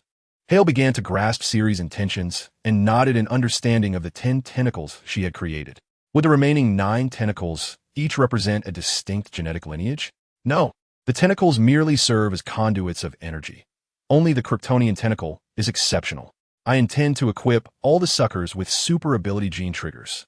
Currently, all tentacles share the same properties, as I am still researching the commonality of biological energy transformation within cells to produce extraordinary traits. In the future, the tentacles will possess the potential to host hundreds, if not thousands, of super abilities. Hale glanced at Siri's Kryptonian tentacle, flipped his palm, and summoned a spark source that swirled in his hand. He controlled the spark source, releasing a metallic-colored cell cluster. Let us examine this cell, he said as he formed the metallic cell into a sphere, roughly the size of his palm and weighing about 5 kilograms, tossing it to Siri. He surmised that she would find it irresistible, likely transforming one of her tentacles into a metallic cell tentacle. The Kryptonian tentacle behind Siri gently twirled to catch the metallic sphere, cradling it within its grasp. With a resigned gesture, she said, I am unable to conduct cultivation research. I have depleted all my nutrient solution. I have constructed 700 distinct cellular evolutions based on existing biological theories, awaiting your return with a nurturing solution for cultivating cells. Utilize the cells of Kryptonian lineage. Silly, perplexed, controlled the tentacles of Kryptonian descent, with large eyes protruding from its 17 suction cups, activating its X-ray vision and microscopic sight to observe the metallic sphere upon the tentacles. Metallic cells? Silly was taken aback. Such a phenomenon existed? She found herself involuntarily engaging in observational research, ascending as she studied, while the 4 tentacles at the bottom propelled her swiftly out of the command room towards the biological research lab. Just as Hare intended to remind her that this entity required no biological nutrient solution, Silly's tentacles whisked her away, leaving him helplessly silent. Turning back, he began to channel energy from the Matrix into the S-Key. Chapter 98. The Zero Universe Mothership in the command room. The projected starry sky remained steadfast and eternal. The colossal Kryptonian explosion, dust nebula flickering with high-energy particle arcs. The crimson sun steadfast amidst the cosmos. The distant, resplendent river of stars intertwined with a nearby harsh dust nebula, creating a juxtaposition of landscapes. Hare placed the cold, metallic key upon the control panel, the surface of the matrix glowing with initiating arcs, activating the interior space as the coding within began to transcribe. Hare continuously transmitted his mental energy into the matrix, which was transcribed into the coding, merging with the original coding, having already comprehended the transformer coding entirely. The matrix held a complete record of all transformer codes, utterly unreserved, making it nearly impossible for Hare to misunderstand. He could confidently assert that his understanding of transformer coding surpassed even that of Kryptonian genetic lineage. At present, Hare, manipulating the matrix, was at his most mature moment. He could command the transformers he created to be wholly loyal to him, as a portion of the essential talents, emotions, and personality traits were inscribed into the coding through his mental energy. Any transformer brought to life by his hands would bear the name Hare inscribed within their genetic coding from the very outset. The surface of the matrix shimmered with arcs of light, orchestrating the layered complexities of its internal space, perfecting the amalgamation of mental energy coding to create a commanding personality for Zero, one endowed with exceptional learning capability, rationality, calmness, a broad perspective, stability, decisiveness, resilience, meticulous thought, and strategic acumen. In Hare's envisioned future, He held great expectations for Zero, envisioning him as the most trustworthy commander of his armies, steering the cosmic mothership. The surface of the matrix flickered with arcs of light, its inner workings containing coding altered by Hare's mental energy, transcribing energy exceeding 10 million Higgs byte segments into an electric arc, striking towards the diminutive key no larger than a fingertip. With a crack, the electric arc flickered with silver light, striking the key. Instantly, a minuscule Higgs field emerged around the key. The intrinsic metal began to be encoded into chromosomes, and information commenced its work, crafting metallic elements that subsequently encoded cells, initiating a process of division. The key trembled, levitating from the console, within a diameter of 20 centimeters. Tiny force fields responded, and silver arcs of electricity flickered within. From the lower end of the key, two slender legs resembling toothpicks protruded, while similarly sized arms extended from either side of the upper body, and the emblem at the top began to shift horizontally, transforming into a distinct symbol before splitting apart, revealing a small metallic head that emerged, its white eyes shimmering. The figure, now called Zero, stood upright with limbs as slender as toothpicks, the emblem on its chest gleaming, while its steel head bore wise yet warm white eyes. The transformation of Zero was remarkably straightforward. The limbs extended from the upper and lower sides. The emblem on the chest made its presence known, and the head emerged from within, culminating in a slender, column-like form, merely 20 centimeters tall, akin to the size of a finger. How do you feel? The source of ignition rested in Hale's palm, the arc light gradually stabilizing. Unprecedentedly splendid, Master, Zero replied, glancing at its own palm and clenching its diminutive fist of 5 centimeters. In that instant, it transitioned from artificial intelligence to true life, an overwhelming and intense emotion nearly overflowing from its being. Its thoughts flowed as smoothly as a river of stars, astonishingly seamless. The vast repository of knowledge it had stored transformed into wisdom, with inspiration erupting like a relentless volcano. The starry sky within its view was both merciless data and an exquisite, flawless panorama. From that moment forth, it became a being of life. Hale, with a smile, acknowledged that Zero was indeed his first flawlessly crafted transformer, endowed with all the exceptional qualities and virtues he had imparted. Given this, Zero, let me witness your capabilities. Within the shortest time possible, provide me with a plan to expedite the construction of a cosmic mothership utilizing the ignition source, enabling swift traversal across galaxies, Hale challenged. Zero's white mechanical eyes sparkled with intelligence as it confidently responded, Master, within 0.00035 seconds after you finished speaking, I had already devised the simplest plan. Oh, pray, enlighten me. Simply transform the propulsion engine area, living quarters, critical command center, energy and ammunition manufacturing reserve, detection and communication systems, heat dissipation, weaponry, protective armor, reconnaissance ships, escort vessels, cruisers, and battleships into transformers, and we will achieve an accelerated completion of the cosmic mothership. Each module, while distinct, will cohesively form the cosmic mothership. Zero proposed a straightforward and feasible plan, perfectly aligning with Hale's requirements. Hale pondered, instantly recalling the world of Transformers, where countless beings had engaged in civil war, shattering Cybertron into fragments. These machines possess character, thought, and intelligence. Each distinct personality and mindset engenders a unique approach to problem solving. Every module of the cosmic mothership embodies the essence of a transformer, showcasing unparalleled flexibility and swiftness, transitioning seamlessly from the micro to the macro and vice versa, thus achieving optimal efficiency. However, it must be acknowledged that the unification of thought is the most formidable challenge. Although it appears devoid of risk under the guise of loyalty to oneself, disparate opinions inevitably surface, each acting in the name of self-commitment. Every being harbors its own interpretation of loyalty, and ultimately, such divergent opinions are destined to culminate in conflicts born of self-allegiance. The cosmic warship can be likened to a meticulously crafted stronghold, resisting the chaos of excessive ideation. The destructive potential of this cadre of transformers is evident from the future of Cybertron, and the mothership, replete with unparalleled technology harvested from myriad worlds, is reluctant to slumber or traverse other realms for eons, only to return to find its very home dismantled by a legion of loyal subordinates. In contemplating the possibility of becoming such an immense transformer, Zero momentarily paused, envisioning the cosmic warship as external components to integrate into himself. He deduced that embodying the warship might yield superior efficiency. After all, he was designed to control the spacecraft.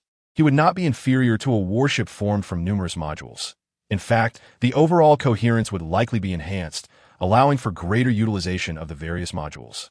Without the need to consider the master's other subordinates, he could sacrifice, replace, or repair parts, thereby maintaining an exceptional integrity, as he was, in essence, the central intelligence of all vessels. After considerable contemplation, Zero articulated his thoughts. He had not envisaged directly becoming the cosmic mothership. Rather, he perceived himself as a commanding force, orchestrating the mechanical life forms for his master. Nevertheless, the duality of becoming the mothership and leading the mechanical life forms presented no contradiction. Rather, it simplified the orchestration. With this clarity, Zero, you are to redesign a blueprint of yourself as the transformer cosmic mothership, incorporating new elements such as stellar harvesters, planetary turbines, a central control platform, energy converters, and the core spark of the cosmic emperor, harnessing them to augment your power. You shall embody the cosmic mothership. Moreover, the reconnaissance vessels, frigates, cruisers, and battleships will serve as the reserve combat mechanical life forms. Thus commanded, Cybertron decreed that since Zero's embodiment as the cosmic mothership would enhance overall efficiency, there was no necessity for each module to be transformed into individual transformers. Directly transform Zero into the cosmic mothership, a magnificent transformer, and let it command a multitude of reconnaissance ships, escort vessels, cruisers, and battleships within the war system of transformers. I comprehend, Master. Zero immediately grasped Hale's intentions, retracting its limbs with a crisp sound, transitioning into a cylindrical form, and leaping into the void of space. It gradually inserted itself, initiating a connection with the instruments Hale had brought back from the realm of transformers, seeking to understand them and redesign a new cosmic mothership. The operational system for the stellar warfare, replete with comprehensive firepower, followed by the assault strategy for ground landings. With millions of Kryptonians set to invade, it is likely that few planetary surfaces would remain unconquered. Hale did not linger in the command room awaiting the design schematics from Zero. Instead, he exited and made his way towards the collection room. Within the now miniaturized Candor City, there resided 7 million Kryptonian lives. Before he had established the Life Creation Chamber and acquired the Life Codex, these 7 million Kryptonians represented the finest source of subordinates. Chapter 99. The collapse within Kryptonian bloodlines. Hale traversed the cold, metallic corridors, arriving at the collection room. Originally, Candor City was situated in the command room of Brainiac 6, but that chamber was tailored specifically for Brainiac's operational needs, many of which were ill-suited for Hale. To prevent any damage to Candor City during the modification of the command room, Zero relocated it to a specially designated collection chamber. As Hale entered the collection room, the wall lights flickered on, illuminating the central platform where Candor City was securely displayed. Beneath a glass-like superconductive shield lay the distinctive high-rise buildings of Candor, with Kryptonians, comparable to ants, floating with closed eyes amidst the urban landscape. Hale activated his penetrating vision scan, identifying numerous familiar faces adrift in Candor City. Among them were Superman's grandmother, Lara Van, and his aunt, Mara Van, along with Kara's mother, Alara, her friend, Tali, Professor Ginda from the Science Guild, the leader of the civilian representatives, Galcor, and the many assistants he had cloned from the Kryptonian elite, as well as his own numerous aides. Regrettably, he did not find Zor-El, a deep collaborator and remarkable scientist. And brother to Jor-El, Zero, ensure that the atmospheric conditions of Candor City remain consistent with this chamber, Hale commanded. Instantly, the Kryptonian gas levels in the chamber diminished, with vents releasing a chemical substance that induced a state of neural tranquility. He activated the superconductive protective shield. The cover gently opened, without disturbing the floating Kryptonians within the towering buildings. Hale manipulated the biological magnetic field to precisely penetrate the location of the Biological Rehabilitation Department within the Candor City Scientific Council, the premier healing and recuperation facility equipped with the finest medical apparatus. Beneath the rehabilitation department lay the subterranean levels housing Hale's cloned Kryptonian elite. In this very place, Hale once utilized the instruments of the biological therapy department above to clone numerous high-ranking individuals for Krypton. He meticulously controlled the biological magnetic field, probing through the entrance of the subterranean layer, where the magnetic field served as a perception akin to vision, revealing his once loyal subordinate, Branch, who had previously concealed himself and aided Hale in numerous ventures. Gently and cautiously, he guided the diminutive Branch, akin to an ant, out into the open. Clad in a white coat, Branch gracefully traversed an arc before resting in Hale's hands. Instantly, Hale enveloped Branch's entire being with the biological magnetic field, employing his ability to alter size to facilitate his restoration. Branch, cradled in Hale's hands, was uniformly subjected to the transformative powers of size alteration, causing his internal particles to expand in unison. Gradually, Branch's body swelled from the size of an ant to that of a banana, then to a pineapple, progressing to the stature of an infant, then a 5-year-old, and ultimately restoring to a height of 176 centimeters. Upon witnessing his once devoted subordinate, Hale felt a surge of elation, revealing a countenance of satisfaction. At last, he believed he could save his former aide. Branch's eyelashes fluttered as he opened his eyes, a look of bewilderment and confusion filling his gaze. Suddenly, the restored Branch's skin began to shed, exposing a bloodied flesh within. The inner membranes of his intestines commenced to slough off, nearly all of his skin peeling away as blood and bodily fluids oozed from various parts of his body. His eyes filled with blood. This transpired with alarming swiftness. Branch experienced excruciating pain, his gaze turning toward Hale with a hauntingly sorrowful expression, his hands reaching out in a desperate attempt to grasp Hale. Ultimately, his heart rate surged to an astonishing 280 beats per minute, and his immune cells became erratic, launching an assault on normal cells, resulting in a near-total depletion of white blood cells. The rapidity of these events rendered Hale's emergency measures futile, as reverting Branch to the size of an ant proved ineffectual. The genetic chains within Branch were assaulted, akin to microscopic gunfire, as countless particles penetrated his body, resembling a close-range barrage from a super machine gun. A substantial amount of his DNA was severed, leading to erroneous cellular replication, which in turn caused various organs and tissues within his body to malfunction due to the compromised cells. The chromosomes became thoroughly disarrayed, some fragmented into pieces while others fused together chaotically, leading to an exceptionally swift demise. His once invaluable assistant met such a tragic end. How could this happen? Hale's eyes reflected confusion while his demeanor remained composed. Observing Branch's condition, he swiftly acted, striving to diminish his size in hopes of stabilization. Yet, shrinking him proved pointless. His genetic structure had already collapsed. Hale was certain of the efficacy of his size-altering abilities. They could indeed be applied to the human form. He had previously transformed his own body to an imposing height of 500 meters before reverting to his original stature. Although Blanche had never basked in the sun nor awakened the physical abilities of a Kryptonian under the control of HYL, he should not have experienced such a catastrophic genetic collapse. Was it the prolonged diminishment that led to his genetic incompatibility? HYL pondered deeply, preparing for another experiment, firmly convinced that the issue did not lie with him.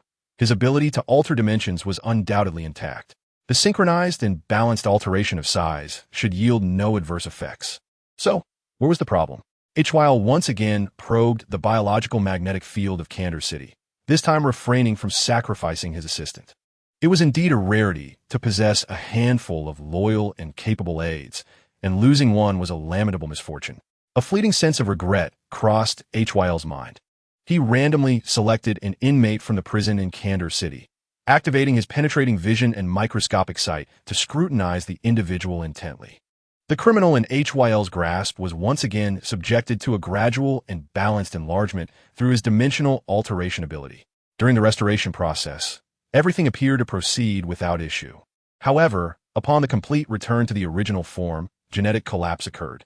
Over 3,000 genetic strands disintegrated after the restoration, most of which pertained to the Kryptonians' innate abilities and the robustness of their cerebral chromosomes. Why did this collapse happen? HYL remained perplexed. The nature of this collapse was exceedingly peculiar. It occurred precisely at critical junctures where the chromosomes could not sustain themselves. Casually discarding the inmate, HYL selected another convict from a prison.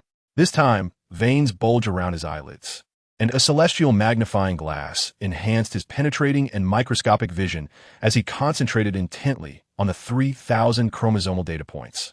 Once more, the criminal began to enlarge. Restored to his original state by HYL's dimensional alteration ability, and the 3,000 chromosomal data points exhibited no anomalies. However, upon successfully restoring this inmate, the information of those 3,000 chromosomes seemed like a taut rope on the verge of snapping, leaking a faint psychic energy intertwined with genetic coding from the points of rupture. Upon observing this, HYL's expression shifted dramatically. Chapter 100. Am I affected? Why would there be a psychic response within Kryptonian genetics? HYL's countenance turned ominously grave. The celestial magnifying glass remained suspended before him, the skin around his eyes taut with protruding veins, his gaze resembling a black hole, exuding an aura of menace. The psychic energy he had discovered within Kryptonian genetics, though slight, was unmistakable to HYL's detection. Particularly, this psychic energy was interwoven with the genetic information regarding the innate abilities, cerebral functions, and mental aspects of Kryptonians that HYL had meticulously identified. It suggested that someone had transmuted psychic energy into genetic information, bestowing it as an innate talent upon Kryptonians. This operation felt inexplicably familiar to HYL. He harnessed the source of fire, enabling him to transcribe his own psychic prowess into genetic information through this very source, thus becoming a contributor to the intricate tapestry of Transformer gene data, etching his name into the genetic legacy of the Transformers. As he engaged in this act, he felt no particular concern, for he required loyal subordinates to manage the myriad affairs that arose from the multiverse. However, he was abruptly struck by the realization that the genetic information of the Kryptonians also bore the imprint of a being endowed with formidable psychic abilities, transmuting those powers into tangible genetic information, thereby bestowing upon the Kryptonians a myriad of unique talents. This revelation sent a chill coursing through his being, leaving him aghast. Who possessed the capacity to endow such gifts upon the Kryptonian genome? The Kryptonians were artificially created, crafted from the genetic codes recorded in the Life Codex. But what indeed is the Life Codex? What is the Life Codex? Higher plunged into contemplation, pondering the essence of the Life Codex. It represents the Kryptonian genetic repository, chronicling every gene of Kryptonian lineage, containing all the inherent talents of Krypton, which could be conferred upon the newborns during their creation. As for its origins and emergence, that belongs to the realm of myth and legend. Much like the Incan myth, where the creator god Pachacamac chisels a statue, which comes to life under the sun's gaze the following day. In African mythology, the creator god Joauke molds clay, bestowing humans with legs and arms, sculpting eyes, mouths, tongues, and ears, thereby creating beings capable of self-sustenance and worship. In Indian mythology, the crow of the god Shiva Mahadev discovers a red clay, from which the deity shapes a man and a woman, using the remaining clay to fashion a dog to protect them. Greek mythology recounts Prometheus, who mimics his own form, crafting a humanoid from soil, encapsulating the virtues and vices of various creatures within its chest, until the goddess of wisdom, Athena, breathes life into the clay figure. The biblical narrative tells of Jehovah, who in 5 days creates a beautiful and bountiful new world, fashioning a man from the dust of the earth on the 6th day, and a woman on the 7th. In Eastern mythology, Nuwa shapes humanity. In the mythos of Krypton, there exist numerous deities, with the supreme god being the sun god Ra, the primordial deity who, according to legend, bestowed light upon Krypton, created the Kryptonians, and endowed them with various talents. It is even said that the Life Codex is a fragment of the body of the sun god Ra, encapsulating all that pertains to the Kryptonians. While the inhabitants of Krypton may regard this as mere legend or spiritual belief, only Higher comprehends the possibility that it may indeed be true. Thus, am I subject to manipulation by psychic forces? Higher's expression shifted as he recalled his own entranced demeanor within the realm of Transformers. He could not fathom that it was by his own volition that he succumbed to such a trance, having traversed through 2 lifetimes and the vortex of countless worlds. He found no justification for falling into such a state of enchantment, reaching the limits. Yet it is not without the opportunity to transcend this corporeal form. What is this obsession? Even without the physical body of a Kryptonian, merely traversing the vortex suggests that the future will undoubtedly surpass all that the Kryptonian physique bestows. At this moment, Hale once again extracted a criminal from the Kandor prison using a biological magnetic field. His fierce, profound gaze was entirely focused on the Kryptonian gradually expanding before him. Unsurprisingly, as it reverted to its original form, it succumbed once more to the same fate, genetic rupture leading to death. The ruptured strands were those harboring faint psychic energy. From this frail psychic force, Hale discerned a fragment of insight. It appeared to be a self-sustaining cycle of genetic information. The genetic fragments formed by this psychic energy would ultimately establish the innate abilities and spirit of all Kryptonians, thereby solidifying their inherent talents and essence. In essence, this represented a conceptual imprint of talent applied to Kryptonians initiated at the genetic level. It was a flawless synergy between innate abilities and the corporeal form. Fortunately, this genetic imprint did not impose commands such as manipulation. It remained uncertain whether those possessing such psychic energy could inadvertently control a Kryptonian with but a thought. I must eradicate the genetic information birthed from the psychic force. Hale's expression darkened with gravity. He believed that within his own being, there resided similar genetically encoded psychic influences. What was even more alarming was that, despite possessing psychic strength, he had failed to detect such genetic information. Indeed, all his various abilities should inherently possess this genetic essence. Every facet of his power was bestowed by this innate genetic information. He found this notion unbearable, the idea that a psychic force lurked within his very genes, poised to manipulate him at any moment. Few understood the nature of psychic power better than Hale. Should the Creator stand before him, with but a fleeting thought, the genetic information materialized from this psychic energy would control all, rendering him a mere puppet. The capacity to manifest psychic energy implies possessing the pinnacle of such power, transforming the unreal into reality, conjuring existence from mere intention. This transcended the realm of the divine. Thus, even if this deity bore no interest in him, Hale was loath to be so easily manipulated. The gravest concern loomed. Am I being influenced? Hale questioned whether his thoughts were being swayed. As a transgressor of time, he was not devoid of empathy, having knowledge of all unfolding narratives. He pondered why he held such an intense and unwavering emotional connection to Krypton.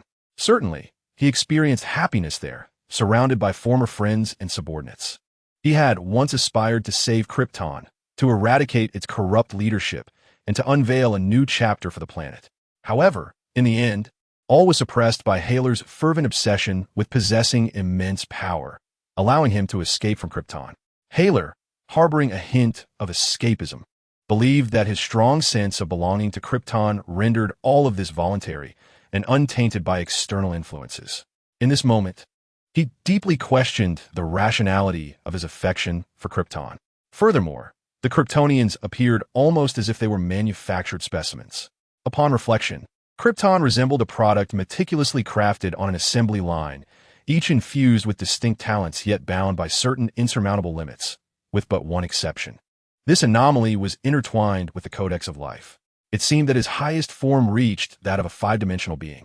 Haler sank into contemplation as a spark ignited in his palm, and he extracted a criminal from the depths of Kandor City, initiating an experiment. Chapter 101. Resolution regardless of the conjectures. Action must be taken to address the issues at hand. Haler dismissed those maddening speculations, revealing the spark in his palm. Presently, the spark was the sole entity capable of assisting him. His psychic power could not transform into tangible genetic information, lacking the capacity to transmute illusion into reality. Nevertheless, he gleaned insights rooted in genetic information, akin to an indelible mark. Haler restored the criminal extracted from Kandor's prison using his ability to alter dimensions. As the criminal gradually expanded, the genetic information at 3,000 points began to shift until the criminal's body returned to its original state, causing the genetic information to collapse. Haler promptly directed one fragment of the faltering psychic energy, guiding this faint force of creative genetic potential into the spark. In an instant, Transcription of the encoding commenced within the spark, provided that he did not disturb the transformative coding system within the spark. Haler could virtually construct an entirely new genetic biological system using his psychic power as the framework. Once the transcription was complete, he meticulously excised the faint psychic energy from the spark, ensuring it did not mingle with the other internal codings or his own psychic power. Diligently recording this encoding, Haler extracted another criminal from the prison and repeated the previous actions. Only upon confirming the accuracy of the encoding, consistent with his microscopic observations, did he proceed to extract the next criminal for further genetic information encoding. This was a solitary endeavor, requiring over 12,000 comparisons under a purposeful premise. Observing through one's own microscopic perspective, alongside the comparative analysis of the encoded transcriptions derived from the fire seed source, it becomes evident that at times, the faint spiritual force infused into the fire seed is incomplete, resulting in a flawed transcription of the encoded information. This necessitates over a dozen comparisons to ascertain the entirety of a specific gene's information, leading to an actual comparative effort that far exceeds 12,000 instances, ultimately reaching a staggering 50,000. This exhaustive endeavor has effectively cleared all criminals from the Kansas City prison.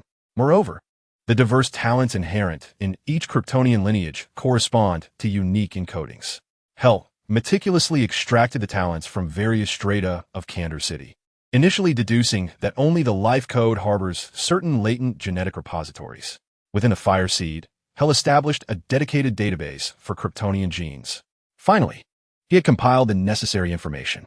Pinching the bridge of his nose, Hell's eyes, strained from prolonged use of the cosmic magnifier, felt dry and slightly sore. Although recovery was swift, the intense concentration left him in a somewhat dazed state. With a mere closure of his eyes and slight adjustment, Hell regained his composure. The biological magnetosphere once again penetrated Kansas City, extracting a fearsome-looking thug from the slums, whose muscular frame was formidable. He was cradled in Hell's palm. Activating the cosmic magnifier once more, Hell observed the genetic information within the ant-sized body. He began to employ the ability to alter dimensions and guide the genetic information prepared by the fire seed. As he prepared to restore the Kryptonian to its original state, 3,000 pieces of genetic information threatened to rupture under tension. Hell deftly controlled the fire seed, initiating the transmission of the genetic information he had meticulously prepared. These genetic sequences acted like bullets, striking the collapsing gene information, thereby restoring their original positions. Ultimately, the new sequences, identical in encoding, settled into the vacated spaces, seamlessly taking over their roles. The other genes raised no objections to these replacements. Upon executing their functions, no discrepancies emerged, and no corrective measures were necessary. The formidable thug, towering at 2 meters and clad in a white short-sleeved shirt and black trousers, began to stir as his eyelids fluttered. Hell gently placed him on the ground, allowing him to stand. Upon awakening, it was as though he had been jolted back from weightlessness. His feet grounded, thighs rigidly bent, hands poised in an unsteady stance. He opened his eyes to meet Hell's fierce gaze. Startled, he scanned his surroundings, a sinister grin spreading across his face. Ah, the hope emblem of the elf family. Huh. Planning to conduct wicked experiments on me, Chester of Kadada Street? Foolish elites, you shall never learn. With a menacing laugh, Chester twisted his neck with an audible crack, his shoulders shifting back and forth, showcasing his massive arms, as he approached Hell, eager for confrontation. For him, it was merely a fleeting moment before he arrived in this chamber, where he beheld Chester's eyes, bulging with veins, fixed intently upon him. It was unnecessary to articulate the obvious.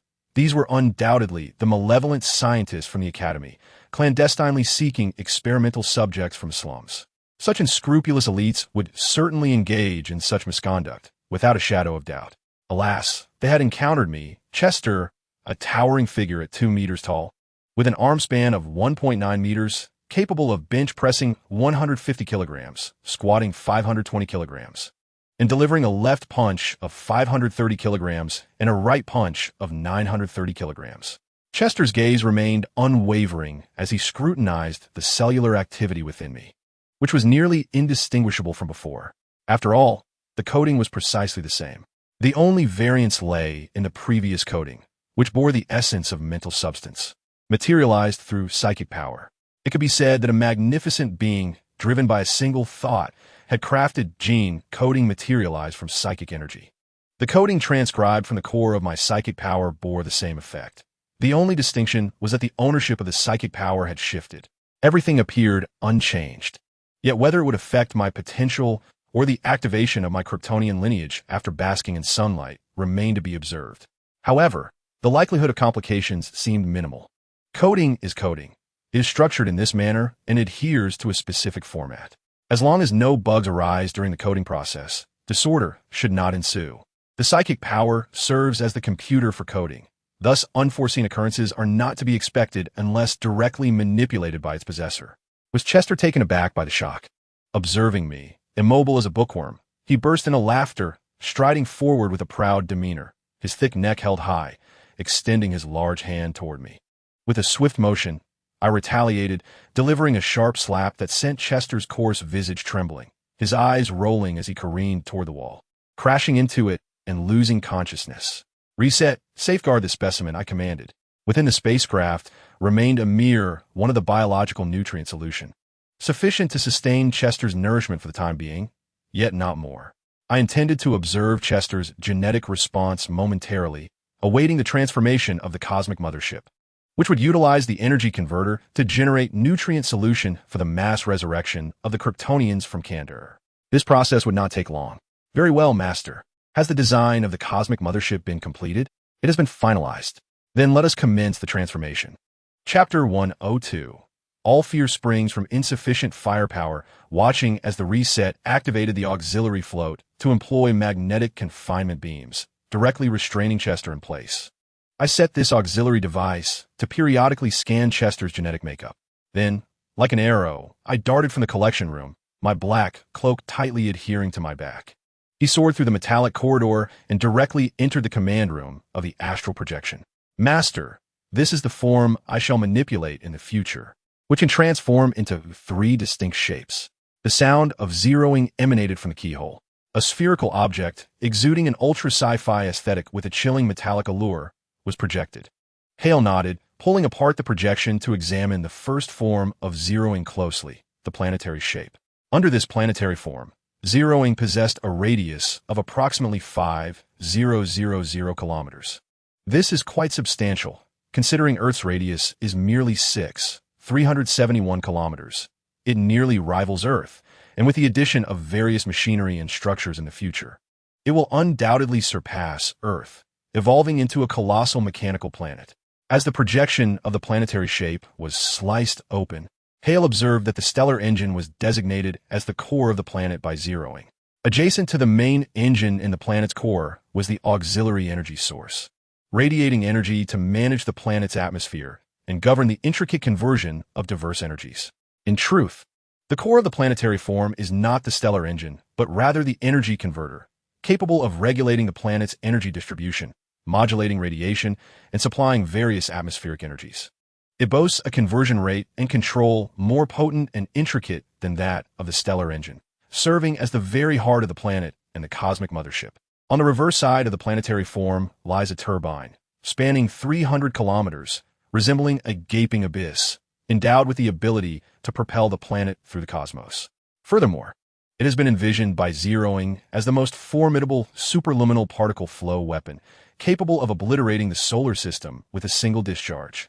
Hale further minimized the projection, skimming through the interior, where he beheld energy conduits intricately woven throughout its spherical interior, akin to the complex yet beautiful network of human veins.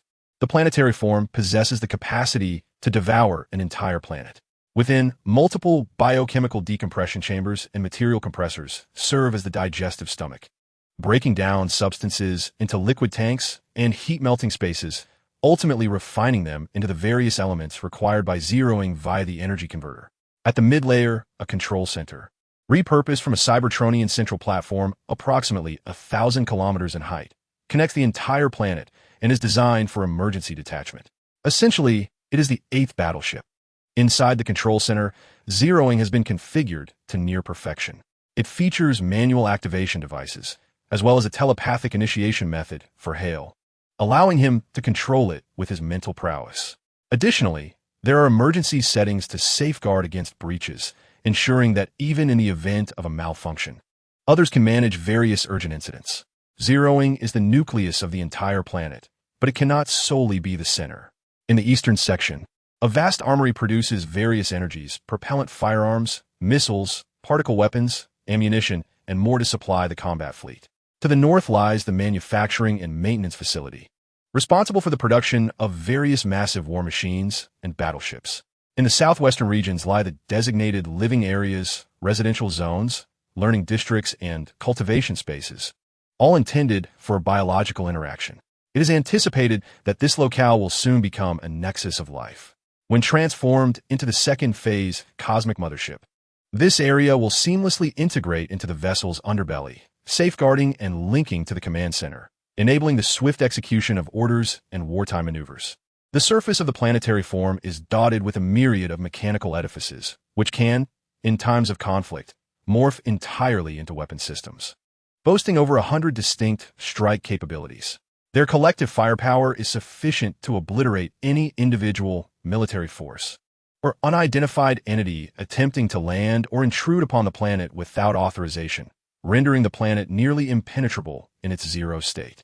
Both the exterior and interior of the planetary form are equipped with a comprehensive antibody system, allowing only a handful of permitted organisms to survive proximity. Should any hostile life forms or invaders attempt to trespass, the antibody system will activate, employing thousands of methods to subdue the intruders. The planet's atmosphere is interspersed with reconfigured stellar harvesters, forming a quintuple atmosphere barrier that absorbs cosmic energy radiation and stellar energy. When operating at full capacity, it is capable of completely siphoning the sun's energy in 5 years.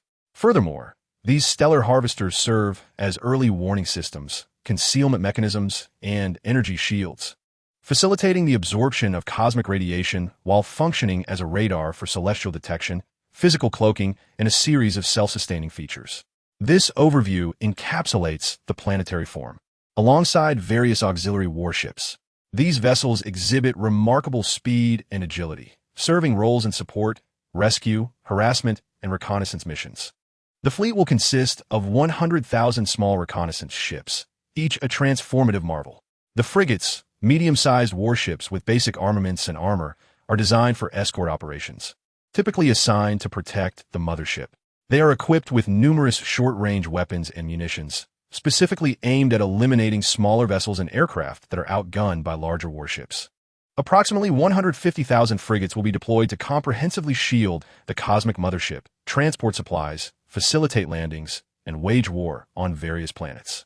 The destroyers, armed with dense firepower including cannons, missiles, torpedoes, and laser weapons, are tasked with engaging other neutral vessels and smaller craft. They can accommodate a variety of miniature combat transformers and space fighters, executing surface operations while delivering overwhelming fire coverage capable of inflicting devastating damage. The destroyer fleet will be the largest, comprising 200,000 ships. The cruiser, a large cosmic warship characterized by its relatively slow velocity, boasts immense size, formidable firepower, and robust armor. It is equipped with an array of universal weaponry, including heavy, devastating arms, and can deploy wave cannons, positron beams, neutron light beam cannons, among others, as the situation demands. Within the design of this cruiser, it serves as a general capable of independently leading large forces into battle. The number of cruisers is limited, with only 30 vessels in existence. Lastly, there exists the battleship, classified by the Zero Protocol as a powerful war vessel capable of assuming command when it sustains damage and is unable to execute orders. Only 7 battleships are present, each a colossal entity subordinate to the mothership, wielding the overwhelming firepower of other warships and possessing an arsenal that includes the most potent weapons beneath the mothership, such as the planet-destroying Star Annihilator. When necessary, the battleships conserve their resources, acting as a last bastion of hope. They are equipped with jump drives, warp engines, and superluminal capabilities, enabling them to flee the battlefield. Among the 7 battleships, the Zero Protocol stipulates that, under no circumstances, can all ships be deployed in full force. At least one must remain at home base, depending on the situation. The Zero Protocol embodies an extreme level of foresight and thoroughness. Higher could not suppress a gasp. his eyes revealing an insatiable desire to engage in interstellar warfare. As this formidable fleet, comprising hundreds of thousands of ultra-sci-fi metallic warships, materializes in the cosmos, cold and merciless, its wave cannons, positron beams, neutron light beam cannons, and the Star Annihilator, a stellar-class weapon capable of obliterating a sun, are aimed at any planet within reach. How many worlds would dare to defy such overwhelming firepower? A quote flashed in Hayer's mind. All fear stems from insufficient firepower. Chapter 103. Radiation Weapons? Cthulhu Weapons? Hayer suppressed his urge to annihilate a planet to test the capabilities of his interstellar fleet. No wonder it is said that heroes break the rules with their might. The time for restraint had passed. Hayer even entertained a bizarre notion, wishing for Krypton to be revived so he could command his cosmic fleet to bombard it relentlessly, culminating in a final strike from the Star Annihilator to obliterate Krypton, followed by a departure marked by the detonation of the sun via the stellar-class weapon, leaving in a cold, unfeeling flourish. Anyone picking up a straight twig or stick by the roadside would instinctively twist it into shapes, performing swordplay and rhythmically striking nearby fields of rapeseed and corn stalks, deriving pleasure from the rhythmic sounds produced. This was merely a trivial manifestation of a subconscious desire for destruction. Meanwhile, Hayer, with a slight extension of his fingertip, suppressed his urge to obliterate a planet as he gazed upon the second form of the cosmic mothership. The primary function of this form is to facilitate rapid interstellar combat. If we were to consider the planetary form as a genuine celestial body, suitable for habitation by various races, then the form of the cosmic mothership represents a formidable warship, assisting diverse fleets in delivering the most ferocious firepower. In essence, it bears no distinction from the various armaments found on planetary forms. The difference lies in its complete readiness for battle, as all weaponry adjusts to optimal positions for striking. This form is specifically designed for intergalactic traversal and annihilation. The cosmic mothership embodies the pinnacle of firepower support. No star would dare to endure a shot from a planetary turbocannon, capable of unleashing 200% of its potential in this state. The third form represents the ultimate transformation, akin to a colossal mech. The malleability of the altered metallic elements allows the Zero to manipulate the cosmic mothership, enabling an elastic transformation in size. Its appearance, a striking dark golden hue, possesses a symmetrical aesthetic that evokes the grandeur of a Gundam at first glance. Upon adopting the mech form, the originally 5,000-kilometer radius of Zero can undergo an elastic change-up to 1,050 times its size at will. Such agility, combined with weaponry integrated into this combat form, presents a nightmare for any large military installations or planetary bases in the cosmos. With this power, it could easily obliterate the former military base of Brainiac 6.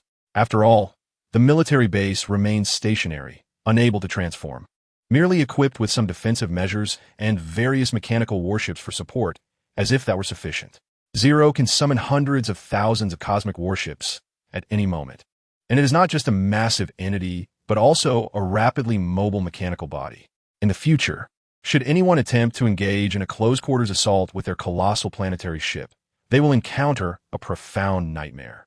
This refers to Brainiac, who roams the cosmos in his mechanical planet, seeking to capture Zero as a trophy. Zero is eager to witness Brainiac's expression.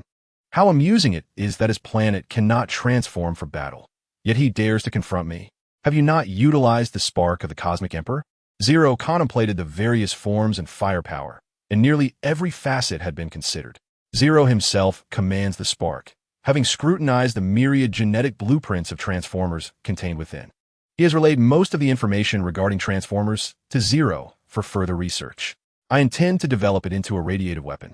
Zero began to elucidate the applications of the Cosmic Emperor's spark in his vision for the future, when faced with an insurmountable challenge, or when Zero finds himself on the brink of catastrophic disaster. Utilizing the modified core embers of the Cosmic Sovereign, one can manipulate the enemy's radar detection frequencies and visual waves, akin to the insidious substances of Cthulhu, transforming matter into metallic elements.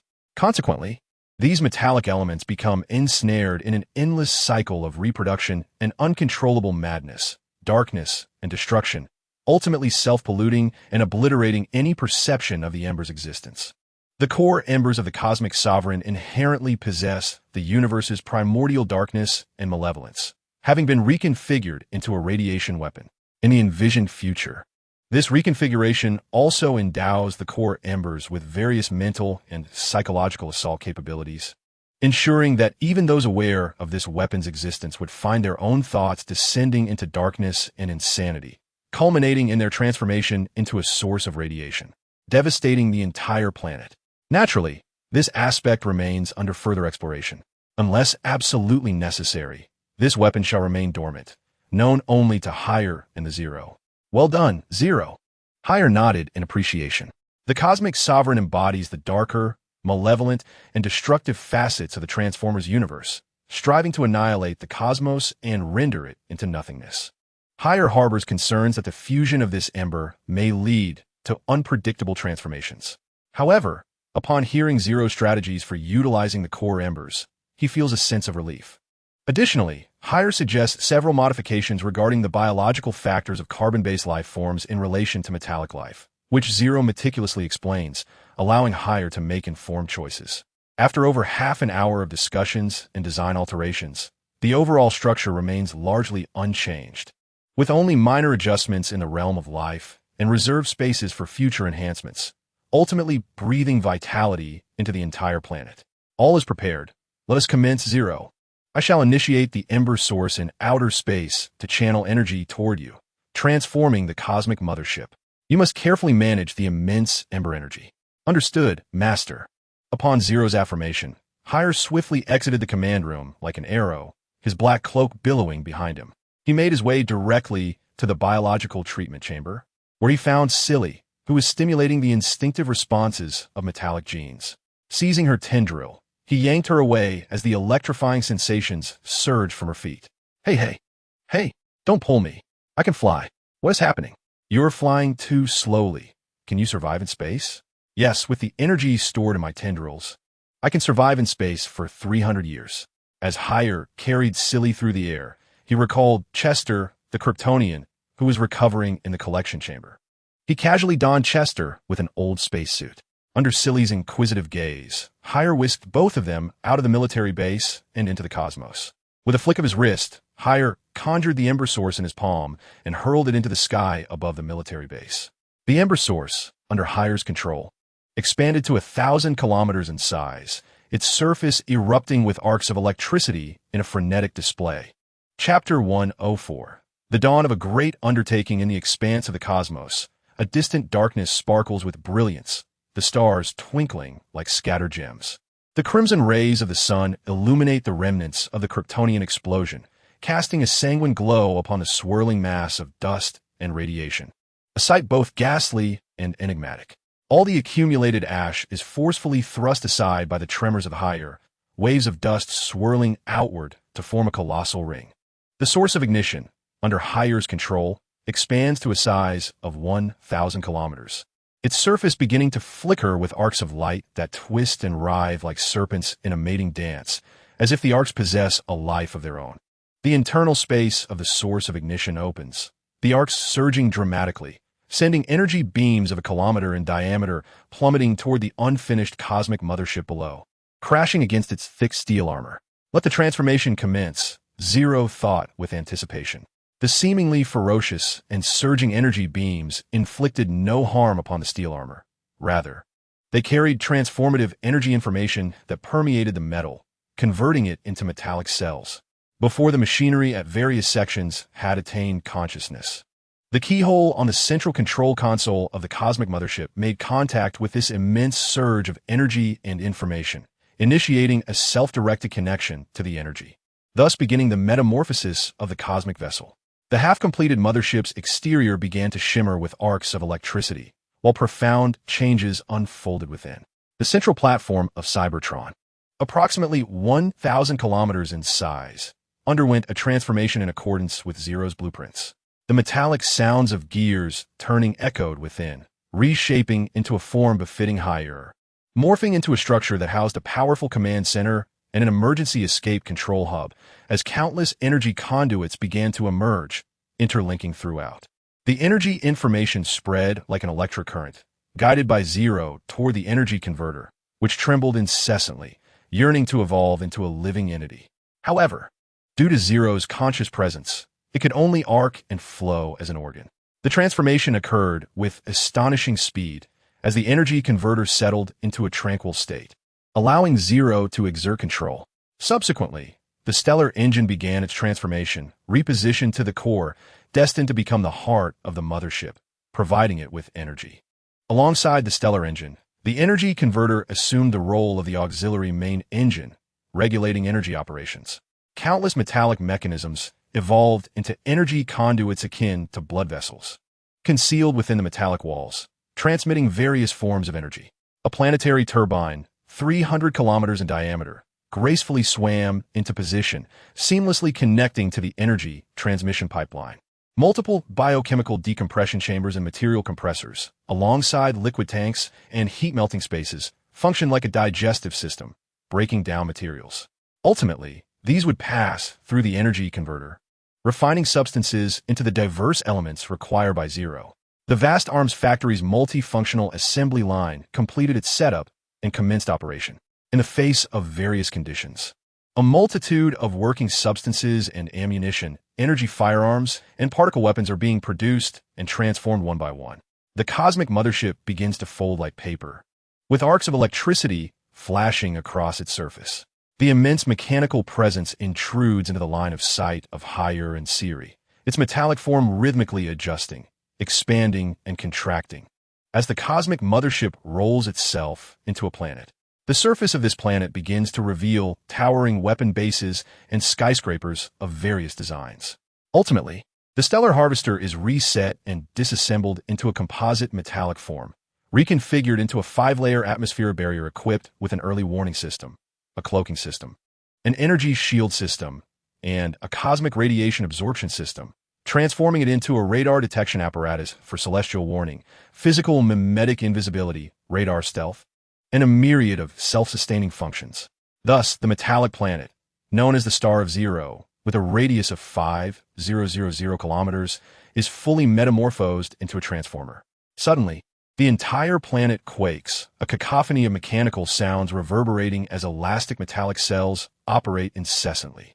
A head protrudes from beneath the planet, revealing a deck enveloped in a superconductive glass dome. Living quarters are retracted into the abdomen, while the metallic skyscrapers on the surface shift and transform, merging into the ground as smooth, robust armor. On either side of the planet, multiple hefty thrusters are meticulously aligned. When ignited, they resemble dual wings of flame. The Star of Zero directly transforms into a colossal cosmic mothership, measuring 12,000 kilometers in length, 9,000 kilometers in height, and 8,000 kilometers in width, unfolding before Higher's astonished gaze. This marks the inception of my grand enterprise. Higher feels a surge of exhilaration, his profound eyes shimmering with an insatiable desire for conquest and an unbridled ambition. He longs to rush to Earth immediately, to resolve all issues brought forth by Joel, leading his interstellar fleet to conquer the myriad realms of the cosmos. Let all wisdom bow before my feet. The transformation of Zero is truly awe-inspiring. The aesthetic of machinery is vividly manifested in this metamorphosis, devoid of any superfluous movements, swift, clean, and precise. The cosmic mothership, imbued with a pervasive aura of war, materializes before him, a romantic presence in the starry expanse. Zero, in its third form, Higher stands resolute among the stars, a smile gracing his lips, his voice imbued with an undeniable fervor. At your command, Master. Instantly, the cosmic mothership commences its third transformation. The head of the mothership splits open, revealing a colossal mechanical visage, while the thrusters on either side retract partially into its shoulders, others morphing into propulsion devices for its hands. Its legs extend from the underside of the mothership, with turbine-like structures on its back, various weapons concealed beneath robust armor. This third form of transformation does not expose numerous mechanical components as seen in the movies. Instead, the transformation of Zero presents a thick, smooth exterior, resembling a mecha akin to a Gundam in its entirety. At an altitude approaching 10,000 kilometers, a colossal mechanical entity with a faint golden hue gleamed under the vastness of space. Its mechanical visage adorned with luminous white eyes that shimmered like jewels against the starry backdrop. Beside it, Sheely's mouth formed an astonished O, her eyes wide with disbelief. Utterly captivated and momentarily rendered speechless. After a considerable pause, she finally comprehended the marvel before her. Is this what constitutes metallic life? The sheer science fiction of it all overwhelmed her. Sheely marveled as her mind replayed the fluidity of the transformation sequence and the immense humanoid mech towering above her. Her gaze filled with awe at this magnificent, otherworldly existence. Despite her profound love for organic life, she could not help but be entranced by the allure of the mechanical form, especially since this mechanical being also represented a form of life. It possessed an unparalleled essence of soul. After savoring the spectacle for a while, Hale commanded the entity to revert to its planetary form, and together with Sheely, they entered the Zero Star. Chapter 105. Jor-El, I shall annihilate all that you hold dear. In the starlit expanse above the ruins of Krypton, a cloud of dust dispersed, revealing a region of night sky that sparkled with a clarity unmatched in darkness. The gleaming metallic Zero Star rotated serenely. Hale and Sheely wandered through the various sectors of Zero Star, and upon reaching the biological lab, Sheely could not contain her excitement and rushed inside, concluding their tour. Hale chuckled softly, having gathered ample knowledge of Zero Star, and chose not to explore further. He lifted his gaze to the heavens. The 5-layered atmosphere barrier of Zero Star was capable of absorbing cosmic radiation and simulating various atmospheric environments. What lay before them was the crisp clarity of outer space. Adorned with brilliant starlight, Zero Star was vastly distinct from a typical planet, characterized by its cold metallic ambience. The air was imbued with the chill of metal, far too frigid for organic beings. In truth, Zero Star had reached its full potential. Equipped with an array of futuristic weaponry and energy-circulating defenses capable of sustaining over 3 billion human lives. Yet, it was not a true planet. It was, in fact, a bona fide military base. Zero was tirelessly engaged in the efficient production of various reconnaissance ships, frigates, destroyers, cruisers, and battleships, all contributing to the formation of an interstellar fleet. The military base, designated as Brynax 6, was inherently designed for warfare, boasting a fleet of over 5 million drones, each modified for diverse functions. Coupled with the astonishing efficiency and metal adaptability of the transformers of Zero Star, it would not be long before the Zero Star boasted a formidable fleet of over 300,000 warship transformers. Hale ventured deep into the heart of Zero Star, arriving at a crucial repository. Within this vast collection, there existed but a singular item, Candor City. Hale possessed the ability to alter dimensions, capable of resizing matter to a certain extent, and had he chosen to exert the effort, he could have resurrected the famed landscape of Candor City, a renowned metropolis of Krypton. However, he refrained from doing so. He would not allow the 7 million Kryptonians to remain ensnared by the nostalgia of a bygone city. What they must do is construct a new city, a new culture, and a new civilization for me, Hale. At the very least, they need to coexist with the Transformers battleship system on Zero Star, fighting side by side in the future. Let the rays of sunlight shine forth. Hale approached Chester, who was on the magnetic confinement levitation platform. Chester was the first Kryptonian that Hale had revived, and until the transformation to Zero was complete, he exhibited no signs of genetic collapse or erroneous expression in his genes. Clearly, he would encounter no issues in the days to come. Next, the yellow solar rays collected from other worlds would be directed towards Hale. If they could successfully activate Kryptonian abilities, it would signify that everything was indeed in order. He would then possess the strength of 7 million Kryptonians to aid him. The yellow solar rays cascaded down from the metallic dome, perfectly enveloping Chester's towering 2-meter frame. Chester let out a soft grunt in his slumber, his brow furrowed. Hale activated his penetrating and microscopic vision to observe Chester, initially concerned that something was amiss. However, he soon discovered that the Kryptonian genes were being activated smoothly, with cells eagerly absorbing solar energy. The grunt was not born of pain, but rather a momentary discomfort that soon transformed into pleasure. Hale retracted his penetrating and microscopic vision, observing Chester's face, which was now adorned with a look of contentment in his sleep. He immediately commanded Zero to cut off the solar rays. The activation of the genes was sufficient. The absorption of solar energy could wait until they reached Earth. Chester, groggy and disoriented, awoke to see Hale and suddenly recalled the events leading to his unconsciousness. The flesh on his face twitched, and his expression shifted to one of alarm. "You!" he exclaimed, clearly not having forgotten the slap that had rendered him unconscious. It seemed there was nothing amiss. "Are you awake? Do you feel any discomfort? Can your consciousness and thoughts express themselves clearly?" Hale inquired with an impassive expression of concern. Based on genetic assessment, his undertaking had been remarkably successful.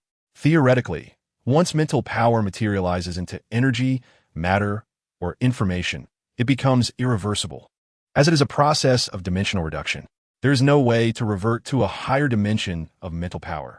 However, it was peculiar to discover a faint response of mental power within Kryptonian genes. This was curious, as one would expect that after dimensional reduction, the characteristics of mental power would not persist. Hale was also exploring this anomaly and had a limited understanding of it. Ultimately, regarding the enigmatic nature of mental power, Hale was aware that he would not surpass the mental informants embedded within Kryptonian genes. Therefore, any potential issues arising from the replacement were certainly possible. He remained uncertain whether this would lead to any cognitive damage. "What do you intend to do?" "I wish to file a complaint against the Science Council. You took the impoverished residents of Kadada Street and dealt them a harsh blow." He understood that communication with such ruffians was futile. Perhaps the most effective approach was to incapacitate him first, then issue commands. Such lowly individuals possess little intelligence. However, the fact that he sought to report the Science Council indicated that he was not entirely devoid of clarity in thought, even capable of self-threats, prompting Hale to cease his futile chatter. Thus, Chester, who had just awakened from his stupor, basking in the rays of the sun and having activated his Kryptonian genes, was abruptly sent flying through the air by Hale, tumbling 5.5 times before crashing against the metallic wall, his face swelling and eyes rolling back as he lost consciousness once more. It seemed there was no immediate concern. Hale regarded Chester, slumped against the wall, nodding to himself, his gaze becoming increasingly perilous. He was uncertain if he had been affected by the genetic information infused by his psychic powers. But having lived on Krypton for over 2 decades, it was undeniably a place he acknowledged as home, a source of warmth. He too harbored a longing for home. It was impossible to remain idle upon discovering the potential influence upon him. Resolving the issue with Jor-El and addressing the genetic concerns within himself were paramount. Regardless, the exiled Jor-El had always been the wellspring of his persistent malevolence, a burden he could not shake off. He turned his gaze towards Kandor City, the 0 point, capable of accommodating over 3 billion inhabitants, could provide enough energy liquid for the survival of 7 million Kryptonians. There was no need to keep them in slumber any longer. A smile crept across Hale's face, his expression softening. "Jor-El, my dear father, you sought to thwart my efforts to save Krypton with the prohibitions of our society, casting me into the void of space. You defied the natural laws against reproduction before Krypton's destruction, bringing forth Clark, and during the cataclysm, seized the life code and infused it into him. I do not know whether you survive or have perished.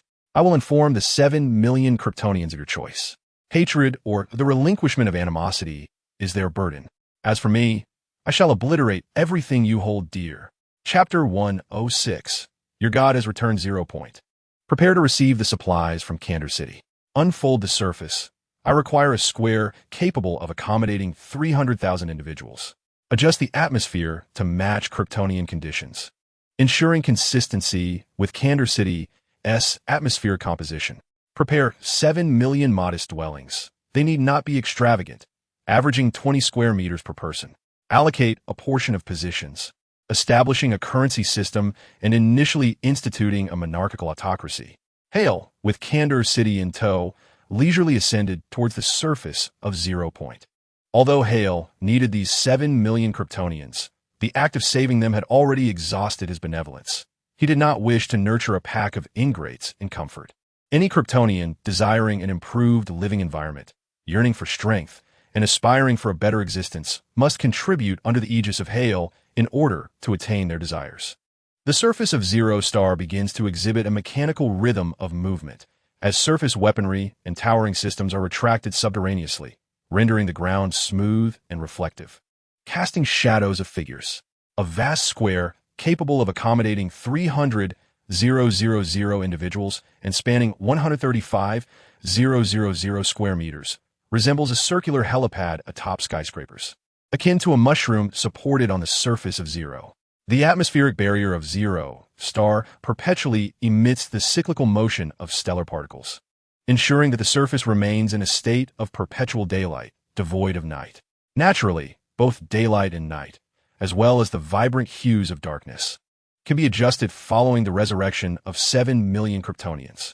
Hale ascends from the edge of this mushroom platform, standing at its periphery amidst the expansive square, where he appears as an ant in one corner. He unveils the glass cover of Candor City with his palm, allowing the biological magnetic field to penetrate within, stabilizing the slumbering 7 million Kryptonians. The miniature skyscrapers within seem to have succumbed to an explosion, shattered in place, while various instruments essential for societal function flow forth like a luminous river, all under Hale's control. These numerous mechanical instruments are reverted to their original forms through Hale's ability to alter dimensions, completely unharmed. This endeavor proves far less arduous than restoring the Kryptonians themselves, requiring no meticulous handling, as the capacity for dimensional alteration enables a swift and comprehensive recovery. Instantly, the square is transformed into a mountainous array of diverse instruments. Utilizing magnetic confinement gravity, Zero draws these restored instruments underground for safekeeping. Some obsolete items of little utility will be directly dispatched to a matter compressor, disassembled in liquid chambers, and melted in thermal spaces, subsequently refined into the various elements required by Zero through energy converters. A portion will be reserved for the resurrected 7 million Kryptonians, while advanced biological instruments, talent calculators, and cell regeneration devices will be sent to the biological laboratory overseen by Celia for research purposes. The protective shield of the entire Candor City system, governing various services within the city, sophisticated computers, and societal service information controls, will be reprogrammed by Zero, re-emerging to serve the living quarters. Additionally, surveillance footage capturing numerous scenes from the cataclysm of Krypton will be meticulously extracted by Hale, who instructs Zero to independently organize the imagery, preparing to present a depiction of Krypton's explosion to its inhabitants. After all instruments from Candor City have been relocated, flowing like a river under Zero's magnetic force, Hale gazes upon the barren expanse, now only populated by the ant-like Kryptonians, pausing to contemplate, to avert inciting excessive unrest. The sequence of restoring their forms and allowing them to bask in sunlight is of paramount importance. Among the 7 million inhabitants, there undoubtedly exists a faction of ambitious individuals who refuse to submit to higher. Take, for instance, the upper echelons of the Scientific Council, Military Council, and Artistic Council of Candor City. Even if higher were to rescue them, they might momentarily acquiesce, yet they would never truly accept higher's ascendance to the throne, to become the supreme ruler. Observing their own considerable numbers, they would likely believe they wield the power to influence the masses, seeking to regain control of the crucial points within the Empire and restore the authority of the Kryptonian Council over higher's dominion. Do not doubt that the higher-ups of the Kryptonian Council harbor such ambitions. They certainly do, and they will act upon them, engaging in endeavors that may appear foolish yet self-aggrandizing. They may convince themselves that the law does not punish the many, emboldening their hesitance to act against the collective. However, higher would not hesitate to eliminate them all. Whoever dares to rise, whoever stands behind the one who does, whoever harbors dissent, I shall pretend I never saved you. I possess the power to rescue you, to bestow hope, as well as to obliterate. As for the Labor Council, a trivial assembly with no significant standing among the elite.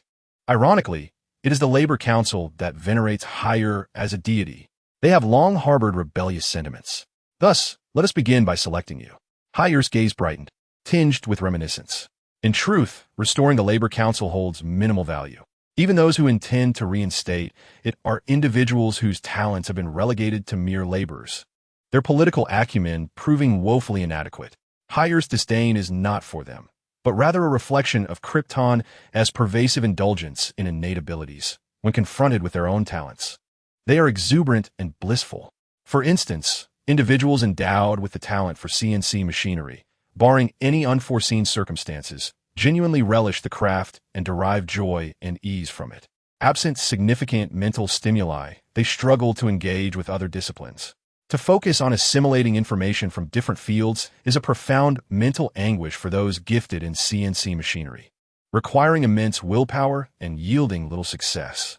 Moreover, even if they were to acquire knowledge in other fields, they would not outperform those who possess an inherent aptitude for that domain.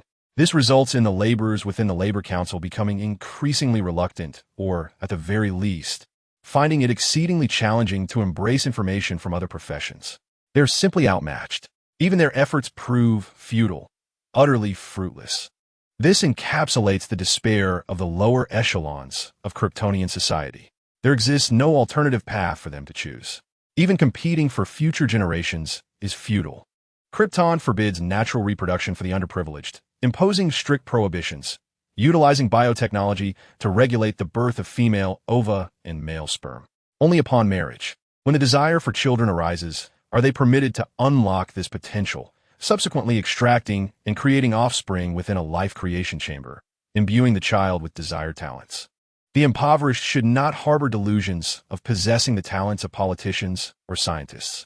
As a member of the labor force, the parents of laborers ensure that their descendants remain within the bounds of toil, for the upper echelons will not permit escape from this cycle. Regardless of how long a laborer may wait, any talent aspiring to transcend this circle will be met with the disheartening proclamation that all positions are filled. The multitude of members within the Labor Council cannot help but feel despondent. Harl is their beacon of hope. Encased within a biological magnetic field, a group of impoverished individuals, clad in rough fabrics, their bodies lean and faces fervent, emerge from the slums. They are better off than the average destitute, for they possess a newfound faith. These are the fervent followers that Harl cultivated during his time on Krypton, who believe that the new Kryptonian deity, Harl, will lead them towards revolutionary transformation.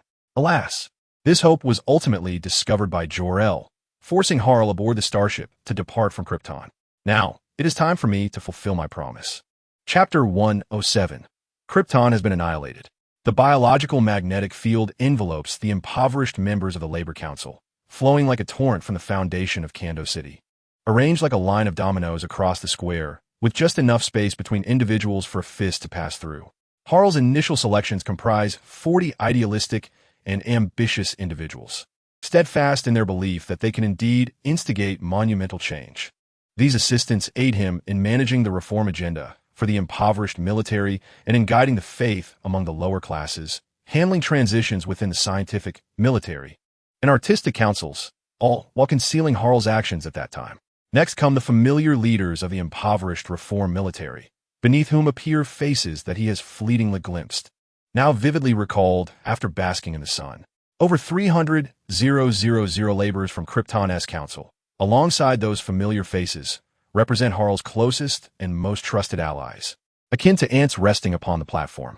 Fortunately, the atmosphere of the Zero Star has been adjusted to mimic that of Krypton, yet the life-giving currents have not commenced, indicating a lack of wind. Otherwise, the 300,000 Kryptonians, resembling ants, would have been scattered by the breeze. Their diminutive forms are altered in both mass and density. Transcending mir resizing. With a hum, the 300,000 members of the impoverished reform military and Harl's former assistants are arranged. The ignition source controlled by Harl hovering in the sky, expanding to a magnitude of 500 kilometers. Harl ascends, his black cloak billowing behind him as he stretches out his hands, nanomachines infiltrating the cells of his body from his battlesuit, enhancing the precise manipulation of the biological magnetic field. The snug black suit subtly accentuates the veins beneath. He activates his penetrating and microscopic vision, systematically arranging the gathered genetic information from Krypton.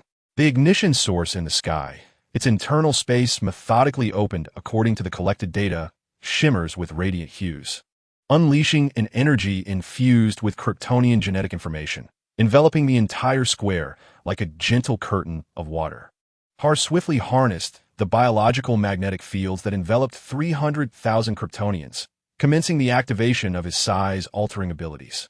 Within the square, the throng of 300,000 Kryptonians gradually transformed from the size of ants to that of infants, toddlers, and adolescents, ultimately returning to their original forms.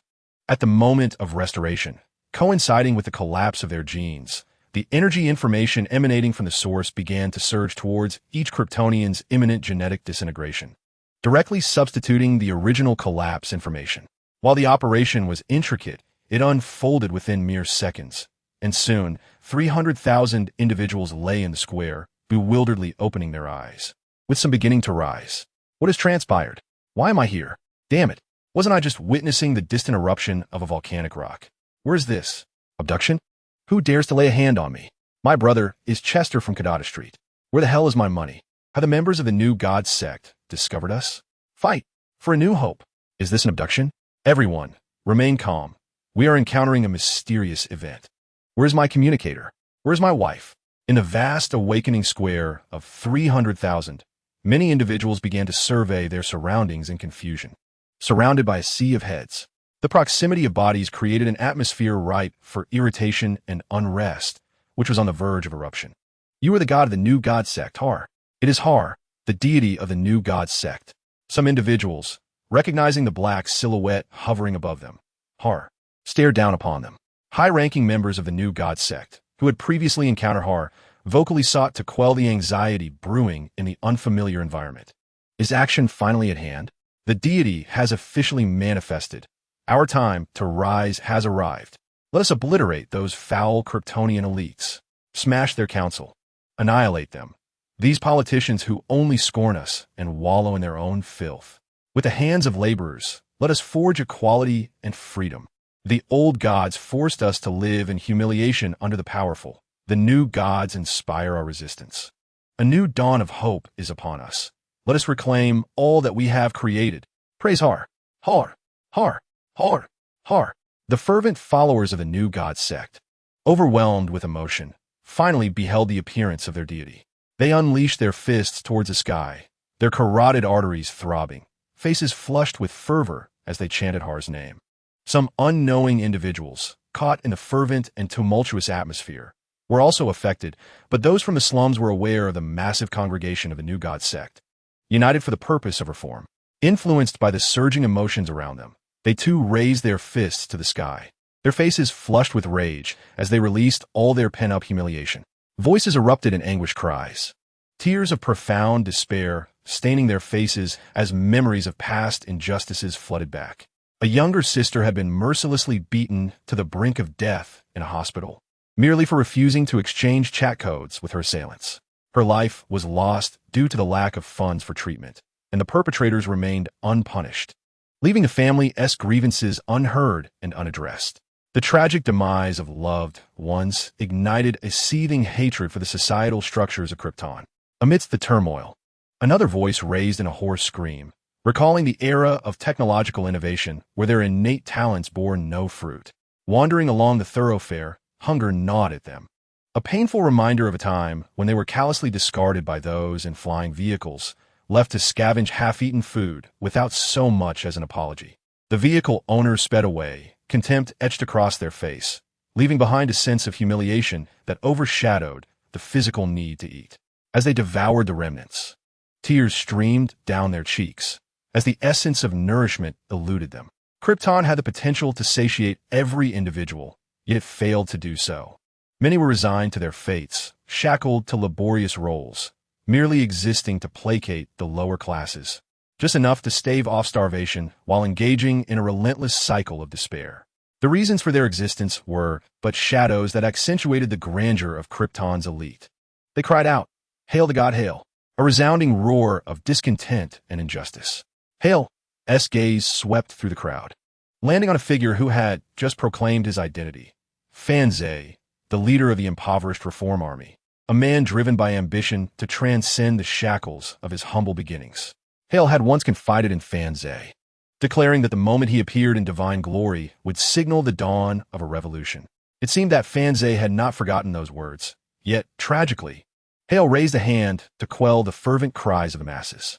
Gradually, the tumultuous uproar subsided, leaving behind a lingering fervor. Krypton was said to have been destroyed. Chapter 108. Chronicles of Krypton's annihilation, the declaration of Krypton's destruction, elicited bewilderment among the crowd, as 30,000 souls exchanged perplexed glances and murmured discussions erupted.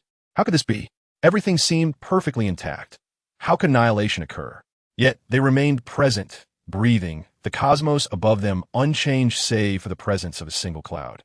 The radiance of Ra continued to illuminate their existence. The people were reluctant to accept the demise of Krypton. The night sky appeared no different from what they had always known, adorned with nameless stars and the ever-present red sun, Ra, whose lights still graced them. How could they reconcile the notion of Krypton's obliteration with their current reality? If Krypton had indeed perished, then where exactly did they stand? No one was willing to believe in the destruction of Krypton. Perhaps, before the cataclysm, they had glimpsed distant volcanic eruptions reaching the heavens, witnessed continental shelves being swept away, and felt the earth tremble violently.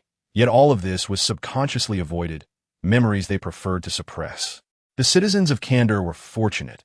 At the moment the explosion commenced, they were noticed by Brainiac 6, who employed a contraction beam to shrink the entire city, plunging them into slumber. The chaotic scene of the explosion was naturally regarded by them as a mere dream. With a sharp snap of his fingers, the sound reverberated throughout the square, the clear wave of sound penetrating the ears of everyone present. The voices of doubt and discussion gradually diminished as all heads turned towards Hyl. Upon witnessing this, one would come to understand the genesis of the situation. Hyl issued a command. 0. Play the recorded footage. Hyl was not foolish enough to elucidate the reasons behind Krypton's demise to the populace. Thus, he extracted images from his mind and found a multitude of scenes depicting Krypton's explosion within the central crystal storage of Kandor, including footage of Zod's capture, Jor-El seizing the Codex of Life, and the solitary act of releasing his son. Based on the sequence of events, he crafted a miniature documentary for their viewing. In an instant, half of the sky above the Zero Star transformed into a dark curtain, projecting the recorded images into the firmament. The first sight was a subtitle. 5 years before the explosion of Krypton, Jor-El and his son Hyl, through subterranean detection, uncovered evidence of core instability, suggesting the potential annihilation of Krypton. The two made starkly different choices. Jor-El reported to the Science Council, urging increased monitoring of the core, only to be dismissed as alarmist. For millions of years, Krypton had been stable, and thus his request was rebuffed, with orders to cease wasting resources on core investigations. Disheartened, he complied with the Council's directive. Conversely, Hyl clandestinely began rallying individuals for Krypton's self-rescue initiative. The scene shifted to 2.5 years later. I have been discovered. My father will surely bring about my demise. Clones of Kryptonian leaders replaced the upper echelon, opening the Academy of Sciences to fervently research the Kryptonian core in search of a lifeline. I may have lost all hope. I have entrusted all information to Zod. Should I ever fail to appear, you must discreetly support Zod against my father, Jor-El. The opening scene depicted Hyl's perspective from the biological chamber beneath Kandor, showcasing 56 individuals alongside him, all yearning to transform Krypton, imbued with ideals and aspirations for reform. Behind them stood an array of nutrient tanks, within which were clones of Krypton's elite. A wave of astonishment surged through the crowd in the square. Was this truth or mere illusion? Hyl, in a most unforgivable act, schemes to create clones of Krypton's elite, intending to usurp their positions and confront his father, Jor-El. Such an audacious betrayal is deserving of 100 deaths. Even the inhabitants of the slums, who often teeter on the brink of crime, are appalled. The mere notion of Hyl's malevolent intentions, coupled with the horrifying imagery of the cloned elite within the nutrient tanks, is utterly shocking. As the scene transitions, the star probe ascends, accompanied by subtitles for clarity. 2.5 years prior to Krypton's cataclysm, Jor-El's consciousness was transferred to the star probe, while Hyl succumbed to slumber aboard the vessel. Jor-El piloted it towards the desolate expanses of the cosmos, exiling his own son with the intent of allowing him to perish in the void. The crowd in the square watches in a state of anxiety, their breaths caught in their throats. Was Hyl truly cast away? The scene shifts to 1.5 years before the explosion of Krypton, where the skies are filled with combat vehicles and soldiers in full armament, instigating a riot against the Kryptonian Council. General Zod leads the insurrection, seizing the opportunity for Jor-El to alter the crystal records, obtain the Codex of Life, and ally with the upper echelons of the scientific and military councils to quell the uprising. Following the suppression of the revolt, Jor-El remains silent regarding the Codex's disappearance, while the elite suspect Zod, who indeed had ventured near the life creation pools during the turmoil, in a state of incomplete records and manipulated evidence. General Zod is deemed a grave criminal by the Council, condemned to the Phantom Zone until his demise. The scenes of Zod's trial unfold within the central crystal storage of Kandor, where the populace witnesses Zod's vehement denunciation of the elite's corruption and incompetence, asserting that all his actions were in the name of saving Krypton. Yet, Jor-El, with a look of sorrowful detachment, counters that chaos cannot rescue Krypton. The crowd, comprised of the downtrodden from the slums, seethes with suppressed rage, yearning for a formidable leader to transform their dire circumstances. Previously, HYR was discovered and reluctantly boarded the star probe, exiled by Jor-El to drift among the stars, and now General Zod, in his quest to overthrow Krypton's elite, finds himself humiliated and captured by the overwhelming forces aligned against him, wrongfully accused of stealing the Codex of Life. The audience grinds their teeth in frustration, eager to hurl their shoes at Jor-El in indignation. As the narrative unfolds, subtitles reappear, revealing that 1.5 years before Krypton's destruction, Jor-El and his wife sought natural reproduction. The crowd in the square, unable to contain their fury, erupts in vocal condemnation. Natural reproduction is strictly forbidden on Krypton. As a high-ranking member of the Kryptonian Science Council, one would expect a modicum of integrity. Yet you chose to cast your own son into the void instead of striving to save Krypton. Instead, you sought the approval of the Kryptonian elite, while others took decisive action. You appeared, desperately obstructing their efforts, even resorting to the theft of the Codex of Life, unjustly accusing Zod, and ultimately engaging in the very act of natural reproduction that Krypton had condemned. The heinous actions you committed, in defiance of Krypton's laws, incited the ire of the public, who unleashed a torrent of vitriol upon you, cursing your lineage. 4 months prior to Krypton's cataclysm, your wife Lara became pregnant. Secretly, you began to infuse the Codex of Life into the unborn child. This codex grew alongside the infant. 6 months before the explosion, Lara gave birth to a healthy son, fully infused with the codex. On the eve of Krypton's destruction, you placed your son into a spacecraft, watching with eager anticipation as it vanished into the atmosphere, declaring, "Krypton has lost all hope. Kal-El shall rebuild Krypton and become its new beacon." Chapter 109. I curse you, Jor-El. The crowd was incensed, furious at your inaction in the face of Krypton's impending doom. While you did nothing, you vehemently obstructed those who sought to save Krypton, incessantly petitioning the Science Council for investigations into the core of the planet, only to be rebuffed time and again. You were well aware of the ineptitude of the Kryptonian elite, yet you clung stubbornly to unfathomable protocols, arrogantly proclaiming that Krypton was beyond salvation and that your son was its only hope. Had you not banished Zod to the stars and collaborated with him to confront the Kryptonian hierarchy, taking the initiative to open the Science Academy and investigate the core, perhaps the populace would have believed in your sincerity to rescue Krypton. But what were your actions? If you believed there was no hope, why did you not flee yourself? You obstructed others from taking action, while you alone had the means to address the catastrophic issues plaguing the planet. The crowd's shouts of outrage echoed, particularly when witnessing the moment of Krypton's explosion, the fiery molten rock erupting, the earth trembling as land masses were upheaved, creating a cataclysmic scene that struck terror into their hearts. In the end, it was the arrival of Brainiac 6, who, with his shrink ray, swiftly reduced the entire city, casting everyone into a deep slumber as he whisked them away, concluding this tragic chronicle. Were it not for Brainiac 6's intervention from the cosmos, many would have perished in the cataclysm. The final scene left the enraged crowd drenched in cold realization, trembling as they confronted the grim truth. Krypton had indeed met its demise. So, is that what remains of the obliterated Krypton? Some individuals, bewildered and lost, gazed into the starry sky, fixating on a vast cloud of cosmic dust that seemed tantalizingly close.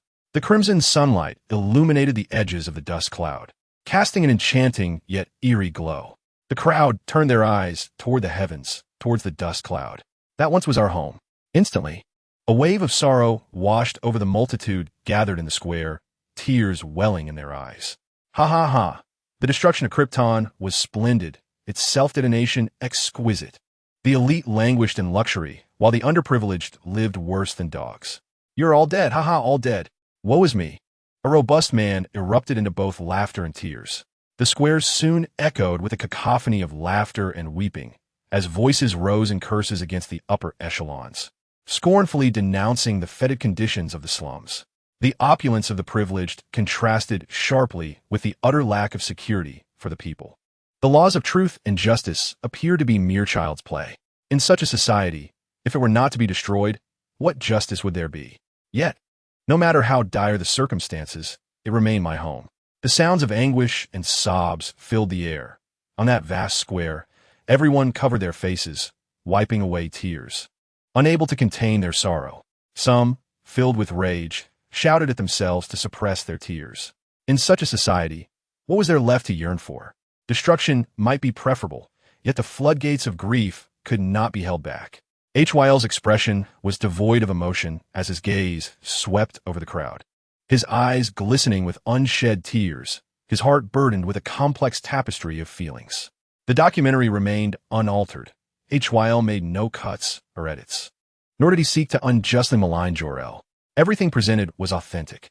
After Hyl was cast into the cosmos, the aides who had once supported him, intent on instigating change, gathered information of staggering magnitude.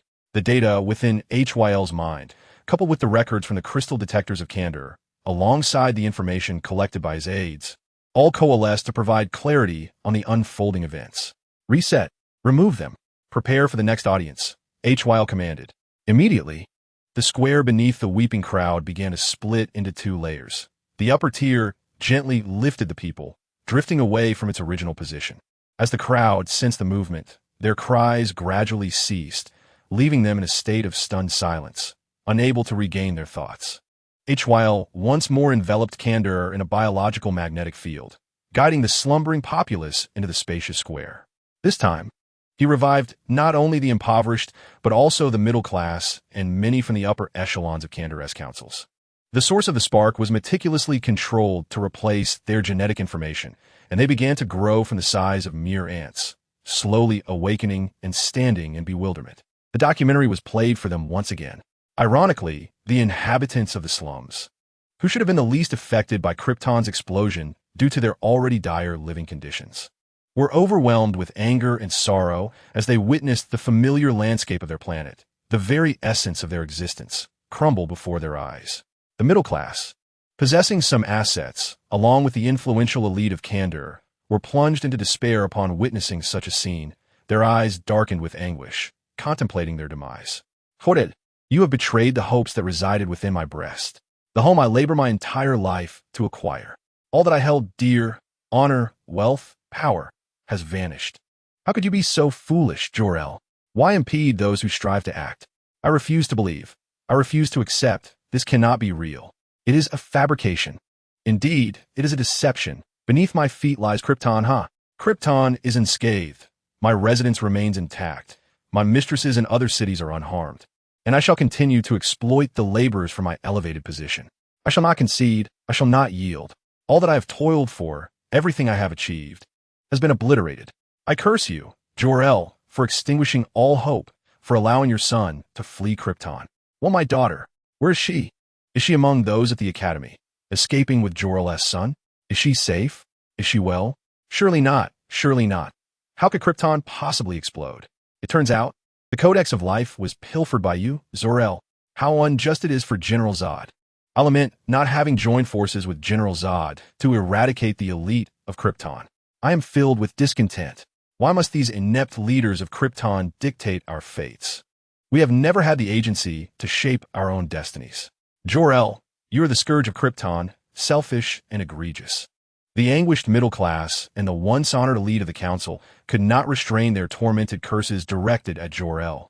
If you desire to steal the Codex of Life, do so discreetly. If you wish to conceive naturally with your wife, do so in silence. Why banish Jor-El, who sought to save Krypton? Did he threaten your power? He merely wished to replace the corrupt elite and redeem Krypton. What sin has he committed? Why obstruct General Zod, your lifelong comrade? He sought only to eliminate the incompetent elite and rescue Krypton. What fault lies with him? Why could you halt all progress, yet fail to offer hope to Krypton? Chapter 110. How could you bear to defame your father? The surface of the Zero world is engulfed in heavy mourning and wrath.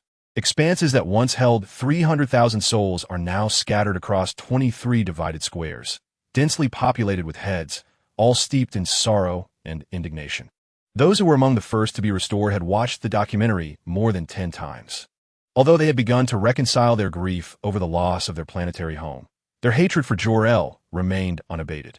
Each viewing of the documentary only deepened their loathing for Jor-El, a hatred even more intense than that felt by the impoverished on their initial viewing. Because they possess wealth, they harbor dreams and ideals, enjoy harmonious families, and hold esteemed positions, basking in the honor of being Kryptonians. Those who have everything comprehend more profoundly than the impoverished denizens of the slums the implications of Jor-El in action. They understand that his choices signify the annihilation of all they hold dear, leaving them bereft, even of the land of their homeland. Particularly grievous is Jor-El's theft of the Codex of Life, thwarting all attempts to save the Kryptonians, allowing only his son to escape Krypton. It is known that within the esteemed halls of higher education, the Academy, many offspring of the elite of Kandor were also studying, and now they are all gone. Merely witnessing Jor-El's son evade Krypton ignites a furious blaze of envy in their eyes, pushing them toward madness. He alone obstructs their salvation, perpetuating his lineage. Why should he be so favored? The faces of those who despise Jor-El begin to contort with rage. Jor-El, it seems, is not just subjected to my scrutiny regarding his actions. Zod, with a stoic demeanor, cast his gaze over the sorrowful faces, absorbing their twisted hatred. He would never allow all of this to vanish under Jor-El's flippant assertion that Krypton has lost all hope, with only his son representing the light of salvation. Each square is filled with 300,000 souls, their collective mourning resonating with anguished cries. As another square emerges, accommodating 300,000 more, the presence of 690,000 individuals envelopes the vicinity. Zod embarks on the final resurrection of 100,000. The biomagnetic field envelopes the last 100,000 of Kandor, meticulously arranged in the square. Zod's methodical revival of the Kryptonians is traceable, not commencing from social class, nor wealth, power, or honor. Loyalty may play a role, but more significantly, it hinges on intellect. In truth, Zod resurrects the Kryptonians in order of descending intelligence. He harbors no desire to witness the emergence of the astute, who, upon viewing documentaries, would articulate Jor-El's actions, romanticizing his tragedy and misinterpretation by Kryptonian elites, portraying him as a hero acting for Krypton, resorting to such means to preserve hope and honor for the impoverished. Make no mistake, it is indeed conceivable that such guidance could succeed, frighteningly simple in its execution. What Zod yearns to observe is their genuine reaction to Jor-El. Thus, he altered not a single frame of the documentary, leaving every word unembellished, reflecting the brutally unvarnished truth. Now, they see, unclouded by any illusions of Kryptonian honor. The House of El has basked in honor for far too long, to the extent that they believe their every action serves hope, the betterment of Krypton, their self-perceived nobility. Their role as heroes. The House of El has leveraged the masses to ascend to the upper echelons, distancing themselves from the very people they once represented. The remaining 100,000 individuals are predominantly those with vested interests in the House of El, representing perhaps the most intellectually gifted populace within Kandor City. Their attire distinctly sets them apart, exuding the opulence and elegance characteristic of nobility. The magnetic field of HYL covers the square, employing the ability to alter dimensions to restore them to their original state, manipulating the source of ignition to replace their genetic information. After a mere 2 to 3 seconds, they gradually awaken. Once confirming that everyone has regained consciousness, HYL refrains from further dialogue, gesturing with a hand as the sky once more unveils a documentary for their viewing. Among the last 100,000 are nearly all the most astute minds in Kandor City. As they absorb the documentary, they experience profound shock. Yet they recognize its likely authenticity. Jor-El has thwarted all attempts to save Krypton, leaving only his son to escape. Why? My husband is dead? Under the auspices of El. Wouldn't the house of El protect me? Has everything vanished? Why not save Krypton?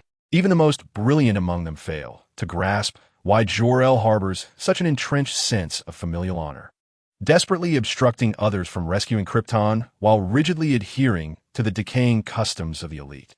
Indeed, Jor-El is acutely aware of the rot afflicting the upper echelons of Krypton, yet he persists in maintaining this decay, conforming to the established order.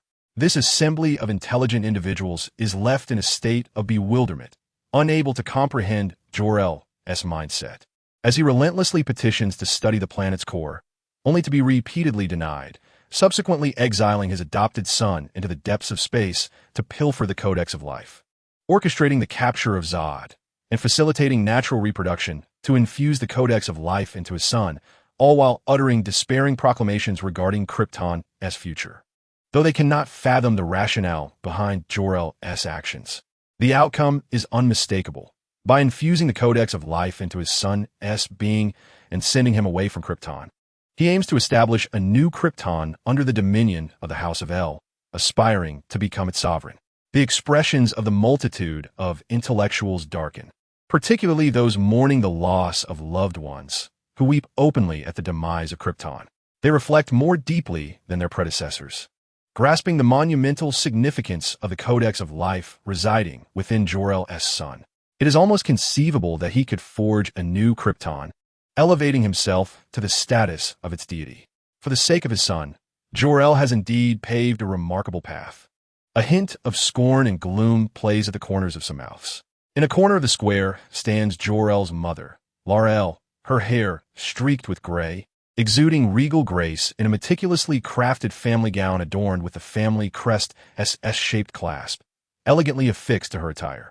She gazes at Hyl, her eyes brimming with sorrowful compassion. Once, Chow had confided in me that Hale harbored ambitions to control Krypton, aspiring to ascend as its deity. I found it hard to believe that such a fine young man could succumb to such depths. After all, he is your father. How could you bear to distort the truth and tarnish the reputation of Chow, who once endeavored to save Krypton, branding him as a selfish individual? Chapter 111. The El family Kal-El, now over 60, presents herself as a dignified lady, her appearance defying her age. Though her voice is not loud, it pierces the air with a sharp, sorrowful resonance that echoes around her. Time seems to pause as the collective weeping gradually subsides. Those who have watched the documentary multiple times, still heavy with grief, find a semblance of clarity amid the profound sorrow. Millions of tear-streaked eyes gaze upon Hale, who hovers in the sky. They have witnessed in the documentary his undeniable involvement in cloning Krypton's elite, a violation of the laws of Krypton, an egregious crime. Kal-El's assertions hold a kernel of truth. I shall become the god of Krypton. What is wrong with that? Hale proclaims, his imposing figure silhouetted against the sky. Clad in a form-fitting black suit that accentuates his muscular frame, he exudes a powerful, masculine allure, embodying an arrogance that is palpable. His head held high, he radiates a fierce, unyielding confidence, his gaze surveying the masses beneath him, while his dark cloak billows behind him. The crowd erupts in astonishment at Hale's unabashed admission of his ambitions. Many had speculated that he would manipulate them to solidify his supremacy. Yet it is laughable. Hale cares not for their thoughts. All I require is for you to recognize the truth, to detest Chow-El, to scorn him, and to see him for what he truly is. I can ensure that the populace is fed and sheltered, that justice is meted out to the wicked, that everyone returns home safely through the night, that hope flourishes among the people, and that they live with dignity. How can I not ascend to divinity? His voice resonates with authority, striking fear in the hearts of those who hear it, laying bare his ambitions without the slightest veil of concealment. Since his conversation aboard the Star Explorer with his beloved father, Chow-El, Hale has ceased to harbor any desire to mask his true intentions. What folly it would be to hide his inner thoughts before 7 million spectators, when his strength is worthy of his aspirations. The notion of enduring in silence and restraint is merely the guise of weakness. The crowd falls into a hushed silence, taken aback by Hale's domineering declaration. You are a rebel, a coveted architect of chaos intent on subverting Krypton. Xiao's decision to banish you to the void of space was indeed the right one. You shall bring war and calamity to Krypton.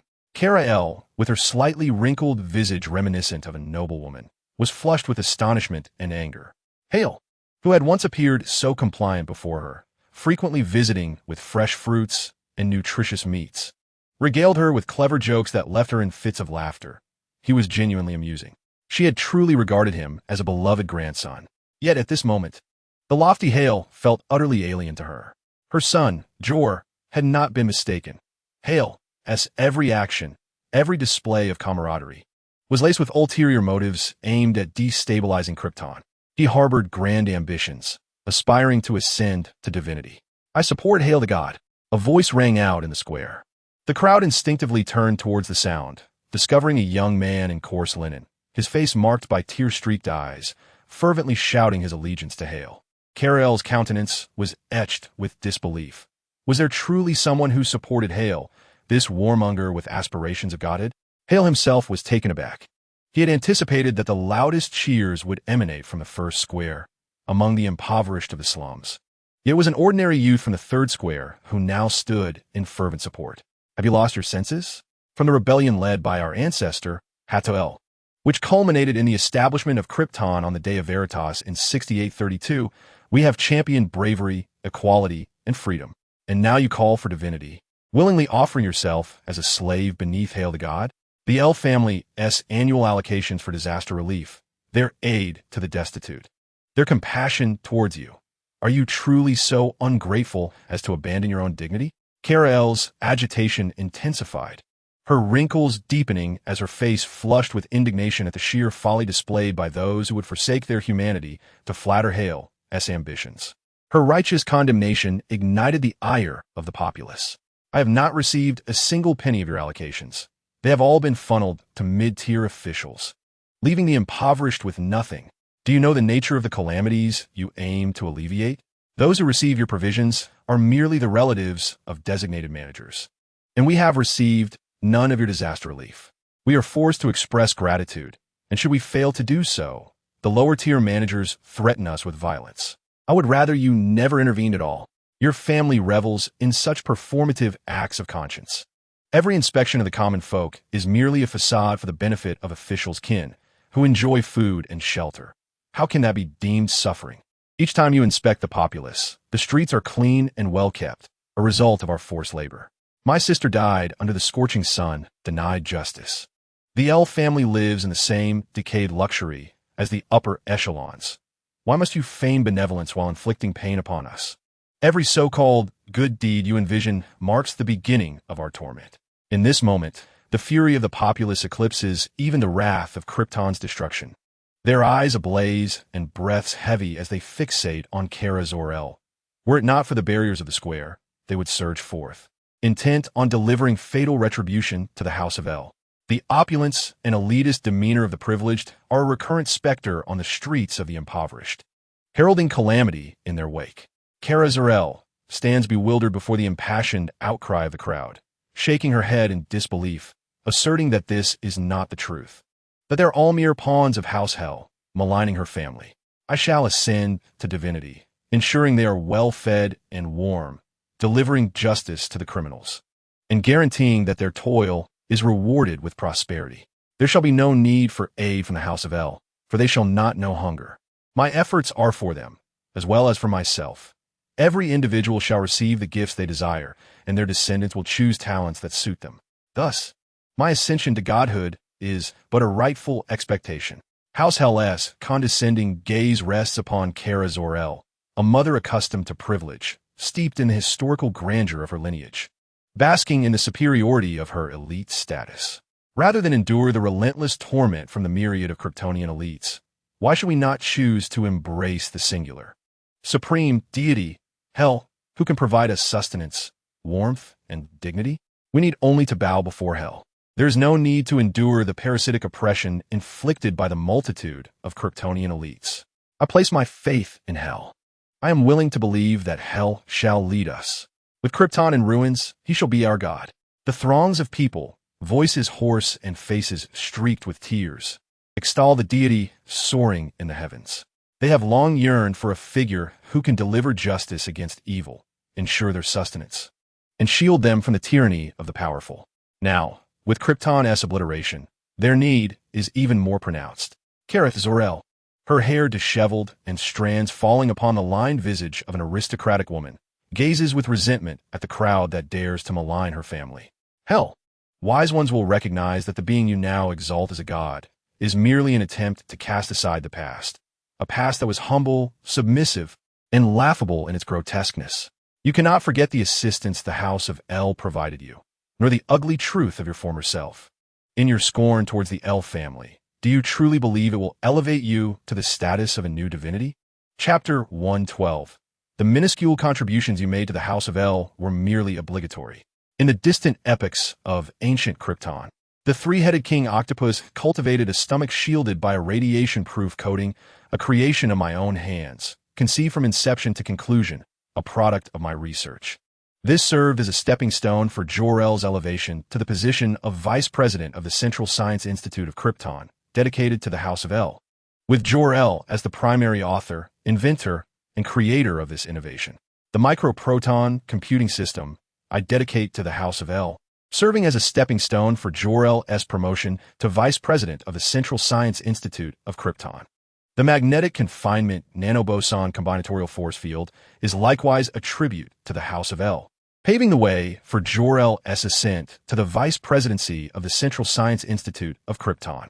The automatic repair metallic fibers, designed for the enhancement of your battle suits, are also my invention, offered to the House of El, similarly facilitating Jor-El's elevation to the vice presidency.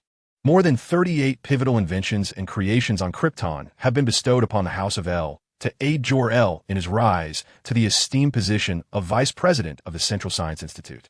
These myriad innovations are sufficient to forge the wealth of several branches of the House of El. Zod's demeanor was one of indifference, his eyes coldly surveying Kyra. At that time, Krypton was beyond salvation. The position within the Science Institute was firmly entrenched, held tightly by a few families that dominated the highest echelons of technology, leaving no room for outsiders. Even Jor-El, celebrated as the greatest scientist of this century with numerous inventions and creations, found himself unable to attain the role of vice president due to the lack of available positions. The same fate befell Zod. Without the connection to the House of El, no matter how many experiments he conducted or innovations he produced, there would be no favorable outcomes for his endeavors. They would never permit any scientist to gain entry to the Central Science Institute with ease. Had Zod not desperately piled all his creations and inventions onto Jor-El, or strategically offered his innovations to the House of El for Jor-El to present, the path to Jor-El's vice presidency would have remained far from attainable. The vice presidency of Jor-El was a result of the House of El's negotiations for mutual benefit, an effort that required immense contributions. With Zod particularly skilled in crafting inventions that garnered wealth, exponentially increasing the House of El's assets, and enabling them to exchange positions with other families. What a prodigious geniuses! They label you as such, and so it is. They dismiss you, and so it is not. No genius can transcend this rigid hierarchy, a structure that remains unbreakable.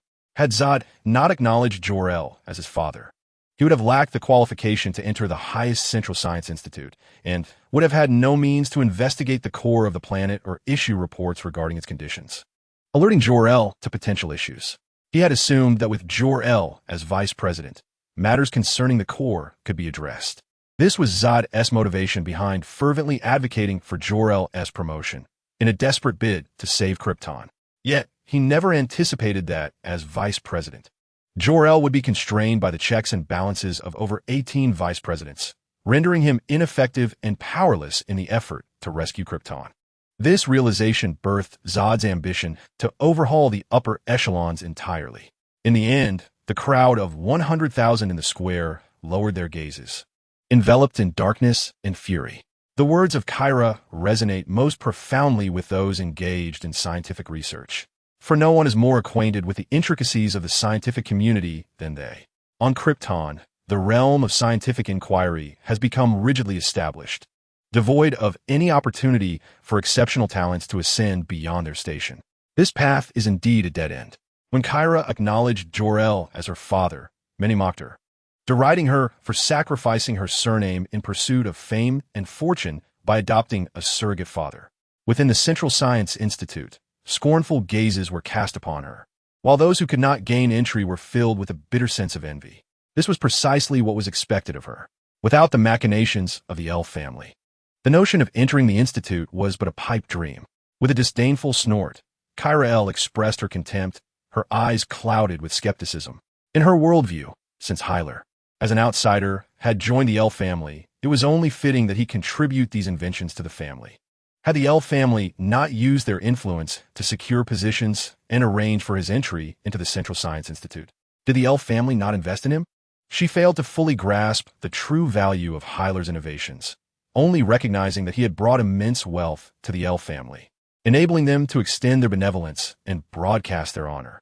All of this was merely the duty of one bearing the name Hyler. To contribute to the elf family was his obligation. Kyra's words sent a chill through those nearby, instinctively causing them to distance themselves, creating a conspicuous void beside her. Her declarations further underscored the unassailable class structure among Krypton's elite, which was no longer a matter of ability. Even talent was insufficient without the requisite status. It required actions like those of Hyler, abandoning his surname and adopting the upper-class family as his own, to gain such opportunities. To shamelessly claim to contribute to the elf family while enjoying the fruits of their labor, all the while disparaging his own father and indulging in grandiose dreams of divinity? He had no right to display the emblem of the elf family. He was unworthy of the S emblazoned upon his chest. Kyra's countenance darkened as she beheld the S on Hyler's black attire, a sight she found utterly intolerable. She would not permit Hyler to insult her son. She would not allow the gathered throngs to misconstrue her son's character. Jor was a dutiful son, a hero of Krypton, the very hope of their world. Only he could restore Krypton, and only the offspring of Jor could bear the mantle of Krypton's future. She was resolute. Jor could do no wrong, and she would not stand idly by while foolish citizens were incited by Hyler to harbor hatred towards him. This crowd could not fathom the greatness of Jor. Indeed, Hyler was a scoundrel. From the very first day he arrived before the elf family, with his clumsy attempts at humor to curry favor, Kyra had sensed the vile and contemptible blood coursing through his veins.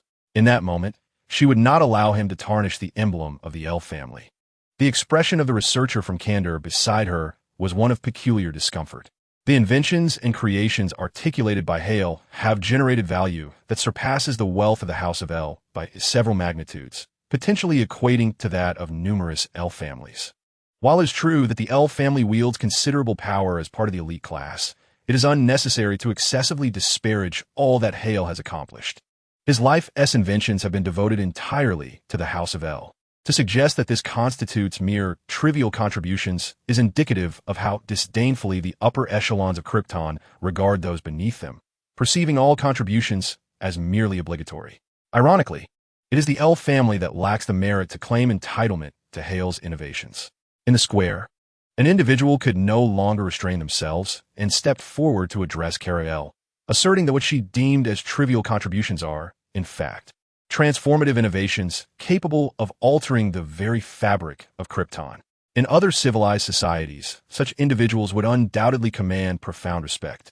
In Chapter 113, titled "The Time for Your Aspirations Has Arrived," Carol learns of Hale's invention, the three-headed king octopus stomach radiation-resistant microcoating, which has played a pivotal role in Krypton's deep-sea exploration, core investigations, and the development of radiation protective gear.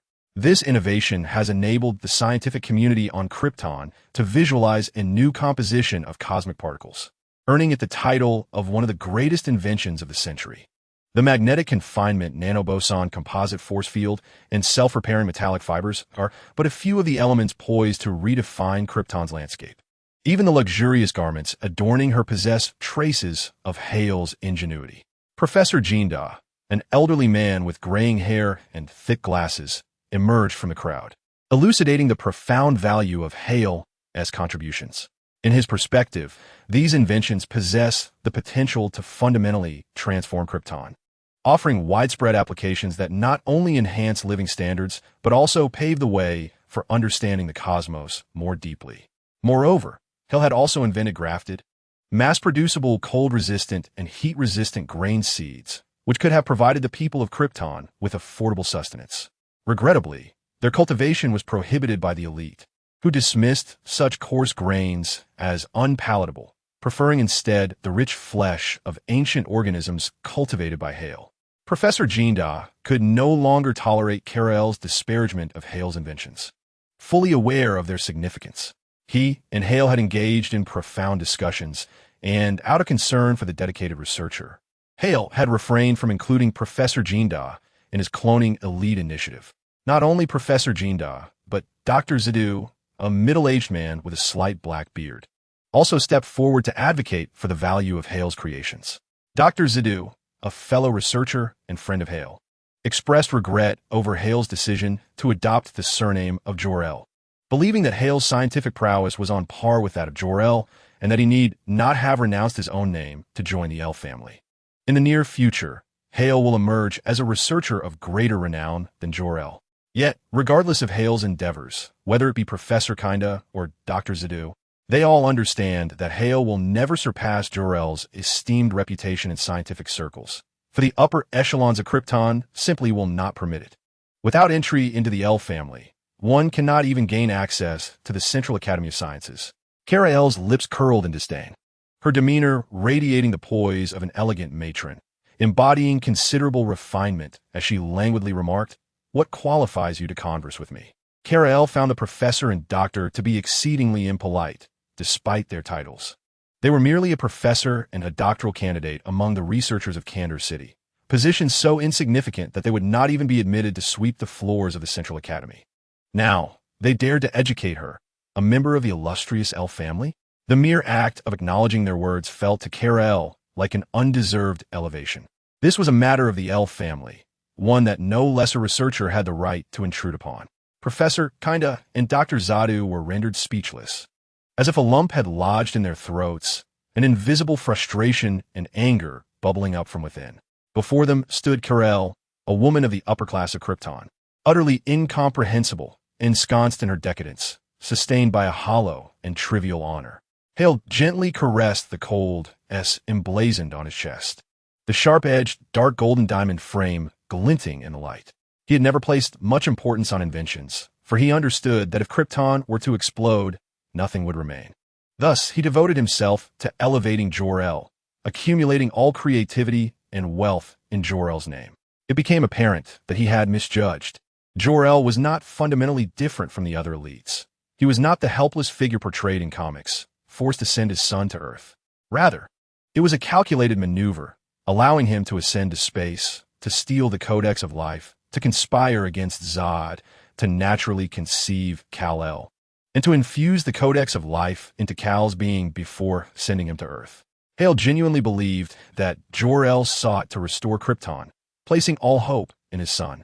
Alas, Superman, he achieved the epitome of goodness through the sacrifice of civilization. I apologize to those who believed in me, who had faith that I could save Krypton, to the impoverished who followed and aided me in navigating the labyrinth of political reformers. I regret that I could not rescue this planet that instilled in me unwavering will and purpose. Yet, I alone owe my loyalty to Jor-El and to the emblem upon my chest. I disdain to conceal my desire to ascend to divinity, nor do I feel compelled to denigrate Joel's actions. All will be judged by others in due course. Hale lightly traced the edge of the diamond frame, the cold texture sending a tingling sensation through his fingertips. Unable to restrain himself, he laughed aloud into the sky, as a merciless gaze momentarily flickered with warm reminiscence. His robust physique, outlined by the black battle attire, exuded an air of arrogant indifference. Shamelessly, they merely incite and guide you towards your divinity. Do you believe the people of Kandor lack discernment? You are but a contemptible wretch, arrogantly aspiring to be a deity. The populace shall not support your tyrannical reign as a despot, nor shall they permit you to become a beast confined within a cage devoid of equality and freedom. Kal-El's expression was cold, and hatred surged within her eyes. How dare this wretch forget the immense grace bestowed upon him by the House of El? Without the House of El, you would never have gained entry into the Academy of Sciences. Kal-El maintained a facade of aristocratic composure, while her heart seethed with rage against the House of El for their generosity towards Hale. Yet all that remained was the fact that the House of El had facilitated Hale's admission to the Academy. Kir-El's thoughts took another turn. Without the honor granted by the House of El, how could you establish yourself within the Academy and earn the respect and admiration of others? All honors and respect are gifts bestowed upon you by the Chest of S. Without the House of El, this wretch would merely be a humble researcher. Everything is a boon from the House of El, and now he dares to claim he is worthy of their legacy? This is undoubtedly the most laughable jest Hale has uttered in all the time Kir-El has listened to his absurdities. A dog shall forever remain a master's dog. Let us engage in a game. Should more than 50% of the populace support you in reinstating the council system on Krypton to govern its 7 million inhabitants, then they need not revere me as a deity, and the equality and freedom on Krypton may persist. Hale proposed with a smile. You underestimate the wisdom of the Kryptonians. Your ambition and grandiloquence shall lead to your utter destruction. Kir-El's eyes sparkled, her demeanor composed, embodying the elegance of a noble woman, as a confident smile graced her lips. She glanced at Professor Jinda and Dr. Shadu, giving a slight nod as an indication. Step forward. It is your time to ascend. Chapter 114. Hale, you're my hope. Professor Jinda, a man in his 70s, was slender, with a straight spine and a face adorned with wrinkles, yet his eyes were clear and discerning, akin to those of an infant. One might even describe these eyes as the autumn waters of a serene lake. Typically, he concealed these perceptive eyes behind thick reading glasses. These wise and beautiful eyes had often brought him trouble. In his youth, driven by an astute perception of his superior's intentions, he was often imbued with a sense of self-satisfaction, believing himself to be exceptional and capable of changing the world. With youthful exuberance, he felt invincible, viewing no challenge as insurmountable. However, he learned a significant lesson when he was nearly blinded by a scion of the Wicks family. From that moment onward, his laughter became a rare occurrence. He vividly recalls the instant he witnessed Hale entering the neutrino laboratory in Kansas City as an intern. He immediately sensed that Hale would undoubtedly emerge as a figure of great importance. Unlike other young people, brimming with ambition and idealism, Hale exhibited a remarkable composure, often expressing admiration for the efforts of others and gracefully managing his relationships. His presence commanded respect and admiration, subtly inspiring those around him. Before acknowledging Jor-El as his father, Hale was not the center of attention, yet he was an indispensable figure. However, after recognizing Jor-El as his father, many of his peers experienced profound disappointment. They felt let down by Hale's decision to relinquish his surname and dignity, aligning himself with the elite Jor-El and pursuing fame and fortune within the Central Science Academy. They longed for Hale to become a brilliant guiding star, capable of transforming Krypton and its entrenched society. Their disillusionment was palpable, and their scorn and curses reflected the depth of their despair. They believed that they had entrusted their hopes to Hale, who bore their aspirations and the capabilities they lacked to instigate societal change. Yet, in their eyes, Hale had betrayed them, becoming a mere pawn of the elite. Only Professor Jinda recognized Hale's true potential and discreetly supported him. His discerning gaze did not misjudge Hale. Indeed, Hale was an extraordinary individual, brave enough to undertake what others would not. His resolve remained unshaken, impervious to the criticism and vitriol directed at him. He sought to reform Krypton from its upper echelons. Subsequently, he was sent into space by Jor-El.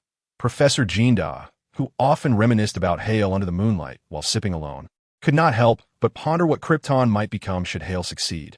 Ultimately, he was unable to witness such a transformation. Hale was my hope, he mused, adjusting his attire. Professor Jinda removed his thick reading glasses to reveal his clear eyes, smiling as he addressed Lady Kir-El, saying, I choose Hale as my god. Professor Jinda chuckled, while the corners of Lady Kir-El's mouth subtly turned downward. She had not anticipated that a professor from the Candor Institute could be so lacking in discernment. Did he welcome the reign of a tyrannical monarch, a phenomenon unheard of in the annals of Kryptonian history? What will be the ultimate outcome? The populace suffers in abject misery, famine ravaging the land, resorting to cannibalism for survival. Yet, it is the upper echelons of Krypton's parliamentary families that ultimately kindle hope, leading these seemingly worthless citizens to instigate reform, overthrow the monarch, and establish a parliamentary system. Despite the myriad flaws inherent in such a system, there exists a balance of power.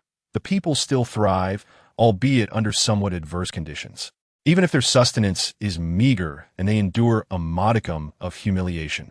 Is life not still viable? Power necessitates checks and balances, for only then can the common folk harbor any hope. Exile dismisses Professor Jinda, a mere academic, utterly oblivious to the perils of autocratic rule. Such a regression in history would forsake the flawless system that has endured for millennia on Krypton, ultimately harming the very populace they claim to represent. Do you believe I speak for someone else? I speak for you. Kal-El understands that intelligent minds are never in short supply, particularly among the astute politicians backed by the El family. She bears an elegant countenance, awaiting the voice of dissent. Professor Jinda selects Dr. Shadu, a robust middle-aged man sporting a hint of black beard, whose gaze merely glances at Kal-El before falling into silence. He will not lend his support to her cause. Dr. Shadu perceives that Kal-El's privileged upbringing has clouded her judgment. Can one ponder who salvaged the lives of 7 million Kryptonians? Where do they find themselves now? It appears there are two options, yet in reality, none exist. Even if choices were available, Dr. Shadu would never opt for the previous Kryptonian parliament. Should the upper class continue to govern the 7 million? Regardless of merit, only those of noble lineage are deemed fit for significant positions. Should I continue to flatter over 1,000 classes? In light of this, I shall choose to appease but one class. In the square, silence descends after Professor Jinda concludes his remarks. The sound of a pin dropping would be audible. Everyone's eyes dart around, contemplating their respective choices. The astute remain silent, aware that options are scant. The less discerning have already made their decisions in silence. A heavy atmosphere envelopes the gathering, the unnerving quiet amplifying even the faintest breaths, breeding a sense of impatience among the crowd. Kal-El's graceful features slightly contort. Her previously serene smile fades, replaced by an expression of displeasure as she scans the crowd. At last, she identifies a target. You, step forward and declare your choice. Kal-El commands with an air of composed authority. The individual she has singled out is the director of the Kansas City Real Estate Management Bureau, adorned with a jovial smile reminiscent of a laughing Buddha and a prominent belly. Kal-El did not point him out because she remembered his name. Rather, it was due to a remarkable performance he delivered 2 years prior at his own birthday banquet. As the director of the Kansas City Real Estate Housing Authority, he sang a novel song honoring the El family, leaving a lasting impression on her. Consequently, she commanded that a member of the El family elevate his position to that of the director of the Kansas City Real Estate Housing Authority. It could be said that he was indeed aligned with the El family faction. Chapter 115. Feigning madness to induce despair. Kal-El never perceived defeat. While most were oblivious to the intricacies of the upper echelons, she had the power to dictate choices, commanding even the high-ranking officials of Kansas City. Thus, those under such officials would naturally gravitate towards her, along with the populace and their families, friends, and neighbors from the regions they governed. Such a vast influence could be effortlessly amassed. The weak, in their fragility, seek the shelter of the strong. She, Kal-El, the paramount figure of the El family, represented the highest status, the greatest strength, and the embodiment of the family's honor, instilling hope within them. The director of the Kansas City Real Estate Housing Authority, Director Weller, akin to a benevolent deity, suddenly found himself the focus of numerous scrutinizing gazes, causing his scalp to prickle. Even during his shameless performance at the El family's banquet, he had never felt such overwhelming pressure. Beads of sweat trickled down his forehead as he anxiously surveyed his surroundings, fidgeting like an ant on a hot pan, hesitating to speak. In stark contrast, Kal-El exuded grace and poise, her hands elegantly resting on her waist, epitomizing the demeanor of a dignified lady. The power wielded by the upper-class families of Krypton surpassed the imagination of the lower strata. How could they possibly resist the commands of the El family? I choose the El family. Director Weller gritted his teeth, his gaze turning fierce as he proclaimed. He was no fool ensnared in the trappings of high society. He knew precisely how to flatter the right individuals and relinquish his pride to win Kal-El's favor at her birthday banquet, thereby securing his position. He understood all too well that aligning with the El family could lead to his demise. Were there two options? No, there was but one choice. Director Weller was astute in reading people's hearts. From the various actions of Jor-El depicted in documentaries, it was evident that the broadcaster harbored animosity towards him. Seeking to bring down Jor-El, once exalted and heralded as the greatest scientist of the century, inciting hatred against him and obliterating everything he stood for. The El family would suffer irreparable damage alongside him. In this political dilemma, survival and victory hinged upon selecting the right allies. His greatest concern was that the El family possessed means to counteract any opposition.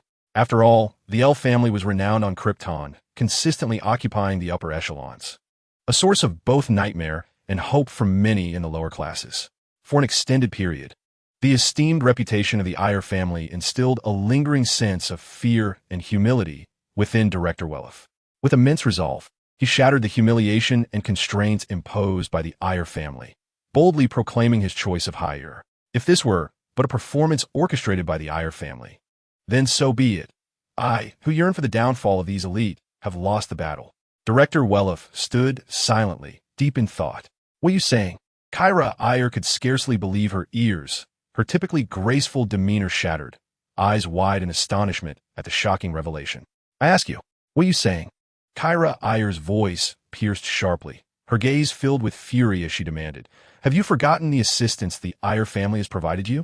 Without their support, could you have attained the position of director of the Kando City Real Estate Management Bureau? Director Wolof remained rooted in place, his body trembling with indignation at Kyra Ayer's condescending reprimand.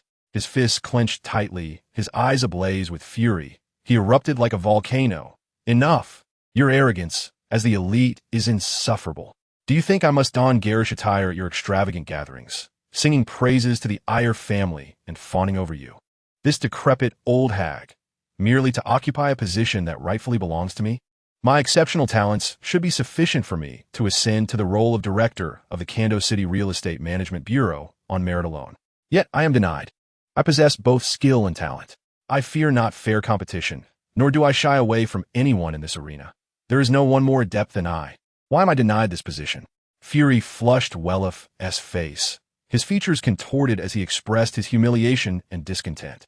In that instant, a chill swept over the esteemed officials of Kando City, some of whom had once been ambitious and talented, now realizing that they needed to resort to flattery for advancement. Their expressions darkened, eyes ignited with rage as they cast glances towards their counterparts from various families. The entire square felt as though it were on the brink of an explosive eruption, filled with glances of hatred and resentment directed at the officials occupying high positions within Kando City. Kyra Ayer, her composure lost, pointed a trembling finger at the treacherous Wolof, her voice dripping with venom. You wretched creature, how dare you speak to me in such a tone? Fine. Do you believe the Ayer family would falter in the absence of a dog like you? You, like Ayer, possess a heart of a wolf and the soul of a cur. Her heart racing with fury, she turned to the crowd in the square and bellowed, Dolph Ayer, step forward, bring your subordinates, and inform them that the Ayer family shall never falter for lack of a dog. A gentleman of considerable refinement, exuding an air of literary and artistic grace, emerged from the crowd, adorned in the opulent attire of the L family, his garments marked by the emblem of the S family, symbolizing his affiliation. Dolph L, having forsaken his original surname due to his exceptional merit, integrated into the L family as an outsider, establishing a profound symbiotic relationship with them. Consequently, as a member of the L lineage, he was appointed to the position of deputy mayor in the city of Kando, wielding significant authority over the economic welfare of its citizens. Dolph L's countenance remained composed as his gaze swept over Director Wolof, whose furrowed brow quivered with anger, and landed on the fervently self-assured Khalil. Madam Khalil, Dolph L intoned gravely. What did you call me? Khalil, taken aback, could scarcely believe her ears, questioning whether she had misheard. Previously, she had been addressed in gentle tones as grandmother by Dolph L. Now, he referred to her as Madam Khalil. Madam Khalil, he reiterated solemnly. Unable to accept this affront, she pressed her hand to her chest, staggering backward, vehemently shaking her head as if to dispel this disrespectful designation. What do you mean, Madam Khalil? I am your revered grandmother. Her wild denial was accompanied by wide, bloodshot eyes as she pointed skyward towards Hale, erupting in laughter. Huh, I know this is all Hale's conspiracy. Do you truly believe that a mere handful of individuals can challenge the elf family? How naive, utterly naive. You wish to feign madness? I shall bring you to spare. Hail! With an impassive demeanor, gazed down, gesturing with his hand. Immediately, beneath the feet of the assembled crowd, two metallic buttons, one red, one blue, rose from the ground. I shall make you confront reality. Ladies and gentlemen, at this moment, please choose. Red signifies support for Kal-El and the restoration of the Kryptonian parliamentary system. Blue signifies support for me, as I establish a new Krypton and reopen the heavens and the earth. Chapter 116. Madness, a crimson beam of light ascended from the ground, capturing the attention of all present. This was the red column representing support for Kal-El. Without hesitation, she forcefully pressed the red button, affirming her allegiance. Kal-El began to recognize that those who had once thrived under the elf family's patronage were now showing signs of dissent. The director of the Kando Housing Authority, Wylef, and the deputy mayor Dolfell, once endorsed by the elf family, had betrayed them. Disheveled and with eyes wide open, the remnants of her noble demeanor faded. Replaced by a voice hoarse from desperation, Kal-El commanded, "You must choose to restore the Kryptonian parliamentary system." Throughout Krypton's history, tyrants such as Norman Green, Brady Bacon, and the usual warlords had plunged the planet into chaos for their selfish desires, leaving behind a legacy chronicled in textbooks that serves as a profound lesson. When an individual wields supreme power, it marks the commencement of unbridled desires. Power necessitates checks and balances. Those who adhere to a monarch will inevitably be treated as mere cattle. Kyrael, nearly bursting with fervor, shouted until her voice turned hoarse. Her bloodshot eyes glaring as she raised her chin high, articulating the truth to them. In her heart, she dared not directly summon the vassals of the elf family for support. She was certain that if she faced rejection one more time, the elf family would fracture and disintegrate, and all past honors would be obliterated by her own actions. She was unwilling to become a pariah of the elf family. The elf family must not lose its honor. The numerous Kryptonians in the square silently regarded Kyrael. Once, Krypton was their irreplaceable homeland. If possible, they still wished to preserve the essence of their original Krypton. If the Kryptonian parliamentary system were to be restored, who would govern us? A voice from the crowd suddenly inquired, expressing a lingering attachment to Krypton. Naturally, it would be governed by the upper echelons, Kyrael replied without hesitation. For her, it was entirely reasonable for those with established administrative experience among the Kryptonian elite to continue managing affairs. This would uphold the honor and prestige of the elf family while maintaining control over the 7 million inhabitants of Kandor, guiding them in the endeavor to rebuild a new Krypton. What doubt could there be? This has been the way since time immemorial. A sharp sound echoed as an enraged hand struck the blue button, a beam of azure light erupting from the ground beneath the assailant. Let the former Krypton perish. The questioner's face turned crimson with fury, his palms stinging from the impact, his chest heaving as the flames of anger and sorrow shone in his eyes.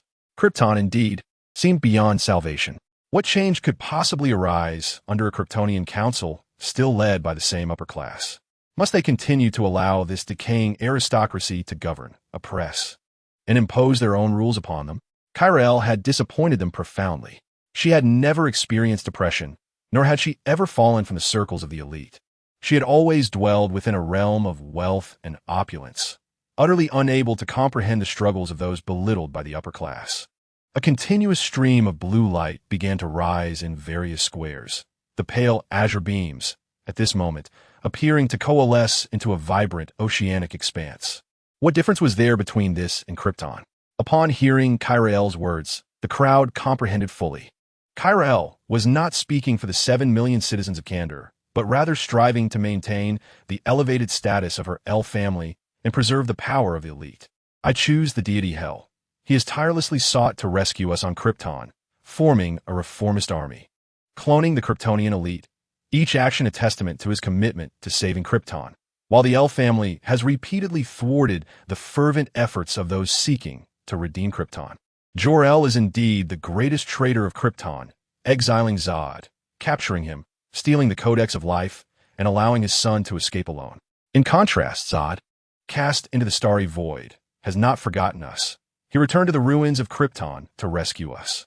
I witnessed his actions and felt the heartbeat of hope in my chest at this moment of salvation. It is because of him that I stand here. Painfully reminiscing about my homeland, Krypton, I am willing to believe in Zod, to believe in the savior he represents. I wish to serve under him and help establish a new Krypton. Dr. Zan's expression was solemn, his gaze both contemplative and resolute as he pressed the blue button. This act felt akin to forsaking the decayed remnants of Krypton and stepping into a new era, evoking a sense of solemn, epic grandeur. A pale blue beam of light rose from beneath his feet, enveloping him in its glow. Numerous Kryptonians nodded in agreement as countless pale blue beams ascended, transforming the sky into a vast ocean of blue. Kara-El, momentarily disoriented, saw the surrounding blue columns and felt as if she were submerged in a profound abyss. A suffocating sensation enveloping her, rendering her breathless. No, this is not how it should be. You wretched lower beings should be led by us. Obey our commands. You must listen. My son is Jor-El, the greatest scientist, the hope of Krypton. The House of El is Krypton's salvation. Suddenly, Kara-El spun around, her face contorted with fury and hatred as countless disdainful glares converged upon her from all corners of the square. She could not accept the disgrace of the House of El, her hair disheveled, her eyes wild with rage, as she violently pushed past those around her, attempting to seize the button, frantically pressing others' red buttons in a frenzy. After several attempts, she found herself exhausted, gasping for breath, drenched in sweat. Her hair clinging to her glistening, contorted features, looking as disheveled as a beggar. Yet, what plunged her into despair was the realization that the red button she had pressed, the red beam of light that had just ascended, was silently reverted back to blue by its rightful owner. No, you're being coerced, you damn beasts, lower-class scum. Worthless wretches. Jor, where are you? Woe is me. Your mother is being oppressed. Kara-El could not accept this fate. She collapsed onto the ground, kicking her legs wildly and weeping uncontrollably, her heart shattered. She writhed on the ground, devoid of the poise expected of her class. Had she retained any semblance of reason and recognized her actions, she would have been overwhelmed with shame. Yet in this moment, she cried out in rage, her behavior erratic, lashing out at the lower beings she deemed beneath her, seeking a target for her wrath, only to tire quickly and lose her strength. At times, she proudly raised her head, exuding an air of superiority reminiscent of the upper echelons, looking down upon the masses with disdain.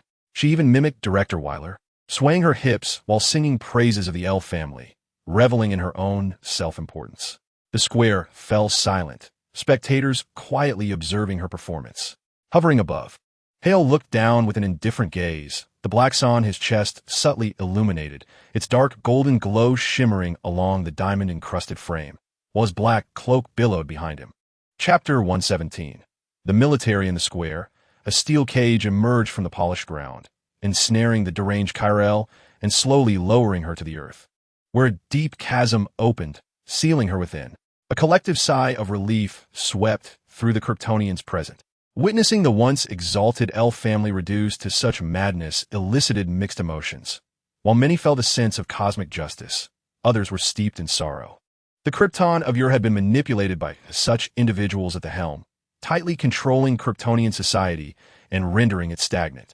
Even as the core of the planet registered alarming changes, the elite remained ensconced in decadence, clinging to their power.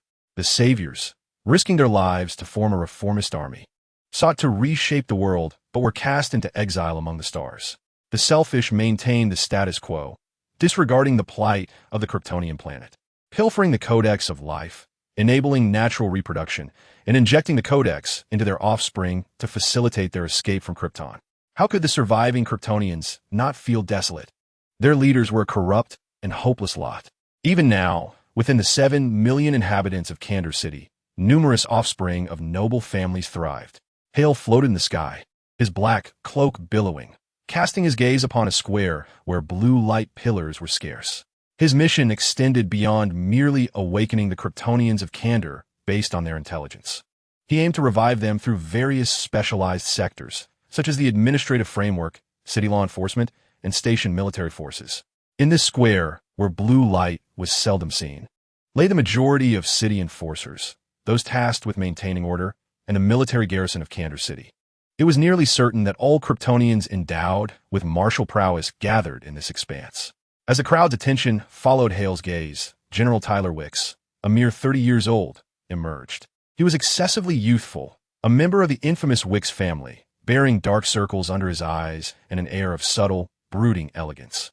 Understanding Hale's ambition to establish a new Krypton necessitated soldiers from his army, General Tyler Wicks felt a stirring within, plotting and scheming for his own position and rights. On behalf of the military forces stationed in Kansas City, I express my gratitude to Hale for saving the lives of 7 million. However, until a concrete response is received, the military shall not acquiesce to your commands. General Tyler Wicks, exuding a dignified composure, deliberately modulated his voice to resonate with authority.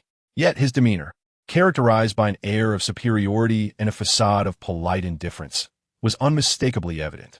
Kansas City is home to over 20,000 law enforcers, invariably comprised of the elite offspring dispatched from Krypton to uphold order within the city. The military, too, is monopolized, with generals and officers possessing the requisite genetic military aptitude, leaving no room for ordinary civilians. The silence surrounding Kal-El, though tinged with a sense of sympathetic sorrow, ultimately leads them to seek greater privileges and power in accordance with their status. Otherwise, the 70,000 soldiers and 20,000 city enforcers under their control would never endorse Hell's purported vision of a new Krypton. Unless their interests are satisfied with a delineation of privileges and benefits, General Tyler Wicks would not acquiesce to the demands. "Oh, what response do you seek from me?"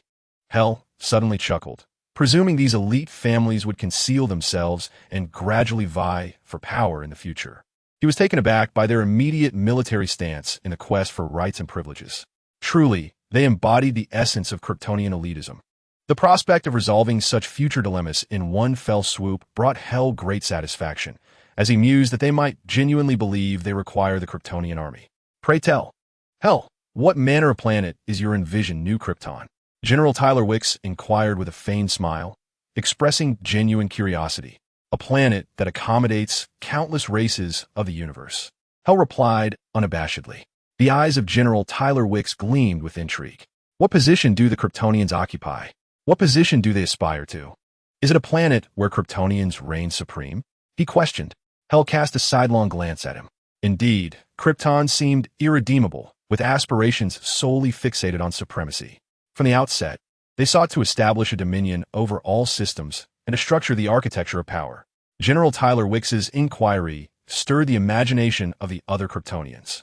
If Hale could guide them to seize a survivable new Krypton in the cosmos and propagate the renown and honor of Krypton, enabling the Kryptonians to lead the myriad races of the universe, subjugating them beneath their feet and reclaiming the splendor of Krypton, it would be a most splendid endeavor. A throng of Kryptonians felt a surge of ambition, envisioning a radiant future. "Let us see your capabilities," Hale remarked nonchalantly, awaiting General Tyler Wicks's response.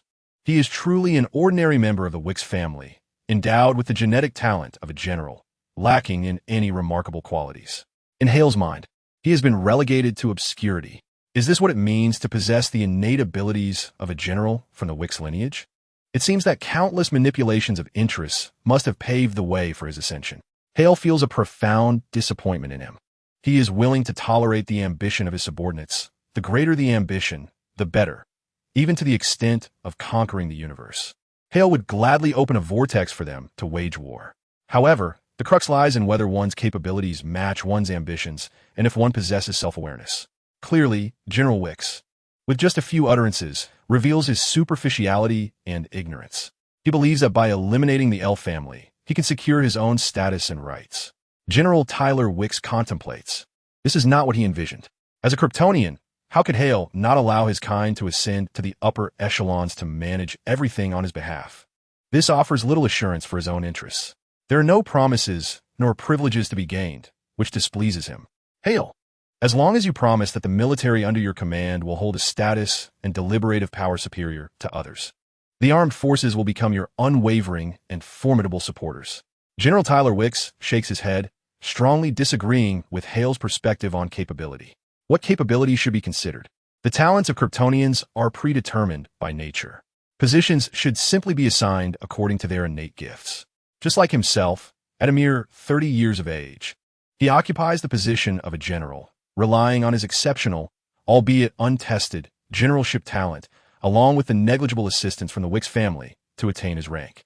Deep down, Tyler Wicks is convinced that once war begins, his generalship will ensure flawless victories, rendering him invincible because he is inherently a general. There is no need to consider any capability. Hale states indifferently that Kryptonians, endowed with regulated talents, are, in fact, terrifyingly powerful. In specialized fields, success demands 99 effort and only one talent. Particularly for those striving to reach the pinnacle, it is precisely this one of talent that is most lacking. Kryptonians, however, always possess that one talent within their specialized domains.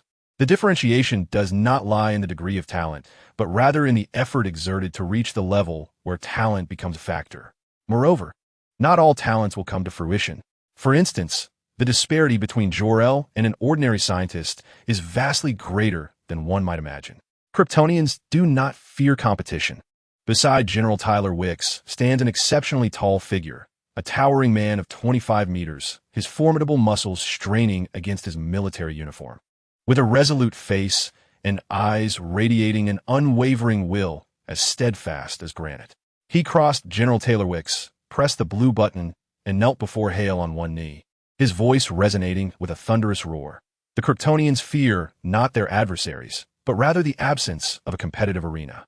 I, Karuzat, am discontent with my current standing and wish to serve under your command, striving to earn my rightful position as a general through valor in battle.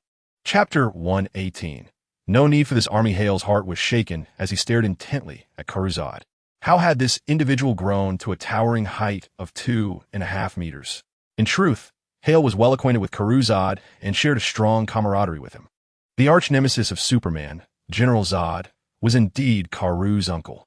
Hale had previously encountered the youthful Karu in General Zod's training quarters, where the boy was bold and brimming with ambition, being the second member of the Zod family to possess the gift of generalship. In his youthful exuberance, Karu displayed remarkable aptitude for military leadership, often receiving tutelage from General Zod on various command tactics. During that time, Hale was also utilizing General Zod's private training facilities, where the general invited him to engage in targeted confrontations with Karu, encompassing a range of war simulations, close-quarters combat, and the intricacies of technological weaponry. Those days were the most arduous for Karu, often bested by Hale and subsequently chastised by General Zod for his unsatisfactory performance. The general's frustration was palpable, especially after Karu, despite his exceptional talents, succumbed to Hale, an affront to his potential that could easily provoke the general's ire. Hale's gaze flickered subtly between Taylor Wicks and Karuzat. It was evident that in the contest for the military command of Kandor City, the Zod family had been overshadowed by the Wicks family, resulting in Karu, a member of the gifted Zod lineage, being relegated to the rank of merely a lieutenant colonel, an utterly unjust circumstance. No wonder he sought to switch allegiances. He recognized me. Rise, Hale spoke coolly, a smile gracing his features as he recalled their youthful misadventures. I have yet to forget your mischievous act of having me lie in Fiora's bathtub, where I nearly suffocated from her whirlwind scissor kick. Karu remained steadfast, his resolute gaze unwavering, and his countenance serious, betraying no hint of emotion. Karuzat, your defiance of superior orders warrants a court-martial, with a sentence of 100 years in confinement. General Taylor Wicks exclaimed, his expression dark as storm clouds, neck arched, and eyes glaring fiercely at Karu. His gaze briefly swept over the 1,000-strong troops behind Karu, who had pledged their loyalty to Hale. Fortunately, there were only 1,000, which eased his heart somewhat. At least Karu was not rendered powerless. Rather, some minor factions within the Zord family still allowed him to leverage his troops to secure substantial rights. You are no longer my superior, the highest commander. The architect of the new Krypton is Hale. Standing at a formidable height of 2.5 meters, Karu gazed down upon General Tyler Wicks with an imposing presence, akin to a predator scrutinizing a flailing chick. Karu had undergone the most rigorous and devoted tutelage under General Zord, who had regarded him as the heir to the next generalship within the Zord lineage. However, due to General Zord's rebellion, Karu lost his position among the Zord family amidst rival factions. He bore no resentment towards his uncle, General Zord, for such actions are human nature, in dire circumstances. He too would have made the choice to save Krypton. It was merely unfortunate that he had been knocked unconscious and imprisoned by General Zord, missing the opportunity to partake in the rebellion. Otherwise, he would not be here now, but rather languishing in a prison alongside General Zord in the Phantom Zone. Yet, regarding the treacherous schemes of the Wicks family and the extravagant scion they had elevated, he found it utterly intolerable. If Tyler Wicks possessed even a modicum of ability, Karu might have acquiesced. After all, the familial strife was a matter of loss for them, which was inescapable. However, Tyler Wicks, despite being bestowed with the title of general, exhibited behavior more akin to a hedonistic socialite, frequently indulging in extravagance without any semblance of military discipline, which truly appalled Karu. Should the opportunity arise, he was resolute in not allowing this army to be tainted by the luxurious excesses embodied by Tyler Wicks, thereby compromising the honor inherent to their soldierly calling. I shall not allow an army of 70,000 to heed your commands indiscriminately. As a general, I must safeguard the lives and rights of my soldiers. Unless we are granted the necessary assurances, he declared, his expression as solemn as the depths of the ocean, turning to Hale with an unyielding tone. The Wicks family was particularly adept at unscrupulous plots, lacking any semblance of honor. As the general of the Wicks family, Tyler Wicks, despite his indulgent and debauched lifestyle, recognized that this moment presented an opportunity to negotiate for his own power under the guise of legal persuasion, ensuring his continued status and authority amidst the formation of the new Krypton. This was an opportune moment, for Hale before him required an army, and that army was firmly within his grasp. Tyler Wicks' words elicited nods of agreement from the senior officers behind him. They had long been led astray by his lavish excursions in the city of Kando, indulging in the pleasures of life and participating in the Exile liberal parties, stimulating their dopamine-driven revelries, resulting in a diminishing display of military resolve, with some officers appearing unsteady and unable to stand tall. The soldiers under their command, however, exhibited expressions of confusion and uncertainty, as they had never encountered the seemingly formidable side of General Tyler Wicks, whom they had seldom seen and with whom they had never trained. Oh, Harl let out a light chuckle, his eyes sparkling with mirth as he gazed at General Taylor Wicks, casting a glance at Karu. Is it ready for deployment? Let them witness whether I truly require this legion of soldiers. It has been assembled. In that case, release them all at once. Let them transform together. Understood, Master. The multitude of Kryptonians in the square suddenly felt a subtle tremor beneath their feet and looked outward. The ground split open. What is that? A massive clump of iron? The metallic surface fissured wide, revealing gaping abysses, and 7 colossal battleships emerged, each exceeding 2,000 meters, fashioned into a formidable mass of iron adorned with an array of metallic components and gun ports. These eclectic vessels, propelled by anti-gravity, gradually floated behind Harl. Likewise, there appeared a haphazardly assembled metallic sphere, laden with bizarre weaponry, comprising 30 cruisers that were lined up behind. Following those cruisers were the aesthetically unpleasing destroyers, numbering 200,000, densely populating the skies.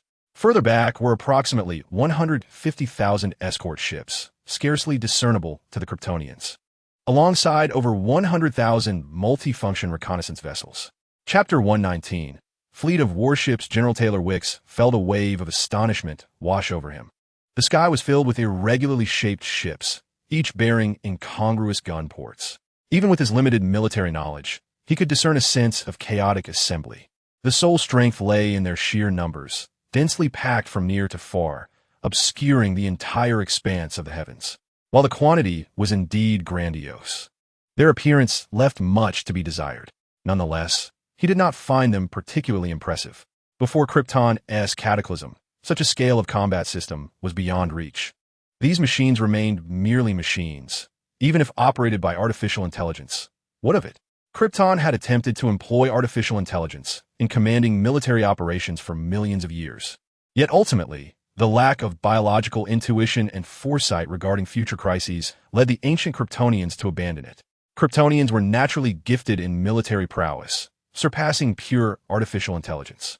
Only with the combination of militarily adept Kryptonians and supportive intelligent warships did the ancient Kryptonians dominate the cosmos, spreading their formidable reputation. Now, he was left with only dilapidated warships. General Taylor Wicks felt a weight lift from his heart. No amount of warships could yield perfect combat effectiveness. After all, the most gifted military soldiers of Krypton were under his command. These hundreds of thousands of warships, as his guard, were rather inadequate, too unsightly and lacking in elegance.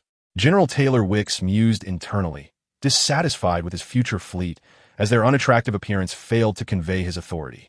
In his heart, he had already begun to devise a plan to acquire matching rights, to transform a vessel into a majestic purple chariot, inscribing his illustrious name upon it, patrolling the territory assigned to him, and reveling in the accolades bestowed upon him.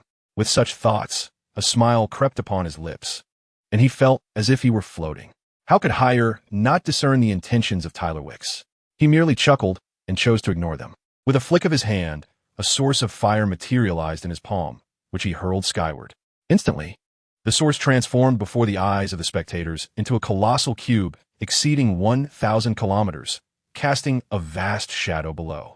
Even though the crowd in the square had witnessed the restoration of the Kryptonian fire source numerous times, they remained captivated by the mystery and strangeness it embodied. Perhaps a treasure rivaling the codex of life, a cornerstone of civilization. 0. You're tasked with the construction of the battleships, commanded Hire, with the fire source at their disposal. There was no need for meticulous fabrication of every detail of the ships. One merely needed to assemble sufficient weaponry and metals haphazardly, and then, following the blueprints designed by Zero, utilize the fire source to first convert the metals into metallic cells, executing the planned designs. The intricate process of battleship construction was thus significantly simplified. Hire initiated the internal space of the fire source, its surface shimmering with arcs of light, as 7 bolts of lightning, carrying transformative information, struck the 7 unsightly battleships. Zero commenced the construction of the battleships.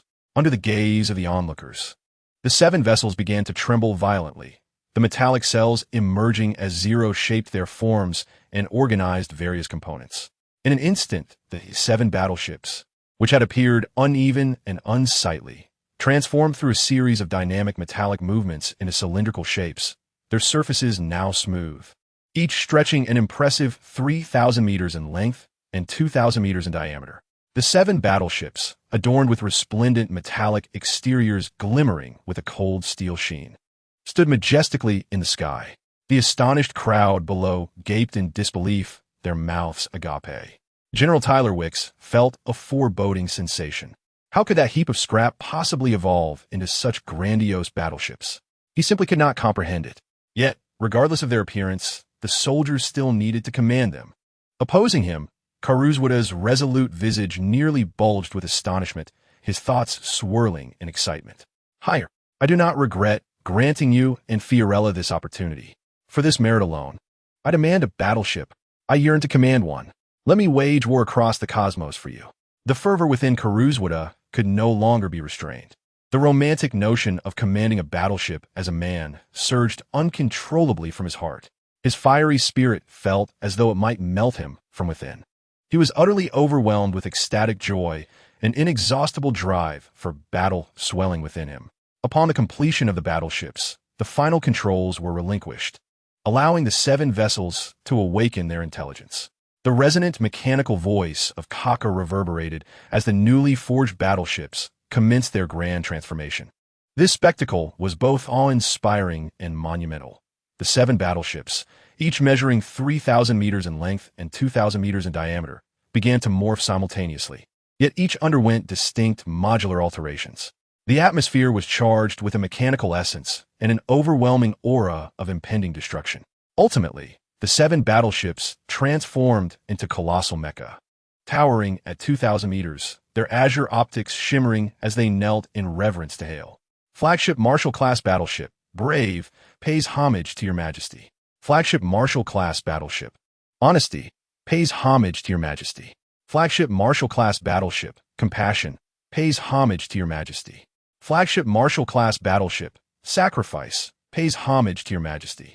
Flagship Marshall-class battleship, Honor, pays homage to your majesty. Flagship Marshall-class battleship, Light, pays homage to your majesty. The crowd in the square stood paralyzed in fear. General Taylor Wicks trembled. his hands quaking and lips quivering as he beheld this scene. Karuzwada, ablaze with fervor, felt a surge of heat coursing through his body, struggling to contain his rage. Meanwhile, Hale continued his actions, activating the energy source and channeling power toward the 30 cruisers stationed behind the battleships. Without much fanfare, the transformation of the 30 cruisers was a seamless replication of the previous spectacle, shifting from their unattractive forms to embodiments of science fiction grandeur. The 30 general class cruisers morphed in unison, ascending into the skies to pay their respects to Hale. Following this, 200,000 destroyers, 150,000 frigates, and 100,000 reconnaissance ships filled the firmament, all bowing their heads in homage to Hale.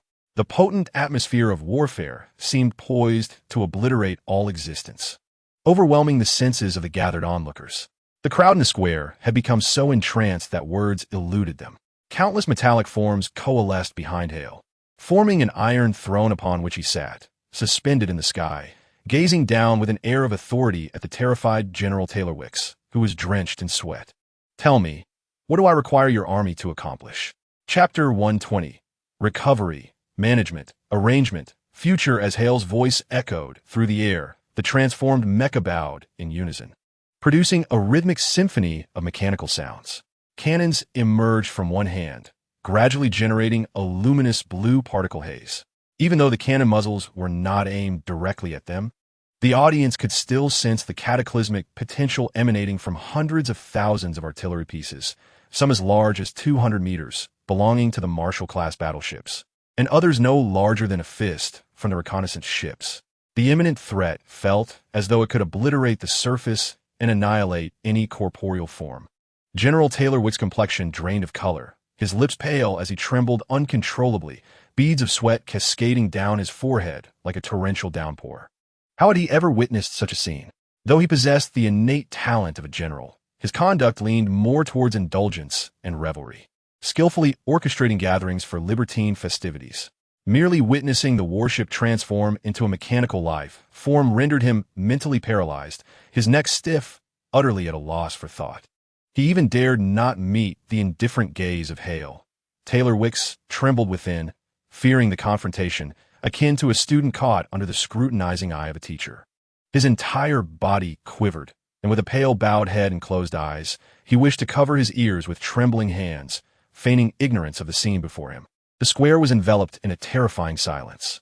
"You lack the iron resolve befitting a general," Hale remarked, gently motioning with his hand resting on the armrest, signaling the warships to retract their cannons. A multitude of ships in the sky extinguished their prepared state, transforming their cannon mouths back into mechanical appendages, hovering ominously while a myriad of gazes fixed upon Taylor Wicks. Beneath his feet, a metallic barrier emerged, encasing the high-ranking military officials in a prison. "No, I am not allied with Wicks. I support your majesty. I support Hale. Please spare me," they pleaded, claiming all actions were dictated by Taylor Wicks, insisting they had not rebelled.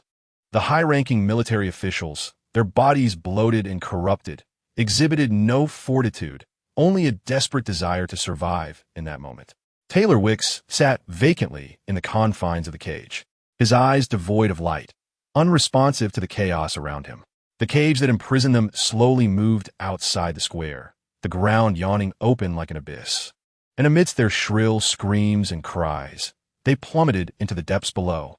The sounds faded into silence, the chasm sealing shut behind them. "Kaluzord, present. You shall temporarily command the Kryptonian army and the enforcers." "At your command, your majesty," Kalu replied solemnly, accepting the orders. Hale, his spine pressed against the icy metal throne, felt the sharp, defined edges of the armrests, their smooth texture allowing him to sense the intricate patterns of his fingertips. He cast a sweeping gaze over the 7 million Kryptonians, their expectant eyes compelling him to declare with gravitas, "The old Krypton is no more. It has been obliterated. Henceforth, the new Krypton shall be free from the shackles of the old. I hereby proclaim, only those with power shall prevail. Utilize your abilities to forge a new Krypton that belongs to us. The starry expanse is ours. The universe shall echo our renown. The ancient legends shall no longer remain mere memories. The myth of conquering the cosmos 1,000,000 years ago embarks anew. I shall lead you to conquer the stars." to reign over the cosmos, and etch our indelible mark upon this universe. New Krypton. The profound and resonant voice of Hale reverberated with an exhilarating fervor, reaching the hearts of every Kryptonian. Within the crowd gathered in the square, a surge of passionate zeal ignited, coursing through their veins, causing their bodies to tremble with excitement. Their faces flushed with enthusiasm, they instinctively raised their fists towards the heavens, shouting hoarsely, "Long live the Emperor! Long live the Emperor! Long live the Emperor! Long live the Emperor! Long live the Emperor!" The collective voices, red-faced and fervent, melded into a colossal wave of sound, embodying the aspirations and hopes of the new Kryptonian populace. However, a journey of 1,000 miles begins with a single step. Mere slogans would not suffice to galvanize the Kryptonian exiles. Following the chanting, the warships commenced their tasks, some embedded within the Zero Star, others patrolling satellites, and some departing from the Zero Star to distant Kryptonian ruins to gather resources, each operating under the directives of Zero. Simultaneously, the 7 million Kryptonian exiles, under the command of Karu to maintain discipline, reported the corruption of officials in Kansas City. Almost all officials were apprehended and sent directly to prison by Hale, intended for use in human experimentation. Additionally, suitable candidates for management were selected. Even those lacking innate managerial talent were deemed acceptable, for absence of talent does not preclude the ability to manage. Much like Han Exile, where the scale of management became the question. Everything was functioning in orderly fashion, with laws instituted by Hale for them to comprehend. Soon, Zero would arrange for them to receive proton computing nodes, which would monitor individual health, collect bodily data, assist in self-regulation, facilitate networking and communication, and swiftly convey commands. Essentially, this would resemble a smartphone amalgamating monitoring, tracking, health detection, communication, internet access, and a host of other functionalities. Given that Hale lacked a life creation chamber in the Codex of Life, he could not adjust genetic traits or create new Kryptonians based on situational needs, rendering these 7 million individuals quite precious. Nevertheless, Hale had no intention of fixating solely on the Codex of Life. He had devised alternative strategies, mobilizing Kander's biological sciences team in conjunction with Seeley to embark on research into genetic reconfiguration. Preparations were underway for a future where Kryptonians could engage in natural reproduction. When children reached the age of 20, they could receive injections of genetic traits, allowing them to determine their own futures. Hale had also made arrangements for the daily needs of these 7 million people. During the design of the Zero Star, he had ensured the creation of living quarters capable of sustaining 3 billion individuals, sufficient for both Kryptonians and Transformers to coexist. Although the environment on the Zero Star might be frigid and lacking the warmth and familiarity of soil and trees, the Kryptonians would not be confined to it indefinitely. The Zeroing Star has always been a military stronghold, a bastion of war, unwilling to allow the Kryptonians to thrive indefinitely within its confines. Harl's objectives are clear. He has commenced planning to restore the full might of the Kryptonian race and subsequently venture to Earth, to seize a territory that will first serve as a domicile for his people and eventually evolve into a new Kryptonian planet.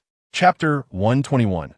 Unmatched power at the apex of the towering control center on the surface of the Zeroing Star, which rises like a solitary horn high above the landscape.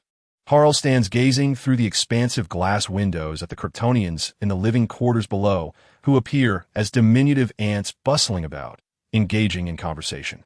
Children can be seen on the newly constructed school playground, simulating cosmic battles as part of their education. They have settled in comfortably for some time now. Life is tranquil, while Harl bears the weight of his burdens alone.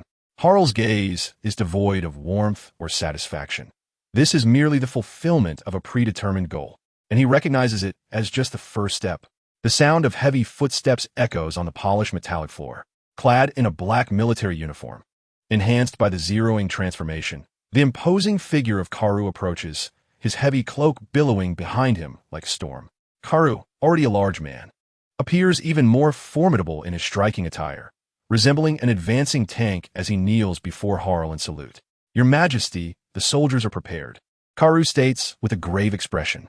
Harl glances at him dismissively. There is no one present, so there is no need for such formalities. Despite the passage of many years, Harl's impression of Karu remains rooted in the memory of that bold, audacious youth. Indeed, Karu has not changed much in essence. His principles endure. Though he has matured and grown, Karu rises, maintaining a serious demeanor, asserting that this is merely a matter of preserving Harl's dignity. He then allows a hint of nonchalance to seep into his expression, shrugging his shoulders to convey that this kneeling before Harl is a small price to pay for his aspirations of becoming a general. Regrettably, Aunt Fiorella is absent. Had she been present to whisper a few persuasive words, Karu believes Harl might have bestowed upon him a battleship. Alas, what a pity! Harl shoots a fierce glare at Karu, who is left bewildered, scratching his head in confusion. Harl, choosing not to dwell on the near asphyxiation incident involving Fiorella's lethal scissor kick, declares, "Let us proceed and awaken the power of the ancient Kryptonian warriors." He turns and strides toward the elevator. Karu's eyes gleam with excitement as he follows Harl, his heart ablaze with curiosity. "Harl, are we Kryptonians truly as formidable as the legends suggest?"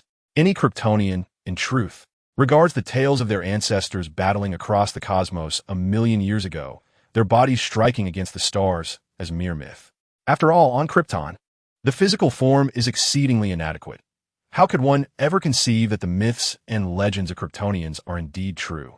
This situation parallels Earth's own tales, such as Pangu creating the heavens or Nuwa and Fushi crafting humanity, who genuinely believes in such narratives. Not a soul, had it not been for Zod's revelations, accompanied by demonstrations of the mythical powers like heat vision, freezing breath, an indomitable steel physique, and boundless strength, Karu would hardly have dared to believe. Zod's proclamations of conquering the cosmos were astonishingly veritable. Yet, this transformation required the activation of their genes. Zod stated that the military would be the first to activate their genes and gain powers, followed closely by universal gene activation for all. Karu's fervent gaze never waned.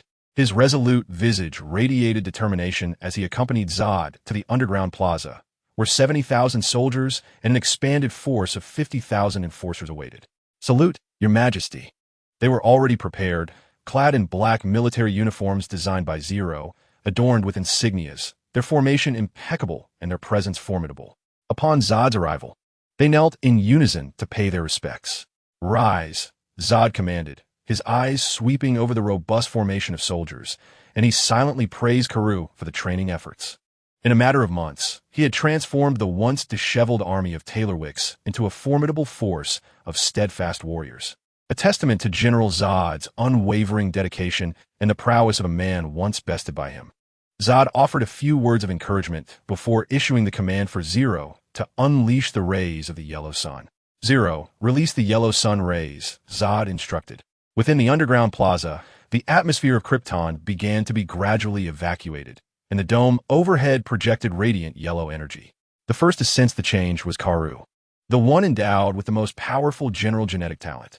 In an instant, his genes were activated by the yellow sun, unleashing an overwhelming surge of power. His ears detected the distant mechanical whirring of transformers repairing themselves, and he could perceive the hushed whispers of numerous Kryptonians through the steel walls.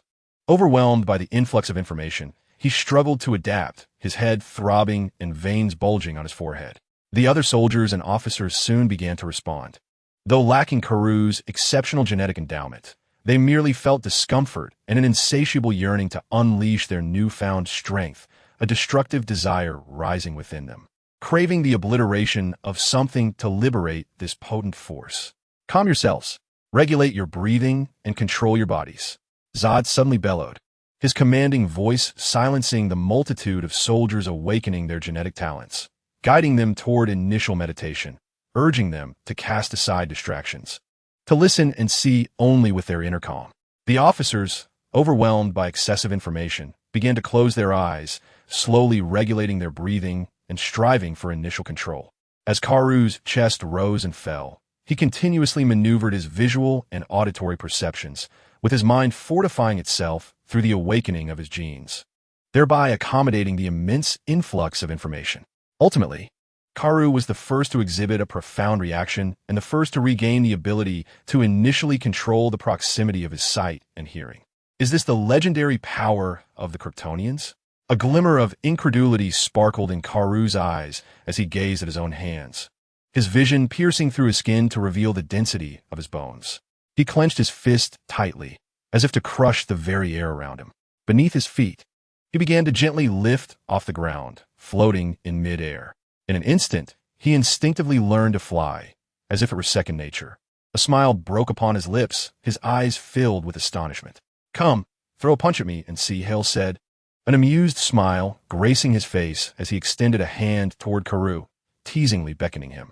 Previously concerned that Karu was too weak to engage, he now felt reassured, able to use merely 1% of his strength to deliver a light blow. Karu's smile quickly faded, and before his numerous subordinates, his expression turned serious. "Your Majesty, this power should only be directed at enemies. I fear it may inadvertently harm you." After all, Hale was, strictly speaking, merely a scientist. Even with the early activation of Kryptonian genes, he was not expected to possess the combat prowess of a dedicated general. Although Karu had frequently been outmatched by Hale's skill during their time on Krypton, times had changed. The awakening of his Kryptonian genes had brought about an unprecedented transformation. This sensation was not merely a matter of enhanced strength. It was a staggering leap from being capable of exerting 1 or 2 tons of force to an unfathomable 1,000,000 tons. This was nothing short of divine. Karu was earnest in his concern, fearing that a single punch might send Hale crashing through a wall, undermining his authority and making it difficult for him to govern New Krypton. After all, as a general, he had become immensely powerful. Chapter 122. Willing to fight for your Majesty until death. Hale chuckled. Karu truly believed that, having just awakened his abilities, he could pose a threat to him. "Do you remember our first meeting?" Hale mused with a hint of intrigue. The current Karu bore an uncanny resemblance to the Karu from their initial encounter.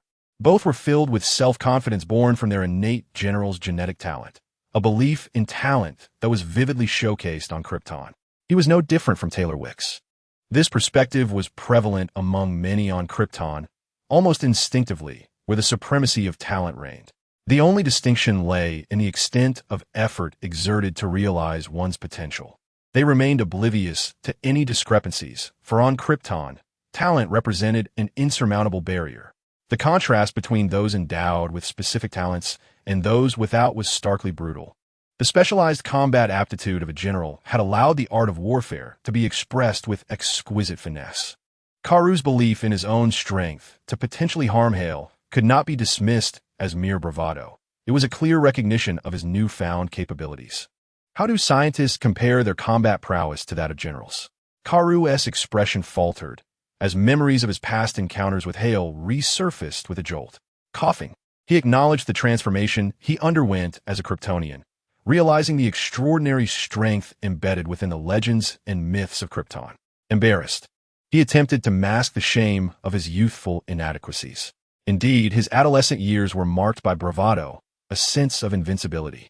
Had it not been for the merciless beatings from Hale and General Zod, Karu might have ultimately become someone akin to Tyler Wicks. The significance of upbringing cannot be overstated. It shapes one into the individual they aspire to be.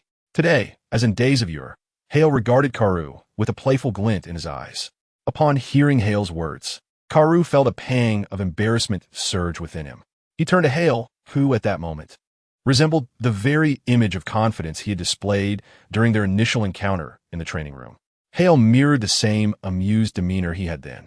Facing the once arrogant version of Karu, the faces of the past and present converged, and suddenly, Karu realized he remained that passionate, self-assured youth, while Hale was still the one, smiling warmly, who had previously challenged and bested him. "Please, your Majesty, guide me." Karu's expression shifted to one of seriousness. His gaze sharpened with determination. He advanced with a swift yet deliberate motion, launching a punch toward Hale's arm. To avoid injuring Hale and respecting his authority, Karu meticulously restrained his newfound colossal strength, limiting it to a mere tenth of its capacity. Even at this diminished force, he still wielded over 100,000 tons of power, an extraordinary feat beyond the reach of most beings. As he drew near to Hale, he further strained to lessen his strength. With a resounding impact, Hale extended his palm and effortlessly deflected Karu's punch. "Haven't you eaten?" Hale recalled their first encounter, where he had aimed to provoke the spirited youth, and now he sought to ignite his earnestness. With a gentle push of his hand, Hale's overwhelming force repelled Karu's fist, sending tremors through his very bones. The shock reverberated through his muscles, causing him to stagger back 3 or 4 steps before he could regain his balance against the formidable force. Karu remained unaware of the true extent of his power, but he was acutely aware that he had grown millions of times stronger than his former self. With over 1,000,000 tons of strength at his disposal, his instincts, honed through years of rigorous training, informed him that no one should be able to push or shake him, causing him to retreat. A look of disbelief crossed Karu's face. In that moment, he recognized his own hubris, once again revealing his ignorance before Hale. There will always be someone more formidable than oneself. Your Majesty, I am coming. Within Karu's eyes burned a fierce battle intent, his roar echoing like a charging tank. Propelling forward with fists that tore through the air, aimed squarely at Hale. This time, he summoned approximately 30% of his strength.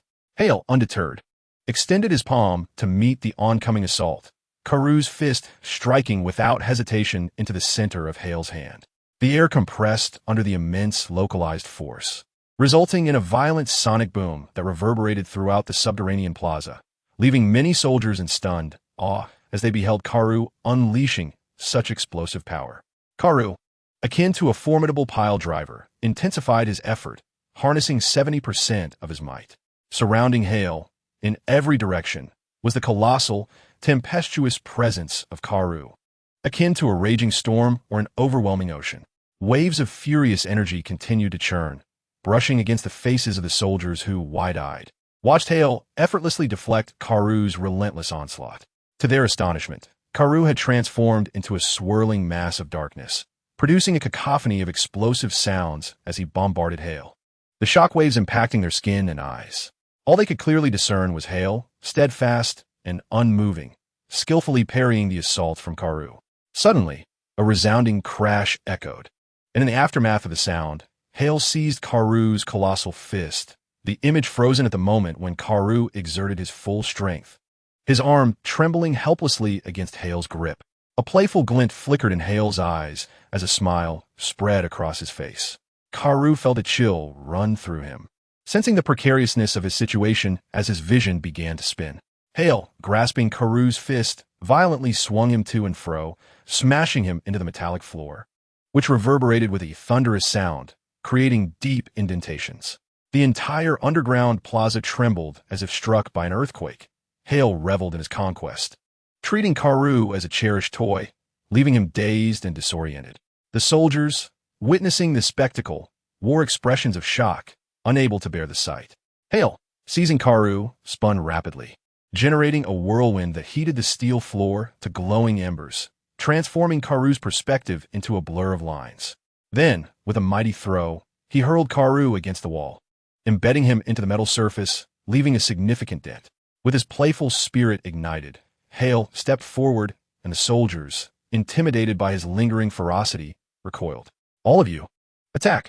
Let me witness the indomitable spirit of the Kryptonian soldiers who accompany me through the cosmos. Hale commanded, standing tall like a colossal pillar, rendering the soldiers hesitant to meet his gaze. They exchanged glances, none daring to make a move. In obedience to the king's decree, let the king witness the valor and fearlessness of the Kryptonian warriors. Karu emerged from the embedded wall, his eyes ablaze with battle fervor, his expression fierce and menacing. Muscles taut and defined at a towering height of 2.5 meters, letting out a roar akin to that of a raging beast. Kryptonian army, charge! Karu bellowed, veins bulging in his neck, his face flushed with fervor, leading the charge with unyielding determination. Amidst the throng of 70,000 newly empowered Kryptonian soldiers, driven by a desire for destruction, the formidable Karu led them forth, their coarse nostrils flaring as they advanced towards Hale, their eyes ablaze with fervor. The underground plaza reverberated with the sounds of violent physical confrontations. 5 minutes hence, Hale emerged from the great doors of the plaza, leaving in his wake the indelible silhouette of an invincible deity. Scattered across the ground, soldiers stifled their cries of agony from shattered bones, gazing in awe at the retreating figure of His Majesty, their hearts swelling with profound reverence. I once believed that His Majesty's vision of conquering the cosmos was mere idealism. Yet I now behold the grandeur of New Krypton, wrought by His Majesty's hand. I pledge to fight for him until my last breath. Chapter 123. The Journey Awaits Announcement. His Majesty shall unlock the genetic powers for all Kryptonians. Please return home promptly. Do not be alarmed by any bodily changes. Remember the breathing meditation taught 2 days prior to harness the power awakened within. Return home immediately and await transformations in a secure location. In the residential area, the chilling metallic streets echoed with announcements, audible to every Kryptonian through the speakers. Months of life on the frigid metallic surface had rendered them somewhat accustomed to their existence. And within the confines of various well-equipped facilities, the Society of Kryptonians was taking shape. New Krypton Primary School. At the entrance, a multitude of women gathered to collect their children, clad in similar attire. The class distinctions that once defined Krypton had been minimized here, though women of varying poise still congregated in clusters. What is His Majesty planning? What does unlocking genetic powers entail? I hear it is preparation for future battles in the cosmos. I once observed the training soldiers from a distance. They could soar into the sky. According to ancient records, we Kryptonians were once capable of flight, emitting laser beams from our eyes and breath chilling enough to freeze, possessing immense strength, which enabled our ancestors to conquer the cosmos. Yet, this is but a myth, as everyone knows. Who can say for certain? Regardless, we shall adhere to the orders given. I stand here at the school gate to escort that rascal home. It is rather vexing. My own child behaves the same way, racing off like a foolish dog to engage in simulated naval battles with robotic entities after school. Your methods of educating children leave much to be desired. Discipline is imperative. Hence, I have brought a whip with me. As the school bell rang, signaling the end of classes, the children promptly forgot the announcements and their teachers' admonitions, erupting into wild abandon like feral dogs. Each one was eager to assume the role of generals and marshals, commanding warships and engaging in games that boasted names as terrifying as planet-hurling and stellar explosions. However, these future leaders were met with the unforgiving wrath of their mothers brandishing whips, relentlessly scolding and dragging them back home by their ears. With tears in their eyes, they bid farewell to their similarly spirited companions, reluctantly promising to vie for the title of general in the future. Once the day concluded, all returned to their respective homes or to safe zones thereafter.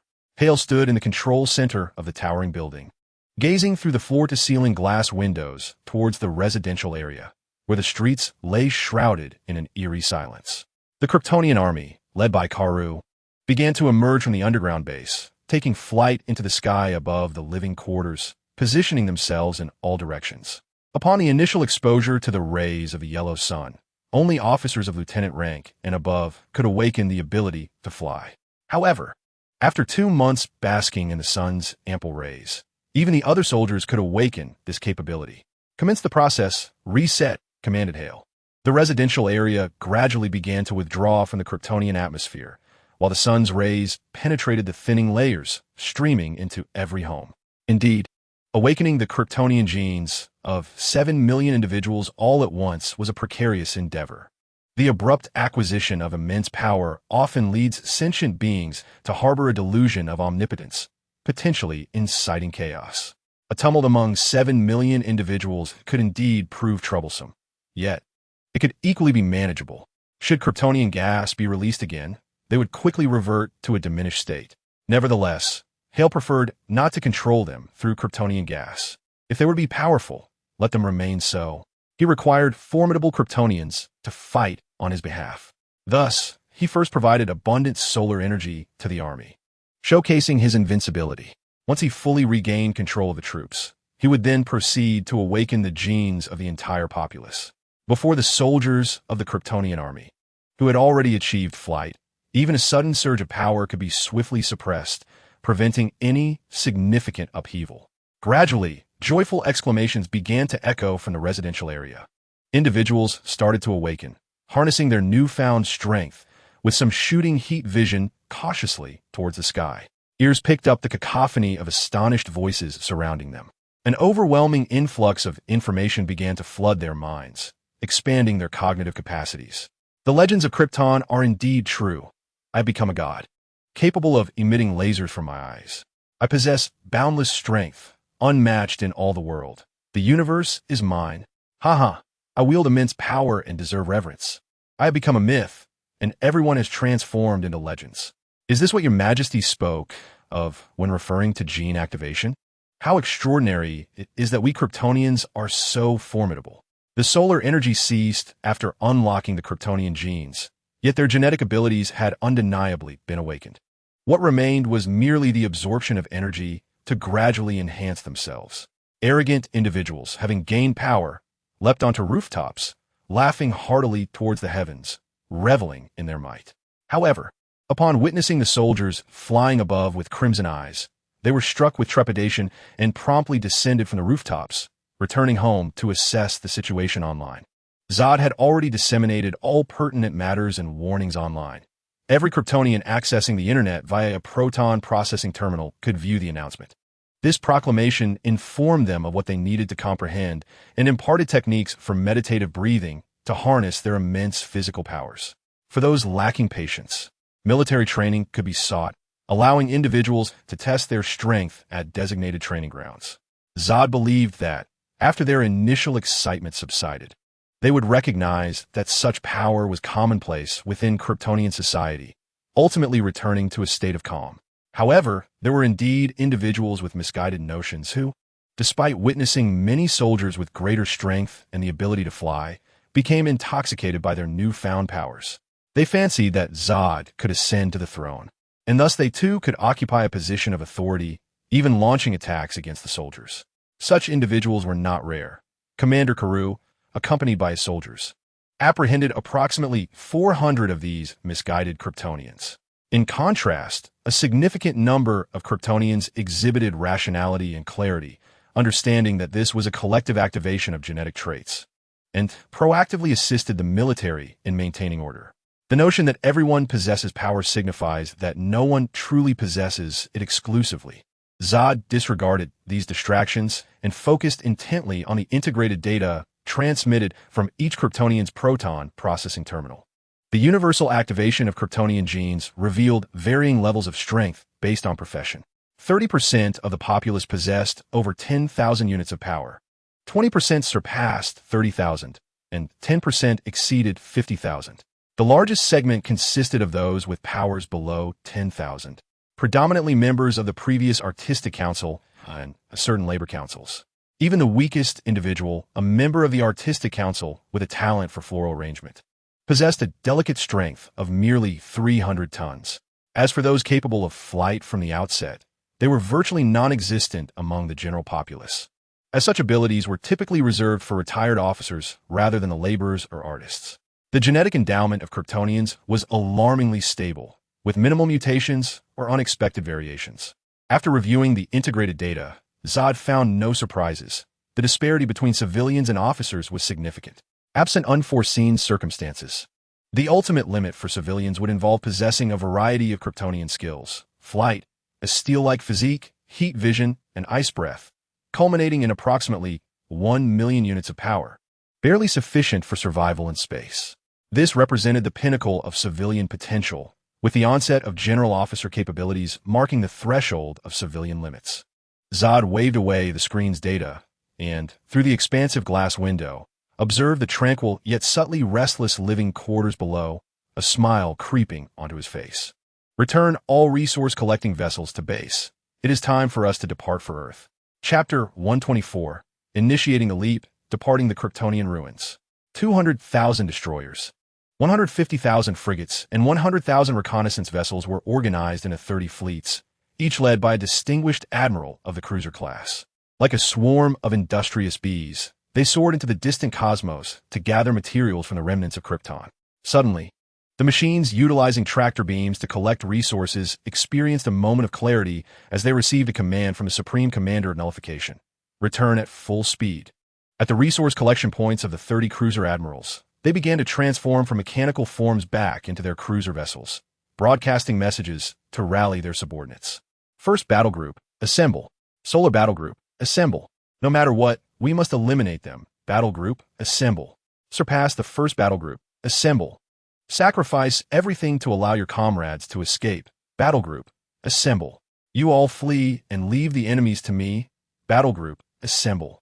Never sink. Battle group, assemble. The most valiant squad under the banner of the Marshal of Sacrifice. Battle group, assemble.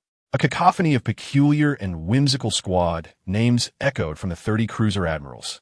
All destroyers, frigates, and reconnaissance vessels, upon receiving these messages, promptly ceased their resource-gathering activities and transformed back into warships.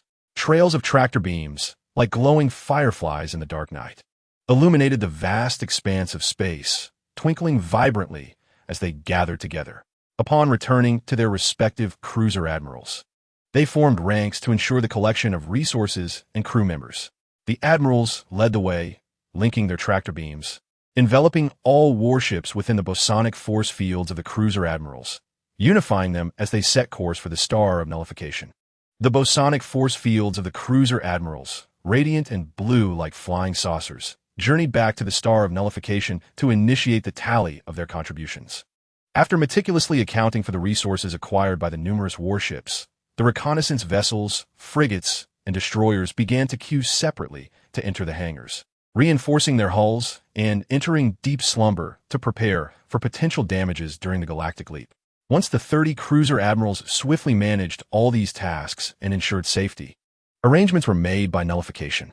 They would position themselves on either side of the propulsion units as a precautionary measure. 7 Admiral-class battleships would be stationed near the stellar engines and energy converters to ensure everything operated smoothly. After deliberation, they reached a commendable consensus. Your Majesty, over 60% of Kryptonian resources still scatter across the universe. If we allow the energy of the red giant star to dissipate, it will result in tremendous waste. The scale of the cosmos is vast and unfathomable. Every star is a scarce resource. We, the 7 admirals, propose that the Marshal of Sacrifice remain at the Kryptonian ruins to gather resources and utilize the stellar absorption engines to capture the residual energy of the red giant, ultimately catching up with us at the primary objective. The 7 Marshals, resembling liquid metal in their entirety, transformed into humanoid forms, their surfaces shimmering with a silvery glow. 4 men and 3 women knelt before Hale, offering their counsel. The Marshal-class battleships, unlike ordinary warships, reached an imposing length of 3,000 meters and a diameter of 2,000 meters. The humanoid mechanical forms also stood 2,000 meters tall and were seldom deployed lightly.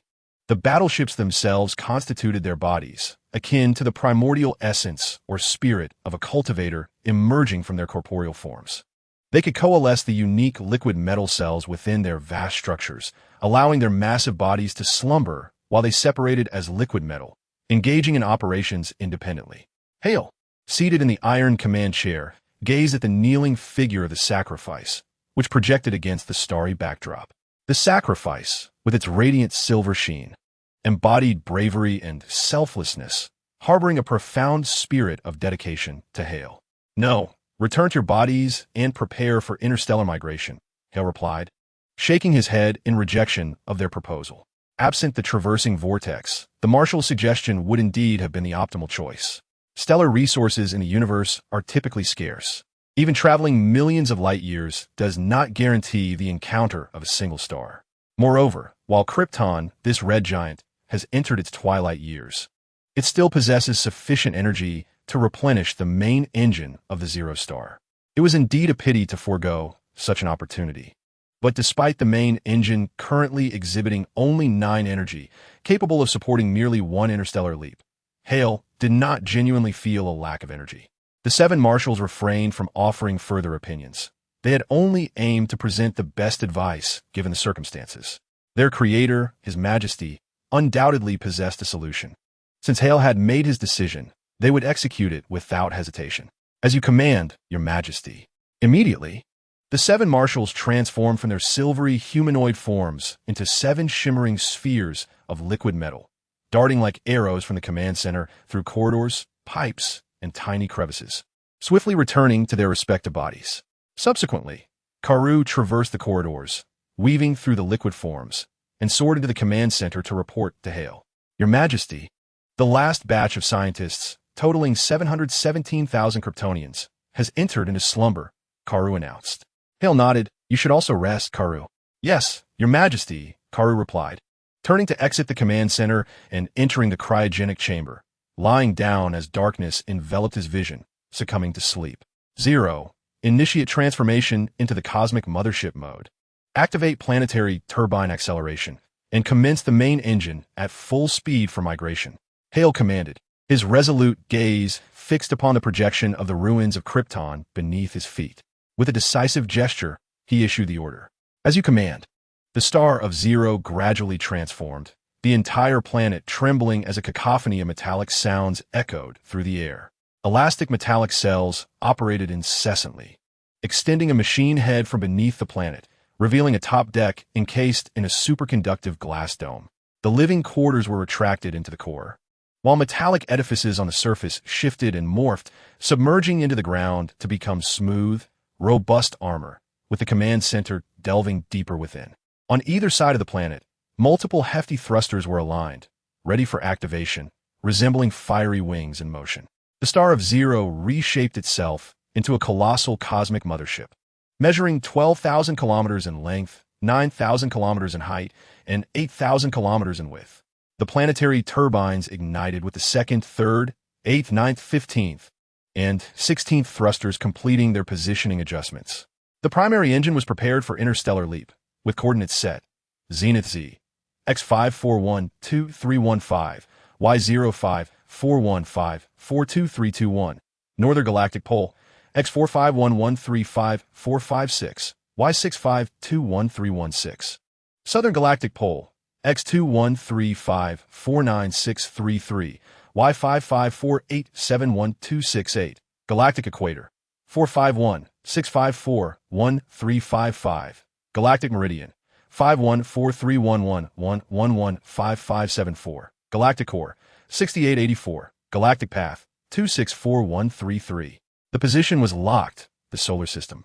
The planetary turbines commenced their operation, the tail spewing forth a massive plume of energy propelling the Star of Zero, while the thrusters on either side assisted in directional adjustments, sprouting what appeared to be fiery wings.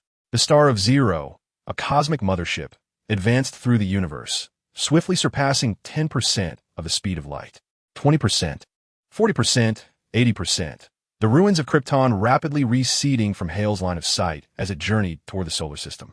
Interstellar leap engaged. The Star of Zero, now exceeding the speed of light, dove gracefully beneath the surface, vanishing into Andromeda. Chapter 125. The superliminal spaceship of the Oort cloud, the Batcave. The lighting was dim, an array of peculiar items on display.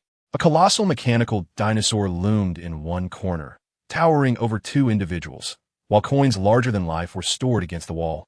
An oversized jester cards hung from the rocky walls.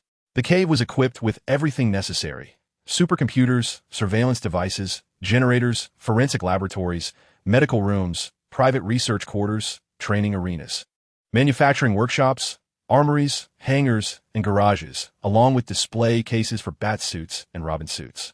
The defenses of the Batcave rivaled that of a fortress, featuring an independent network to thwart hacker intrusions. Above the cave, Wayne Manor was outfitted with undetectable alarms, accessible only to those possessing extraordinary speed to circumvent them. The cave housed supernatural barriers that rendered any teleporters and sorcerers incapable of tracing incursions into the Batcave.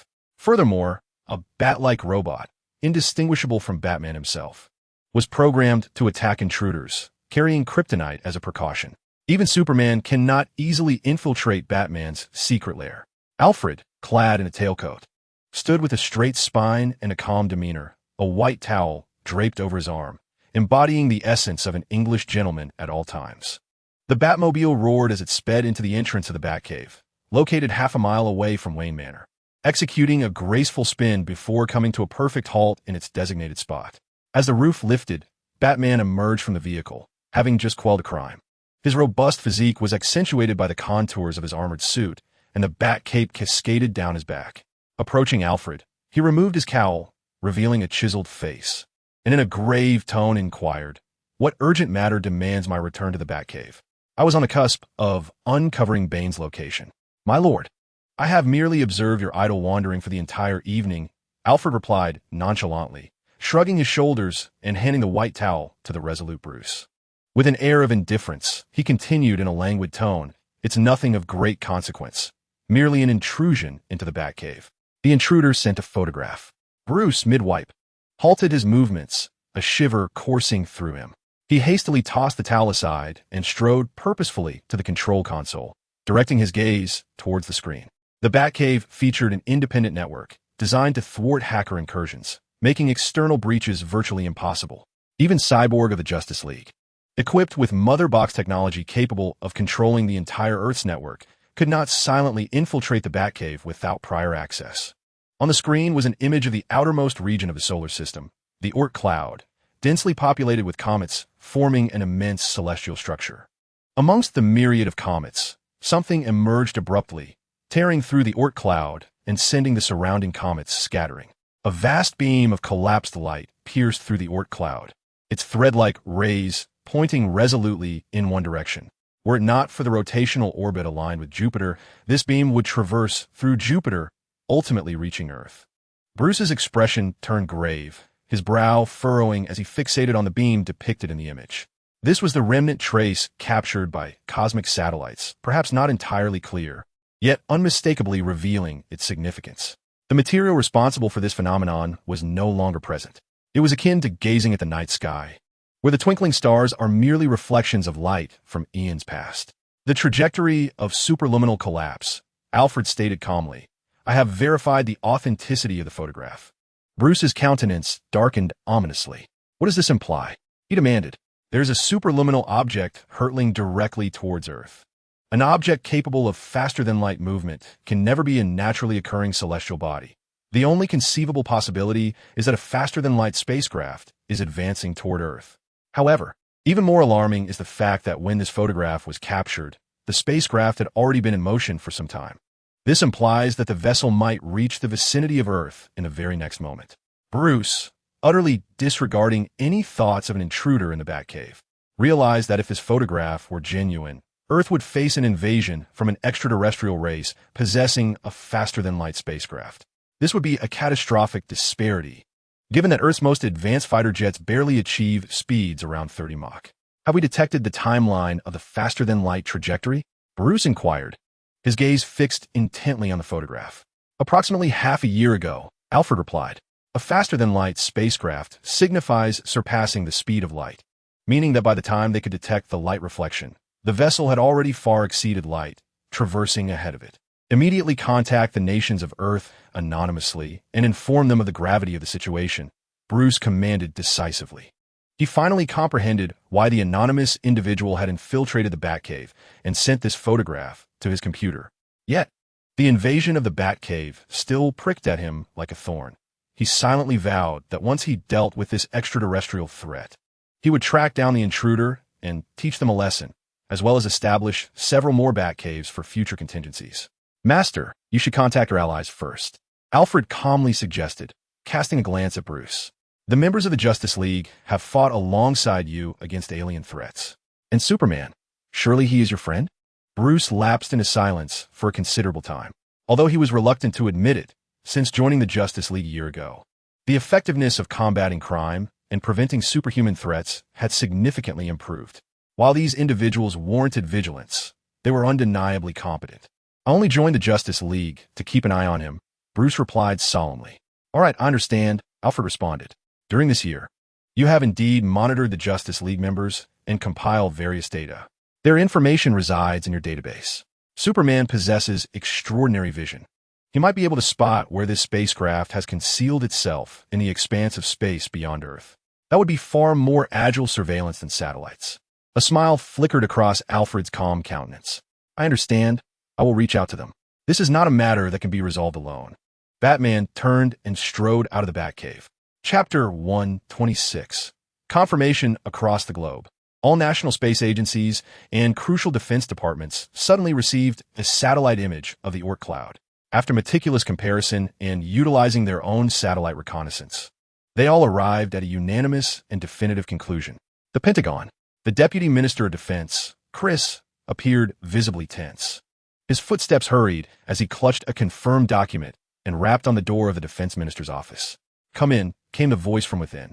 Chris opened the robust wooden door, only to find a defense minister intently focused on the computer screen, his expression grave. "Minister, experts from the National Optical Astronomy Observatory, the Radio Astronomy Observatory, and the Aerospace Administration have confirmed that the trajectory of the light collapse is caused by a superluminal event," Chris reported swiftly, handing over the confirmation document. The minister's gaze shifted from the screen, which displayed satellite images of the collapsing trajectory in the Oort cloud. Furrowing his brow, the minister took the report from Chris, his demeanor growing increasingly serious as he perused the document. Finally, he set it down and looked at Chris, asking, "Is it confirmed? This isn't a natural celestial phenomenon?" 50 of the most esteemed astronomers have verified that this cannot be a naturally occurring celestial event. The Oort cloud could not collapse at superluminal speeds without cause, Chris replied promptly. Have we located the substance or spacecraft responsible for this superluminal collapse? The minister inquired. Not yet. All astronomical observatories in the nation have commenced intensive searches of space, aiming to uncover the cause behind this superluminal collapse. Over 75% of conjecture suggest that something akin to a warp engine is required to produce such an event, indicating a high probability that a moving spacecraft is involved. Moreover, when we detected the superluminal collapse, it should have been nearing Earth, Chris explained. After discussions in the Joint Chiefs of Staff, we must prepare for the worst to prevent a recurrence of last year's incident, he added. A year prior, mother boxes had inexplicably appeared around the globe, unleashing hordes of monstrous entities onto Earth, wreaking havoc and destruction. Numerous military installations were obliterated, cities across nations faced carnage, resulting in a staggering death toll of 8 million and economic losses exceeding $200 billion, causing an undeniable upheaval in human society and a cascade of dire consequences. Fortunately, the timely intervention of the 7 superheroes of the Justice League, who deactivated the coordinates activated by the mother boxes and repelled the invading parademons back to Apocalypse, thwarted this extraterrestrial invasion. However, this was far from the end. The tyrant known as the Dsod proclaimed his service to a great master, asserting that this was merely a reconnaissance mission to a new planet, insufficiently prepared. Next time, he would be fully equipped, leading an army to conquer and annihilate. And Earth would inevitably face another invasion. Once he reactivated the mother boxes and locked onto Earth-esque coordinates, it would herald yet another war of extraterrestrial aggression. Consequently, nations across the globe have consciously rallied to support the superheroes in their guardianship of Earth, collectively pledging over $10 billion to aid the 7 champions of the Justice League in their frontline defense against alien threats. In merely a year's time, the scars of the past have yet to heal, and once again, an unknown faster-than-light spacecraft has emerged from the depths of space. Contact Steve Trevor and instruct the Advanced Metahuman Research Coalition to notify the Justice League, urging them to be on high alert. The defense minister swiftly issues commands, alerting the heads of military branches, chiefs of staff, and the leaders of the Joint Operations Command to convene an emergency war council. Reach out to the president to prepare for the activation of the ultimate weapon in Sector 7. This time, we must not be caught off guard. The Advanced Metahuman Research Coalition, also known as the Eye of Heaven, was established following the invasion of the Wasteland Wolves. It serves to support and communicate with the Justice League, providing resources and managing aftermath operations. Naturally, various nations also leverage the Eye of Heaven to influence the Justice League's decisions. As for the ultimate weapon referred to by the defense minister, its true name is Nathaniel Adam. Nathaniel Adam was an officer in the United States Air Force, wrongfully sentenced to death during the Vietnam War in 1968. To secure a presidential pardon, Nathaniel agreed to participate in a military experiment, testing the resilience of a downed alien spacecraft amidst a nuclear explosion. As a result, Nathaniel merged with the spacecraft's metal, his body gleaming as if coated in mercury, granting him powers beyond human comprehension, atomic-level self-reconfiguration, the ability to fly, and the capacity to unleash energy shockwaves. He is known as Captain Atom, lying dormant beneath Sector 7. Suddenly, tension envelopes nations across the globe, as the Earth is shrouded in a thick, oppressive calm before the storm. Communications amongst countries tighten, and a United Nations conference is swiftly convened, establishing a preliminary strategic alliance against the alien invasion to collectively defend our planet. The 7 leaders of the Justice League begin to receive notifications from Batman. At the Tranquility Harbor Lighthouse, a special wave frequency resonates, transmitting into the depths of the sea. The waves crash violently, surging against the corroded port of the lighthouse, creating frothy white bubbles with each relentless assault. The weather seems to conspire with the tumultuous waters, as a once tranquil environment abruptly transforms into a tempest of fierce winds and towering waves. In the depths of the ocean, a strong and agile figure clad in a shimmering golden-scaled bodysuit propels through the water with unmatched grace, leaping into the sky amidst the storm. His golden hair flings droplets of water as he wields Neptune's trident, his azure eyes deep and beautiful like the ocean itself, standing upon the raging waves. The fierce and violent weather serves to accentuate his regal presence as the king of Atlantis. Arthur Curry, ruler of Atlantis, sovereign of the seven seas, protector of the oceans, and the mighty Aquaman. His presence gradually calms the tumultuous waves and the tempestuous weather. Arthur Curry, traversing the towering waves, arrived at the lighthouse of Mercy Harbor, where memories of the past lingered. Before he could fully reminisce about his life there, an odd frequency interrupted his thoughts. He discovered the device responsible for the peculiar signal, which prominently bore a large bat insignia at its center, revealing it to be the work of Batman. Batman? Aquaman, Arthur pondered. It is I, came the deep voice of Batman through the communicator. He spoke in succinct terms. Earth faces an impending alien invasion. We must prepare swiftly. Come to the Justice League headquarters. I thought I was merely a supplementary member, Aquaman remarked with a hint of amusement, having attended the fewest Justice League gatherings since joining. With the responsibilities of Atlantis, the various nations of the deep sea, and the environmental devastation caused by human waste, he had become so occupied that he often forgot he was part of the League. Batman fell silent on the communicator. I shall come, a rare opportunity for relaxation, Aquaman said with a smile, grasping his trident, the trident of Neptune, and turning to stride through the waves toward the Justice League headquarters. Chapter 127. I have found you, my dear brother Boston. Boston Museum of Fine Arts. In the changing room, Diana, tall and with skin like polished bronze, possessed striking and elegant features. Beneath her well-defined brows, her long, dark lashes fluttered alluringly, framing her bright, clear eyes.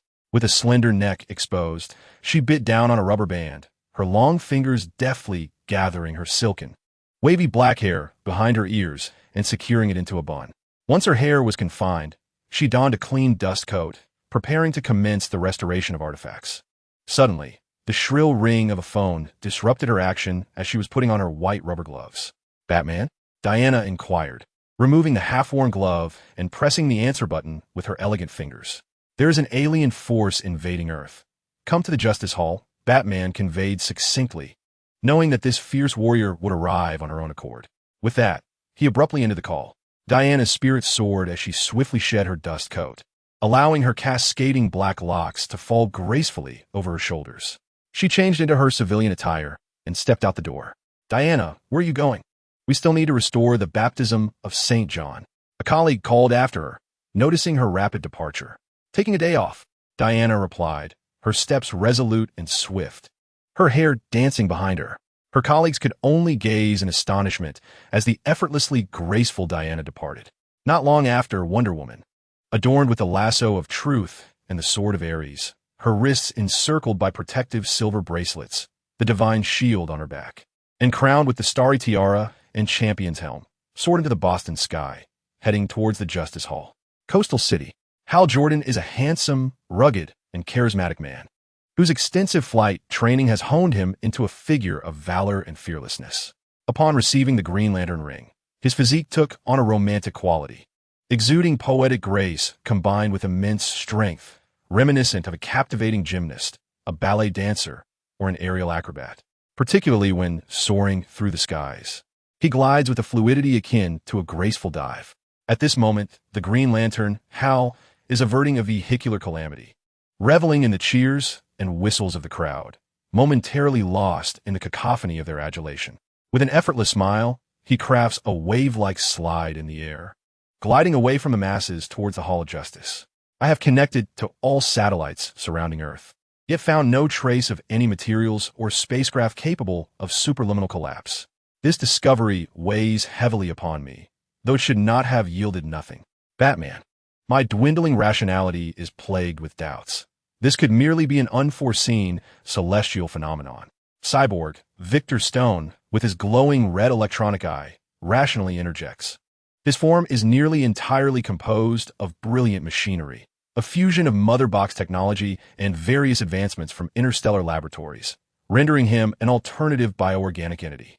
The incursion of the apocalyptian wolf a year prior has irrevocably altered his aspirations of becoming a football athlete, forcing him into the agonizing role of a Justice League member. Before a storm brews, tranquility often prevails over anomalies, which can only signify an impending tempest of monumental proportions. Batman solemnly responds through the communicator. Possessing a portion of the Mother Box's capabilities, augmented by the peculiar technologies of the Interstellar Lab, Cyborg wields the most advanced technology on Earth. Yet, even he has uncovered no signs of disturbance. Shall I activate some of the Mother Box's powers to locate the vessel? Victor ponders before speaking. The integration of the Mother Box into his being has imposed significant strain, inundating him with incessant digital noise, leaving his mind in a state of chaotic clarity, teetering on the brink of self-fracture. Unless absolutely necessary, Victor is reluctant to employ his technological prowess, as it would only exacerbate his suffering. Yet for the sake of Earth's protection, he is willing to endure. He silently contemplates how much longer he can bear this burden. No, activating it may provide the apocalyptian wolf with the opportunity to lock onto Earth. It is best to refrain from utilizing the Mother Box's abilities unless absolutely required, Batman advises. Understood, Victor replies, striding purposefully toward the window in the dimly lit chamber. With a burst of propulsion from his limbs, he ascends into the air, soaring out of the window towards the Hall of Justice. In Central City, a cacophony of screeching brakes, accompanied by a mother's terrified scream, pierces the air. A long, yellow-red thread emerged from a distant alley, twisting into shapes reminiscent of lightning, tracing a lingering scene as it arrived here. Swiftly retrieving the little boy who had darted onto the road and returning him to his mother. The Flash, Barry Allen, gazed with a hint of sorrow and nostalgia at the child's mother, who clutched her son tightly, overwhelmed and in tears. Thank you, Flash. Without you, I would have lost my son. The mother, trembling with fear, wiped away her tears, expressing her heartfelt gratitude to the Flash. It is truly a blessing to have you in Mid-City. Your presence ensures my son's safety. The Flash smiled in response, turning his attention to the frightened boy, gently patting his head, though his eyes betrayed a profound sadness. Yellow lightning began to surge from the Flash's feet, striking the surrounding dust incessantly. The electric arcs danced over the Flash's yellow-red costume, his eyes flickering with the same yellow energy, creating a gust of wind that tousled the mother's hair before he abruptly vanished from sight. The mother turned to gaze into the distance, witnessing the yellow lightning intertwined with a red figure, flickering like an electric arc as it raced away from Mid-City towards the Hall of Justice. In the far reaches of the metropolitan skyline, amidst the blue sky and white clouds, Superman's red and blue silhouette broke the sound barrier, leaving a trail of sonic boom as he was the first to arrive at the Hall of Justice. Clark Kent, Superman, hovered above the hall, his blue bodysuit and red boots accentuating his muscular physique, while his crimson cape billowed behind him. Batman, I have arrived. I await your presence. His visage was resolute and commanding, with chiseled features and tousled black hair whipped by the wind. His azure eyes, calm like serene lakes, scanned the horizon. Suddenly, a black figure descended from the sky with tremendous force, causing Superman to plummet from the center of the Hall of Justice. The entire structure was violently shattered by the overwhelming impact, concrete and stone scattering, steel beams bending and snapping, while the ground bore the brunt of the colossal force. A devastating shockwave rippled through the earth, uprooting nearby buildings as the Hall of Justice was torn asunder, reduced to ruins, and a massive crater formed with a radius exceeding a kilometer, sending tremors throughout Washington, D.C. Superman felt an unprecedented and excruciating pain surging within him, as if his very insides were about to erupt in a torrent of blood. Yet, a powerful black boot pressed down upon his carotid artery, leaving him gasping for breath, his vision blurring and fading into darkness amidst the swirling dust. Through his hazy sight, he beheld his assailant, a towering figure clad in black, illuminated by the fierce sunlight that outlined his face, casting a shadow that revealed a merciless gaze. The figure's chest bore a black S, its dark golden diamond frame gleaming brilliantly. I have found you, my dear brother. Chapter 128. I am Superman, their hope. In the heart of Washington, D.C., the Justice League assembles amidst the ruins of the Justice Building. The area resembles a desolate wasteland, where every red and lightweight brick of the edifice lies shattered, and the steel reinforcements, once steadfast, have been violently torn asunder into countless fragments. Within a 1-kilometer radius centered around the Justice Building, all structures have succumbed to a catastrophic collapse, their remnants flung aside, revealing the cracked and sunken earth beneath. A thick cloud of dust envelopes this zone, a stark testament to the sudden onslaught that has befallen it, while the anguished cries of survivors echo through the air, "My leg. Help me, help me. My lungs are punctured by debris. I do not wish to perish. This should be the safest place. An alien invasion has obliterated Earth's hope. Oh, the pain. It's unbearable. Superman, where are you? Justice League, come to my aid. I do not wish to die." Emerging from a jeep that had been cast aside by the residual shockwave, Steve Trevor's vision was blurred. His ears rang with a cacophony of cries, and those around him, representatives from various nations, were met with an unforeseen calamity. He had been serving as a liaison officer for the Eyes in the Sky Coalition, en route to the Justice Building to discuss the formation of a global defense team against extraterrestrial threats. However, as he approached the building, he witnessed Superman being struck by a shadowy figure descending from the heavens, unleashing a cataclysmic force upon the Justice Building that sent his vehicle hurtling into the air, leaving him dazed and disoriented. Thanks to his robust military training, he emerged with only the aftershocks of the blast to contend with. His insides churned painfully, but he had escaped grave injury. As he crawled from the wreckage, he gasped for breath, his mind still clouded, squinting against the haze of dust that engulfed him.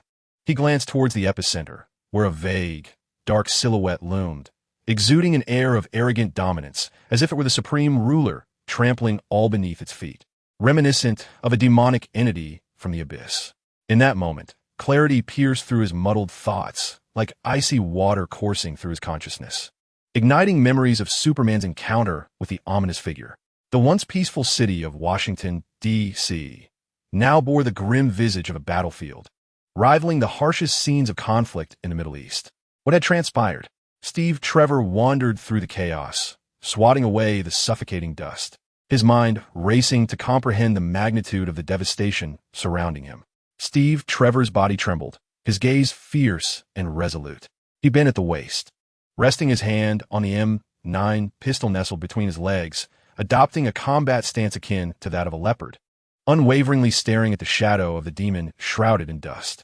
Nanomachines began to infiltrate the ocular blood vessels of Hale, activating the celestial magnifier. Immediately, the delicate skin around Hale's eyes became marred with grotesque veins. He activated his penetrating vision and microscopic sight, examining the blood at the corner of Superman's mouth, commencing the documentation of the genetic information encapsulated within his life code. The entirety of Krypton's genetic information was enshrined within this life code, which had been transmitted by Jor-El into Kal-El, who is none other than Superman. How ruthless Jor-El was.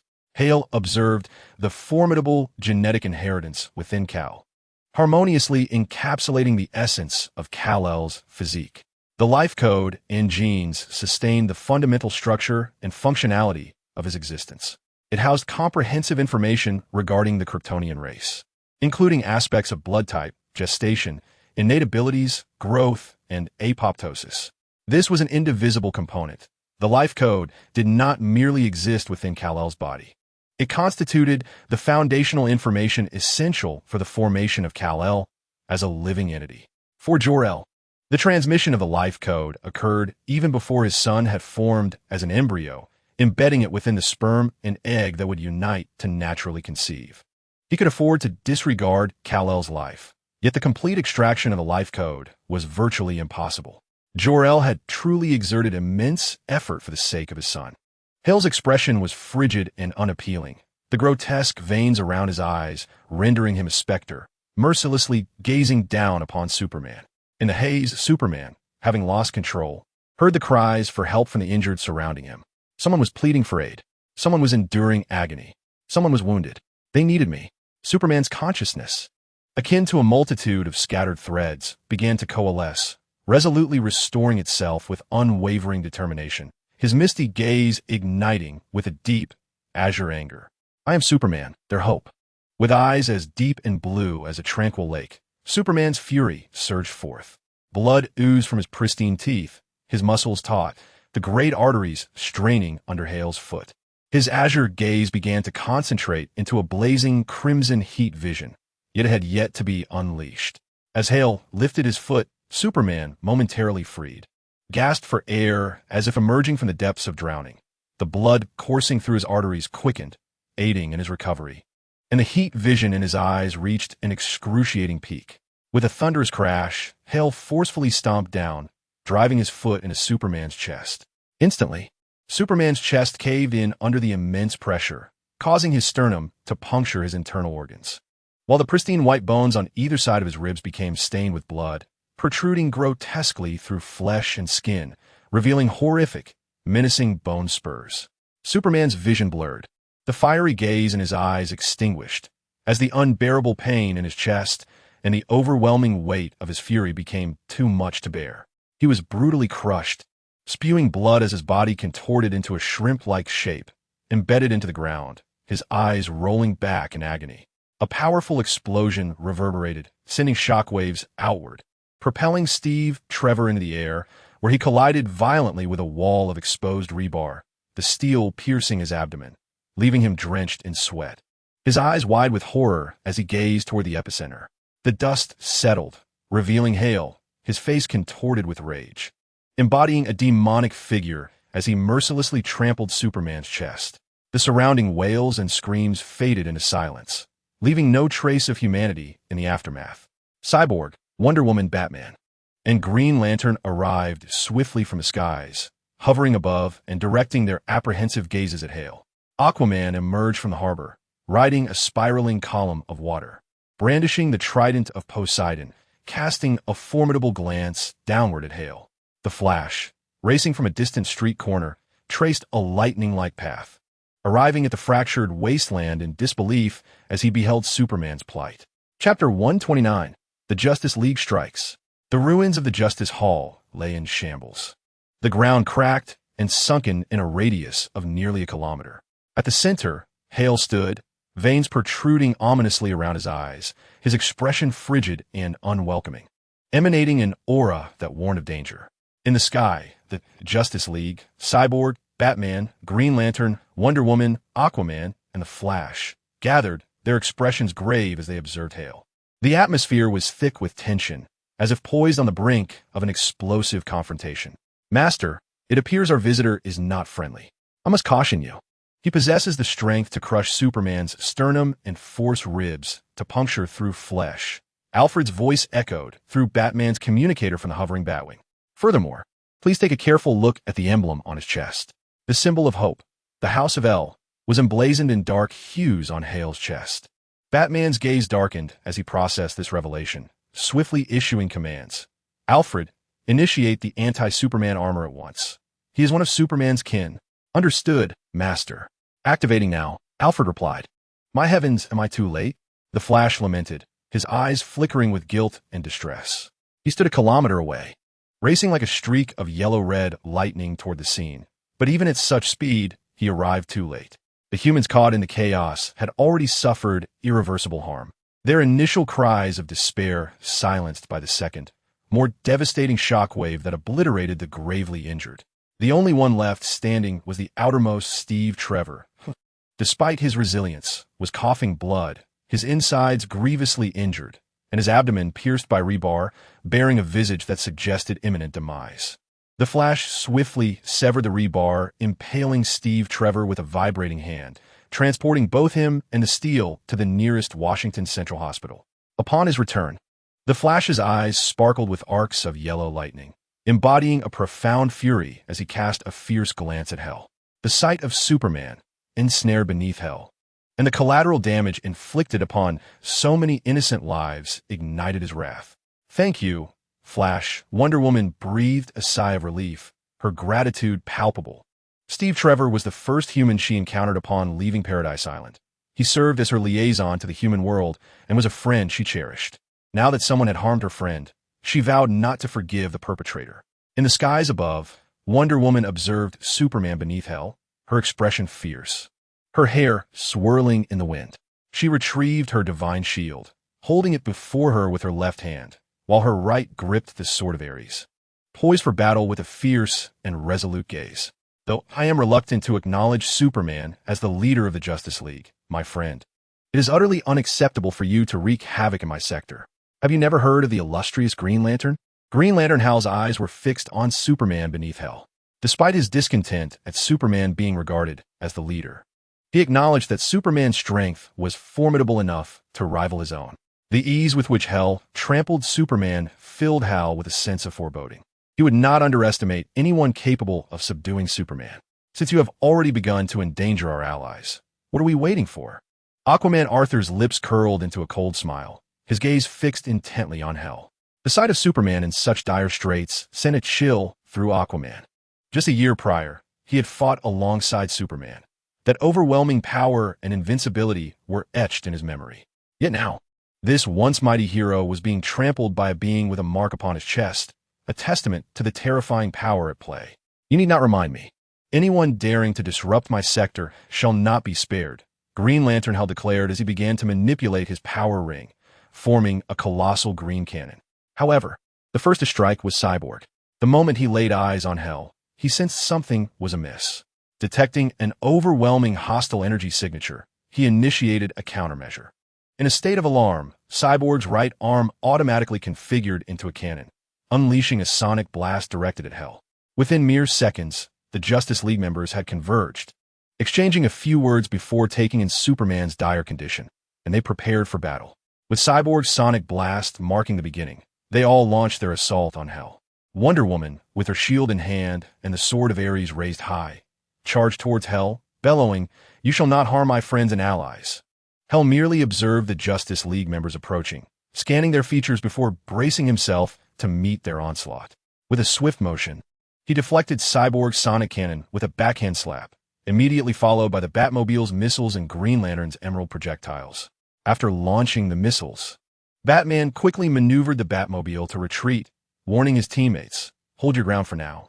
However, his comrades were preoccupied with their own preparations for battle, dismissing his caution. Hell spread his fingers wide, unleashing a biological magnetic field that enveloped the missiles and projectiles before him. With a clenched fist, he detonated the Bat missiles, reducing them to a shower of green energy shards that vanished into the air. Wonder Woman surged forward, her divine shield gleaming. But Hell met her advance with a colossal strike from the back of his fist, creating a thunderous sound and sonic boom, causing the shield to buckle inward. Wonder Woman felt the bones in her hand nearly fracture under the force, akin to a planetary collision. Dazed, she felt a wave of darkness wash over her as she was propelled at supersonic speed back towards the heavens, disappearing from sight. Aquaman, manipulating a water vortex beneath him, conjured a formidable column of magical water that surged towards Hell the moment Wonder Woman was sent flying.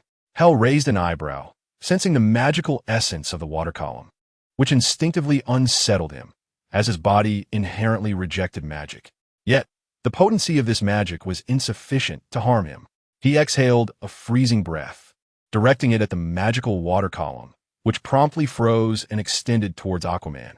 Aquaman, Arthur, felt a chill run through him as he leaped from the vortex, wielding his trident, and rolled to his feet, witnessing the towering water vortex, now resembling a frozen dragon, suspended in the air, emanating an intense cold.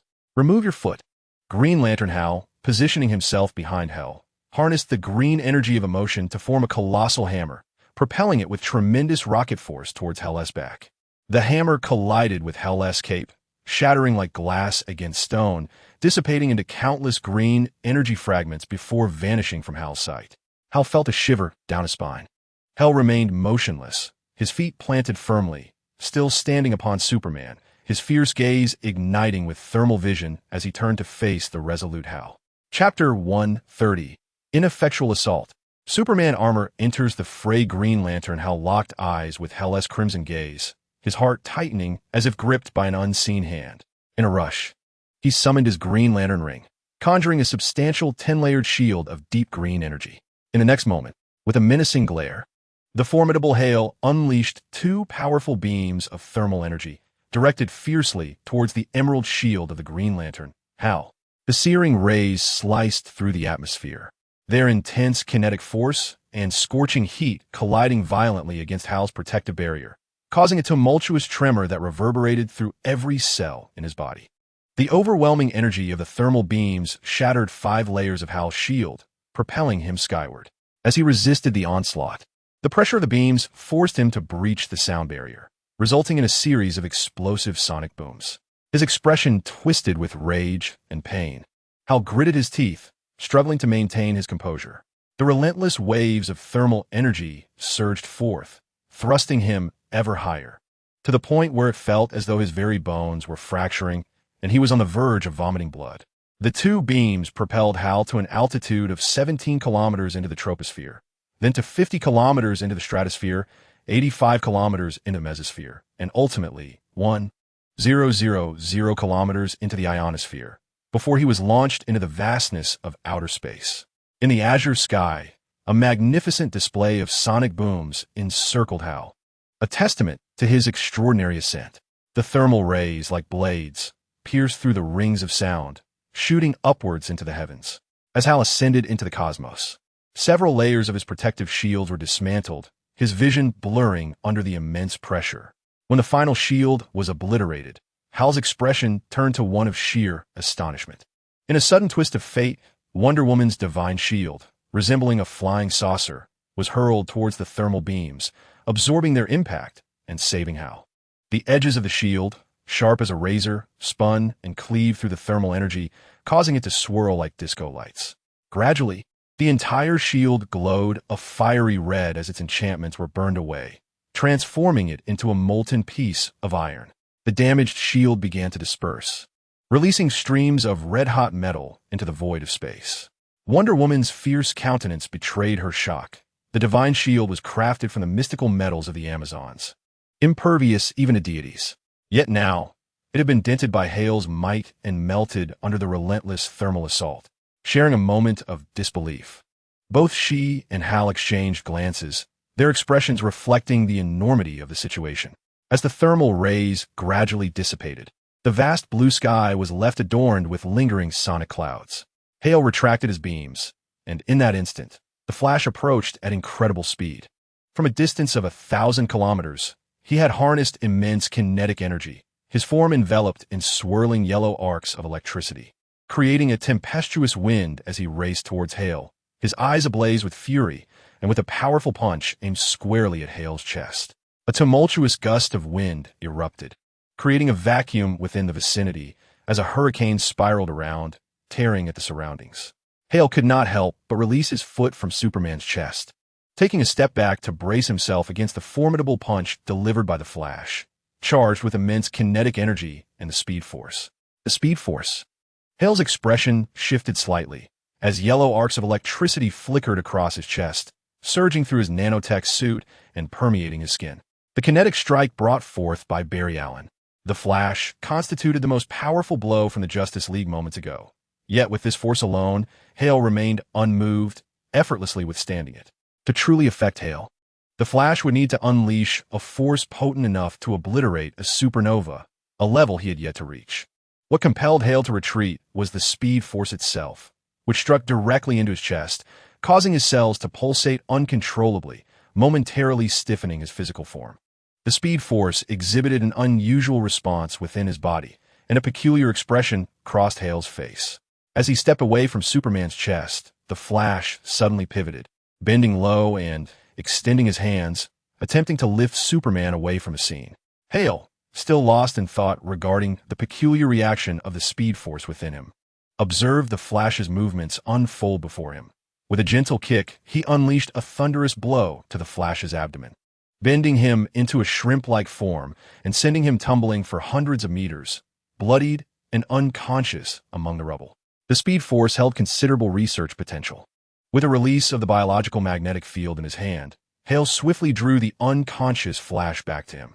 He casually discarded the Flash on his Superman's position, allowing him to lay atop Superman. Stepping onto the Flash's back, Hale gazed upward, where Steel had merged his hands atop a towering skyscraper. utilizing the building as a base to construct a 3-meter diameter cannon, which began to generate arcs of high-energy particles. Aquaman Arthur, wielding the trident of Poseidon, spread his arms wide, causing the city's underground pipes, fire hydrants, and water towers to erupt with torrents of water, ascending into the sky and converging above his head. Release him. Aquaman, witnessing the Flash's defeat and Hale's brazen stance upon him, glared with fury, adopting a poised javelin-throwing stance. He hurled the trident of Poseidon, while magic surged through the ferocious waters, converging upon the trident, which shrieked as it sliced through the air towards Hale. The waters above swirled like a colossal serpent, infused with the magical fury of the trident, roaring as they charged at Hale. Simultaneously, Steel fired the cannon from another direction, aiming directly at Hale. Hale extended his arms, unleashing a biomagnetic field. His left hand repelled the torrent of water conjured by Neptune's trident, while his right hand withstood the onslaught of a high-energy particle beam fired by Steel. How could anyone withstand Neptune's trident? A sense of foreboding flashed through King Arthur of Atlantis. The weapon, passed down through generations, was forged from enchanted in metal by the first monarch, King Atlan, and featured 5 prongs. Only the rulers of Atlantis were deemed worthy to wield it, symbolizing royal authority. This trident was sharp enough to pierce the skin of deities, capable of manipulating various forms, converting energy, and generating an array of formidable powers. Even Superman would be injured beneath its might. Now, he witnessed someone single-handedly blocking the torrent of water summoned by the trident. The water dragon, akin to a fish helpless against glass, could not breach Hale's palm, regardless of its ferocity. With a single tremor of his hand, Hale transformed the water dragon into vaporous molecules, enveloping the surroundings in a mist. He seized the trident, which trembled violently in his grip, as if eager to escape. King Arthur's expression darkened as he summoned the trident, yet remained firmly ensnared by Hale's overwhelming strength. Refusing to budge. Do you wish for your weapon? Here it is. Hale's indifferent gaze met King Arthur's, igniting a sense of peril within him, sending chills racing down his spine. He hastily began to leap randomly from side to side, performing rolls and evasive maneuvers. Yet, that inexplicable instinct of danger clung to him persistently. Hale casually unleashed a thunderous sound, and the trident pierced the air with such force that it was beyond King Arthur's control. Like a meteor streaking across the sky, the trident hurtled toward King Arthur's abdomen, erupting with a deafening noise. Any chaotic attempts to evade were mere antics before Hale, a mockery of a dance.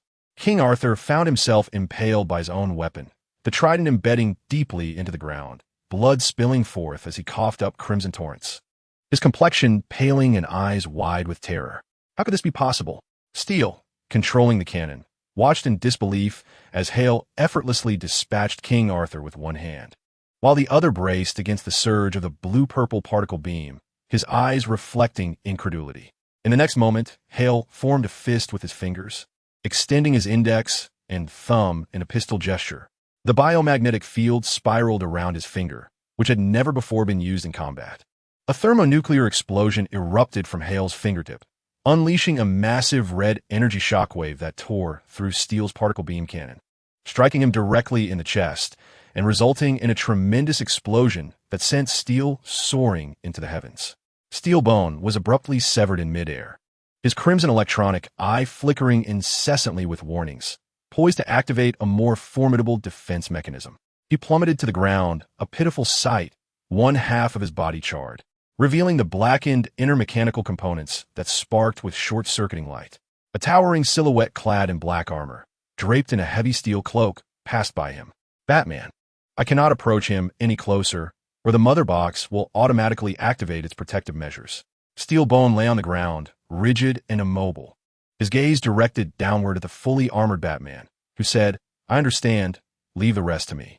Batman, adorned in anti-Superman armor, advanced with heavy footsteps toward the battlefield. Chapter 131.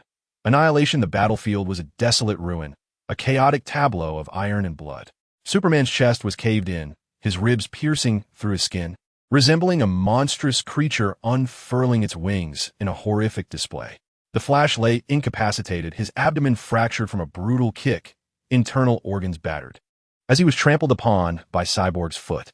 Aquaman Arthur, feeling the invincible force of his own weapon, the Trident of Neptune, gritted his pristine white teeth.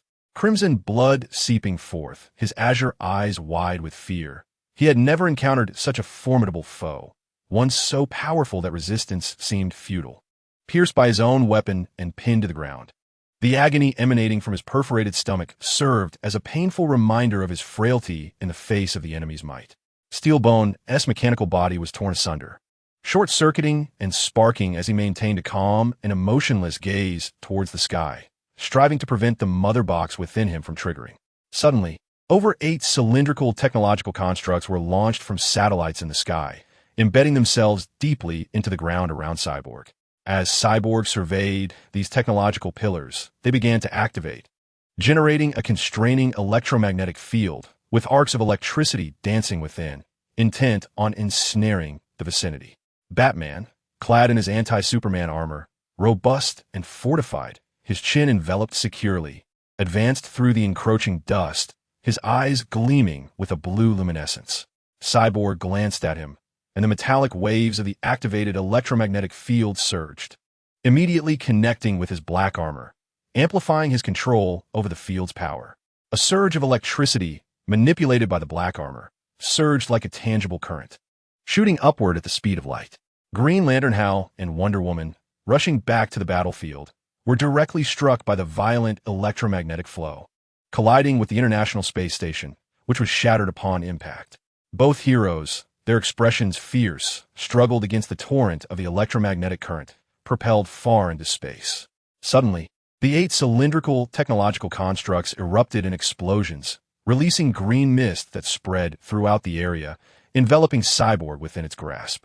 Approaching with determination, clad in robust anti-Superman armor, Batman wielded a metallic blade that extended into a laser arc, capable of slicing through the strongest materials known to mankind.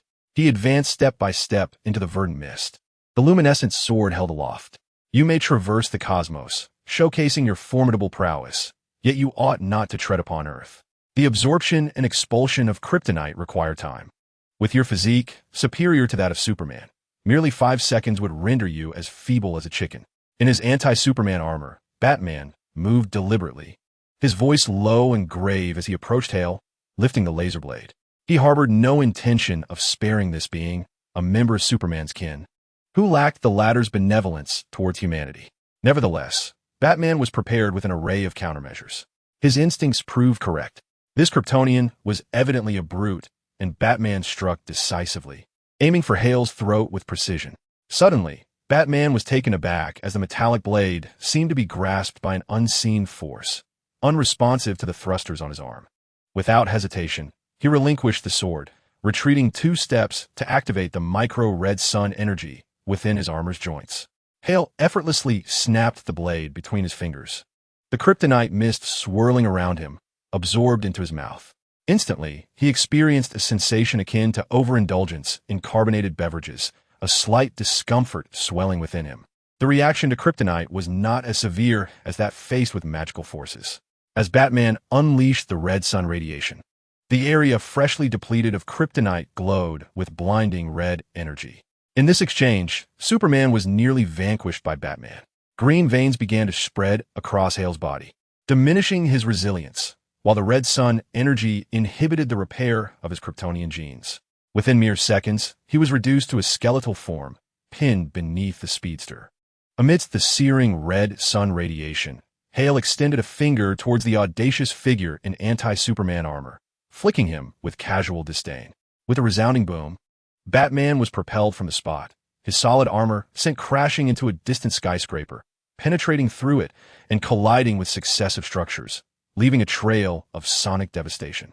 Ultimately, he embedded himself into the Washington Monument, 15 kilometers away.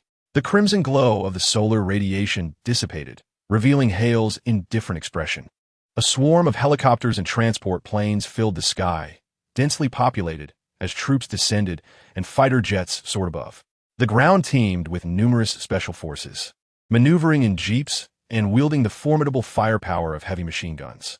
All military might stationed in Washington had been redirected to this location. The response was swift. In the mere moment of the Justice League's defeat, Humanity had already prepared its defenses. Surrounding the area were soldiers, and the atmosphere of war escalated dramatically. Deputy Secretary of Defense Chris, positioned in a jeep, warned through a communication device, "Aliens, Earth is not your playground. Please state your intentions for coming to our planet." Hale paid no heed to the humans. He released his foot from the back of the Flash, seizing him by the throat and lifting him effortlessly, while with his other hand he gripped Superman's neck, hoisting both heroes into the air. "Alien, do not make any sudden moves," Deputy Secretary Chris warned gravely. In the next moment, a deep crimson battleship materialized in the sky, casting a vast shadow over the ground. The flagship, a formidable 3,000-meter-long and 2,000-meter-wide vessel, loomed ominously above like a colossal behemoth. From it emerged 40,000 various cruisers, destroyers, frigates, and reconnaissance ships. Onlookers on the ground gazed upwards, witnessing a dense array of massive warships with gleaming armored exteriors, exuding a mechanical essence reminiscent of epic science fiction, overwhelming them with a sense of dread. Hale, clutching the Flash and Superman, gradually ascended towards the Arctic's solitary fortress, issuing a command: eliminate them. Chapter 132. Domestic Affairs, the White House, Oval Office. The President, with a gaunt face and graying hair, who had previously radiated vitality, stood behind his desk, gazing through the floor-to-ceiling windows at the sky, where the deep crimson flagship loomed on the horizon. Soon after, a multitude of cruisers, destroyers, frigates, and reconnaissance ships collectively unleashed a barrage of laser beams. In the distance, F-22 Raptors, seemingly intent on colliding with the laser's trajectory, were struck directly by the beams, resulting in a spectacular explosion of fireworks as 15 aircraft met their demise in midair. Slower helicopters and transport planes were not spared, as they were obliterated with alarming precision. Each beam struck with the accuracy of a scalpel. The beams directed towards the ground shimmered brilliantly, resembling a cascade of light. In a swift motion, the numerous cruisers, destroyers, frigates, and reconnaissance ships fired a round of beams and converged into the flagship. The vessel activated its cloaking system, evading radar detection and vanishing from the president's sight. The sky began to clear once more, save for the remnants of burning fighter jets and combat helicopters, their flames and black smoke staining the once azure expanse. The president was left uncertain whether the battleship still hovered over Washington, D.C., or if it would remain as an ominous presence above the nation's heart. The mere thought of such a colossal vessel potentially residing above the central hub of the country sent shivers down his spine, and his countenance grew grim. The president turned, casting a heavy gaze over the assembled cabinet members, including the Secretary of State, the Secretary of Defense, the Chairman of the National Security Council, the Vice President, the President of the Senate, and the Speaker of the House, among others, dozens of the nation's highest decision-makers. Originally, they were to be transported to the most secure underground facility, over 1,000 meters deep, to ensure the stability of national governance. However, this war concluded with astonishing swiftness, leaving only the remnants of the Justice League headquarters and its severely injured members. A communications officer, drenched in sweat, rushed in with a rapidly compiled report from the battlefield, hastily knocking on the door of the Oval Office. "Come in," came the response. The officer took a deep breath, approaching the president's desk to deliver the grim news. 23,020 soldiers have perished, with no survivors. Deputy Secretary Chris is dead, and General Julius Kellogg has also fallen. The officer's voice trembled slightly. The countenance of the high-ranking officials in the Oval Office shifted dramatically. The cosmic battleships had unleashed their beams with lethal precision, annihilating all summoned soldiers in an instant. Such targeting systems were alarmingly accurate. This was far more worrisome than the invasion of the Wasteland Wolves a year prior. The Wasteland Wolves had unleashed creatures upon Earth that wreaked havoc. Despite their various formidable abilities, they were merely bizarre, flesh-and-blood entities. Human weaponry could inflict damage upon them, allowing humanity to resist. Yet, the precise strikes from the battleships had hit soldiers with unerring accuracy, representing a technological superiority that was overwhelming. These elusive vessels, undetectable by radar, could penetrate the capital of any nation, obliterating the political core of a country in mere moments. Dismantling a nation's administrative center could be accomplished in seconds, not taking much longer than the precision killing of 23,020 soldiers. Those present held no doubt that if the extraterrestrial wished, America could be brought to ruin overnight. The president shuddered, his eyes revealing profound fear. He inhaled deeply, exchanging glances with the other high-ranking officials, forcing himself to remain composed. What is his objective? The psychological team, based on the aliens' attire and actions, speculated that this was merely an act of vengeance against Superman. Likely an internal affair of the Superman race. What? The president exclaimed, nearly fainting. This is merely an internal matter of the Superman race. We dispatched over 20,000 soldiers to defend our territory, only to have them effortlessly eliminated. And now we are told this is just a family issue of the Superman race, that we have meddled in their affairs and brought this upon ourselves? The weight of the loss pressed heavily upon him, feeling as if he might choke on his own blood. Over 20,000 soldiers, gone in an instant. And he was told it was merely a matter of Superman's kin. The president cannot accept this reasoning. He would rather believe in an extraterrestrial invasion led by Superman than acknowledge the absurdity of Superman's domestic affairs, which have resulted in the tragic loss of over 20,000 soldiers. Yet, he is compelled to concede that these events indeed pertain to Superman's family matters. For should the warship pivot its cannons, the precise beams from the vessel would annihilate the nation's administrative center, including the president himself, in mere moments, leading to the complete collapse of the government and plunging the nation into chaos. However, the reality is that they remain unharmed, further substantiating the notion that this is, indeed, a matter concerning Superman's lineage. The Secretary of Defense, upon hearing the conclusions drawn by the psychological team, contorted his face in disbelief. He firmly believed that if they refrained from deploying soldiers, once the aliens had dealt with the Justice League, he could naturally escort Superman away. The presence of human soldiers would only invite doom.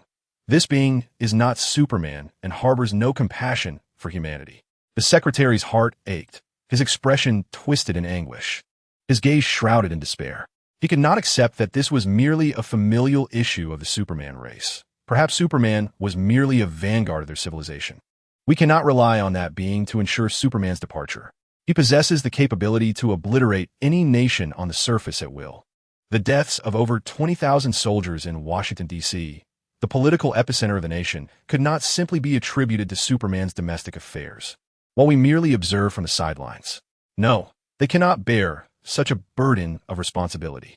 It must be that the Superman race is initiating an invasion of Earth, and the nations of the world must unite to resist this extraterrestrial incursion. By the President's decree, I hereby activate the ultimate weapon of our nation's Zone 7 in preparation for the impending alien invasion. With a grave countenance, the President proclaimed to all present, simultaneously, we must immediately inform other nations to establish an Earth defense force against the aliens, striving to quickly form a united front to guard against any imminent assaults. I am convinced that extraterrestrial civilizations would not traverse vast distances solely to seek out Superman. To them, we may appear as insignificant as ants, and perhaps trampling us would be mere happenstance. For humanity to secure a chance of survival in this conflict, we must exert every effort and inflict upon them a wound. Only then will they comprehend that attacking humanity brings more loss than gain. Upon concluding his speech, the President scanned the assembly of nodding officials. Further details must be swiftly negotiated with other nations, but the overarching strategy for defense had been established, and they were prepared to proceed accordingly. At that moment, a communicator received a secure transmission, and in a hushed tone, whispered into the President's ear, "Mr. President, Lex Luthor is on the line." Chapter 133. Where does fate err? In London's West End, at the Fate Theatre, Zatanna donned a form-fitting tailcoat, cinched at the waist, beneath which lay a pristine, high-collared white shirt adorned with buttons. She wore knee-high black stiletto boots, and her thighs were encased in fishnet stockings that accentuated her smooth, fair skin.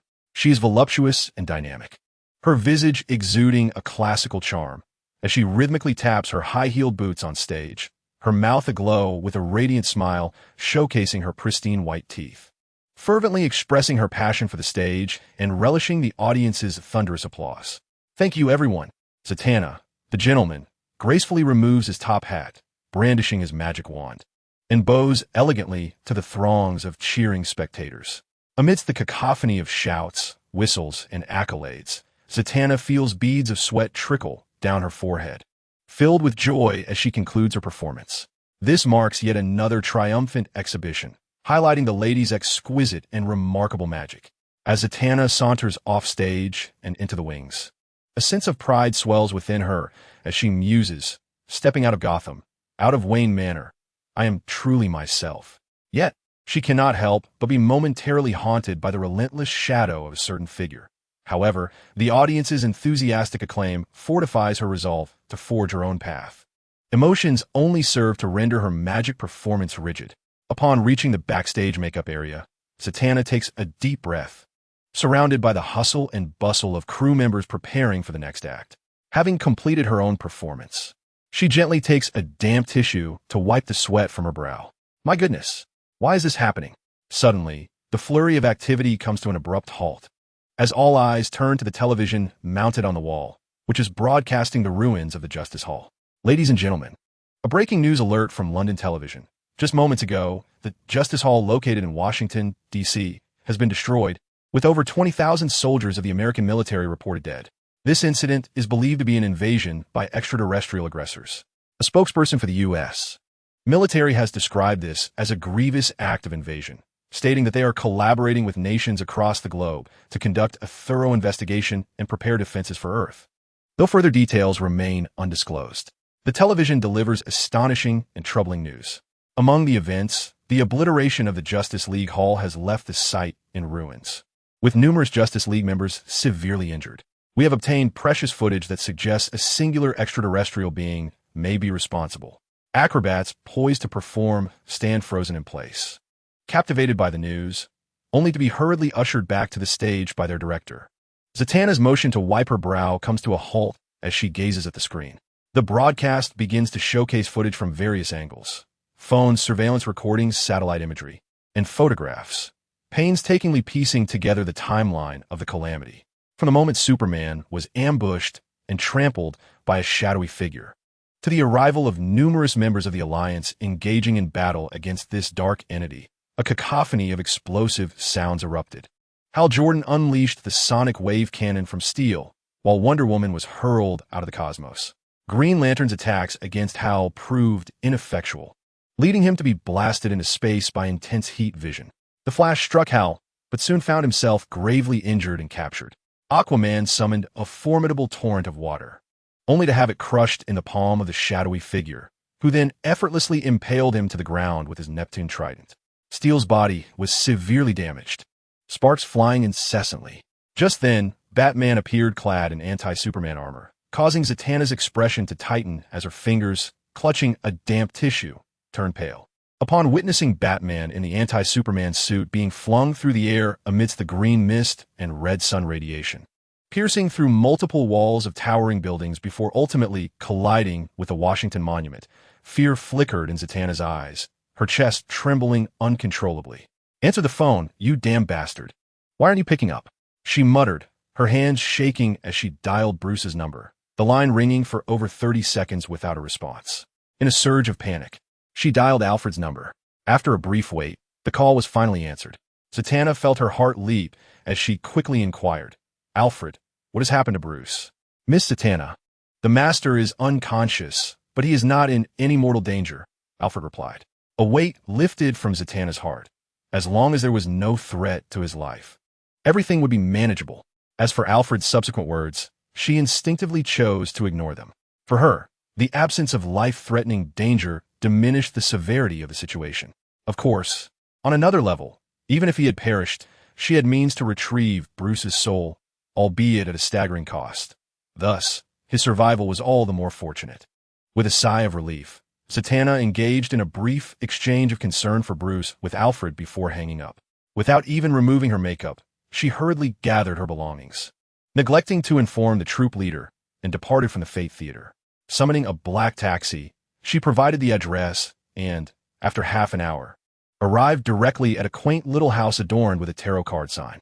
After settling the fare, Zatanna pushed open the wooden door of the tarot card shop, only to find the enchanting Nimue, draped in a mysterious, classical, and elegant robe that accentuated her alluring form.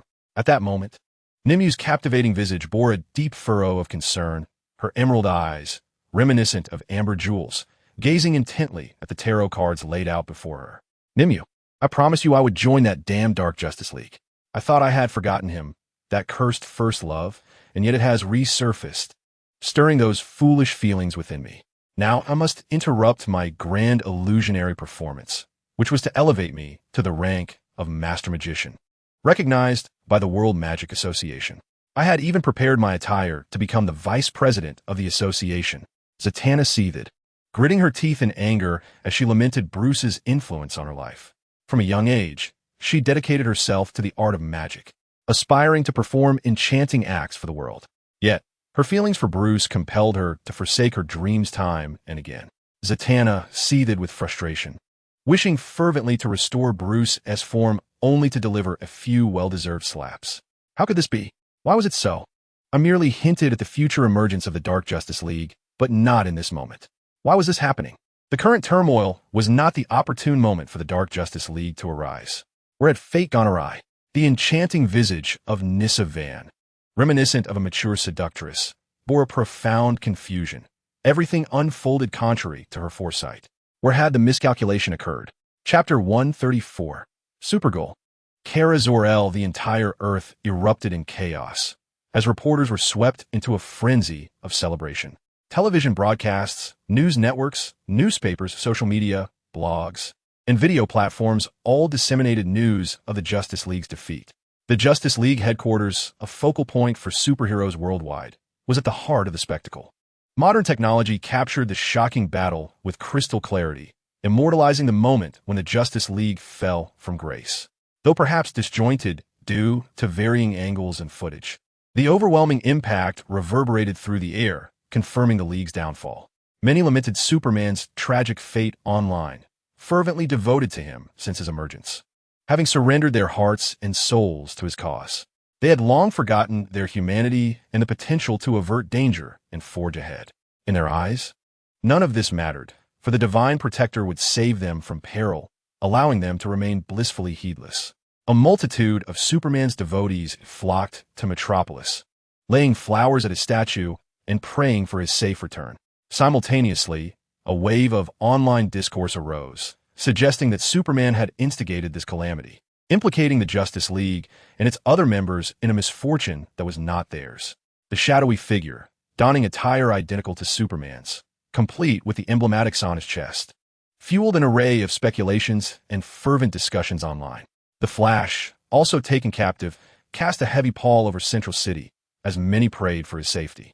A minority expressed disdain towards Wonder Woman, Green Lantern, Cyborg, and others, criticizing their expenditure of over $100 billion on the Justice League, only to see it fail to protect them, resulting in the destruction of their headquarters and the loss of numerous lives.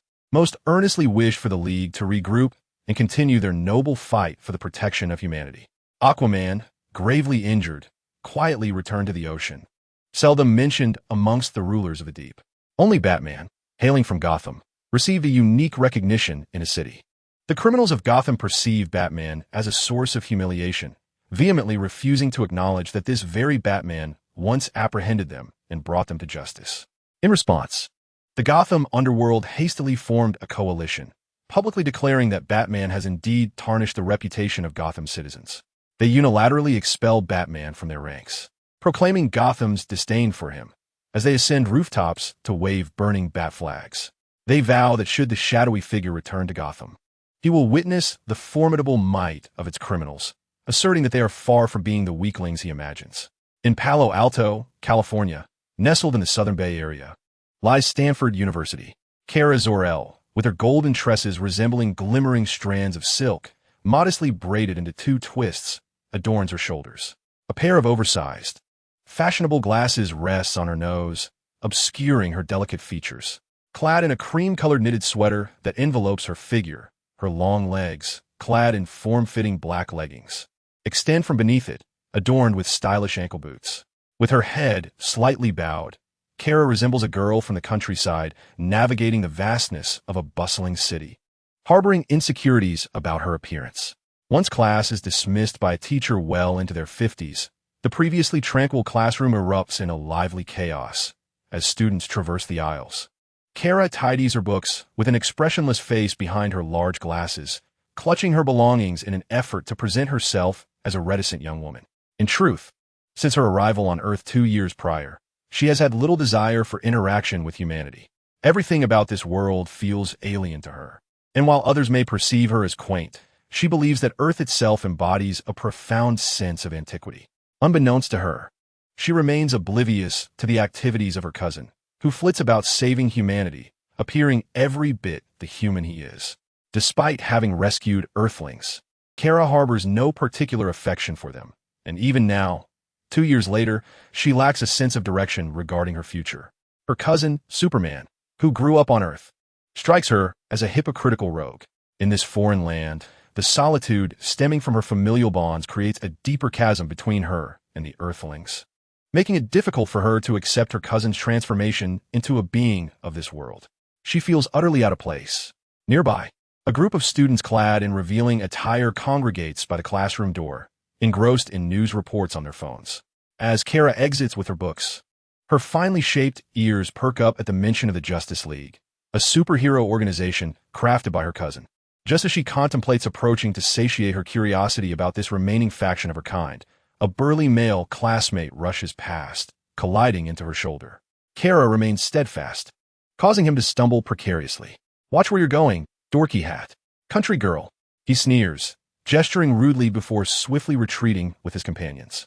Kara maintained a serene demeanor, her thoughts no longer occupied by the Justice League. With a cousin so powerful, what could possibly trouble her? Likely, he had once again saved someone, becoming a headline as a superhero. A wry smile flickered across her mind as she descended the stairs, clutching her books, seeking solace away from the throng.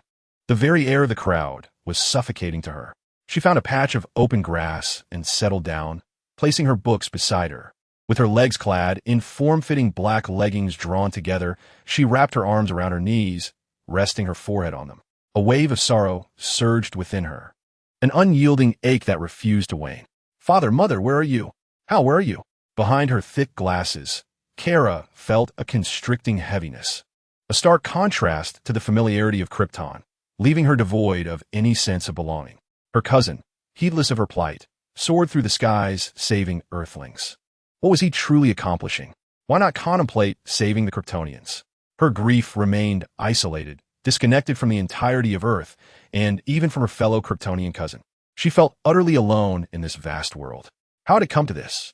The moment her father had forcibly placed her aboard the spaceship lingered vividly in her memory. She longed for her father, for her mother, for friends on Krypton, for the laughter shared with Hal. Why had everything dissipated so cruelly? "I miss you so much." Tears welled in the corners of Kara's eyes as she embraced her legs, burying her face in them. The tears trickled down, staining her leggings. No one could fathom her solitude and helplessness. In this foreign land, the only blood relative she had was her companion. Yet he felt like a complete stranger. She was isolated, adrift without aid. After a considerable time, Kara began to emerge from her sorrow. This scene had replayed countless times over the past 2 years, each instance deepening her longing. Yet, regrettably, the distance of her yearning could not traverse the light years of the cosmos. After the sadness, she still needed to survive. After a brief moment of tidying herself, she dabbed at the traces of tears on her leggings, adjusted her appearance, and picked up her books once more. She made her way to the cafe, pushing open the glass door and ordering a cup of hot cocoa. As she did, the surrounding conversations buzzed around her, all focused on the Justice League. It seemed that this time, the discussions surrounding them were more fervent than ever. The air was filled with chatter about Superman's defeat, claims of his weakness, comments on Wonder Woman's beauty, and the chaotic tales of Green Lantern being knocked away and the Flash captured, alongside the catastrophic failure of Washington's plumbing system due to some fishy incident. Kara, bewildered, turned to the television mounted on the wall and froze, her mind blank. An overwhelming tide of thoughts surged in her mind, leaving her stunned and motionless. The striking visage of Hyer appeared before the camera, a dark silhouette striding with pride, his cape billowing, and a merciless gaze cast downward. It was undoubtedly the Hyer I knew. In the next moment, the television abruptly switched channels, landing on a live military broadcast from Washington, where 2 military experts began to respond to the incident. Their differing opinions soon escalated into a comical confrontation. Returning to the previous news channel, I sighed. Kara, her neck craned, gazed with disbelief, her tone stiff as she spoke. She never anticipated witnessing Higher's presence. Rather than joy, she was engulfed by astonishment, questioning the reality before her thoughts swirling in disbelief that she might one day meet Higher.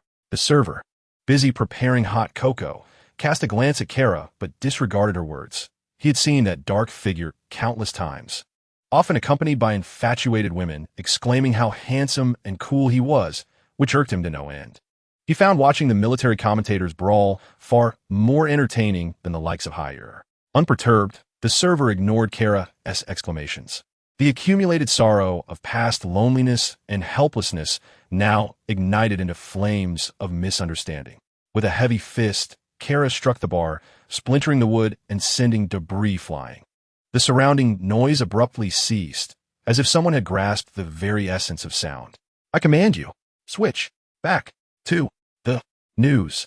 Kara raised her fist, her thick braids cascading down her back, golden strands flowing freely.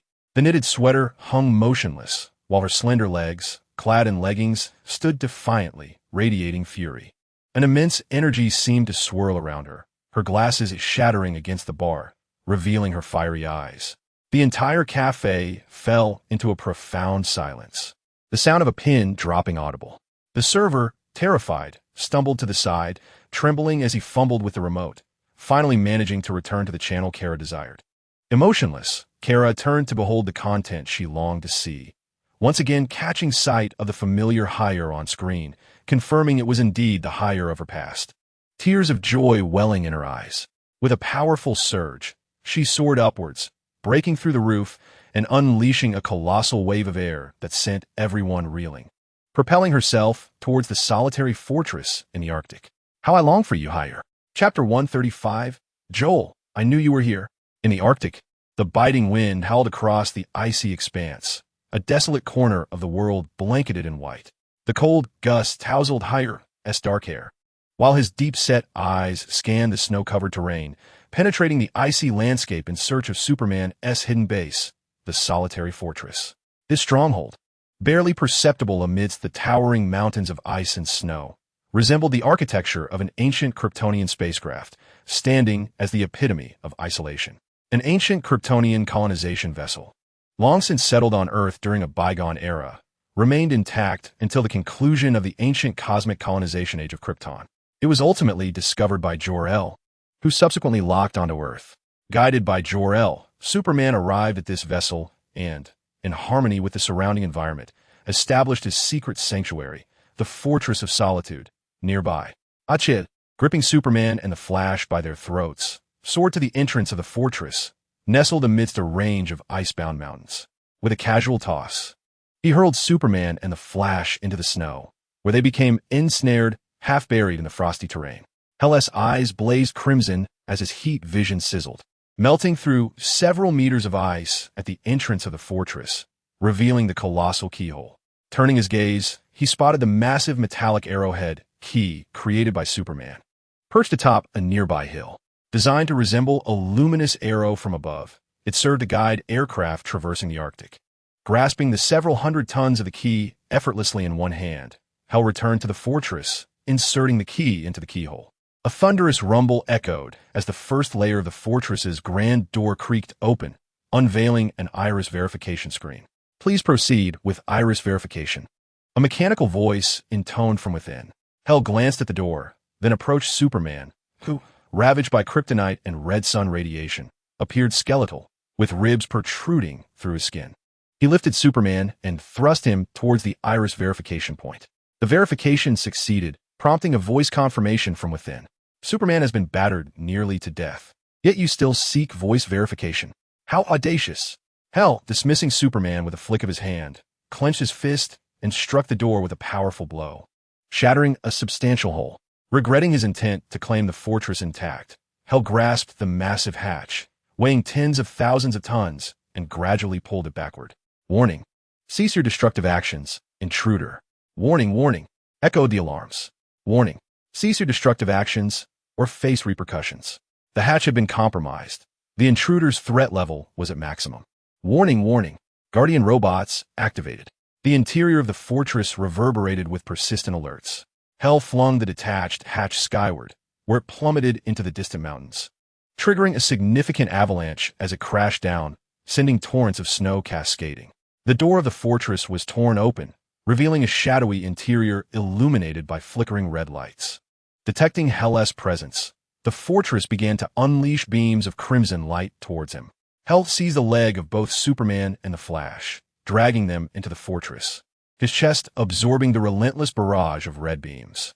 Each beam struck the S symbol on his chest, leaving behind fleeting, searing impressions before losing their potency. Hale's eyes blazed crimson as his penetrating gaze swept across the profound solitude of the fortress, annihilating each floating auxiliary unit that dared to confront him. Alarms blared. Warning, warning, intruder has breached the interior, activating highest level of defense. The internal warnings of the solitary fortress echoed loudly, following the explosions of the floating units. A multitude of mechanical entities and auxiliary drones emerged from another corner, initiating a barrage of multifaceted bosonic force field restraints. Utilizing Superman as a weapon, Hale forcefully hurled him forward. The dark figure erupted with a thunderous sound in the shadows, dispatching each mechanical unit with a single punch, rendering the bosonic restraints utterly ineffective. Jorel, reveal yourself. I know you are here. Hale's eyes glimmered with a fierce red light as he stood amidst the chaos of explosions and sparks. His gaze mercilessly scanning the surroundings, his voice a cold command. Kaka, Kaka, Kaka. The surrounding walls illuminated, brightening the area with radiant light. Under the brilliance of the illumination, the Grand Hall revealed a colossal statue depicting Superman's parents, Jor-El and Lara, as they stood sentinel over Krypton. These renowned Kryptonians held highest statue representing their ravaged homeland. Krypton. Along the corridors, numerous doorways led to various chambers, each adorned with an array of unique artifacts. The memorial room for Superman showcased a collection of mementos he had preserved. The recreation room featured his artistic endeavors, paintings and sculptures crafted with his heat vision, and a vast chessboard where he played against robotic servants, with pieces only movable by those of superhuman strength. The armory housed a concealed cache of weapons from the ancient Kryptonian era, alongside armaments from diverse interstellar civilizations, brimming with high-tech marvels.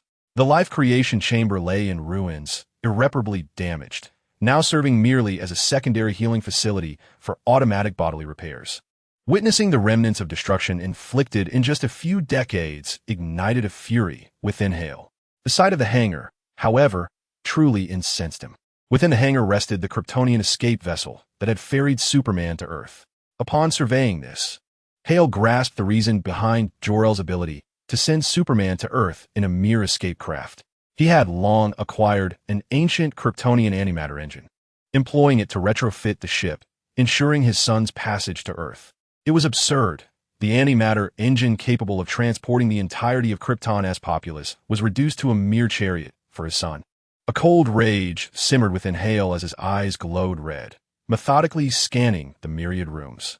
Ultimately, his gaze fixed upon the statue in the hall, his heat vision erupting from his eyes, penetrating the air and striking the statue that represented Jor-El and Lara safeguarding Krypton. The statue shattered, debris scattering in all directions. As Krypton fell from their grasp, shattered to pieces. Do you even deserve to reminisce about Krypton? Hale's lips curled into a chilling smirk as he surveyed the surroundings with disdain, reclaiming Superman into his grasp, tightening his grip around the hero's neck. The howling cold wind outside relentlessly billowed around Hale's black cloak. His merciless visage was even more frigid than the icy expanse of the Arctic. Stop! Joel's angular face, exuding a sense of righteousness, was adorned in the battle garb of the elf family, his crimson cape vivid like the blood of every inhabitant of Krypton. As he emerged from a concealed chamber, his eyes brimming with noble resolve directed at Hale. Chapter 136.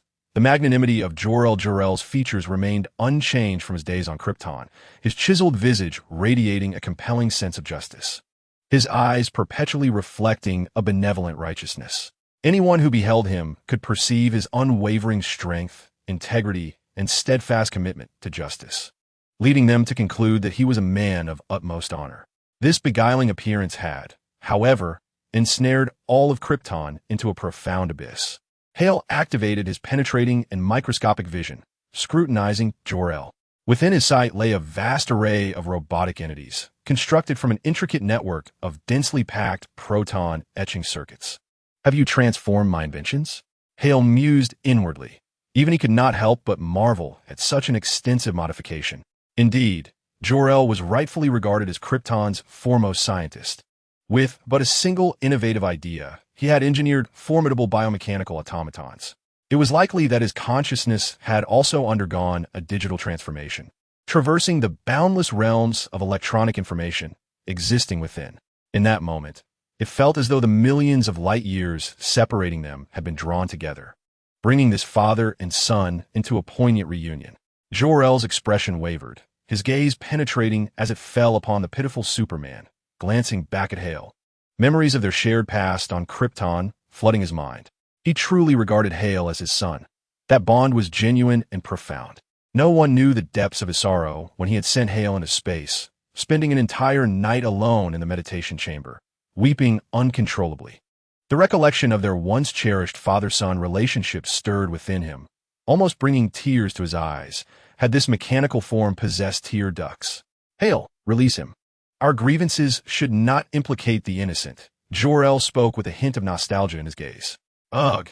Hale gently squeezed Superman's neck, eliciting a subconscious groan of pain from the unconscious hero, causing Jor-El's eyes to flutter. The condition of Superman was indeed dire. He had already been severely beaten by Hale, then weakened by Batman's kryptonite, with red solar radiation halting the recovery of his genetic form. Now his ribs protruded grotesquely from his body, his chest caved in, resembling a skeletal figure, utterly unrecognizable. His survival was solely attributable to the extraordinary resilience of Kryptonian genetics. "Innocent?" Hale retorted. "His body harbors the very essence of Kryptonian life codes. He is still your biological son, and you dare label him as innocent?" With a sinister grin, Zod clutched Superman by the throat, lifting him slightly, and declared, "Are you not intending to restore Krypton?" Jor-El opened his mouth, momentarily rendered speechless. He could not fathom how Zod had discerned that Superman was his son. Initially, he had indeed planned for his son to traverse the vast expanse of Earth to rebuild Krypton.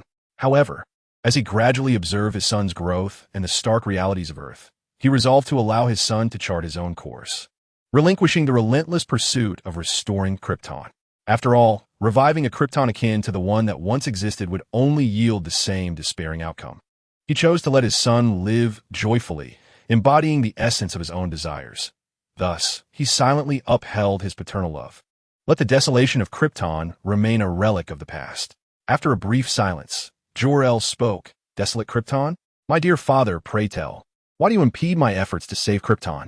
Why do you thwart General Zod's attempts to rescue our home?" "Enough, Zod.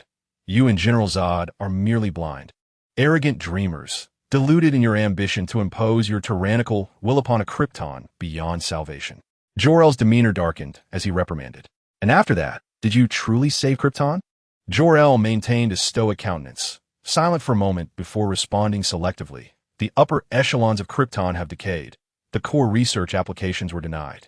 Zod's wicked grin faltered, his expression turning impassive as he discarded Superman with indifference and strode toward Jor-El, his black cloak billowing behind him. In that instant, the solitude of the fortress felt as heavy as lead, the air thickening and oppressive, a tremendous force manifesting as Zod advanced, his shadow resembling that of a malevolent deity. Jor-El's gaze sharpened, his eyes flickering with data arcs of relentless calculation. Suddenly, Zod vanished from Jor-El's view, reappearing in an instant before him, delivering a crushing blow to his chest. A brilliant yellow proton protective barrier materialized in front of Jor-El's chest, yet Zod's fist penetrated the barrier without hesitation. The barrier shattered like a fragile maiden before Zod's might, and his fist plunged directly into Jor-El's torso, the immense force breaching the proton-linked electronic field, igniting arcs of electricity. A formidable biological magnetic field emanated from Zod, ensnaring Jor-El's biomechanical form like cement. The proton computer, a creation of Zod, was a testament to his ingenuity, and he was acutely aware of the monumental machines it could produce. Yet he also understood the vast limitations inherent in the biomechanical constructs that such proton-assisted entities ultimately formed. Zizzes. Hale's expressionless face withdrew his fist from Jor-El's humanoid robotic chest, the circuits within crackling under the strain of the electromagnetic field.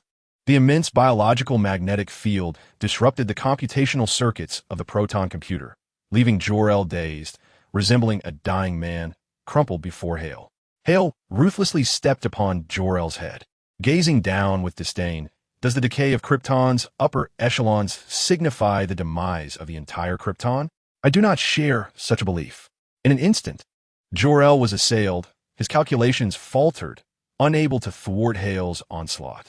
His bewildered eyes, momentarily blank, soon flickered back to life as he struggled, hissing, "You stole the codex of life, transgressing Krypton's natural laws of reproduction, instilling this vital codex into the body of your son, allowing him to escape Krypton alone. Was this not your doing?" Hale remained unyielding in his gaze.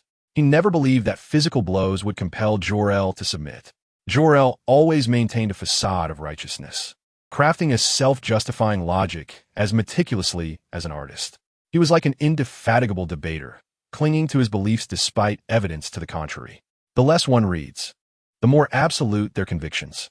Conversely, extensive reading sharpens the clarity of one's convictions, reinforcing self-logic. I only seek to preserve Krypton, even when trampled underfoot by Hale. Jor-El exuded an unyielding spirit of righteousness, constantly affirming his correctness and moral standing. From any perspective, Hale appeared to be the villain.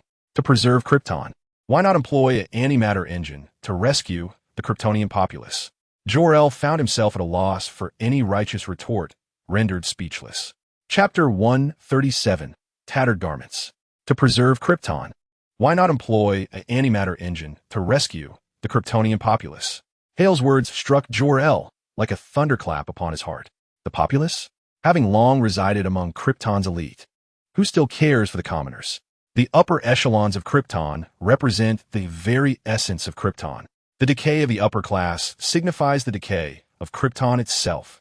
If the elite are beyond salvation, then so is Krypton. At that moment, Jor-El had never contemplated the existence of the populace. The notion of utilizing an antimatter engine to save them had never crossed his mind, for the corruption of Krypton's upper class implied the inevitable decay of the entire planet, rendering any effort to save them futile. It was no longer a matter of what the populace represented. They simply did not occupy his thoughts. Thus, his plan to sustain Krypton excluded any consideration for the common folk, even if an antimatter engine could potentially save all Kryptonians. He was steeped in the pride of belonging to Krypton's elite, buoyed by a sense of honor, confidence in his righteousness, and a haughty conviction that only a naturally born son possessed the capability to ensure Krypton's continuance. In the realm of literature, no one conceals himself more adeptly than he does, to the extent that even he cannot fathom the extent of his own nature, which, beneath a facade of pride, righteousness, kindness, and benevolence, harbors an exceedingly selfish soul. When this layer of profound selfishness is unveiled by Hale, Jor-El remains obstinate in his denial. The notions of class confinement on Krypton, the corruption of its elite, the stifling nature of Kryptonian talents, and the pervasive despair enveloping society flash through his mind, leading him to a grim conclusion, that such a Krypton does not deserve to exist. Yet, he is acutely aware that he lacks the authority to dictate the existence of all Kryptonians. To do so would render him no different from Hale, a dictatorial, ambitious soul. He also cannot refute the undeniable selfishness he felt at that moment. Even if he were to utilize the antimatter engine to save hundreds of thousands, tens of thousands, or even thousands of Kryptonians, he could claim he had done his utmost, that he could save no more. From that point onward, no one would have the right to reproach him with words, for he truly endeavored to save lives.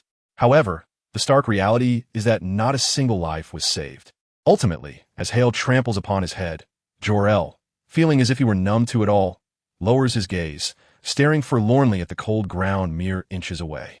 Lamenting, "I am but a father." This is the sole excuse he can muster for his selfish heart. At that moment, he was indeed focused solely on his son, disregarding the affairs of Krypton entirely. From the theft of the Codex of Life to the transformation of the antimatter engine spacecraft, up until the safe birth of his son, he paid no heed even to the upper echelons of Krypton. Every father's selfishness toward his own child is natural, expected, and beyond reproach. Am I not your son? Father? Hale sneers, standing over Jor-El's head with a cruel smile. Hale's ultimate revenge entails stripping away the veneer of justice, light, hope, kindness, and love that Jor-El has draped over himself, compelling him to confront the profound selfishness and darkness within, leading him to comply wholly with his shadowy heart. The family that heralds Kryptonian hope embodies the greatest darkness of all. Jor-El's body convulses in a futile struggle, his mournful eyes rapidly morphing into a visage of fierce indignation as he shouts vehemently, "Silence!" He would cast Hale, who seeks to save Krypton, into the void of space. The theft of the Codex of Life, the infusion of the Codex into the body of Kal-El, disregarding the fate of Krypton, utilizing the antimatter engine capable of saving civilians to send Kal-El to Earth. His disparate treatment of Hale and Kal-El stirs a tumult of anguish and rage within Jor-El as he recalls these memories. Hale is also his son. Why does he treat him thus? Because he is adopted. Even if he were to amass over 30 technological inventions and elevate himself to the position of vice president, thereby bestowing the elf family with unimaginable wealth, what would it truly matter? Merely adopted, akin to others who join the elf family, yet seeking to bask in its glory. Just an adopted one. Kal-El is different. He is of my own flesh and blood. Even if Kal-El is reluctant to restore Krypton and embrace the role of a superhero among Earthlings, it matters not. The happiness of my son is paramount. Such is the essence of a father's profound love. Deeply aware of my own extreme selfishness, I recognize I am not as noble as I appear. With a heart imbued with compassion, Jor-El is filled with fury. He claims that all past actions stem from a father's love for his son, while harboring feelings of guilt and regret within, and intends to protect his son under the guise of paternal devotion. The utter destruction of Krypton is reduced to a mere declaration, "I am but a father." Then, it all dissipates. Is this what you desire? A cruel smile plays upon Hale's lips, growing ever more delightful. He never once labels Jor-El as selfish, yet consistently exposes the depths of Jor-El's heart and his actions, compelling him to confront his true nature. With a fierce glare, Jor-El trembles with rage, his voice a low growl from deep within. What do you intend to do, Hel? Deny your fatherhood? Should Krypton have perished? That Krypton deserved its fate. No one understands its reality better than I. No soul wishes for such a Krypton to endure. That Krypton should have been obliterated long ago. Have you, the one who stole the Codex of Life, begun to reconstruct Krypton? I shall not allow my son to step once more into that desolate Kryptonian society. Jor-El grits his teeth, his fierce gaze radiating determination. During his time nurturing Kal-El, he has profoundly grasped the despair of Kryptonian society and the hope this Earth offers his son. He supports his son's desire to become a superhero, vowing never to let Krypton bind him again. Have you forsaken Krypton, Jor-El? Hel rebukes. Let Krypton vanish. Jor-El's fierce eyes close, and he speaks through pain. You inquire about my intentions? I have saved Kandor City, rescuing 700,000 souls, including your mother, Kal-El, who has tirelessly defended you to the brink of madness. She witnesses your abandonment of Krypton. I do not wish for anything. I simply wish to convey, you do not represent all Kryptonians. I desire for Kryptonians to pass judgment upon you in your actions. Hel's visage is one of arrogant severity, his gaze imposing, his voice a resonant thunder echoing throughout the desolate fortress. At this moment, 700,000 eyes are upon you. No. Jor-El's eyes fly open as he bellows in shock and fury, his entire cybernetic form trembling, an electronic wave of intent breaking free from a machine. Chapter 138. Jor-El's Reluctance to Rebuild Krypton. 36,333 kilometers from Earth, the far side of the moon transforms into a cosmic mothership, quiet, concealed, lurking in the shadows of the lunar surface. The mimetic concealment system has effectively masked all radar detection, rendering the cosmic mothership invisible, merging it seamlessly with the moon. Within the confines of the mothership's belly, the Kryptonian living quarters reverberate with the sound of assembly alarms.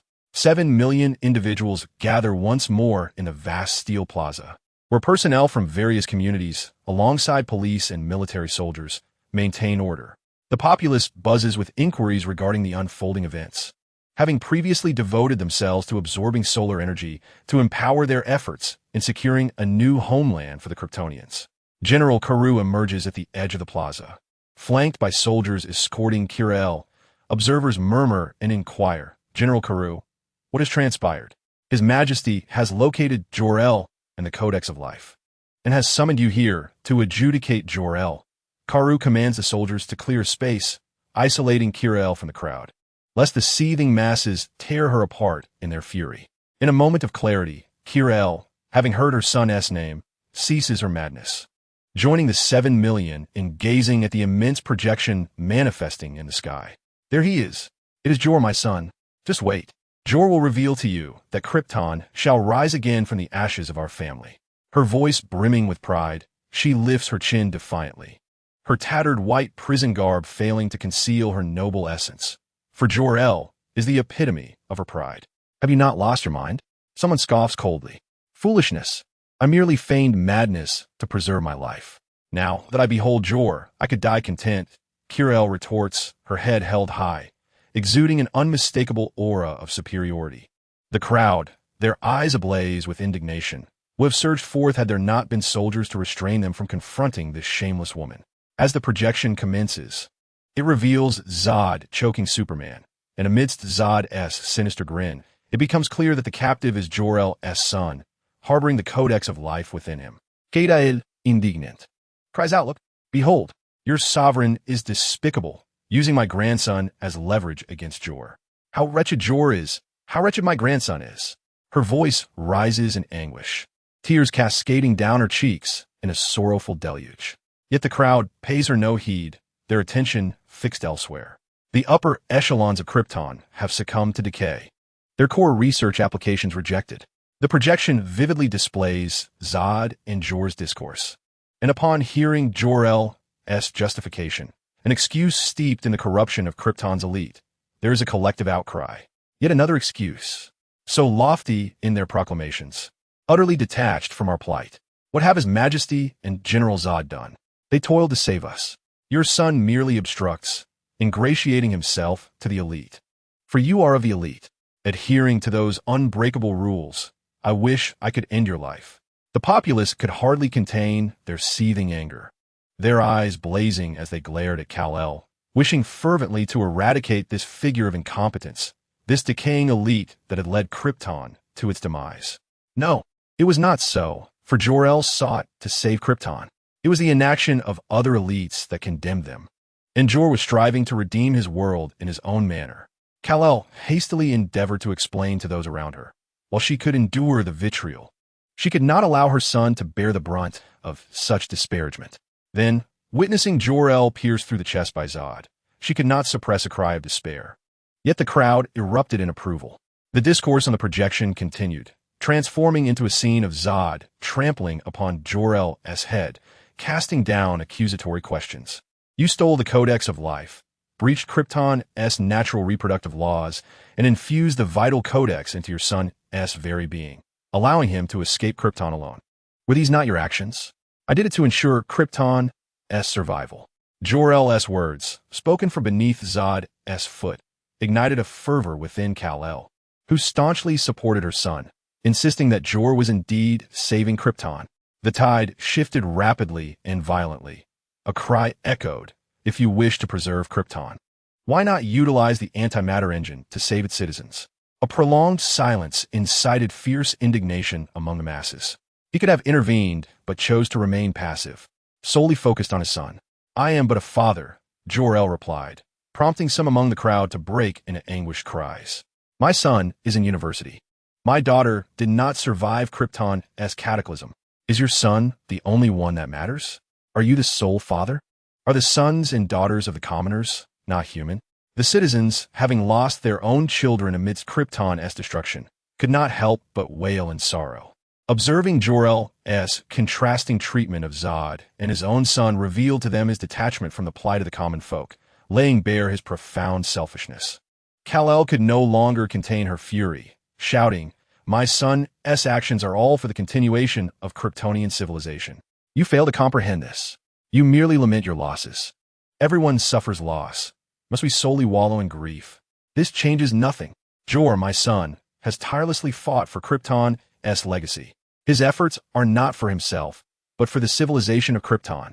In the future, when Krypton is rebuilt, history will undoubtedly record Jor's greatness. Tens of thousands of citizens, inflamed by Kal-El's words, found their eyes burning with fury, their passionate gazes threatening to pierce through the air if not for the soldiers nearby, restraining them. What of how future histories might exalt Jor-El? Their loved ones had perished in this cataclysm, forever lost, their remains unaccounted for. They cared little for Jor-El's legacy. The crowd, in a fervor of rage, joined Kal-El in an uproar. Each one of you is selfish and grotesque. Selfishness permeates every individual. Jor-El, a father, possesses the choice to abandon you. Karaid, with a twisted visage, bellowed vehemently. The crowd's chests heaved with indignation. It was indeed difficult to fault Jor-El for his decision to forsake them, as every individual is endowed with the right to make choices. Yet, their suffering rendered such a reality unbearable. Had Jor-El perished in the cataclysm of Krypton, they would have found no outlet for their anguish. However, not only did Jor-El survive, but he also thwarted General Zod in his efforts to save Krypton, allowing his own son to escape the planet's annihilation, which drove them to the brink of explosion. The populace, momentarily at a loss for rebuttal, simmered with rage. Jor-El did not. General Zod, maintaining a stern demeanor, addressed Kal-El. Beneath the lofty ideals lies a foundation built of bricks, each representing the struggles of the Kryptonian populace. The upper echelon of Kryptonian civilization is constructed upon the backs of the common people, the very bricks that uphold its existence. The essence of this upper class is to provide a life that is more equitable, secure, and reasonable for all Kryptonians. Your once exquisite silk garments, the meticulously sweet fruits, and the comfortable, intricately carved seats, all these luxuries, over 90% of which sustain you, originate from the labor of the most basic citizens. The foundation of a civilization consists of 99% of its populace.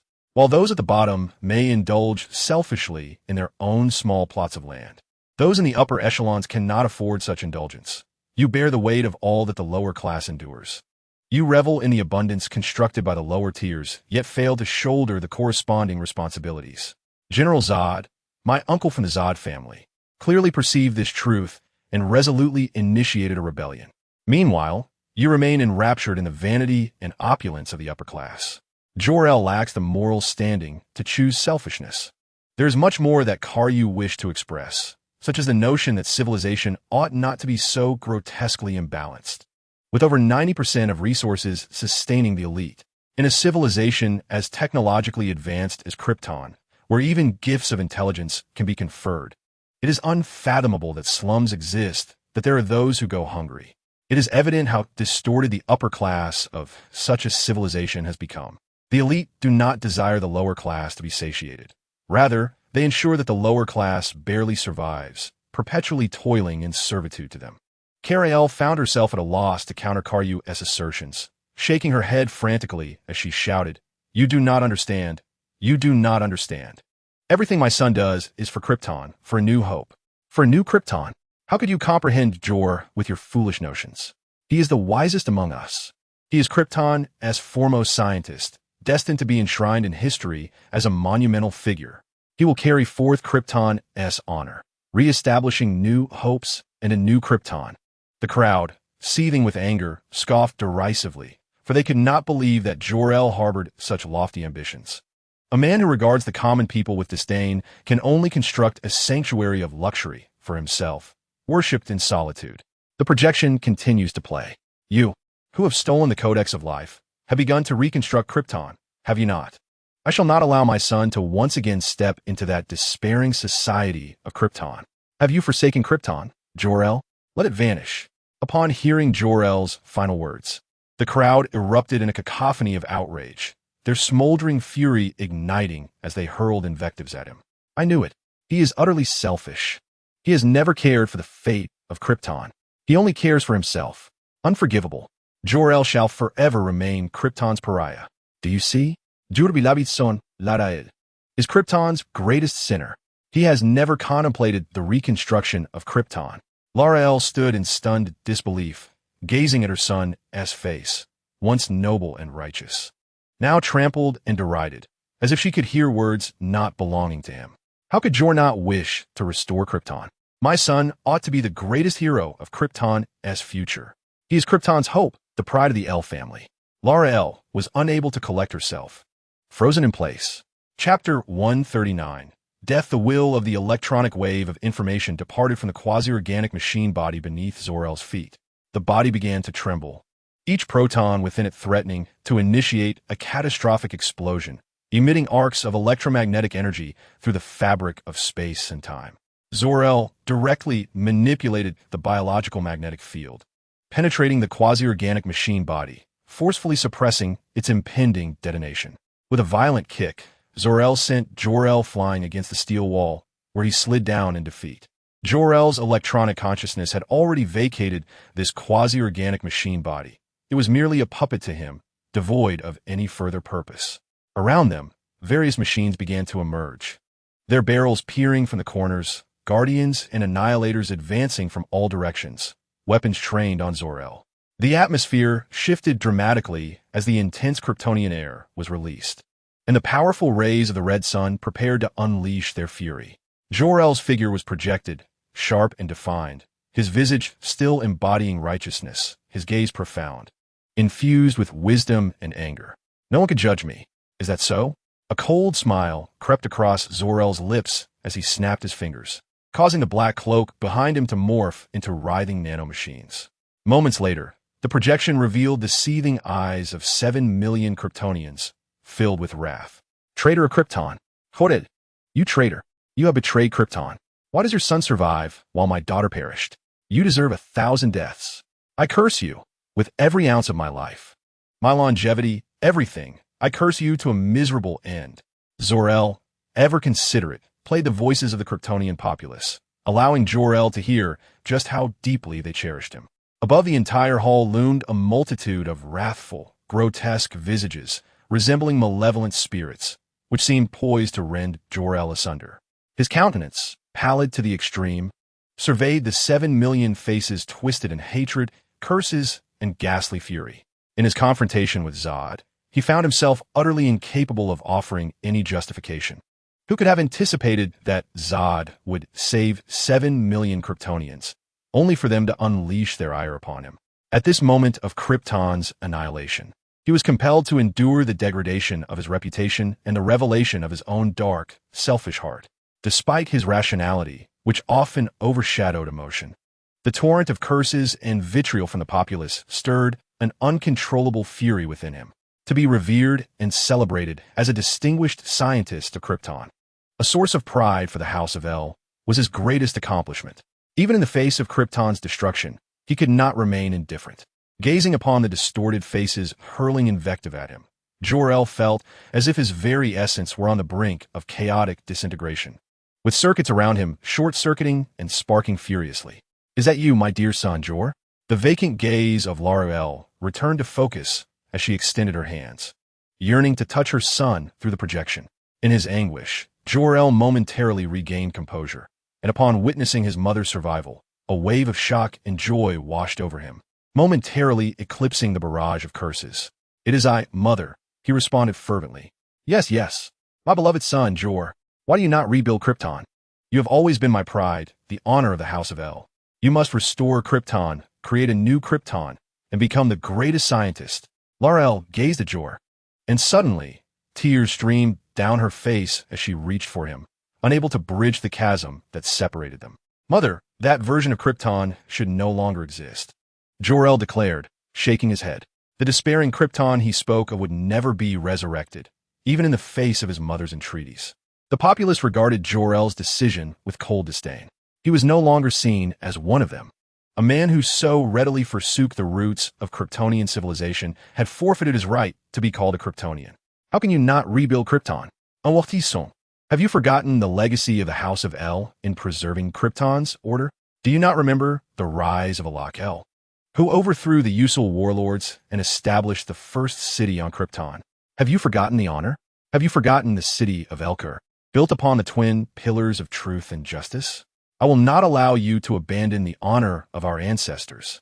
Lara-El, in despair and rage, screamed with a heart-wrenching fury, her face flushed crimson with indignation. She could scarcely bear the notion that her son, Jor-El, would so impotently forsake the honor of the House of El.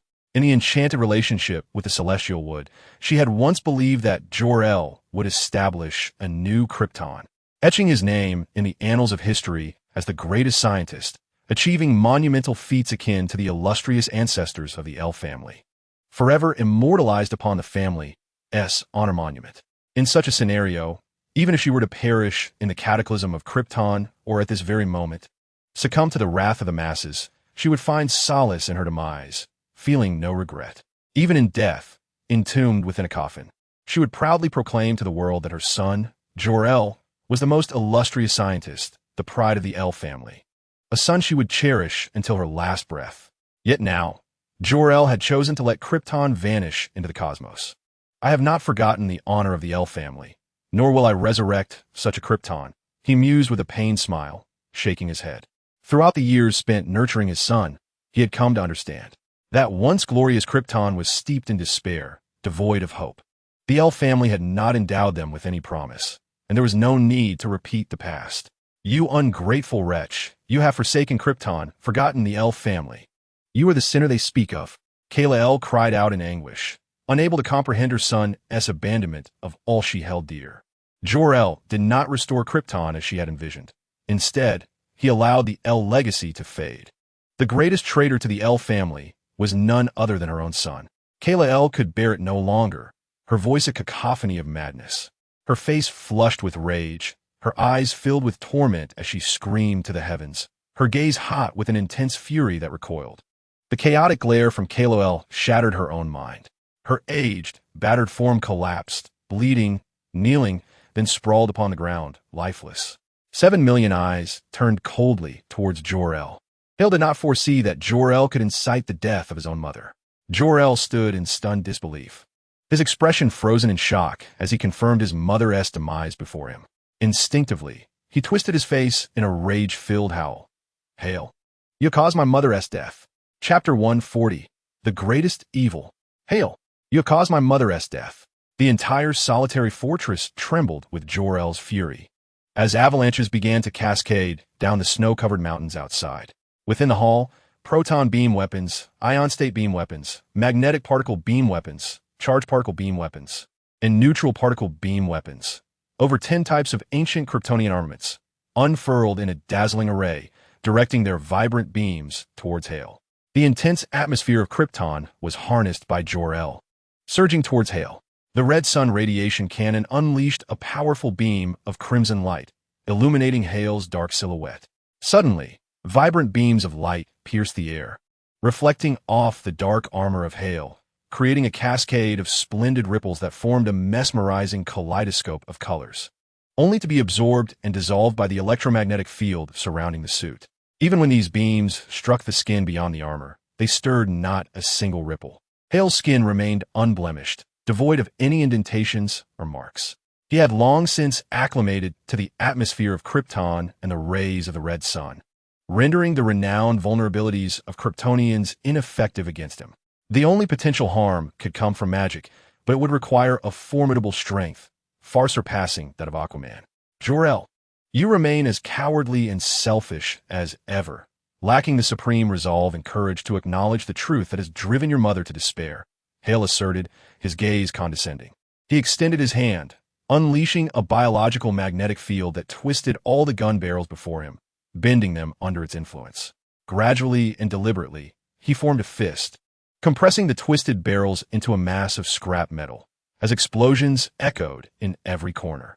The trembling fortress of solitude was suddenly burdened by an immense weight, firmly subdued, unable to tremble before Hale, regardless of its fury. The fortress, under his immense pressure, became extraordinarily resilient. Why? Why not save Kira? You could prevent her death. You once called her grandmother. How could you bear to watch her perish? Jor-El's face contorted with rage, his tearless projection flickering incessantly, his agonizing emotions barely contained, transforming his entire visage into a ghastly specter. In his confrontation with Hale, he lost the moral compass he once maintained, the honor of the El family. The hope of Krypton and all the spiritual accolades that had once justified his existence. Now, witnessing his mother die from his own anger, the emotional remnants of his electronic consciousness teetered on the brink of collapse. He knew that Hale could have intervened in an instant to save her, yet he did not. Hale dismissed the notion of killing Kira L merely to provoke Jor-El. It was simply that Kira's profound sense of honor towards Krypton and the L family could not bear the thought of her son not rebuilding their home, leading her to die from the anguish inflicted by Jor-El himself. This unexpected turn of events was beyond Hale's anticipation. Much like Jor-El's failure to consider saving the civilians of Krypton, Hale regarded him with pity, questioning to himself that he owed nothing to anyone. After reclaiming Kira L from the clutches of Brainiac 6 and restoring her, she had shown no gratitude. Now, Jor-El had driven his own mother to death and still reproached Hale for not saving her. Selfish individuals indeed possess a remarkably self-centered logic. Chill. In exposing my actions, is it not your intention to make me aware of my own inherent selfishness? By stripping away all my achievements and honors on Krypton in the guise of judgment before the masses, do you not aim to cast me down from my pedestal? Forcing me to drive my mother to her grave, tearing apart my moral fabric, is it not your desire to lead me into the abyss, transforming me into a being of unspeakable wickedness? You have taken everything from me, all my accolades, my heroism, my esteemed reputation on Krypton. My son is in your grasp, and I have caused my mother's demise. I have lost it all. You have succeeded. I confess, deep within my heart lies pride, vanity, hypocrisy, arrogance, and selfishness. So what of it? Jor-El thundered, his gaze unwaveringly rational as it fixed upon Hell, the hall's lights flickering ominously, casting shadows over his visage, which appeared as grotesque as if a multitude of centipedes were crawling across it. At that moment, amidst the flickering lights, he seemed to have awakened to his primal malevolence. You are mistaken, Jor-El. Your greatest evil is not pride, nor vanity, nor hypocrisy, nor arrogance, and certainly not selfishness. Rather, it lies in your torment of others, especially after attaining the power and benefits of the vice presidency, employing various ostensibly legitimate means to harass all whom you can, thereby seeking your own sense of accomplishment and satisfaction. It is this aspect of your being that renders you truly vile. Hell's gaze, filled with a deepened pity, looked down upon him, even when faced with the stark realization of his own nature, fully aware of his limitations, and having his subconscious actions laid bare. Jor-El still failed to comprehend that his true heinousness did not stem from the few common traits shared by humanity. It was the intrinsic cruelty towards others that encompassed all evil inclinations. No one understands Jor-El's behavior within the system better than Hell. Only within such a framework can one truly grasp the intricate malevolence that comes from tormenting others.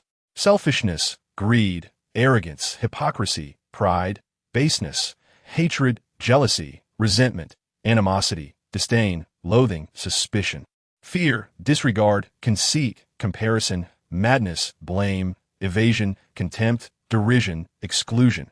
These are the very qualities that Hell used to elevate Jor-El to the position of vice president. Likewise, it was Jor-El's relentless machinations to hinder, obstruct, and with righteous indignation, send himself into the void of space, intending to perish in the depths of the cosmos. Had Jor-El directed this propensity to torment others inward, achieving a harmony of thought and action, he could have been a saint. Even if Hell were to perish in the vastness of space, he would harbor no regrets. Sadly, he did not subject himself to such trials. No matter how he cloaked his actions in the righteous continuation of Krypton-esque grand ideals, it cannot erase the fact that he obstructed Hell, hindered General Zod, stole the Codex of Life, engaged in natural reproduction, and utilized antimatter engines to aid his son's escape from Krypton's destruction, ultimately showing no desire to rebuild Krypton. Polishing grand ideals cannot obscure the reality of one's actions. Joel's menacing visage twisted into a mocking smile, his gaze rational yet imbued with an overt animosity as he declared, "I concede your point, but what of it? Hail, you have birthed this demon, and soon you shall find yourself ensnared in an inescapable abyss. I shall make you taste the bitterness of regret." In that moment, Joel transcended ordinary reason, to aspire to reconstruct Krypton at the heart of this universe. Earth? you shall experience despair. Chapter 141. Thank you, Hale. To aspire to reconstruct Krypton at the heart of this universe. Earth, you shall experience despair. When the constraints of morality, honor, and rules can no longer bind, the rational mind for vengeance takes precedence. Abandoning all pretenses of moral conduct and honor, his unrestrained nature evokes a chilling dread. Do you believe that by vanquishing the Justice League and wielding your warships to annihilate 20,000 ordinary soldiers on the surface, you can probe the depths of Earth, conquer it, and transform Krypton with your feeble vessels? Joel's grotesque laughter echoed. Everything Hale exhibited, even the warships hovering over Washington, D.C., multiplied 100-fold, amounted to nothing more than the futile struggle of a mantis attempting to stop a chariot in Joel's eyes. Even with the addition of 7 million Kryptonians, what of it is futile? In the ancient era of Krypton, the renown and warships of Kryptonians pervaded the cosmos. It was the pinnacle of greatness. Yet, even such a glorious epic fell, reduced to the wretched existence of a stray dog. Behind Wonder Woman lies the restraint of weakened Kryptonian flesh, divine power, and magical forces that once effortlessly rent apart the proud bodies of Kryptonians.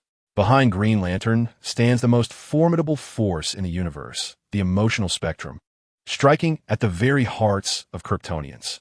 They are ever watchful over the center of the cosmos, allowing no interference with Earth. Within Cyborg's form lies a mother box, connecting to the most savage and dark sovereigns of the universe, capable of tearing apart any ancient Kryptonian with sheer physical might. I wait you, Hale, anticipating the despair that will emanate as you are gradually encircled. Joel's projection deliberately ascended, gazing down upon Hale with a grotesque smile etched upon his face. He had arrived on Earth decades before Hale, believing himself to possess greater knowledge and understanding of the true reasons behind the downfall of ancient Kryptonian civilization. Anyone seeking to claim Earth, be it an individual or a force, shall become an enemy of the cosmos, without exception. Hale, in your ambition to reconstruct Krypton, a favorable outcome is unattainable. Thus, you are so fearful that you would obliterate the life creation chamber. Terrified that even a mere flicker of desire to reconstruct Krypton might ensnare your own son. Hale's gaze, a peculiar blend of mockery, fixed upon him. Joel felt Hale's words strike his heart with the precision of a fishbone, piercing deeply. Regardless of the prevailing belief that Krypton is not worth rebuilding, one cannot deny that it was indeed his arrival on Earth, the discovery of its uniqueness, and the awareness of its latent terrors that birthed the notion of abandoning the reconstruction of Krypton.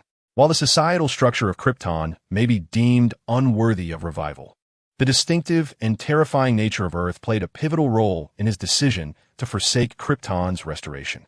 Lacking resolute will and courage, Joel even went so far as to obliterate the life creation chamber to prevent any future inclinations toward reconstructing Krypton. Subconsciously, Joel sought to fabricate an excuse, a narrative to convince himself that his reluctance to restore Krypton was not due to the horror of what he witnessed on Earth or the daunting challenges of revitalizing Krypton.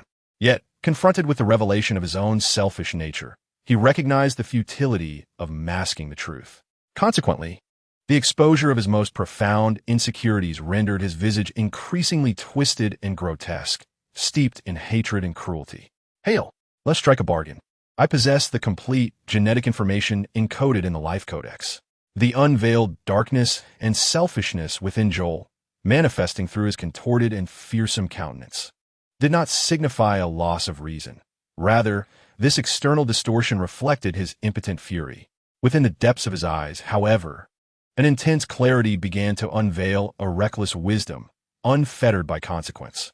Undoubtedly, Hale required the entirety of the genetic information contained within the Life Codex. Extracting this from Superman's body was no longer feasible, even if some data could be retrieved. It would necessitate millennia to reorganize and validate the implications of the genetic information and hereditary factors. Nonetheless, any slight alteration to the genetic data in Joel's possession could yield unimaginable repercussions. Even so, the integrity and value of the genetic information he held remained immense. This was not akin to the genetic data compiled by Hale's fire source, which encompassed only a mere fraction of the 7 million Kryptonians. each possessing just over 3,000 instances of psychic power genetic information, leaving the rest uncollected. The undertaking was far too vast, requiring over 1,000,000 years of meticulous collection and validation, a luxury of time Joel did not possess. Thus, the current investigation into Kryptonian genetic information bore a striking resemblance to the Earthlings' research into Kryptonian genes, both necessitating extensive repetitive experimentation and trial and error, albeit with a significantly accelerated pace.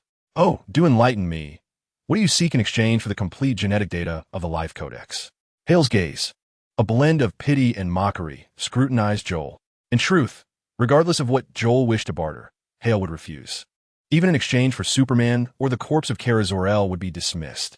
Hale would not allow Joel to inscribe his name upon the inception of a new Krypton, nor would he permit even a glimmer of Joel's glory to taint the annals of the new Kryptonian history. Even if the genetic information within the Life Codex were entirely accurate, it would not sway Hale's resolve. He could not bear the thought of his name being recorded in the annals of history one day, that even if Joel were irredeemably wicked. In his final moments, he had performed a noble act, transferring the genetic information of the Life Codex to His Majesty under the pretense of exchange, thus ensuring the complete inheritance of the new Kryptonian humanity's genes. How revolting that would be! Joel's finger pointed disdainfully at the Flash. He did not choose to exchange his son, Carl. Joel had rationally calculated this possibility countless times. With the enmity between Hale and himself, Carl was not a bargaining chip Hale would ever consider. Instead, Joel pivoted his strategy, opting to exchange the Flash. After acquiring the entire genetic information of the Life Codex, Carl's value would plummet, thereby granting him the chance to reclaim his son. Moreover, the genetic information he provided from the Life Codex was entirely accurate, a near gift to Hale. Just as Hale had psychologically shattered him, revealing his most brutal nature, Joel sought to engage in a repugnant psychological maneuver against Hale, ensuring that his name would forever echo in the corridors of history. Joel understood deeply that any moment of brilliance on his part would strike a blow to Hale's future. I most enjoy telling those who are self-righteous, no. Do you think I cannot relinquish the entirety of the Life Codex's genetic information? Is it my relentless pursuit of the Kryptonian Life Codex that has led you to mistakenly believe I must possess it? Do you still not comprehend that by exposing your true nature, I aim to strip you of everything, forcing you to return to the roots of your selfishness? Hale replied with an expression of indifference. The Life Codex may hold great significance, yet he felt no urgency, for the life creation chamber had been destroyed, and no new Kryptonian babies could be born. Additionally, Hale, in his perfectionism, was reluctant to allow Joel to exist in his new Krypton. Is it so? You have grown so powerful that you now exude arrogance, as if it were a virtue. When a tiger is placed in the African savanna, it will hunt beyond mere survival, confirming its dominance. Joel's projection flickered, a sinister grin curling at the corners of his mouth. I will rally all forces against you, utterly annihilating you. Earth is not your savanna.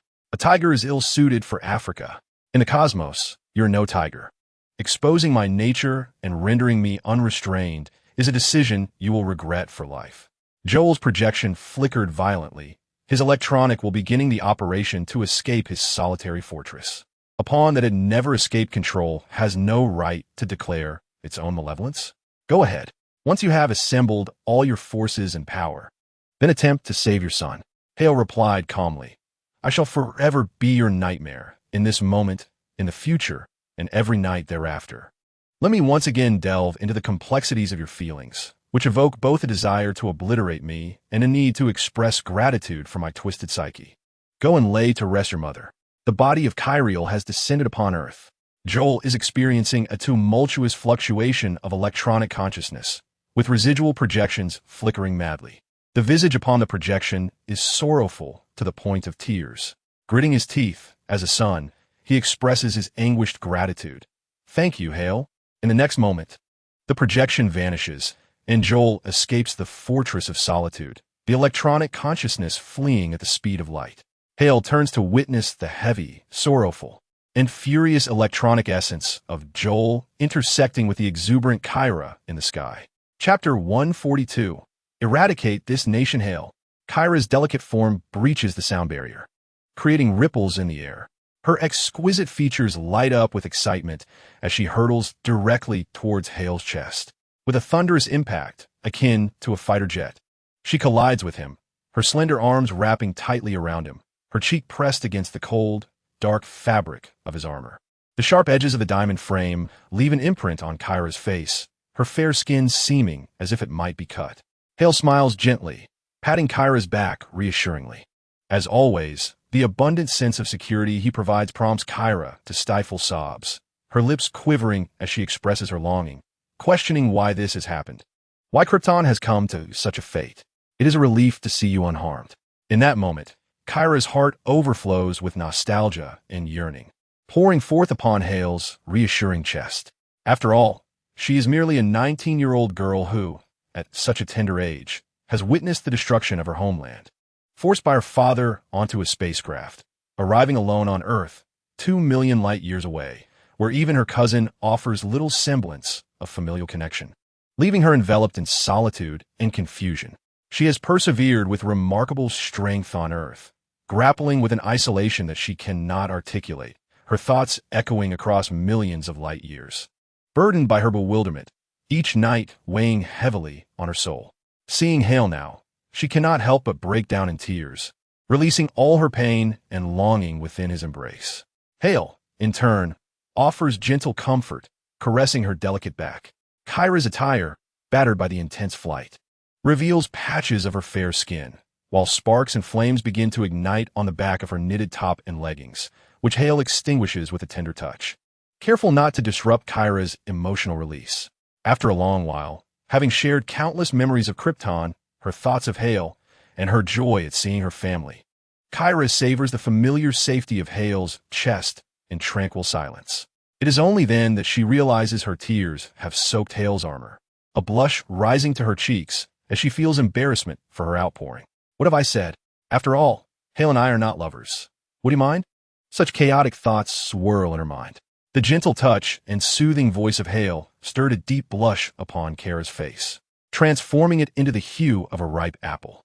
It was surprising to witness the once mischievous girl, known for her reckless driving, now blushing in such a manner.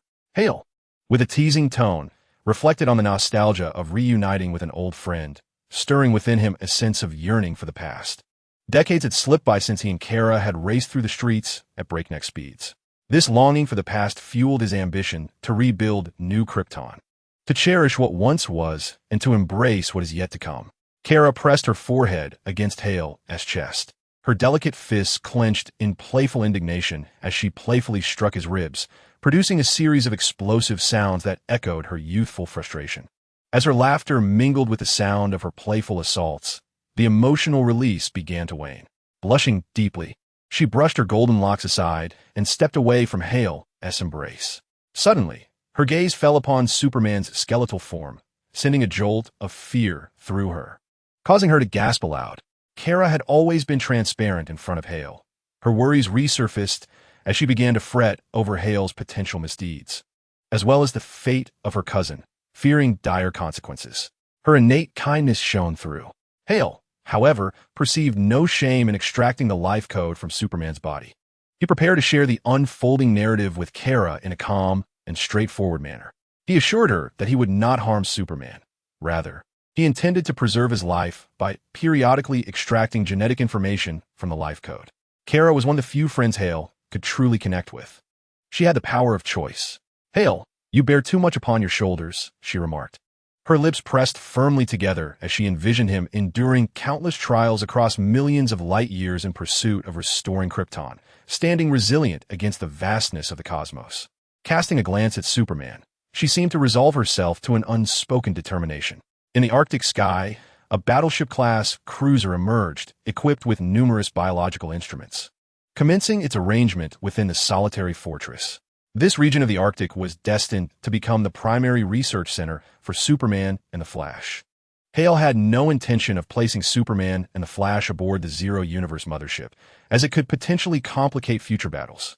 Once he ensured that both Superman and the Flash were incapacitated and safeguarded from escape or rescue, he placed a reassuring hand on Kara's shoulder and transported them instantaneously to the far side of the moon, within the Zero Universe mothership. He guided Kara to the living quarters where her mother awaited. Mom, karai claim it. The two women embraced tightly, weeping together in an ecstatic display of joy. Overwhelmed by the unexpected reunion, Kara had not anticipated seeing her mother again, and neither had Alara expected to encounter her beloved daughter. Hale observed from a distance, his heart warmed by their reunion, while Alara's tear-filled eyes brimmed with gratitude, overflowing with emotion. Traversing a distance of over 2 million light-years, the mother and daughter reunited, clearly possessing an abundance of words to share. However, Hale did not linger for long and soon turned to depart. He had allotted a mere fragment of his time to Kara. His life would not pause for anyone. While beauty may warrant admiration, he was the creator of such beauty and still had grand ambitions to fulfill. As he strode towards the command room, a floating auxiliary unit emerged from a corner, trailing behind him, projecting a screen before him to deliver a report. Your Majesty, no extensive aggregation of energy levels exceeding those of officer rank has been detected. The only notable development is the United States' decision to activate what is believed to be the ultimate weapon capable of surpassing superhuman strength, initiating a comprehensive offensive, the unit reported. Hale furrowed his brow, his gaze fixed upon the map of the strongest nations on Earth, deep in thought. Perhaps the annihilation of 20,000 soldiers from that nation within 30 seconds had not been sufficient to provoke a reaction from the Earth's deeper powers. The Earth required a more profound stimulus to unveil the hidden forces, allowing him to ascertain his own position. Upon entering the command room, Karu had already been waiting for some time. After a half-kneeling salute, Hale strode to the steel chair beside the command center, turned, lifted his black cloak, and sat down with an imposing presence, casting a domineering glance at the projection of the strongest nation on Earth. All matters of contention arise from his country. I harbor a disdain for it. Karu, I command you to lead 500,000 Kryptonian soldiers and eliminate this nation within 10 minutes. The USS Valor, a battleship of the Marshall class, will provide logistical support for you. Chapter 143, Nation Annihilation Renaming Washington, D.C. The deep blue coating of the USS Valor, magnificent and beautiful like the vast ocean, suddenly appeared in the sky. It had been merely hours since the Justice League's complete defeat, and the sky remained bright, with news reports bombarding the airwaves without respite throughout the day. Suddenly, another colossal battleship appeared in the sky, shocking the onlookers. The live broadcast quickly shifted from the side of the Justice League to the USS Valor, a super battleship that captivated military enthusiasts and men alike. How cool is that? I swear I would trade 10 years of my life for a ship like that. The voyage across the starry seas, amidst endless interstellar travel. I can almost envision its resilient and magnificent silhouette. Absolutely incredible. Unrestrained praise flowed freely before the live cameras, as such a sci-fi-inspired and stunningly robust battleship could only be seen in science fiction films, igniting their immense admiration. As the USS Valor began to release Kryptonian soldiers, who floated in orderly formation in the sky, a sense of unease swept over the crowd. 500,000 Kryptonian soldiers, clad in formidable armor, formed an orderly array above Washington, D.C., igniting live broadcasts and inciting panic among the populace below. Essentially, the 7 million Kryptonians had all undergone rigorous training, embodying the qualities of formidable warriors. Upon their arrival in the solar system, having traversed the distance to Earth in just 1 year, General Zod commanded the Zero-Hour Protocol to fully harness solar energy, replenishing the energy reserves of these fatigued Kryptonians. Concurrently, utilizing brain in a vat technology, they engaged in high-intensity military training exercises. Through the intertwining of reality and simulated environments, they had transformed into seasoned combatants. The 50,000 Kryptonian soldiers in the sky unleashed sonic booms, bursting forth like fireworks in a dazzling display. The Secretary of Defense, members of Congress, the President, and all senior officials within the White Palace had yet to confer on battle strategies or discuss a united defense against the Kryptonian onslaught when they were dealt a devastating blow. Over 30 Kryptonian soldiers soared above the White Palace, their searing gazes piercing through the structure. Before the Speaker of the House could reach Asia, he was swiftly severed in two by the heat vision of a mere Kryptonian soldier. The White Palace erupted in flames, the sounds of explosions and missile strikes echoing relentlessly. Yet the fiery-eyed Kryptonian soldiers, with pinpoint accuracy, annihilated the nation's leadership with ease. Each soldier possessed proton computation assist, allowing them to receive information relayed from 0 hour. The protocol had long since gathered intelligence on the nation's elite through terrestrial networks. Their actions were straightforward, by activating their penetrating vision. The proton computation marked the targets within the soldiers' ocular membranes, enabling precise strikes. In a moment of disbelief, the president was effortlessly slain by a passing soldier, succumbing to death with alarming swiftness. In scarcely 30 seconds, the leadership of the nation had perished, flames engulfing the White Palace. The brutality of war was starkly evident. Reports indicated that detonating the nation's nuclear arsenal could expedite its annihilation by 30%. In the distance, the ominous sound of nuclear detonation resonated as a military base attempted a desperate strike against the Kryptonian forces, only to be swiftly detected and avoided by the soldiers, who reported back, "Permission granted. I require speed.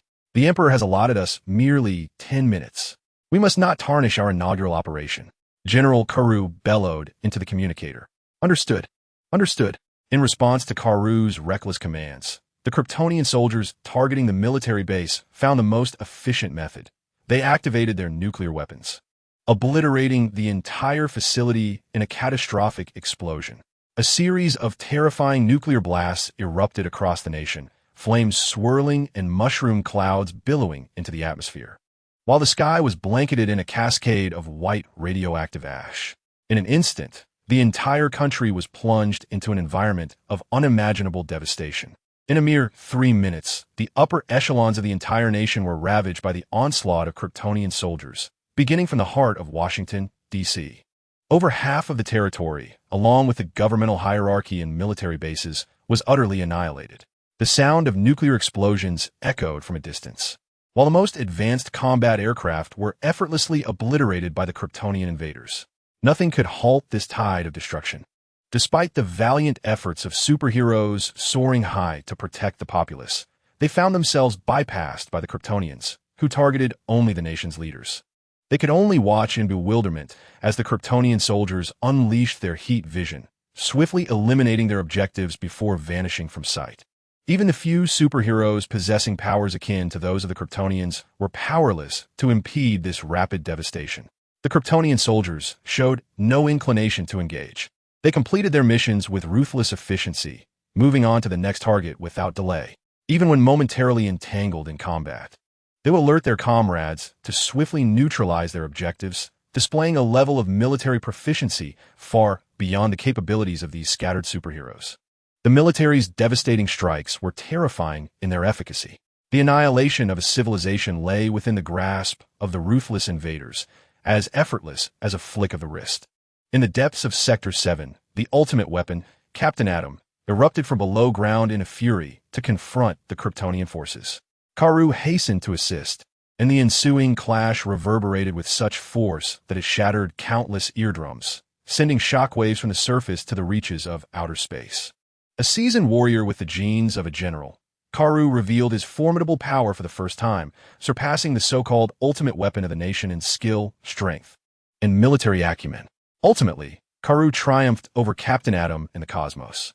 As Captain Atom attempted to self-destruct and take Karu with him, Karu saw through the ruse, using his heat vision to propel Atom's body away from Earth.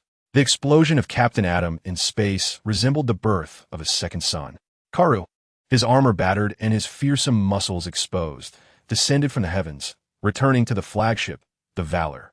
500,000 soldiers stood in precise formation, having accomplished their mission, kneeling to welcome their victorious general. Karu, proudly clad in his damaged armor, surveyed the billowing black smoke rising from what had become a wasteland.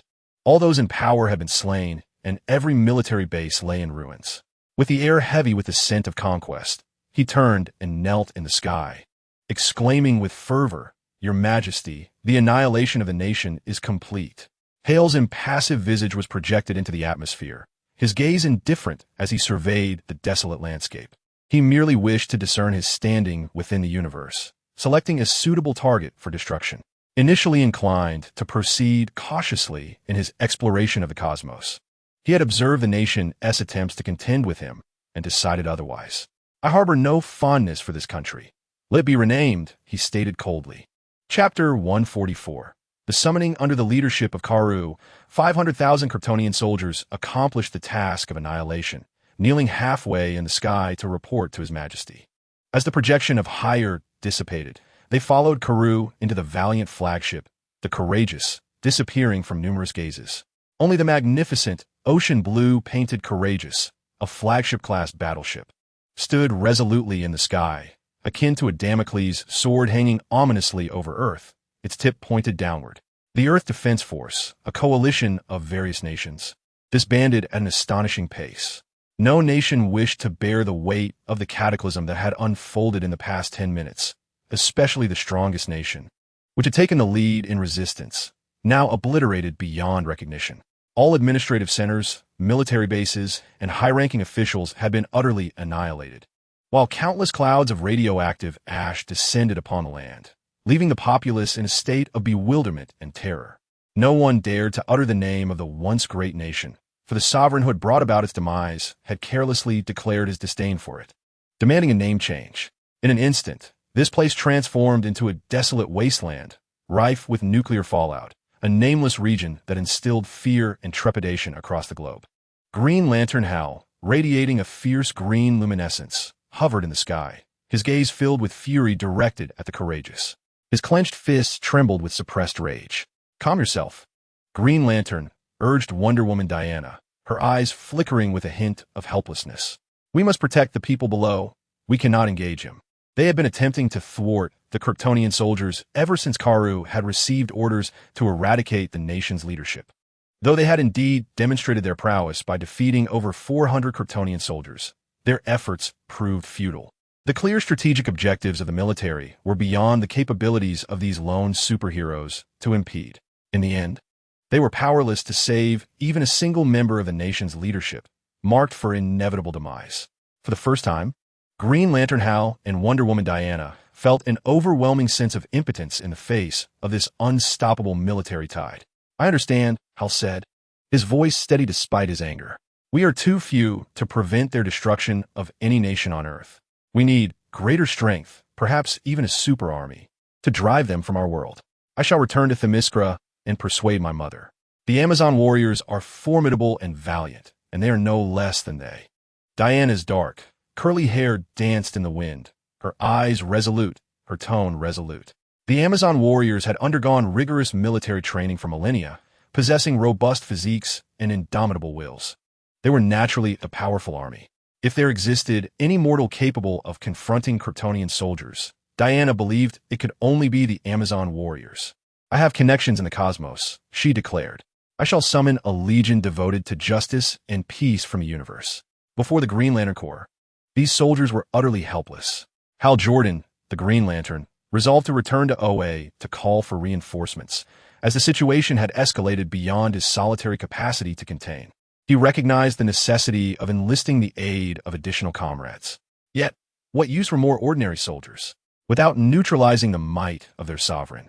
That monarch would continue to wreak havoc upon Earth. Even the mightiest of the Justice League, Superman, had been effortlessly vanquished by him. In the distance, an extraterrestrial being with green skin, a bald head, and chiseled, profound features approached swiftly, clad in black armor with a vibrant red cape billowing behind him.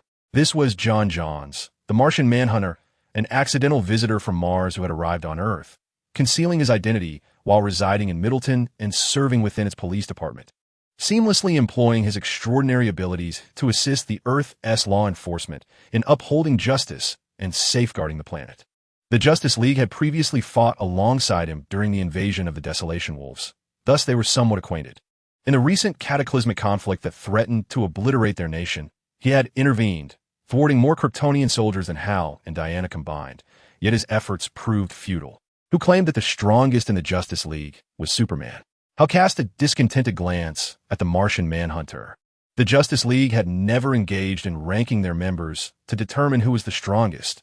However, it was universally acknowledged on Earth that Superman, the Divine Protector, was the most formidable and the soul of the Justice League. Hal Jordan held a dissenting view, asserting that aside from Batman, a mere mortal who could be easily disarmed, the remaining members possessed formidable powers, all on par with one another. He believed that he, often traversing the cosmos to dispense justice, should rightly be considered the mightiest. Diana and the Martian Manhunter chose to disregard Hal's competitive spirit. John, we must rescue Superman and the Flash. Rally more metahumans to stand against the Kryptonian sovereign. Diana implored earnestly, her expression resolute. I am about to return to Themyscira to seek support, while the Green Lantern will summon the Corps from across the universe. Jonan, with his crimson eyes, regarded Wonder Woman and Green Lantern solemnly. The powers I possess can indeed aid in liberating Superman and the Flash. However, it may prove futile, for that sovereign is exceedingly formidable, and this could merely replicate the scene of the Justice League's previous defeat. Wonder Woman fell silent. Even if she were to unfasten her indomitable silver bracelets and unleash her full might, she hesitated to assert that she could easily annihilate the Justice League. In truth, the Kryptonian monarch could dispatch them with mere flicks of his limbs. He had crushed their divine shields with a single blow, sending them hurtling through space. His heat vision effortlessly melted their protective barriers, showcasing power far surpassing Superman's, rendering any form of resistance nearly impossible. Even the kryptonite, known to weaken Kryptonians, and radiation from a red sun bore no effect on him. His might is utterly despairing. With Hera above, must the king of the gods, Zeus, descend to counter such a force? Wonder Woman, Diana, felt a moment of perplexity, unsure of how to confront the terror of hell. Your understanding of Earth is woefully superficial. I shall seek out beings in the cosmos capable of opposing him, declared Green Lantern, Hal, with a stern countenance. Yet, his words stirred suspicion in Wonder Woman and the Martian Manhunter. Are you certain? Inquired the Martian Manhunter, his crimson eyes fixed on Green Lantern. I am certain, Green Lantern affirmed, gritting his teeth. He had never encountered a being of such overwhelming power during his duties in the Green Lantern Corps. However, the Corps, renowned for their vast knowledge, must possess a means or the capability to confront His Majesty from Krypton. Otherwise, they would not have endured for so long. In that case, I shall go rescue Superman and the Flash, the Martian Manhunter proclaimed. The three exchanged glances, then turned their eyes towards the valiant flagship, the Courage, soaring in the heavens, and began to act.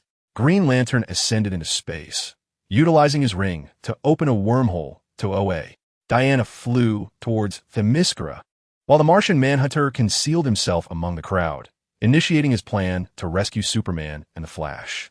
Septim 45, luto, atrocitus, Jourdain, Calsnes Metropolis.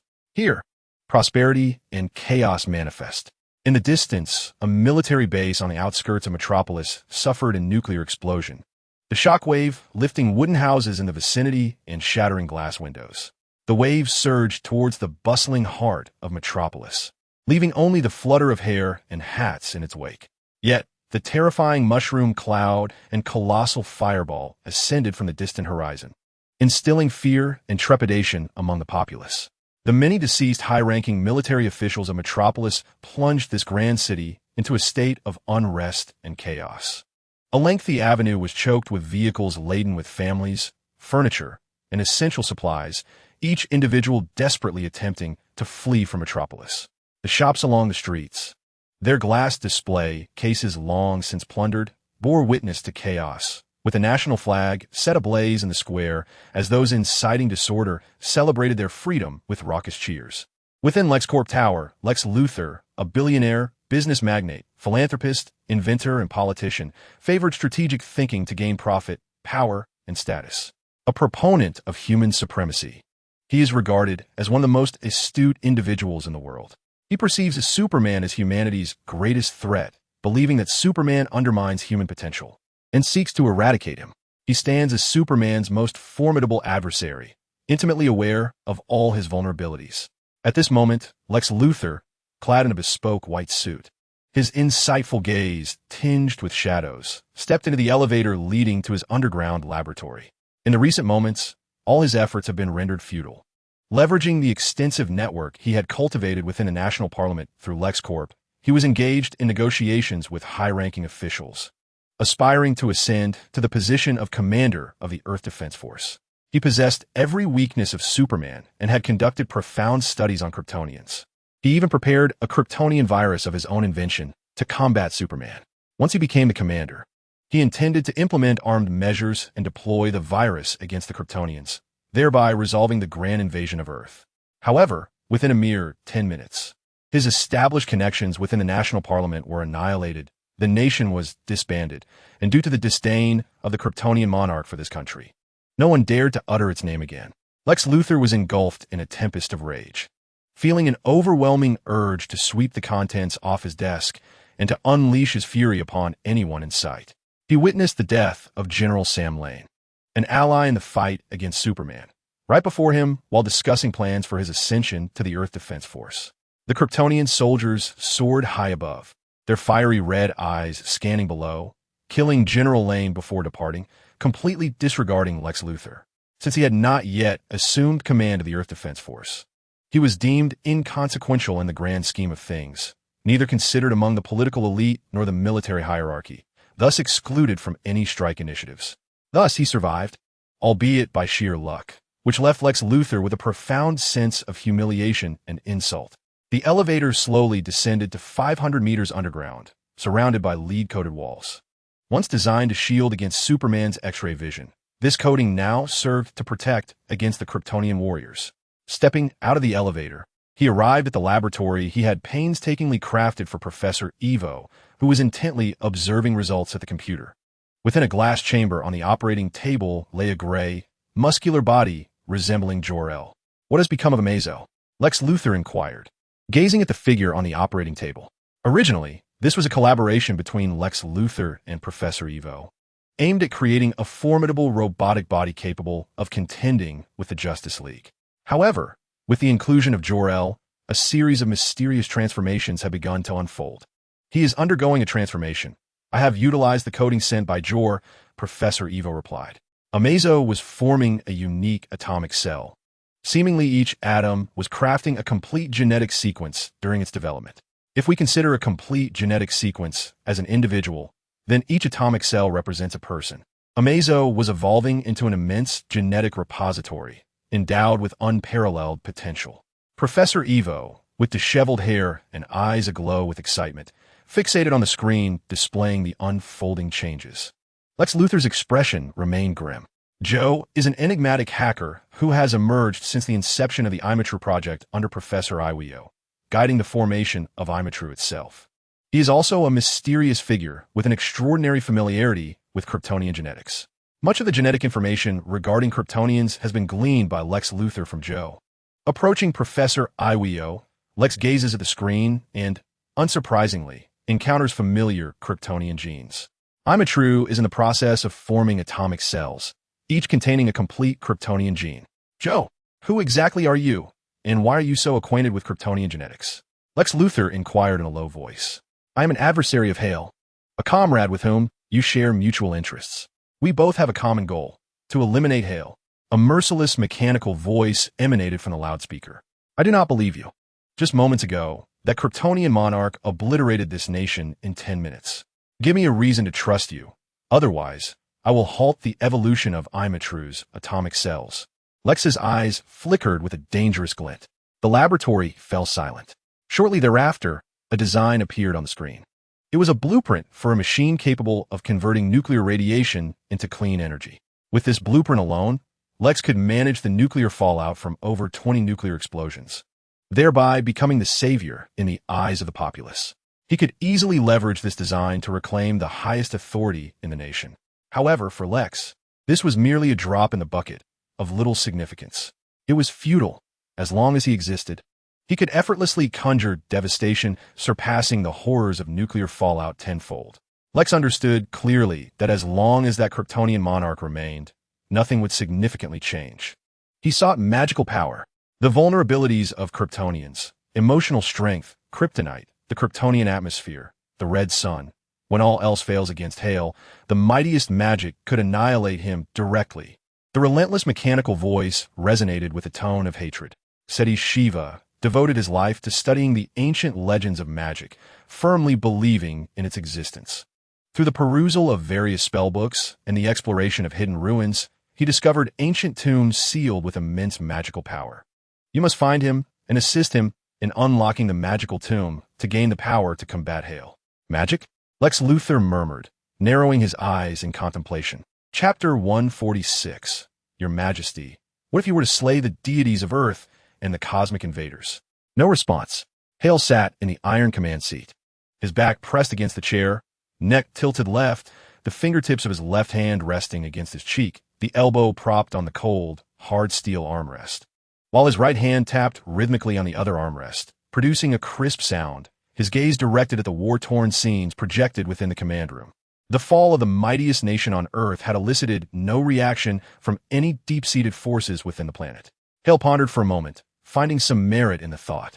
After all, the Earth had once witnessed world wars, yet the profound forces that dwelled deep within its core remained unresponsive. Now, it was merely the downfall of a single nation, which surely could not provoke their emergence. However, witnessing Green Lantern Hal, Wonder Woman, and Martian Manhunter openly convening in the sky to muster their armies, Hale felt a sense of insult to his intelligence. Perhaps they believed themselves to be arrogant fools, brazenly flaunting their powers without a hint of discretion. If the roles were reversed, with them as the invaders assaulting Earth and he as the superhero, Hale would surely gather his forces in silence, meticulously uncovering the enemy's strength, diverting their greatest power, and launching a strike to dismantle the enemy's backing before launching a full assault on the mightiest among them. The behavior of these superheroes, regardless of how Hale perceived it, struck him as rather juvenile. Had he overestimated their capabilities? Leaning against the steel seat, Hale rested his left hand against his face, exuding a nonchalant disdain and arrogance as he gazed down upon the Earth. Yet, despite his condescension, Hale was not the type to passively observe their assembly and wait in quiet arrogance. He was simultaneously executing his own plans. Whether faced with an overwhelmingly powerful entity emerging from the depths of the universe to defeat him, or a resurgence of a cosmic coalition intent on annihilating the remaining Kryptonians. Reminiscent of the ancient cosmic wars that decimated Krypton, Hale was prepared for any eventuality, always poised for a resurgence. A heavy tread echoed in the command room as Karu, who had successfully orchestrated the nation's obliteration, entered. He had donned a pristine suit of black armor, the emblem of New Krypton prominently displayed upon his chest, while a black cape billowed behind him. Your Majesty, the annihilation operation is complete. Karu's imposing figure knelt like a small mountain in reverence, his cape cascading to the floor. This operation marked his first true taste of war, granting him an initial glimpse of the hidden strengths of Earth. A Captain Atom could nearly engage him in battle. Had it not been for the inherent instability of Captain Atom's atomic makeup and his significantly inferior combat skills, the confrontation could have lasted several days. Rise, Karu. You have done well. It is my duty. Thank you, Your Majesty, Karu replied, standing tall. His resolute visage bore a hint of hesitation, as if he wished to voice a trivial, yet perplexing thought. Is there something troubling you, Karu? Your Majesty, why do we not directly occupy that territory and gradually consume other nations, claiming the entirety of Earth as our own, transforming this planet into a new Krypton? Karu inquired, unable to restrain his curiosity.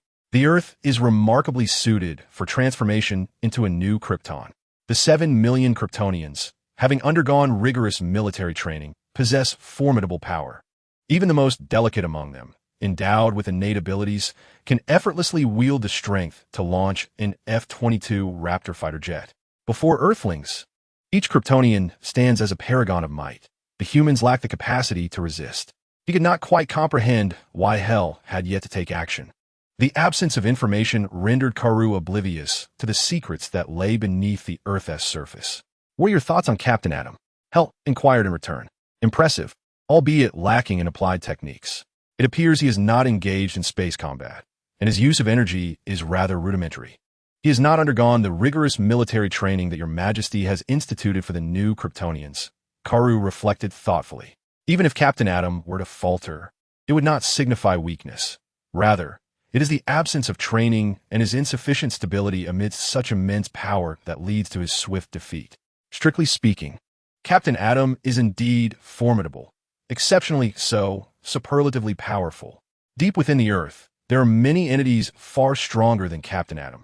The strategies and powers concealed within the Earth far exceed what is visible on the surface. The Earth is the nucleus of the universe. Karu did not fully grasp what the nucleus of a universe represented, yet he understood that the heart of any power or region is of utmost importance, necessitating the utmost dedication of a clan, a nation, or a planet to safeguard its existence. With such thoughts, one could easily surmise the significance of a cosmic nucleus. Karu nodded solemnly, lost in contemplation. In my vision of the future, New Krypton will be a universe unto itself.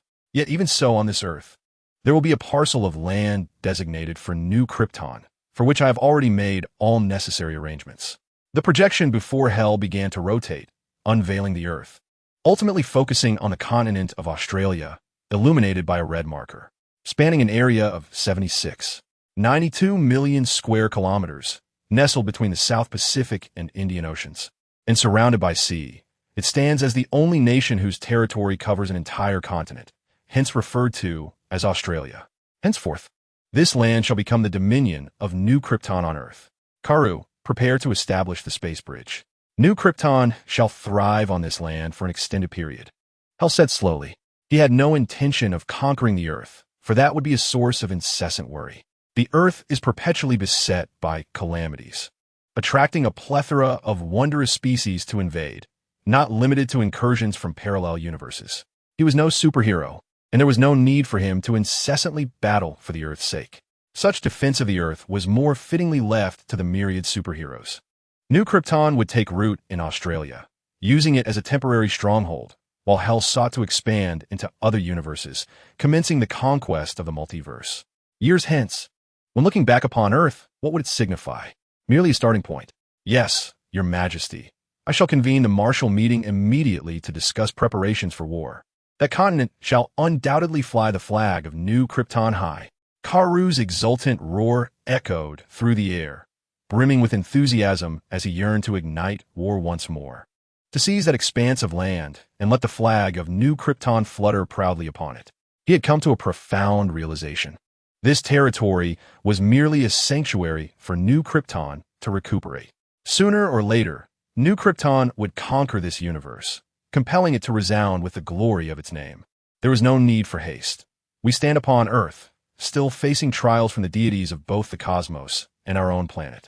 A theory of opening a window seemed particularly fitting for our situation. Karu pondered this notion. Living beings are inherently adept at adapting. If one finds a room too dim and proposes opening a window, others might resist, but if the suggestion is to demolish the roof, they would readily agree to the window. Similarly, should we adopt an overtly dominant stance in our conquest of Earth, we would inevitably invite the most formidable retaliation from the deities residing both in the universe and deep within the Earth, who would not permit our occupation. Conversely, if we merely project an intent to conquer Earth while claiming only a portion of its land as our domain, they would surely acquiesce.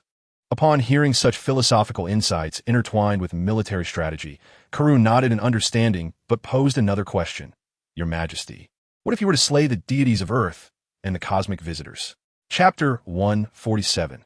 Conquering the New World. Hal cast a glance at Karu, bemused by his naive belief in invincibility. He himself would not dare to consider himself invincible, especially in the presence of those godlike beings within the realm of divinity. While the vastness of a universe rendered them unpredictable, they could send forth avatars or fragments of their will to traverse the multiverse. Take, for instance, the mischievous fifth-dimensional beings. Encountering one could prove utterly harrowing. The infamous Dark Lord, Darkseid, has already been confirmed to exist within this universe. Though the reasons behind the prior invasion of Earth by the Wasteland Wolves rather than Darkseid remain unclear, Hal was still uncertain about the extent of Darkseid's power. Ultimately, a confrontation was inevitable. The deities of Earth, notably the Olympian Pantheon and Zeus, are likewise confirmed to exist. Despite Hal having awakened the ability of instant teleportation and being able to utilize string theory to observe the fundamental spatial fabric of the universe, he had yet to discern the location of Olympus. It is evident that these immortal deities, having endured through the ages, possess unfathomable strength. Moreover, they are the cosmic guardians of OA, various lantern creatures, the imprisoned Black Death Emperor within OA, and the First Lantern, among others. Should one truly believe themselves invincible and rampage across Earth, they would soon encounter bizarre beings or forces that would impart a harsh lesson. Though Hal exudes arrogance, he remains acutely aware of his standing. His arrogance reflects his demeanor towards others, not his actions. Clearly, Karoo harbored unwavering confidence in his sovereign's might, especially after encountering Captain Atom, knowing that Hal could effortlessly subdue him with a single hand. Karoo found it utterly inconceivable that, despite possessing such formidable power capable of obliterating the Earth with ease, he was effortlessly subdued by Hal. Just how immense must his sovereign's strength be? He harbored doubts about whether those so-called deities and cosmic beings could truly surpass his lord in might. Nevertheless, the caution, arrogance, and meticulous planning exhibited by His Majesty deeply resonated within him. A great monarch ought to embody such qualities, displaying a haughty demeanor, possessing extraordinary wisdom, and making judicious decisions to safeguard the populace. In contemplating Earth, Karoo recognized that his sovereign had indeed implemented numerous strategies he had never considered. Although he questioned whether Earth truly possessed strength comparable to that of his lord, he began to appreciate Hal's actions. The construction of New Krypton, he realized, should not be rushed. The Kryptonian population was already dwindling, and the loss of even a single individual would be a tremendous waste. Testing the true power of Earth was a demonstration of responsibility toward one's own nation. The hidden strength of Earth piqued Karoo's curiosity. In truth, without having engaged in battle, one could not ascertain the position Kryptonians ought to occupy. Simultaneously, Hal was drawing them out for a conclusive confrontation to affirm his own strength and status. Should they be vanquished, it would provide the perfect opportunity for Karoo to formally declare, "Henceforth, this universe shall be known as the Hal universe." Regardless of Karoo's exhilaration, Hal continued to proceed at his own pace, executing his plans. Hal would never allow arrogance to lead him into a perilous situation. He always retained an escape route. Even if the cosmic visitors proved overwhelmingly powerful or the deities hidden within Earth were capable of annihilating his dominion, he would not succumb to death or failure. He always held a card up his sleeve for a resurgence. The expanse of Earth's continent seemed insignificant. Hal descended from his command chair, his form levitating as he began to advance. "Karoo, it is time for you to understand the brilliance and boundlessness of my future endeavors," he declared, akin to the infinite emblem of New Krypton emblazoned upon Karoo's chest. With a mixture of astonishment and trepidation, Karoo followed Hal through the corridors of the cosmic mothership, traversing areas he had never before visited, ultimately arriving at a vast hangar. Here, Major Vance stood tall, leading 50,000 Kryptonian soldiers and 3,000 administrative personnel, all impeccably aligned and at attention. 3 Admiral-class cruisers, accompanied by 30,000 assorted destroyers, frigates, and reconnaissance vessels, were poised and ready for deployment. "Your Majesty," Karoo questioned, as Hal commanded all to rise after their audience, "are we to conquer Earth from another universe?" Hal strode forward with a solemn countenance, his gaze formidable. In a voice imbued with authority, he proclaimed, "I shall activate a portal that will transport you to a new universe, an unfamiliar Earth. Conquer it. Execute my strategy. Let another universe be adorned with the banner of New Krypton. Transform it into my logistical stronghold. You have but 1 year. Can you accomplish this? Swear to fulfill the mission."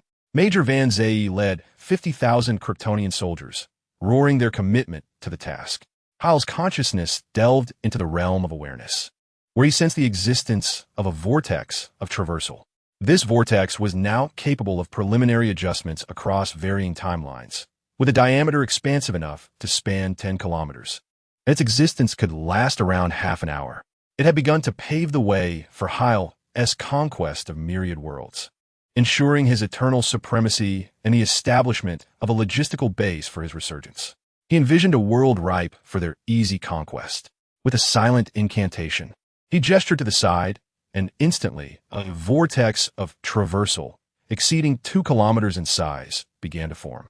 The approximate duration on the opposite side would equate to 1 year, while in the DC universe, it would be merely a week. This time frame was ample for Hal to confront any crisis in the DC realm. Whether he triumphed or faced defeat by interstellar foes, he would possess sufficient time and a safe retreat to orchestrate his resurgence. Hal never embarked on endeavors devoid of contingency. "Forward! Forge a new Krypton for His Majesty," Major Van Zee cried, rallying the 50,000 Kryptonian soldiers who echoed his battle cry, charging into the vortex without hesitation. 3 Admiral-class cruisers and 30,000 assorted warships saluted Heil before surging into the maelstrom. Karoo, consumed by ambition, could hardly contain himself, eagerly volunteering, "Your Majesty, I need only half a year, no, 3 months, or even 2, to conquer another planet." Who could resist such temptation? Karoo's fervor for conquest ignited within him. Unmoved, Heil sent the 50,000 soldiers, 3 Admiral-class cruisers, and 30,000 warships into the vortex, subsequently sealing it and extinguishing Karoo's aspirations for conquest. The time was not yet ripe, Karoo. These soldiers and ships were meant to secure your retreat. Your battlefield remains on this Earth. Chapter 148. No need for contemplation. Earth has been conquered. A vortex appeared 2 kilometers above the Indian Ocean, in the waters off Madagascar, existing for 23 seconds without releasing any entities. Merely a swirling phenomenon.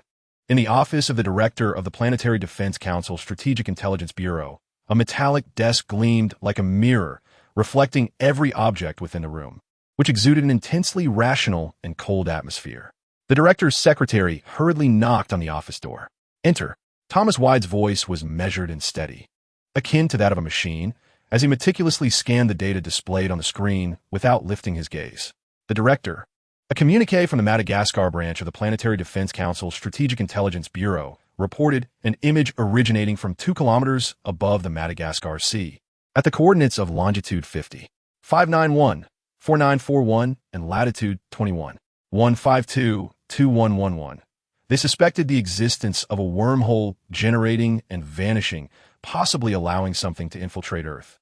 The efficient secretary presented the report with clarity and organization, placing several printed images from various angles onto Thomas Wide's metallic desk.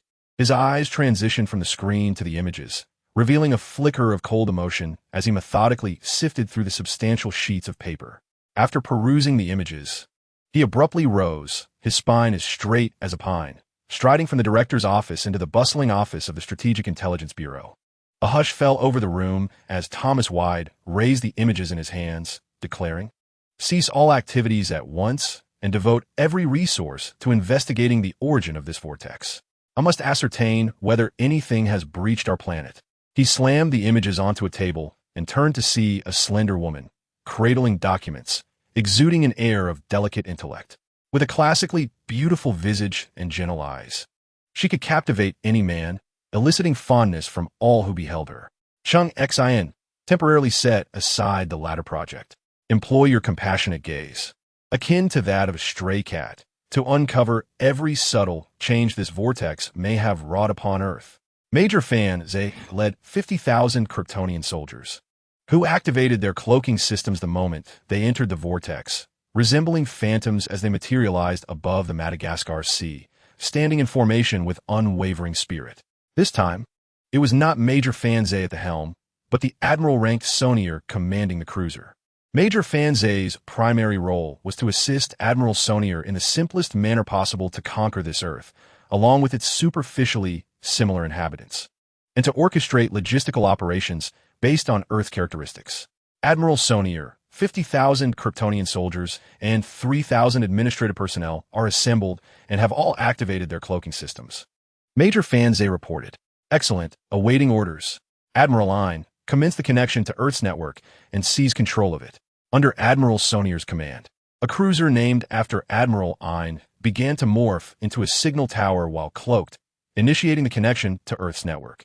Connecting, 10, 50, 100. Connection complete. Admiral Sonier, I now possess control over the network. Shall we initiate the electronic information migration and manipulate the independent local area network that lacks connectivity? Proceed with the operation, primarily targeting the vast array of destructive weaponry, such as nuclear missiles, that pose a threat to Earth. We require a pristine planet. Summon the administrative centers and high-ranking officials of all nations on Earth, along with their recent significant affairs, into my consciousness. Yes, General Soniel. Transmission complete. It appears we are fortunate to have arrived at a planet that is pristine and devoid of advanced technology. General Soniel received network intelligence gathered by Major Ein, and could not help but express his delight. This Earth, in stark contrast to the DC Earth, exhibits a remarkably normal scientific progression. Unlike DC Earth, where no matter the frequency scans, quantum scans, or electronic information scans employed, there always lurks an enigmatic shroud along with peculiar phenomena misnamed as magic. Suddenly, another Admiral-level cruiser, commanded by Major Damon, issued a warning. General Sonial, there are unidentified microscopic particles roaming, communicating, and conducting reconnaissance, currently locking onto a target. The target appears to be a rudimentary supercomputer, crafted by etching two-dimensional protons through circuitry. I have swiftly shielded our presence. It has not detected us. General Sonial, shall we engage and initiate microscopic extermination? Maintain observation, but do not engage. Other extraterrestrial entities are also vying for control of Earth. Yet they are so rudimentary that it would take them centuries to traverse even a distance of 4 light years. General Sonial turned the Admiral-level cruiser around, casting a glance at the neatly arrayed Kryptonian forces, and began transmitting vital information regarding various nations' essential facilities, administrative centers, and high-ranking officials into the proton computation nodes within each Kryptonian soldier. Kryptonian soldiers, commence your deployment. Upon reaching your designated targets, await further orders. General Sonial, shall we not employ a decapitation strategy against Earth's leadership for a swift conquest? Major Vance queried, perplexed. He had undergone rigorous military training and had witnessed the Emperor's decree for annihilating nations within 10 minutes. An effortless method of subjugating a country. Eliminate all high-ranking officials. Facilitate the distribution of interests, incite conflict among humans, and subsequently lead them. Major Vance, the future New Krypton will evolve into a vast empire. A confluence of numerous civilizations under the Emperor's reign. Unless absolutely necessary, we shall refrain from employing a strategy rooted in hatred, as it may breed animosity towards New Krypton. In the future, some among them may become your subordinates, serving as your vanguard in the Emperor's campaigns. I understand. Major Van's brow furrowed, grasping the rationale behind General Sonial's actions. He silently noted this, absorbing the insights. All Kryptonian soldiers, disperse. General Sonial commanded, and all soldiers whose proton computation nodes were projected onto their retinas began to scatter, each soaring towards their respective targets. 3,000 administrative personnel commenced the establishment of an administrative system based on Earth's data, bearing in mind that this Earth, this universe, will ultimately serve as a logistical base. Major Vance, you will lead an elite team, accompanied by the new Krypton diplomat Christine, to the United Nations headquarters, where all nations of Earth are convening. They need not contemplate their fate any longer. Earth has been conquered. Yes, General Sonial. Major Fanze received his orders and set forth with a contingent of 100. Accompanied by the elegant diplomat from New Krypton, Christine, to the United Nations headquarters for an announcement. Chapter 149. It is you, Trisolarans. At the United Nations building in New York, a monumental sculpture of a colossal revolver, its barrel twisted into a knot, stands resolutely in the garden, symbolizing a call for the cessation of violence. This sculpture, a gift from Luxembourg in 1988, resides within the UN headquarters garden, conveying a clear message to halt war and prohibit killing. Passing through the garden and into the interior, the Grand Assembly Hall of the United Nations unfolds before them. At the forefront, a towering yellow wall emblazoned with the United Nations emblem leans forward at an angle of less than 90 degrees, resembling a precipice that could topple at any moment. The dome of the hall is a starry expanse, dazzling yet dark, its structure unrelated to the yellow wall beneath, failing to instill any sense of stability. Rather, it exudes a profound pressure, evoking the sensation of imminent collapse. The air is thick with the buzzing of fragmented discussions. Luo Ji felt the weight of many gazes sweeping over him, engaging in hushed conversations. He found himself seated in the 5th row, near the aisle, bewildered as to how he had been brought to the United Nations Assembly Hall. He sensed a fleeting glance from UN Secretary-General Sane, who, after exchanging words with Kant, turned his attention towards Luo Ji. Ascending to the podium, Secretary-General Sane surveyed the assembly and declared, "The 19th meeting of the Planetary Defense Council now proceeds to its final agenda, the announcement of the chosen wall-facers and the commencement of the wall-facer project." In a retrospective glance at the initial emergence of the two Sophons, the mainstream defense plan, and ultimately, the glaring vulnerabilities in the Trisolarans' transparent thinking, strategies, disguises, and deceptions, The United Nations representatives reached a consensus to unveil the 4 wall facers selected by the Planetary Defense Council. The wall facers would be bestowed with extraordinary powers, enabling them to mobilize and utilize a portion of Earth's existing military resources. Throughout the execution of their strategic plans, they would not be required to justify their actions or commands, regardless of how incomprehensible these might seem. Only in this manner could tactics be employed to exploit the Trisolaran's weaknesses. The first wall facer, Frederick Taylor. As soon as the Secretary General's words resonated, Taylor rose from the front row and confidently approached the podium, his expression unyielding as he faced the assembly. The second wall facer, Manuel Reyes. The stout, brown-skinned South American Reyes also stood and ascended the podium, confronting the audience with a resolute gaze. The third wall facer, Bill Hines. A genteel Englishman stepped forward to the podium, facing the assembly.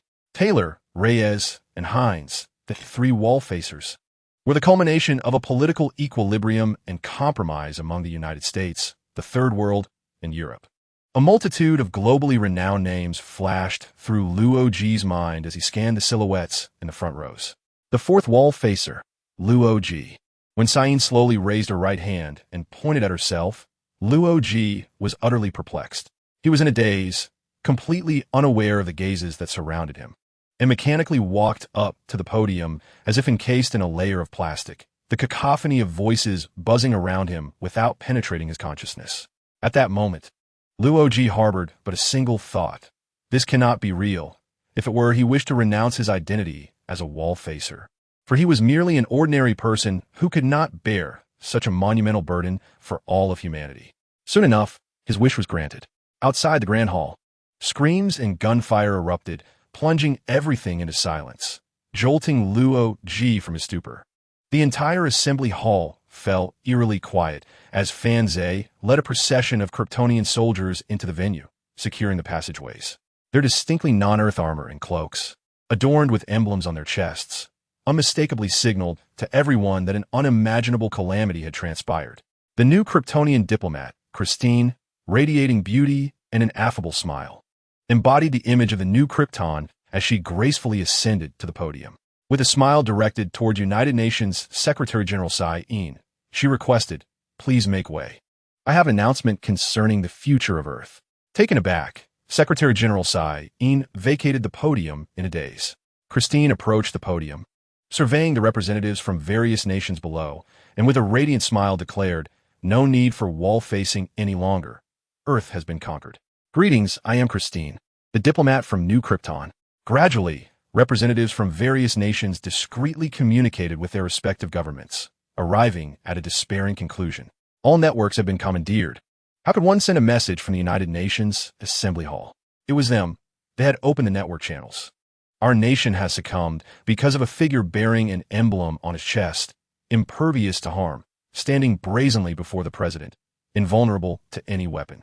All our fighter jets, missiles, and electronic devices have been inexplicably manipulated. Even our smart rice cookers have been compromised. The localized nuclear weapons were under control. Any system reliant on electronic information was not spared. How can we resist? In the assembly hall, an Asian representative recalled the defeatists within the military who believed that the Trisolarians had scientifically crushed Earth, rendering humanity devoid of any chance of victory. Indeed, that was the present reality. I trust you have all confirmed this from your respective nations. To them, Christine's beautiful smile appeared nothing short of a devil's grin. New Krypton, with its inherent compassion and humanitarian spirit, sought to liberate Earth, expressing joy at the prospect of Earth's populace integrating into the new Kryptonian Empire. With a cosmic navigation history spanning over 2 million light years, New Krypton aspired to foster the fusion of diverse civilizations, illuminating the clashes of different cultures in the future. New Krypton is a benevolent and amiable cosmic empire. Under the auspices of His Majesty, Emperor Hail, we ensure the physical and mental well-being of every individual who integrates into our realm.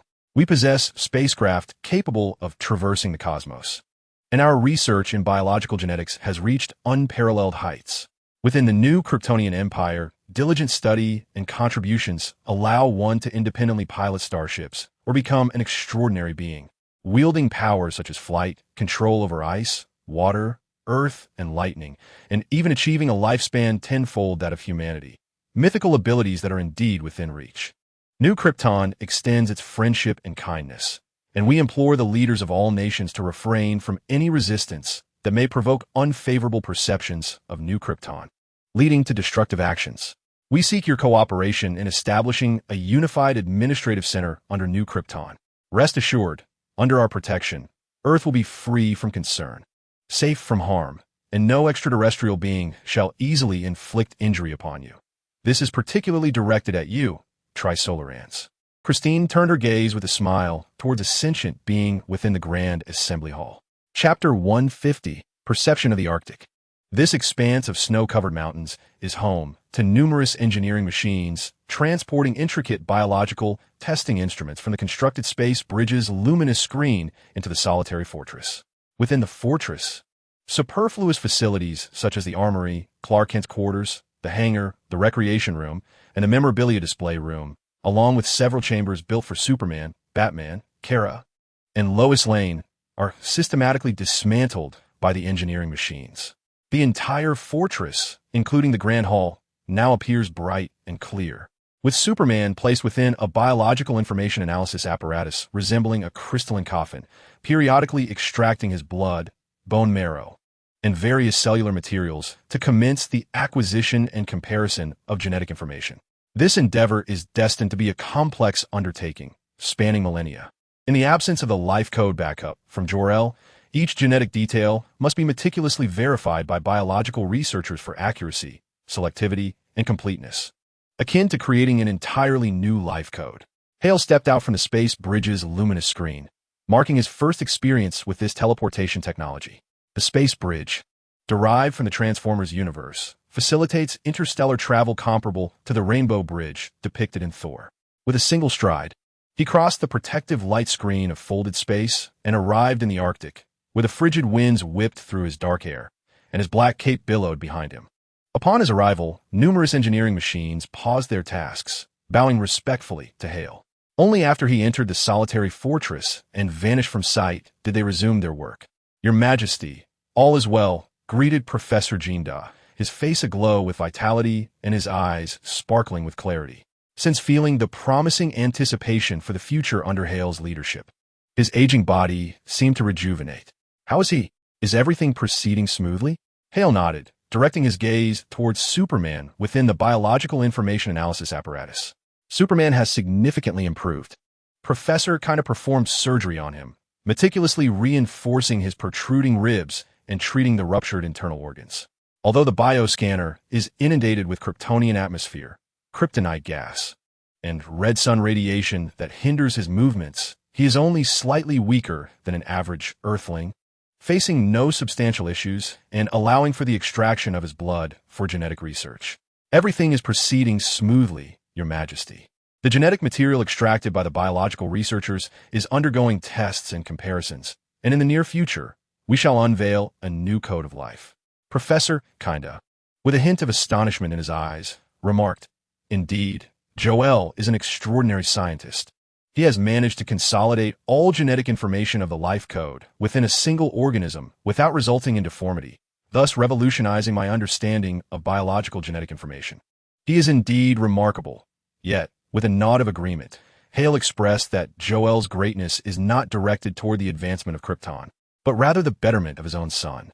Professor let out a slight sigh for the young Jor-El, lamenting that such a genius capable of saving Krypton has forsaken the entire planet. Even with Kinda's extensive experience of human emotions, he could not escape the complex feelings of dissatisfaction that arose in his heart. What a pity to have veered so far down a misguided path. Undoubtedly, the body of Kal-El harbors the code of life, the entire genetic database of Krypton, but simultaneously, he possesses unprecedented potential, Professor pondered. To extract and validate the genetic information from his body, we will require over 10,000 years to complete this intricate endeavor. His innate potential is currently adapting to the Kryptonian atmosphere, kryptonite gas, and red sun radiation. This adaptation will enable him to fully resist radiation within a decade. By that time, with Kal-El's potential, even General Zod may struggle to contend with him. As Professor concluded, he silently reflected on Jor-El's genius. which has transcended the inherent genetic potential of Krypton, allowing him to glimpse the extraordinary adaptive capabilities of the mythic figures of Krypton during the days of destruction. Jor-El is indeed a formidable scientist. The terrifying potential of Superman is becoming evident. Previously, Superman's weakness stemmed from a lack of pressure. Upon encountering the pressure exerted by Zod, he was utterly overwhelmed and rendered incapacitated. Now, under the normal pressures of the Kryptonian atmosphere, kryptonite gas, and red sun radiation, his cellular potential has begun to manifest, adapting, resisting, and absorbing. It is said that after cultivating under the sun for 15,000 years, he could become a golden Superman, transcending dimensions to evolve into a fifth-dimensional being. The extent of this potential is truly beyond description, evoking a sense of dread. The sun has existed for 7 billion years, while the universe has been around for an astonishing 799,021 billion years. Yet this immense temporal scale has not allowed for a breakthrough into new dimensions. In contrast, Superman, within a mere 15 millennia, ascends to the status of the Golden Superman.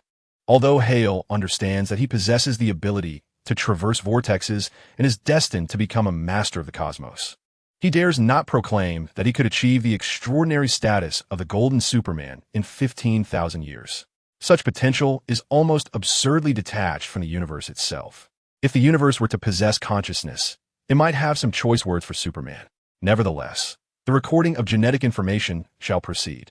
Before a decade has passed, Jor-El will undoubtedly return the Codex of Life to my possession. A profound glimmer dances in Hale's deep-set eyes.